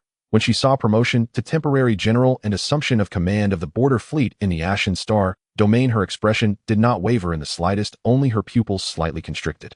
Her gaze lingered briefly on the keywords Phantom Star Pirate Group and General Klaus dismissal. Moments later, she set down the command board and spoke clearly and steadily, "Relay to the entire fleet group to cancel all scheduled training and patrol tasks and enter a state of level 1 combat readiness." She paused and continued issuing orders. "Notify all senior officers of the Fleet Group Command that an emergency combat meeting will be held in half an hour. At the same time, in my name, respond to the military. Serafina Vespera has received the order and will set off immediately for her post." "Yes, General." The aide immediately took his leave. Serafina walked to the bridge's window, gazing at the familiar starry sky of the Rona Star domain, lost in thought. The Ashen Star domain, a mess, a powerful unknown enemy, and also an opportunity. She needed to familiarize herself with everything as quickly as possible and then solve the problem. At the Rona Star Domain Fleet Group headquarters, Commander Celsius received a dispatch order from the military. He glanced at it and then issued instructions to his operations officer beside him. "Deploy the 7th, 9th, and 11th Fleet Groups. Prepare to depart immediately. Target the Ashen Star Domain and inform the 3 commanders that this is a sign of a hard battle. Bring all resources and do not shame the Rona Star Domain." "Yes." The same situation unfolded at the command centers of the other 2 major star domains. As the orders from the 3 major star domain command centers were issued, a large-scale military mobilization quietly commenced. 9 massive fleet groups began to deviate from their original defensive or patrol routes. Tens of thousands of starship engines ignited simultaneously, and under the flagship's guidance they began to assemble towards the gathering star domain. Logistics supply ships moved back and forth, conducting final material loading and energy replenishment, while navigators nervously calculated the optimal routes, and the power output of the engine reactors steadily increased. In total, 9 fully equipped standard fleet groups, comprising over 25,000 starships of various classes, swiftly departed from their familiar defensive locations, heading towards the border defense line of the Ashen Star Domain. At the main base of Screw Factory No. 1 in the core storage area, Emily stood before a small hill made of high-purity zero-element crystals, holding a virtual data pad in one hand and munching on an energy bar, mumbling indistinctly, "Tisk, tisk, zero-element crystals, such fine goods. Energy blocks are quite nice too. So many. This hall is rich, dripping with fat." Emily hummed a tuneless little tune, tapping the data pad lightly against his palm, excitement gleaming in his eyes. As expected, it's still faster to earn money through. "Oh no, it's friendly negotiations." He patted a piece of dark blue metal ingot next to him, which was taller than his entire body, producing a dull sound. The entire storage area was brightly lit with various rare resources extorted from the Empire piled high, while engineering mechs and robots were systematically categorizing, inspecting, and transporting. The air was filled with the sense of metal energy and a hint of ozone. Oh, indeed, one cannot become wealthy without unexpected windfalls, just as a horse cannot grow fat without night grass. The Empire's old fellows are truly generous. Knowing my resources are thin, they come to offer warmth. Emily happily took a big bite of the energy bar, his cheeks bulging. At that moment, his personal communication terminal on his wrist vibrated lightly, and the cold voice of Shadow Crow directly entered his eardrum. "Commander, urgent intelligence. Deep Diver Network, highest priority, encrypted information." Emily paused his chewing action for a moment, then resumed, quickly swallowing the energy bar and brushing off the crumbs from his hands. "Oh, what have our deep divers heard this time? Do tell." He spoke casually, even with a hint of anticipation. The virtual holographic projection of Shadow Crow appeared beside him, reporting, "The information has been decrypted. The content is as follows. The Empire's military has officially ordered the dismissal of the original Supreme Commander of the Ashen Star Domain Border Fleet, General Sack von Klaus, and commanded him to return to the military for a debriefing." "Wow." Emily raised an eyebrow. "They really dismissed that old fellow. Efficient indeed. It seems that over 100 billion truly pain them." Shadow Crow continued the report. "Until a new commander is appointed, the daily military duties of the Ashen Star Domain Border Fleet will be temporarily handled by Chief of Staff General Horatio. Defense responsibilities remain unchanged, maintaining the current alert level and ordering them to avoid new conflicts with our unidentified forces." "Avoiding battle?" Emily stroked his chin, his eyes flashing. "Seems like they are backing down, or perhaps preparing something big. But it's just a temporary substitute. Not quite, Commander. Shadow Crow denied his speculation. The military has appointed a new Supreme Commander. Oh, so soon. Who is it? Which old fellow from another star domain? Emily inquired with interest. The new Supreme Commander is Selefina Vespera, former commander of the 3rd Fleet of the Rona Star Domain, with the rank of Rear Admiral. This appointment also promotes her to the temporary rank of Major General. Selefina Vespera. Emily repeated the name. A woman. A Rear Admiral promoted to a temporary Major General. When did the Empire become so progressive, allowing a woman to lead a border fleet? Shadow Crow find out what kind of background this woman has. To be able to change commanders at a crucial moment, and even get promoted, she must be quite a character. According to the supplementary information provided by the Deep Diver Network, Selefina Vespera, aged 30 standard years, has a rather legendary history. Shadow Crow narrated steadily. Oh, legendary. I'm quite curious. Now tell me, what glorious history does our new opponent have? Emily plopped down on a nearby metal box filled with energy blocks, swinging his legs, looking like he was ready to hear a story. Selefina Vespera hails from a military family in the Empire, one of the most outstanding members of the Vespera family. At the age of 16, she was specially recruited into the Imperial Royal Military Academy with excellent results, and at 19, due to her exceptional performance, she applied for early graduation, becoming the only graduate with all courses rated as excellent in nearly 50 years at the Academy. Moreover, during the graduation exercises, she tactically commanded the complete annihilation of the enemy fleet, led by senior instructors. 16. TSK top student, Emily commented, when I was 16, I was still. I guess I was also studying hard. Shadow Crow ignored his interruptions and continued. After graduation, she refused to serve in the relatively safe staff departments or core star domains, actively applying to go to the border Blood Falcon star domain adjacent to the Tattoo Principality. Blood Falcon star domain. That place is constantly clashing with the Principality and seems quite chaotic. Indeed, records indicate that during her service in the Blood Falcon star domain, she participated in 17 border conflicts of varying sizes. At 19, her destroyer fleet was ambushed by a small assault fleet from the Principality, resulting in the death of the fleet commander. Despite communication breakdowns and the captain being severely injured, she temporarily took command, destroying 5 assault ships from the Principality at the cost of heavy damage to her destroyer, forcing the enemy to retreat. This battle earned her the first Imperial Eagle Falcon Medal. Oh wow, at 19, commanding in the heat of battle and even turning the tide. She's quite impressive. At 23, during a medium-scale border skirmish in the Blood Falcon star domain, her cruiser fleet acted as bait, successfully luring out a main force cruiser detachment from the Principality and cooperating with Allied forces to encircle it, capturing 18 new model cruisers from the Principality. For her achievements, she was promoted to Major and transferred to the Military Operations Department for 2 years. A golden position in the military standard procedure, Emily commented. At 26, she requested to return to the front lines, taking command of a cruiser detachment under the 5th Fleet of the Rona Star Domain. During this time, she led multiple drills and revisions of tactics for new starships, and her proposed concept of high-speed assault groups performed excellently in simulated confrontations. At 28, she was promoted to Rear Admiral and served as the deputy commander of the 3rd Fleet of the Rona Star Domain. The following year, the original commander left due to health reasons, and she officially took over as the commander of the 3rd Fleet, becoming one of the youngest interstellar fleet commanders in the Empire at the time. Under her command, the 3rd Fleet of the Rona Star Domain performed excellently in multiple interstellar exercises and border standoffs, receiving internal evaluations from the military as tactically flexible, with a tough style, and highly aggressive. Shadow Crow concluded, additionally, there are unverified reports suggesting that she may have some level of friction or competitive relationship with the Empire's Intelligence Bureau and the Night Owls organization. Friction. Emily keenly picked up on that term, not getting along with the Night Owls. The information is unclear, but such a possibility exists. During her service in the Blood Falcon star domain, she reportedly refused to cooperate with certain suspected secret operations related to the Night Owls on multiple occasions and reported to the military, questioning their compliance. After listening, Emily pondered for a moment, and his eyes immediately lit up. Oh wow. A 30-year-old general, achievements made in real combat, a tactical innovator, and possibly a tough opponent with conflicts with the Night Owls. The Empire has sent not just an old bureaucrat this time, but a formidable character. He was not the least bit anxious. Instead, he appeared even more excited.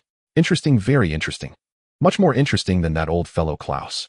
Emily jumped down from the box and paced back and forth. I just love playing with these geniuses and elites. I just love playing with elites like them. Inya immediately reminded Commander. Besides personnel changes, the Deep Diver Network has also confirmed that the Imperial military has ordered 3 fully staffed standard fleet groups from the Rona Star Domain, the Golden Sand Star Domain, and the Carol Star Domain to urgently assist the border defense line of the Ashen Star Domain. The total reinforcement force is expected to exceed 9 fleet groups with the number of starships estimated to be over 25,000.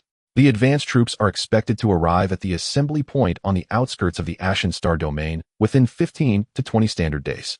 9 fleet groups. 25,000 ships. Emoli stopped in his tracks blinking. Wow, the Empire is really investing here. It seems we indeed hurt them last time. Are they looking to take revenge? He started counting on his fingers. Currently we have Dawn Judgment Thunder Shadow. Plus the forces stationed and patrolling, we barely have over 6,000 capable ships. The numerical disadvantage is quite significant. Inya quietly watched him waiting for instructions. Hey, didn't we just score a windfall? Perfect timing to reinforce our troops. He excitedly pulled up the system manufacturing interface, watching the skyrocketing creation points. Big brother Tongzi. Wake up. We've got a super large order, he shouted, his voice rising by 8 octaves due to excitement. Commander, please instruct. Came the cold system notification. Immediately. Right away. Activate the highest priority manufacturing sequence for me. Emoli waved his hand. Resources are sufficient. Expand our existing 4 main fleets to 10 times their original size. Generate immediately. Command received. Calculating resources. Resources are sufficient. Executing 10-fold expansion command. Manufacturing sequence loading. Dawn Fleet 10-fold expansion command confirmed, added to manufacturing sequence. It is expected to utilize 47 of the existing high-density alloy resources, 35 of the zero-element crystals. Approved. Hurry up and build. Emoli didn't even look at the specific consumption. Judgment Fleet 10-fold expansion command confirmed. Thunder Fleet 10-fold expansion command confirmed. Shadow Fleet 10-fold expansion command confirmed. All expansion commands have been added to the highest priority manufacturing sequence. All idle docks and construction arrays at the base have been activated. Resource flows have been reallocated and the ships are expected to be offline in 1 standard hour. All will set sail. 1 standard hour. The lights in the entire storage area flickered slightly with the rapid mobilization of system resources. A large amount of resources vanished into thin air, and various large docks outside the base began to emit dim light, creating ripples as the starship's metal frames, weapon systems, and reactors were successively generated. Before long, massive starships continuously sailed out of the docks parked in the open star domain outside the base. That's more like it. That's the way to do it. Emoli nodded in satisfaction. Have the cloning center accelerate synchronization to train enough elite crew members. We can't have ships ready without anyone to pilot them. That would be ridiculous. The cloning and infusion programs have been synchronized and accelerated. The matched crew will be ready before the ships go offline. Emoli closed the manufacturing interface, watching the visibly declining numbers in the resource pool. Instead of feeling distressed, he grinned and said, "It's worth it. So worth it. Using the Empire's resources to build ships to fight the Empire, this deal is a steal in every way. Once this wave of troop reinforcement is done, we'll have plenty of firepower on hand. With guns in hand, there's no need to worry. When the time comes, I can have a good time with that Serafina." He turned to Inya. "Yiya, inform our deep divers in the Empire to closely monitor the movements of this batch of Imperial reinforcements, especially that Serafina. I want to know every move she makes once she arrives." "Understood, Commander," Inya replied. Additionally, Emoli's eyes twinkled with a mischievous smile. "We can't just sit and wait. The Empire wants to stabilize the defense line, right? We won't let them be at ease. Before our new fleet takes shape, the Shadow Fleet's old brothers will have to work hard, splitting into small groups, to continue greeting near the border, harassing their patrols and supply lines, sending some welcome gifts to the new admiral." "Understood, Commander. Orders have been issued, and the harassment tactics will continue. You accompany me to the command center to see how our fleets are producing like dumplings. This scene is always a joy to watch." He turned and boarded the hover vehicle. As for that Admiral Serafina, Emoli hummed a tune that was out of tune. "I hope she and the gifts she brings can withstand our steel flood. Don't let me down too much." Inya had already arrived at the command center ahead of time, where data streams flashed rapidly before her eyes. She was quickly calculating the total combat power of the expanded fleet and its potential impact on the surrounding star domains. First Subfleet Dawn 200 Titan Dominator class, 3000 Kanglong class, 1500 Fearless class, 6000 Jingjin class, a large number of support ships. Second Subfleet Judgment 100 Titan Dominator class, 1500 Kanglong class, 1000 Fearless class, 5000 high-speed assault ships, 4000 Jingjin class specialized ships. The Third Fleet Thunder 200 Titan Dominator class ships, 2500 Kanglong class ships, 1500 Invincible class ships, 4500 missile artillery ships, 5000 Jingjin class ships, and fire support vessels. The auxiliary fleet Shadow, 1,500 various types of high-speed invisible special vessels. The main starships of the fleet have approached 40,000, not counting the even greater number of engineering support ships and the 1,500 special vessels of the Shadow fleet. In just 1 hour, Mo. Lee will command a massive fleet of over 40,000 elite starships, whose quality and quantity will form an overwhelming advantage against the impending Imperial reinforcements. Mo. Lee stretched lazily and walked to the enormous observation window, gazing at the bustling traffic of the base outside and the colossal shipyard, which was faintly visible in the distance and under expansion. Does the Empire think they can overwhelm us with sheer numbers? They will soon realize that against absolute quality and a slight numerical advantage, their calculations will fail to resonate. Celefina Vespera. Mo. Lee murmured this name. The 30-year-old general, a genius commander. I hope you won't let me down and can keep me entertained a little longer. While Mo. Lee was busy with the explosion of the ship, the scene was quite different at the command headquarters of the Ashen Starfield fleet located far away. In the commander's office, Klaus sat alone behind his desk, his formerly straight posture now slightly hunched, with a dismissal order directly issued by the military placed before him. Outside the window, artificial sunlight simulated daytime on the military fortress planet, yet it could not dispel the gloom on his face. Klaus sat quietly in his chair for a few minutes, then pressed the internal communication button, notified Chief of Staff Horax and all officers above the rank of Major General in the command headquarters to assemble in Conference Room 1 in 30 minutes. 30 minutes later, the atmosphere in Conference Room 1 was heavy enough to draw water. Most of the generals present had already heard some whispers through their channels, but when Klaus personally announced the military order, the room fell into a dead silence, followed by a wave of suppressed discussions. Commander, this. An old subordinate who had worked with Klaus for many years couldn't help but speak up, a look of indignation on his face. Klaus raised his hand to stop him, his gaze sweeping over every colleague and subordinate present. His eyes were weary, but still held an aura of authority. The military order has been issued. After my departure, Chief of Staff Horax will take over all military affairs until General Vespera arrives. He looked at General Horax, who sat in the first seat on the left. Horax was an officer of similar age to Klaus, known for his caution and adeptness at handling daily affairs. At this moment, his expression was solemn as he nodded slightly at Klaus. Horax, Klaus said, stabilize the defense line, restrain the troops, and without a military order, do not take any rash actions to our enemy. Is extraordinary. I understand, Commander, Horax replied in a deep voice. Klaus then turned to the others. Everyone cooperate well with Horax as he assumes the duties of commander and prepare to welcome the new commander. The honor of the Empire needs to be restored, but this requires time and, more importantly, caution. He said no more and announced the meeting adjourned. The handover process quickly began. Klaus transferred all documents, passwords, and unfinished plans within his authority to Horax one by one. Throughout the process, the two exchanged little communication, only confirming and signing what was necessary. Hours later, a small high-speed assault ship belonging to the military's direct communication unit silently docked at the command headquarters spaceport. Klaus brought only one aide and a simple bag of belongings as he boarded the small assault ship. There was no farewell ceremony, no colleagues to send him off, only the cold starlight watching as the small ship departed the spaceport, its engines ignited swiftly, leaping into hyperspace, disappearing into the vast sea of stars. His era in the Ashen Starfield came to a temporary end in an undignified manner.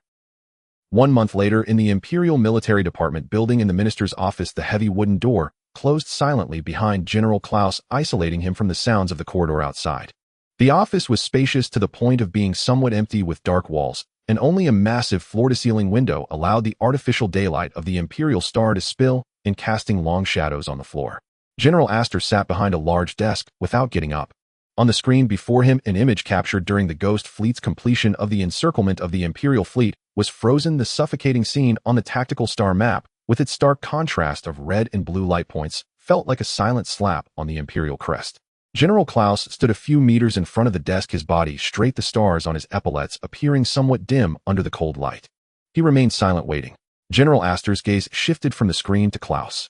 There was no anger in his eyes, no reprimand, only a palpable sense of disappointment. Sack, General Astor began, his voice steady, but carrying a metallic hardness. How many years have we worked together? 37 years, Minister, Klaus replied, his voice dry. 37 years.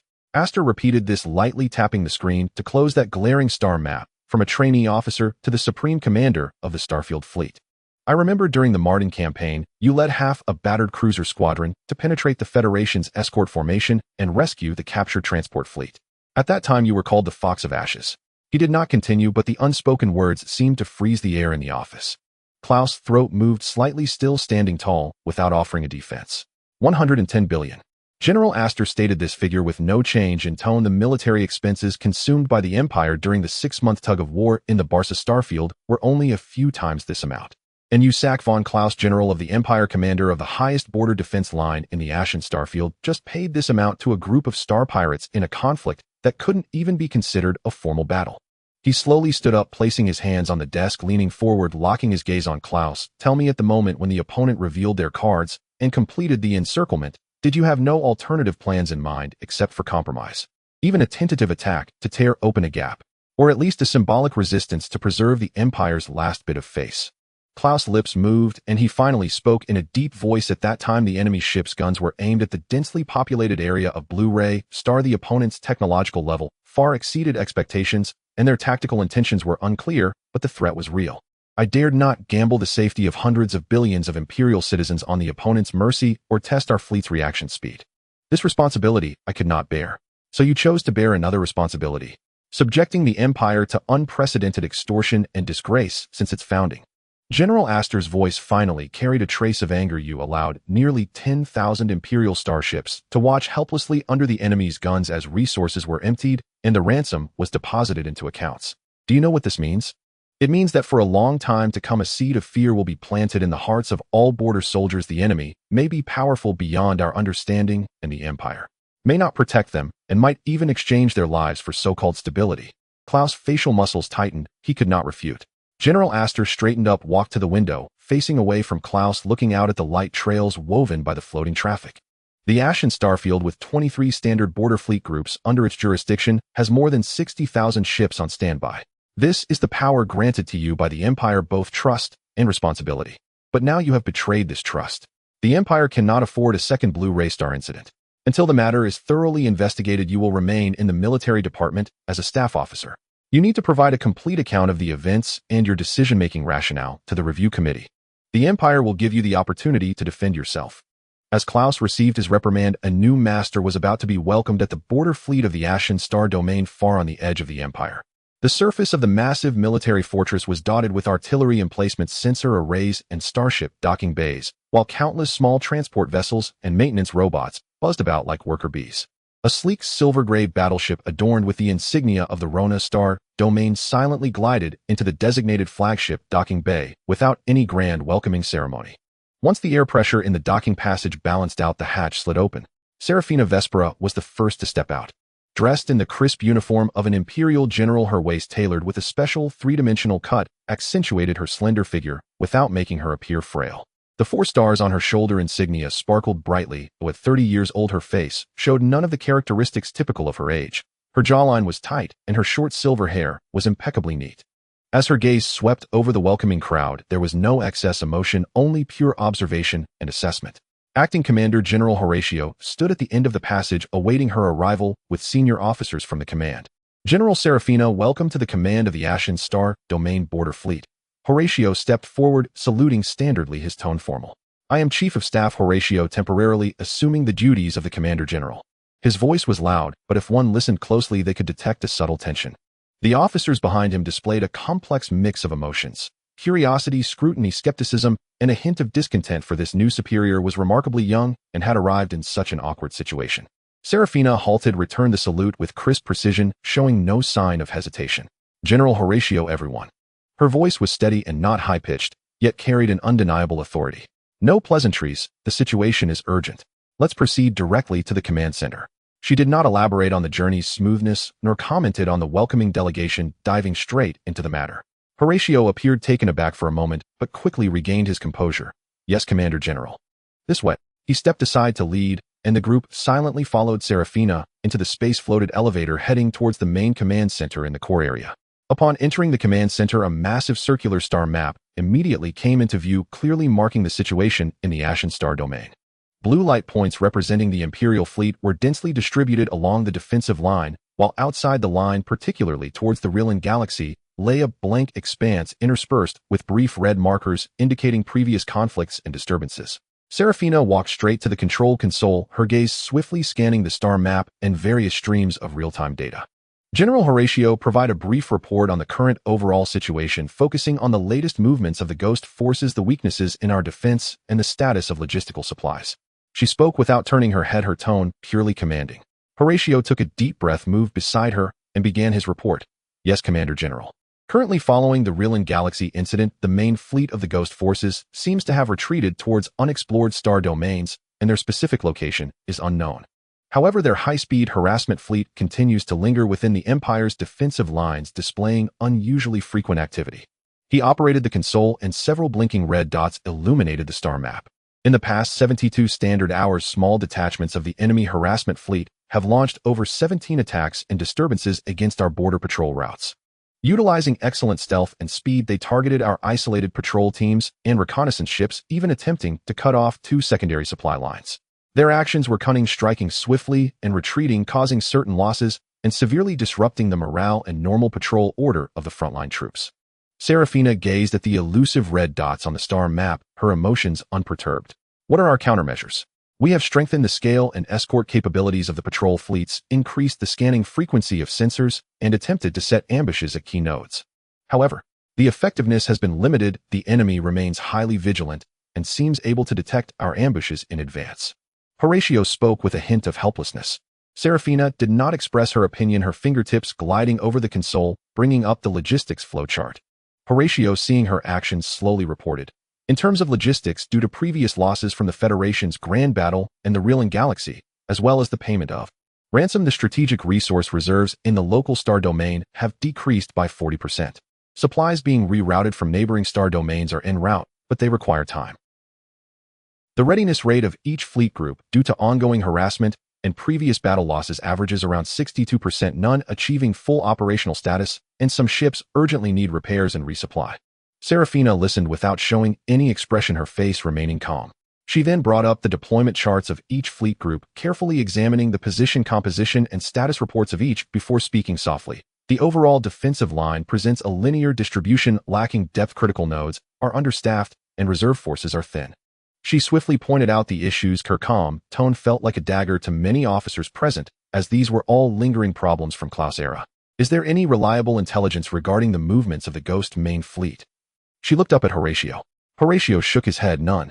Our reconnaissance ships cannot venture too far into the unexplored star domains, and the enemy's counter-reconnaissance capabilities are extremely strong. Our intelligence network has also not returned any significant valuable information. We suspect they might be gathering strength or planning a larger-scale operation. Serafina remained silent for a moment. The only sound in the command center was the hum of equipment. Notify all station fleet commanders that in 1 hour a video conference for full combat readiness at the theater level will be held. She issued her first official order since arriving. Yes. The communications officer immediately complied. Additionally, she added, send all battle records with the Ghost Force's data on enemy ships captured by sensors and energy characteristic analysis reports from the past 3 months to my private terminal. I want the raw data, not processed analytical reports. Understood, the technical officer replied. Her gaze returned to the star map, her finger pointing to the blank area representing the Ghost activity zone. Passive defense will only lead to gradual bleeding. We need eyes, but more importantly, we need fists. She turned to Horatio. Chief of Staff Horatio, during my familiarization period, continue to oversee daily defense coordination. But there are 2 points that require your immediate execution. Please issue the order. Please give the orders. First, readjust the patrol routes and frequency. Abandon fixed patrols in low-value areas and concentrate forces on key jump points and supply line nodes. Form 3 high-speed response fleets commanded by experienced assault officers equipped with the latest models of reconnaissance and interception ships specifically responsible for hunting down the enemy's harassment fleets. Upon discovery, pursue immediately, allowing for moderate deviation from the designated defense area. Horatio hesitated slightly. General reallocating forces to form a rapid response fleet may continue to weaken the strength of the fixed defense line and allowing deviation from the defense area. Execute the orders. Serafina interrupted him, her tone leaving no room for doubt. The defense line is static, but people are alive. We cannot be led by the nose by the enemy's harassment tactics. We must regain the initiative on the battlefield, even if just locally. Yes. Horatio could only nod. Second, notify the intelligence department to activate all backup intelligence lines and employ all means necessary. I want reliable intelligence on the movements of the Phantom main fleet within 10 days, at least directional intelligence. Tell them I don't care what methods they use, they must dig out the enemy for me. This command caused several intelligence officers to go pale. 10 days. Without even clarifying the enemy's approximate location. Serafina ignored their embarrassment, her gaze sweeping over the faces of every senior officer present, her voice clear. Gentlemen, I know many of you harbored doubts about me, which is quite normal. General Klaus is a respected veteran, but his era has passed. The Imperial Military Headquarters sent me not to clean up the mess, but to win victories. She paused before continuing. We are facing a cunning, powerful enemy who plays entirely by their own rules. Reinforcements are on the way, but distant water cannot quench immediate thirst. Before the reinforcements arrive, we must stabilize our positions and ascertain the enemy's details as much as possible. I don't care what habits or rules you had before. From today onwards, there is only one standard here: efficiency and results. What I want is intelligence, is victory, not excuses or explanations. Her voice, though not loud, carried a deep pressure that nearly solidified the air in the command center. In 1 hour at the meeting, I want to see your preliminary response plans regarding the current situation, not a summary of problems. Dismissed. No extra words, no comforting speeches, only cold orders and a firm demand for results. The officers exchanged glances, then saluted and quickly left the command center, each becoming busy. This newly appointed young female general in just a few minutes had made the entire command staff feel a style completely different from Klaus' era, efficient, tough, and with a clear purpose, even somewhat unfeeling. Horatio was the last to leave. He looked at Serafina, still standing in front of the star map, focused on studying the data. His lips moved slightly, but he ultimately said nothing and turned to leave. Only Serafina and a few core operators remained in the command center. She pulled up the communication records of Klaus being coerced into negotiations, fast-forwarding to the part where the Phantom made arrogant declarations, listening calmly. Then she pulled up close-ups and data estimates of the massive ships in the Phantom fleet, especially that Titan sovereign Klashevy battleship.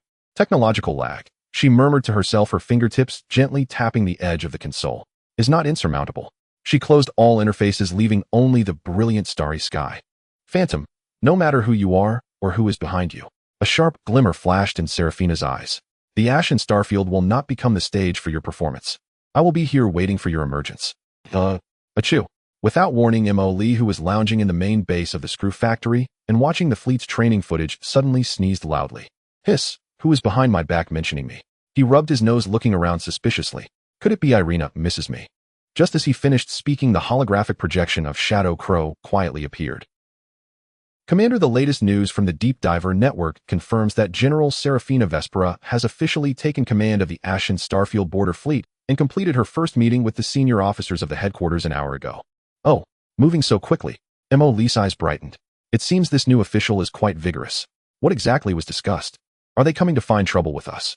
Specific meeting content and follow-up action plans have not yet been obtained by Deep Diver. Serafina has implemented extreme confidentiality measures with the meeting content known only to the core level. Shadow Crow reported. However, after the meeting, we observed the Imperial border fleet beginning to adjust patrol routes and frequencies, with signs of some fleets gathering. Serafina also ordered the formation of high-speed response fleets and issued a strict command to the intelligence department to obtain our main forces' movements within a time limit. Forming a rapid response fleet, looking to trouble us. Emily grinned after hearing this. It seems this woman wants to pursue us relentlessly. This new official's vigorous actions are quite conventional, with no new ideas at all. He stood up, stretched, exuding a relaxed demeanor of I'm not afraid at all. It seems this brilliant general hasn't yet transcended the conventional military mindset. Does she think that strengthening patrols and doing a little rapid response can stop us? Emily walked up to the enormous star map and tapped a point on the Imperial defense line in the Ashen Starfield. That was a military space station located relatively further back on the defense line, codenamed Nebula 04. Our first fleet is almost ready, right? Emily asked. Yes, Commander. Shadow Crow pulled up the data. Dawn Fleet's tenfold expansion has been completed, all ships have been manned and basic tests completed, and after combat simulation drills, the fleet coordination is performing well. Currently, all starships are in place and on standby, ready to deploy at any time. Very well. Emily clapped his hands, a mischievous smile appearing on his face. Letting the new fleet sit at home and gather dust is not my style. It's time to take them out for a spin and send our new friend Serafina a surprise, welcome gift. He pointed at the Nebula 04 space station and ordered, command the Dawn Fleet to set off immediately. Target the Nebula 04 space station. As always, exterminate the enemy loot and withdraw. Remember to disguise as the Phantom Star Pirates. Shadow Crow timely reminded. Commander, the defense force at Nebula 04 is not weak. Please proceed with caution. Oh, what's the matter? Tell me in detail. Emily asked, puzzled. The Shadow Crow swiped its finger, and beside it appeared a three-dimensional data analysis of the Nebula 04 space station, promptly reporting the Resource Center space station Nebula 04 has an extremely high defense level. It is permanently stationed with 2 fully equipped Imperial fleets with a number of starships exceeding 5,000. The space station itself is equipped with 4 layers of overlapping energy shields over 800 heavy artillery platforms, as well as dense missile launch silos and point defense systems. Inside there are also a large number of mechas and ground troops stationed. It is one of the toughest bones to chew on along the Imperial border defense line.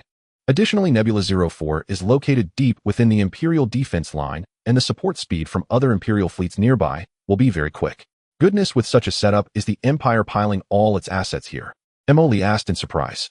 But upon further reflection, he began to feel something was amiss. Wait, why do I feel like there's something fishy here? He rubbed his chin, pacing back and forth in the control room. Logically speaking, with the Imperial Ashen Star region's border defense forces so vacant, these 2 fleets still remain unmoved. Could there be a problem? Do we have any deep divers at Nebula 04? Emily raised his head and asked. The Shadow Crow retrieved the data and immediately reported, due to limited numbers, most deep divers are in the internal regions of the Empire. Only key areas along the border have deep divers, and there are currently no deep divers stationed at Nebula 04. After hearing the report from the Shadow Crow, Emily counted on his fingers, and after a moment of thought suddenly slammed the table. It doesn't matter. Over 10,000 starships against 5,000, we have the advantage. I just feel something big is about to happen. Let's gamble. A bicycle turns into a motorcycle, let's do it. Proceed as per the original plan, and tell Junfeng to be cautious. If anything seems off, retreat immediately. I trust his judgment. The order has been given, the Shadow Crow responded. The Dawn Fleet is beginning to assemble and is expected to enter jump status in 15 minutes. In the Ashen Star region deep within the Imperial defense line at the periphery of the Nebula 04 Resource Center. In the pitch-black universe, the massive Nebula 04 Resource Center space station is built upon a giant asteroid tightly wrapped in 4 layers of pale blue energy shields. More than 5,000 Imperial starships are divided into 2 defense rings continuously patrolling around the space station.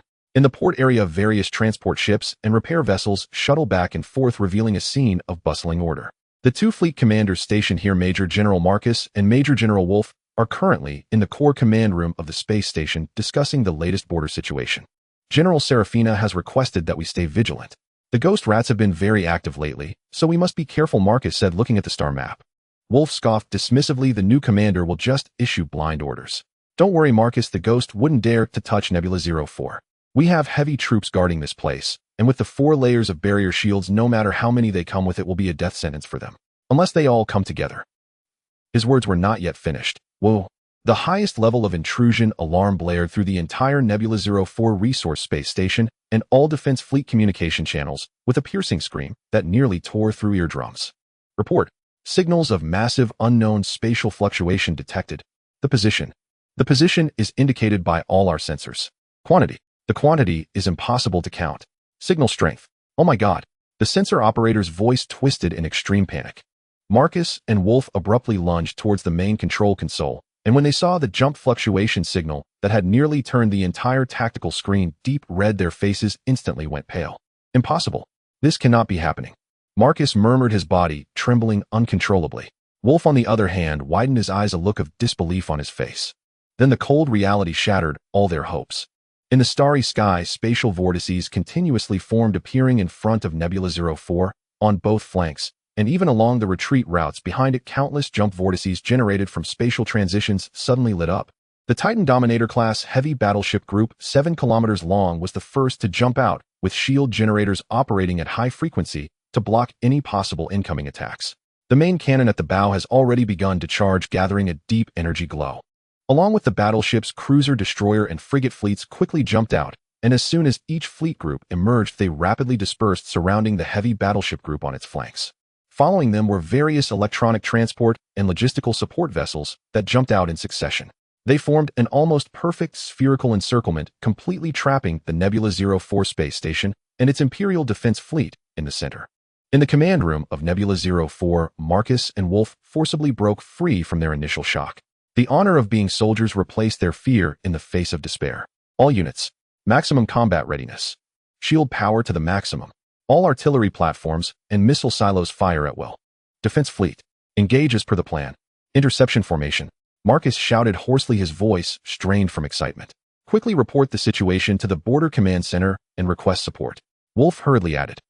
More than 5,000 Imperial starship engines erupted with maximum power, emitting blue light, as if disturbed bees swarming out from the port and patrol orbits attempting to form a defensive barrier in front of the space station. Stardust-class cruisers, Hound-class destroyers. The identification signals of Imperial starships rapidly adjusted their positions on the star map. On the surface of the space station, over 800 heavy artillery platforms turned simultaneously, their charging lights merging into a sea of illumination. Dense missile launch silos open layer upon layer, revealing the menacing warheads inside, while countless point defense laser cannons and Closian weapon systems aimed at the void outside. However, the Dawn fleet did not give them the time to fully deploy their formation. The flagship of the Dawn fleet, the Dawn battleship bridge. Commander Junfeng stood before the massive tactical star map, directing the entire fleet to quickly adjust their attack status. The enlarged fleet group was like an extension of his arm, with the status of each unit clearly reflected in his mind. All fleet units heed my orders. His voice spread through all ships via encrypted channels. Titan Dominator Cluster, activate the Immortal Shield linkage, prioritizing energy output to ensure the main cannon at the bow. Target the area of the outer shield generator of Nebula 04. 3 rounds of standard salvos, with 5-second intervals. The 1st to 10th clusters of the Tsanglong class accompany the Titan cluster to eliminate nearby enemy vessels and protect the Titan's flanks. The 1st to 5th clusters of the Fearless class target the left flank of the enemy fleet, conduct suppressive fire to disrupt their formation. The 1st to 3rd clusters of the Gungjin class maneuver for cover, focusing on eliminating possible enemy boarding craft and torpedoes. All units maintain formation and execute the plan. Fire. The order was concise and clear. Almost at the same moment that Junfeng gave the command, the condensed dark red energy from hundreds of Titan Dominator-class bows erupted. The first round of salvos consisted of hundreds of dark red antimatter energy torrents capable of destroying planets, swiftly tearing through the void and crashing violently against the outer layer of the energy shield of Nebula 04. Boom! The violent energy ripples directly resonated through the vacuum of space. The first layer of pale blue shield of the space station couldn't withstand even a second, instantly covered in cracks like glass, and then collapsed with a thunderous sound, transforming into a sky full of dispersing energy particles, illuminating everything around. Inside the control room of Nebula 04, the alarm blared sharply as the energy readings of the outer shield plummeted to 0. The first layer of the shield has been breached. Energy overload. The generator is overheating, the technician reported in panic. Marcus and Wolf watched helplessly as the destructive light consumed the first layer of the shield, their hearts nearly stopping. Immediately push the shield generator into overload and fire all weapon systems of the space station. Marcus commanded urgently. The internal turrets of the space station began to rumble, and thousands of missiles flew out from the launch bays at breakneck speed, heading towards the source of the main cannon of the Phantom fleet. Alarm. High-energy missile signals detected from the enemy. Interception systems activated. The observer on the bridge of the flagship Dawn quickly reported. All units activate shipborne air defense systems to intercept the missiles. Junfeng said calmly. Countless anti-aircraft batteries opened fire, lasers and electromagnetic cannons firing in response, with missiles occasionally being shot down midair, exploding into brilliant sparks in the starry sky. Even a few missiles that managed to pass through the crossfire of anti-aircraft fire only stirred up minor ripples on the surface of the starship's shield. 5 seconds later, the second round of volley arrived. The dark red death ray descended once more. This time it struck directly against the already violently fluctuating and dim second layer of the shield. Boom! The second layer of the shield emitted a mournful cry under the burden, its light flickering rapidly before finally extinguishing after holding for about 3 seconds. The second layer of the shield has failed. Structural integrity decreased by 30%. What is the fleet doing? Why haven't they opened fire yet? Wolf shouted angrily. Report to the general, the fleet has not yet adjusted direction. They will be ready in 1 minute. The adjutant quickly responded. Bang, bang, bang, bang. Just as Wolf inquired about the fleet's status, the third round of volley followed closely. This time the heavy battleships focused their fire more intensely, with most targeting several key energy nodes of the third layer of the shield. Continuous explosions erupted on the surface of the shield, and the third layer of the shield instantly formed several massive voids, subsequently collapsing completely and dissipating into nothingness. In just 15 seconds, the so-called indestructible 4 layers of shield of the Nebula 04 resource space station had been forcibly stripped of 3 layers. Meanwhile, the defense formation, composed of over 5,000 Imperial starships, after experiencing initial chaos, finally began to retaliate. Countless energy beams and missiles rained down like a torrential downpour towards the massive Dawn fleet. However, the effect was minimal. The defensive fleet lagged far behind the Dawn fleet in both quality and quantity. The main cannons of the Imperial Stardust-class cruiser struck against the outer shield of the Kanglong class, merely causing violent ripples in the Bastion shield before gradually calming and repairing. Yet a single shot from the Kanglong-class heavy cruiser was enough to pierce through the energy shield of the Imperial cruiser, causing a series of explosions on its hull. The unluckiest Imperial cruiser was directly hit, with its power reactor exploding, becoming just another piece of debris in the void of space. Even the Imperial Stormbreaker-class battleships struggled to endure under the numerical and firepower suppression of the Kanglong-class heavy cruisers, often breached through their shields, leaving deep scars on their massive hulls. The Star Destroyer main cannon of the Invincible-class battleship resembled the Scythe of Death, as each volley could clear a small area within the Imperial fleet. Corvettes and assault ships darted across the battlefield using their high mobility to clear Imperial assault boats and torpedoes with high-velocity pulse cannons, while their small shields provided brief cover for the wounded capital ships. The 800 densely arranged turrets on the surface of the space station fired with all their might, attempting to block the approach of the Dawn fleet. However, all these counterattacks seemed utterly powerless against the overwhelming numerical superiority of the Dawn fleet and the formidable performance of their elite ships. The battlefield revealed a one-sided situation. Imperial starships continuously turned into burning wreckage amidst explosions, their numbers sharply decreasing. The 3rd Flotilla has lost over half its strength. The 7th Cruiser Squadron requests assistance. We are being targeted by at least 3 enemy heavy cruisers. The artillery group in Zone C of the space station has been destroyed. Weapons systems compromised. Bad news flooded into the control room of Nebula 04. Marcus and Wolf's faces turned ashen, their uniforms soaked in sweat. Deploy the Starfighter. All Thunderhawk squadrons tie up those damned corvettes. Mech units prepare to prevent enemy boarding. Wolf roared his orders. From the hangars of the space station and some large Imperial starships, tens of thousands of Imperial Thunderhawk starfighters and drones surged out, charging fearlessly towards the Dawn fleet. They attempted to use their agility and numbers to disrupt the defenses of the Jingjing-class corvettes, even launching suicidal attacks against the Kanglong-class and Invincible-class ships. At the same time, the newly developed mech unit's defenders began to deploy on the external armor plates and port areas of the space station, preparing for boarding defense. However, the Dawn fleet was already prepared for this. Junfeng calmly stated as he saw the enemy deploying starfighters. Whaleshar-class mech transporters released the Yaji mech units. Target enemy fighters and mech units. Jingjing-class formation change formation to assist the mechs in clearing aerial targets. Battleship units concentrate fire on the B-37 area, clear the front to provide cover for the mech units landing. Each unit quickly adjusted their deployment as ordered. The belly hatches of hundreds of Whaleshar-class mech transporters opened high-speed drop channels, launching new model Yaji 3 mechs into the battlefield. With particle beam rifles and rapid-fire cannons on their arms, these mechs inflicted devastating damage on the Imperial Thunderhawk starfighters and mechs. The Jingjing-class corvettes also changed formation, creating a crossfire network in coordination with the Yaji mechs, systematically clearing the Imperial aerial forces. Space turned into a massive meat grinder. Some ships from the Dawn fleet, which had their shields shattered and hulls damaged due to concentrated fire, withdrew calmly under the cover of friendly starships to the rear safe zone for repairs, and once fixed, re-entered the battlefield, provoking helpless roars from the Imperial forces. Explosions of starfighters and the crossfire beams of mechs intertwined, with warships occasionally exploding. Every second lives were lost, and steel melted away. 40 minutes later, after suffering tremendous losses and unleashing almost all long-range firepower, the last layer of the Nebula 04 shield finally shattered under another precise volley from Titan Dominator. The massive space station, completely stripped of its energy shield protection, lay bare beneath the cannons of the Dawn fleet. Concentrate fire. Target the main structure of the space station. Engine area, energy core, main weapon array. Completely incapacitated. Boarding troops prepare to land. Junfeng issued the final command.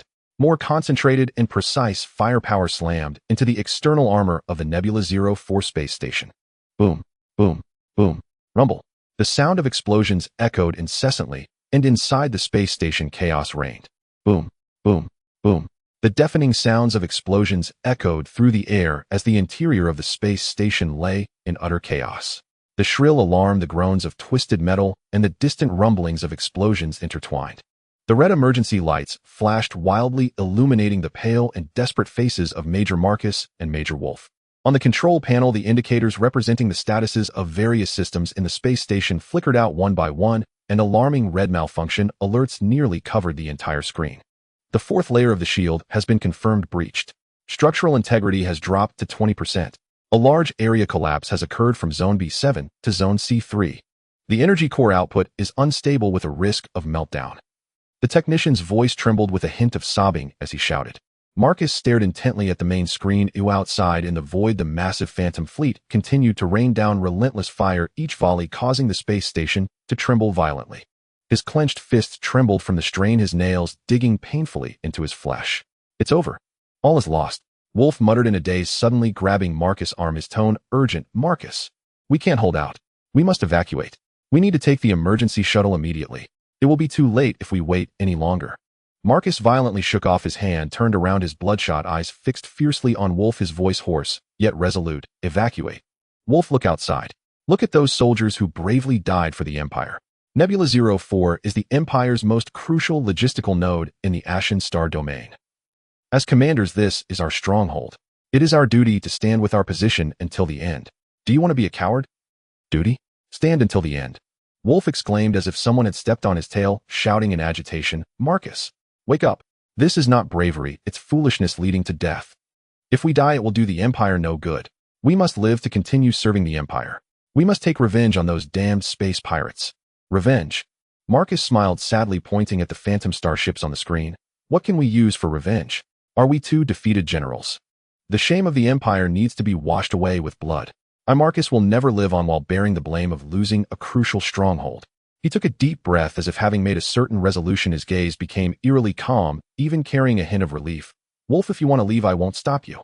But I will stay here fulfilling my final mission. Just then a hurried report came through the communication channel from the space station's defense personnel. General, the enemy landing craft has breached the port defenses. The enemy has already entered. They are advancing towards the core region. Outside the heavy alloy door of the command room, the sounds of energy weapons firing and explosions grew closer. Wolf's expression changed drastically. He knew that if he didn't leave now, he truly would be unable to escape. He glanced at the resolute Marcus, then at the precarious command room door, his gaze flickering before finally gritting his teeth. Marcus, you? Take care. Without hesitation, he turned and dashed towards a hidden emergency passage at the side of the command room, a route reserved for high-ranking officers. Marcus watched Wolf flee in panic, a complex emotion flashing in his eyes, quickly replaced by determination. He straightened his somewhat disheveled military uniform and adjusted the eagle insignia that symbolized the Empire's glory. Then he approached the control panel and, using his highest authority, sent a final message to all the remaining defenders of the space station. This is Major Marcus. To all Imperial soldiers of the Nebula 04 space station, you have bravely fulfilled your duties and completed your mission. I command that all personnel unable to continue fighting may attempt to evacuate or surrender to the enemy for a chance at survival. The Empire will remember your sacrifices. As for me, he said calmly and solemnly, I will remain with Nebula 04. Long live the Empire. The communication ended. Boom.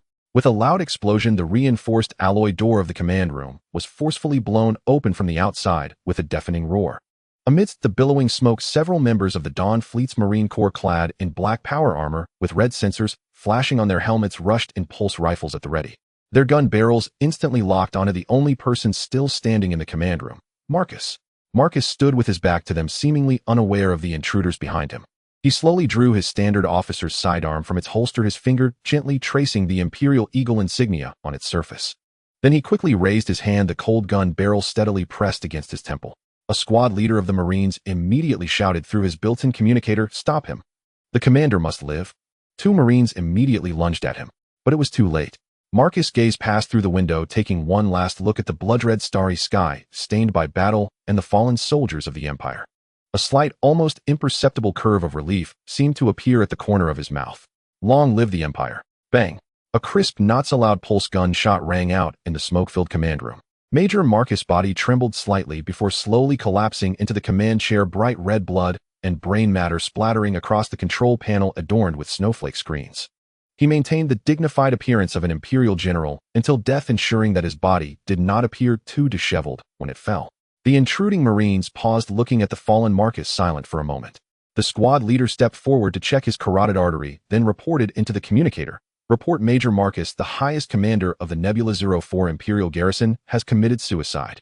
Receive. Prepare his body respectfully, do not desecrate it, and bring it to the flagship. The voice of the flagship's commander came slowly. At the same time, within the hidden emergency passage, Major Wolf was racing down the dimly lit, smoke-filled narrow passage, the distant sounds of gunfire and explosions sending chills down his spine.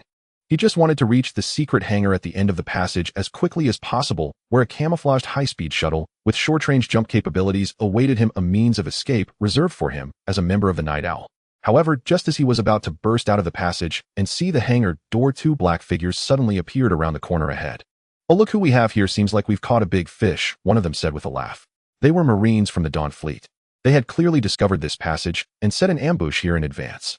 Wolf was shocked, instinctively raising his gun to shoot, but his movements were far slower than those elite warriors trained through systematic skill infusion. Swish, swish. Two precise low-power pulse beams simultaneously struck his wrist and knee. Opt. Wolf screamed in agony as his sidearm flew from his grasp, his whole body staggering and collapsing to the ground, the intense pain sweeping over him. A Marine swiftly approached, using an alloy restraining strap to bind his hands behind his back, and injected a powerful sedative into his neck. Another team member cautiously searched his entire body, removing all potential hidden weapons and poisons. Wolf felt his consciousness rapidly blur. He struggled to keep his eyes wide open, gazing at the people before him with resentment, anger, and a deeply hidden hint of fear. He never expected that as a dark chess piece known as Night Owl, he would fall into the enemy's hands in such a manner. Target captured. Identity confirmed. Imperial Major General Wolf. Vital signs stable, reported the Marine. Take him away. Two Marines hoisted the now powerless Wolf and swiftly retreated along the original path. He never got the chance to even glance at the escape shuttle hidden in the secret hangar. Dawn Titan-class battleship, low-temperature chamber. The silvery gray metal chamber was filled with a unique sense of stagnation due to the low temperature, and in the center of the chamber stood Junfeng before an open storage cabinet. The body of Major General Marcus lay flat on a metal stretcher inside the cabinet. The landing force soldiers following orders had cleaned the blood from his head and neatly arranged his crisp Imperial General's uniform, smoothing out the wrinkles, even placing his personal nameplate, which represented command authority, properly on his chest. His face was pale, eyes closed, and his expression unusually calm. Apart from the solidified black bullet hole on his temple, it was almost undetectable that he had taken his own life. Junfeng's gaze fell on Marcus, scanning him from head to toe. He did not speak. The only sound in the chamber was the faint hum of the low-temperature equipment. After about a minute, Junfeng slowly raised his arm and saluted Marcus' body with a sincere military gesture. This action lasted a full 3 seconds. Then he lowered his hand, still looking at Marcus, and finally spoke, his voice resonating clearly in the low-temperature chamber. Major General Marcus. It was as if he were speaking to the body, or perhaps to himself. You made the choice a soldier should make. Better to shatter than bend, a true man. There were no excessive praises, nor any hypocritical lamentations, only an understanding based on their identities as soldiers, and a hint of respect for a worthy opponent.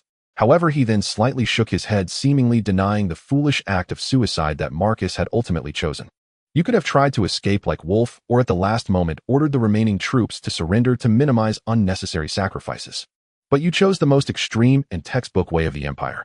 His tone remained flat, as if conducting a tactical debriefing. You know that someone must bear the responsibility for the fall of Nebula 04. You also understand that a captured general can deal a blow to the Empire's morale that may be greater than death, so you used your own blood to draw this conclusion. You upheld the dignity of an Imperial general, fulfilling what you understood as duty in the most resolute manner. He straightened up, took one last look at Marcus' face, and then without further delay turned and walked out of the chamber. He stood tall, but that brief moment had already etched a soldier's finality in his heart for this Imperial general named Marcus. In Junfeng's view, although they belonged to different factions, war was a struggle of life and death, yet for someone like Marcus, who chose to fulfill his military duty in the most extreme way. Giving a basic respect to an opponent who maintained their final dignity transcended factional positions and honored the identity of a soldier itself. This respect had nothing to do with stances, it was solely about choices. Just returned to the bridge, Junfeng received a report from the landing force. Junfeng looked at the tactical star map, where Nebula 04 was already marked as destroyed, his face showing no signs of emotional fluctuation. Secure the battlefield. Recover all high-value debris and any potential floating resources. All personnel evacuate in 30 minutes. He immediately issued the order. The massive Dawn fleet began dispatching salvage ships, searching through the wreckage of the space station and starships for high-value spoils.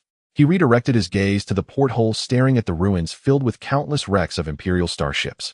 He then connected to the encrypted communication with the Screw factory base. Commander, the objective regarding Nebula 04 has been achieved. The space station and the garrison fleet have been destroyed. One Imperial Major General captured, one killed. Our losses are minimal, and we are evacuating as planned. Just as the Dawn fleet finished scavenging and had been evacuated for half a day, the previously calm outer space of the space station suddenly began to twist violently. Waves of space transition appeared behind Nebula 04 and at multiple preset assembly points. Countless silhouettes of Imperial starships shifted from virtual to real, transitioning out. The Imperial reinforcement fleet had finally arrived at this moment. The flagship of the Ashen Star region's 9th Patrol Fleet, the heavy battleship Karen, was the first to complete its transition and enter outer space. Activate all exploration radar's weapon systems online, ensure readiness for immediate engagement. The commander of the 9th Fleet, Vice Admiral Sof, ordered. Report. We have reached the designated assembly point. No enemy starship signals detected. Wait. The sensor operator's voice suddenly became sharp, detecting an abnormally high concentration of metal debris clouds. Energy radiation readings are chaotic. Background radiation is above standard. Soft frown. Retrieve optical observations and detailed scans. The main screen view immediately switched.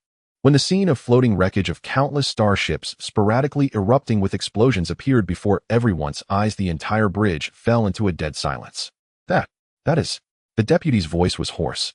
Vice Admiral Sof abruptly stood up from the command chair, staring intensely at the screen with a grim expression. He recognized the familiar Imperial Eagle insignia painted on some of the wreckage, as well as the vaguely discernible, unique structural outline of Nebula 04 within the massive ruins. Confirm the signal.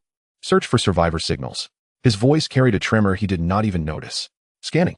No intact Imperial starship signals detected. Core signal of the space station has disappeared. The aide murmured, disbelief etched on his face. Nebula 04 and the 2 station fleets. They deploy the defense formation immediately.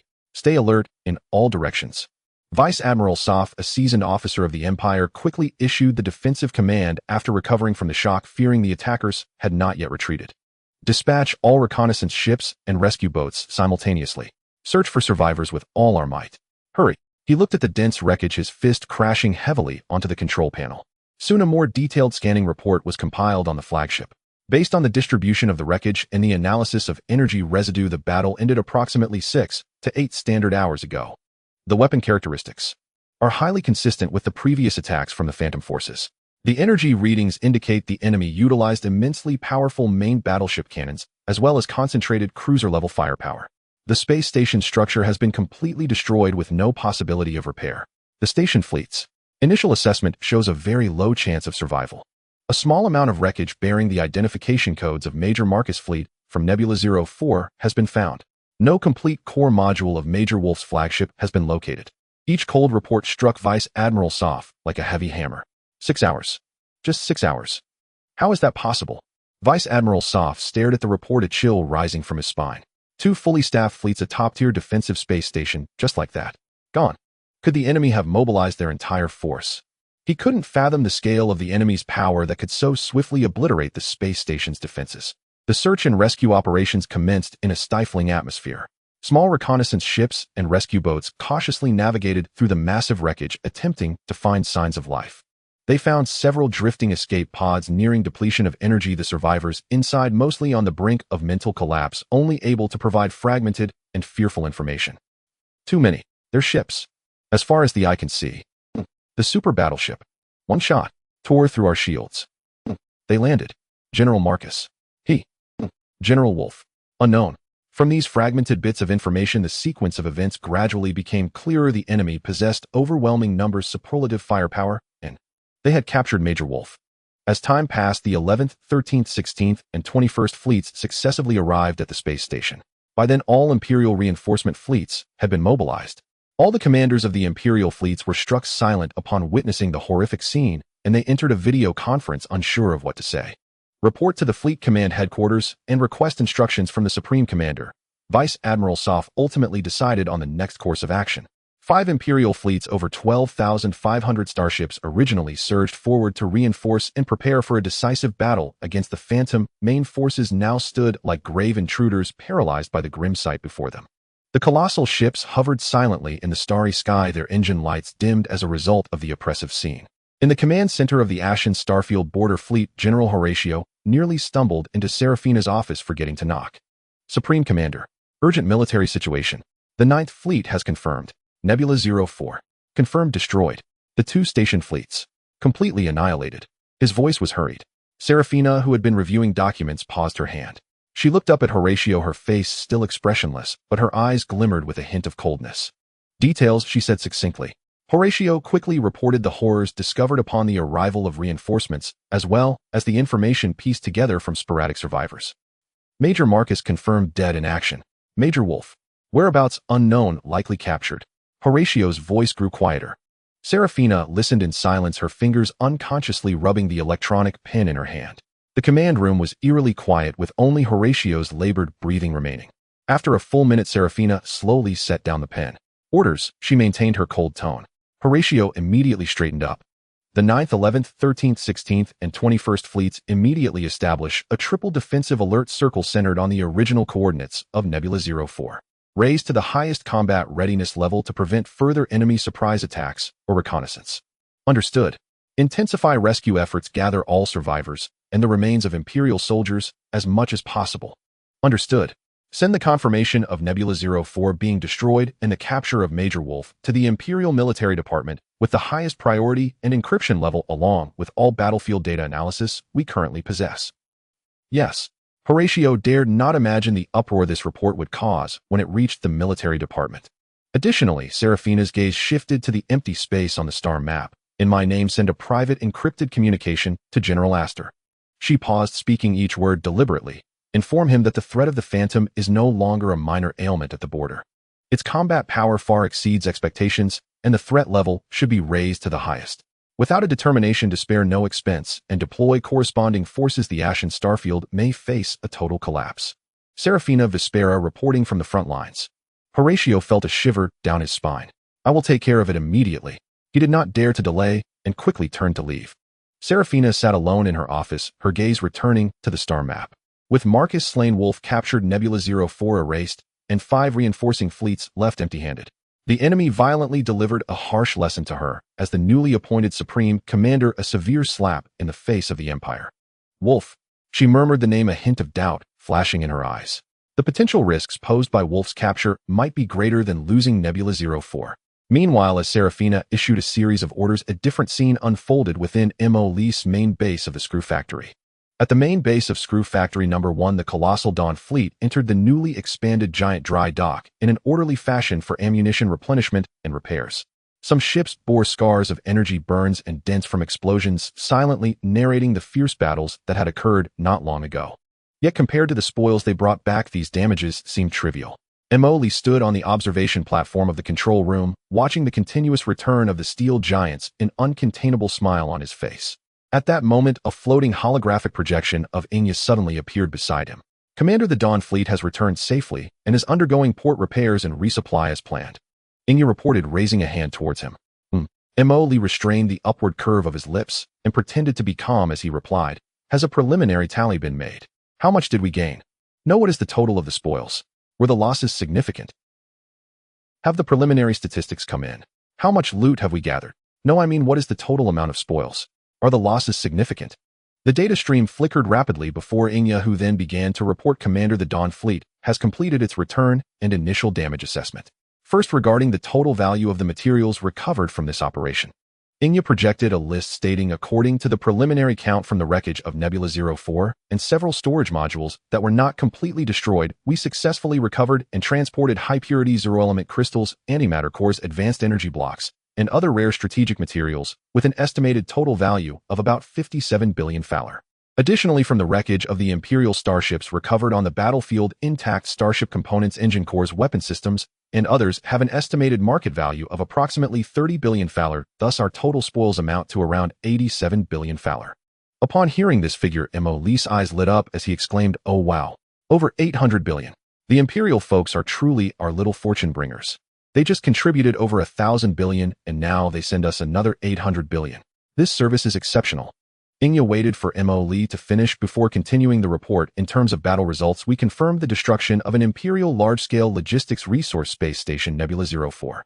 We destroyed 2 full complement Imperial fleets, confirming the annihilation of various main battleships, including the Imperial Stormbreaker-class battleship, Stardust-class cruiser, and Hound-class destroyer, totaling 5431 vessels.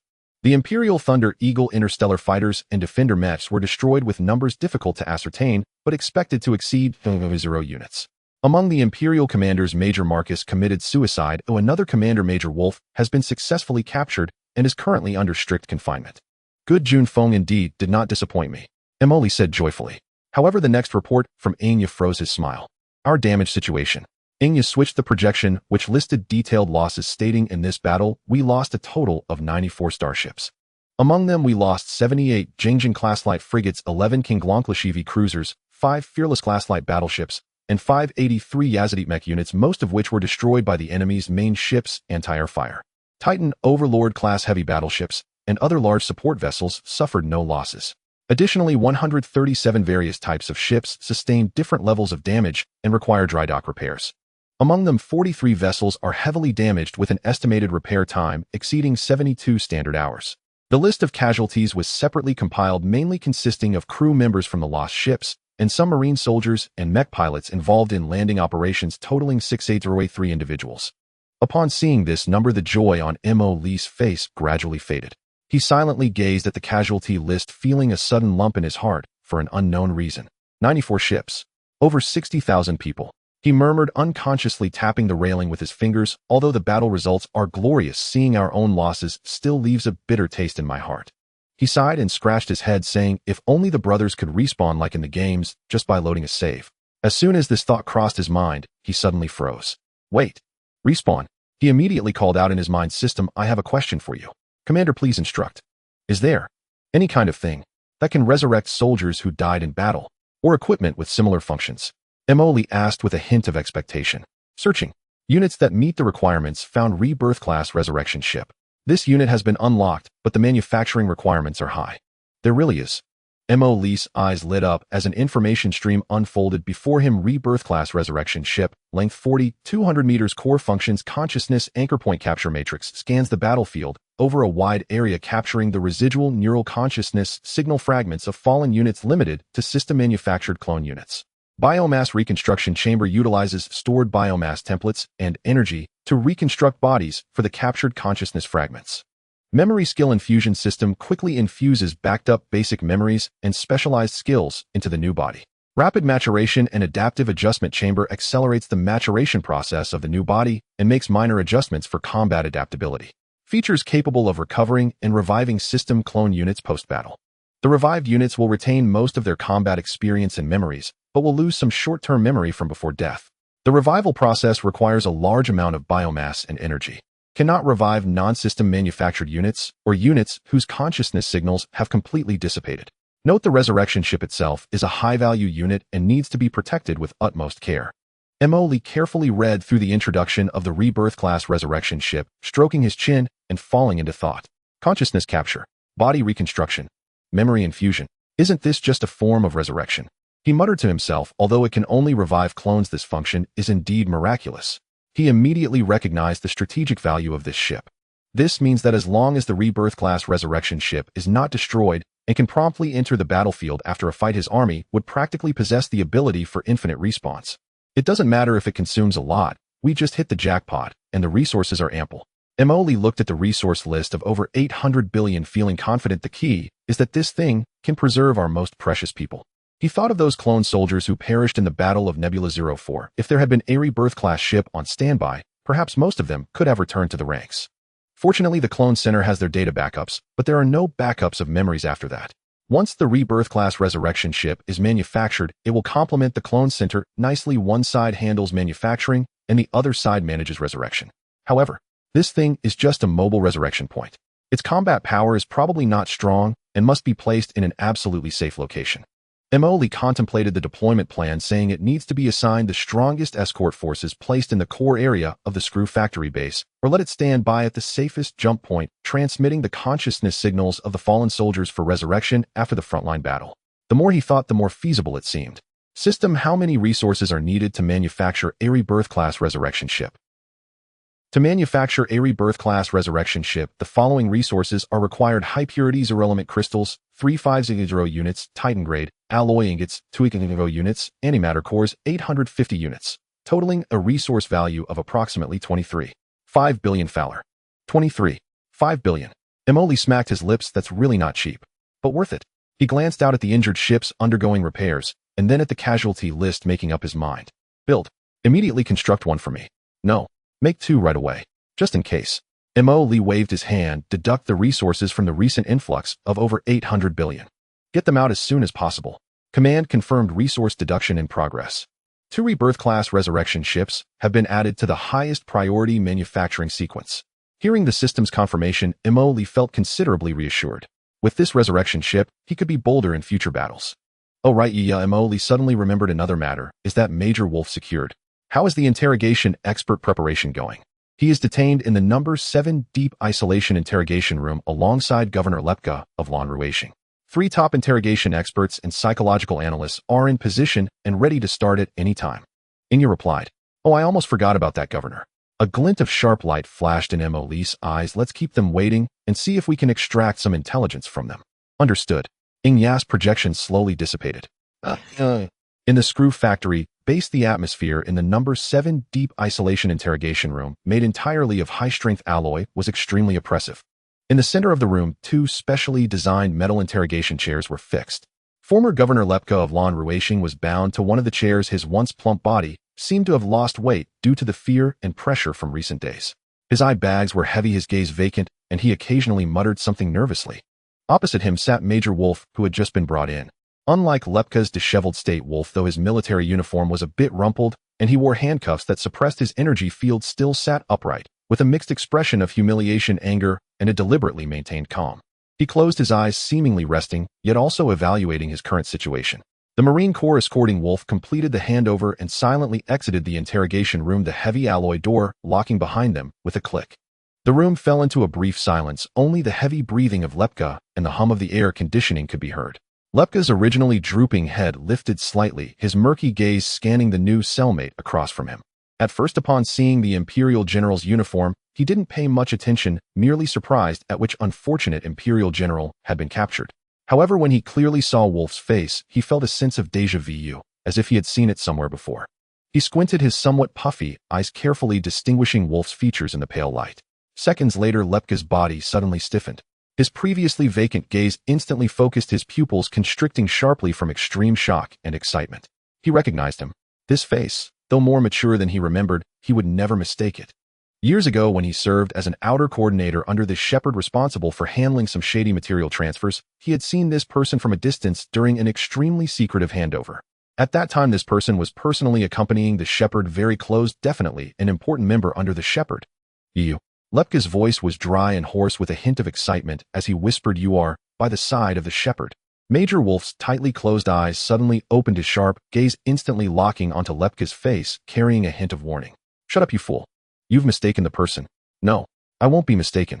However, Lepka seemed to have grasped the last straw for survival, becoming agitated, leaning forward despite his bindings, his voice rising in pitch with a sobbing tone. "I remember your face. You are one of the most trusted people of the Shepherd."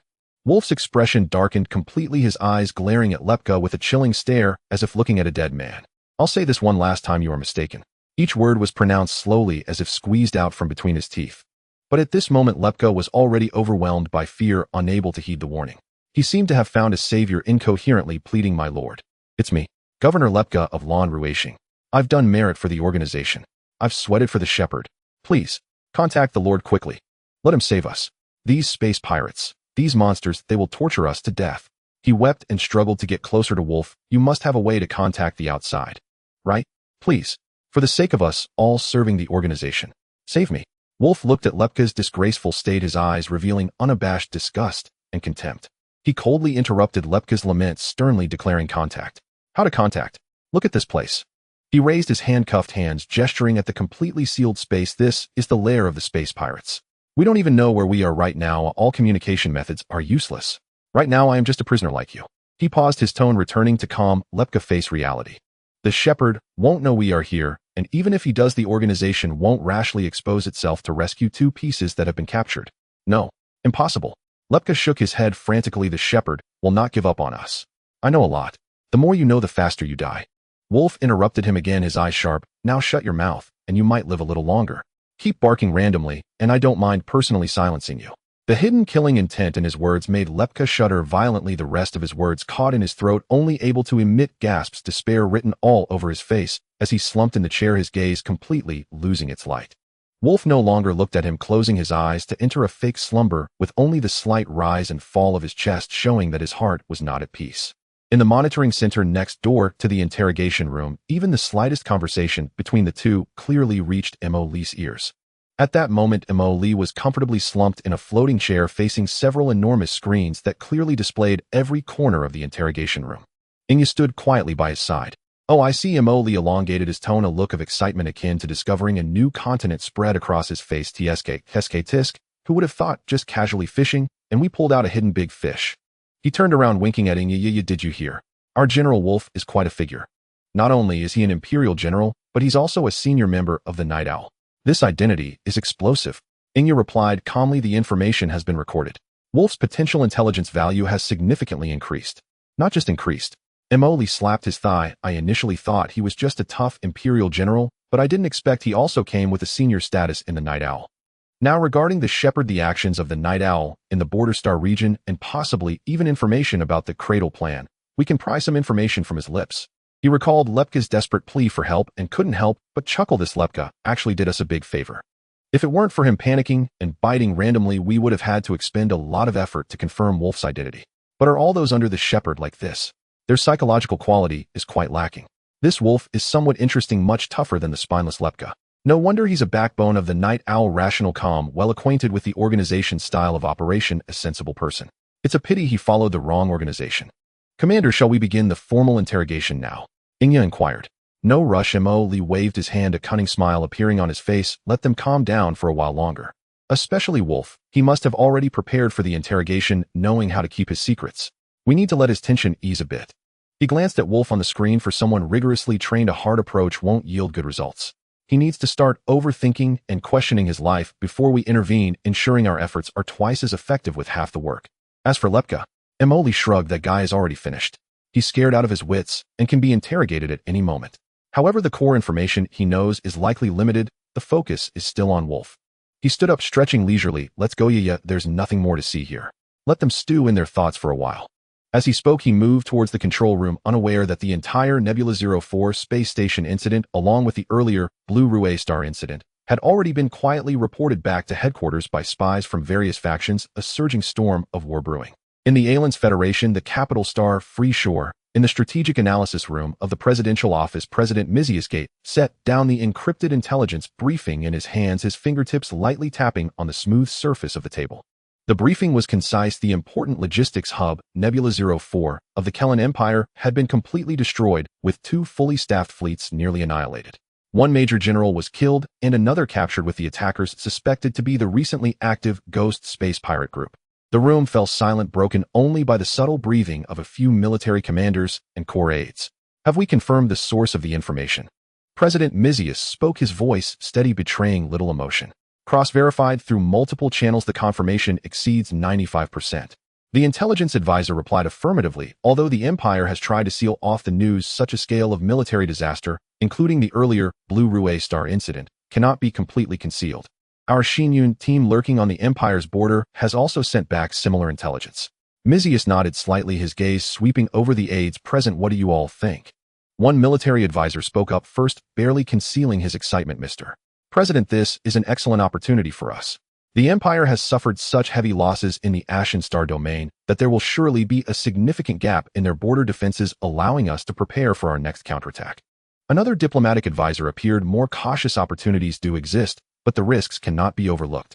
The Ghost Space Pirate Group, their demonstrated strength is unsettling. To eliminate 2 fleet groups and a heavy space station so cleanly is not something ordinary space pirates can achieve.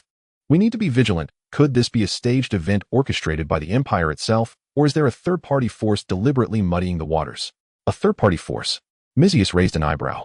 "For example, the Tattoo Duchy." The diplomatic advisor lowered his voice. "They have also been eyeing the Empire's border regions.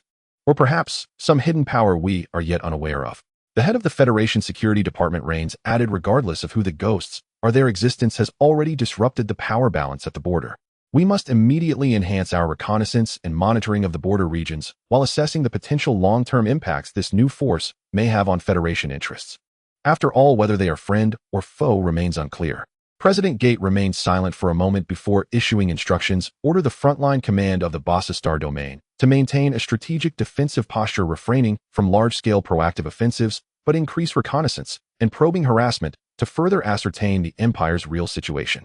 Intelligence Department concentrate resources and fully investigate all information related to the Ghost Space Pirate Group. I want to know their origins, leaders, technological sources, and ultimate goals. Foreign Affairs Department prepare for the next round of negotiations with the Empire. The bottom line may be raised slightly, but pay attention to methods and approaches. Do not provoke the Empire excessively to avoid drawing their wrath entirely onto the Federation. He stood up and walked to the enormous star map, gazing at the area representing the Ashen Star domain. Though the Empire has suffered losses this time, its foundation remains intact, and it will not rest easily afterward. What we must do is seize the greatest benefits for the Federation amidst this storm, while ensuring we do not get caught up in it. In the Tattoo Duchy, the capital star, Iron Throne, in the Supreme Command headquarters, the Supreme Marshal of the Duchy Hector Freyhus looked at the urgent report sent back by spies infiltrated in the Empire, a sinister smile appearing on his face. Nebula 04 is gone. 5,000 ships, 2 fleet groups, just like that, fed to the ghosts. His deep voice echoed in the empty command room, unabashed delight, evident good. Well done. Those arrogant guys in the Empire finally got their comeuppance today. He slammed his hand down on the alloy table, producing a dull thud. Immediately assemble the combat staff. This is an excellent opportunity for us to seize profits. The Empire is now in disarray, absolutely unable to attend to us. Marshal, an older advisor, reminded in a steady tone, the origins of the Ghost Force are unknown and their strength formidable. If we act rashly, could it lead to misunderstandings or even direct conflict? Catching a cicada while a mantis stalks behind. Hector snorted coldly. What's there to fear? The ghosts are attacking the Empire. What does that have to do with us? As long as we do not provoke them, would they really create enemies out of thin air while antagonizing both the Empire and our duchy? He walked to the star map, his finger emphatically pointing at the rust corridor where the Empire and duchy border. Opportunities are fleeting. The Empire's garrison here has already been significantly reduced, and now they are facing turmoil at home. If we do not act now, when will we? He turned around, his gaze sharply scanning the general's present order. The 2nd, 3rd, and 5th Main Army Corps are to immediately assemble at the forefront of the Rust Corridor. Conduct the highest level of live-fire exercises. Inform the commanders of each corps that the exercise area can be flexibly adjusted. If the Empire's garrison overreacts and any friction occurs, then we will handle it according to the rules of friction. Yes, Marshal. The messenger responded loudly, hurrying away. Hector gazed at the duchy's territory on the star map, a fierce light flickering in his eyes. Empire. Ghosts. Let them fight. The more chaotic, the better. It is time to redraw the boundaries of power in this starry sky. At the moment when the Tartu Principality and the Elon's Federation were stirring, the Dawn Sword Resistance, which had a relatively weaker presence compared to the 3 major forces, received news of damage to the Imperial Border Fleet. In a hidden mobile stronghold of the Dawn Sword, the 3 leaders of the Resistance Rex looked at the information transmitted by a comrade infiltrated within the Empire, excitement evident on his face. He handed the information to the 2nd leader, Iron Fist. Iron Fist quickly skimmed through it, raising an eyebrow. This phantom. Quite ruthless. Her tone carried a hint of admiration. Is the source of the information reliable? She confirmed. Multiple channels have verified it. Rex nodded, his gaze profound. The Empire has truly suffered a major setback this time. The Ashen Starfield's defense system has shown significant vulnerabilities. A glint of sharp light flashed in Aryx's eyes. This is an opportunity for us. With the Imperial border forces tied down and internal security compromised, we can take advantage of this to launch larger-scale attacks on several mining planets and industrial systems, seize resources, and expand our influence. However, Iron Fist appeared more composed. There is indeed an opportunity, but what do you think of this phantom? Rex pondered for a moment. Powerful with unclear intentions. But at least they have objectively weakened the Empire. They are our indirect allies. Iron Fist nodded slightly in agreement. She walked to the stronghold's star map, gazing at the area representing the Ashen Starfield. Order all departments to intensify activities according to plan, but be mindful of the scale. Do not provoke the Empire excessively to avoid bringing disaster upon ourselves. Additionally, she paused. Try to contact this phantom through covert channels, perhaps. We may have the possibility of cooperation. Rex was somewhat surprised. Cooperation? With space pirates? Iron Fist looked at him, her eyes sharp. The enemy of my enemy is not necessarily my friend, but at least we can utilize them for the time being. Do not forget our ultimate goal. As long as we can overthrow the Empire's tyranny, any potential force is worth exploring. In the Night Owl organization, at a highly encrypted quantum communication network node, countless data streams traversed through preset encryption protocols. The communication interface was a deep darkness with only a few shapes distorted by complex algorithms, their specific features unrecognizable, representing the members participating in this emergency meeting. The atmosphere was tense. The situation has been reported. The shepherd's voice was processed, deep and solemn. Wolf has confirmed to have fallen into the hands of the Phantom. His identity is likely exposed, and this is my significant mistake. His virtual outline slightly bowed, bearing the pressure from a higher level. Silence lasted for about 10 seconds. Finally, a silhouette marked as Gardner-05 broke the silence. First, the voice also processed. Mistake. Shepard, your mistake could lead to a severe blow to the organization's layout in the Ashen Starfield and even broader regions. Wolf is not an ordinary peripheral member. He is a senior operational commander we secretly placed within the Imperial military, and he knows too much. Another silhouette marked as Gardner-07 interjected, his tone relatively calm. You are aware of the organization's principles. Any risk that could expose the organization's core secrets must be eliminated as soon as possible. A wolf cannot remain in the hands of outsiders. The shepherd's heart tightened as he understood the meaning of eliminate, and he immediately replied, I understand. My subordinates have already activated the emergency plan, severed all connections with Wolf and Lepka, and relevant personnel and assets are being relocated. However, we have completely lost track of Wolf. The location of the Phantom stronghold remains a mystery, and forced rescue or elimination is nearly impossible at this stage. Gardner-05 flickered with light, expressing dissatisfaction. This is not an excuse. You must find a way to locate him. At this moment, Gardner-07 spoke again, proposing a different perspective. Perhaps we can think about this issue from another angle. This Phantom pirate group has had a clear objective since its emergence, targeting the Kellan Empire.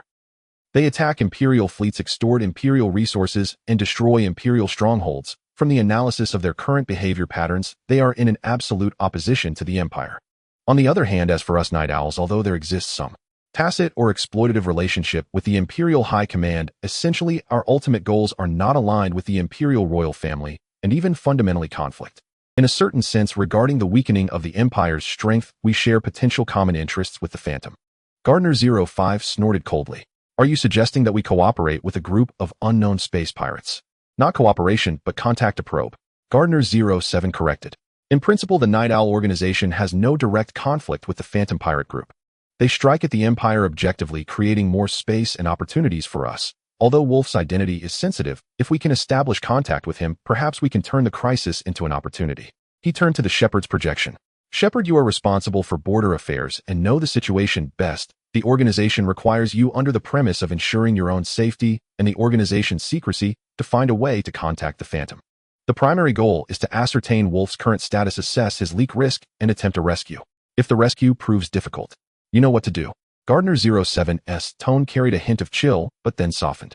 Next, attempt to reach out to the leader of the Phantom. Express that we are not enemies in principle, and can even hint at the possibility of limited cooperation under certain circumstances, such as intelligence sharing or collaborative actions against specific Imperial targets. Gardner-05 fell silent for a moment, seemingly weighing the options, and finally flickered with light, indicating agreement. I agree with Seven's suggestion. I'll try to make contact, but it must be done cautiously. The strength and aggressive style exhibited by the Phantom make dealing with them akin to seeking skin from a tiger. He emphasized to the Shepherd.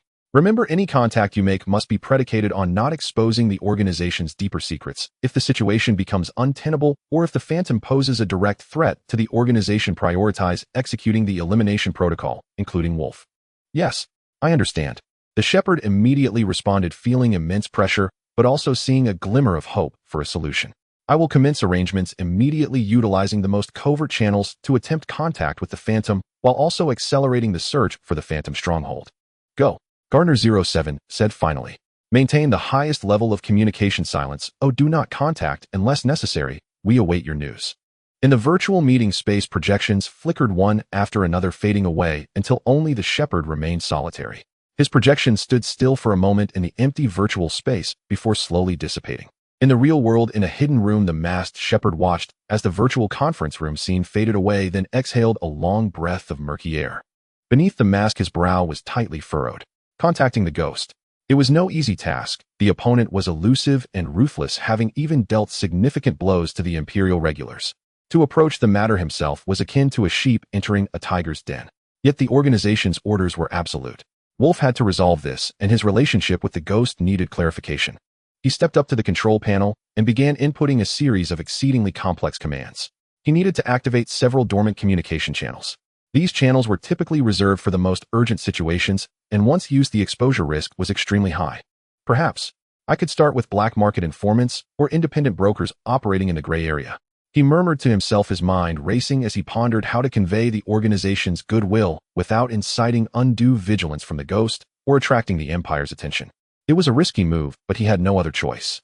Various factions began to mobilize different scales of actions concerning the ghost as news was confirmed, while the ghost at the center of the storm showed no signs of urgency. At that moment, Lee stood with his hands in his pockets, whistling a disjointed tune, leisurely strolling to the entrance of Interrogation Room 7.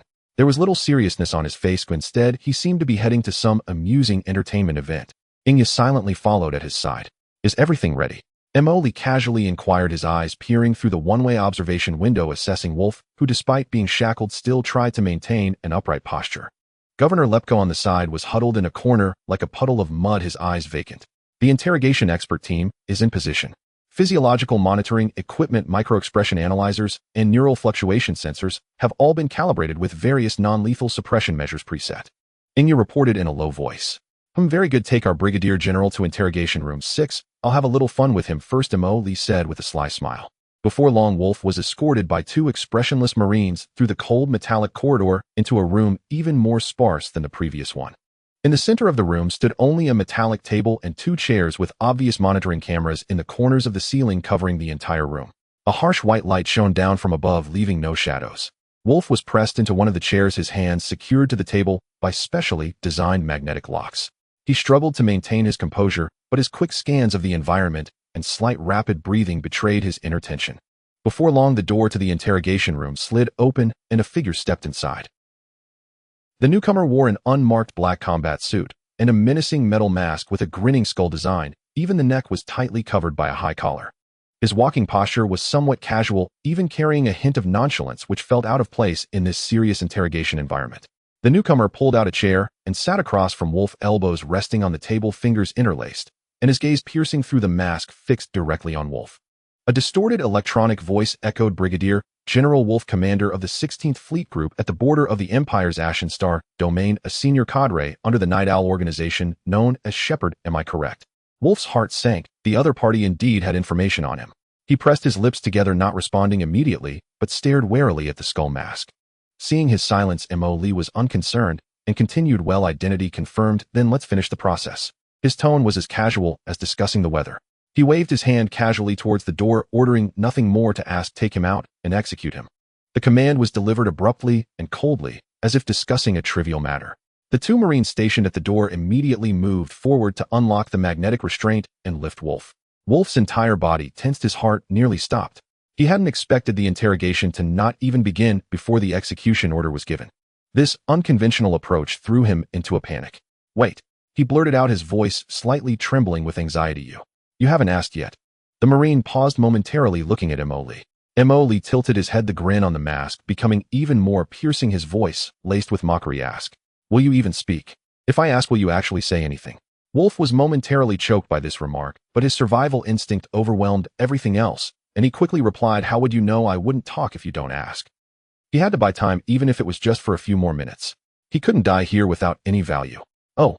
Lee feigned interest, raising his hand to signal the Marines to step back a bit.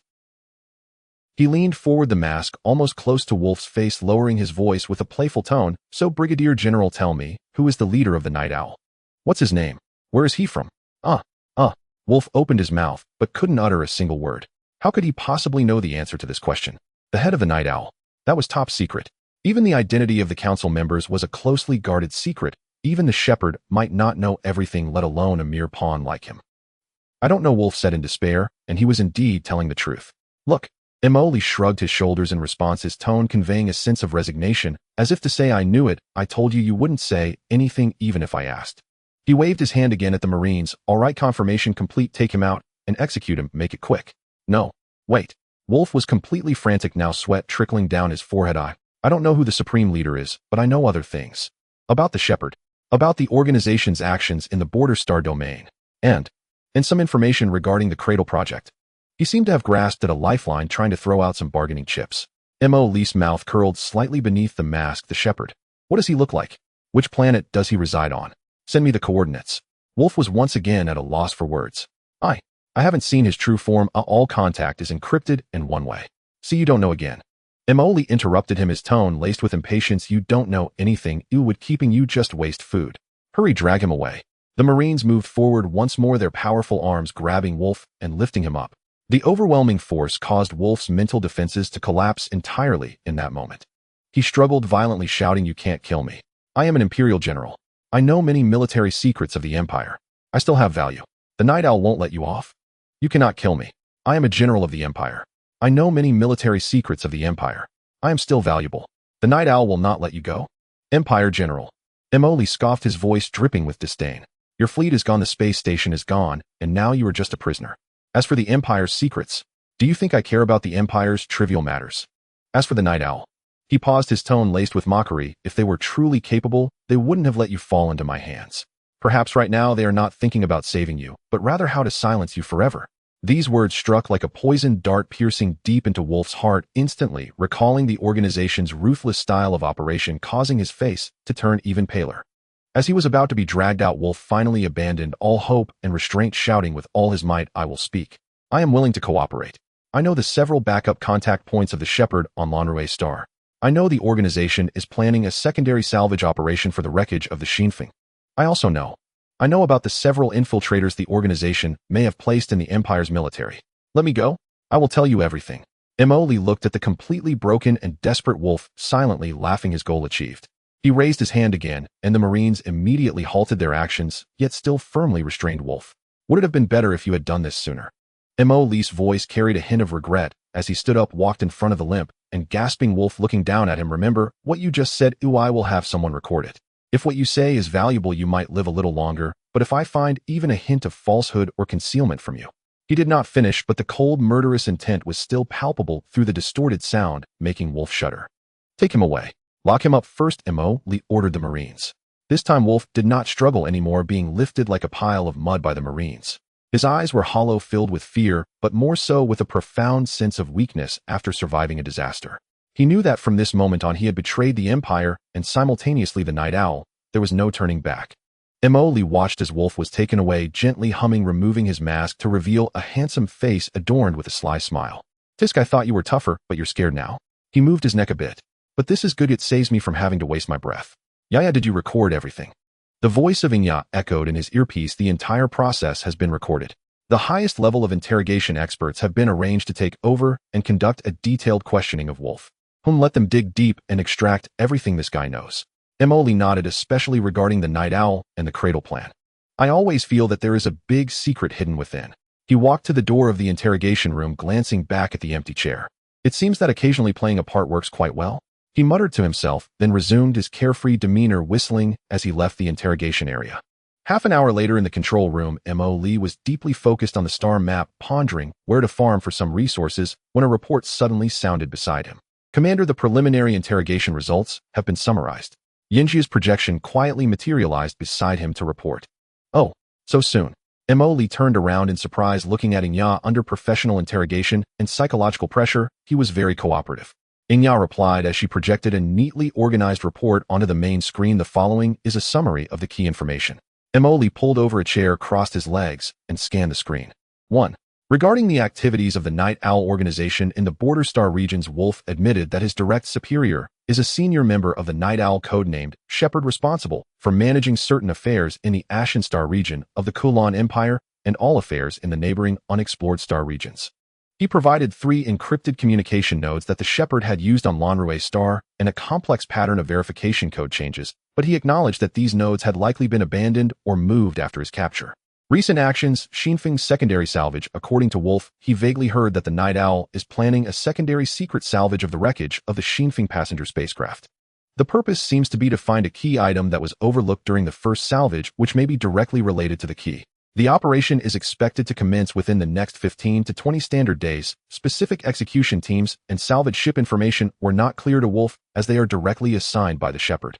Assessment of the Phantom. Before the Nebula 04 incident, the Shepherd had ordered an intensified investigation and evaluation of the Phantom Star thieves, attempting to clarify their technological sources and true purposes. Wolf himself had also received directives to pay attention to any unusual material flows or personnel changes within the border fleet, trying to find connections between the Phantom and the Empire's internal affairs. Resource transfers Wolf revealed that in recent months, several batches of high-purity energy and special alloys had flowed out through secret channels from the Empire's military warehouses or cooperating enterprises, with their final destinations unclear, suspected to be delivered to a certain secret research site of the Night Owl. He also provided several possible names of intermediaries and transport companies. 2. Regarding the Cradle Plan, according to Wolf, at his level, he knows very little about the full scope of the Cradle Plan. He only knows that this is a top-secret plan directly promoted by the organization's highest council, involving research on dimensional technology and the essence of life, considered the core of the organization's future. It is confirmed that the key is a tool or medium for starting or connecting a key link in the cradle, with its specific form and function unknown. Suspected research site. Based on the unusual material flows and fragmented information he handled, Wolf speculated that there might be a secret research facility related to the Cradle Plan in a certain gravity anomaly zone at the junction of the Ashen Star region and unexplored star regions. However, he had never been allowed to approach it and could not confirm its specific functions and existence. 3. Regarding infiltration into the Empire's military, Wolf revealed the codenames of 5 mid to high-ranking military officers he knew who are hiding within the Empire's military and may be collaborating with the Night Owl or are directly controlled. These codenames need to be cross-referenced with the Deep Diver network information for verification. He admitted that he had taken advantage of his position to repeatedly provide the Shepherd with patrol plans and logistics allocation lists of the Empire's border fleet, which were not top secret but held tactical value. Regarding his personal situation, Wolf claimed that he was forced to cooperate after being caught by the Night Owl, but interrogation experts believe that he gradually came to accept some of the organization's principles, showing a certain degree of initiative. Before the attack on Nebula 04, he had not received any warnings or instructions from the Shepherd and believed that the organization likely did not foresee that the Phantom would directly target such an important objective. The briefing concluded here, and M.O. Lee stroked his chin, digesting the information. Wolf had revealed more than expected, especially concerning the second salvage of the Shinfeng and the clues related to a suspected research site. Wait a minute, you didn't? We scanned the wreckage several times already. We didn't find anything else. Is there still cargo? M.O. Lee looked at Inya with a puzzled expression. It seems that the things we missed might have also gone unnoticed by them at the time, or perhaps that is what they truly wanted. He pointed at the information regarding the second salvage of the Shinfeng on the screen. I'm getting more curious, Iya. Let's send a small team from the Shadow Fleet near the wreckage to keep a close watch on the area of the Shinfeng wreckage. Look for any suspicious starship activities. If we encounter anything that seems out of place, it could very well be people from the Night Owl. We should intercept them directly when they're about to finish their business. Understood. The area of the Shinfeng wreckage has been marked as a priority surveillance point. M.O. Lee then turned his gaze to the coordinates of the gravitational anomaly zone. And this suspected research site, it must be significant to the Night Owl and related to the Cradle project, certainly not an ordinary place. Have the technical department calculate a more precise coordinate range based on the fragmented information provided by Wolf, and notify Luo Nisi to prepare for battle. The first battle of dawn must succeed and judgment cannot lag behind. He paused for a moment and added, the military dark lines that Wolf provided should be immediately sent to the deep divers in the Empire for discreet verification. If it's true, we might be able to turn the tables and add some obstacles between the Empire and the Night Owl. The order has been recorded and issued. After issuing the orders, M.O. Lee leaned back in his chair, tapping his toes. This Wolf is somewhat useful for now. I'll let him live for a while longer. He might still yield something else. But we need to keep a close eye on him. Don't let him pull any tricks. The guards have been increased to 3 shifts under round-the-clock surveillance. While M.O. Lee was implementing various interception measures regarding the subsequent actions of the Night Owl, on the other side, an unusual air permeated the border area between the Kulan Empire and the Tattoo Principality. In the border star region between the Empire and the Tattoo Principality lies the Rust Corridor. This vast star area is named for its asteroid belt, rich in metallic minerals, a complex environment that has historically been a sensitive zone for friction between the Empire and the Principality. At this moment, the 2nd, 3rd, and 5th main military corps of the Tattoo Principality, totaling over 8,000 rugged and heavily armored standard starships, were marching into the Rust Corridor on the pretext of annual combat drills. The frontline acting commander of the Principality, Major General Barton of the 2nd Corps, stood on the bridge of the flagship Crimson Flame, furnace-class battleship, gazing at the tactical star map, the red standard military uniform of the Principality, accentuating the serious atmosphere on the bridge. According to the predetermined plan, the exercise area would moderately approach the Empire's actual control line, conducting a series of provocative tactical maneuvers to test the Empire's reaction. What movements are the Empire's defending troops making? Barton asked. General, the Empire's border patrol fleet has issued its 7th warning demanding that we immediately cease our proximity and withdraw from the disputed area. The communications officer reported. A hint of contemptuous malice crept onto Barton's face. Reply to them that the Principality fleet is conducting a lawful exercise within its sovereign territory. If the Empire intervenes with force, we will take strong measures to retaliate, and all consequences will be borne by the Empire. He then turned to his aide beside him and said, "Do you see? The Empire folks are now just a bunch of rabbits scared stiff by the Phantom, only daring to hide in their burrows and shout. Pass the order down, let the 3rd Corps advance, and conduct a simulated assault drill. Let's add some fuel to the fire." Yes. The engines of the 3rd Corps ships suddenly increased in power, forming an attack formation edging closer to the borderline, claimed by the Empire, full of provocative intent. Barton's calculations were very clear. He believed that the Empire had just suffered significant losses in the Ashenstar region, leaving their border defenses weak and morale low. Perhaps it was not just him, most people likely thought the same. Barton planned to use this exercise to test the Empire's bottom line. If he could create some accidental friction, or even seize a couple of outposts, it would grant the Principality immense advantages in subsequent operations. However, he was unaware that within the command center of the Ashenstar region's border fleet, Selefina Vespera had already set her sights on this star area. In the command center of the Ashenstar region's border fleet, Selefina gazed at the obviously provocative movements of the Principality fleet on the star map, her brows slightly furrowed. On the holographic communication in front of her was Major General Lloyd, the commander of the 12th Fleet Group, stationed at the Rust Corridor. "Lloyd, what's the situation?" Selefina asked in a low voice, her tone unreadable. "Commander, the behavior of the Principality fleet is becoming increasingly excessive, having repeatedly approached and even briefly crossed our territorial warning line, and their simulated assault formation is highly aggressive." Lloyd reported in a deep voice, his tone carrying a hint of gravity. "What's your assessment?" Selefina inquired. "Looking at the signal markers of the opposing fleet, we've had plenty of encounters with them. Barton has accurately seized our moment of weakness after our setback in the Ashenstar region, looking to gain an advantage. They are testing us. If we show weakness, they are very likely to take further advantage." Lloyd analyzed. Selefina slightly nodded, as Lloyd's assessment was largely in line with her own. That's why she had previously pushed through and secretly reinforced the 12th, 14th, 15th, and 17th Fleet Groups, which were relatively intact, toward the Rust Corridor, entrusting the steady and experienced Lloyd with unified command, all to prepare for the current situation. "Order." Selefina commanded sternly. 12th and 14th Fleet Groups maintain the current defensive formation and raise the alert level. 15th and 17th Fleet Groups, according to the predetermined plan, carry out covert maneuvers towards the asteroid belts in zones B7 and C4 of the Rust Corridor, completing the flank encirclement deployment. Once the Principality fleet fires first, or if their ships substantially intrude into our territory, I authorize you, Lloyd, to exercise the right of self-defense and retaliate decisively. The goal is to repel the invading enemy and inflict as much damage as possible on their combat power, intimidating the Principality and making them understand that the Empire's borders are not a place they can act recklessly. "Yes, Commander." Lloyd saluted, his eyes fierce. "We will not let the Principality barbarians gain any advantage." The communication has ended. Serafina stood alone before the star chart, knowing that this was akin to a gamble. If the Rusty Corridor faced defeat again, the Empire would be in the dire predicament of a three-front war. But she was even more aware that retreat in the face of such blatant provocation from the Principality would only invite greater greed. She must strike, and she must win. At the front line of the Rusty Corridor, Barton observed that although the Imperial fleet stood ready, they seemed to show no further aggressive reactions, understanding the situation in his heart. It seems the Empire is truly severely damaged. Order the 5th Legion to send a squadron of destroyers to advance for reconnaissance, accidentally crossing the line, to see how they react. He decided to escalate the situation. A small squadron consisting of 5 Fawn-class destroyers detached from the main formation, speeding towards the Imperial defense line, their trajectory clearly aimed deep into the Empire's controlled zone.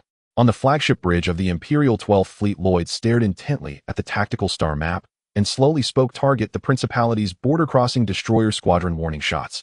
Immediately, several beams of bluish energy shot out from the Imperial line, precisely striking the airspace ahead of the Principality's destroyer squadron.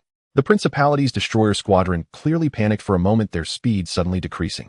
Seeing this, Barton smiled. Instead of getting angry, they really dare not attack directly. Order the destroyer squadron to ignore them and continue advancing. The main force of the 3rd Legion is pushing forward, applying pressure on them. I want to see if the Empire dares to fire the first shot. Under his strong orders, the Principality's destroyer squadron once again increased speed, boldly entering the star area claimed by the Empire. At the same time, the main force of the Third Legion began to advance, and energy weapons started charging, radiating a threatening aura. However, just as Barton thought the Empire would continue to retreat, all units' attention. Lloyd's voice echoed through the encrypted channel across the 4 Imperial fleets. The Principality's fleet has audaciously invaded Imperial territory. In accordance with command authorization, execute a self-defense counterattack. Target the Principality's border-crossing ships and the main force ahead. Free fire. Repeat, free fire.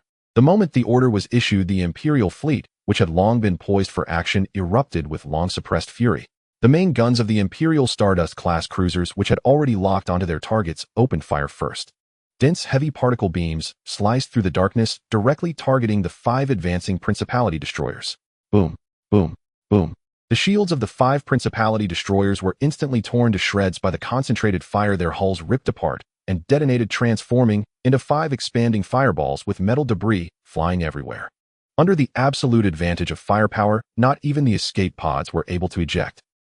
Almost simultaneously, the first wave of heavy anti-ship missiles launched by the Hound-class destroyers behind the Imperial line also surged towards the approaching Principality's 3rd Legion Vanguard fleet. The Principality fleet clearly did not anticipate that the Empire's counterattack would be so decisive and fierce. But Barton was no fool. The Hammer-class cruiser of the Vanguard fleet immediately advanced, raising a joint shield, while a dense point defense fire network lit up, successfully intercepting most of the missiles. Only a few stray missiles hit the shields, causing violent ripples, but none inflicted substantial damage. Barton was taken aback by this sudden counterattack. He had not expected the Empire to dare to take action, and with full force. All legions advance, collectively lock weapons, aim at the Imperial frontline fire. Barton's command reverberated on the bridge. The follow-up main fleet of the Principality received the order and immediately began to retaliate.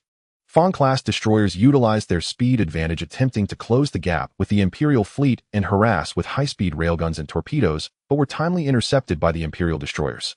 Energy weapons were the first to reach both sides' defensive lines, with the Principality's Hammer-class cruisers exchanging fire, with the Imperial Stardust-class thick energy beams darting between the vessels, with ships occasionally being hit, shields flickering violently, and armor plates melting and tearing from the high temperatures. Several of the Imperial Stardust-class cruiser sides were hit repeatedly, shields, overloaded armor, torn open, causing chain explosions inside, slowly losing power.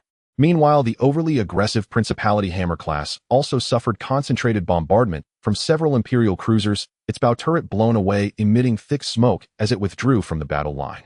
The battlefield instantly descended into a chaotic firefight. Order the 5th Legion to apply pressure from the right flank. Test their defensive depth.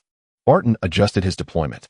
The Principality's 5th Legion starships began to maneuver towards the Imperial defense's right wing, intensifying the attack. On the flagship of the 12th Fleet, Lloyd calmly responded, notify the 14th Fleet to strengthen the right flank defense.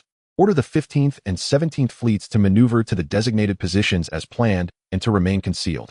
The 14th Fleet immediately strengthened its defenses, withstanding the pressure from the Principality's 5th Legion, while the ambushed 15th and 17th Fleets quietly moved towards their predetermined attack positions. Barton's probing attack failed to achieve a breakthrough, instead raising a hint of doubt within him. He hesitated whether to continue committing forces for a strong attack or to withdraw cautiously for the time being. However, just at the moment of his hesitation, the battlefield situation suddenly changed dramatically. The 15th Fleet of the Empire suddenly surged out from the B7 asteroid belt on the left flank of the Principality fleet, directly inserting itself into the side and rear of the Principality's 3rd Legion. Left flank under attack. It's an Imperial ambush. The Principality's communication channel erupted in chaos. Almost simultaneously, the 17th Fleet also emerged from the dust cloud in the right flank C4 area, with dense missiles and gunfire pouring down on the Principality's 5th Legion side. The Principality fleet was instantly caught in a predicament of being attacked from 3 sides. Stay calm. The 3rd and 5th Legions converged towards the center. Form a dense defensive formation. The 2nd Legion advanced to block the right enemy. Barton commanded loudly, trying to stabilize the situation. The Principality fleet demonstrated excellent training, quickly contracting under command to form a circular defense. All ships directed their firepower outward, fiercely resisting attacks from 3 directions. The Imperial fleet continually attempted to intersperse and divide, but the Principality's defensive firepower was exceptionally tenacious. Lloyd seized the opportunity, ordering the front fleet to intensify the offensive, while the flank fleet commanders fully engaged in interspersing and dividing. The battle entered a stalemate phase of attrition. Both commanders were desperately mobilizing their forces, attempting to find weaknesses in each other. Lloyd noticed that the defenses around the battleships in the center of the Principality formation were the most tightly secured, but correspondingly the junctions on both wings showed some weakening under frequent movements. Order the 15th Fleet to concentrate firepower attacking the enemy's left wing and central junction. The 12th Fleet applies pressure from the front to restrain their main force. He instantly seized this fleeting opportunity. The 15th Fleet of the Empire quickly adjusted its firepower with various starship main guns and a multitude of missiles concentrating fire on the junction of the left wing of the Principality formation. The pressure on the Principality's starships within the junction increased dramatically, and their shields shattered one after another. Barton instantly sensed the Empire's intentions and promptly dispatched the reserve troops to fill the gaps. However, in that moment of adjustment, the main forces of the Empire's 12th Fleet seized the opportunity to intensify their frontal assault, further compressing the Principality's defensive space. The formation of the Principality's fleet began to distort and casualties continued to rise. Watching the constantly fluctuating loss reports and the increasingly unfavorable battle situation on the screen, Barton realized that continuing to fight would lead to significant losses even if they breached the defense line, ultimately losing the initiative in the Rust Corridor. After struggling internally for a moment, he had to accept reality. All units, alternate cover, retreat to the Principality's border. He issued the order with difficulty. The ships of the Principality's various corps then began to retreat in an organized manner to the rear jump points. Seeing the orderly retreat of the enemy, Lloyd immediately commanded all fleet groups maintain continuous fire output, gradually press forward, and ensure the enemy withdraws from our territory. As the last blue light of the jump disappeared, the fierce battlefield gradually returned to calm. Both sides paid the price of thousands of starships with floating debris scattered throughout the star sector. In the Border Fleet Command Center, battle reports quickly arrived. The Empire had destroyed and captured over 1,000 various starships of the Principality, successfully thwarting the Principality's provocation and solidifying the defense line of the Rust Corridor. Chief of Staff Horrell showed a smile. Commander, we won. Lloyd fought well. Serafina looked at the battle report, her expression still unchanged, merely nodding slightly. Although they had achieved victory in this localized conflict, it had also consumed a significant portion of her already limited mobile forces.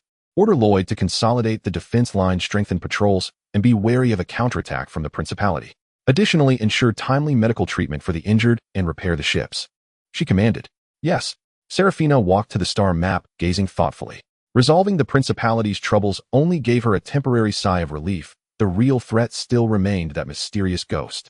What Serafina did not know was that the person she mentioned, Mo Lee, was currently in the control room of the Screw Factory base, watching the live broadcast with great interest. On the huge main screen in the control room, different channels were displaying encrypted images and battlefield data streams regarding the Rust Corridor conflict returned by various deep divers.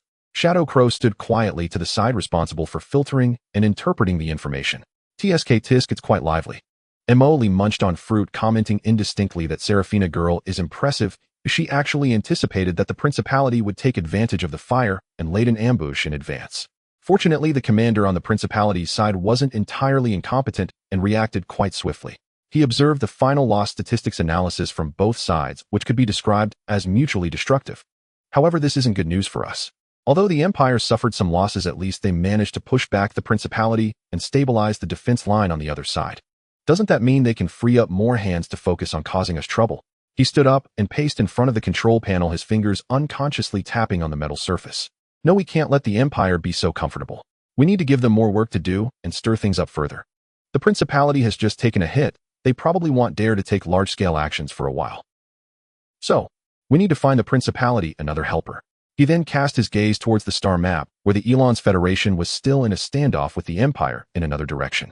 But don't forget, the war between the Empire and the Federation isn't over yet.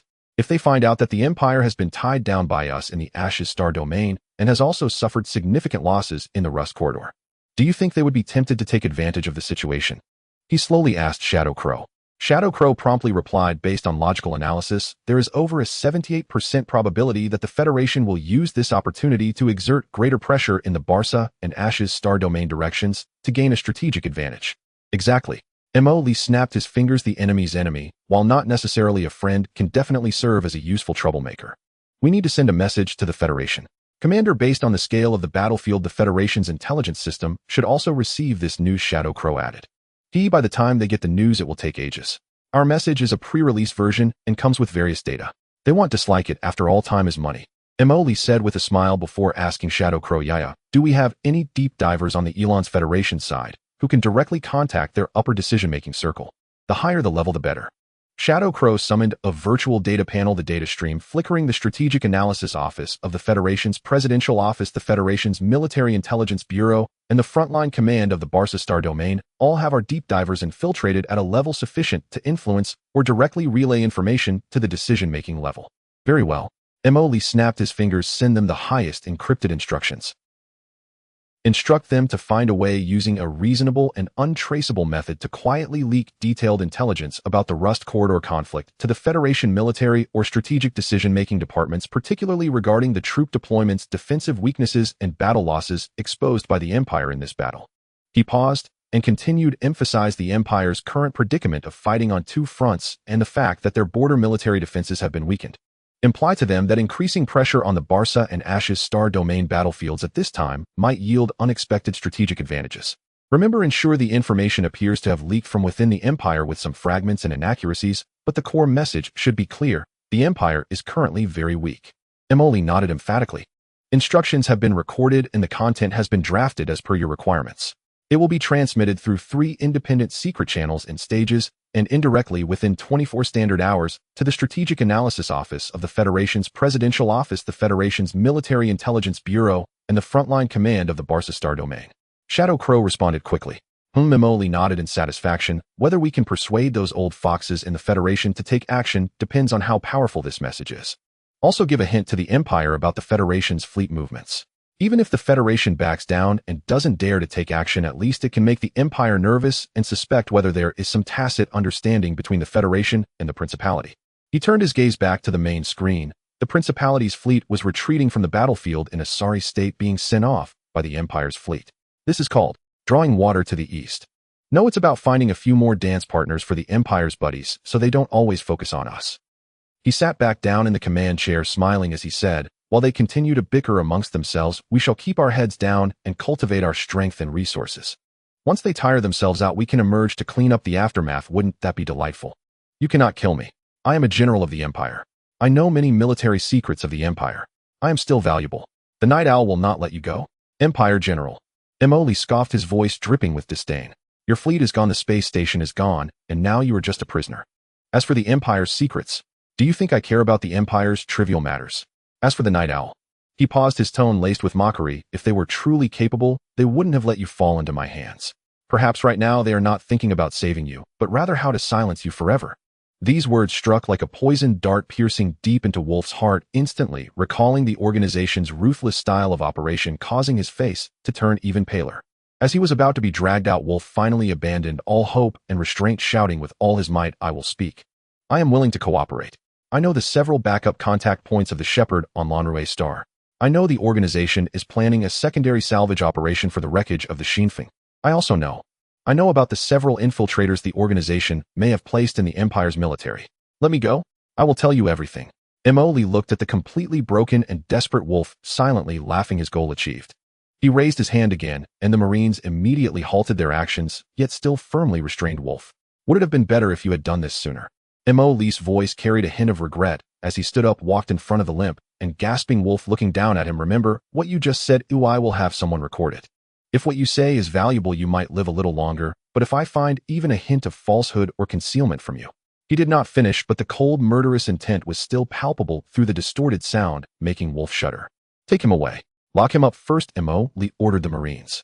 This time Wolf did not struggle anymore, being lifted like a pile of mud by the Marines. His eyes were hollow, filled with fear, but more so with a profound sense of weakness after surviving a disaster. He knew that from this moment on he had betrayed the Empire and simultaneously the Night Owl. There was no turning back. Emoli watched as Wolf was taken away, gently humming, removing his mask to reveal a handsome face adorned with a sly smile. Tisk, I thought you were tougher, but you're scared now? He moved his neck a bit. But this is good, it saves me from having to waste my breath. Yaya, did you record everything? The voice of Inya echoed in his earpiece. The entire process has been recorded. The highest level of interrogation experts have been arranged to take over and conduct a detailed questioning of Wolf. Let them dig deep and extract everything this guy knows. Emoli nodded, especially regarding the Night Owl and the Cradle plan. I always feel that there is a big secret hidden within.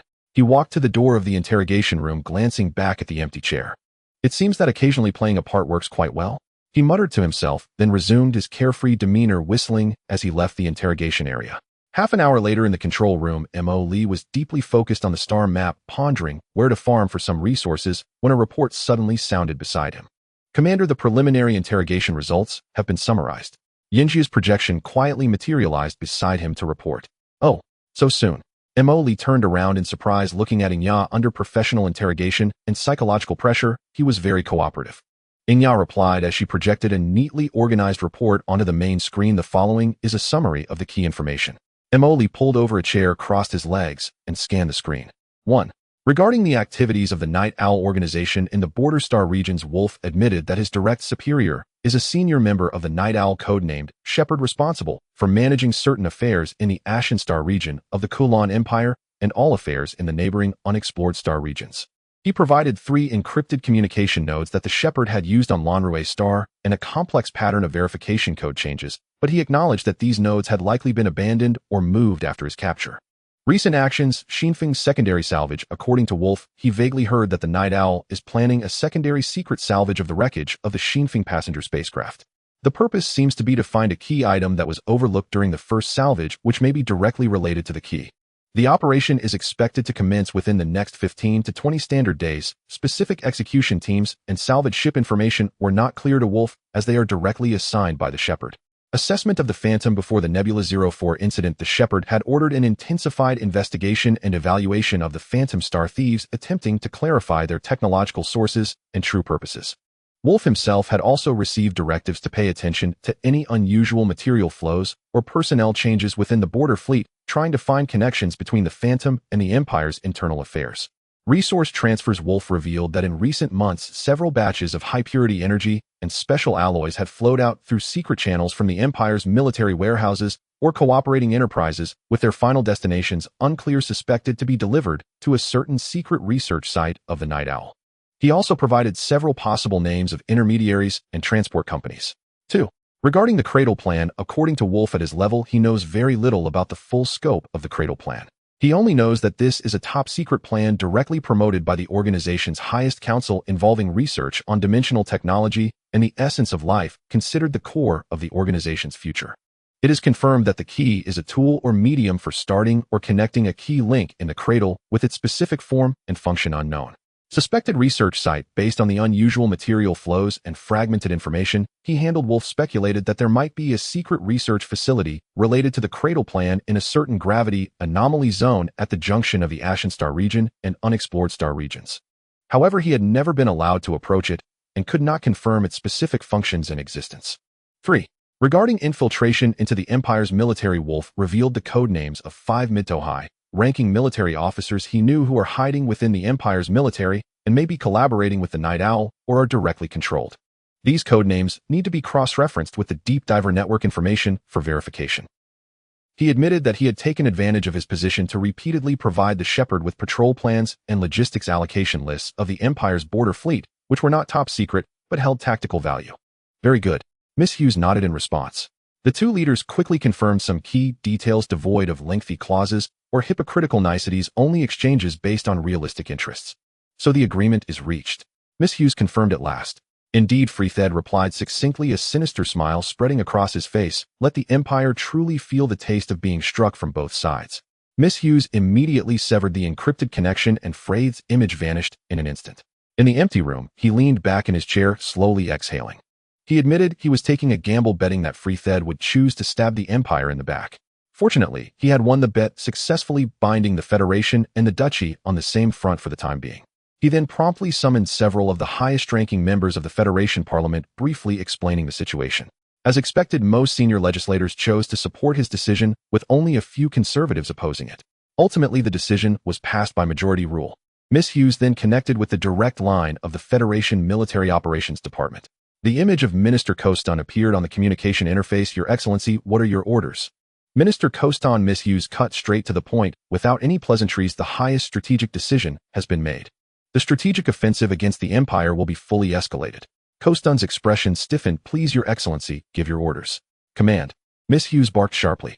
The Federation will mobilize at least 35 main fleets, and within 72 hours launch a decisive attack on the Bassistar region of the Kalan Empire, in the eastern area of the Ashen Star region, striving to break through the Empire's defenses and seize the strategic initiative.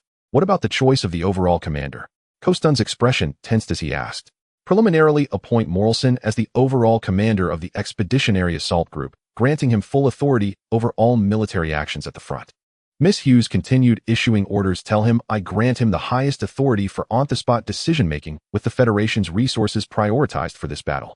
I want to see the Empire's flag disappear from the skies above the main planets of the Battlestar region within 3 months. Understood. General Morrison excels in large-scale group combat, making him indeed the most suitable choice. Kostun nodded and quickly recorded the directive. Additionally, Miss Hughes added, we have established a temporary strategic cooperation with the Tattoo Duchy. 72 standard hours later, they will deploy at least 20 main legions towards the Rust Corridor and launch an attack in sync to pin down the Empire. Understood. Kostun replied.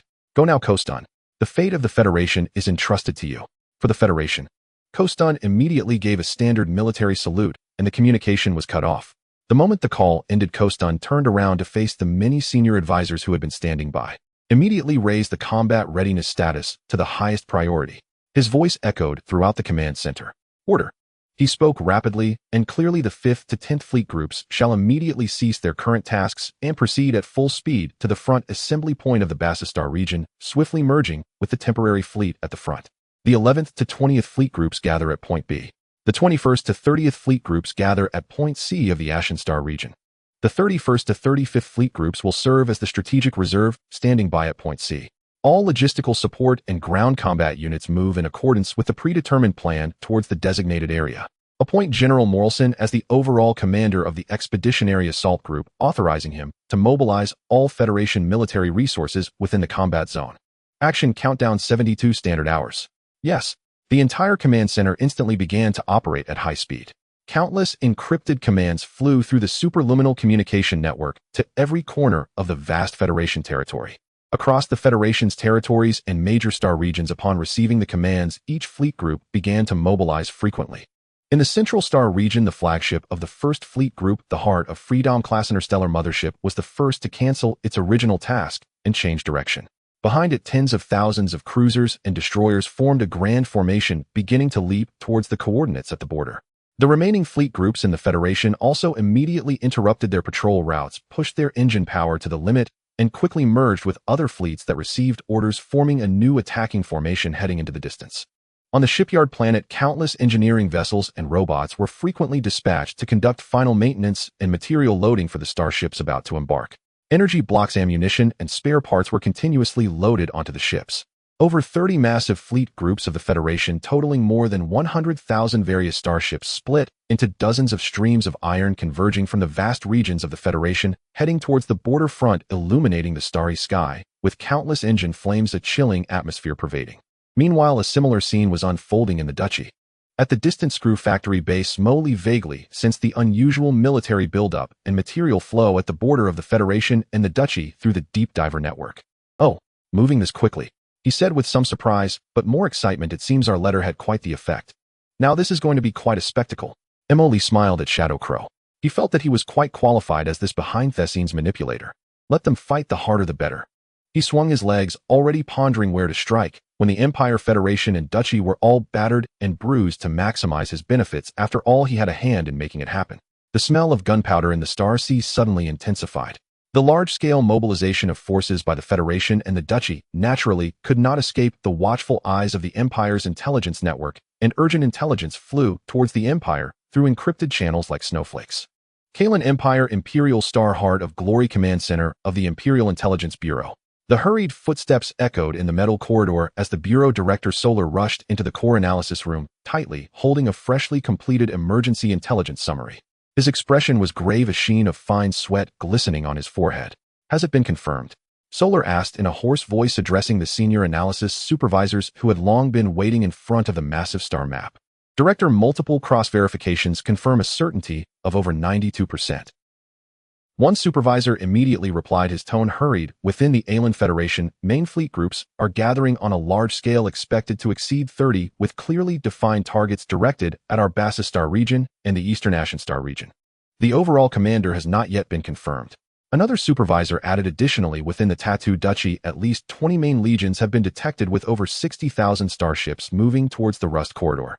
The overall commander has been confirmed to be General Camp of the Duchy. The scale of mobilization and offensive posture of both sides far exceeds the level of conventional friction. On the star map, countless red dots representing the fleets of the Federation and the Duchy were converging from the vast star regions, forming two streams of iron rushing towards the Empire's border. Solar gazed at the alarming situation on the star map, took a deep breath of cold air, and without hesitation turned around. Immediately compile and summarize the news. I need to see His Majesty at once. At the border of the Empire, routine patrols were continuing as usual, with the long defense line between the Ashen Star Domain and the Bassa Star Domain experiencing only sporadic minor skirmishes. The Imperial soldiers remained blissfully unaware that the shadow of death had quietly descended. All units finalized the attack orders. Morson's voice echoed through the encrypted channel reaching the Federation fleet. The massive Vanguard fleet quickly utilized pre-deployed cloaking fields and nebula interference to stealthily enter their respective attack positions. In the Bassa Star Domain of the Empire at the 7th Border Outpost Space Station, the outpost commander had just completed the routine scan. Everything was normal. The next moment, a piercing alarm suddenly blared. Warning, high-energy reaction detected. The number cannot be counted. It's the main cannon of a capital ship. The commander's pupils dilated. Raise all shields. Requesting to the area command. Before the words were finished, dozens of thick ion energy beams swiftly traversed the starry sky, accurately striking the outpost space station and the surrounding, escorting dozens of Hound-class destroyers. The heavy shields of the outpost instantly overloaded and collapsed. The alloy armor vaporized directly in the torrent of particles. Along with the hundreds of Imperial soldiers inside, those patrolling guard starships were all turned into a brilliant firework display in space, only to be swiftly extinguished. The same scene unfolded simultaneously along the long defense line in the Bassa Star Domain of the Empire and the Eastern Ashen Star Domain. The Federation Star Corps Annihilation-class battleships executed a long-range first volley, precisely eliminating all of the Empire's forward early warning outposts and patrol units. This sudden strike left the Empire's eyes and ears deaf and blind within the first minute before the official declaration of war. Almost at the same time the Federation launched its Bayon visual range strike, General Camp of the Tartu Principality issued the attack order from the direction of the Rust Corridor. Unlike the precision strikes of the Federation, the Principality's assault was more characteristic of the Principality itself. In the Rust Corridor star region, the Turbine star system, named after its spiral-shaped nebula, is located at the entrance of the corridor and boasts numerous large interstellar docks and logistics centers, serving as the lifeline for the Empire's frontline fleet in terms of maintenance and supplies. Along with the Solid Shield, Fortress, Broken Blade, Nebula, Furnace, Planet, and Gorge Stargate, it forms a complete defense system that supports the Empire's rule in the Rust Corridor. The Principality's first wave of assault was directly commanded by General Camp, deploying the 1st, 3rd, 7th, and 11th Main Army Corps, with over 10,000 Principality starships aiming directly at the Turbine star system. The attack came without warning. Major General Horn, commander of the 3rd Fleet Group, patrolling the outskirts of the Empire's Turbine star system, had just received a general directive from the Border Command to remain vigilant when the piercing alarm suddenly rang out. Detected large-scale jump signal. Location: V3723. The sensor monitor reported loudly. Major General Horn rushed to the tactical star map, seeing the star system's edge, where spatial jump waves rippled like water, followed by giant ships tearing through space, one after another brazenly appearing. The first to jump out was the energy shield fully deployed Crimson Furnace-class battleship, whose massive hull stood out dramatically compared to the surrounding cruisers and destroyers. It's the Principality's forces. At this scale, all personnel to battle readiness level 1. All ships converge towards their respective docks, forming a defensive formation relying on dock artillery. Horn roared the order. However, the Principality's attack was faster than his command. The 7th Army Corps Fong Tooth-class destroyer swarm charged straight into the still-forming array of the Imperial fleet at a near-suicidal speed. They launched close-range interference missiles and electromagnetic pulse torpedoes without regard for losses, instantly disrupting the Imperial fleet's sensors and communications devices. Almost simultaneously, the 3rd Army Corps Blade Tooth-class frigate group flanked from the side, unleashing a torrential downpour of magnetic railguns and plasma torpedoes upon the broadside of the Imperial cruisers. Even the shields of the Empire's Stardust-class cruisers flickered violently under such a saturated assault.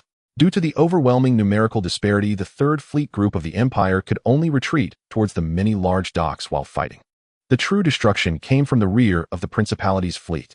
The main cannons of the Crimson Furnace-class battleship array and the heavy hammer-class cruiser array from the 1st and 11th Army Corps had completed their charging. Mission accomplished. Target Imperial large docks and attached ships salvo. Camp decisively commanded. Subsequently, a multitude of energy beams mixed with heavy missiles crossed the starry sky, accurately covering the core areas of each large dock. The Imperial fleet attempted to intercept, but the disparity in firepower was ultimately too great. Stardust-class cruisers were directly hit by the main cannons of the Principality's fleet, their shields instantly collapsing, and the hulls split into two, with exploding fireballs rapidly engulfing the surrounding escort ships.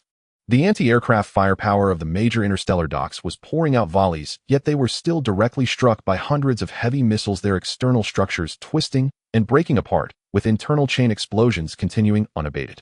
Major General Horn's flagship was the first to receive focused attention as the main cannon of the Crimson Furnace class instantly evaporated a large portion of his flagship's bow. Communications brought his shout at the last moment. Hold the line. However, the defeat of the Empire was already a certainty.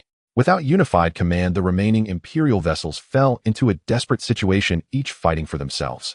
The Principality's forces cooperated with each other and steadily advanced, systematically clearing resistance. In less than 4 standard hours, the remaining Imperial starships were forced to retreat to the rear, and the Turbine Star System changed hands, marking the Empire's loss of its most crucial supply and maintenance base at the front. The fall of the Turbine Star System shocked the Empire's border defenses. Serafina quickly mobilized 2 fleet groups to strengthen the rear defensive line of the Turbine Star System, preventing the Principality's forces from advancing further.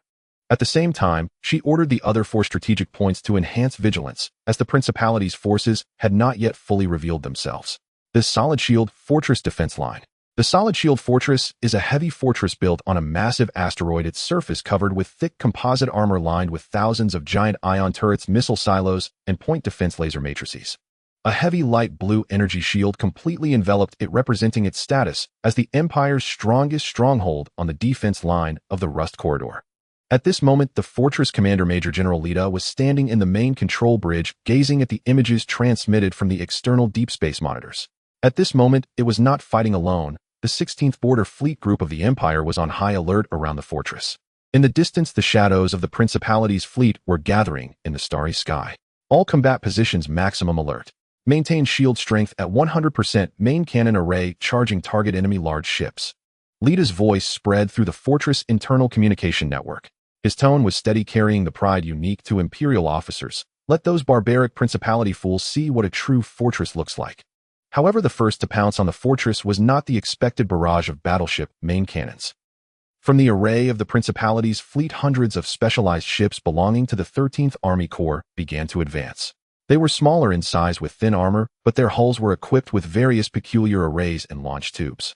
The commander of the Duke's 13th Legion, General Gore, issued an order from his electronic command ship, the Whisperer. Operation Mist has begun. Full-band jamming interference activated. Release metal dust.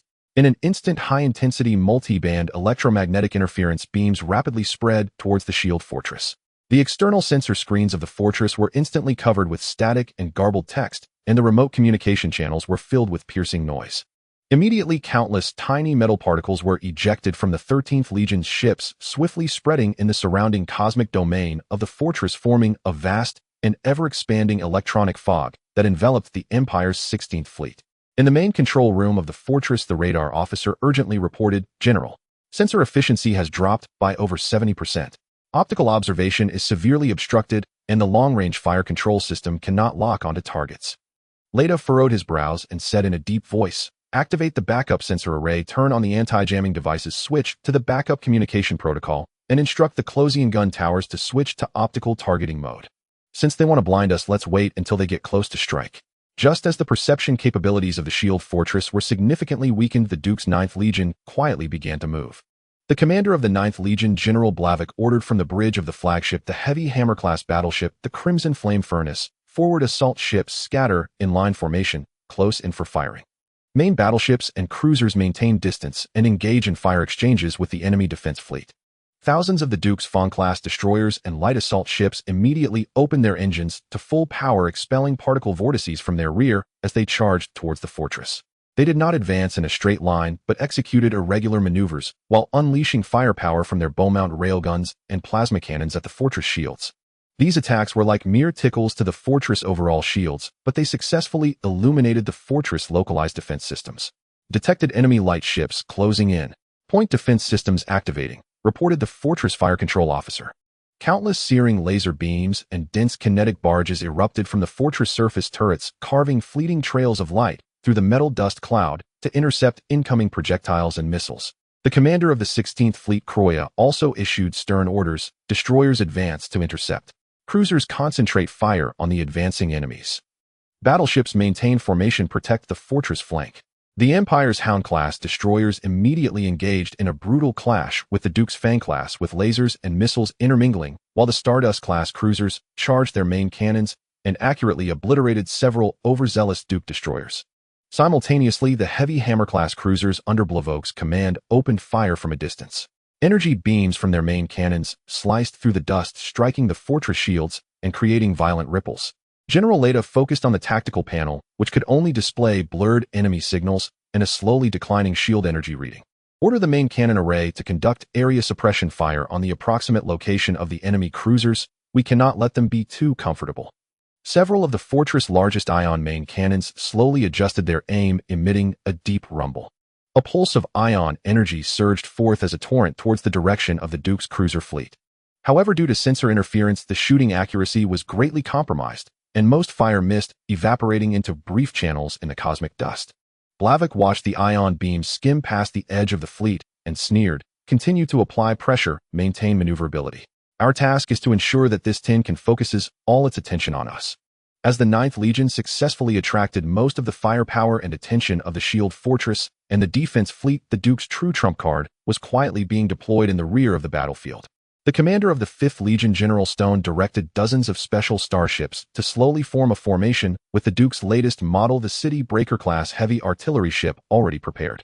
This type of ship had an unusual design, with nearly the entire hull occupied by a supergiant chain gun, the diameter of the muzzle alone reaching 500 meters, while the engines and bridge appeared insignificant. "Star Shatter has been positioned," Stone said coldly. "City Breaker system, begin charging."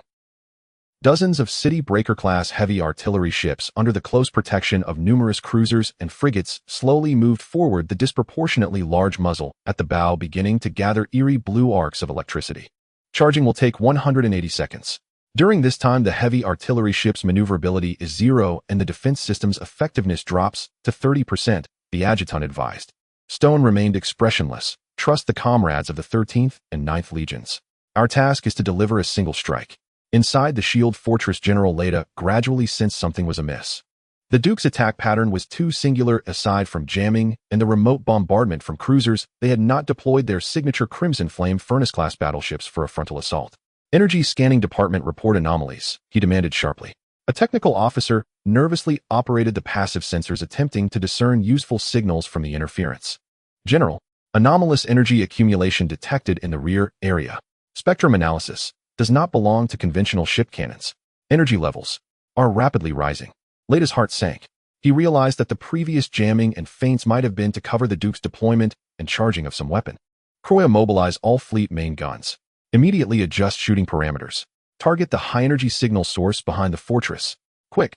He roared orders at Commander Croya of the defense fleet and the fortress main gun operators. However, it was already too late. The fortress main guns turned slowly, severely affected by the metal dust and interference, as the targeting system needed time to recalculate. The defense fleet was firmly entangled by the Duke's 9th Legion, unable to break free, while the Duke's forces appeared to have received orders to unleash even more furious firepower, with several destroyers even charging forward as bait to further divert the fortress and fleet's defensive fire. "Unknown enemy weapon energy signal approaching peak," the monitoring officer reported with a quiver in his voice. General Stone watched the countdown on the control panel reach 0. "City Breaker fire." There was no deafening roar, only the electromagnetic projectile from the City Breaker was launched, causing the ship to shudder violently from the immense recoil. Dozens of ultra-heavy tungsten titanium alloy projectiles accelerated to the limit, reached sublight speeds in an instant, and were fired in waves towards the shield fortress, their trajectories precisely calculated to perfectly avoid the Duke's ships along the way. From the observation point of the shield fortress, one could only see dozens of brilliant streaks of light piercing through the cloud of metallic dust at an unimaginable speed. The first wave of projectiles arrived in an instant. These projectiles ignored the energy shields. They carried no energy of their own, relying solely on massive kinetic energy to cause destruction. The shield fortress shook violently, the area struck showing signs of inward dinting and tearing of the composite armor, while the internal support structures emitted a haunting metallic distortion sound. General Lyda felt the ground tremble violently beneath him in the command center. Report damage. External armor in Area A7 breached. Internal pressure leaking. Stress on the main support beam in Area B12 exceeds limits. Cracks have appeared. Energy pipeline in Area C4 ruptured. Localized power outage. Lyda's face turned pale as he suddenly realized the enemy's intent was not to destroy surface weapons, but to directly dismantle the structure of the fortress. Notify the fleet to advance and intercept the enemy's special starships, he commanded. However, mobilizing the fleet would take time, and what the fortress needed most at that moment was precisely time. The second wave of projectiles followed swiftly. They accurately targeted the weak points caused by the first wave of attacks, as well as newly formed structural weaknesses. The cracks gradually widened, and the supporting structures began to collapse. Countless Imperial soldiers trapped under the rubble or sucked into the vacuum of space frozen into ice sculptures, while damaged energy lines and munitions depots exploded, the internal explosions echoing continuously. Integrity of the core support structure has dropped to 40%. 20%. Warning. Structure is about to collapse. Abandon the external gun positions. All personnel retreated to the core area. Before General Lyda could finish issuing his command, the third wave, the most intense wave of projectiles, tore through the air, delivering the final blow to the fortress. The massive shield fortress fractured simultaneously at several critical structural points. First, the outer armor plates scattered like peeling eggshells, followed by the complete disintegration of the internal framework, a chain reaction of explosions tearing it apart from within. The core command center was engulfed by a massive explosion at the last moment. General Lyda and the Imperial soldiers inside perishing in the inferno.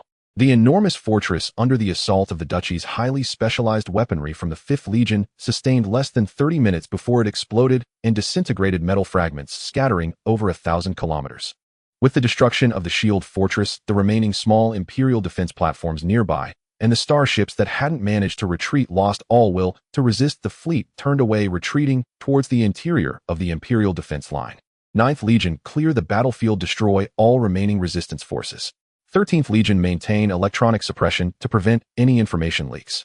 5th Legion, the battering ram units, retreat to a safe area for cooling and maintenance. General Stone methodically issued the follow-up orders. Then, looking at the signal of the shield fortress dissipating on the holographic platform, he solemnly said to the communications officer, report to Admiral Camp, the shield fortress has been cleared and the trade route is open. The Second Front Army requested the next set of orders. However, the Duchy's supposedly tight news blockade in Mo. Lee's eyes was as transparent as an old couple who were shy to undress. He had already seen through it all. TSK Tisk, quite lively. Mo. Lee marveled at the brutal scene of battle. These brash folks from the Duchy are really something else. As the shield fortress disintegrated into stardust under the unreasonable physical bombardment of the Duchy's battering ram-class heavy artillery ship, Mo. Lee, who had initially lounged in the command chair, couldn't help but sit up straighter.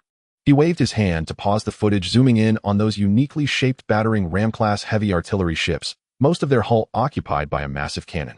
In the footage, these steel behemoths were slowly retreating from their firing positions under the protection of a few escort ships, their long cannon barrels still retaining residual electromagnetic energy in the vacuum.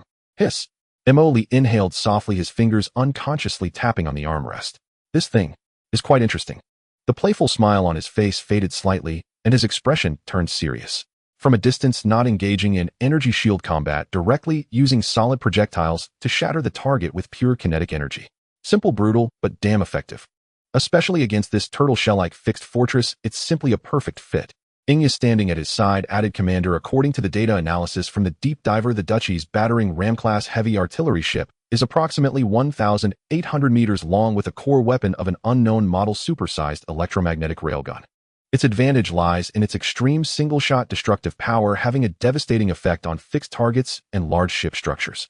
However, the drawbacks are equally apparent: long charging time, poor mobility, and extreme reliance on battlefield conditions and friendly cover, along with weak self-defense. Mo. Lee nodded in acknowledgement, his gaze still fixed on the powerful silhouette of the battering ram-class ship.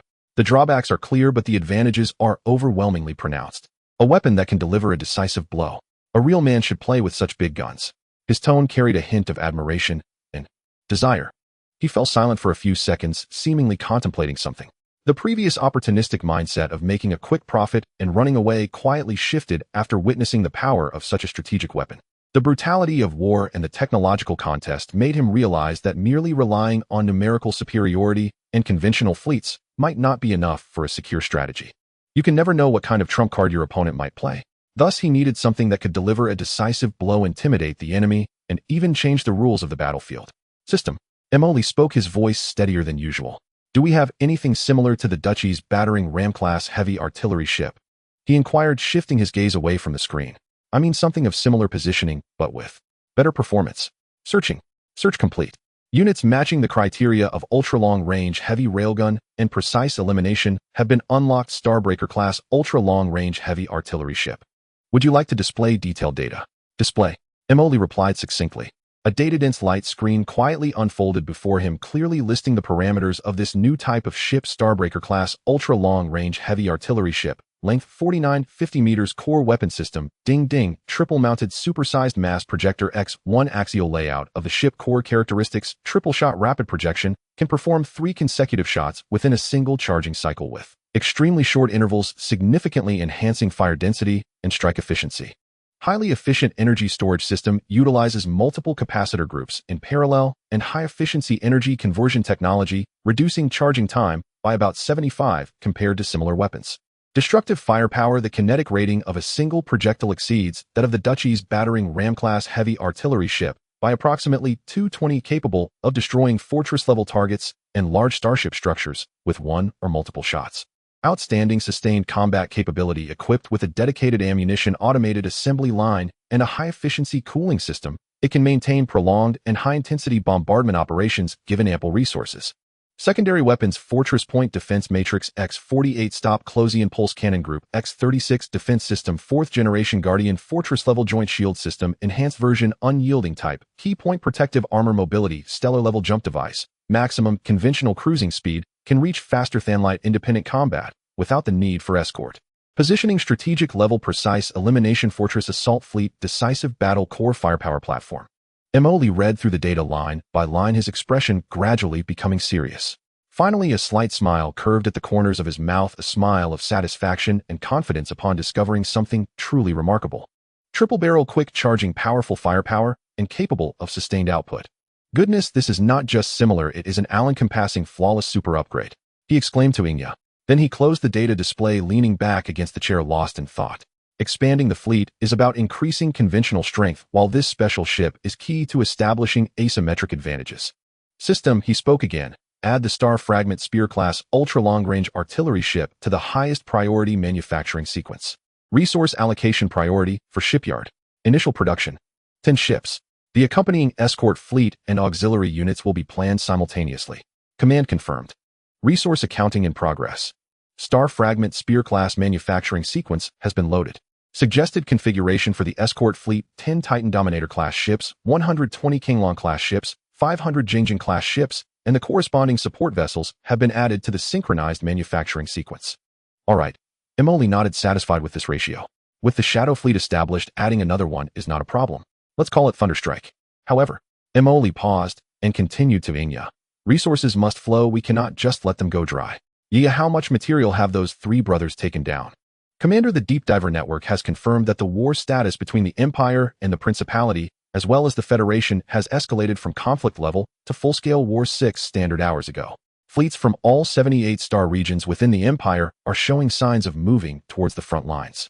It is expected that within half a month the Empire will increase its fleet groups by 30 at the border. Inya then accessed the Deep Diver Network and slowly began to speak.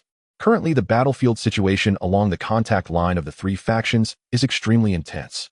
Based on the energy signal dissipation, the rate of ship beacons disappearing, and the density of battlefield debris, preliminary model analysis shows that the losses of vessels and facilities among the 3 factions in a short time have reached catastrophic levels. According to initial estimates, the Empire, the Principality, and the Federation have confirmed losses exceeding 30,000 starships, with various space stations and defense platforms lost in the thousands. And this number is still rising. Lee's eyes sparkled with excitement as he exclaimed, over 30,000. Just imagine how much premium recyclable resources that is. Drifting in space like this, what a waste. He slightly tilted his head, looking at Inya. How's the 1st and 3rd Fleet's rest going? Can they be deployed? The 1st Fleet Dawn and the 3rd Fleet Thunder have completed all ship launches, system self-checks, and logistics energy and ammunition replenishment. They are currently in a state of high readiness and can respond to and execute any level of combat or non-combat missions at any time. Inya immediately brought up the detailed status panels of the two fleets with a flurry of green confirmation indicators and performance parameters filling the screen. Very good. Emoli nodded, refocusing his gaze on the star map, specifically the Rust Corridor War Zone, where the Empire and the Principality were suffering the most intense battles. There, the lights representing the Empire's defense nodes were extinguishing one by one, replaced by a red tide, representing the forces of the Principality continuously pushing forward. And in the wake of the tide were vast gray marks representing out-of-control debris or failed facilities. Command. He spoke in a deep voice. The First Fleet Dawn and the Third Fleet Thunder immediately stand down from readiness and elevate to Level 1 combat readiness. Target area: the main combat zones of the Empire against the Principality and the Federation, especially the confirmed wreckage zones of the Empire's turbine star system's large dock, the shield fortress debris area, and the debris belts formed by the intensive ship battles. He paused for a second, scanning the star map. Tell Junfeng and Sang-Pu that their core mission is not to engage in combat, but to conduct battlefield resource recovery. The fleet will advance in standard deterrence formation without hiding its movements, recovering those Starship Rex engines, weapon arrays, armor modules, and energy cores.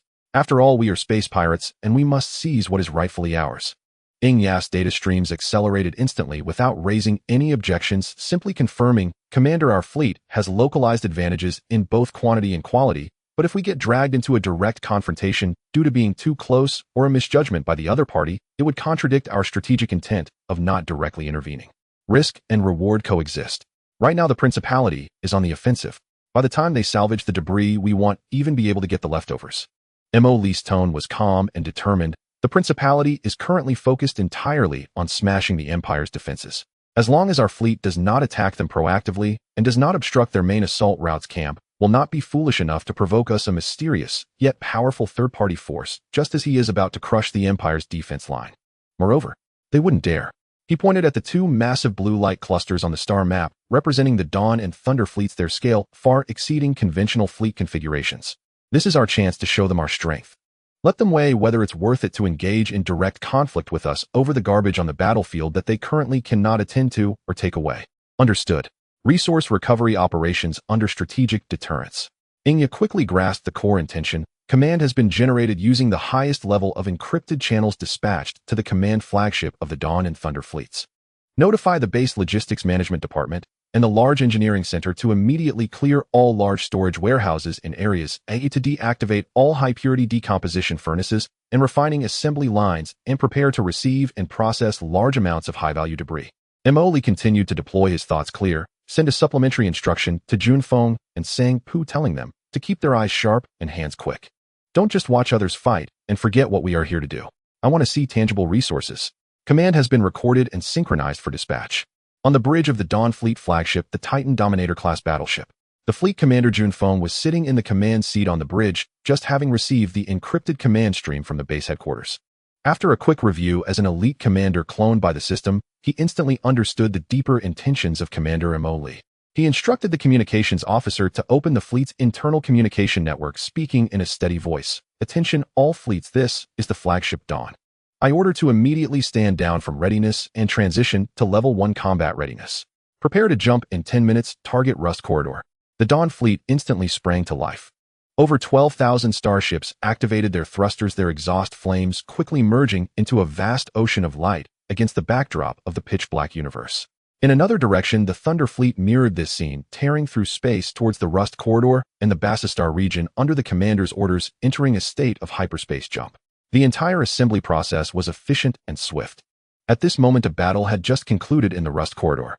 The 13th Legion of the Principality aboard the Wanderer-class Hammer-class cruiser bridge. Private Kafu felt as if his eyes were about to be pierced by the light on the tactical screen. He had been staring at this damned post for 6 hours, with the distant main fleet still engaged in firefights with the remnants of the Empire, the explosions casting their afterglow outside. His task was dull and tedious, monitoring this space that had just finished battle guarding against ambushes from small Imperial units, and casually watching the engineering ships salvage the battlefield debris, even though he had seen it hundreds of times. Hey Kaffa, look over there, that huge piece of wreckage is almost dismantled. The communication soldier beside him nudged him with his elbow, his tone tinged with a hint of reluctance. Such a large piece of wreckage, there must be plenty of good stuff. Oh, it's really a bargain for those logistics guys. Why am I not in logistics? Salvaging wreckage was a routine procedure after battles, though boring it was at least safe, and they might even pick up a few useful items from the debris. Such tasks, which were both safe and profitable, were naturally sought after by everyone. However, such good positions in the logistics department were not accessible to everyone. Those who went there either had connections or were influential. Otherwise, people like him, who had neither power nor influence, could only watch others profit. Kafu soon stopped overthinking and adjusted the sensor's focus, aimlessly scanning the distant wreckage of the dismantled Imperial cruiser. Suddenly, a series of high-energy signals at the edge of the sensor caught his attention, which were neither familiar Imperial nor Principality signals, nor those sluggish engineering ships. Hey, what is this? He murmured, magnifying the image in that area on the deep space telescope. The scene displayed on the screen made him catch his breath. Starships. A vast number of starships. He saw a large fleet silently docked at the edge of the battlefield, perfectly wedged between the Principality's control area and the combat buffer zone. Unidentified fleet detected. Location U-7355. Kafu's voice slightly trembled with tension as he immediately sounded the alarm, his fingers flying across the console to gather more data. The alarm rang out across the bridge and dark red lights flashed alternately, instantly tightening the previously relaxed atmosphere. Captain Markov's voice sounded, identify the signals. Analyzing. Comparing with database. Kafu swallowed hard, watching the unknown identification code pop up on the screen. Identification code. Unknown. It's space pirates. Space pirates. Captain Markov's voice was filled with disbelief as he angrily said, are you telling me this is a pirate fleet? Kafu could not answer. The data relayed by the sensors made cold sweat break out on his forehead. Number of ships. Exceeding 5,000.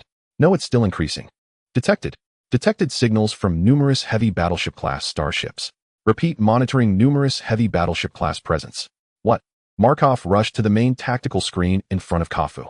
On the screen, the red dots representing the unidentified fleet were densely packed with a vast number of massive icons representing warship classes above battleship level at their core. The scale far exceeded that of their 13th Legion. What do they want? Markov stared intently at the screen. The fleet sent no communications, merely remaining silent, but their formation was a standard battle formation. Cruisers flanked the wings, destroyers and frigates scattered at the front and sides, resembling outspread wings, while the massive ships at the core had their turrets. Enlarge the image. Focus on the bow of their flagship. Markov commanded. The high-resolution image was immediately projected onto the main screen. At the bows of those massive ships, gigantic multi-barrel main cannons were flickering with a ghostly blue energy glow, a sign that they were fully charged and ready to fire. Not just the main cannons. The image showed that the unknown heavy cruiser's heavy particle beam turrets were also slowly adjusting their angles, and the missile silos covers were half up, in the entire fleet was similarly prepared. All weapon systems are in combat readiness. Kafu's voice was a bit hoarse. He was just a private, but he understood what this meant. This fleet was definitely not passing through, nor were they merely here to watch. Captain, the enemy has dispatched numerous engineering ships. They are entering the area where we just finished battle. They are salvaging our spoils. Another sensor operator, seeing the unknown fleet in motion, hurriedly reported. Captain Markov stared at the screen as the enemy's scattered engineering ships rushed towards the starship wreckage area, commencing cutting, towing, and recovery operations, their efficiency far exceeding that of the Principality's logistics ships. The Cleaner 3 reports. An enemy armed engineering ship has approached our operation area, and its fire control radar has scanned our ship. The Cleaner 11 reports. A piece of Imperial battleship armor core that we were towing has been forcefully intercepted by the enemy's salvage vessel using a towing beam. The enemy refuses to respond to our inquiry communications. Upon hearing this, Markov's facial muscles twitched, realizing the situation. Damn it, they are here to snatch our spoils. He was about to order the Wanderer cruiser to open fire to intercept, but upon looking at the menacingly large fleet, the words caught in his throat, his fists clenching tightly. These damned hyenas. He muttered under his breath, then suppressed his anger and sternly ordered, immediately report the situation to the Legion command.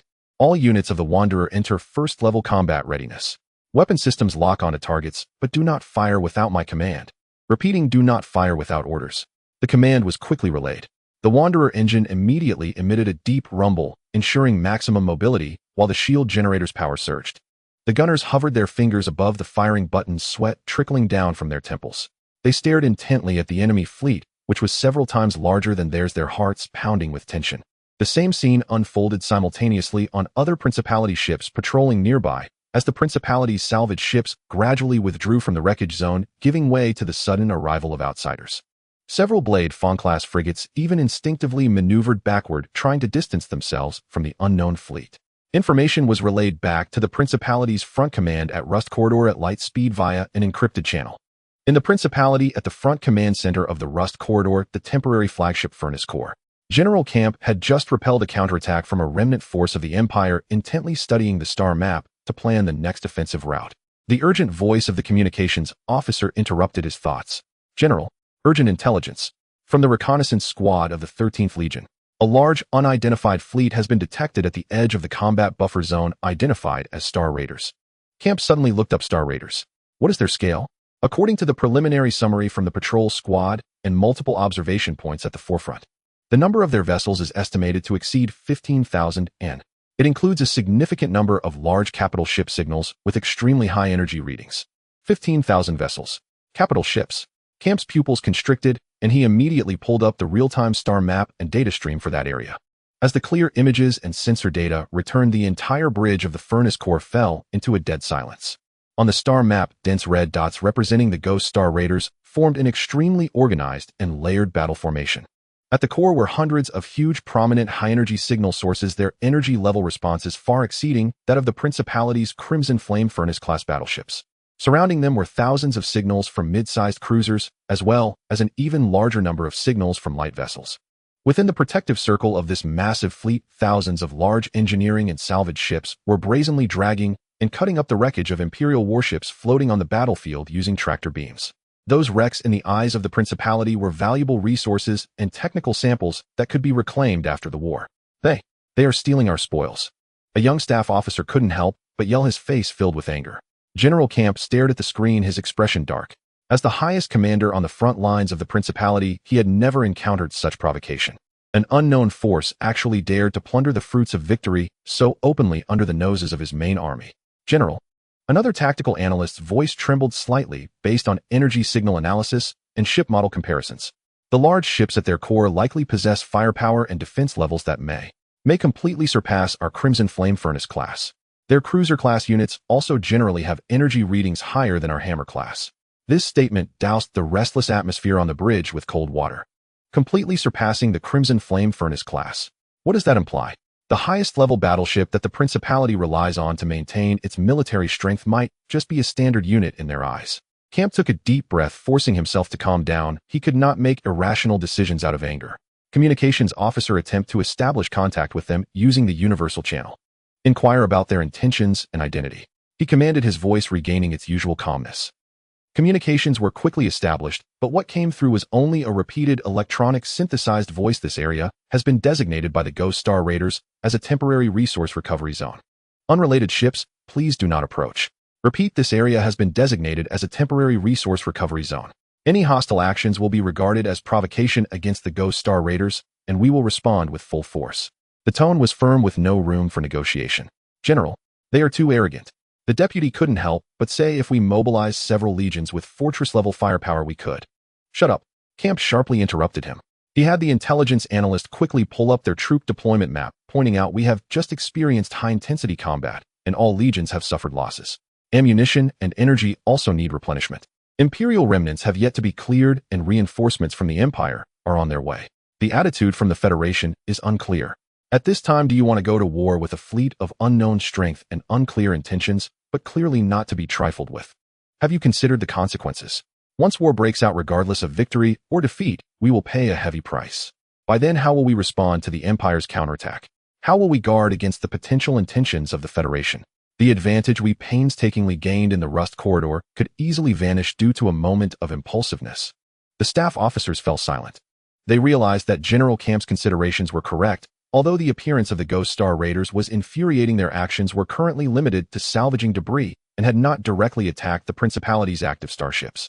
If the Principality initiated hostilities, it would provoke a formidable armed force, unnecessarily creating an enemy and placing itself in the perilous situation of fighting on two fronts. But, General, are we just going to let them? One staff officer reluctantly pointed at the screen showing the spoils that rightfully belonged to the Principality being salvaged. General Camp looked at the wreckage being dragged away on the screen, his eyes twitching slightly. Ultimately, he took a deep breath and made a decision order. All the officers immediately straightened their bodies. All frontline troops withdraw to a safe distance. Without my direct orders, no unit is to enter the so-called recovery zone designated by the Ghost nor fire upon their salvaged ships or escort fleet. General, execute the order.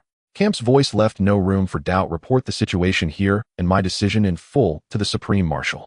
At the same time, notify all frontline commanders to remain vigilant and closely monitor the movements of the Ghost Fleet.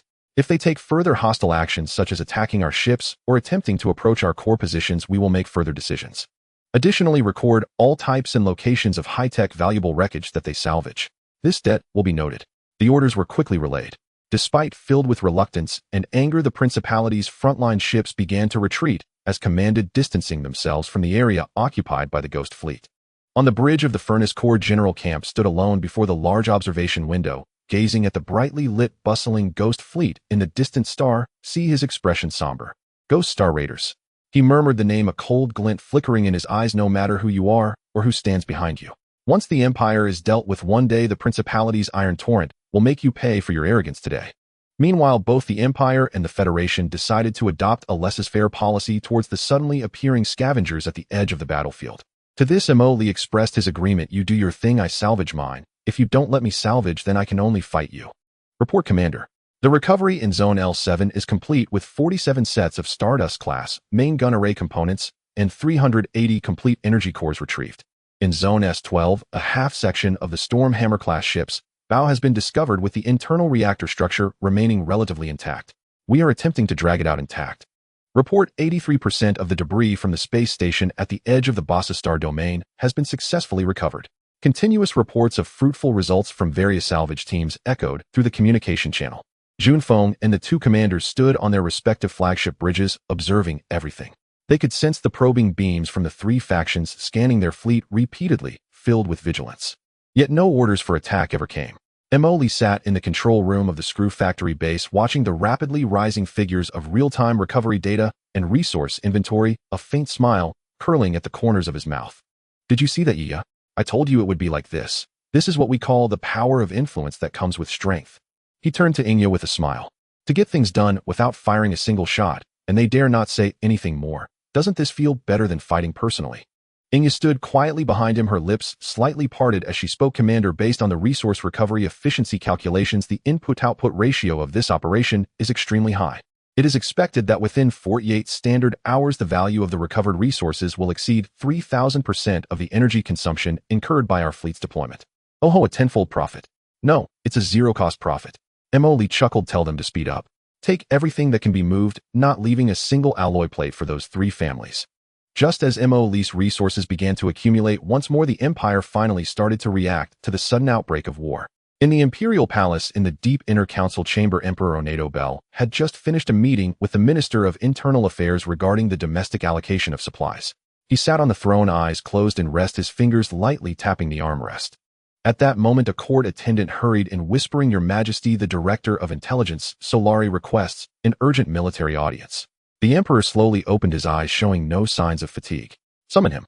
Then Solari rushed into the council chamber, not even bothering to complete the customary greetings, presenting the virtual data pad in his hand. Your Majesty. Urgent military situation. The Federation and the Duchy have simultaneously dispatched troops. The border front is in crisis. The Emperor took the data pad, his gaze quickly scanning the text and the accompanying star map situation, his expression unchanged, as if he were merely reading a routine report. Solari spoke rapidly. The Federation has dispatched at least 30 fleet groups to launch a surprise attack on the Empire's Bossa Star domain and the eastern front of the Ashen Star domain. On the Duchy's side, a large-scale army has also launched a fierce attack on the Rust Corridor. Our military strength is already at an absolute disadvantage in both border areas. Border Commander General Selafina requests the mobilization of reinforcements from within the Empire. Solari finished, nervously watching Onedo, fearing the Emperor's wrath. However, Onedo merely set the data pad down beside his throne and spoke slowly, his tone flat, bringing in the heads of each department for an audience. The personal attendant respectfully acknowledged and turned to leave the chamber. Before long, beneath the throne in the council chamber, the Imperial Prince Orphans, the military minister, Astor, the Minister of Internal Affairs, and the Minister of Finance, among other core officials of the Empire, stood solemnly on either side, listening to Stellaris report, the atmosphere growing increasingly somber. In summary, esteemed lords, the Federation and the Duchy's assault this time is highly coordinated and unprecedented in scale. Under the worst-case scenario, it is highly likely that the Federation has reached some undisclosed agreement with the Duchy. In this situation, the pressure on the eastern defense line of the Bassa Star Domain and Ashen Star Domain is immense, and the Rust Corridor is also in grave danger. Selefina has personally gone to the front lines to coordinate commands, but the disparity in military strength between us and the enemy is stark, and we are already at an absolute disadvantage. Without powerful reinforcements, the defense line may not hold for long. Stellaris' voice carried a hint of urgency as he concluded his statement. The hall fell silent, all eyes focused on the throne, waiting for the highest will of the Empire. Onedo slowly swept his gaze across the faces of each minister below, his voice low, yet carrying an undeniable authority. It seems that some of our neighbors believe that the Empire, having experienced a slight turmoil, presents an opportunity. His tone carried a hint of mockery, but they forget that the Quran Empire has stood for 1,000 years in the sea of stars, never relying on luck. He slightly raised his hand, pointing to the vast map of the Empire's 78 star domains above. Aster, at your service. Military Minister Aster immediately stepped forward, his voice booming. Tell all the ministers how many fleet groups we can still mobilize. Onedo asked casually. Aster, evidently having a plan ready, immediately replied, Your Majesty. Within the Empire's interior, excluding the defense forces maintaining basic order in each star domain, we can mobilize nearly 100 fully equipped standard fleet groups. Additionally, we can consider mobilizing another 15 to 20 fleet groups from other stable star domains as needed. However, Aster paused before continuing. The Empire still needs to guard against enemies from other directions, and given the vastness of the Empire's territory, fleet assembly will require 3 months. Currently, we can only quickly assemble 20 fleet groups in the star domains adjacent to the front lines, such as Rona, Goldsand, and Carol.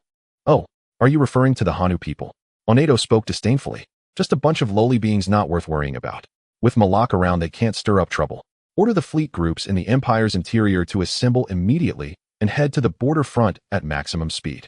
The Minister of Finance finally couldn't help but speak up. Your Majesty, such a large-scale mobilization requires resources, energy, and funding. This. Onedo raised his hand, stopping him from continuing. Resources are to ensure the Empire's security. Now is the time for them to play their role. He turned his gaze back to Aster. 20 fleet groups are not enough. I want 30. The first wave to be deployed on the battlefield must consist of 30 fully equipped standard fleet groups. Can this be done? Aster's eyes sharpened. He straightened his back and declared, Yes. Your Majesty, 30 fleet groups. I guarantee with my life that they will be assembled and deployed within the stipulated time. Very well.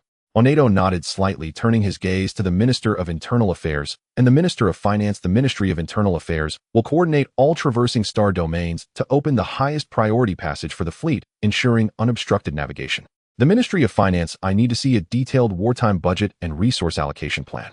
The Empire's treasury will provide unlimited support for this operation.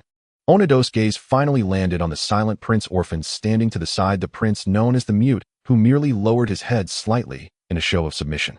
Everyone prepare. The Emperor waved his hand, concluding this imperial meeting. The dignity of the Empire will not be provoked. Yes, Your Majesty. The Empire's war system immediately began to accelerate again, and the strategic command center of the military building entered a state of maximum load. On the vast star map, blue light points representing the Empire's territory were densely clustered. As a series of encrypted commands were issued at superluminal speed, numerous light points representing fleet groups within the Empire's interior and relatively stable star domains began to turn a glaring red, indicating a state of emergency assembly. The outside world was bustling with activity, but none of it concerned Wolf any longer. At the Screw Factory base, the Isolation Interrogation Center.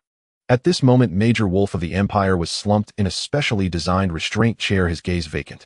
His once pristine imperial uniform was now wrinkled, and his face bore the numbness of both physical and psychological exhaustion. Days of high-intensity, multifaceted interrogations had drained him of all valuable information he possessed. Emoli stood behind a one-way observation window, watching Wolf, inside his expression utterly emotionless. Has it been confirmed? Is there any more juice to squeeze? He asked the shadowy figure beside him.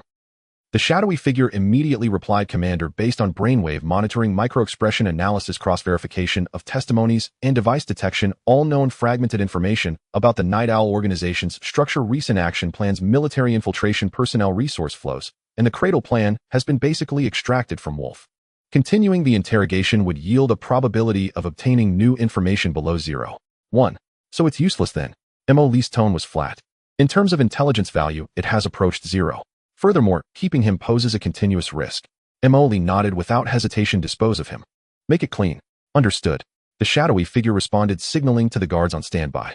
Two expressionless soldiers then entered the room. Wolf seemed to sense something of profound fear flashing in his murky eyes.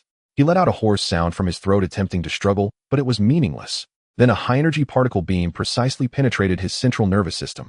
Wolf's body stiffened abruptly before going completely limp, his life signs disappearing from the monitoring screen. Biomass recovery. The shadowy figure ordered again. The soldiers placed Wolf's body into a specially sealed container, quickly transporting it through the pipeline to the cloning center deep within the base. There his remains would be decomposed into the most basic biological raw materials for the next round of cloning cultivation, achieving a certain kind of recycling. 4 hours later, the cultivation chamber opened. A clone indistinguishable from the deceased Wolf stepped out, donned the clothing handed to him by the staff, his gaze initially dazed, then quickly focused on Mo. Lee and the shadowy figure waiting in front of the chamber, standing at attention and giving a standard Imperial military salute. "Commander." The voice tone and even the subtle facial expressions of Clone Wolf were indistinguishable from the original. The foundational loyalty protocol instilled by the system had already overridden his original consciousness. Mo. Lee sized him up, a satisfied smile, emerging. "Not bad, very perfect. How do you feel?" "Memories intact, physical functions at peak condition. Ready to await the commander's orders." Wolf replied. "Very good." Mo. Lee stepped closer. "Your task is clear. Replace the original Wolf, return to the Night Owl, and become our deep infiltrator." "Understood." Primary mission: obtain higher-level intelligence from the Night Owl organization, especially concerning the Cradle Plan and Council information. Wolf smoothly recited the core directive. "Correct. But for your first step back, you need a plausible escape story, and to convey a message." Mo. Lee's eyes flashed with cunning, suggesting to test the waters with the identity of Phantom within Night Owl, as it might yield unexpected surprises. "Inform your superior Shepard, the leader of the Phantom Star Pirates, that he has a bit of interest in the philosophy of Night Owl.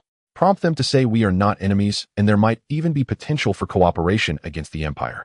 Mo. Lee patted his shoulder. "You handle the details. I trust in the system's professionalism. The shadowy figure will prepare all the supporting evidence and background needed for your escape process. I will ensure the mission is completed, Commander." Days later, in a hidden star system at the Empire's border at an abandoned communication relay station. This was a backup emergency contact point for the Night Owl organization, known to Wolf. Clone Wolf piloted a camouflaged light cargo ship, docking at the dilapidated docking port of the relay station.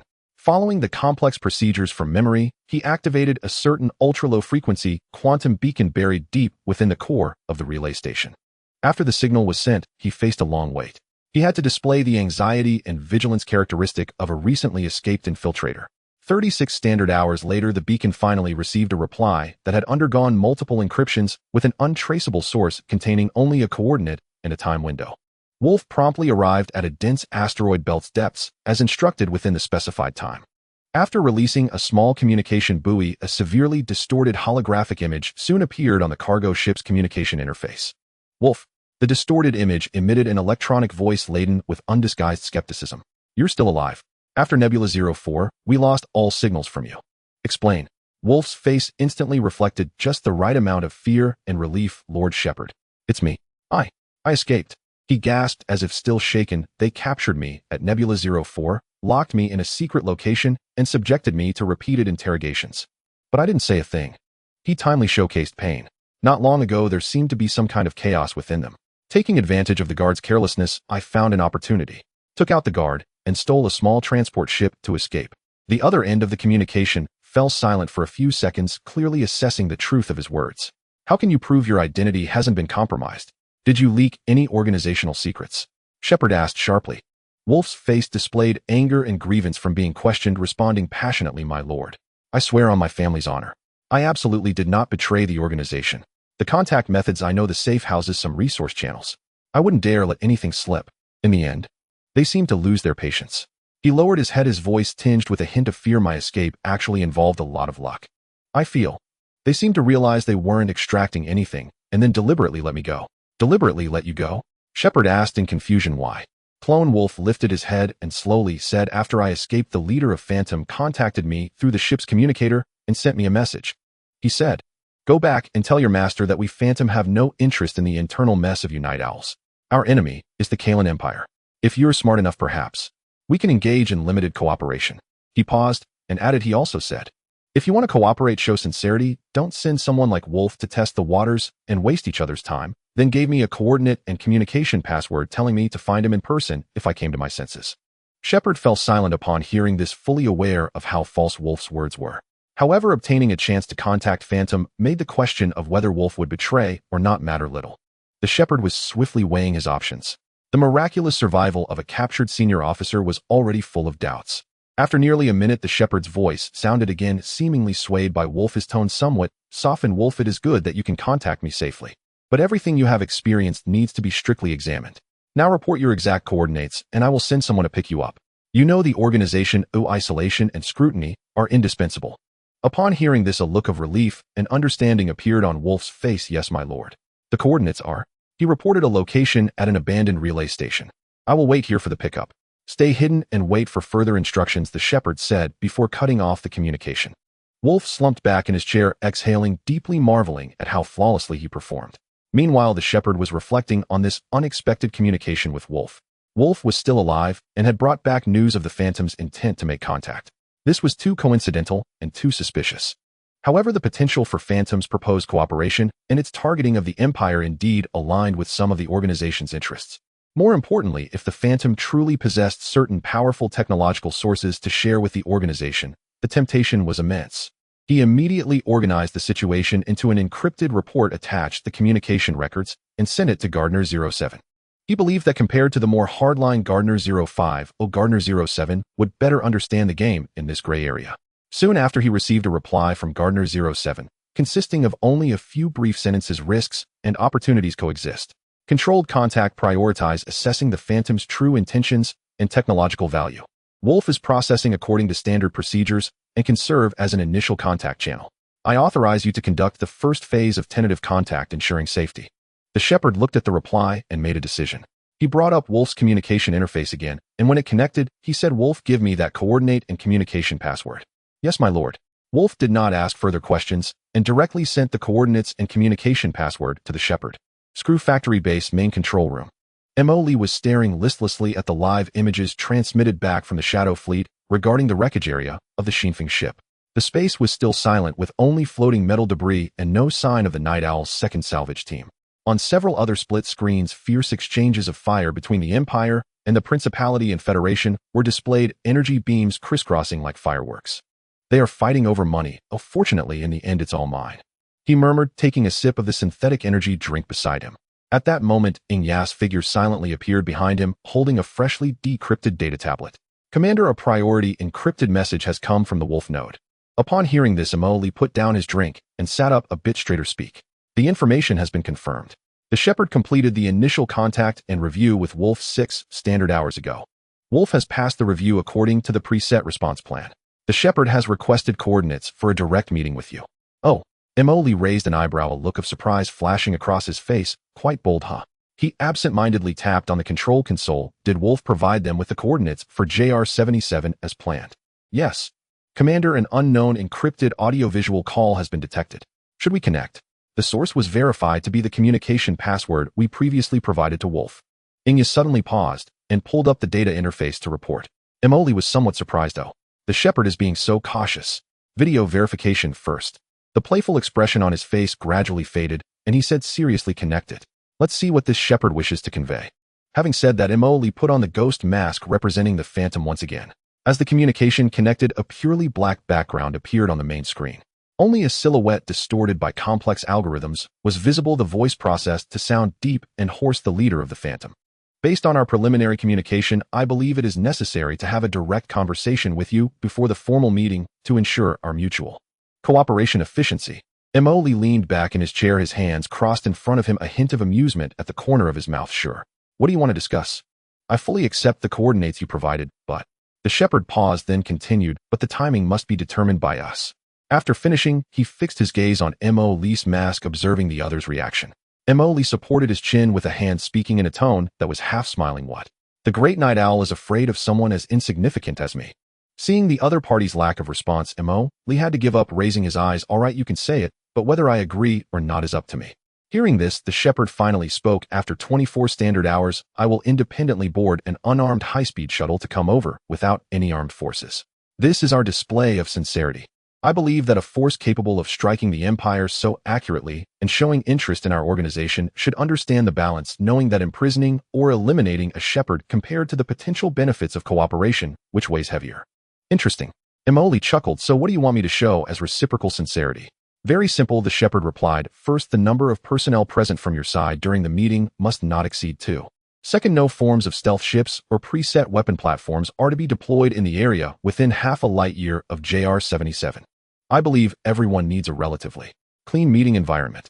Lee's eyes shifted slightly, and he responded agreed. He promptly agreed, I will go alone. Of course, I hope you can also adhere to the promise of coming alone. Naturally. The shepherd paused for a moment, seemingly making a final confirmation. Then in 24 standard hours we meet at JR-77. I hope this meeting can open up new possibilities for both of us. The communication ended. Lee's smile slowly faded, replaced by contemplation. Inya, what do you think? The other party is extremely cautious and very familiar with the security process. They are trying to reduce their own risks by limiting our deployments while also demonstrating confidence in their own value and cooperative potential. Inya analyzed calmly, then continued to ask, Commander, is it really true that no armed forces will be carried? Lee had just removed his mask, and upon hearing this, sneered disdainfully. How could it be? Am I playing with fools? Give me the Judgment Fleet. How is that possible? Am I playing with a fool? Give me the Judgment Fleet. Received. Establishing the channel. Connected. Inya immediately brought up the communication interface to respond. The holographic projection flickered, revealing Luo Nisi, the commanding officer of the Judgment Fleet, dressed in a crisp fleet uniform, with a stern expression appearing before Lee. Commander, what are your orders? She solemnly saluted, her silver short hair slightly swaying. Luo Nisi, it is time for the Judgment Fleet to mobilize. Lee skipped the pleasantries and went straight to the point. He raised his hand and marked a range on the star map. I need you to immediately lead all members of the Judgment Fleet to covertly maneuver to the JR-77 detection station and its surrounding star system within 10 standard hours and complete tactical deployment. What is the mission objective? Luo Nisi asked seriously. The objective is naturally the JR-77 detection station. Keep the fleet hidden on standby and secretly blockade the entire star system where the detection station is located. As he spoke, Lee's finger moved on the star map, drawing a larger circle. Using JR-77 as the core, any vessel that enters or exits this area without our identification will be incapacitated or destroyed immediately without warning. Once any unusual situation is detected, control that airspace with maximum firepower, ensure my safety, and implement a devastating strike on any hostile targets. Understood. The Judgment Fleet guarantees task completion. Luo Nisi replied decisively. The fleet will be ready to depart within 15 minutes and is expected to arrive at the designated position and complete deployment in 7.5 standard hours. Very well. Proceed. Lee nodded and ended the communication. Luo Nisi's image vanished. You will monitor the situation of the Judgment Fleet throughout the entire process. Report any unexpected situations to me immediately. Lee instructed Inya. Yes. The monitoring link has been established. Data flow is normal. Inya responded. After deploying the fleet, Lee did not feel completely at ease. Although the power of the Judgment Fleet was enough to deal with any known Imperial or other national main fleets, the Shepherd, as a senior cadre of Night Owl, still had methods and trump cards that were difficult to predict. He walked to the control panel and sat down, quickly operating on the virtual keyboard, bringing up the detailed structural diagram of the JR-77 detection station and environmental data of the surrounding star domains, repeatedly simulating various possible unexpected situations. The Shepherd claimed to go alone. While he could ensure the safety of the space station itself, could he guarantee that he was not carrying any kind of mutually assured destruction weapon or technology? Not secure enough. Lee murmured to himself, his fingers unconsciously tapping on the table. He needed a safer, more controllable plan. As his gaze swept over the icon representing the cloning center on the control panel, a thought flashed through his mind. System, bring up the detailed parameters and extreme operation guidelines of the mirror cloning program. Lee commanded. The data stream rapidly unfolded before his eyes. He carefully read about the synchronization of the clone's consciousness, sensory, sharing, remote command, overlay, and emergency consciousness recovery and body destruction protocols. A plan gradually took shape in his mind. Activate the mirror cloning program with the highest authority. Target myself. Invoke my latest biological template and memory synchronization data. Lee decisively issued the command to the system. Command confirmed. Activating mirror protocol. Target Commander Lee. Invoking biological template. Invoking recent memory data backup. Starting to construct the clone. Estimated completion time, 3 standard minutes. A mechanical voice of the system sounded. Deep within the base, a certain independent and highly isolated cultivation unit of the cloning center was activated. The nutrient solution began to surge, and the biological printer started to construct a body that was completely identical to Lee's, albeit with slight differences in appearance, with extreme precision. Meanwhile, an extremely complex quantum synchronization connection system began to establish a one-way link between the brain activity of the clone and the core consciousness of Mo Lee's body. This meant that everything the clone saw, heard, and felt could be transmitted to Mo Lee's body in real time, as if he were experiencing it firsthand. Mo Lee's body could issue action commands to the clone, like controlling a high-end drone, and the clone would autonomously respond to various situations based on the character template and memories inherited from Mo Lee, exhibiting behavior patterns almost indistinguishable from Mo Lee himself. Most crucially, the core directive written into the clone's underlying consciousness remained absolute loyalty to Mo Lee's body. Thus, Mo Lee's body had 100% control over the clone. This cloning process was far more complex and rapid than cloning Wolf, and the resources consumed increased geometrically. But in Mo Lee's view, this investment was entirely worth it to deal with the shepherd. Several hours later, the liquid in the cultivation chamber was drained. The clone Mo Lee slowly opened his eyes, his gaze carrying a hint of the confusion of just having awakened, which was gradually filled by familiar memories and thought patterns after a brief buffer. He moved his hands and feet, feeling the near-identical control of his body as his original. Then the hatch opened, and the clone stepped out, taking the black combat uniform that he handed over identical to Mo Lee's original, putting it on with fluid movements that showed no signs of hesitation. "How does it feel?" Mo Lee looked at the clone of himself, finding the sensation quite marvelous. "It feels very familiar, just like waking up from a deep sleep." The clone replied, his voice and tone completely identical to Mo Lee's original. "Describe your mission," Mo Lee then asked. "Mission objective: proceed to the JR-77 detection station, make contact with the senior cadre of Night Owl, codenamed the Shepherd, probe their intentions for cooperation, assess risks, and obtain as much intelligence on the Night Owl organization as possible." "Correct." Mo Lee's original nodded. "Remember, your behavior pattern will be judged based on your memories and character template. I will monitor in real time through the synchronization connection. If you encounter any danger that you cannot handle, or if I judge that the meeting needs to be aborted, I will issue direct commands. Remember, your primary task is to gather information and ensure that the core secrets of the base are not leaked while extracting as many secrets as possible." "Understood." A light of contemplation flashed in the clone Mo Lee's eyes. "I will act according to the situation." The clone Mo Lee then ceased further conversation and turned towards the passage leading to the hangar. His steps were steady and his demeanor was natural, with every subtle expression and posture indistinguishable from Mo Lee's actual presence. The shadow shuttle quietly slid out from the hidden exit of the screw factory, based the blue light engine emitting ion vortices, adjusting direction and instantly accelerating towards the JR-77 coordinate point. Inside the central control room, Mo Lee comfortably sat in the command chair, the virtual screen before him displaying the first-person perspective of his clone. The macro situation map of the Judgment Fleet stealth zone and the real-time environmental monitoring of the surrounding star system were presented on the large screen in the base's control room. The clone had boarded the Shadow shuttle and left the base, heading towards JR-77. "The Shadow has entered the planned route. Estimated arrival at the JR-77 detection station in 30 minutes," reported Inya. Mo Lee responded, focusing primarily on the perspective of the clone. He could feel the slight vibrations of the shuttle's engine and saw the increasingly clear and rust-covered outline of the detection station through the front window. This immersive yet absolutely safe sensation allowed him to observe and analyze with complete calmness. Inya conduct comprehensive monitoring of the clone's physiological indicators and the stability of the neural link. Monitoring in progress.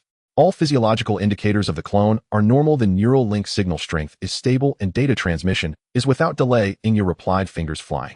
In this moment, Mo Lee had completely transformed from a potential executor facing danger into a master strategist in control. He sat firmly in the absolute safety of the rear, with all risks shifted to the clone, which could be discarded at any moment, while all information and final decision-making power remained firmly in his hands. Luo Nisi report on the situation in the blockade zone. Mo Lee contacted the Judgment Fleet again through an encrypted channel. The blockade zone is stable, no abnormal jump signals or invisible units have been detected. The JR-77 detection station has detected a single life signal consistent with the Shepherd's signal characteristics recorded during the previous contact with Wolf. After analyzing the imaging traces, the Shepherd entered the detection station 1 standard hour ago with no other thermal or hidden energy reactions detected. Luo Nisi quickly responded. Continue monitoring. 24 standard hours later, at the abandoned Deep Space Detection Station JR-77, the ancient space station resembled a giant abandoned metal jellyfish slowly rotating in microgravity.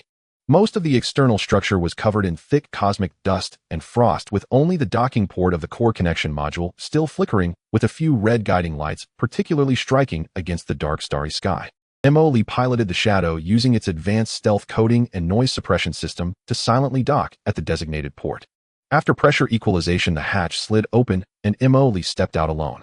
He wore a black lightweight combat suit and a holographic combat helmet with the fabric effectively absorbing detection waves across multiple bands. Apart from the sleek, powerful compact pulse energy pistol at his waist, he carried no conspicuous weapons or equipment. The corridor was filled with the scent of metallic decay and dust, and the air circulation system barely maintained basic operation. He moved forward along the corridor, his footsteps echoing in the empty metal passage. At the end of the corridor was a circular observation chamber, clearly once a place for the station's personnel to observe the starry sky. Now looking out, the massive observation window was smeared with grime, allowing only a faint glow from the external nebula to filter through. Most of the equipment in the chamber had been removed or rendered obsolete, with only some seat bases still fixed to the floor in the central area. A figure stood with its back to the entrance, quietly gazing out at the silent starry sky through the observation window. Wearing a common gray interstellar traveler's cloak, the figure was wrapped tightly, making it appear somewhat slender and not tall. Hearing Mo Lee's footsteps, the figure slowly turned around, revealing a smooth, featureless white alloy mask that completely obscured its appearance. "You're quite punctual, Mr. Phantom." A voice processed through a sophisticated voice modulator came from behind the mask. Mo Lee stopped about 5 meters away, a distance that allowed both attack and retreat. He casually placed his hands in the pockets of his combat suit, his gaze unabashedly assessing the other person from head to toe. "Are you the Shepherd?" "Yes, Mr. Phantom. We come with great sincerity to discuss cooperation with you." The Shepherd's voice came through the voice modulator, continuing. Hearing this, Mo Lee's lips curled slightly, revealing a hint of a smile that wasn't quite a smile. "Sincerity?" He gently shook his head, his tone suddenly turning cold and firm. "Wearing a mask that conceals your identity and talking to me about sincerity." He took a step forward, although the stride was small, an invisible sense of pressure instantly filled the space between them. "Take it off," Mo Lee ordered decisively. "Let me see what kind of person you are and whether you qualify to discuss cooperation with me here." The Shepherd remained silent for a moment, and the eyes behind the mask seemed to flicker slightly, but the body made no movement. "This seems to have no direct correlation with the cooperation topic we are about to discuss, Mr. Phantom. I say it is related, so it is related." Mo Lee refused to back down, his gaze sharp as he locked onto the eyes hidden behind the mask. "I said take it off. Now you have two choices. Either you turn around immediately and go back from where you came, and we act as if we have never met, or you follow my rules. Here, my rules are the rules. You have no third option." As soon as the words fell, the observation chamber fell into brief silence, the atmosphere suddenly dropping to a freezing point, with only the faint metallic stress sounds of the old structure occasionally echoing. The Shepherd stood still, momentarily stiffened, engaging in a silent standoff with Mo Lee. A few seconds later, just as Mo Lee thought the other would choose to leave, the Shepherd moved. He gently sighed and slowly raised his right hand to gently press on the mask's clasp hidden behind his ear. Click! A faint mechanical sound echoed particularly clear in the silent hall. The white alloy mask was slowly removed by his fingers, revealing the true face beneath. Following this, as if to show complete honesty, he undid the collar of the gray cloak with both hands and casually slipped off the oversized cloak, revealing a fitted dark blue combat suit underneath. When that face was fully exposed to the dim light of the observation chamber, even though Mo Lee had envisioned countless possibilities and was mentally prepared, seeing that face still caused his pupils to slightly constrict and a flicker of surprise to cross his face. This face was not unfamiliar to Mo Lee. With a soft click, the smooth white alloy mask was slowly removed, revealing the true face hidden beneath. At the moment that face was fully exposed to the dim light, Mo Lee, far away in the control room, clearly saw it, his pupils slightly constricting in surprise. That face completely overturned all of Mo Lee's previous assumptions. Beneath the mask was a mature and beautiful face of a Western woman, exuding an air of elegance and grandeur. Her golden long hair was neatly tied up to facilitate movement, exposing her smooth forehead and long neck. Her makeup was exquisite, her brows and eyes displaying a languid charm typical of upper-class noble women, yet at this moment her eyes reflected a profound calmness and scrutiny. Liana von Herbert, the cousin of the governor of Blue Stars, a noble woman known in the aristocratic circle for her enthusiasm, a hint of gossip, and her evident fondness for the former Viscount Morris Alias. A fleeting look of surprise crossed Mo Lee's face in the control room. The contrast of this identity was far more significant than the previous conjectures that the Shepherd was some high-ranking official of the Empire. A seemingly extravagant socialite focused on fashion and gossip turned out to be a high-ranking official of the mysterious organization Night Owl known as the Shepherd. It should be noted that her cousin, the Governor Lepka, was merely a peripheral member of Night Owl, and he was still under her command. One must admit this woman hid herself very deeply. Even her cousin had not discovered her true identity. The clone Mo immediately steadied his mind, quickly regaining his composure. He looked at the shepherd, or rather at Madame Liana's blue eyes, and slowly spoke Liana von Herbert. He pronounced the name with a hint of frivolity. What a surprising delight. I must admit, during our investigation of Night Owl, we did attempt to identify the true identity of the shepherd. We even employed considerable resources screening officials and military personnel at the imperial border, as well as suspicious business figures. Even the sector governors had been on our list of suspects. Liana's expression showed no change. She was not surprised that Phantom could immediately recognize her identity. After all, based on the strength displayed by the other party, their intelligence capabilities were undoubtedly impressive. Mo's gaze swept over Liana's calm demeanor, contrasting sharply with the one she displayed at the ball, and he continued, however, we did not focus our investigation on someone like you, a seemingly affluent noblewoman detached from power struggles. Hiding core members in the most unlikely and easily overlooked social circles. Your disguise is deeper and more sophisticated than I imagined. Liana merely looked calmly at the clone Mo, as if shedding not only her mask and robe, but also the carefully played role she usually portrayed, and lightly said, the ostentatious facade is the best disguise. How should I address you? The leader of Phantom. Her voice returned to its original tone, clear with a hint of coldness, entirely different from the slightly languid tone she had used at the ball. The clone Mo did not immediately answer the question about the title, but to gather more information continued to jest. What intrigues me more, Madame Liana, is why, as an hereditary noble of the empire enjoying a life of the highest aristocracy, with status and wealth beyond the reach of ordinary people, you chose to become the shepherd of Night Owl, engaging in these highly risky undertakings. He attempted to steer the conversation, digging for deeper secrets.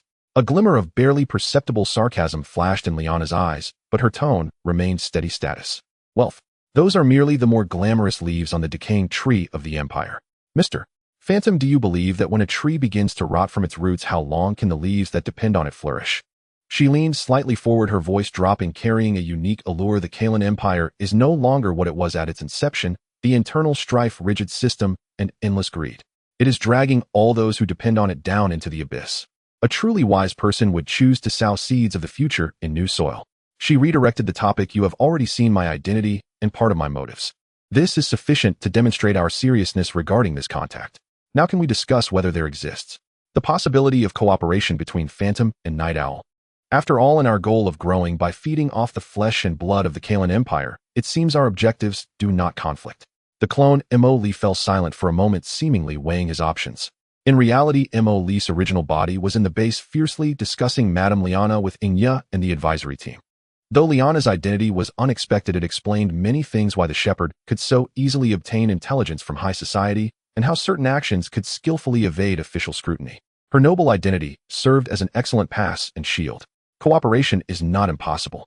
Mo finally spoke, his tone cautious, but the prerequisite is that both sides' value and sincerity must be mutual. What can you Night Owls provide? And what do you hope to gain from us? He needed to discern the other party's cards and true needs.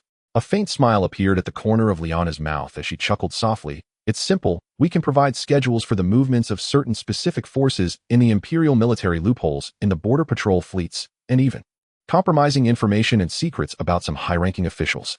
This information is sufficient to make your actions twice as effective, giving you ample time to arrange military forces. She paused, her gaze sharpening, and we need Phantom's strength to handle certain targets that we cannot directly intervene with or require stronger firepower to resolve. For example, how certain overly troublesome Imperial fleet commanders can naturally meet their end at the hands of foreign powers. Inside the base, Mo's original body flickered with a cold light at Liana's proposed conditions. It was indeed a plan to use others as a dagger. That sounds enticing. The clone Mo remained impassive, but it's all just words. We need to see actual samples, and a more concrete, in-depth action plan. At cooperation must certainly be built on a relatively transparent foundation. An organization as large as yours must surely have some secret plans, right? He hinted at something more. Liana naturally caught the hint in Mo's words. He had indeed learned about the Cradle plan through other channels, and moreover, many of the Night Owl members captured by the other party were aware of some rumors. Liana's eyes flickered slightly. The plan involves the organization's highest secrets, and my authority is limited. But I can promise that if our cooperation proceeds smoothly and sufficient trust is established, higher-ups may consider sharing some information with you. She skillfully avoided the core issue while hinting at future possibilities. As for the sample, Within 3 days you will receive an encrypted data package regarding the detailed patrol routes and vulnerability analysis of the 12th Patrol Fleet at the Imperial border for next month. This can serve as the first step of our sincerity. Emily understood that during their initial contact the other party could not reveal too many core secrets. Obtaining information on the Imperial fleet's mobilization was already a step closer to the real secrets, even though he completely looked down upon the Empire's intelligence. All right, Emily nodded. We will verify the authenticity of this sample. If confirmed effective, we can consider conducting a small-scale collaborative operation as a litmus test for our cooperation. Good. An elegant smile befitting her noble status appeared on Liana's face. I look forward to our upcoming collaboration, Mr. Phantom. The communication method remains the old way, then I will take my leave. She donned her gray cloak again, nodded slightly to the clone Emily, and then turned to leave the observation room, her figure quickly disappearing at the end of the dim passage. The clone Emily did not leave immediately. He stood still, reporting to the main body through the mental link. The target has left, contact concluded. No abnormalities detected. The identity of the other party has been confirmed as Liana von Herbert, who proposed exchanging Imperial military intelligence for our military support and provided preliminary sincerity. In the base's control room, the main body of Emily put down the already cool tea, his eyes glowing with intensity. Liana von Herbert. The shepherd. He murmured, a subtle smile forming at the corners of his mouth. This saves us quite a bit of investigation work. Interesting. He looked at Shadow Crow. Receive and analyze the data package she promised. At the same time, adjust the monitoring level for the Herbert family and its related social circles on Blu-ray Star. This Lady Liana, we need to pay special attention to. Understood, Shadow Crow replied. The monitoring priority for the Herbert family and related personnel has been elevated. Emily's main body leaned back in the chair and let out a long breath. This meeting made him realize that the Empire's body had long been eroded and riddled with holes, and even the top-tier noble circles had been infiltrated. Notify Lornis to have the Judgment Fleet bring the clone back. Emily ordered Shadow Crow. Just then the communication alert rang out rapidly. Commander, urgent message from the Shadow Fleet's 141st Special Reconnaissance Team. Shadow Crow reported. Emily immediately switched to the main screen. The screen displayed real-time reports from a stealth reconnaissance team responsible for long-term monitoring of the Shinfeng wreck area under the Shadow Fleet. Report, Commander. Abnormal activities have occurred in the target area. 3 standard hours ago, a small fleet arrived at the main wreckage area of the Shinfeng. The fleet consists of 2 Taurus-class small engineering barges and 1 Black Mamba-class high-speed frigate with identification signals unclear, but their behavior patterns are distinctly different from civilian salvage teams. The screen simultaneously transmitted images captured by optical sensors. The 2 Taurus-class engineering barges extended multiple large mechanical arms, targeting specific areas on the twisted and broken hull of the Shinfeng, evidently searching for something. The Black Mamba-class frigate was on perimeter alert, frequently scanning the surrounding airspace with radar beams. They are acting quickly and with a clear target. The commander of the reconnaissance team added, this does not resemble a standard civilian salvage operation. Emily leaned forward, his expression focused. Is it confirmed to be Night Owl personnel? Highly suspected. The engine characteristics of their frigate and some electronic signals overlap with several anonymous ships previously identified as related to Night Owl. Moreover, the area they chose for salvage happens to be near several core sections of the Shinfeng that are structurally complex and theoretically most likely to hide important items. Finally, they have arrived. Emily muttered, a hint of excitement curling at the corners of his mouth, proving that his patience had not been in vain. His mind raced as he contemplated how to seize the opportunity. Should he directly rob them in the guise of Phantom? It felt inappropriate, especially since he had just established a cooperative relationship. But if he let it go, then the key items they were searching for could fall into the hands of Night Owl, which he found even less acceptable. After much thought, a thought quietly flashed through his mind. Right, why not use another identity to take it instead? As for psychological burdens, Emily wondered what that even was. Shadow Crow. Without hesitation, Emily immediately ordered, command the Shadow Special Reconnaissance Team, monitoring the Shinfeng area, to activate the mimetic module and disguise themselves as a patrol fleet of the Alien Federation. Once they find the items and prepare to retreat, strike immediately. Remember, swift and decisive, eliminate the frigate and engineering barges, quickly search and seize all items they have salvaged, then retreat at once and ensure that no traces of our presence are left. Understood. The instructions have been encrypted and sent. The mimetic disguise and attack preparations are expected to be completed within 5 minutes. Shadow Crow responded quickly. In the outer area of the Shinfeng wreck, the Shadow 141st Special Reconnaissance Team's ambush point. This small fleet, composed of a Kanglong-class heavy cruiser and 4 specially modified Jingjing-class light frigates with enhanced stealth and electronic warfare capabilities, received the highest priority orders from the base. All units, attention. Mimetic devices are operating at full power. Target characteristics: Alien Federation, standard patrol squad composition, all weapon systems are fully armed and standing by. The squad commander issued orders in an encrypted channel. Before long, the surfaces of these 5 starships began to shimmer, the special nano-coating flowing, and the mimetic waves expanding outward, while the energy signal generator simulated the unique engine fluctuations and radar reflection characteristics of a Yuan-class frigate. Within a few minutes, a standard Alien Federation patrol squad appeared quietly, with the side-mounted railgun weapon array adjusting angles and missile silos opening poised for action. They maintained absolute silence, engines running at the lowest power to maintain position, quietly watching the busy figures of the Night Owl salvage team in the distance. The wreckage zone of the Hurricane. Lloyd felt as if he were on the verge of losing his mind due to this damned task. Curled up in the oily and sweaty cockpit of the Prospector 3, staring at the screen before him, which was continuously refreshing complex structural scan data, his eyelids heavy. As the youngest peripheral member of this salvage team, he had just been recruited by the organization, and this was his first time participating in an external operation. What the hell is this place? The experienced veteran in the pilot's seat cursed under his breath, his thick fingers impatiently tapping on the control panel. We've been drilling for so long, and all we find are these damn scrap metal plates. What exactly are they looking for up there? Lloyd dared not respond. He only knew that this mission was highly classified, the target being a specific section of the wreckage of the Hurricane space liner, which supposedly contained something crucial to the organization, but he had no clearance to know what it was. He simply needed to operate the mechanical arm according to instructions, assisting with scanning and cutting.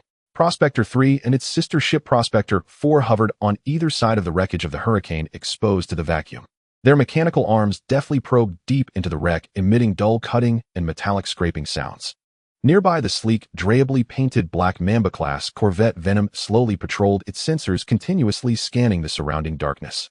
Lloyd, don't doze off. Keep an eye on the scan array 3. Report any abnormal energy responses or structural anomalies immediately. The stern voice of the technical supervisor from Prospector 4 came through the earpiece. Yes, supervisor. Lloyd jolted upright, rubbed his tired eyes, and forced himself to focus on the dazzling streams of data and structural diagrams on the screen. He was merely a low-level peripheral technician responsible for monitoring auxiliary scanning equipment, ensuring the mechanical arm would not accidentally touch any potentially hazardous components that might still contain energy or miss any faint signal responses. Time passed slowly amidst the monotonous scanning and repetitive cutting attempts. The internal structure of the wreckage was exceedingly complex, with many areas severely deformed due to the explosion years ago and prolonged exposure to space, creating immense difficulties for positioning and extraction work. Lloyd felt a wave of fatigue and unease wash over him. The void was too quiet. Apart from their 3 ships, only small pieces of debris occasionally drifted by in the distance. But it was this very silence that made him feel uneasy. Everyone stay sharp. Scan every inch. Headquarters is certain there are interlayers or concealed chambers here. The supervisor's voice echoed again, roaring through the communication channel.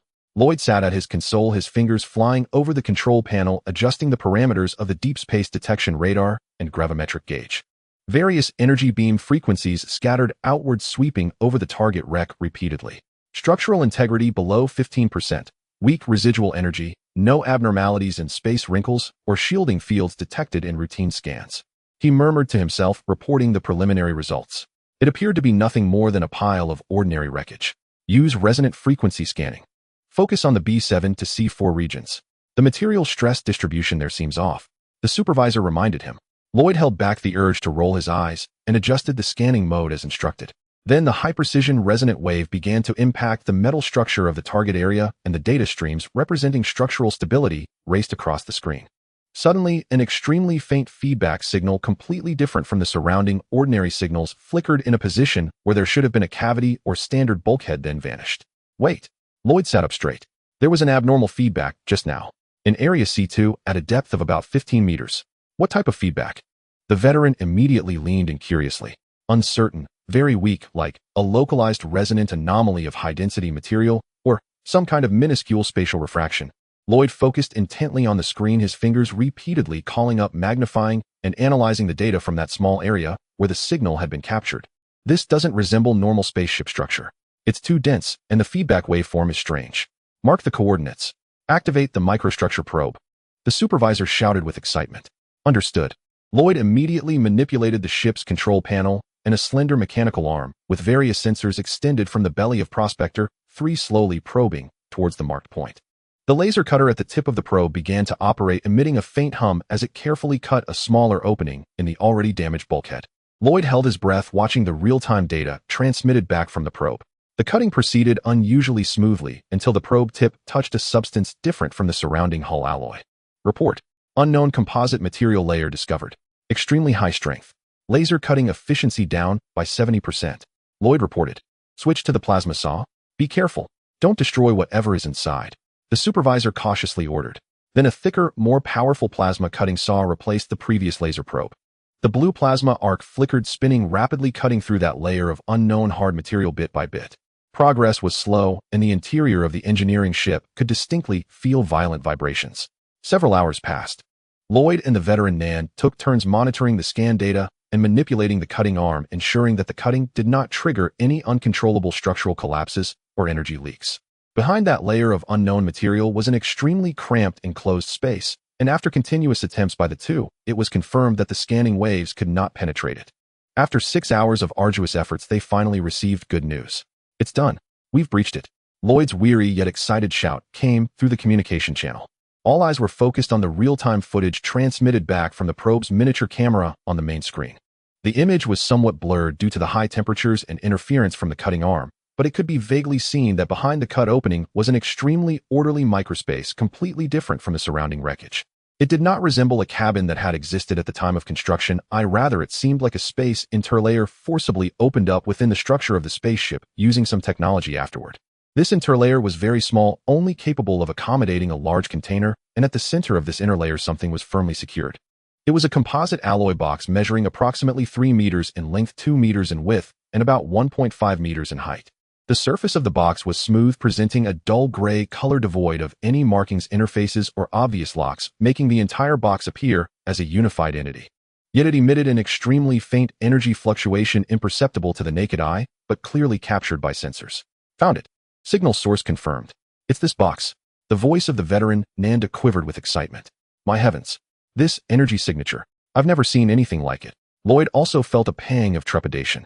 The material and energy response of the box completely exceeded his understanding, clearly not belonging to any known creation of interstellar civilization. Quick, deploy the fixed claws. Get it out. The supervisor nearly shouted. Immediately, several electromagnetic fixed claws extended from the mechanical arm, firmly adhering to the surface of the alloy box. The mechanical arm began to slowly retract, attempting to drag the heavy box out of the narrow compartment.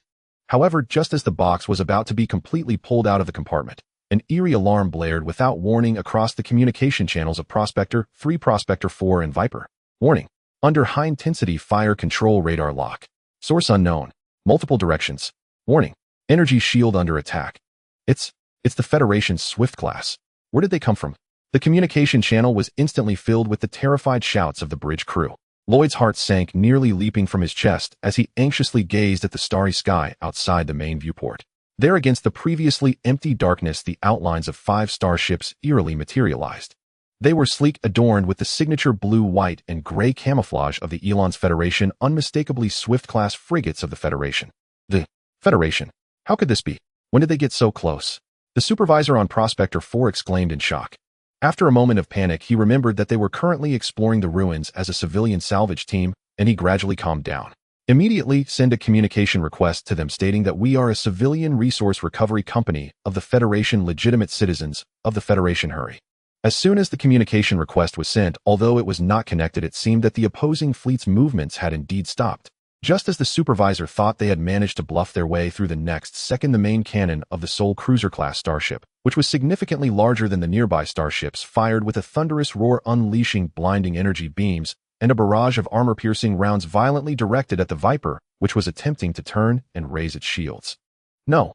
Lloyd heard a brief and desperate scream from the captain of the Viper over the communication channel.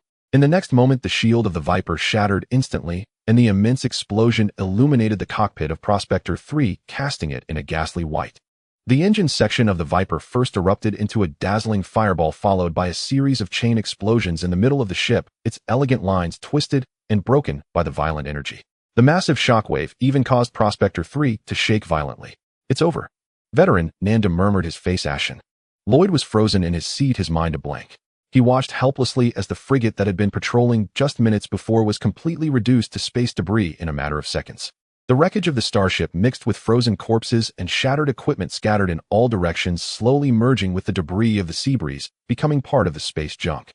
Yet before he could recover from this sudden assault, the next wave of attacks descended upon their two unprotected engineering barges. Several particle beams accurately skimmed past, with the tail thruster array of Prospector 3 being the first to be hit.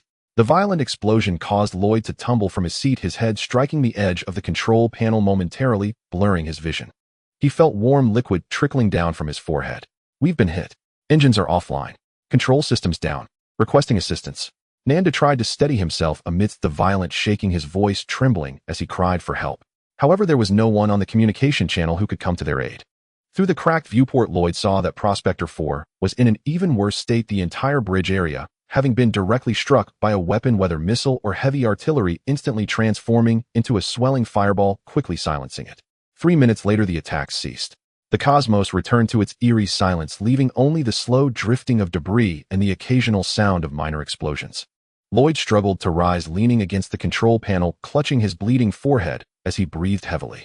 He was alive, but Prospector 3 was completely incapacitated, the horrifying alarm of the life support system echoing throughout the cockpit, with the control panel indicating that oxygen was rapidly leaking. At that moment, Lloyd saw 2 Federation Swift-class frigates breaking formation, slowly approaching. They did not continue firing, but dispatched small landing craft carrying Federation soldiers in standard power armor, speeding towards the engineering barge. "They are coming aboard." Lloyd's heart tightened again. "Are they here to capture us? Or?" Lloyd noticed that those Federation soldiers moved swiftly and professionally, entirely ignoring Prospector, for their main focus concentrated on his half-destroyed Prospector 3 engineering barge. And that alloy box, just retrieved and still connected to the mechanical arm of Prospector 3, floating in the vacuum. They came for that box. Lloyd's mind raced, suddenly understanding. This Federation fleet was not passing by chance. They were here for what the organization needed. They had been lurking nearby, waiting for his team to find something before directly robbing them. A chilling dread surged from his feet to the top of his head. He watched as the Federation soldiers skillfully used tools to sever the connection between the box and the mechanical arm, then used a towing beam to steadily drag it towards the open cargo hold of one of the frigates. The entire process was clean and efficient, without a single unnecessary movement. They didn't even attempt to board Prospector 3 to check for survivors, as if, like the Viper, they were merely obstacles to be eliminated. Once the box was safely recovered, the 2 frigates tasked with the seizure immediately returned to formation. The 5 Federation warships promptly accelerated their engines, emitting blue flames, vanishing into the depths of the starry sky, as mysteriously as they had appeared, as if they had never existed. Only the 3 Night Owl shipwrecks, still slowly exploding and gradually disintegrating, remained, along with the desperate Lloyd and Nanda floating amidst the wreckage, oxygen nearly exhausted. In the silent starry sky, explosions sporadically erupted. Lloyd leaned against the cold cabin wall, feeling life ebb away along with the oxygen. He couldn't understand how the Federation could know so much. Their actions were so precise, their timing so ruthless. Before his consciousness sank into complete darkness, Lloyd's last vague thought was, will the organization seek revenge for us? And that box? What kind of secret does it hold? Is all of this worth it? Report to the commander. Mission accomplished. The enemy escort ship and engineering barge have been destroyed, and the mission target has been successfully recovered. There are no losses on our side. The voice of the Shadow Reconnaissance Team's commander returned to the base through an encrypted channel. Good. Mo. Lee praised in the command center. Immediately evacuate the scene and return to the base along the predetermined route. Ensure all navigation traces and energy residues are cleared. Understood. Just as the reconnaissance team successfully returned from their mission, another scene unfolded within a secret transfer space station belonging to Night Owl on the edge of the Ashen Star domain.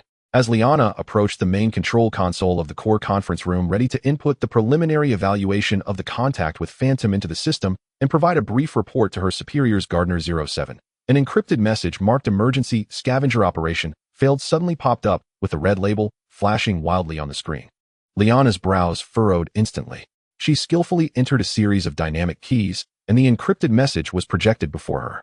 The message was very brief. The scavenger team lost contact at 1432 Standard Time in the wreckage zone of the Faithful Wind ship. The final signal indicated they encountered an unidentified ship that locked onto them.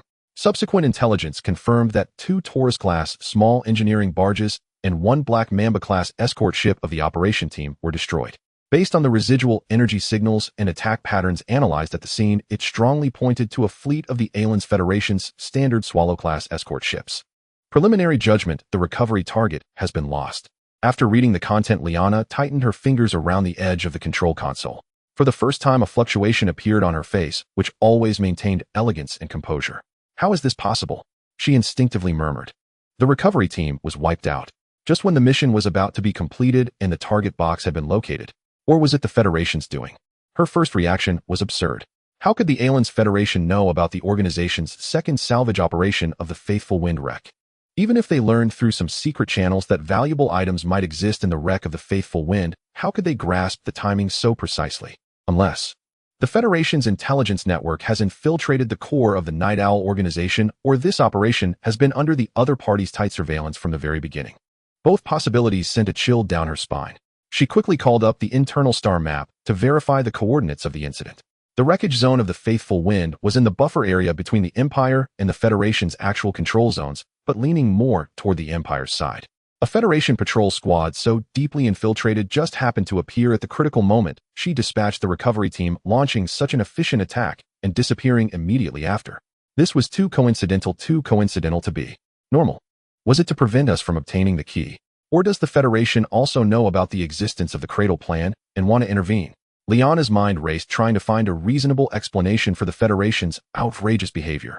But regardless of which explanation, it meant that the situation facing Night Owl was more complex and dangerous than she had anticipated. Suddenly, a shocking speculation quietly crept into her thoughts. Phantom. She had just parted ways with that mysterious Phantom leader not long ago. The other party's performance during the meeting clearly indicated knowledge of the Cradle Plan, and their probing intentions were quite obvious. They evidently had some ulterior motive. Moreover, the technological strength and operational capabilities demonstrated by Phantom were sufficient to support such a precise interception and disguise. Disguising themselves as a Federation fleet would be no difficult task for them, intercepting the key while framing the Federation to incite hostility between Night Owl and the Federation, completely aligned with Phantom's penchant for stirring up trouble. More importantly, the timing was just too coincidental. She had just expressed her intention to cooperate with Phantom, and then the recovery team ran into trouble. There was something amiss. Liana's expression gradually darkened. She recalled the various behaviors of the Phantom leader during their meeting. That man was far from as simple as he appeared. She picked up the communicator and dialed the internal communication line. It's me. Her voice regained its calmness, but with a hint of coldness.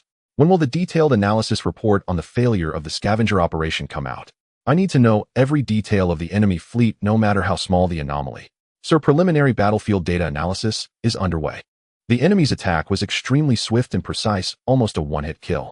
After destroying our starship, they quickly retreated, leaving very little valid information at the scene.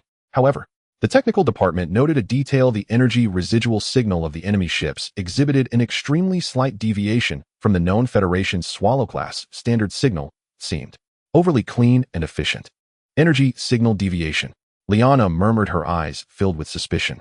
Continue the analysis. Notify our station chief in the Federation to use all resources to verify all official deployment records of Federation fleets in the recent area to see if any corresponding numbered Swallow class appeared there. At the same time, activate our undercover agents within the Federation to investigate whether the Federation's military high command is aware of this matter. Yes.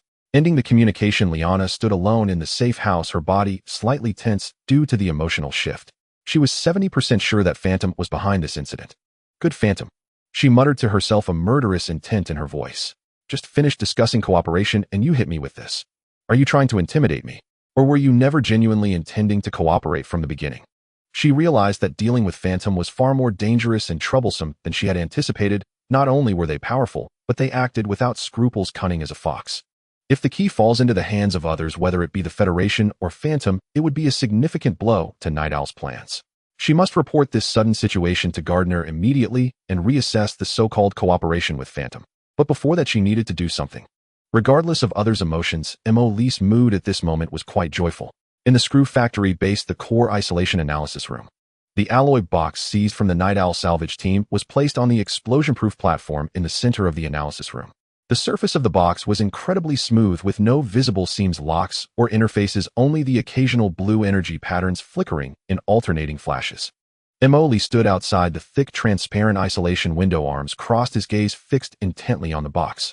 Behind him stood Inya and several urgently summoned top experts and researchers in materials science, energy engineering, and cryptography. Initiate preliminary scanning. The person in charge of the analysis, Chief Scientist Dr. Kai-Si, issued the command after receiving a nod of approval from Emily. Multiple scanning beams illuminated the surface of the box from different angles. High-energy X-rays, neutron flows, gravitational wave detectors. The base's most advanced non-invasive detection equipment took turns in action. Report: X-ray penetration failed, fully reflected at 3 millimeters below the surface. Neutron flow detection is obstructed. An unknown energy field interference exists inside. Gravitational wave detection shows that the internal structure is of extremely high and uneven density, but a concrete model cannot be constructed. Surface energy pattern analysis. The frequency and pattern do not belong to any known technological system. It is speculated to be some highly complex biological feature, lock, or energy key. A series of failure reports came in proving that the protective level of this box exceeded expectations. Attempt energy resonance. Dr. Kai-C frowned and issued the order again. The technicians promptly adjusted the equipment, emitting energy pulses at specific frequencies, trying to resonate with the energy patterns on the surface of the box to find an opportunity to open it. The energy pulses range from low to high frequency, covering most known energy spectra of interstellar society. However, the energy patterns on the box's surface remained unresponsive, continuing to flow at their own inherent rhythm. Energy resonance ineffective, the operator reported. Proceed to the next plan. Attempt physical contact. Dr. Kai-C looked at Mo, seeking authorization. The risks of forcibly opening it were unknown. Approved. Start with the lowest intensity. Mo nodded in agreement.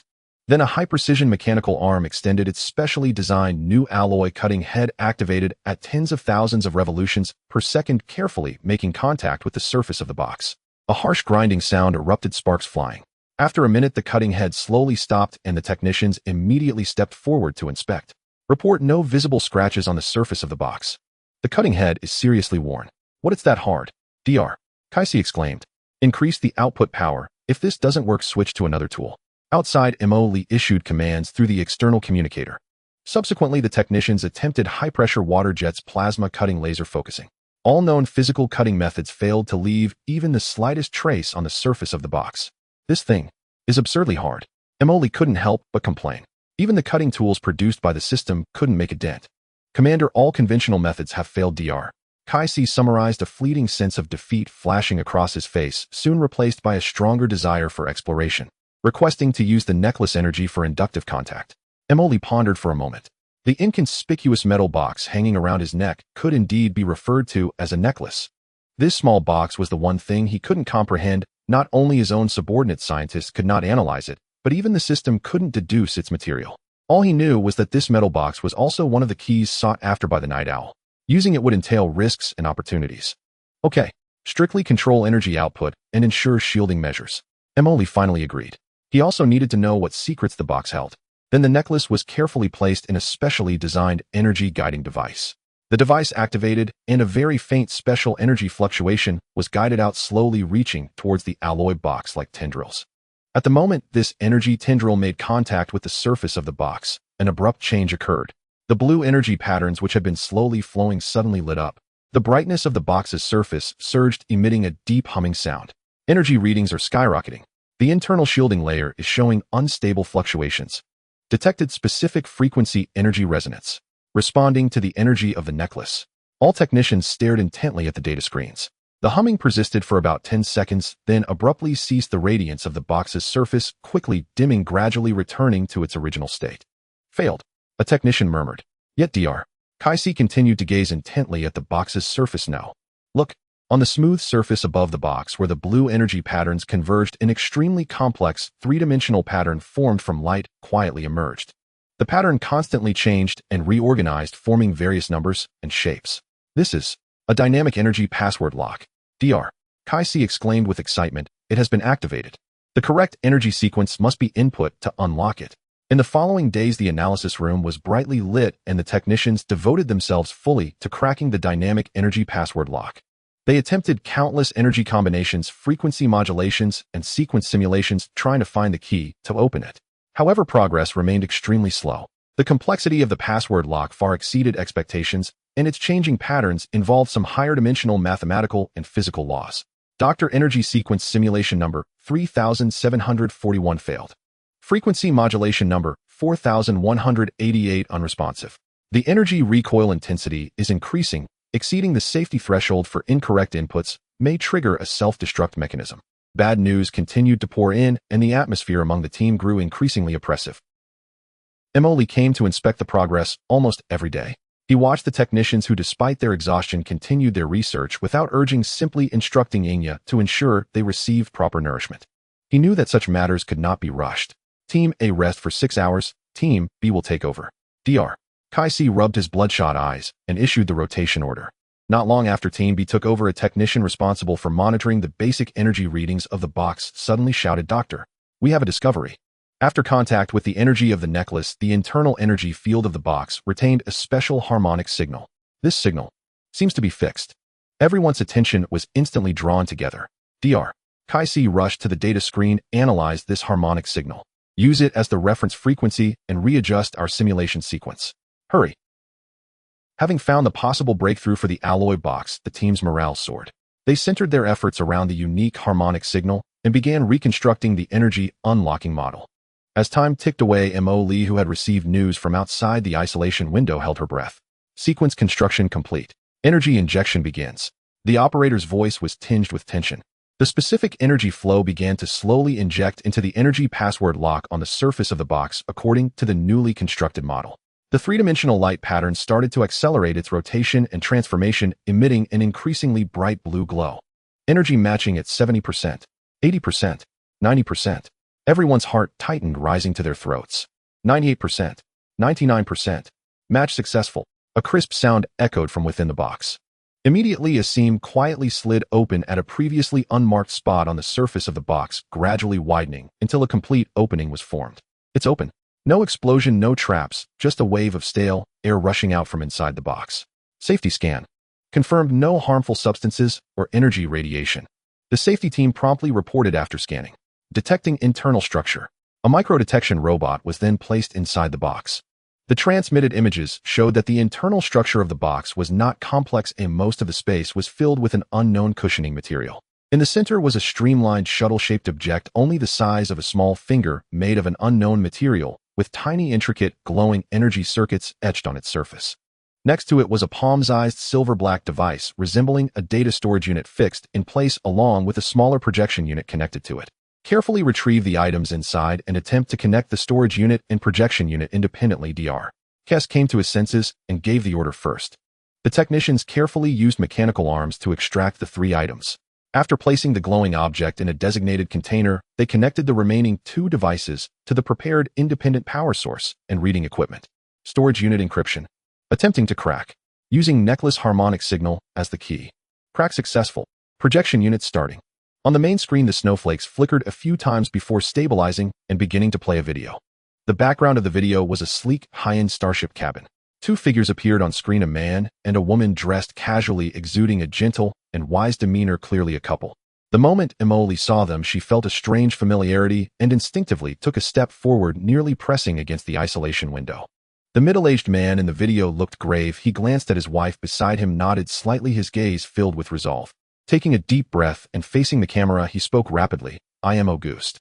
No matter who you are, the fact that you can see this record means that the Protector has failed, or we have encountered misfortune. Time is of the essence, so we'll be brief. We are on the Wind Whisperer, heading to a secret meeting location. The topic of this meeting is a plan known as Cradle." Upon hearing the term Cradle, Mo Lee's expression grew serious.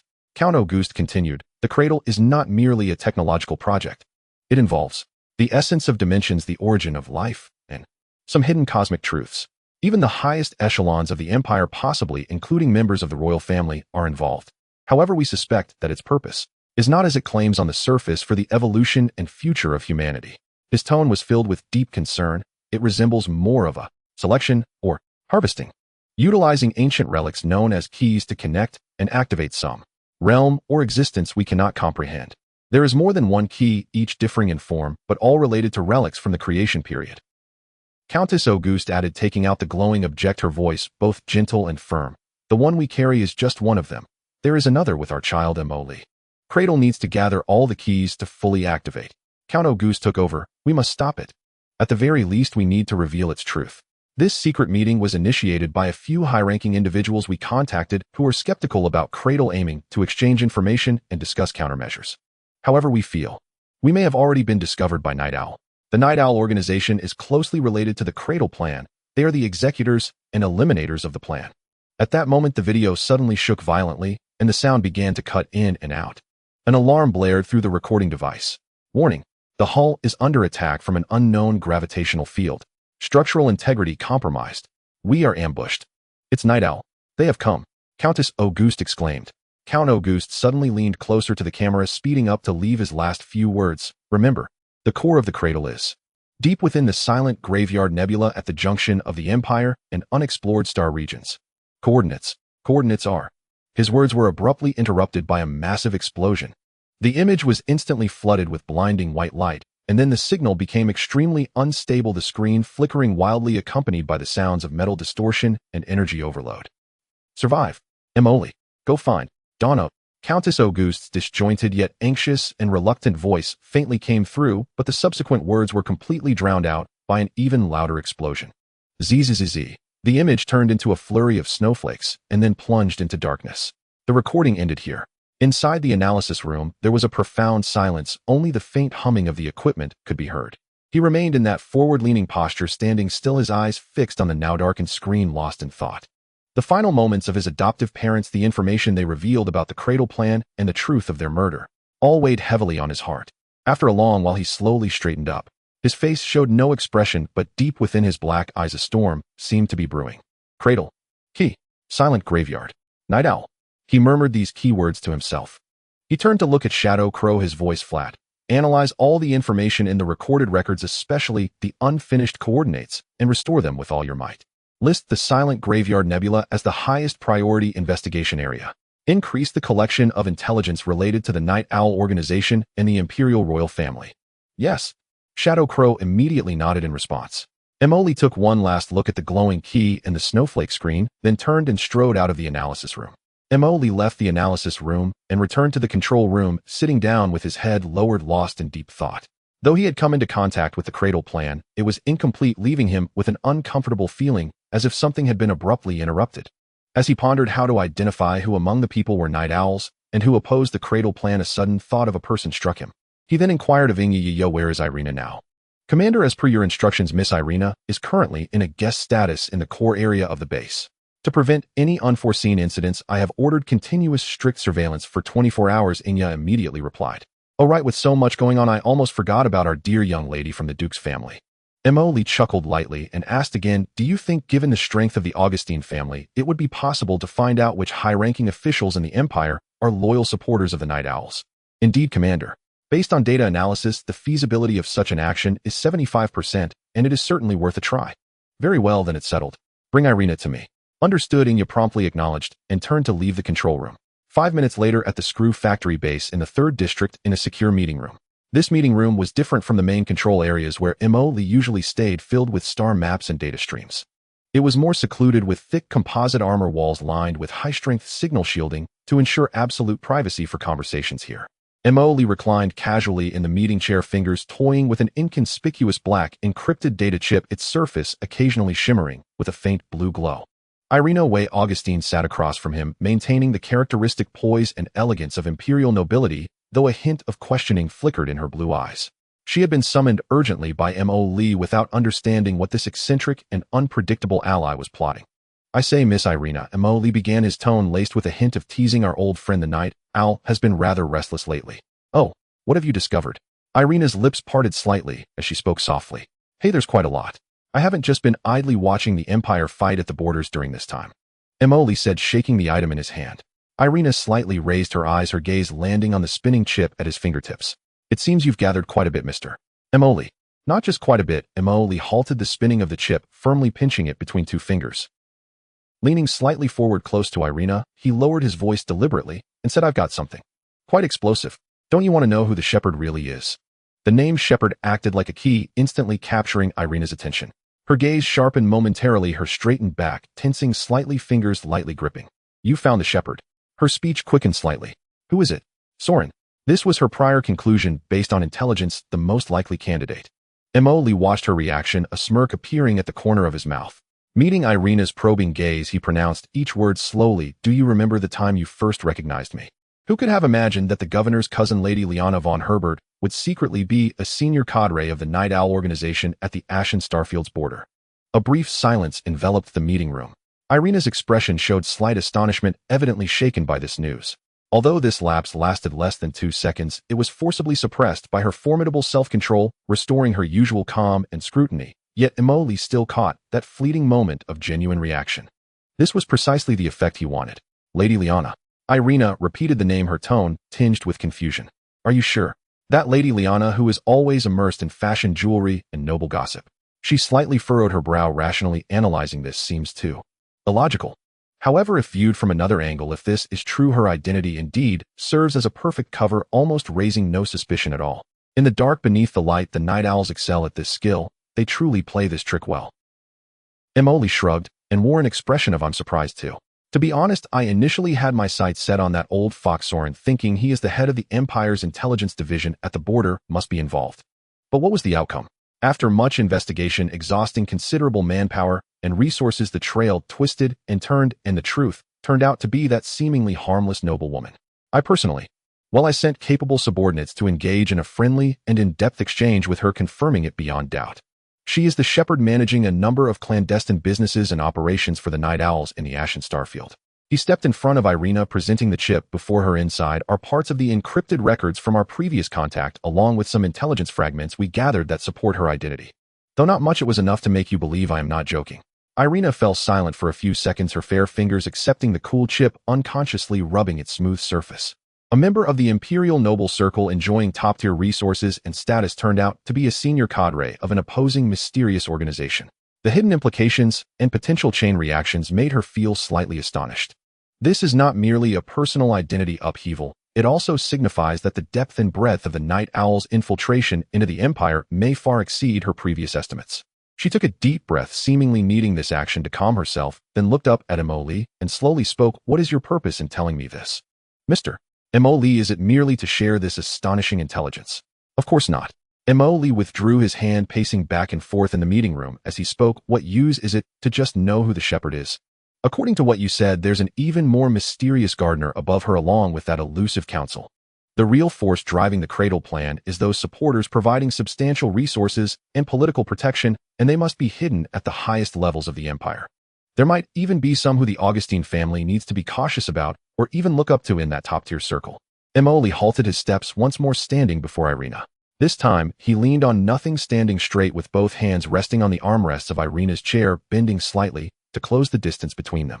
His gaze became exceedingly serious, carrying an air of pressure. I need to know which significant figures in the Imperial capital Star Circle are backing the Cradle project. Who is continuously providing them with resources? Who is using their power to greenlight their activities within the Empire? Who is the true master of the Night Owl, or perhaps its most crucial partner? Irina did not retreat from his proximity. She tilted her head to meet his gaze, her blue eyes calm as water. You want me to return to the capital Star Circle? She directly pointed out Emily's intention. Exactly. Emily straightened up, affirming her guess. After all, this is the Empire's border, and information travels slowly, with limited access to the levels of power. The capital Star Circle, as the core star domain, where the Imperial Star resides, is the true heart of the Empire, where all abuses of power and hidden information converge. And you, Irina Way Augustine, as the eldest daughter of Duke Augustine, inherently possess the means to access the highest social circles and core information channels. As a competent collaborator, I need you to return to that circle, utilizing your family connections and influence to uncover the information I require, which would be far quicker and more discreet than sending someone else to investigate. Of course, he paused before continuing. You can also refuse. I will still send someone else, but at that time you may find yourself, perhaps, useless. Emily spoke in a calm tone. Irina simply stared into Emily's eyes without speaking, her status as a noble daughter allowing her to discern the underlying threat. Seeing Irina's lack of response, Emily approached the information control console in the meeting room, quickly pulling up data while continuing to outline his plan. You can return under a reasonable pretext. For instance, to continue investigating the truth behind the signal wind incident, or to trace the true murderer behind the deaths of Count and Countess Augustine. Both of these reasons are sufficiently valid, as many civilian reporters are also seeking secrets, and naturally no one would suspect that you are actually investigating the Cradle project. Your focus should be on those top nobles and powerful officials who show an unusual enthusiasm for unexplored star domains, invest heavily in dimensional space theories, or have an extraordinary interest in so-called relics from the creation era. Even royal family members. Irina fiddled with the chip in her hand, not immediately responding. Returning to the capital Star Circle and using family influence for such sensitive and dangerous investigations is akin to walking on the edge of a cliff. If discovered by the Night Owl or its backers, not only would her personal safety be at stake, but the entire Augustine family could also be dragged into an abyss of no return. Yet on the other hand, the threat posed by the Cradle Project and the astonishing depth of the Night Owl's infiltration rendered her unable to stand by idly. This concerns the very foundation of the Empire and her family's future. The risk is high, Mr. Emoli. She finally spoke, her voice low and serious. The capital star circle is not Lanrue's star. The waters there are far too deep, with too many eyes watching. Once we take action, the likelihood of being detected is extremely high. Furthermore, even with my status, accessing secrets of that level requires the right opportunity and timing. We cannot act too hastily. I understand the risks are substantial. Emoli's tone softened slightly, but we do not have much time to waste. Should we wait until the Night Owl has prepared everything and completely initiated that damned cradle plan before we react? If we truly wait until then, who knows what will happen? A disaster for the entire star domain, or some change we cannot comprehend. He stepped closer, his gaze intensely fixed on Irina's eyes. And don't you want to uncover the truth about the Night Owl as well? Do you wish to know what their ultimate goal is? Now the opportunity is right before us. If you want to obtain what you desire, we must take a risk. Emoli spoke forcefully. Irina fell silent once more, her slender fingers unconsciously tracing the edge of the chip, evidently engaged in intense internal deliberation. The only sound in the meeting room was the low hum of the air circulation system. After a considerable pause, it seemed she had made her decision. She lifted her head, her expression sharpening into that of an heir of the Augustine family. I need more specific clues and directions, Mr. Emoli. I cannot return to the capital star circle like a headless fly blindly probing around. Apart from confirming that Liana is the shepherd, do you have any other leads, even if they are just rumors or suspicions, or any information that could point to supporters in the capital star circle? Any shred of detail will suffice. There are some, but not many, and they are quite fragmented. Emoli moved to the console, swiftly sliding his fingers over the interface, pulling up several encrypted files. We previously analyzed some unusual resource flows associated with the Night Owl. The energy and special materials they consumed amounted to astronomical figures. Although they had undergone multiple disguises and whitewashing, a few large unaccounted, some still surfaced. Ultimately, their sources vaguely pointed towards several super-large conglomerates closely related to the royal family. For example, the Star Domain Development Consortium, which monopolizes nearly 30% of the Empire's rare mineral mining and star domain surveying rights, and the Ancient Technology Heritage Research Society, which, although operating under the guise of scientific research, has a mysterious background and complex funding sources. He then switched to another interface, continuing, moreover, it seems that the Imperial military is not entirely a solid block either. There appears to be an unknown force cooperating with certain actions of the Night Owl to some extent. This isn't about large-scale military mobilization, but rather appointments of personnel in key positions and adjustments to patrol plans in certain specific areas, all of which tend to be extremely favorable to the Night Owl. This force is of considerable level and is well hidden. You can prioritize investigating these aspects. He turned to Irina shortly. I will have someone send you all the fragmented information I currently possess that might relate to the supporters in the Capital Star Circle, including background information on those conglomerates and connections to some suspicious individuals, all bundled for you. Although the information is limited and much of it is still speculative, I hope it can provide you with a starting point and narrow the scope of investigation. Irina nodded and carefully stowed away the chip. Understood. I will study the intelligence closely. I will arrange for someone to return to the Capital Star Circle as soon as possible. However, Mr. Emoli, she emphasized, I need you to provide support in other areas, not just this initial intelligence. I also need absolutely secure communication channels, and when necessary, absolute military support. After saying this, she waited for Emoli's response. Rest assured, I am already prepared in this regard, Emoli replied readily. I will leave all communication and security issues to my subordinates. They will establish a high-level single-line encrypted communication channel with you to ensure that the information transfer between us remains absolutely confidential. If during the investigation we encounter obstacles that require physical removal, my fleet can provide military assistance within a certain range. Of course. He changed his tone, reminding her, the premise is that the plan is thorough and doesn't make too much noise. I don't want to find out that we haven't even clarified the cradle plan before you provoke the wrath of the Imperial Emperor by attacking a high-ranking official, leading him to send the Imperial Guards to eliminate us. Don't worry, Mr. Emoli, I will act cautiously and formulate a meticulous plan. Irina stood up, gracefully adjusting her wrinkle-free dress. Now I will get started on the preparations. The situation in the Capital Star Circle is intricate and far more complex than at the borders. I need time to deploy and wait for the right moment to intervene. Very well. Emoli straightened up, rarely using a serious tone to remind her, be careful. I don't want to hear that a valuable ally who can penetrate the heart of the enemy has unexpectedly died at the hands of a high-ranking noble. Irina smiled faintly at his words, seeming to want to respond with a smile, but ultimately just nodded. Rest assured, I won't be so easily put in danger. As for you, Emoli, try to keep a low profile in the Ashen Star domain. Selefina is not someone to be trifled with. Don't play too recklessly under her watch and expose your position too early. I know what I'm doing. I will definitely retreat when necessary. Emoli waved his hand. Hurry along, Miss Augustine. The future fate of the Empire may depend on what shocking information you can unearth from those high-ranking figures during this trip back. Irina said no more and turned to leave the encrypted meeting room, the alloy door sliding shut silently behind her. Emoli watched her disappearing silhouette, the playful smirk on his face slowly fading away. He summoned a virtual star map, gazing at the densely packed spots representing the capital star, circle his brow, furrowing slightly. Yaya, he called out. The holographic projection of the Shadow Crow, which had been monitoring the entire process, appeared silently beside him. Commander. Emoli did not turn around, but tapped the position of the Heart of Glory on the star map. As for whether Irina's move is right or wrong, I truly have my doubts. This young lady has capability, but after all, she is an Augustine with her roots in the Empire.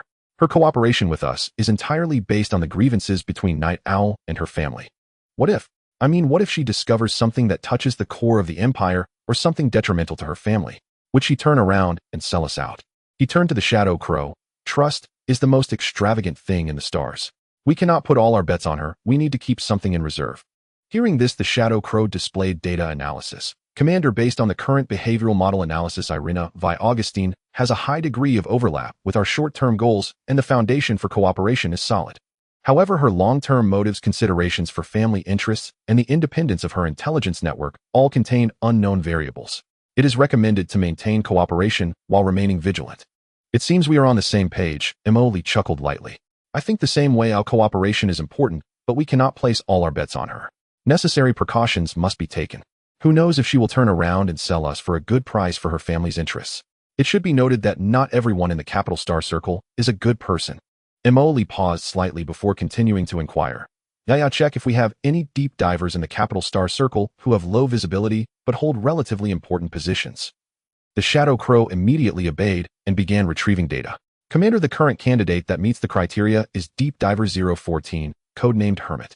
Its public identity is a Level 3 Affairs Officer in the Cultural Heritage Management and Restoration Office under the Imperial Court Affairs Department. An affairs officer, and one who manages cultural relics. Emoli was taken aback. He seemed to have never heard of such a position. Yes. The position does not have high authority, but offers access to certain royal subsidiary archives and the convenience of dealing with non-sensitive historical documents. More importantly, its position is inconspicuous and is almost not subject to strict imperial oversight, allowing for relatively high operational freedom. Hermit has gained initial trust from the department head due to its professional capabilities and low-key style, occasionally gaining access to some daily administrative documents and social schedules that flow to the upper echelons and are not strictly encrypted. Emoli stroked his chin, pondering sounds. Indeed, quite discreet. Erupts. Emoli nodded, organizing his language slightly, and began to issue orders. Directive 1: from this day forward, initiate secret monitoring and assessment of all activities of the eldest daughter of Duke Augustine, Irina Vi Augustine, after her return to the Capital Star Circle. Focus on recording her contacts, the activities she participates in, and all possible statements and actions related to Night Owl Cradle Plan, the royal family, senior military officials, and related corporate conglomerates. Once any signs of Irina selling us out are detected, report immediately, and if necessary, execute cleanup procedures. Remember, do not initiate contact until she makes any inappropriate moves. Focus on observation and recording. Directive 2. Under the premise of ensuring absolute personal safety, use all information channels accessed through her position to assist in verifying the authenticity of the intelligence Irina transmits and independently gather any clues related to Night Owl and supporters of the Cradle Plan regardless of their size. Directive 3. All relevant intelligence is to be reported directly to you via an independent, encrypted line, isolating it from Irina's communication channel. Understood. The directives have been recorded and encrypted for transmission. Hermit will enter a silent lurking state to carry out monitoring and auxiliary investigation tasks. The Shadow Crow confirmed this. With this move of dark chess arranged, Emoli felt a slight sense of relief in his heart. He could not place all his hopes on Irina's self-awareness. Necessary contingencies must be left. He returned to the command center of the base, his gaze sweeping across the vast territories of the Empire on the star map, especially those star zones far from the front lines. A thought gradually emerged. Yeah, how is the material you prepared regarding the Empire's Rust Corridor and the defeats in the Bassa Star domain? He asked Inya. It has been organized. It includes processed battlefield images, exaggerated statistics on the losses of Imperial ships, and some testimonies from captured Imperial soldiers. All content cannot be directly traced back to us and bears obvious characteristics of temporary battlefield collection. Very good. A glint of cold light flashed in Mo Lee's eyes. It is time to add some spice for those officials in the Empire's hinterland. They have been propagating good news. It is time to hear a different voice. He waved his hand and ordered Inya, activate the frequency disruption plan. Utilize all our secondary information nodes and propaganda channels within the Empire to disseminate these defeat messages as quickly as possible. But be careful not to expose our identity. He paused, a wicked smile curling at the corners of his mouth. This time, we shall borrow the name of the Sword of Dawn Resistance. After all, when we oppose the Empire, they have certainly reaped substantial benefits from behind the scenes. Using their name is not excessive, right? Inya immediately understood Mo Lee's intention. Understood. The information will be packaged as being acquired and spread through secret channels by the Sword of Dawn Resistance, aiming to expose the Empire's military concealment of the situation and deception of the public. This would create panic within the Empire, raising doubts among its citizens towards the government and military, while diverting the attention of the Empire's intelligence department towards the Resistance, providing cover for our own activities. Exactly. Mo Lee nodded. We want them to think that it is the Resistance causing chaos. Just write the image in the Fei Feng ship's footage, mention the Sword of Dawn. They probably know something. Once the news spreads, they should come looking for us. We shall continue to quietly amass wealth. Remember to control the spread within several major industrial star domains and commercial hubs in the Empire's hinterland, where news travels fast and people are easily panicked. The orders have been issued. The frequency disruption plan is now underway. Relevant information is expected to start fermenting in the target star zones within 72 hours. Mo Lee gazed at the imperial planets on the star map that were about to be swept by rumors, his expression calm. He was no longer solely focused on immediate gratification like when he first crossed over. More and more information, increasingly complex situations, the truth behind his adoptive parents' deaths, the threats of Night Owl, and the Cradle Plan, and the possible hidden dangers within the Empire's upper echelons. All of these forced him to think deeper and tread more carefully. Spreading rumors, framing the Resistance, secretly monitoring allies. These methods may not be above board, but in this predatory star sea, they are necessary means. Surviving and uncovering the truth until the end is more important than anything else. All right, the pieces that should be played have been played. Mo Lee stretched lazily and sat back in the command chair. Next, let's see what news our pieces can bring back. As for the Empire, causing some chaos is fine. He opened the system's creation interface, watching the constantly fluctuating resource numbers and creation points. Our foundation still lies in these things. Continue to produce troops and accumulate resources. Only with sufficient strength can we qualify to sit at the table and play with those old foxes. Just when Mo Lee thought he could finally take a break, he heard Inya's report again. Commander, the Shepherd has sent another communication request using the last communications code. Please advise. Oh, they are looking for us so soon. I thought Liana would hold off a bit longer. After saying that, Mo Lee put on the exclusive mask of the ghost again and then commanded. All right, connect them. The communication connected, and the main screen revealed the masked Shepherd, but this time the voice had not been processed, still carrying Liana's cold tone. Mr. Ghost. The voice was straightforward with no pleasantries. Madam Liana, what a coincidence. Is there a new collaboration project to discuss at this time? Mo Lee deliberately emphasized the word collaboration, slightly speaking in a teasing tone. There was a 2-second silence on the other end of the communication, as if suppressing anger. It resumed with a clear, questioning tone. Not long ago, a small recovery team of mine was ambushed by a fleet disguised as a federal patrol while executing a confidential mission in the wreckage area of the Fei Feng, resulting in the complete destruction of the recovery team, and even an important item of the organization was taken. Upon hearing this, Mo Lee showed no reaction, as if listening to something entirely unrelated to him. Liana's voice continued, speaking slowly. That fleet acted swiftly and ruthlessly, making perfect use of the battlefield environment and timing. I believe that the forces capable of doing this at the border are few and far between. She paused, then sternly asked, I would like to ask Mr. Ghost, is this matter related to you? Mo Lee leaned back in his chair, lightly tapping his fingers on the armrest, neither immediately denying nor revealing any embarrassment of being caught. He even sighed lightly, his tone carrying a hint of almost regretful meaning. Oh, such a thing happened. Who is so bold, daring to steal from Night Owl? This is truly audacious. He did not answer yes or no, but instead shifted the topic with a tone that carried a hint of mockery, yet seemed sincerely suggestive. I say, Madam Liana, hasn't your Night Owl been a bit too careless lately? Such an important item, did you not even have adequate escort forces? If it was intercepted by someone halfway, wouldn't that be a total loss? He leaned slightly forward, addressing the communicator with a tone of sincerity. You see, if such delicate work had been entrusted to us ghosts earlier, I guarantee there would have been no issues. You know, as your partners, we always work quickly and efficiently, ensuring that everything reaches you safely. If you ask me, your organization's security level side is indeed a bit worrisome. On the other end of the communication, Liana fell silent. Through the screen, Lee could almost envision Liana gritting her teeth beneath her mask. His words, seemingly filled with sympathy and advice, were in fact laden with mockery and a sense of there's nothing to hide here. After several seconds, Liana finally spoke again, a hint of anger in her voice. Mr. Phantom, I hope you understand that this item is of great importance to the organization, and I hope you can grasp this point. Lee, hearing this, calmly replied without any hint of tension, Oh, of course I understand. However, Madam Liana, rather than pursuing who did this here, shouldn't we think about how to resolve the issue instead?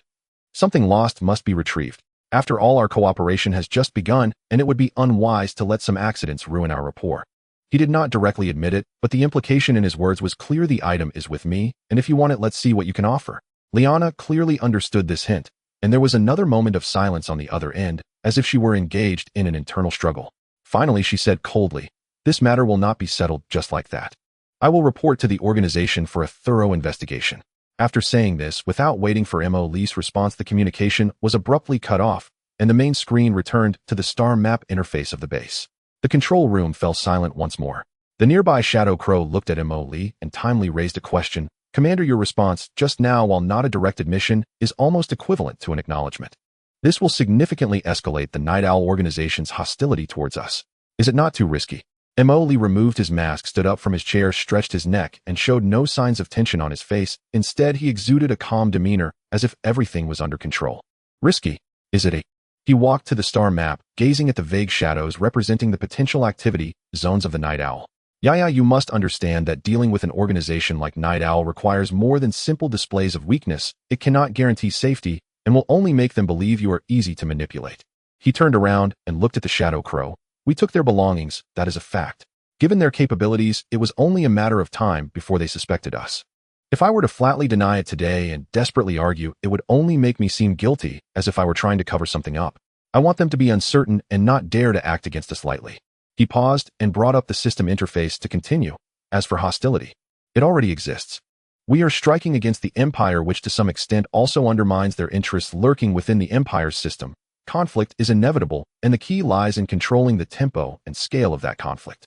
If they really dare to come after us, that would be even better. I've been worried about not being able to find them, and we could directly blow up their nest and be done with it. So, Commander, what is our next target of action? The Shadow Crow nodded. Next, we must act according to our own rhythm. Want to make a move? We will accompany you to the end. Just as Lee was pondering how to strike Night Owl again far away in the Barca Star region, the war between the Empire and the Federation was intensifying. The Empire's Third Fleet's battleship formation, the unyielding Bulwark, a Stormhammer-class battleship that had been in service for over 40 years, was currently spewing its last flames of fury. Its left flank armor had already been ripped open by the Federation's Star Core Annihilation-class triple volley, exposing internal pipelines with electric sparks leaping between the damaged hull. The number 3 main gun turret was stuck at a 45-degree elevation, the barrel twisted. Only 2 of the 6 secondary gun arrays were still capable of intermittent firing. The energy shield generator was overloaded by 270%, at risk of catastrophic failure at any moment. Inside the bridge, piercing alarm sounds echoed throughout, stained blood red by the warning lights. The 4th engine room has lost pressure. Fire has spread to the energy conduits. The right side missile array has suffered a catastrophic explosion. All damage control team members are unaccounted for. Shield output continues to decline. 15%. 10%. Colonel Alvin Crawford gripped the arms of his command chair tightly, his eyes bloodshot with rage, staring intently at the main tactical screen, where flashing red areas represented the collapsing Imperial defense line, while the center was filled with dense signals of the Federation fleet like a swarm of locusts. The general's reinforcements. His throat was dry, his voice hoarse. Haven't they arrived yet? The communication officer shook his head in despair. All faster than-light communication channels are suppressed, and the intensity of the jump interference field continues to rise. We are cut off. Crawford closed his eyes and took a deep breath of the air, mixed with the smell of burning and ozone. All hands. After deep contemplation, he opened his eyes again, filled with reckless determination. Turn the ship, point the bow at the enemy's Star Core Annihilation-class flagship, the Punisher. All operational weapons. Load armor-piercing shells and fusion warheads. Let us take them down with us. The order was promptly conveyed. The battered giant ship struggled to adjust its posture under inertia with the main gun aimed at the distant approaching Federation flagship. Punisher clearly sensed the intentions of this Imperial battleship. At the bow, 3 super-heavy particle main cannons began to charge brilliant blue-white light, gathering at the muzzle. Enemy ship's main guns locked on. The alarmed shout of the sensor officer rang out. Colonel Crawford straightened his back and shouted with all his might, "For the Empire, fire!" But before he could finish, his voice was drowned out by the energy glow. The attack did not come from outside but erupted from deep within the unyielding bulwark. A Grave Digger-class thermobaric bomb previously deployed by the Federation's high-speed assault ships finally reached its detonation timer. It penetrated the relatively weak belly armor and exploded violently next to the ship's core's secondary energy hub. At that moment, time seemed to stand still.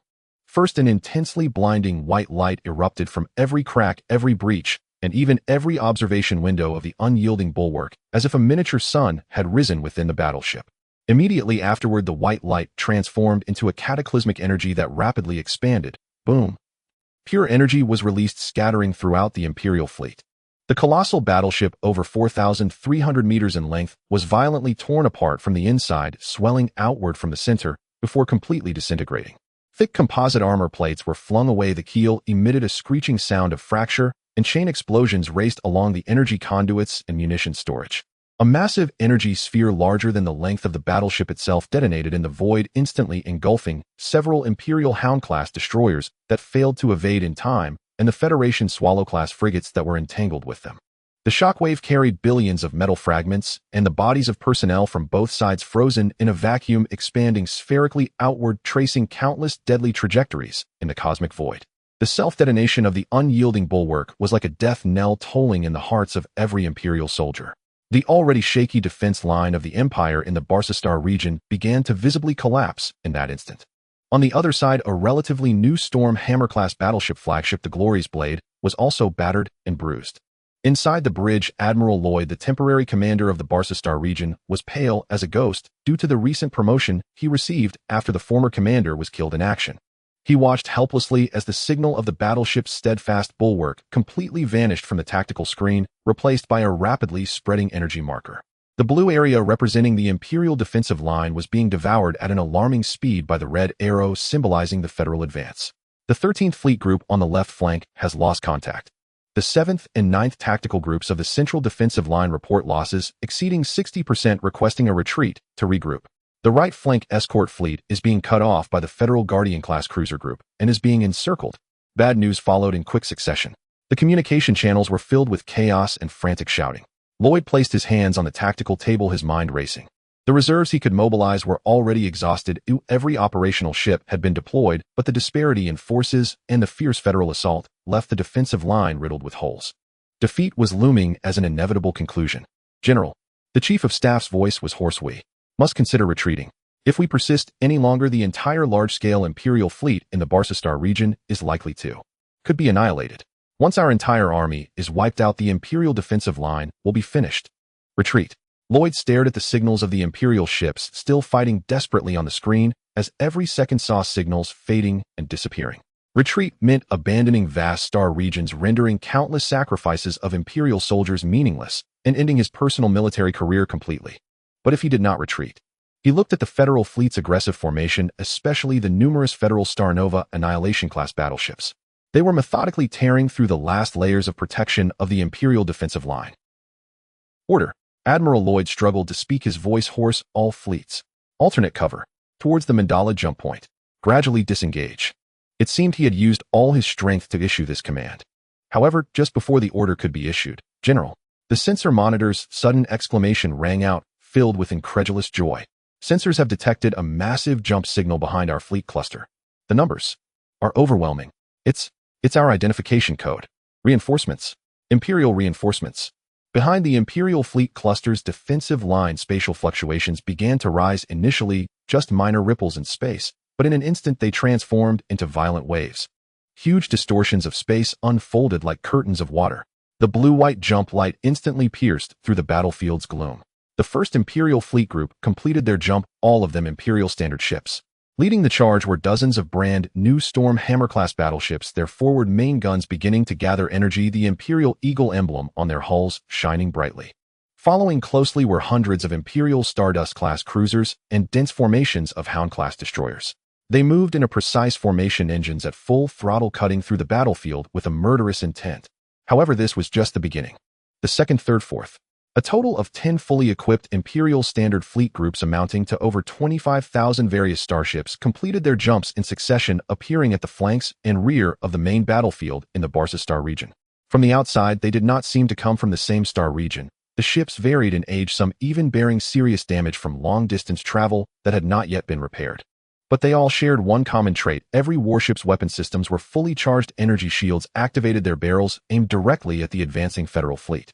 The first wave of reinforcements promised by the military, urgently drawn from regions such as Ronajinsa and Carol, the vanguard of 30 fleet groups, finally arrived at the critical moment when the Imperial fleet cluster was on the brink of collapse.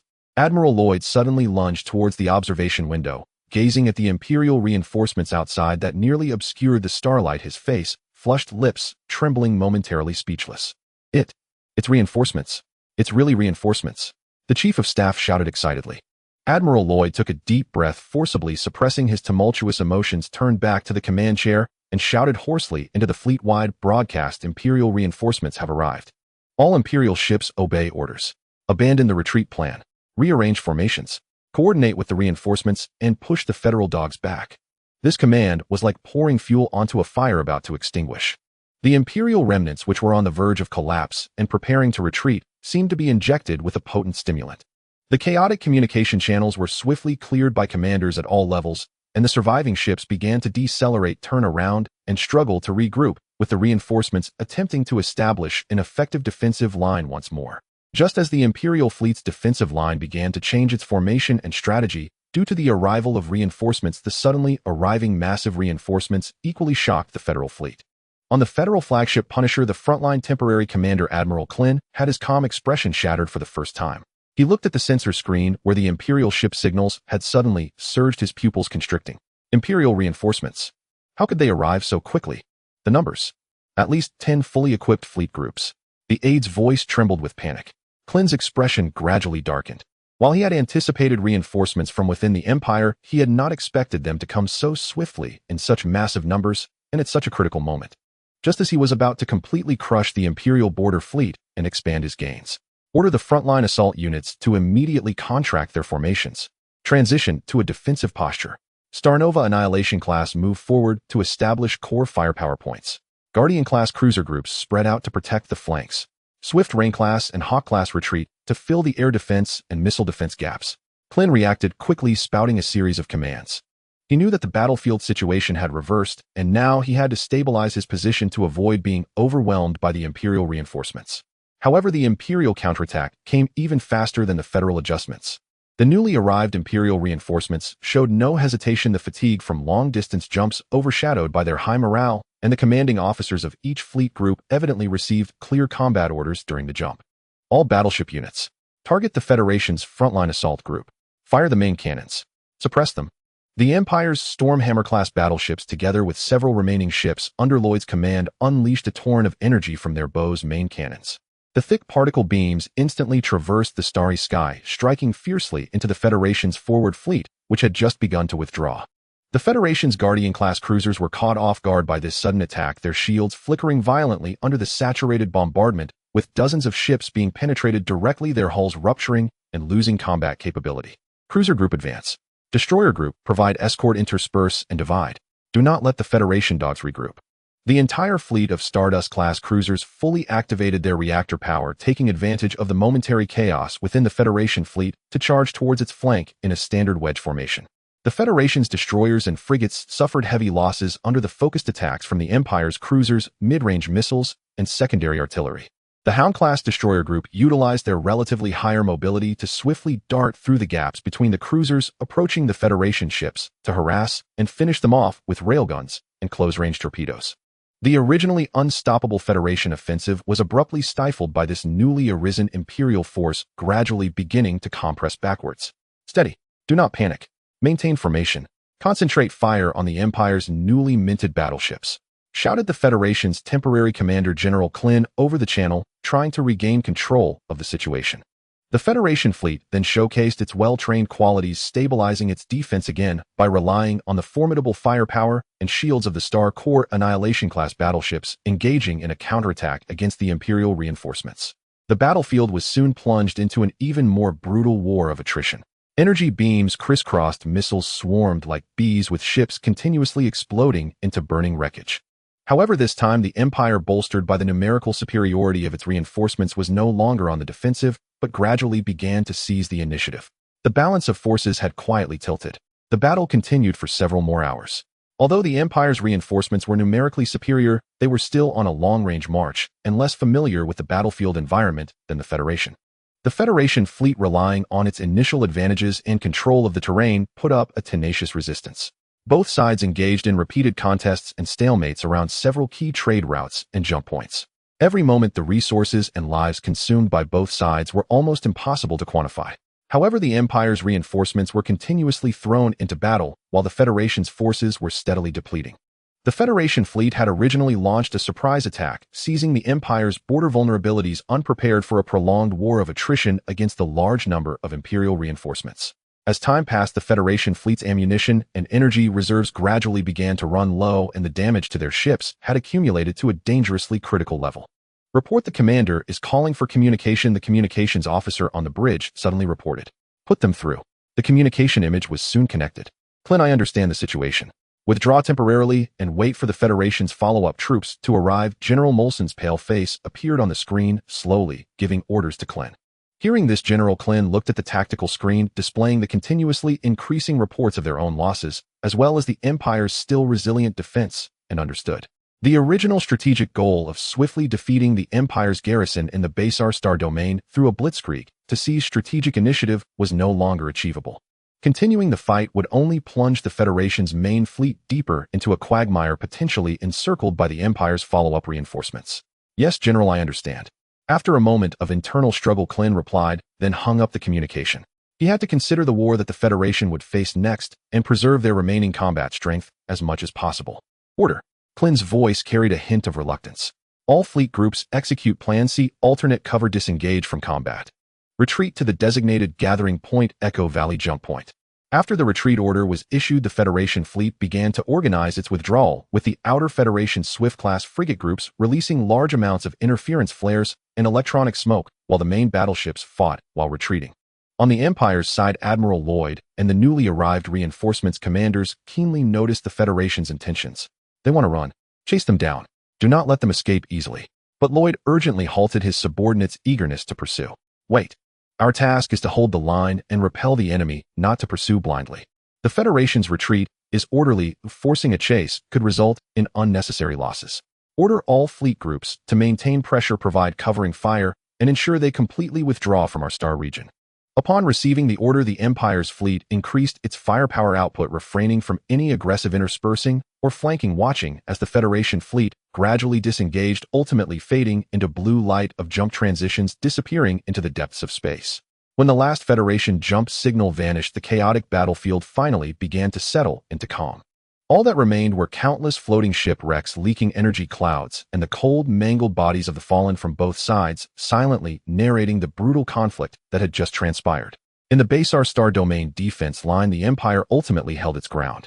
The Empire's fleet, at the cost of significant casualties, managed to hold out until reinforcements arrived, turning what was nearly a rout back into a stronghold.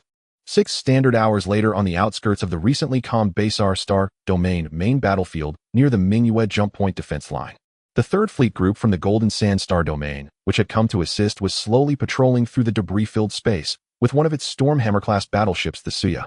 The ship had several new scorch damages that had yet to be repaired, and its energy shield was maintained at the lowest cruising power, with only the scanning array and some close defense weapons remaining active. The bridge was filled with a foul odor, a mix of sweat and faint blood, which the air filtration system struggled to eliminate even at full capacity.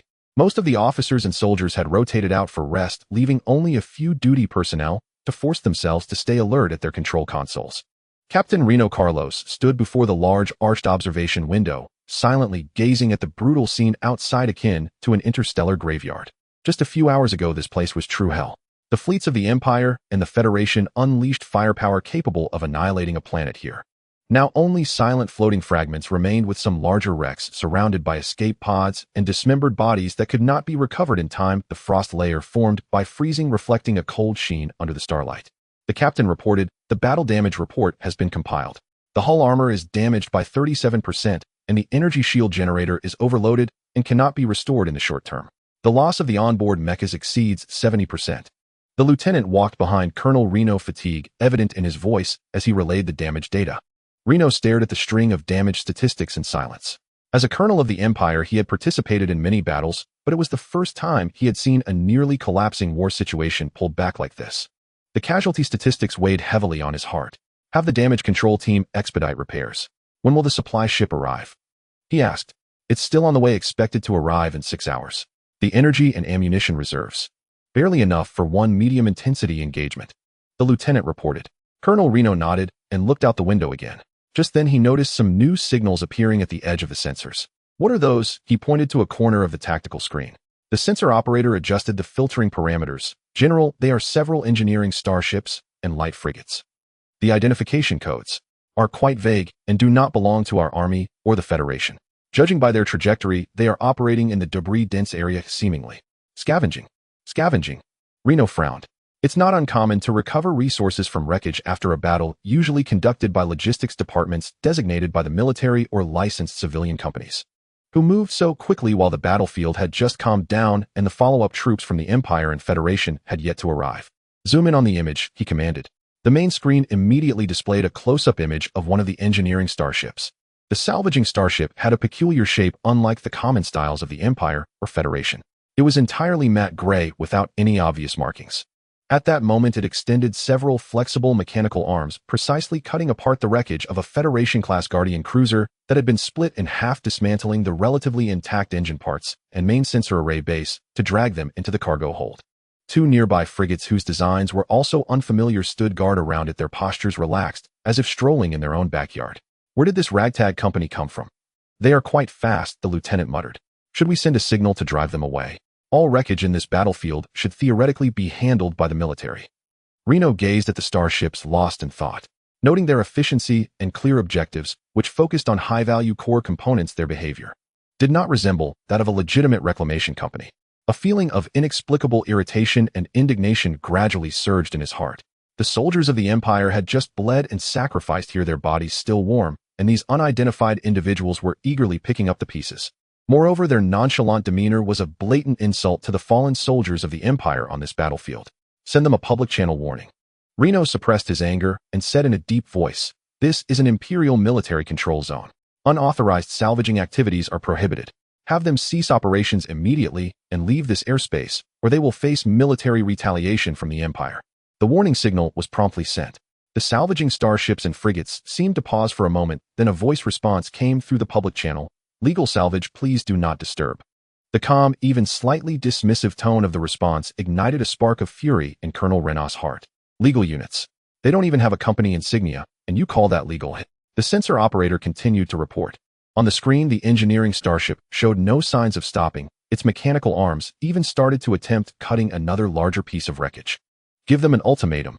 Reno's voice grew cold. I will count to 3. If they do not stop operations and identify themselves for inspection, we will take necessary measures. 1. There was no response. The cutting beam of the engineering ship remained lit. 2. The frigate that had been hovering nearby slightly adjusted its posture, its bow vaguely aimed at the direction of the Soya. The engineering starship still showed no intention of stopping. A surge of blood rushed to Reno's forehead. The fatigue from days of intense battle, the pain of losing comrades, and the disdain for such vulture behavior made his anger impossible to suppress. He could only see those engineering vessels' mechanical arms desecrating the countless souls of the Empire. 3. Colonel Reno slammed the armrest of the command chair, starboard 3rd and 4th magnetic railgun turrets. Aim for the airspace in front of that engineering starship. Warning shot. Stop them. General, this. The lieutenant hesitated, wanting to remind him that the origins were unknown and opening fire directly could lead to unnecessary conflict. Execute the order. Reno growled, interrupting him. The massive hull of the Soyuz slightly adjusted its angle, and the 2 dual-mounted heavy magnetic railgun turrets on the starboard began to rotate, their muzzles gathering blue light. Bang! Bang! Two streaks of dark light instantly tore through space, passing at high speed in front of the engineering starship that was salvaging wreckage. One piece of starship wreckage exploded into countless fragments, the scattered debris crashing against the outer armor of the engineering starship with loud thuds. The warning was unmistakable. However, the anticipated surrender or hasty retreat did not occur. The engineering ships and frigates synchronized their movements to pause for a moment as the magnetic railgun shells passed by. Immediately after, the previously relaxed frigate's surface lit up with a unique energy shield. My deflection shield. How could a frigate have such an energy shield? Seeing this scene, Colonel Rena's expression showed confusion as he murmured. With his knowledge, he could naturally recognize the name and characteristics of this equipment, which was precisely what puzzled him. Under normal circumstances, such special devices should exist on the hulls of significantly large battleships or heavy cruisers. Installing such devices on a frigate comes with immense technical limitations which the Empire has yet to overcome. He saw several angular protrusions on the side of the frigate, sliding open slowly, revealing the intricately structured interstellar short-range missile launch tubes and gun barrels beneath. Without even issuing any communications or warnings, the counterattack struck suddenly. Several slender dark red particle beams shot out from the exposed gun barrels of the frigate, accurately hitting the two magnetic railgun turrets on the starboard side of the Soya that had just fired. The high-energy particle stream instantly melted through the internal metal structure of the side turret.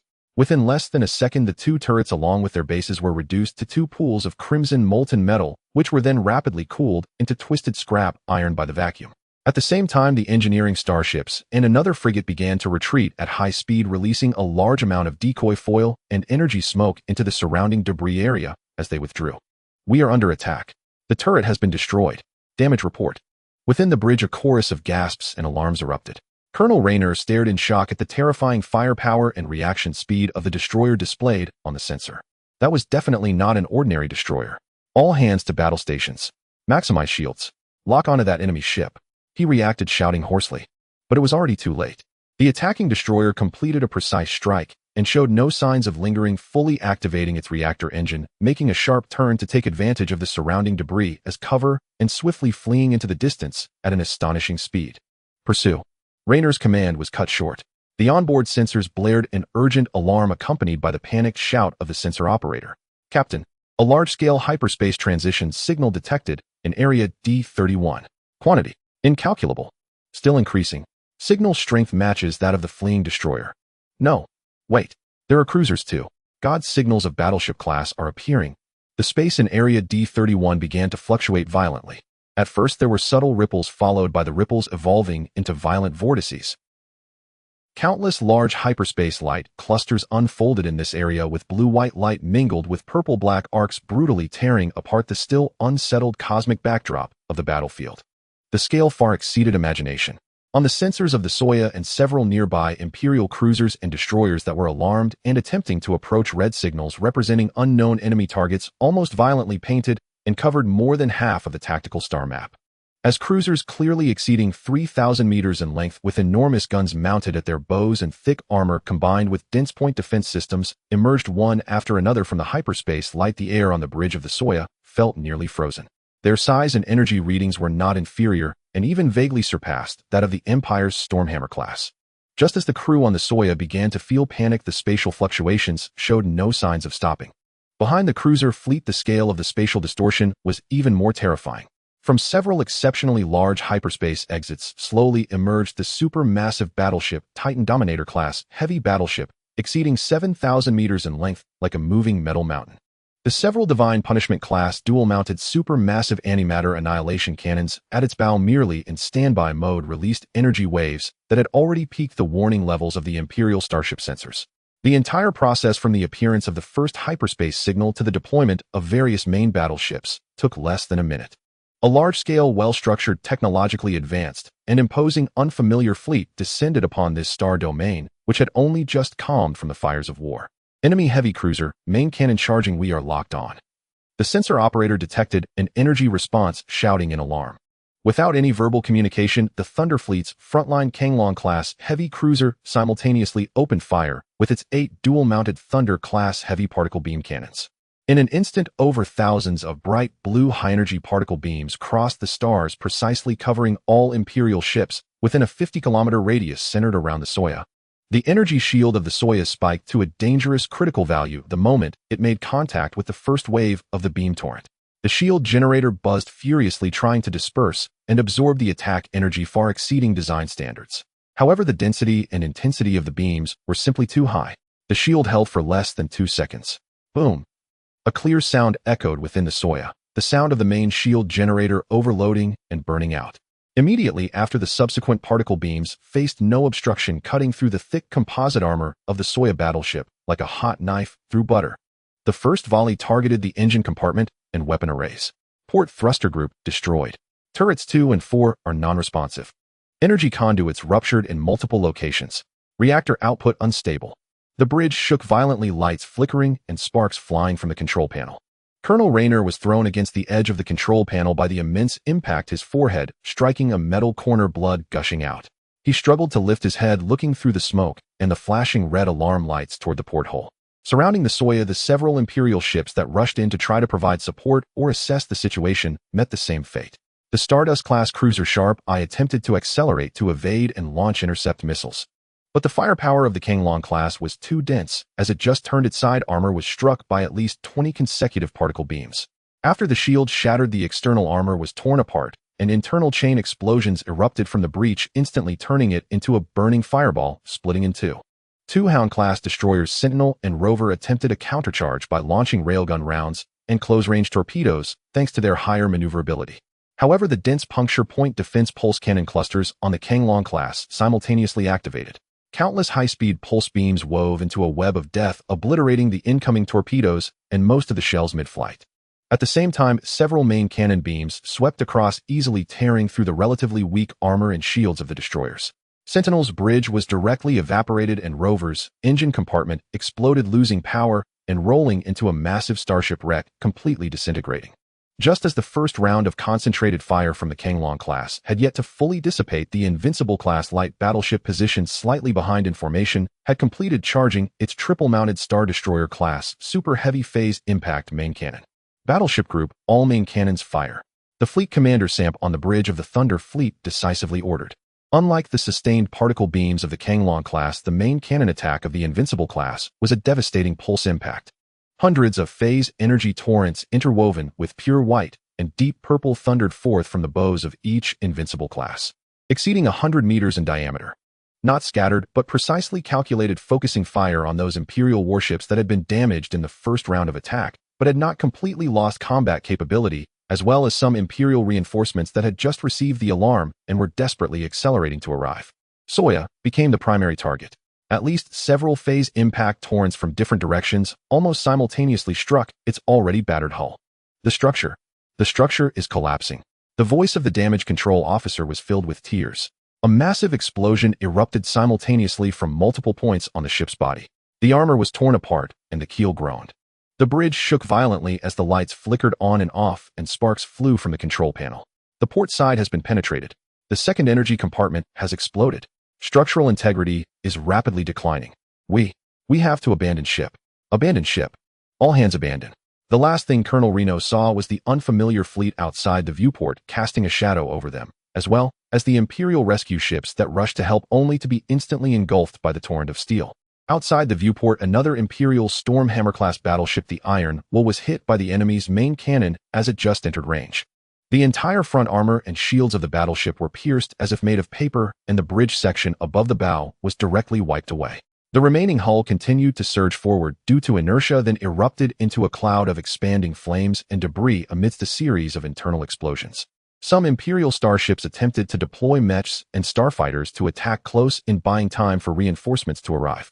However, the endless arrays of light prism turrets and the 108 swarm point defense laser matrices on the Fearless-class battleship opened fire en masse, decisively clearing away any Imperial small and medium vessels and mechs that attempted to approach. A concentrated barrage of particle cannons and laser beams wove a curtain of death. Any Imperial unit attempting to get close was instantly obliterated. Throughout it all, the heavy battleships at the core of the fleet, the Titan Dominator class, did not even actively participate in this round of attack. They simply hovered quietly, watching their subordinate fleet carry out the cleansing mission. On the surface of their hulls, 204 Retribution close defense turrets and 2,000 absolute domain point defense nodes glimmered with energy, ready to respond to any potential incoming attacks. Despite such ferocious firepower, the surviving Imperial ships could barely organize any effective counterattack. From the moment the Thunder Fleet completed its jump to the complete destruction or crippling of the Soja and several nearby Imperial ships, the entire process took less than 5 minutes. Efficient, overwhelming. When the last large piece of debris belonging to the Soja was completely shattered in a secondary explosion, this star region, which had just experienced a bloody battle between the Empire and the Federation, was once again forcibly cleared by the might of the Thunder Fleet. Only the floating, newly added remnants of Imperial ships remained, along with those that had managed to stay out of range or had turned to flee in anticipation of disaster, capturing the brief encounter with their sensors. In the last few seconds before the Soja completely disintegrated, the remaining communication array strained to send out an extremely compressed data packet along with the last fragments of video captured by the bridge recorder through a backup encrypted channel. The temporary flagship of the Empire at the front line of the Bassa Star region, the battleship Glory's Blade. Admiral Lloyd had just swallowed the last bitter sip of a stimulant, forcing himself to focus on the preliminary post-battle report. The loss figures were staggering, but the defense line had barely held, which allowed the tension in his nerves tightly wound for more than 10 hours to slightly ease. At this moment, he was contemplating how to report to the military, needing to convey both the severity of the situation and the decisive role of the reinforcements, while not appearing incompetent in his command. Just then the communications officer suddenly shouted nearby, "General, urgent communication. From the Soja. Signal." The last transmission before the signal was cut off. The communications officer's voice was filled with disbelief. What happened? Lloyd suddenly stood up from his chair, his gaze sweeping across the main tactical screen. A segment of video data accompanied by the sounds of violent explosions and intermittent footage immediately appeared on the main screen. Engaged by an unidentified fleet. The enemy's scale is vast. Firepower is fierce. The Soja has suffered heavy damage. Repeating, the enemy's ship type is unknown. Attacking our armed units. We are being sighing. Boom. The footage showed numerous unknown model starships launching a ferocious attack, and in the distance the Imperial ships could be seen being destroyed in explosive flames. The video image suddenly cut off with a roar of explosion. The screen was replaced by large red markers. The previously relatively calm strategic star map of the Bassa Star region showed a large area of glaring red alert signals rapidly spreading in the debris-dense area near the D-31 perimeter. The blue light dots representing the Imperial starships were fading and disappearing at an alarming rate. "General, our reinforcement fleet is under heavy fire from an unidentified fleet. Losses are continuing to increase. Please advise." The intelligence officer hurriedly reported. "Unidentified fleet." The operations officer exclaimed. "The main force of the Federation has just retreated. There are no movements from the Principality. Where did this main fleet emerge from?" Admiral Lloyd stared intently at the rapidly expanding red area, his mind racing. Unknown ship type. Extremely high firepower. Debris field. In a flash, he recalled an informal reminder from the Border Command that he had almost forgotten. There are some uncontrolled private armed forces at the border. Their strength should not be underestimated, and try to avoid conflict to prevent them from siding with the Principality or the Federation. Private armed forces. Space pirates. The ghost that had recently stirred up chaos in the Ashen Star region. Lloyd's expression instantly turned extremely grim. He remembered. Before the reinforcements arrived, he had received a brief notice forwarded from the theater command. The notice explicitly warned all Imperial military units to avoid any form of conflict with that star pirate force before receiving clear instructions, especially not to interfere with their resource recovery activities in the battle area. At that time, all his thoughts were focused on resisting the Federation, and this ambiguous notice was glanced at before being cast aside. As subsequent reinforcements arrived, he completely forgot to pass this information on as a point of caution to the commanders of the new arriving, who knew nothing of the local situation. Damn it. Lloyd slammed his fist down on the tactical table, regret flooding over him. "General, there are more distress signals." It was the friendly ship that had just rushed to support the Soja. They are also under heavy attack. The enemy fleet is expanding the combat area. The exclamations of the sensor monitor pulled him back to reality from his frustration. On the tactical screen, the area that was originally just scattered red dots of conflict was now rapidly expanding outward, with more signals from Imperial ships flooding into that area, only to quickly turn gray, representing destruction or heavy damage. "This is serious." Admiral Lloyd closed his eyes, took a deep breath to steady his emotions, understanding that now was not the time to assign blame or dwell on regret. The Soja is gone and more Imperial ships are under attack and being destroyed. No matter who the enemy is, firing on the Imperial fleet at this moment makes them the enemy. As the highest commander on the front lines, he must react. Orders. General Lloyd opened his eyes, his tone resolute. All available ships immediately halt current rest and gather at the D-31 area. Prioritize rescuing surviving Allied ships and preventing the enemy from further escalating their attacks. He paused and added, send the highest level of notification to all Imperial ships in the area. The enemy is a highly dangerous and unknown pirate force with advanced technology and firepower. All ships must engage cautiously, prioritize self-preservation, and wait for the main forces to assemble. Additionally, immediately report the situation here to the military headquarters. The orders were rapidly conveyed. The battle alarm echoed through every interstellar warship in the Barca Star Domain's Imperial control area. In the D-31 wreckage zone, more and more Imperial ships rushed in from all directions. The self-destruction of the Soya and many other Imperial starships was like sparks igniting in a pool of oil. In the nearby airspace, the Imperial reinforcement ships, which had just endured a bitter battle and were in rest or on guard, almost simultaneously received emergency distress signals from the Soya and several nearby Allied ships that had suffered devastating strikes. Unidentified fleet attacking. The Soya has self-destructed. The enemy's firepower is extremely strong. The scale is vast. Requesting immediate support. Confusion and shock spread across the Imperial communication channels. Many captains and soldiers' first reactions were disbelief. They had just pushed back the Federation, so where did this large-scale, unidentified fleet come from? But the signals from the Soya and other ships were indeed rapidly fading, and the hostile red signals on the sensors that had suddenly appeared and were expanding could not be faked. Is it an ambush by the Federation? Could it be the Principality taking advantage to launch a surprise attack? No matter who it is attacking Imperial warships is a declaration of war. All nearby units immediately gathered towards the combat zone. Support the Allied forces. The Imperial reinforcement fleets, having just experienced bloody battles, and with nerves already taut, reacted under the lack of unified high-level command, as many senior commanders were busy on flagship or post-battle matters. Based on the most basic battlefield mutual assistance principles and camaraderie, as well as some commanders eager to achieve merit or wash away the disgrace of being ambushed, they responded. Imperial ship divisions broke away from their patrol routes or rest points, engines full throttle converging towards the area where the Thunder Fleet had appeared. However, as they arrived at the D-31 area, they were met with a chilling sight. The unfamiliar Thunder Fleet was efficiently clearing all Imperial ships that entered its fire range one by one. Their firepower coordination was precise, shields exceptionally robust, and tactical maneuvers were cunning and ruthless, resembling not a hurried engagement, but rather a meticulously rehearsed extermination battle. The first few Imperial Stardust-class cruisers and Hound-class destroyers that arrived attempted to launch attacks from the flanks to distract the enemy. What awaited them was the crossfire from the Thunder Fleet's flanking destroyer group and rapid interspersing. Most of the attacks from the Imperial ships were deflected or absorbed by that peculiar energy shield, while the counterattacks from the Thunder Fleet often delivered critical strikes, even annihilating Imperial warships of the same class in a single blow. In just a few minutes, dozens of Imperial ships were reduced to burning wreckage. The enemy's technological level far exceeds our estimates. We need more support. Heavy battleships. The more the better. We can't hold here. The signals for help and urgency grew more frantic. More Imperial ships were drawn in. From the initial small teams, they gradually transformed into organized cruiser squadrons, and even newly repaired Stormhammer-class battleships under their respective captains' command broke away from the main formations and charged ferociously into the combat zone. The battlefield from the initial sporadic conflicts between the Soya and the salvage teams rapidly evolved into a chaotic melee surrounding the wreckage zone, growing in scale. The Thunder Fleet also received new orders. They were no longer content with defensive counterattacks and began to press forward, actively forming several massive attack spearheads composed of dozens of main battleships and cruisers charging towards the gathering Imperial fleet. Energy beams crisscrossed, interstellar missiles flew about with trailing flames, and Imperial ships continued to disintegrate in explosions, while occasionally Thunder Fleet ships had their shields flickering violently or sustained damage, but the proportions were overwhelming.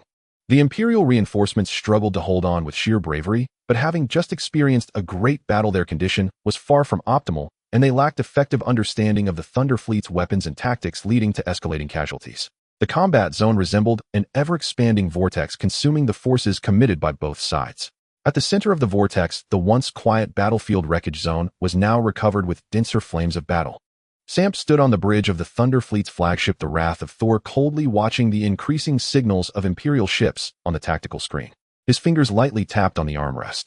Commander, the speed of Imperial ship gathering exceeds expectations. Should we proceed with the original plan and deliver a harsher punishment before disengaging? The adjutant inquired. Samp looked at the screen, a thoughtful expression in his eyes, him demonstrating power and punishing the established target of provocation has been exceeded, but since the Imperial side chooses to continue committing forces, we shall consider it an escalation of hostilities.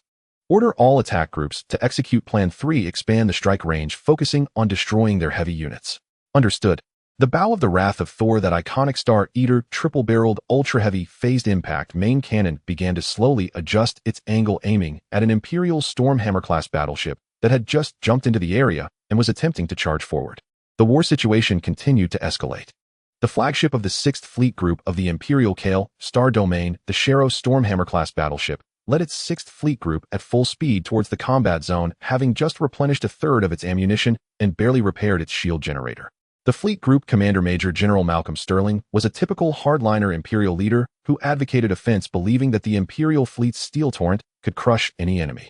He had just arrived from the rear and received fragmented battle reports about an unidentified fleet attack and significant damage to Allied ships. In his view, this was undoubtedly a despicable ploy by the Federation or the Principality, taking advantage of the situation, providing him with an opportunity to use the newly replenished shells to add another battle achievement for the 6th Fleet Group that had just reached the border battlefield. Sensors locked on the largest enemy ship's signal. Malcolm sat in the command chair on the bridge, his voice booming. Main cannon charged. Let's give these cowardly scoundrels a profound lesson. The massive hull of the Shero drew an arc through the void as 3 main turrets slowly turned to aim at the most prominent red light on the sensor, which also indicated the highest energy response. It was a battleship of unfamiliar design, even larger than the Stormbreaker class, with a streamlined body and several giant main cannons mounted at the bow, flickering with a dangerous glow. The enemy ship is also targeting us, the sensor operator on the bridge shouted in alarm. What are you panicking for? Malcolm scoffed. Our shield has just been reinforced. Even if their firepower is fierce, they can't. His words were cut short, because he saw something that he had never witnessed since joining the military. A light indescribable by words shot from the main cannon at the bow of the enemy ship. It had transcended the realm of ordinary ship-mounted particle beams or laser weapons. A thick stream of ghostly blue energy, distorting and tearing space itself, approached in an instant, its speed surpassing the limits detectable by the sensors. When it appeared, you had already been hit. The emergency-enhanced joint shield that the Shero prided itself on flickered, not even symbolically, in the face of this ghostly blue energy flood. Like a soap bubble pierced by a glowing iron rod. Hiss! The shriek of the overloaded shield generator was instantly drowned out by a more terrifying tearing sound. The ghostly blue torrent struck unimpeded at the central right position of the Shero hull. The composite armor in the impacted area exploded instantly, with the internal compartments, keel pipelines, equipment, and even the crew members who hadn't had time to react. Everything was directly decomposed, vaporized, and annihilated by the high-density energy at the moment of contact. A terrifying void over 100 meters in diameter with smooth edges appeared on the starboard side of the Shero. The void pierced through the entire hull front to back, allowing a direct view of the starry sky beyond. The structural integrity of the hull completely collapsed under this blow. The massive body of the Shero, centered around that terrifying void, was forcefully broken in half. Creak, boom. The front half of the hull surged forward with tremendous inertia, while the rear half was thrown back under the reaction. From the fracture, fireballs of explosive bursts, leaking energy, and countless fragments and body parts were spewed into the vacuum. The two halves of the wreckage helplessly rolled and disintegrated in the starry sky, with chain explosions continuously erupting from within, swiftly turning them into 2 expanding metal flame tombs. From being locked on to being hit and finally to the hull disintegrating, the entire process took no more than 5 seconds. On the bridge of the Shero, Major Malcolm's last expression was frozen in disbelief and terror before he and the entire bridge module were engulfed by the ruptured metal and explosions. This shocking scene was clearly captured by the sensors of all nearby Imperial ships, as well as the remote observation equipment of reinforcements that rushed to the scene. An Imperial battleship fully loaded with energy and in sound condition was directly severed in half by a salvo from a suspected battleship-class enemy starship. A deathly silence descended upon the communication channel, followed by gasps and trembling exclamations. What? What kind of weapon was that? The Shero is gone. In one round. Impossible. This cannot be true. Fear instantly wrapped around the hearts of every Imperial soldier witnessing this scene. However, once the Imperial war machine started moving, especially after the news of suffering heavy losses from an unknown force spread rapidly through encrypted channels, its reaction speed was astonishing. Larger and more numerous Imperial fleets began to converge from various points on the front lines of the Basha star domain, and even from jump points in neighboring star domains towards this area that had once again ignited in conflict. The second fully staffed fleet arrived, bringing over 3,000 starships. The 3rd and 4th fleets followed closely behind. By the time the lead ships of the 5th fleet completed their jump and aimed their fearsome cannons at the Thunder fleet, over 14,000 Imperial warships of various classes had already densely gathered at the outskirts of this star region. Among them were at least 500 Stormbreaker-class battleships along with thousands of cruisers, destroyers, and other auxiliary vessels. Though they still bore the fatigue and damage from their bitter struggle against the Federation, their numbers had formed a scale, and they continued to jump in from all directions with the scale still increasing. The temporary highest commander of the Imperial reinforcements was an old general with the rank of Admiral from the Gold Sandstar Domain fleet, currently observing the tactical screen aboard his flagship, where the friendly fleets had gained a temporary numerical advantage, and he asked the intelligence officer on the bridge in a deep voice, "Have we clarified their origins?" "No, General." The intelligence officer shook his head. "The ship-type database has no matches, weapon characteristics are unknown, and their shield technology far exceeds our understanding. They are using an extremely efficient particle weapon and energy shields. Our conventional attacks find it difficult to inflict effective damage. Furthermore, it seems they possess some sort of extraordinary long-range main cannon. The power. You have already seen it." The old General Chimere glanced at the playback on the screen of the Shero being severed by a single shot, his eyes twitching slightly. That kind of destructive power made even this seasoned veteran feel a pang of anxiety. No matter who they are, no matter what technology they possess. The old general's voice was resolute. Attacking the Imperial fleet and inflicting significant casualties must come at a price. Order all fleets to maintain distance, form a circular fire network, and gradually compress their operational space. Crush them with numbers. Beware of their main cannon salvos. All battleships do not enter the enemy's optimal firing range without my orders. The command was swiftly conveyed. The massive Imperial fleet began to adjust its formation, no longer charging recklessly like before, but instead converging like a giant net from multiple directions towards the Thunder fleet. Dense firepower poured onto the shields of the Thunder fleet from all directions. Although the effect of each individual attack was limited, the idea of many ants can kill an elephant was well understood by all. The morale of the Imperial fleet was slightly restored due to the temporary numerical advantage and the steady tactics of the new commander. The flagship of the Thunder fleet, the Wrath of the Thunder, a Titan-class heavy battleship. At this moment, Fleet Commander Samp stood in the center of the bridge, and the holographic tactical screen before him showed that the number of Imperial ships had reached parity with his own Thunder fleet, and Imperial reinforcements were continuously arriving. Although thanks to their technological advantage, the number of Imperial ships destroyed by the Thunder fleet far exceeded their own losses, the energy of their shields was continuously depleting, and their ammunition reserves were dwindling. The Imperial fleet changed its tactics, no longer charging recklessly to their deaths, but instead using long-range firepower for sustained attrition, which undoubtedly posed even greater troubles. Commander, Imperial reinforcements have exceeded 5 standard fleet groups, with total ship numbers estimated to be over 14,000 and still increasing.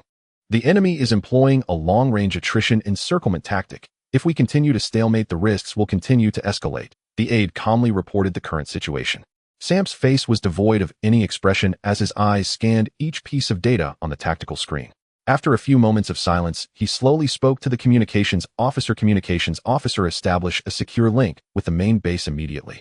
Requesting the commander's decision. Yes. Establishing a high-priority encrypted link now.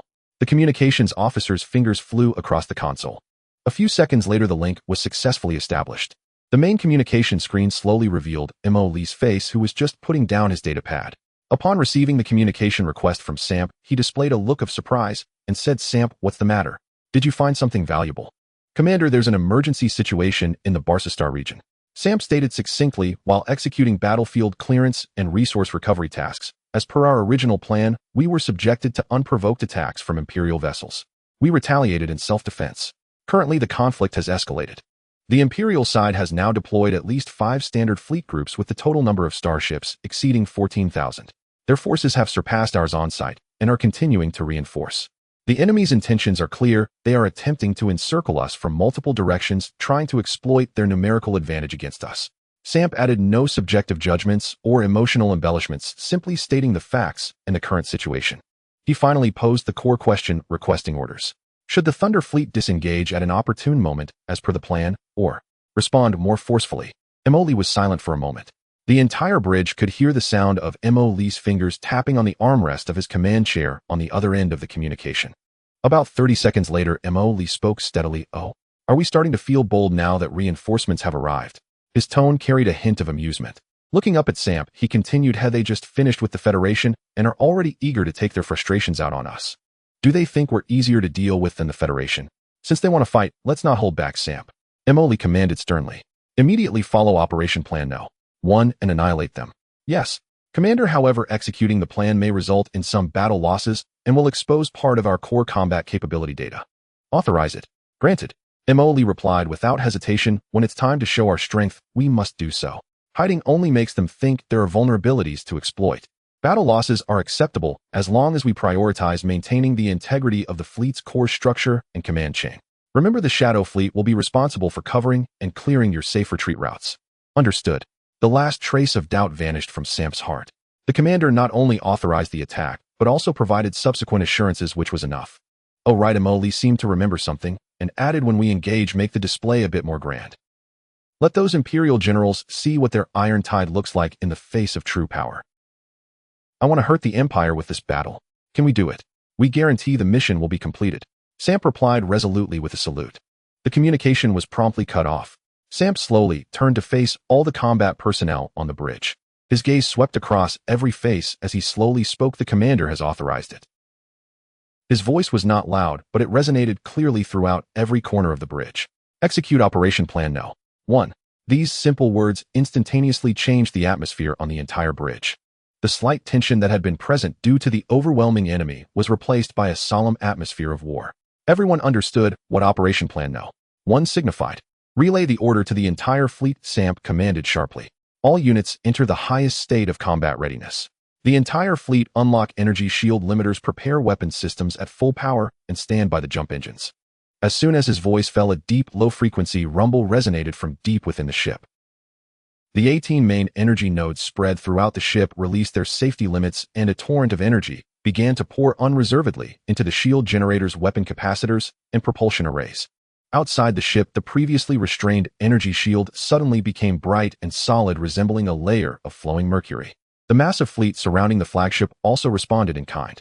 Order the first assault group, centered around 50 Fearless-class light battleships, supported by 300 Kanglong-class heavy cruisers and corresponding escort vessels, will advance to coordinates D33 to establish the first mobile defense line.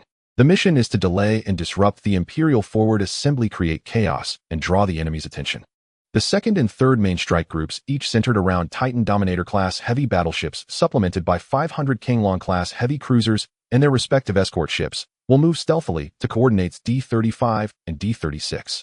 Once the Imperial main force penetrates or shows vulnerabilities in their formation, launch a devastating surprise attack from the flanks and rear, focusing on their battleship formations and command ships. The fourth rapid response group will consist entirely of high-speed assault ships and specialized electronic warfare vessels dispersed to infiltrate the battlefield wreckage zones and surrounding nebulae. Execute battlefield interdiction, interfere with enemy communications and sensors, hunt down isolated or damaged high-value targets, and ensure the safety of our main force from the rear. Additionally, order all engineering and logistics vessels to immediately retreat to the designated jump point dust cloud to be picked up by the Shadow Fleet's 4th Division. A series of commands flowed from Samp's mouth. The staff officers quickly recorded, verified, and encrypted the messages, and the entire Thunder Fleet began to mobilize efficiently. Hundreds of Kanglong-class heavy cruisers began rotating their Thunder main gun turrets in unison, calibrating initial firing parameters. The hatches of the missile vertical launch systems opened in batches, revealing the deadly warheads ready for launch. The fearsome triple-barreled main gun of the Fearless-class light battleship extended and adjusted with the charging indicator light, shifting from green to yellow, finally turning a blinding crimson. Further away, the Titan Dominator-class heavy battleships, resembling moving metal mountains, began gathering a disturbing energy vortex at the muzzle of their divine punishment main guns, distorting the surrounding light. The bandwidth of the tactical data links of each ship was instantly maximized, and enemy recognition signals, firepower distribution plans, maneuver routes, and shield coordination data. A massive flow of information rushed silently, weaving the entire fleet into a highly unified combat organism. Samp's gaze fixed upon the holographic star map. The dark red tide, representing the Imperial fleet, was slowly surging from multiple directions, attempting to overwhelm the blue light points with numerical superiority. He lightly tapped his fingertip on the armrest and murmured with a slight smile in a tone only his adjutant could barely hear, "It's time to show the Imperial lords why we are called Thunder." The mighty war machine known as the Thunder Fleet roared to life, with each component operating efficiently towards its designated position. 50 Invincible-class light battleships served as the vanguard, flanked by 300 Kanglong-class and their accompanying escort ships. With their reactor engines fully powered, they charged with a compact spear formation towards the most concentrated area of the Imperial fleet in the D-33 sector. On the Imperial side, the frontline defense was manned by part of the 14th Fleet under the command of General Lant from the Gold Sandstar domain, mostly composed of Stardust-class cruisers comprising over 2,000 starships. The squadron commander, witnessing the Thunder Fleet's bold division of forces for an assault, felt a surge of delight instead of surprise. The enemy has split their forces. Perfect, we can concentrate our superior strength to annihilate this vanguard. All units lock onto the enemy's frontline battleships and launch a saturated attack. Keep them outside our defense line. The Imperial Starship defense line accelerated to meet the challenge, firing first. A dense web of magnetic railgun shells, plasma orbs, and energy beams wove together in the void, enveloping the first assault group charging forward. Commander Dis of the first assault group aboard the Sander Invincible-class battleship calmly observed the oncoming barrage. All ships synchronize shields, adjust frequencies automatically. Maintain the charge formation. We will enter range of our main cannon in 3 seconds. Target the central zone of the enemy formation's Stardust-class cruisers. Star Destroyer, main cannon, concentrated saturated strike. The charge continued. Most of the Imperial firepower was deflected and consumed by the joint shields supported by the Invincible class and Kanglong class. The few stray shots that managed to hit were quickly assessed and disregarded. The distance closed gradually. Entering range. The fire control system officer's voice was taut. Fire Disc commanded decisively. Dozens of dark red streams of destruction erupted once more. Unlike before, this time the volley was more concentrated. Some energy beams, after traveling a certain distance, even exhibited slight convergence under the guidance of a preset force field, enhancing their energy intensity. The locked core area of the Imperial Stardust-class cruiser didn't even experience the overload process of its shields. Upon contact with the phase shock wave, which had undergone slight convergence and a sharp increase in energy density, dozens of cruisers' frontal armor, along with their internal structures, were vaporized, creating a massive and terrifying hollow with molten edges. The explosion detonated from within, splitting the hull in two, with debris engulfed in flames being ejected outward. One volley opened a bloody gap in the heart of the Imperial frontline defense formation. Charge in. Widen the gap. Cruiser group, clear out the flanking destroyers. Dis commanded harshly. The first assault group pressed on, relentlessly plunging into the bloody path they had carved. Kanglong-class heavy cruisers, secondary guns, and missiles swept through like the scythe of death, clearing out the Imperial Hound-class destroyers attempting to fill the gap. The high-speed assault ships acted like hyenas in a pack of wolves, targeting those enemy ships that were injured, out of control, and unable to retaliate, delivering the finishing blow with close-range torpedoes and rapid-fire cannons. The commander of the Imperial Vanguard fleet was left dumbfounded. The blocking and entangling he had anticipated never occurred. The enemy pierced through his defenses like a red-hot knife through butter, instantly breaching his line and continuing to push inward. Quick, stop them. We must block them at all costs. He roared into the communicator. More Imperial ships surged from the flanks, attempting to encircle and cut off the overly protruding vanguard of the Thunder Fleet. However, this was precisely the effect that Dis and Samp had desired. As the Imperial ships under the commander's stern orders recklessly attempted to close in and cover the first assault group with close-range firepower, some bold destroyers even attempted to initiate ramming or boarding actions. The Thunder Fleet revealed another trump card. The main battleships, especially the Invincible class and Kanglong class, quietly opened their side armor plates, revealing neatly arranged launch channels within. Yaji mech unit, launch and engage. Clear out enemy ships that approach closely, protect our ship's flanks and superstructure. The command was succinct and clear. In the next second, hundreds of towering figures were rapidly ejected from the launch channels of the Thunder Fleet via electromagnetic rails. The sleek Yaza-class mechs suddenly appeared on the battlefield. At this moment, most of the Yaji were equipped with heavy magnetic rail rifles suitable for close-quarters combat in space, with rapid-fire laser cannons or mini-missile pods mounted on their shoulders and high-frequency cutting blades hanging from the outer armor of their legs. After being launched from the pods, their back-mounted thrusters suddenly increased power, with particle whirlwinds spewing forth as they adjusted their formation like a swarm, charging towards the Imperial ships that attempted to close in. On the Imperial side, their reaction was slightly slower, but some cruisers or large destroyers also released their own mech units. The Imperial Standard Starbreaker-class mechs. Starbreaker mechs continued the Imperial tradition with a more rugged design that emphasized firepower and protection, but had relatively poor mobility. They wielded large-caliber cannons or rocket launchers launching from their respective Imperial starships in an attempt to intercept the approaching Yaji mechs. A brutal close-quarters slaughter erupted between the two mech forces in the narrow airspace between the warships. A Yazi mech, under the superb operation of its pilot, easily dodged the crossfire of 3 Starbreaker mechs, with dazzling continuous vector changes. In a roll, its shoulder-mounted mini-missile pod fired continuously 6 intelligent, homing missiles traced bizarre arcs, silently bypassing the thick armor of the Starbreaker and accurately striking its relatively weak rear thrusters and sensor array. The Starbreaker immediately spun out of control in an explosion as another advancing Yazi mech cleanly severed the connection between the cockpit and the body with its high-frequency cutting blade. Boom! The sound of the explosion came transforming into a mass of space fireworks. In another area, 2 Yazi mechs coordinated seamlessly. One drew fire from the front, continuously shooting at a Starbreaker mech's leg joints with its magnetic rail rifle. The other snuck in from a lower side angle, its engineering claw brutally gouging into the gaps of the Starbreaker's waist armor, forcibly tearing open the rear missile pod and detonating it in close proximity. Of course, the Imperial side was not without its skilled ace mech pilots. A Starbreaker mech relying on its heavy armor tanked a shot from a magnetic rail rifle, enduring the alarms of armor overload before using a multi-barreled explosive gun to destroy the leg armor of a Yazi mech attempting to engage in close combat. Just as he aimed to fire again and destroy it, the injured Yazi mech was swiftly rescued by its companions and decisively exited the battlefield. My law.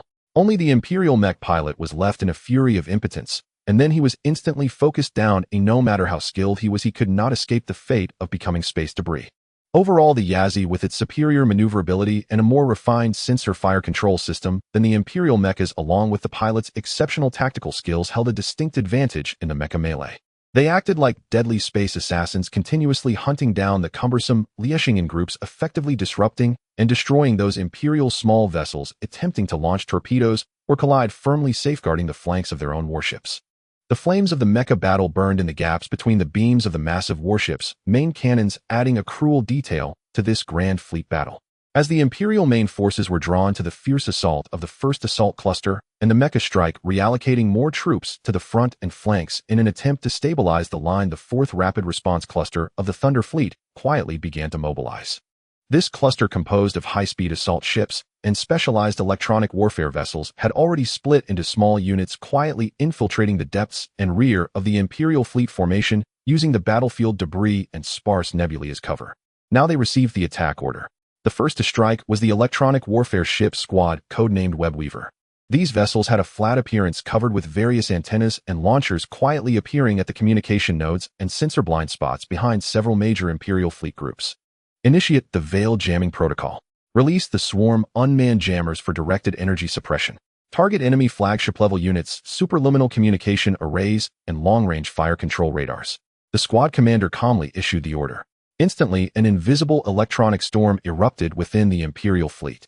A large number of microjammers were projected. Their own signals were weak, yet they could emit powerful noise in specific frequency bands, severely disrupting the laser communications and data link transmissions among Imperial vessels. Even more deadly were the high-powered directed energy suppression beams. They struck like invisible spears, precisely targeting the key sensor arrays of several Imperial Stormhammer-class battleships and large cruisers. The outer shells of these arrays rapidly overheated and melted under the energy impact, while the internal precision chips and circuits were burned through. Report. Long-range sensors are malfunctioning. Fire control radar is severely jammed. Lock-on failure. Tactical data links with the 3rd and 7th Fleet groups have been interrupted. The flagship Imperial Holy Sword has overloaded and been damaged. We have lost contact with the rear headquarters. Panic spread across the Imperial command channels. Without effective real-time communications and battlefield awareness, the vast Imperial fleet was like a giant, blinded and deafened, its immense power rendered uncoordinated. Immediately afterward, the Hunter high-speed assault ship squad was deployed. These vessels were extremely fast, with excellent stealth capabilities, armed with specialized anti-ship magnetic rail cannons and heavy anti-ship torpedoes. They glided like ghosts under the cover of electronic fog, specifically targeting those Imperial ships that were disoriented due to communication disruptions or attempting to re-establish contact after breaking formation.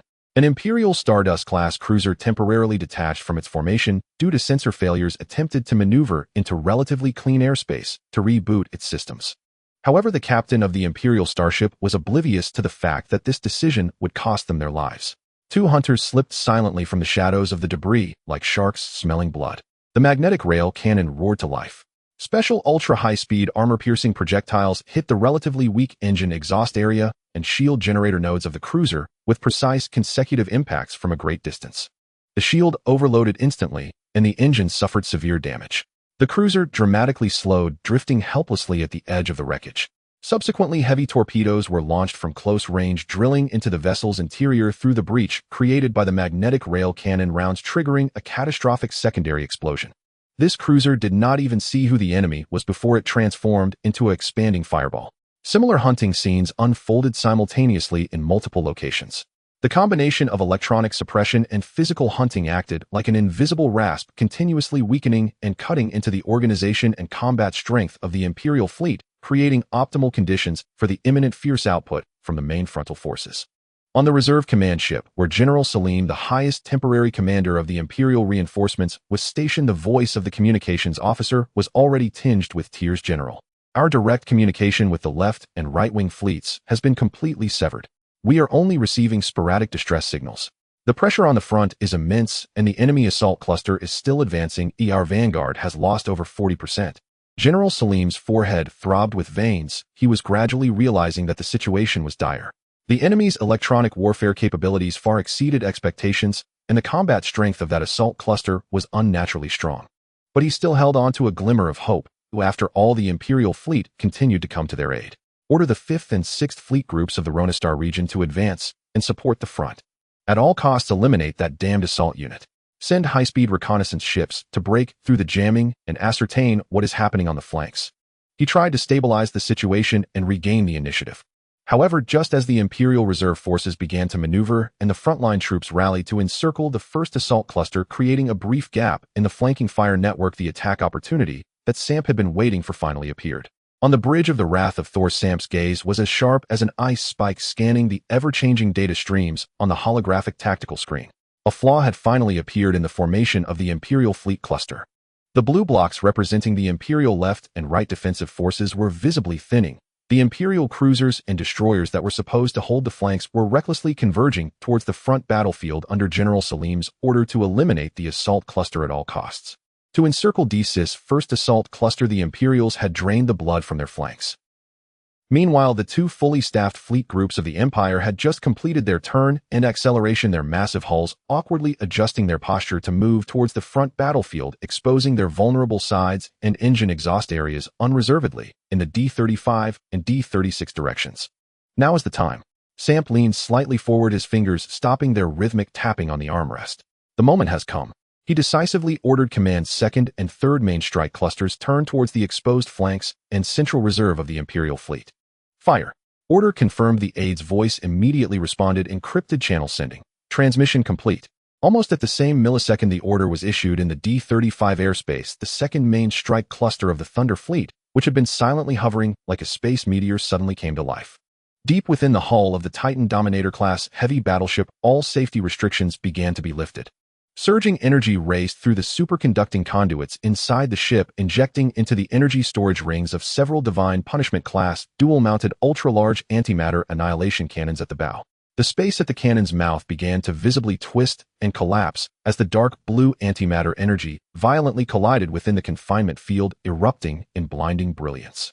Surrounding the battleship were over 200 Kanglong-class heavy cruisers and Invincible-class light battleships, along with their numerous accompanying escort vessels. Their side turrets all turned to face the target. Missile launch hatches slid open in groups, and shield generators pushed their power beyond the red line as the entire fleet prepared for action. 2nd Strike Group, all units fire. The voice of the group commander echoed through quantum-encrypted channels, reaching every ship's bridge. The moment the order was given, the firepower tore through the starry sky. Dozens of Titan Dominator-class heavy battleships opened fire first. Hundreds of dark blue energy torrents, each over 50 meters in diameter, erupted from the bow of the battleships. After launching, they were guided by precise directional force fields, with several beams of light converging at the front to form a supergiant beam with a more concentrated coverage and amplified power. The speed far exceeded the capture limits of conventional sensors.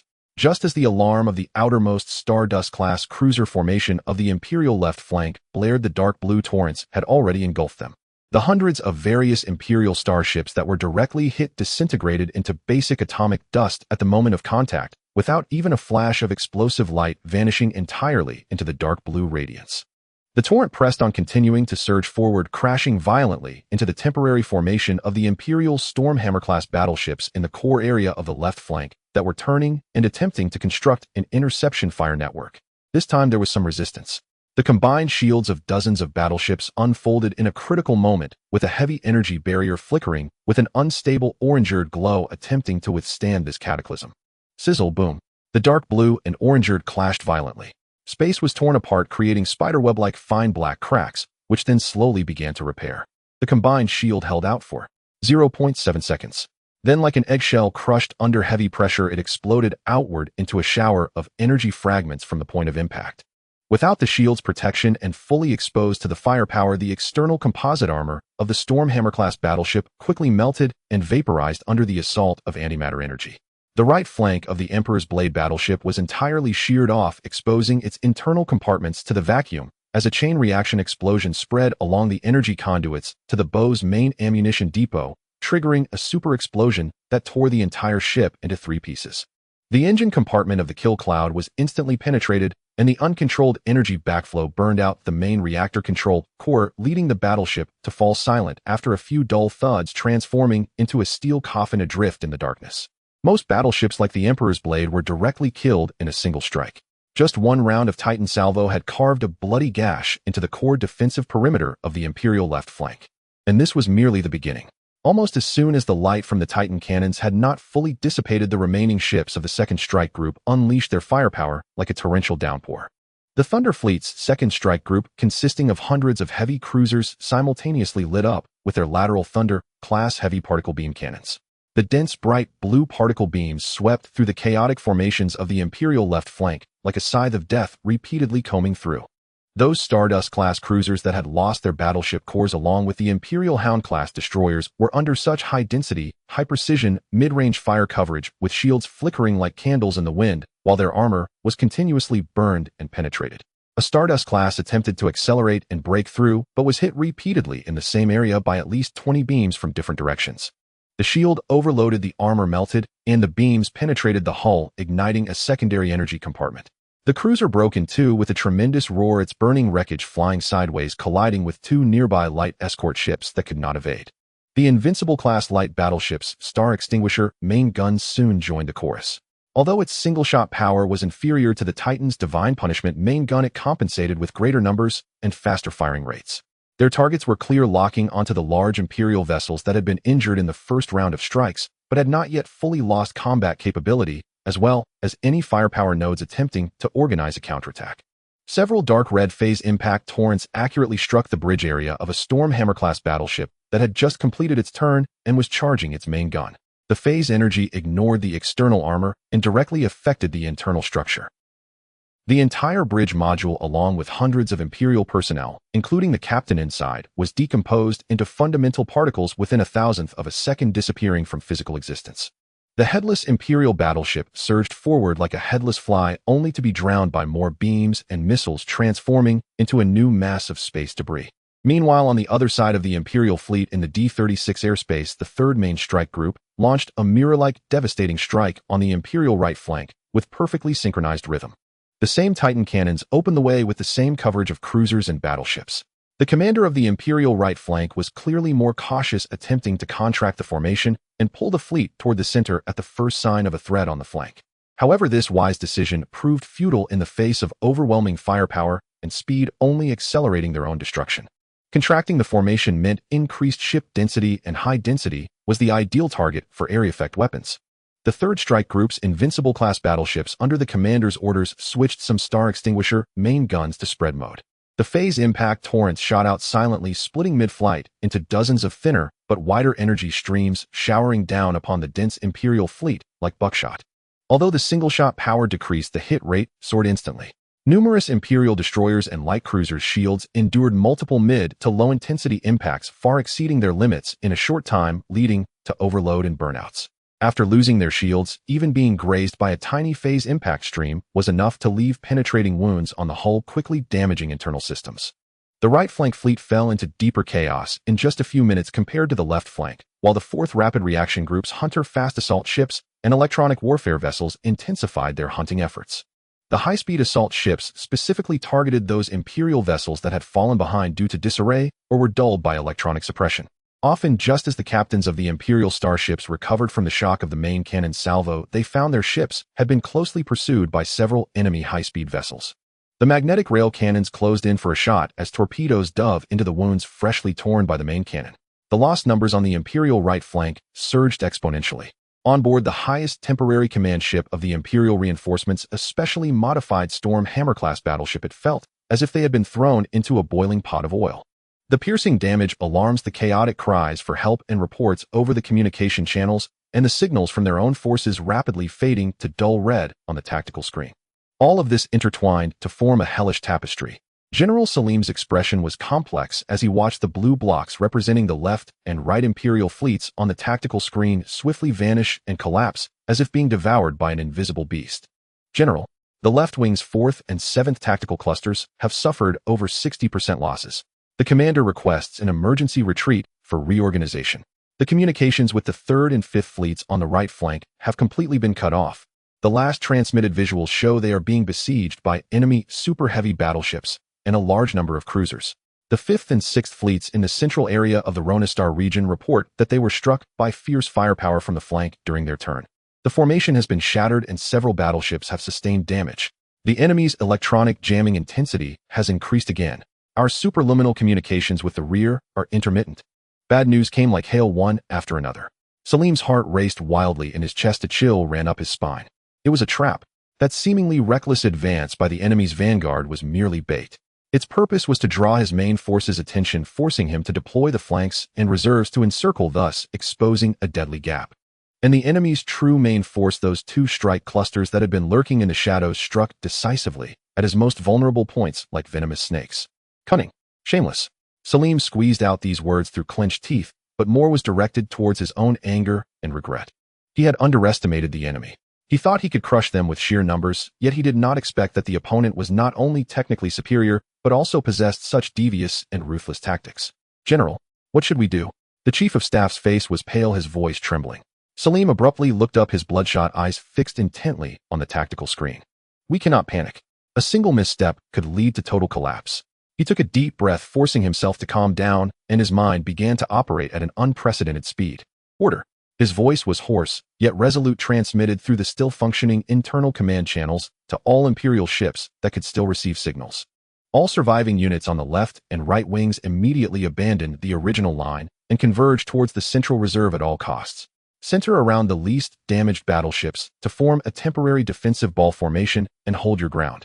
Prioritize preserving combat power. Do not engage with the enemy assault fleet. 5th and 6th fleets in the central reserve cease movement towards the front. Immediately deploy in place to construct a circular defensive line. All battleship main cannons fire at the enemy ships pursuing our flanking troops. Provide fire support for the retreating allies. Notify all moving engineering and medical ships to advance to the rear safe area beyond the C1 jump point to establish temporary shelter and repair points. Communications Department force the connection to the superluminal link with the Imperial Command in the Bassistar region at any cost, even if it means burning out backup arrays. We need more reinforcements, and we need them now. A series of orders acted like a stimulant, barely restoring a semblance of order to the crumbling Imperial command system. The remaining Imperial vessels began to execute this almost brutal order. The surviving ships on the left and right wings, braving the fire of the pursuing Thunder fleet behind them, abandoned those heavily damaged and unable to move, overloading their engines as they desperately fled towards the central area. The entire process was like a descent into hell. How could the 2nd and 3rd strike clusters of Thunder let such an opportunity slip? The Kanglong-class cruiser group accelerated forward, continuously firing particle beams at the engines and thrusters of the fleeing Imperial ships. The Fearless-class battleship's Star Extinguisher main cannon specifically targeted those Imperial brave souls attempting to turn back and buy time for their allies. The captain of the Imperial Stardust-class cruiser Night Watcher, aware that escape was impossible, resolutely ordered the ship to turn its bow, firing its remaining main cannons and missiles at the pursuing enemy vessels trying to buy even a few seconds. However, his bravery was met with the instant focus of 3 Kanglong-class heavy cruisers. Night Watcher instantly transformed into a brilliant, yet fleeting firework amidst the dense particle beams, but it did indeed buy precious time for several destroyers behind to gain distance. The 5th and 6th fleets of the Central Reserve also displayed the quality of the Imperial Regular Army at this moment. Despite being attacked during their turn, their formation scattered and suffering significant losses under the commander's deathly orders, the remaining nearly 1,000 ships still managed to hold their ground. Nearly 100 Storm Hammer-class battleships quickly advanced, forming a temporary dam of steel and fire on the flank of the retreating troops. With a simultaneous main cannon fire, intercept missiles soared into the sky, like a swarm attempting to block the pursuit of the Thunder fleet. The commander of the 2nd Strike Cluster of Thunder decisively ordered cease pursuit of the fleeing troops. Change target, concentrate fire to destroy the enemy's Central Reserve battleship defense line. Titan main cannon prioritized targeting the nodes of the enemy defense line. The Divine Punishment main cannon of the Titan Dominator-class heavy battleship immediately began recharging again. This time the Imperial forces were prepared. Detected super strong energy response. The enemy super heavy battleship's main cannon is targeting our defense line. All units activate shield linkage. All energy is to be directed to the frontal shields. Launch all intercept missiles. Maximum density of interference barrage.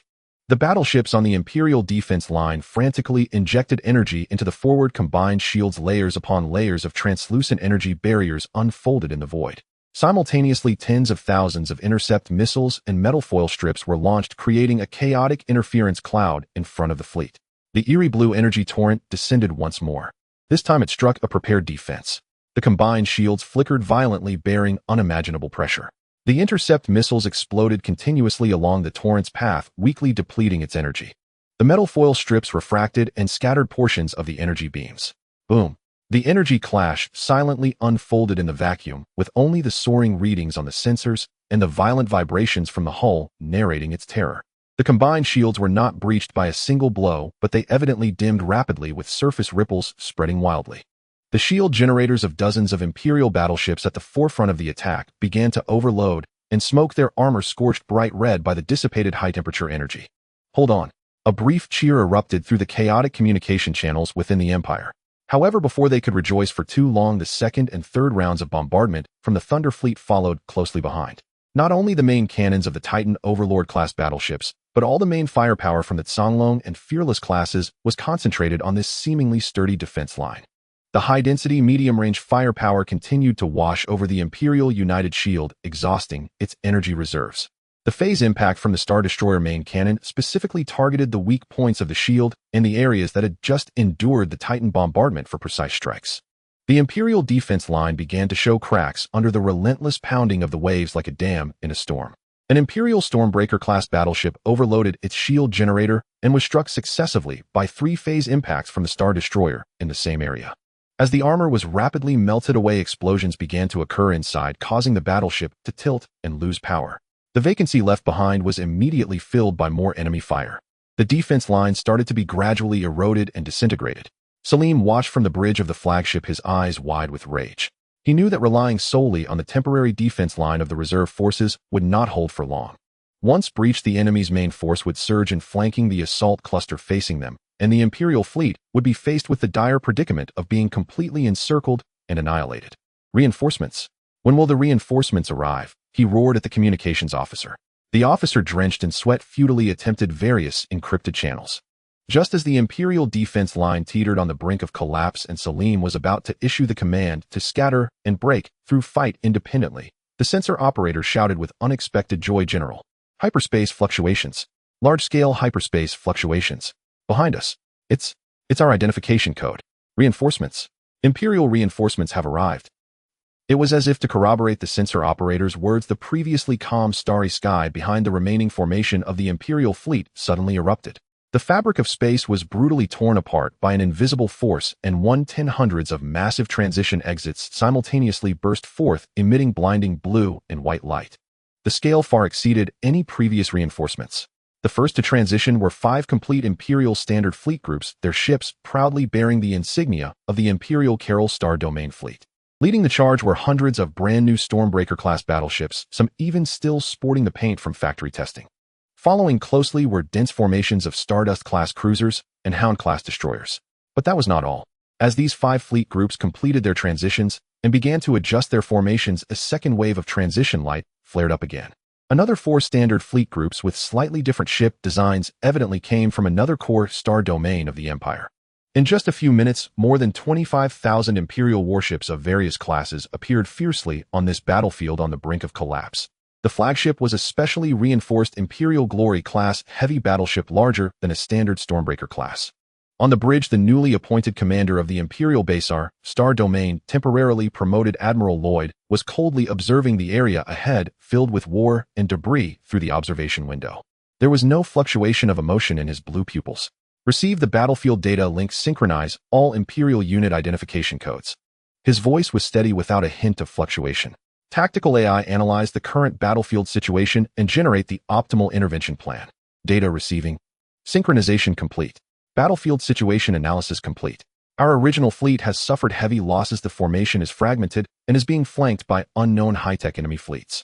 The enemy is divided into 4 main tactical clusters arranged in an inverted shape with a clear technological advantage, particularly skilled in electronic warfare and precise firepower projection.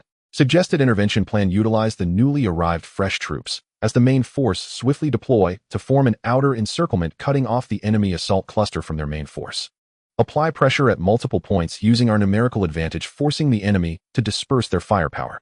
Prioritize solidifying our remaining fleet's defense line and gradually compressing the enemy's operational space. Lloyd's gaze swept over the holographic star map, his finger tapping a few key nodes. Approve the plan. Order the 1st to 5th newly arrived fleet groups to deploy in the predetermined A3 formation, pressuring the enemy fleet from the left, right, and rear. The 6th and 7th fleet groups are to advance and support the remnants of General Salim, assisting in solidifying their defense line. The 8th and 9th fleet groups serve as strategic reserves, guarding the battlefield periphery, especially towards unexplored star domains and potential hyperspace transition routes from the Federation. All units upon engagement take note of the enemy's technological characteristics, especially their energy shields and main cannon data. This battle's primary objective is to repel the enemy and stabilize the front line. A series of clear orders were swiftly issued. The newly arrived Imperial fleet groups immediately began to operate efficiently upon hearing the command.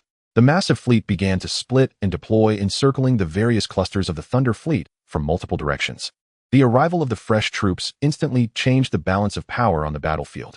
The previously precarious pressure on the Imperial defense line significantly eased, allowing the remaining forces of Salim to finally catch their breath and begin to regroup under the cover of their comrades. On the Thunder Fleet's side, the assaults from the 2nd and 3rd strike clusters faced their first significant obstacles. The newly arrived Imperial fleet groups under Lloyd's command adopted a more stable tactical approach, no longer advancing recklessly, but instead utilizing their numerical advantage to form an unbroken web of firepower and interception barriers, steadily compressing the maneuvering space of the Thunder Fleet. The Titan's main cannons still wielded tremendous power, each volley capable of tearing open several massive gaps along the lines of the reinforcements. Yet the Imperial forces seemed to have learned from experience, spreading their formations wider, and once losses exceeded a certain threshold, they would retreat to reorganize, with flanking allies filling the gaps, never engaging head-on. The battle entered a more brutal phase of attrition. On the wrath of the Thunder God, Samp looked at the rapidly increasing red signals from the Imperial forces on the tactical display, his brow furrowing slightly. Commander, the scale of the Imperial fresh troops is vast, their tactics conservative, and they are constructing an encirclement. Our firepower advantage is being diluted by their numbers. Continuing to stagnate will lead us into an unfavorable phase of attrition, the officer calmly analyzed. Samp remained silent, deep in thought. He knew the officer was right. The core of Plan Alpha was a thunder strike, utilizing sudden technological and tactical elements to inflict severe damage on the enemy, and then, depending on the situation, expand the gains. Now, however, the element of surprise had vanished, and the Imperial reinforcements kept pouring in. The enemy's commander had evidently altered their style, becoming far more troublesome. Order the 1st strike group to gradually disengage from direct contact with the Empire and converge towards the 2nd strike group. 2nd and 3rd strike groups tighten the defensive perimeter, maintain fire density, and prioritize destroying any Empire starships that dare to pursue. 4th Rapid Response Group intensify harassment of the Empire's new military command nodes and logistical ships. He tapped his fingers on the armrest connecting to the secret channel with the Shadow Fleet. Commander of the Shadow, we have drawn the Empire's main force. Is the Thunder Fleet in position? The calm voice of the Shadow came through the communicator. The Thunder Fleet's 10 Starbreaker ships and their escort fleet have arrived at the predetermined launch positions. The target locking procedure is complete and can initiate precision elimination at any time. A glint of cold light flashed in Samp's eyes. Please hold. The Empire's formation has not fully converged, and their command nodes are scattered, waiting for the optimal moment. Also, please ask Lord Shadow to increase the surveillance level towards the Federation. Such a large-scale mobilization by the Empire cannot go unnoticed by the Federation. Received, replied Shadow lightly. However, the strange aspect of war lies in the fact that you can never know how the next turning point will strike, in what form, and from which direction. Just as the Empire's support fleet began to stabilize their footing and attempted to push back, on the battlefield's flank, the area previously marked as a low-threat observation zone suddenly experienced violent fluctuations in space. Yet, this time the transition signal did not belong to the Empire's standards, nor to the unique energy signatures of the Thunder Fleet. The Federation fleet's glaring transition exit burst open in succession, with the first to complete the transition being the Federation's standard Swallow-class frigates and Falcon-class destroyer formations, numerous and swift in action. Following closely were a large number of Guardian-class cruisers with sleek silhouettes. At the core of this fleet, dozens of elongated ships equipped with the iconic triple-barreled heavy particle main cannons of the Star Corps Annihilation-class battleships slowly emerged from the transition light, their cold muzzles turning to swiftly scan the star domain filled with debris and war. On the Federation flagship, the battleship destructor Admiral Klin, who had just been pushed back by the Empire's reinforcements on the front line, returned. His expression remained grim, but his eyes burned with unmasked opportunism. Maximize sensor power. Confirm the battlefield situation. Klin commanded. Scan completed. General, it is confirmed that the Empire fleet is engaged in fierce combat with an unidentified high-tech fleet. The Empire has deployed a massive force including fresh troops, but they exhibit a clear disadvantage in starship technology and firepower systems, with only a slight numerical advantage, and both sides are currently at a stalemate.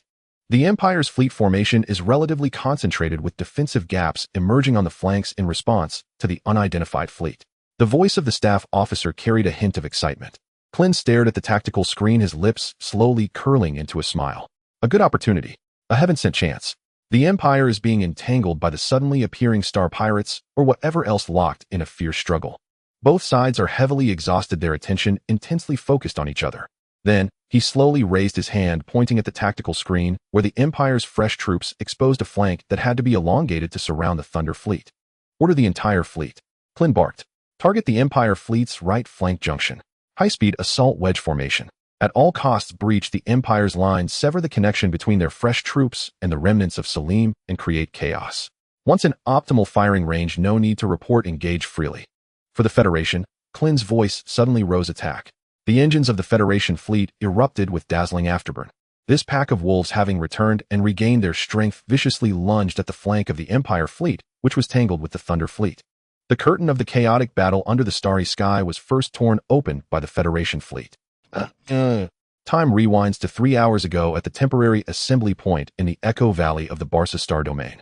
On the Federation front, command ship destructor Admiral Klin forcefully slammed the last preliminary post-war damage report onto the command platform.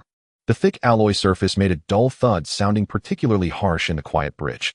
Several officers who were whispering immediately fell silent, observing with bated breath. 47 battleships, 533 cruisers, and more than 5,000 combined destroyers and frigates. These are all outstanding warriors of the Federation. Klin's voice wasn't loud, but each word seemed to be ground out between his teeth. After fighting all day, so many have died, and the result is just alternating cover disengage. He stood before the massive curved virtual tactical screen, where the blue arrow representing the Federation fleet's retreat route had already extended to the assembly point.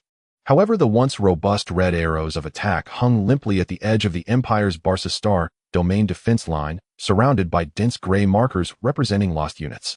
Frustration. Too much frustration. Just as they were about to completely smash the Empire's defense line, they were forced to withdraw as reinforcements arrived and a command was issued from above. It felt as if victory had been forcibly pried from their throats. General, the headquarters considerations are. The Chief of Staff attempted to explain. I know what the headquarters is considering. Admiral Klin interrupted with an irritated tone. Preserve strength to avoid falling into a war of attrition. Wait for the subsequent main forces to assemble. I understand the reasoning. He turned around, staring at the stubborn defense area of the Empire on the tactical screen, but we are so close to breaking through, it's just a little bit. If we retreat now, once the Empire regains its breath and deploys its reinforcements, the cost of breaking through next time will only be greater. The bridge fell silent. No one dared to respond. They had lost the battle, and the commander's mood was poor. Provoking him now was tantamount to seeking death. Klin knew he was somewhat venting his frustrations. From a strategic perspective, the headquarters' decision was not wrong. After a bloody clash with the Empire, the fleet needed to rest, ammunition needed replenishing, and the wounded required treatment.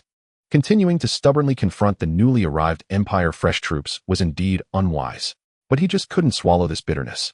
Clint walked to the observation window where the vast spectacle of the Federation fleet's temporary assembly lay outside.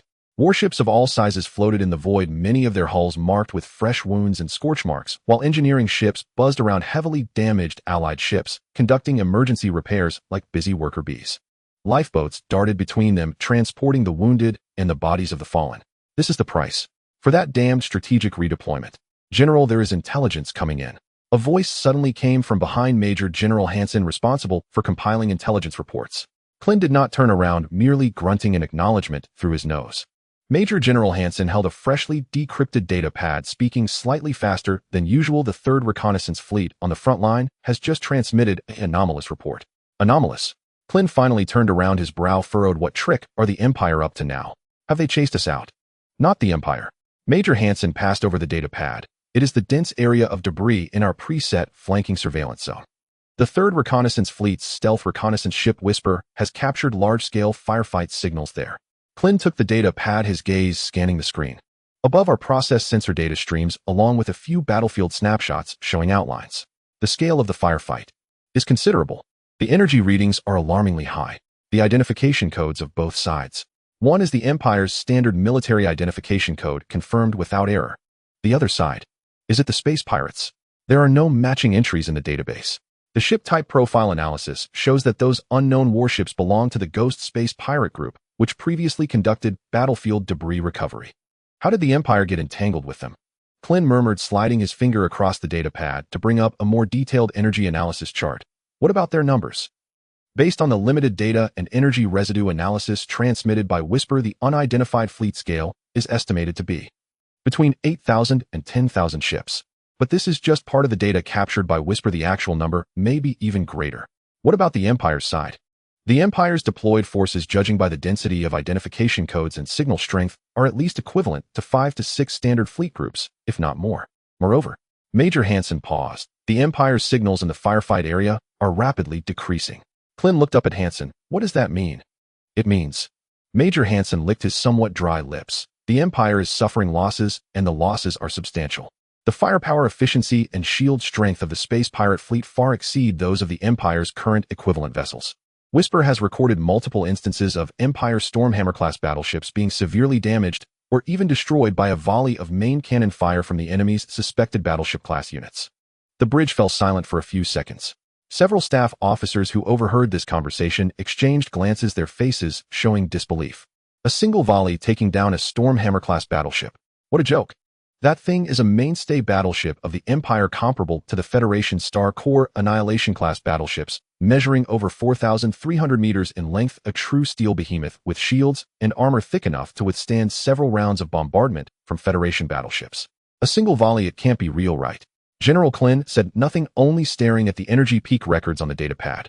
The peaks were absurdly high, almost bursting out of the chart limits. This cannot be fake. Whisper is one of the Federation's most advanced stealth reconnaissance ships, and its sensor accuracy and anti-jamming capability are top-notch within the Federation. The data it transmitted is highly credible. Location. Clint uttered 2 words. Major Hansen immediately called up the star map and marked a glaring red dot in the D31 debris zone. Here, approximately 4.7 light-years from the jump point of our main forces' retreat route, Echo Valley. About 3.2 light-years from the core area of the Empire's Bossastar region defense line. Clint stared at the red dot, his mind racing. The Ghost Space Pirate Group suddenly clashed with the Empire, and they were fighting fiercely, with the Empire taking heavy losses. What about the movements of the Ghost Fleet? Clint asked. Currently, they appear to be on the offensive. Their formation is spread wide, and the tactical intention is clearly to encircle and annihilate the Empire fleet in that area. Major Hansen pulled up the tactical situation diagram continuously transmitted by Whisper. On the map, the deep red arrows representing the Ghost Fleet were compressing the blue block representing the Empire fleet from 3 directions. The blue block was shrinking and fracturing. What about the Empire reinforcements? Is Lloyd just watching his fleet get wiped out? Clint pressed on. Lloyd's flagship signal is still in the main defense line area. Based on intercepted communications and energy flow pattern analysis, he should have already dispatched a large number of reinforcements to the combat zone, but Major Hansen pointed to several blue dashed lines extending from the Empire's main defense line on the star map. Reinforcements will take time to arrive. Moreover, the unidentified fleet has extremely strong electronic warfare capabilities, causing significant confusion in the Empire's communications in that area. Clint walked back and forth in front of the command platform with his hands behind his back. His footsteps were heavy. For a time, no one spoke on the bridge. After a full minute, Clint slowly exhaled absent-mindedly, tapping the edge of the command platform with his fingers. "Let's hear your opinions." He spoke, his voice returning to its usual cold firmness. "What are your thoughts?" The staff exchanged glances, and the most seasoned combat staff officer, Brigadier General Oliver, was the first to speak, his tone tinged with doubt. "General, if Whisper's report is generally accurate, then the combat power of this space pirate fleet likely far exceeds our previous estimates. The firepower, intensity, shield technology, electronic warfare capabilities they exhibited, and that kind of superclass main starship, their technological level may surpass that of the Empire and even us." The intelligence officer quickly interjected, speaking rapidly. "With such a scale and technology, they cannot be ordinary space pirates. We can rule out the Empire and the Principalities as well as any known medium and small forces. So only a few possibilities remain. First, an unknown interstellar civilization or force that has been concealing its strength and has never truly revealed itself. Second, a large-scale rebellious faction or warlord within the Empire that possesses an independent military-industrial system. Third, some existence from the depths of unexplored star regions." "Unexplored star regions," someone repeated softly with a hint of instinctive trepidation in their tone. "That vast, mysterious, and dangerous dark zone has always hung like the sword of Damocles over known civilizations. No matter who they are," a radical officer's eyes lit up. "General, this is an opportunity for us. A tremendous opportunity." Clint looked at him. "Go on." Colonel Anderson approached the tactical screen, pointing at the combat area with excitement. "General, look. The Empire's reinforcements just repelled us, Hedon, and they are surely thinking of consolidating their defenses and even counterattacking. But suddenly out of nowhere comes this unexpected player, dragging them into the debris zone to bleed." His finger moved. "According to the footage and reports, the Empire has suffered significant losses and is struggling in the fight. This space pirate fleet is clearly not to be underestimated. If the Empire wants to win, they will have to exert every ounce of effort and might even need to draw forces from the front line." He turned around, looking at Clint and the others. "What does this mean?" "It means that the Empire's focus is mostly drawn to this suddenly emerging tough opponent. Their frontline forces will be weakened. Moreover, they are in a deadlock with this space pirate fleet. Both sides are exhausting each other." He waved his arm vigorously. "When the clam and the heron fight, the fisherman benefits, General. Although we have suffered some losses, our main force is still intact, and the remaining ammunition is definitely enough for a surprise attack. If we strike back now..." Colonel Anderson's eyes flashed with a fierce light. "While the Imperial fleet is entangled and thrown into chaos by the pirate fleet, we will strike a heavy blow to the Empire from the flank or rear." The more he spoke, the more excited he became. Maximizing the destruction of the Empire's living forces, especially those newly arrived reinforcements. If we take them out, the Empire will truly be severely weakened in the Bassistar region. At that point, not to mention a counterattack, it would even be a problem to hold our existing defenses, and we would also clear a significant obstacle for our next phase of attack. This proposal was extremely tempting. Many young officers in the bridge also had their eyes light up, and the frustration of being forced to retreat earlier seemed to find an outlet. However, the prudent Major General Hansen frowned. "Anderson, your thoughts are too radical." He looked at Colonel Clint and analyzed. "General, whether this pirate fleet is friend or foe is still unclear. If we rashly intervene, will we face attacks from both the Empire and this pirate fleet? Their technology is so peculiar, should they turn their guns on us, the consequences would be unimaginable. Furthermore, our troops have just undergone intense combat. Our personnel are fatigued, the ships need repairs, and ammunition needs to be replenished. Is it too risky to hastily engage in another unclear battle?" The third point, and the most important, Major General Hansen emphasized, the command from headquarters is to disengage, return to the assembly point, and stand by.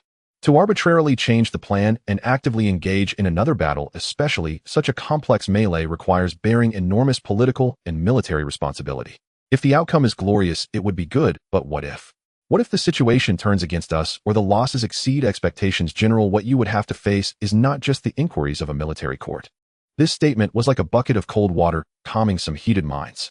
Anderson's expression changed slightly at this, and he said urgently, "General, opportunities are fleeting. By the time we consult headquarters, the battle will already be over.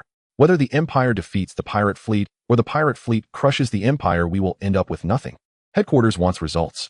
If we can deal a heavy blow to the Empire's main forces here, even if we take some risks, headquarters will recognize it.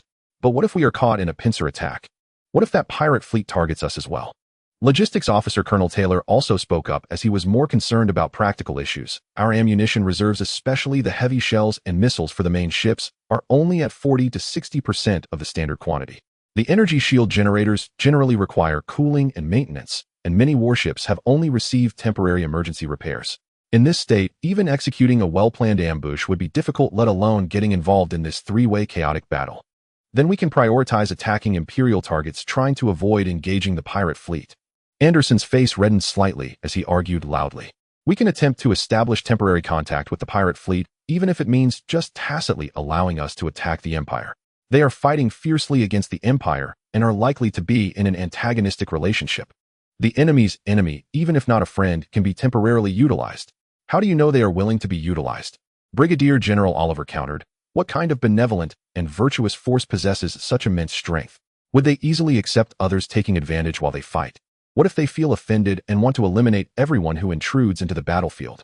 Then let's fight. Anderson's blood surged. No matter how strong they are, they have just fought fiercely with the Empire. We will wait for them to tire and concentrate our forces for a strike. Even if we can't annihilate them, we can still inflict serious damage. Nonsense. Oliver scolded. You are gambling with the fate of the entire fleet. War is inherently a gamble. Wasn't the previous charge against the Empire's defenses a gamble? Anderson raised his voice as well. All right. General Clin's voice rang out, suppressing the argument.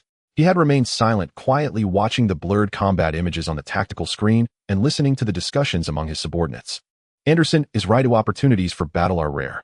The Empire is being powerfully restrained by a third-party force which was completely unanticipated. If we can seize the opportunity, it could indeed inflict a blow on the Empire far beyond a frontal assault. Oliver's concerns are not without basis. The state of the troops is poor and the attitude of the pirate forces is unclear, so the responsibility of acting arbitrarily is enormous. Headquarters. Thinking of the bureaucrats sitting comfortably in their offices at headquarters, Clin felt a wave of frustration. They only look at data and reports, unaware of the anxiety and decision-making pressure faced by frontline commanders in the rapidly changing battlefield. By the time all levels approve, the opportunity would be long gone.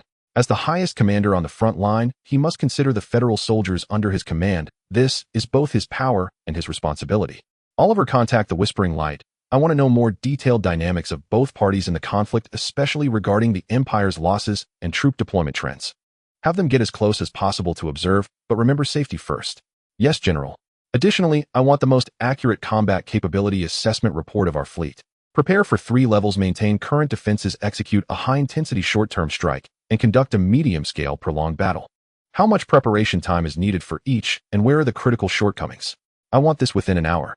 Understood, General. Anderson, Clin looked at the young colonel. You are responsible for drafting a preliminary plan for an ambush operation. There is only one requirement: maximize the damage to the Empire's reinforcements in the Bassistar region. Of course, the premise is to avoid conflict with the pirate fleet as much as possible. Think through all the possible scenarios and counter-strategies, especially the retreat plan if we are attacked by either side or both. Also within an hour. Yes, General. Colonel Anderson's spirit lifted as he responded loudly. Everyone else maintain a level 2 combat readiness status. Each ship should expedite the minimum necessary repairs and resupply. No relaxation or unauthorized actions without my orders. Yes. The officers immediately sprang into action, and the atmosphere in the bridge gradually became tense again. Clin sat back in the command chair, refocusing on the distant battlefield. Gambling? Perhaps so. But in war, is there any situation that doesn't involve gambling? The key is to calculate the odds and seize the timing for placing bets. He pulled up the records of previous battles with the Imperial reinforcements, examining data and performance of those new Imperial warships, and compared it to the blurry images from the Whispering Light, showing those Imperial ships struggling under the overwhelming firepower of the pirate fleet. Technological gap. This term popped into his mind. There seems to be a certain degree of technological gap between the pirate fleet and the Empire. This is evident from the rapid breach of the Imperial battleships' shields and the suppression of electronic warfare. So what about this pirate fleet against the Federation? The Federation's technological level is slightly higher than that of the Empire, but not by much. How many hits could the Star Core annihilation-level shields withstand when facing the terrifying main guns of those giant battleships? The unknown brings fear, but it also brings opportunity. If the target of this star pirate fleet was merely the Empire or something within the wreckage zone, they might not wish to provoke a war with the Federation. But what if they and the Empire were to mutually annihilate each other? Clin's gaze deepened. Time passed slowly. The whisper intermittently relayed more intelligence. The Empire's left flank fleet has suffered heavy losses. Their formation is collapsing, and they are retreating to the center. The Star Pirate fleet has dispatched at least 50 high-speed warships pursuing the Empire's fleeing soldiers and hunting down units separated from their formation. The Empire's Central Reserve Force's two fleet groups are attempting to establish a defensive line, but are under concentrated bombardment from an unidentified fleet. Their defense is on the verge of collapse. A large-scale new hyperspace fluctuation has been detected from the direction of the Empire. At least 5 standard fleet groups of the Empire's army are arriving. This news caused the atmosphere on the bridge to tense. Does the Empire still have reinforcements? But soon after the Whisper sent another report, the newly arrived Empire reinforcements are forming up and are attempting to encircle the main force of the Star Pirate fleet. The fighting between the two sides intensified. The Star Pirate fleet began to contract their defensive perimeter. The Empire's new force tactics are steady, utilizing their numerical advantage to squeeze the operational space of the unidentified fleet. The Star Pirate fleet's firepower remains fierce, but their momentum for assault has been curbed. The battle has reached a stalemate. Indeed, the battle had reached a stalemate. Clin's fingers, which had been tapping the table, came to a halt. The Empire's new force had arrived and successfully stabilized their formation. No matter how strong the Star Pirate fleet was faced with the continuous reinforcements from the Empire and their numerical advantage, they also began to shift to a defensive posture. The two sides were like two titans locked in battle, exerting all their strength, yet remaining deadlocked. At this moment, if one were to trip one of the giants from the side, Major Hansen and Colonel Anderson almost simultaneously sent reports. Clin quickly skimmed through. The fleet status has been urgently repaired and adjusted, with 70% of the main fleet capable of launching a high-intensity short-term assault. Regarding ammunition, through intership allocation, all participating units have enough ammunition for one complete volley. But sustained combat capability is insufficient, and fatigue issues with the shield generators are widespread, making them unsuitable for prolonged engagement. Anderson proposed 3 plan options. 1. Break through the Empire's new force, engaging the Star Pirate fleet at the fastest speed to create chaos and then retreat. 2. Attack the relatively exposed flanks of the Empire's new force's logistical and support vessel gathering zones. 3. Bypass the main battlefield and directly strike the weak points in the Empire's front line caused by troop movements. After quickly reviewing the plans, General Clin fell into deep thought. Plan 1 is the riskiest and may provoke both sides simultaneously, but if successful, the results could be the most significant. Plan 2 is relatively safe, but the striking effect may be limited. Plan 3, however, completely alters the target of the operation. Oliver also brought the latest comprehensive intelligence analysis. General, based on our comprehensive assessment, the Star Pirate fleet and the Empire are in a situation of mutual destruction, and their battle will not end in the short term. Furthermore, based on energy readings and combat pattern analysis, although the Star Pirate fleet's technology is advanced, they do not seem to show signs of wanting to reinforce their numbers further. Their fleet size seems to be limited to these, while the Empire reinforcements will continue to increase. He paused and continued, if we choose to intervene, the best timing maybe now, when the Empire's attention is completely drawn to the Star Pirate fleet and their formation is distorted due to troop convergence and movements, while both sides have reached a certain level of exhaustion. But doing so still carries the unpredictable risk of the Star Pirate fleet. Clin fell into contemplation upon hearing this. The bridge fell silent, everyone waiting for his decision. To gamble or not to gamble? If he wins, he could deal a heavy blow to the Empire's reinforcements, gaining a significant advantage for the Federation in the Barca Star domain. Clin would become the hero who turned the tide, and the stain of being forced to retreat would be completely washed away. If he loses, the fleet would suffer heavy losses, potentially triggering a full-scale conflict with the unidentified forces. He would face a military court, and his future would be ruined. Time passed second by second. On the tactical screen, signals representing the combat zone between the Empire and the Star Pirate fleet continued to flash, fiercely red and blue dots interweaving and extinguishing. Finally, Clin opened his eyes. The hesitation and struggle in his gaze had completely vanished, replaced by a cold glint belonging to a seasoned gambler. He stood up, his voice steady, yet carrying an undeniable force that resonated throughout the bridge. Relay orders to the entire fleet. All combat units immediately conduct a final combat readiness check. Engineering ships prioritize emergency maintenance and energy injection for the battleships and cruisers serving as the spearhead of the assault. Ammunition will be allocated for a final distribution, ensuring the assault formation is fully stocked. Wounded and non-essential personnel transfer to the rear transport ships. The fleet will maintain silence and secretly maneuver towards the outer perimeter of the D-31 area. The staff held their breath. Changes in combat objectives. General Clin's gaze swept over everyone. Temporarily abandoned the attack plan on the Empire's front line.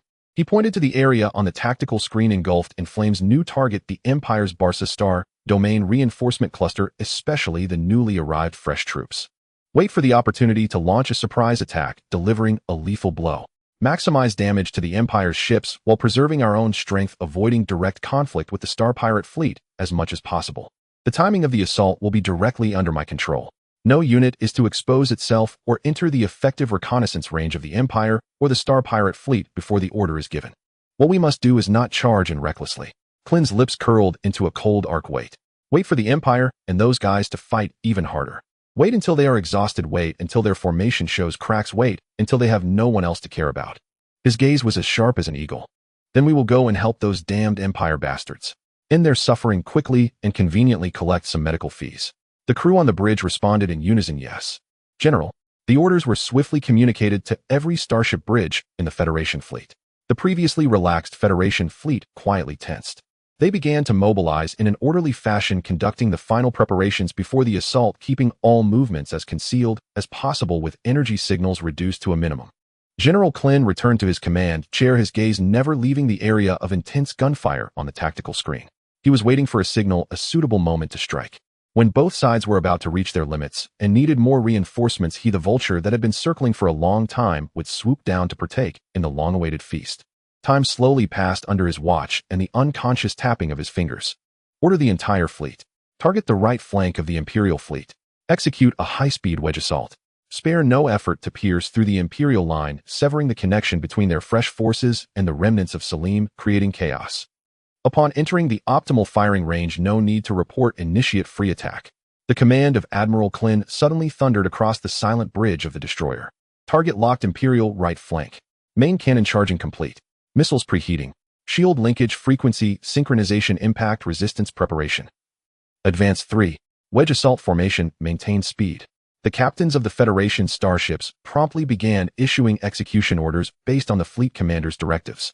The Federation fleet surged forth like a cold dagger that had been tempered for 3 hours in the darkness. Over 10,000 Federation starships opened their engines to full power, blue exhaust flames streaming out, carving countless sharp light trails in the vacuum. Taking advantage of the chaos and energy interference on the battlefield, they suddenly burst forth from the shadows of the sparse nebula, directly charging at the Imperial fleet's right flank, which had just been extended and was not yet fully stabilized. At this moment, the Imperial right flank was primarily composed of units from the 7th and 8th Fleet groups of the Ronistar region's reinforcements. Their task was to establish an outer defense circle, wary of the potential flanking maneuver by the Thunder Fleet, while maintaining coordination with the Central Reserve. The formation was spread out and the firepower density relatively even, but the downside was a lack of depth. The attention of most captains was firmly locked onto the front, where the Thunder Fleet was engaged in fierce combat. When the first batch of energy shells and missiles from the Federation fleet tore through the starry sky, striking the outermost surveillance ships of the Imperial right flank, many Imperial starship captains were caught off guard. Enemy attack. From the side. It's the Federation fleet. So many of them. Where did they come from? Shields. Quickly divert the shields. Turn quickly. A shrill alarm and chaotic shouts erupted in the Imperial right flank communication channel. But it was too late. The Federation fleet's formation was extremely tight, and the assault speed incredibly fast. The leading groups of Guardian-class cruisers struck like the head of a heavy hammer, forcefully hitting the weakest point of the Imperial right flank. Hundreds of thick particle beam blasts from the Federation warships erupted simultaneously, converging into a devastating rain of light, precisely covering the Imperial Stardust-class cruisers and Hound-class destroyers that had just begun to awkwardly turn with their shields not fully deployed. The explosion of flames instantly merged into a single entity. At least 30 Imperial warships were directly blown through their shields in the first volley, their hulls perforated, turning into rolling, burning wreckage. More ships had their shields overloaded and armor torn apart, losing part of their combat capability, and under inertia they careened out of control, further disrupting the already fragile formation. Do not stop. Continue the advance. Break through them. The temporary commander of the Federation assault group shouted sternly in the channel. The Federation fleet showed no signs of stopping, like a high-speed cutting machine charging through the gap they had torn open. The subsequent Falcon-class destroyers and Swift-class frigates swarmed in like agile wolves, rushing through the gap opened by the cruisers, specifically hunting down those injured, isolated, or attempting to organize a counterattack among the Imperial small to medium-sized vessels. Railguns, rapid-fire lasers, close-range torpedoes. Deadly firepower poured in from all directions towards the chaotic Imperial fleet. The Imperial right flank was instantly devastated, collapsing and disintegrating rapidly. On the other side, in the bridge of the main flagship of the Imperial Basar Star region front fleet group, the atmosphere, which had initially been chaotic, had slightly recovered. Admiral Lloyd stood before the holographic tactical panel, his blue eyes scanning the continuously updating data streams on the screen. His gray-white short hair appeared meticulous under the cold white main light of the bridge, making his face look even more serious. The Second Fleet Group of the Golden Sandstar region reports that they have successfully suppressed the enemy's left flank assault spearhead, forcing them to retreat about 0. 3 light seconds. Pressure on the central defense line is easing. The remnants of Admiral Salim are regrouping. The activity frequency of the enemy's super heavy warships has decreased, suspected to have shifted to a defensive posture or are replenishing energy. The intensity of electronic interference remains high, but our backup communication nodes have been partially activated. Reports of battle were rapidly consolidated before him, with intelligence indicating that the situation was improving. Although the losses were severe and the technological advantage of that pirate fleet still sent shivers down the spine, at least the Imperial Fresh Forces had stabilized their numerical advantage and gradually adapting tactics were slowly turning the tide. While the war of attrition is indeed brutal, the Empire can afford it. Reinforcements are still on the way. As long as they can drag this pirate fleet here to exhaust their momentum and resources, the scales of victory will ultimately tip towards the Empire. Lloyd's gaze sharpened slightly, his mind rapidly calculating the resource allocation across various fronts and the next direction for troop deployment. Notify the Logistics Command. Prioritize the replenishment of heavy armor-piercing shells and shield energy for the Stormbreaker-class units on the central defense line. Order the temporary 3rd Reserve Fleet Group to slowly advance towards Region D35. Apply pressure, but do not engage actively. Have the Electronic Warfare Department attempt to analyze the enemy's communication frequency characteristics, searching for possible points of interference or deception. He continually issued one command after another, maintaining control over the battlefield situation. The adjutants and staff efficiently recorded and conveyed the orders. At that moment, a crimson high-threat hostile unit assault alert suddenly lit up at the edge of the tactical panel. The alarm blared almost simultaneously, the volume at least 2 levels higher than before. Warning. Large-scale hostile jump signal detected. Outside our right flank. Identification code confirmed. Elon's Federation. Numbers exceed 10,000. They are rapidly penetrating our formation. Units on the periphery of the right flank 7th and 8th Fleet Groups are under heavy attack. Losses are rising sharply. The entire bridge was instantly filled with various alarm sounds. Almost all the actions of the staff and officers paused momentarily, their gazes simultaneously fixating on the suddenly exploding crimson on the tactical panel, then swiftly turning to Admiral Lloyd standing before it. The Federation. Hadn't they just been repelled, retreating to rest? How could they be here? At such a critical moment from that dire direction. A chaotic uproar erupted. Are the Federation people insane? What do they want? Taking advantage of the fire. These shameless hyenas. Danger at the right flank. The troop strength there is already insufficient. Quick, contact the commanders of the 7th and 8th Fleet Groups. Hold the line. We must hold the line. The expression on Admiral Lloyd's face underwent a slight change the moment the alarm sounded. Admiral Lloyd's pupils slightly constricted for about 1/10 of a second, his gaze shifting rapidly from the central battle zone to the scarlet area on the right flank. The corner of his mouth, which had relaxed slightly due to the easing battle situation, tightened again, forming a cold and straight line. He slowly raised his hand. This simple gesture instantly quelled the rising din within the bridge. Everyone turned to look at him. Sensor data, real-time synchronization. Damage assessment precise to each level of Starship Squad. His voice remained steady with no increase in tempo. Yes. The sensor monitors and tactical advisors nearly shouted in response, their fingers dancing over the control panel, creating a flurry of virtual shadows. On the holographic tactical display, the image of the right flank was rapidly enlarged and detailed. It was clear to see that the dense red arrows representing the Federal fleet had brutally pierced into the Imperial blue defensive line side, like poisoned daggers, and were continuing to penetrate inward at an astonishing speed. The signals from the blue Imperial ships were dimming and disappearing one by one, or flickering, to indicate loss of power. The 7th Fleet Group reports that the outer 3 lines of defense have been breached. Losses exceed 40%. The commander requests urgent support. The 8th Fleet Group has been cut off on the left flank. The communication channel with the Central Reserve has been severed by the Federal Fast Fleet. The Federal main battle fleet is advancing deep into our territory. The target is our logistics nodes and command ship connection. Bad news poured in like snowflakes, causing the advisors' faces to grow increasingly pale. If the right flank were completely breached, the Federal fleet could advance straight, indirectly threatening the Imperial main force engaged in fierce battle with the Space Pirate fleet, potentially splitting the Imperial fleet in two. At that time, the situation would collapse entirely. General, we must immediately redeploy forces from the center to support the right flank, a senior advisor urged. Otherwise, if the right flank collapses, the entire front will be in danger. Redeploy forces. Although the pressure from the space pirate fleet on the central front has eased slightly, it could still counterattack at any moment. The left flank is also in a standoff, another advisor countered. Redeploying now would mean giving the enemy the front. Then what do you suggest? Just watch as the right flank is breached by the Federals. The debate erupted again, swiftly intertwining as advisors supporting each argument quickly divided into several camps, insisting on their respective theories. Everyone's gaze was tightly fixed on Lloyd. As the supreme commander of the Imperial Frontline Fleet, Admiral Lloyd did not participate in this argument. His eyes swiftly scanned the entire tactical overview, his brain processing a massive amount of information at an unprecedented speed.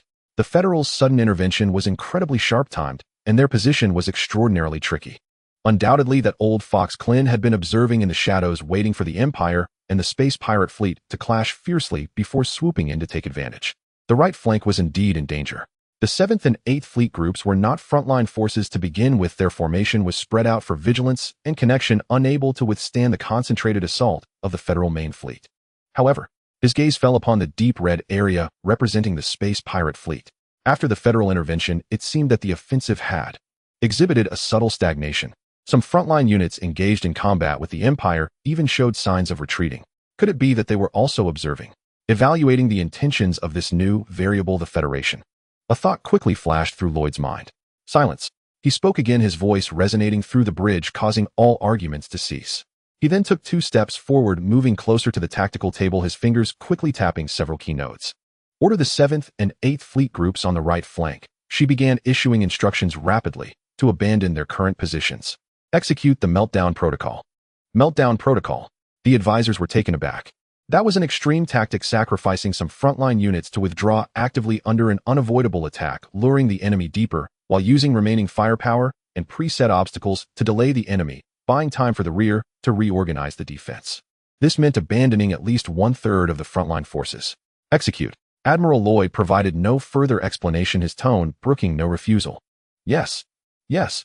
Order the Central Reserve, the 9th and 10th Fleet groups from the original Barca Star Domain border to immediately maneuver 0.5 light seconds to the left flank, filling the gaps created by the withdrawal of the right flank and preparing to maneuver toward the center or the rear of the right flank. Keep the formation tight and activate the shields. Order all units on the left flank to intensify their offensive. Do not spare ammunition. You press forward with full force to constrain the main force of the opposing space pirate fleet, preventing them from having the capacity to intervene on the right flank or take advantage of the situation to expand their gains. Direct the logistics and all non-combat vessels to retreat to the second gathering area behind the safe jump point. The retreat will be covered by the original 6th Fleet group from the Barca Star Domain border. Order the Electronic Warfare Department to concentrate efforts to disrupt the tactical data links between the Federal Fleet's vanguard and subsequent units, especially their high-speed reconnaissance and fire control units. Complete disconnection is not necessary, just create delays and misjudgments. A series of commands were clear and swift with no hesitation. Lloyd did not hastily redeploy valuable central forces to fill the gap on the right flank, but chose to temporarily sacrifice the front line on the right, reducing its strength while applying pressure in other directions to confuse the enemy and protect the critical non-combat units' retreat. More importantly, he was testing the reaction of the space pirate fleet to the Federal intervention. If the space pirate fleet took the opportunity to launch a fierce attack on the left flank or center, it would indicate their intent to ally with the Federation to quickly crush the Empire. Then the Empire would face the most dangerous situation. But if they slowed their offensive or even retreated to observe, there might still be room for maneuver. The three-way standoff offered more uncertainty and operational space than a two-party battle. Although the advisors felt pained at the thought of giving up the right flank, they were also awed by Lloyd's calmness and clarity of thought amid the sudden upheaval, immediately busying themselves to encrypt and dispatch each order. After issuing the commands, Lloyd turned his gaze back to the tactical table, especially towards the direction of the Thunder Fleet.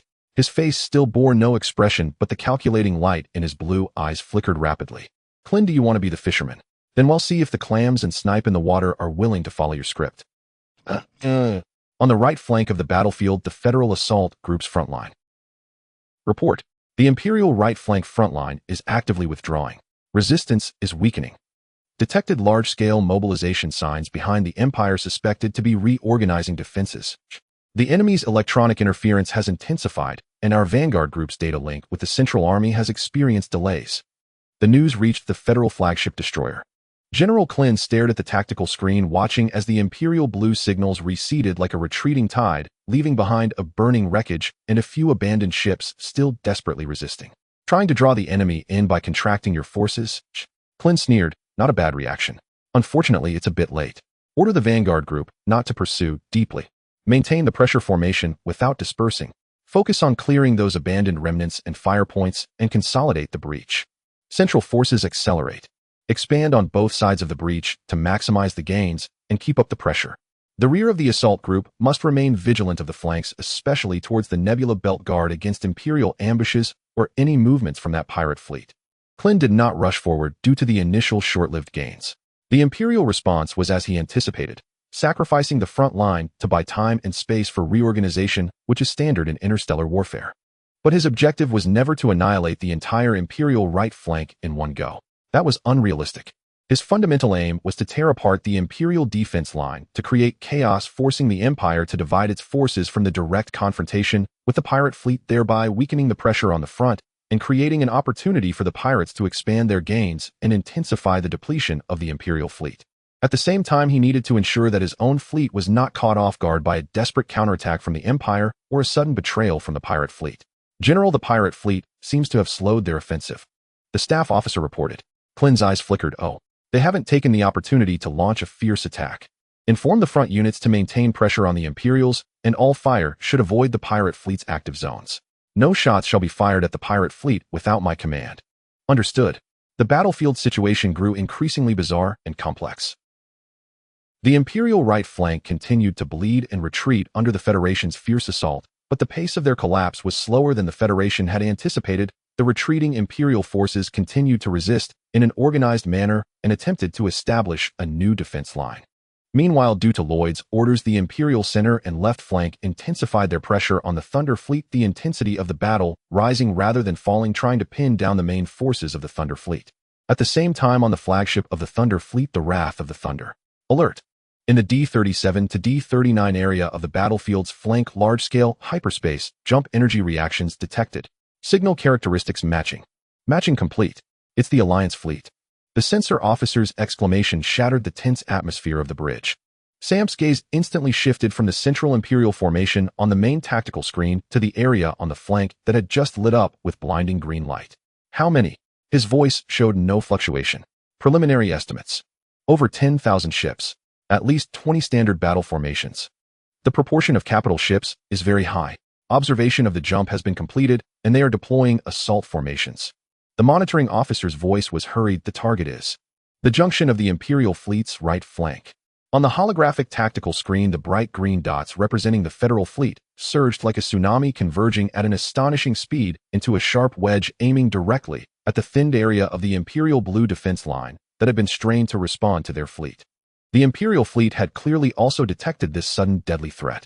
The Imperial right fleet, which had been fiercely trading shots with the Thunder Second Strike Group, showed clear signs of chaos and delay. Some warships hesitantly turned their turrets towards the flank, and the distribution of energy shields became chaotic in an instant, flickering erratically. The Federals. Sam's aide murmured softly, his brow furrowed. What are they trying to do? Taking advantage of the chaos to loot. Sam did not respond immediately. He stared at the green tide, watching it charge towards the Imperials without losing speed. They were not coming for his Thunder fleet. At least not as their primary target. Commander, the Federal fleet is entering a high-speed engagement state. Energy weapons are beginning to charge. They are about to enter effective range against the Imperial fleet. The fire control monitoring officer reported. Order. Sam finally spoke, his voice clear across the bridge. First Assault Group, Second and Third Strike Groups, all units immediately compress the defensive perimeter, maintain the same fire density, and switch attack intensity to suppression level. All ships' shield energies prioritize their own fronts, and the maneuvering evasion level is to be raised to level 2. Commander, the aide was taken aback. Isn't retreating now too one-sided? Execute the order. Sam did not elaborate, his gaze still fixed on the Federal fleet. Yes. The order was quickly disseminated. The Thunder units engaged in fierce combat with the Imperial fleet at the front line almost simultaneously altered their battle rhythm. The previous intense assault suddenly slowed, the charging time of the main guns on the Fearless-class battleships slightly extended, and the broadside firing frequency of the Kanglong-class cruisers gradually decreased. Even the high-speed assault ships and mecha units reduced their disruptive attacks. The entire Thunder Fleet's formation began to gradually shrink inward with the shields of each ship interlocking more tightly. This change was immediately noticed by both sides in the conflict. The pressure on the Imperial right suddenly lightened, but before they could catch their breath, the deadly Federal storm was already upon them. Half an hour later on the bridge of the Wrath of the Thunder, Samp and his staff officers were watching through sensors and long-range observation equipment as the Federal fleet cleanly and decisively tore a wound in the Imperial defense line, then swiftly surged in to wildly expand their gains. The chaos and distress of the Imperials were clearly visible. "Commander," the aide said, quietly looking at the tactical screen where the Imperial signals were quickly fading to gray, "the Federals' target is clear, it's the Empire. They are completely ignoring us." Not ignoring, Samp slowly shook his head, his gaze sharp. "They are observing us as well, just as we are observing them." The Federal fleet cluster suddenly launched a surprise attack on the Empire, partly for the spoils, but also, perhaps, to test our reactions. He pointed to the Thunder Fleet's defensive formation on the screen. "By compressing our defenses, we neither took advantage of their attack on the Empire to strike them, nor showed any intention to actively attack them. This equates to sending a signal that we are not enemies." The aide pondered. "So that is why they dare to attack the Empire with such abandon without worrying too much about the flanks." "At least it appears to be so for now." "At least for now it seems that way," a senior advisor spoke in agreement. Commander Samp fell into deep thought, his mind rapidly analyzing every detail of the battlefield. The Imperial right flank has already collapsed. Although the Federals have pushed deep, their formation has also stretched due to the assault, leaving their flanks exposed. The new forces of the Empire and the left-wing troops were desperately trying to squeeze in this direction to seal the gap, hoping to either drive the Federals out or encircle them. He paused, a glint of cold light flashing in his eyes. "But this requires time and will further disperse the Empire's forces, disrupting their formation." The adjutant's eyes lit up. "Commander, do you mean the Federals have created a better opportunity for us?" Samp leaned slightly forward, his tone still steady, but his pace quickened a bit. "The attention, forces, and firepower of the Empire are now divided into three parts. One part is defending against us, the majority is blocking the breach created by the Federals, and another part is dealing with the Federal troops that have surged in." He ordered the battle analysis officer to pull up the firepower distribution heat map, pointing to several areas on the Imperial defense line where the colors had faded, indicating a decrease in firepower density. "Here and here. The Imperial suppression fire against us has decreased by at least 40%. Their formation was twisting to the right, gaps appearing at the junctions of the left wing and center, and the command chain was undoubtedly more chaotic than before." He raised his head, looking at the adjutant and all the officers in the bridge, waiting for orders. "Relay to the entire fleet, cancel the active defense plan. First assault group, second and third strike groups, all combat units, increase engine thrust to maximum combat levels. Target the weak areas on the left flank and central junction of the Imperial fleet exposed due to troop movement. Change combat mode to fleet-wide assault. Fire at will, do not spare any ammunition." His voice suddenly turned sharp. "Since the Federals' friends have so enthusiastically helped us attract fire to create opportunities, we cannot disappoint them. Fire. Hit them hard. Tear apart the Imperial formation." "Yes, Commander." The orders were quickly relayed. Almost the instant the command was given, the Thunder Fleet, which had just retracted its hedgehog, suddenly unfurled all its spikes, charging fiercely toward the already riddled Imperial defense line. The frequency of the main cannons, which had originally slowed down, increased, once more firing in rapid succession. The Star Destroyer main cannon of the Dreadnought-class battleship, the Thunder particle beams of the Kanglong-class cruiser missiles, and secondary cannons. All firepower was nearly maxed out simultaneously. Moreover, the targets of the strikes were more concentrated and cunning. They no longer aimed to suppress, but instead, like precise surgical blades, specifically targeted the weakened sections of the Imperial defense line or attacked the sides and rear of the Imperial vessels that were hastily turning to respond to the Federal threat. The pressure on the front that had just slightly eased due to the Federal assault rebounded, massively, returning with greater ferocity and lethality. An Imperial Stormhammer-class battleship had just received orders to move to the right flank to support the area breached by the Federals. Its massive body was slowly turning, exposing its relatively vulnerable side and engine ports. In that instant, at least 6 phase impact cannons from different Dreadnought-class battleships, Star Destroyers, along with over 20 particle beams from Kanglong-class cruisers, struck precisely at the weak points exposed during its turn. The shields of the Imperial battleship could not withstand even a second before overloading and collapsing. Phase energy and particle streams penetrated the hull, triggering explosions in the ammunition depot and energy conduits, causing a series of chain reactions. The massive explosion split the battleship in half, the burning wreckage tumbling into the nearby friendly fleet, causing even greater chaos. Similar scenes were unfolding simultaneously across multiple points on the Imperial defense line. The Thunder Fleet surged like a beast that had been briefly restrained, and once released, the power it unleashed was evidently more terrifying than before. The Imperial commanders were nearly driven mad. Frontline pressure skyrocketing. The Lingyu has suffered a catastrophic explosion. The Jinyu and dozens of battleships heavily damaged. The firepower intensity of the Thunder Fleet has increased by at least 50% compared to before. They are focusing on our maneuvering units and junctions. Federals are interspersing from the right flank. We are being attacked from both sides. Hold the line. Order the left-wing troops to converge towards the center. Compress the formation. We must not let the Federals completely sever our lines. On the flagship of the various fleets of the Empire's new forces, the voices of the commanders were starting to grow hoarse, veins throbbing on their foreheads. However, executing the orders faced tremendous difficulties. Communications were disrupted, formations were thrown into disarray, and many units were struggling to survive, unable to execute complex tactical maneuvers. The formation of the Imperial fleet was visibly deforming and collapsing. On the bridge of the Thor's Wrath, Samp watched the signs of collapse appearing on the Imperial defense line on the tactical screen, his face still devoid of expression, yet a sharp light flashed in the depths of his eyes. Not fast enough. Although the Empire was in chaos, its bulk remained. The Federals were pushing hard, but they were also being held back by parts of the defense line that the Empire's new forces were gradually stabilizing. If this continues, it will ultimately be a war of attrition. Even if we win, our losses will exceed expectations. Commander, should we request the Grand Commander to deploy the Shadow Fleet for deeper interspersing and cutting? The adjutant suggested. Within the Thunder Fleet, to facilitate distinction and show respect, we refer to M.O. Lee as the Grand Commander. Samp shook his head. The task of the Shadow is to protect the Thunder and the subsequent evacuation routes. It cannot be easily deployed. He pondered for a moment. With the Federals entering the fray, the Empire was thrown into chaos. This was indeed a golden opportunity to deal a heavy blow or even shatter the main force of the Imperial reinforcements in the Bassa Star domain. But a decisive force was needed to break the current stalemate and accelerate the collapse of the Imperial fleet. After a moment of contemplation, he said to the communications officer in a deep voice, immediately connect to the dedicated encrypted channel with the Shadow Fleet. Yes. Establishing link. Link successful. After a brief flicker on the communication hologram, the signature beautiful and cold face of Inya appeared. Commander Samp. Inya's voice was calm and emotionless.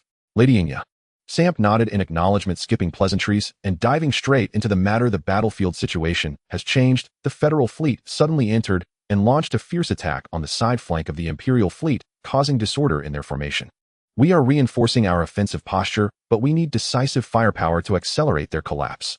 He pulled up the encrypted data stream of the current battlefield situation and sent it over. I personally believe the time has come. I request the Thunder Fleet to execute a precision strike on the following predetermined coordinates. After sending a few coordinate points, he continued, requesting the Thunder Fleet target priority. First, the flagship of the Empire's new force, the Empire Glory. Second, the Salim flagship, Glory's Blade. Third, any heavy battleships or large command ships identified as high-level command nodes of the Empire.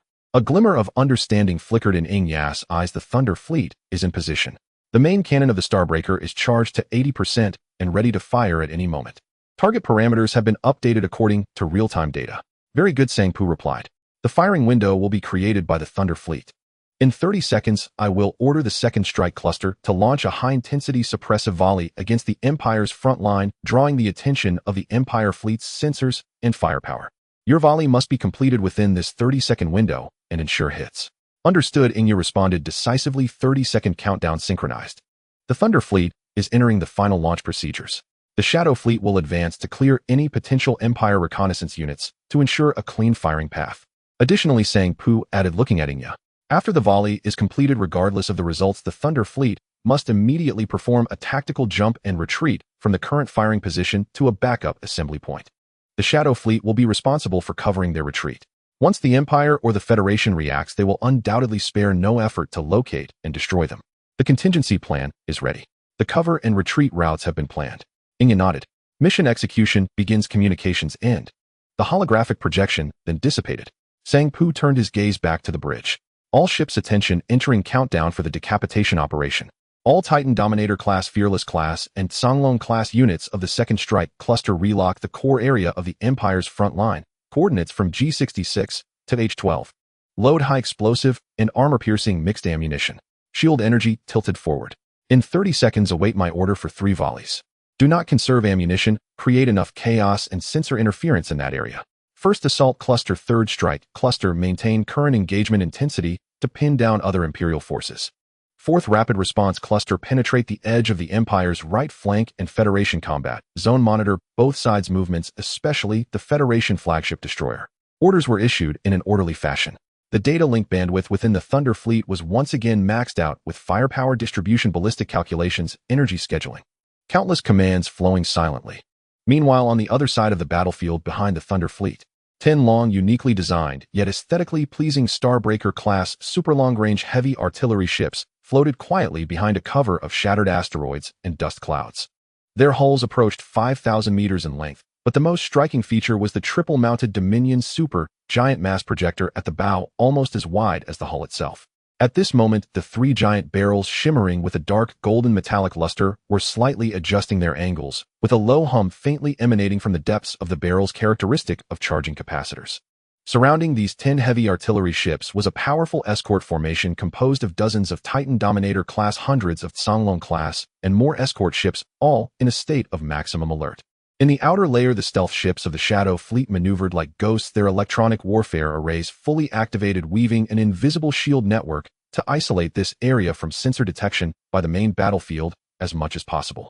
On the Shadow Fleet's Night Walker, Inya stood before the central command platform. The screen before her displayed the real-time status of 10 firing units side by side, as well as the real-time dynamics of the Empire targets transmitted via the Shadow Fleet's dedicated data link encryption from the main battlefield. Target 1. The coordinates of the Empire Glory have been locked. Trajectory prediction completed. Shield strength analysis underway. Analysis complete. It is recommended to use armor-piercing Gaia explosive mixed ammunition. 3 consecutive shots. Firing parameters injected.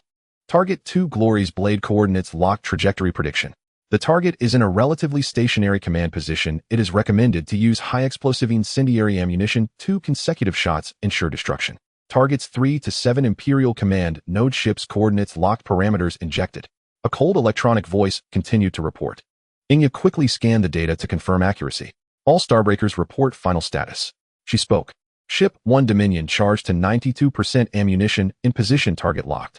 Ship 2 charged to 91% ready. Ship 3. The 10 heavy artillery ships reported in sequence, all status green lights. Sync countdown with Commander Sangpu.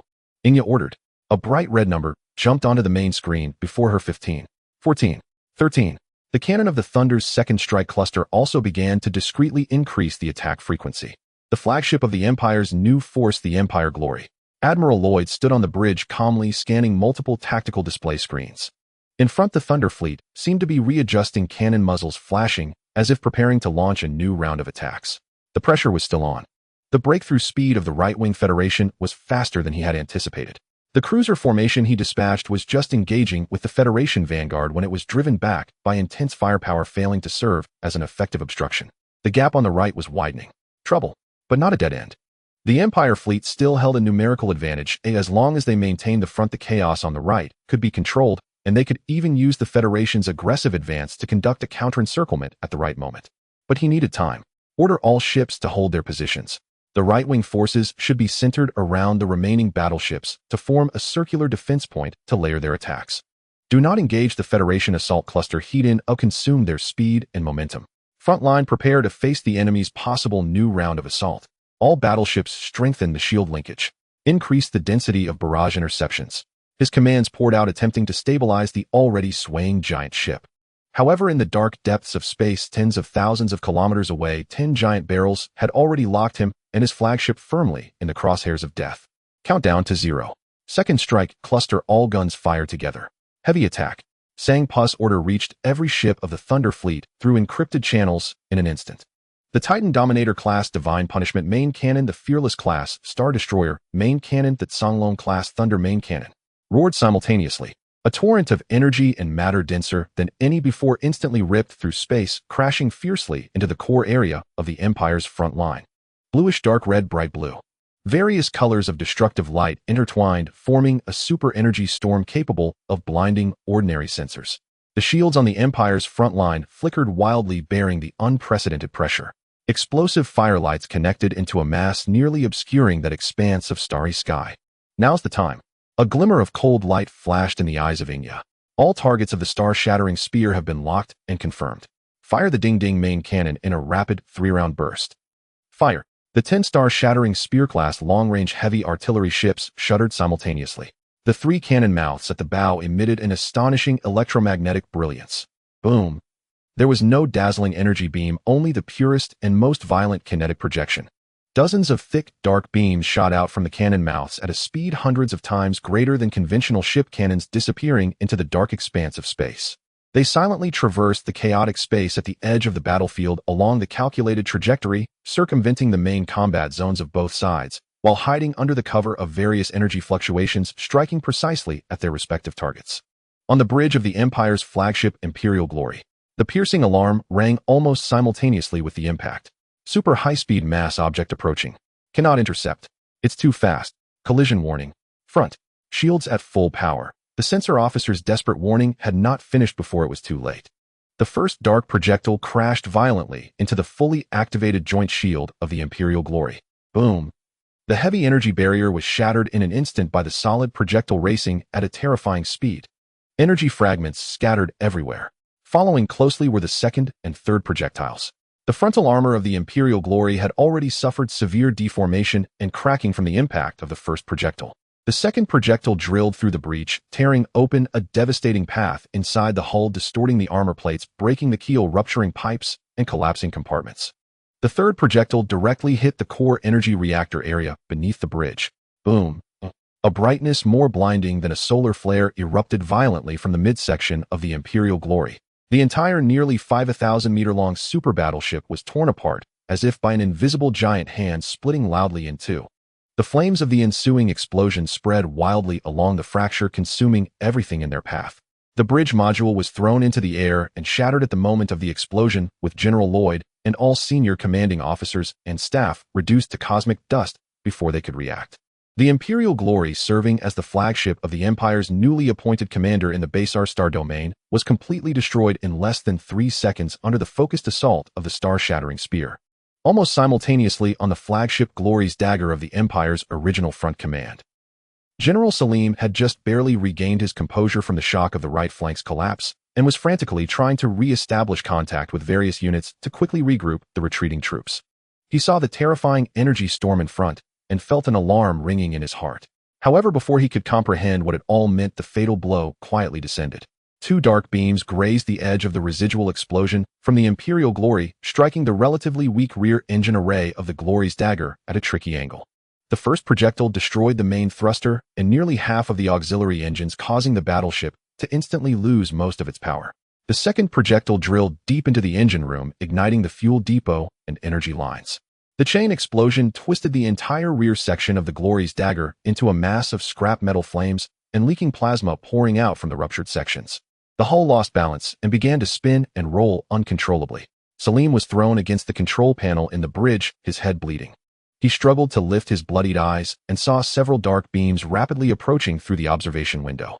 No, no, he murmured, filled with despair and disbelief. Though the Glory's dagger did not disintegrate instantly, it inevitably suffered fatal damage, completely losing its combat effectiveness and command capability, becoming a floating coffin of steel in space. Besides these 2 most important flagships, dozens of other high command ships of the Empire's various fleet groups were also ruthlessly targeted by the star-shattering spear. 2 of the command ships, being smaller and less protected, were directly hit in their bridge and core areas, exploding and disintegrating on the spot. 10 star-shattering spears, dozens of super-heavy projectiles precisely severed the Empire fleet's highest command center and critical nerve nodes across most of the battlefield in just a few seconds. The effect was immediate. When the brilliant and terrifying explosion of the Imperial Glory ignited at the center of the battlefield, a silence lasting several seconds fell upon the entire Empire fleet's communication channels, followed by utter chaos. Flagship. General Lloyd's flagship has exploded. The Glory's dagger has also lost signal. The command channel is in disarray. We can't find our superiors. Who is in command? Who do we listen to now? The right flank can't hold. The Federation is breaking in. The enemy's firepower is too intense at the front. We are suffering heavy losses. Panic spread through the Empire fleet like a plague at lightning speed. Having lost unified and effective command, each fleet group and even each subfleet began to fight independently. Some wanted to continue executing General Lloyd's previous orders to hold their ground, while others felt a retreating urge upon seeing the flagship explode. Some even tried to regroup with other allies who still appeared to be resisting, only to disrupt their formations instead. The Empire's once relatively intact defensive line and formation completely collapsed at the moment the command center was decapitated. As the barrage of the Thunder's second strike group had just ended, the Empire's defensive line began to show widespread loosening and chaos. Many of the Empire's warships began to fire more sporadically and chaotically, with some even starting to turn around. "Commander, the Thunder has succeeded. The Empire's command system has completely collapsed," the tactical officer reported excitedly. Samp looked at the tactical screen where the Empire's signals showed widespread chaos and signs of collapse and decisively ordered all strike groups to launch a full counterattack. Formations spread out and advanced aggressively. Prioritize exterminating the remaining organized heavy units of the Empire, ignoring the retreating troops for now. Send an encrypted broadcast to the Federation with the message, "The Empire has collapsed. Harvest, as you please, do not cross the boundary." He paused and added, "Also inform Lord Inya that the decapitation was successful. Thunder Fleet will withdraw as planned. Phantom Fleet can begin to sweep valuable targets at the edges of the battlefield, avoiding the main forces of the Federation." Yes, the Thunder Fleet transformed into a torrent of steel and energy, crushing towards the already collapsing Empire fleet. On the Federation side, Klin also witnessed the shocking explosion of the Empire flagship and the ensuing disarray from the destroyer. He was momentarily taken aback, then overwhelming joy surged in his heart. It worked. The gamble paid off. The Empire's command center has been taken out, and they did it so cleanly and swiftly. Although the source of that terrifying strike was unknown, it mattered little. What was important was the outcome. The Empire was finished. Kellen's voice trembled with excitement. "Charge with all our might. Expand our gains and hit them hard. Unleash all ammunition. There is only one target. Maximally annihilate the living forces of the Imperial fleet. Notify all fleet commanders to fight without restraint. No need to worry about formations. Focus on maximum firepower. And keep a close watch. Do not let them take the opportunity to ambush us from behind." The Federal fleet's attacks suddenly became more frenzied and reckless. They tore into the already chaotic Imperial ships like wolves among sheep. The battlefield had turned into a one-sided massacre in pursuit of the Imperial fleet. Inside, the Imperial fleet ships swarmed like headless flies. Some tried to regroup and resist, but were immediately met with devastating strikes from Thunder or the Federal forces. Others attempted to retreat, only to find their escape routes blocked by scattered allies and pursuing enemy starships. Storm Hammer-class battleships, having lost fleet command and formation cover, were stubbornly resisting under the command of their respective captains. However, it was ultimately futile, their heavy hulls becoming the best targets. Struck one by Thunder's Divine Punishment Star Destroyer or the Federal Star Core Annihilation main cannon, they transformed into massive bursts of fireworks in the starry sky. Stardust-class cruisers and Hound-class destroyers suffered heavy losses, struggling in the dense net of fire before being destroyed. Only a few lucky or extremely quick Imperial ships under the leadership of seasoned captains barely formed small groups, desperately fleeing toward the battlefield's outskirts in the direction of the Empire's controlled area. Meanwhile, the Thunder Fleet and the Federal Fleet began to tactically divide their respective harvesting zones. The Thunder main force continued to pressure the remnants of the Empire at the front and on the left flank, while the Federal focused on dealing with the more chaotic retreating troops on the right flank and rear. Though both sides remained vigilant and maintained a safe distance, neither had any intention of firing at the other. Occasionally, small groups of Imperial fleeing soldiers would rush into the border zone between the two sides, only to be met with crossfire from both directions, leading to a quicker demise. At the rear of the Thunder Fleet's preparation point, the Thunderbolt fleet, having completed their astonishing barrage, did not pause and immediately activated their short-range jump engines according to the plan. 10-star fragment Spear-class ships and their massive escort fleet vanished from their original position in a ripple of space, as if they had never existed. The Shadow Fleet, under the command of Shadow Crow, began to become active at the very edge of the battlefield. Their targets were no longer the large Imperial vessels being battered by the main fleet, but rather the fast-moving Imperial reconnaissance ships, electronic warfare ships, and special vessels that might carry important data or personnel.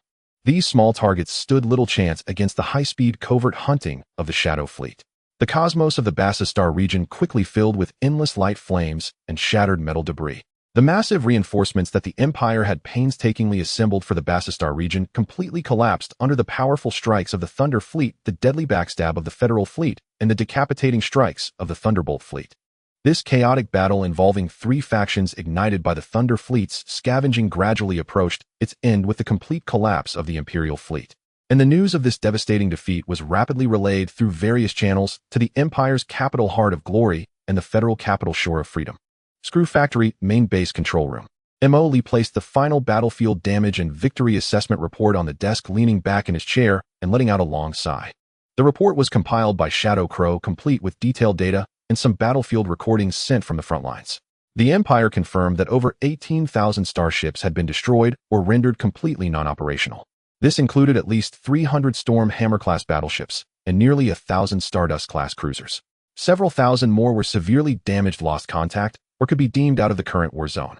General Lloyd, the overall commander of the Imperial fleet in the Battlestar region, was confirmed dead, with his flagship Imperial Glory obliterated after being hit at its core by star fragment spear.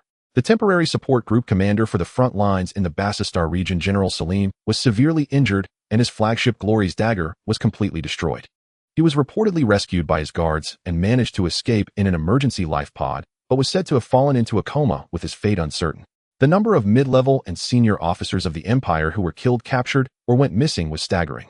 The defensive line that the Quran Empire had painstakingly constructed in the Battlestar region was utterly breached. The remaining Imperial ships had completely lost their ability to resist and were panicking as they fled toward the Empire's second defensive line.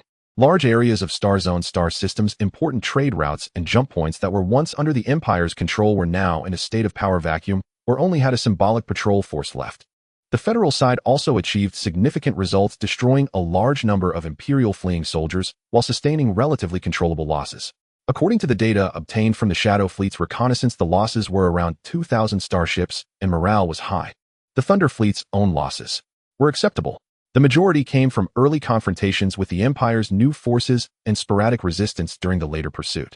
In total, over 800 various types of ships were lost, with the main battleships only comprising a small percentage of that, and most casualties being ordinary soldiers, while the core command and technical framework remained intact. Most importantly, the 10-star fragment spear ships of the Thunderbolt fleet and their escort fleet were safely evacuated without revealing detailed coordinates or complete combat data. The Shadow Fleet also managed to scoop up quite a few small fry at the battlefield's edge, obtaining valuable intelligence and equipment. This chaotic battle involving three factions ultimately concluded with the Empire's disastrous defeat, the Federal gaining profit, and the Thunder Fleet demonstrating its strength while safely retreating. Well done. M.O. Lee's voice was steady, revealing little excitement, but Shadow Crow, who knew him well, could catch a glimpse of the relaxation and satisfaction deep in his eyes. Samp performed well, and the fleets coordinated smoothly. The impact of the Thunderbolt was beyond expectations, Shadow Crow commented succinctly from the side. Yes, Samp is a talented commander. The Thunder Fleet faced unexpected situations and had to give their all, which was quite a pressure, but he still held his ground and showcased his own style. M.O. Lee's fingers lightly tapped on the table in agreement. On the Federal side, that old fox Kellen must be grinning from ear to ear. He snagged a huge advantage. Inya responded by producing several brief reports stating, according to fragmented information relayed by the deep diver from within the Federal Fleet, Admiral Klin is currently sending a victory report to the Federal military and the presidential office. He is also actively seeking credit for his decisive actions to seize the opportunity and deal a heavy blow to the Empire's main forces.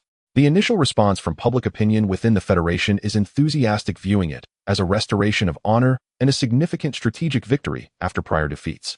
Restoration of honor. Seeking credit. M.O. Lee scoffed. What a load of nonsense about seizing the opportunity. He merely sat idly by for 3 hours, waiting until we were nearly finished fighting the Empire before he came out to pick up the spoils. When it comes to shamelessness, it's still the politicians and generals of the Federation who excel. He leaned back in his chair, gazing up at the starry sky projected on the ceiling. But that's fine. The more credit they seek, the easier it will be for us to negotiate in the future. Inyo approached the star map and began manipulating the controls. The red areas representing the Federation-controlled zones began to spread more prominently, while those marked by a faint golden halo were also highlighted. Commander, the battle has ended. However, the issues in the aftermath are only just beginning. Ingya's thin lips parted as she calmly analyzed and inquired. In the wake of the Empire's sudden defeat, the Federation is rapidly swallowing the Battlestar region. As the de facto decisive force in this battle, we are in essence an unofficial entity that does not exist. How should we secure the benefits we deserve and transform them into a foundation for long-term development? Previously, we relied primarily on the identity of the Ghost Space Pirate Group and several front companies to survive and grow in the cracks of society. But after this, the situation has changed. We have exposed our capability to influence a battle on a star system level. Neither the Empire nor the Federation can afford to ignore us any longer. Continuing to hide completely in the shadows will become increasingly difficult and will mean missing the opportunity to convert this victory into actual territory and legitimate status. So what you mean is that we need to come out into the open. Emoli sat up straight, fingers intertwined on the table. At least partially come out into the open. Yes, Commander. We now need a legitimate identity and territory that can be recognized by at least one major force. Inya nodded. However, completely taking over the Battlestar region is unrealistic. The Federation will never agree to that and would immediately view us as an even greater threat than the Empire. We currently lack the manpower and administrative capacity to manage an entire star region. But if we ask for nothing, the significance of our participation in this war will diminish greatly, and we will be unable to provide sufficient space and resources for the future upgrades of the Screw Factory and the expansion of clone populations. I suggest we use these as leverage and a foundation to negotiate with the Federation. She pointed at the star map, where several areas were marked in gold. We should secure 2 or 3 complete star sectors in the Battlestar region that are key and relatively resource-rich. We can declare the establishment of a neutral autonomous territory or a similar governing body. Establish a nation. Emily raised an eyebrow. Yes, Commander, a term that sounds gentler and is more likely to be accepted. The Starsea Community Border Developers Alliance Battlestar Region Reconstruction Council. The name can be deliberated further. Inya's tone remained unchanged. There's no rush on the name. We can think of it later when we make a decision. Please continue. Emily agreed. Inya nodded in agreement and continued to express her thoughts. The key is that we urgently need a territory that legally belongs to us, where we can openly build bases, develop industry, publicly recruit populations, and engage in formal diplomatic trade with other forces. This territory cannot be too small, otherwise it will lack strategic depth and development potential. However, it also cannot be too large lest it provoke external entities or become too difficult to manage. Emoli stroked his chin and thought at her words. Inya was right. Previously, small-scale operations could hide in the shadows. But now it is different, with a fleet capable of exerting substantial power in hand, and having helped the Federation defeat the Empire's main forces. Trying to remain completely invisible would be deceiving oneself. The Empire will absolutely despise us, and will be searching for us everywhere. The Federation will also utilize us while remaining wary, possibly even looking for opportunities to undermine us. Having an overt identity and territory is like having a shield. At least everyone will have to adhere to some semblance of rules, and even if they wish to take action, they will need a decent excuse. Moreover, having territory will allow us to openly develop, absorb populations to establish a more stable logistical and intelligence network, even though we do not necessarily need to absorb them. I'm just afraid the Federation won't agree. Emoli voiced his concerns. Carving out 2 or 3 star sectors is no small matter. That old kook Klin has just achieved great success, and will surely have a large appetite wanting to swallow the entire Battlestar region. So he needs our consent. A glint of calculation flashed in Inya's eyes. Although the Empire's fleet cluster has retreated in defeat, it has not been completely annihilated. There are still a considerable number of Imperial troops and fortifications surrounding the Battlestar region. If the Federation wishes to fully digest the Battlestar region and use it as a springboard to continue attacking the Empire's interior, it will inevitably face harassment and counterattacks from the remnants of the Empire, along with pressure from other star regions of the Empire. She pulled up another strategic analysis chart and analyzed. We can promise them that once we establish the autonomous territory under our control, we will provide limited but effective military assistance to the Federation for the next standard year. This includes, but is not limited to, intelligence sharing, joint patrols in specific areas, and firepower suppression of key counteroffensive forces from the Empire. It is even possible to sign a non-aggression and limited cooperation treaty, using future military support in exchange for present territory and recognition. Emoli understood. Yes, the Federation itself likely does not want to provoke a powerful unknown force. For the Federation, exchanging 2 or 3 star sectors they cannot temporarily digest for the open support of a strong ally hostile to the Empire, along with a period of stable rear, is undoubtedly a lucrative deal, especially since they have just witnessed the power of this ally. Inya continued her analysis. Klin needs more victories to solidify his position, and the Federation also needs time to stabilize the newly occupied areas. Our existence can help them constrain a large portion of the Empire's forces, allowing them to more comfortably digest their gains and plan the next phase of their offensive. Emoli stood up and began pacing in the command room, contemplating. After 2 laps, he stopped and looked at the faint golden markings on the star map. Which star sectors are the most suitable? He asked. Inya immediately marked 3 areas on the star map. First, the Ashengate star region. Located at the border of the Bassa star region and the unexplored star region, it is protected by a natural asteroid belt and nebula, making its geographic location relatively remote, yet excellently concealed. Inside, there are 3 resource-rich star systems, as well as 5 relatively habitable terrestrial planets abundant in population resources. The Empire had previously developed this area to a limited extent, primarily consisting of mining stations and outposts. Once we capture it, we can declare it as part of our exploration of the unexplored star regions and development of frontier resources. Second, the Bosso IV Resource Star Region. This star region possesses the largest zero-flux steel deposit known in the Bosso Star region, along with several planets rich in rare elements. It is one of the Empire's key industrial zones, but most of its facilities have been damaged in the war or destroyed during the Empire's retreat. The Federation would need to invest a tremendous amount of time and resources to fully restore and utilize it. We can easily intervene under the pretext of assisting in post-war reconstruction and restoring production while actually controlling the core mining areas. Third, the Jump Point Star Region. This star region is not large, but holds a crucial position controlling several main interstellar routes leading to the Empire's Rust Corridor and the core areas of the Federation's newly occupied regions. Securing this area would mean grasping a vital throat for north-south transportation in the Bosso Star region. We can promise to maintain the neutrality and openness of the routes. As long as actual control is in our hands, we can decide what neutrality means. Inya spoke eloquently while pointing at these 3-star regions. These 3-star regions form a line. Although they do not border each other, they can be quickly linked through the jump points and secret routes we control.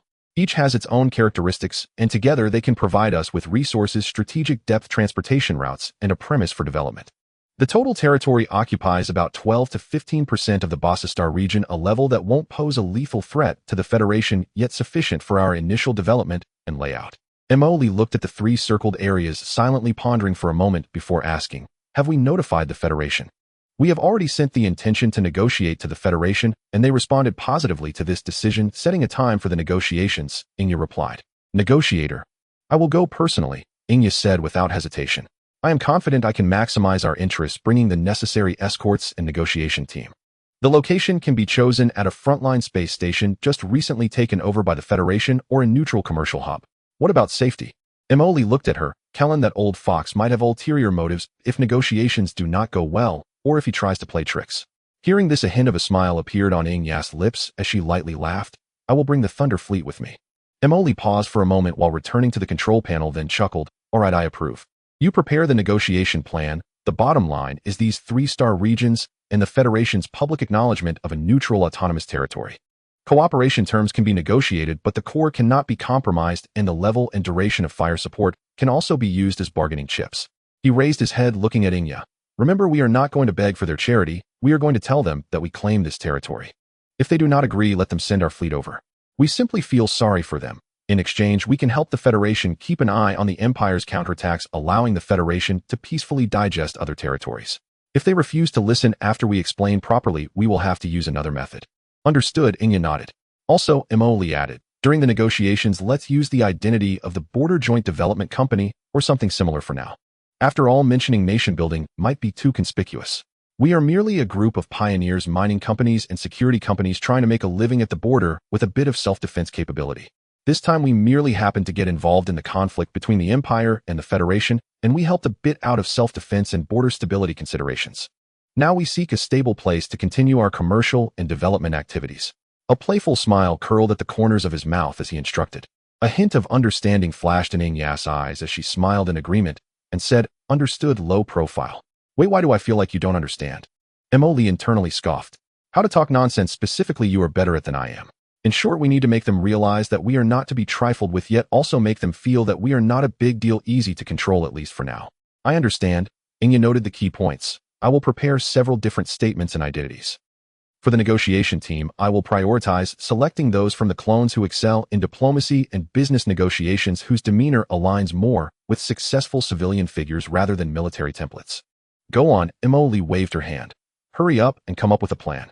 The Federation is certainly holding urgent meetings right now to discuss how to divide the spoils and how to deal with us. We cannot wait for them to finalize all the terms before we go." "Yes." Inya then turned and left, her steps brisk and decisive. The control room was left with only Emoli. He reopened the star map of the Bosso Star region, zooming in on the 3 marked star regions, carefully examining each planet and route marked on it. Nation building, or rather establishing a territory of our own. This was worlds apart from his initial plan of escaping from the corrupted Crow pirate group, merely seeking a corner to survive and create things. However, things had pushed step by step to this point. The system required resources for upgrades, the clone population needed space for placement and development, and the increasingly massive fleet required bases and logistical support. Hiding in the broken asteroid belt screw factory was no longer sufficient. Even with a few other subbases, it was becoming increasingly strained. Moreover, this time his power had been exposed, it was impossible to completely retreat. The Empire would frantically seek revenge on him, and the Federation would keep a constant watch on him. Rather than passively hiding and defending, it is better to take the initiative to step out, carve out a territory, raise a flag, and declare, "Damn it, I'm here. Come at me if you dare." Of course, this carries significant risks. Moving from the shadows to the spotlight would make one a target. But opportunities lie here as well. With a legitimate identity and territory, there would be much more he could do. Simply obtaining various resources openly would not be a small matter.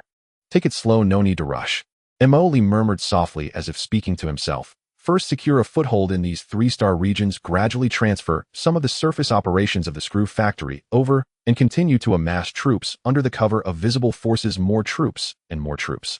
After shutting down the star map, Emoli opened the system interface, which displayed a long list of technologies waiting to be unlocked. Although the resource inventory's numbers had decreased due to the recent war, they had been replenished from the wreckage of destroyed Imperial ships.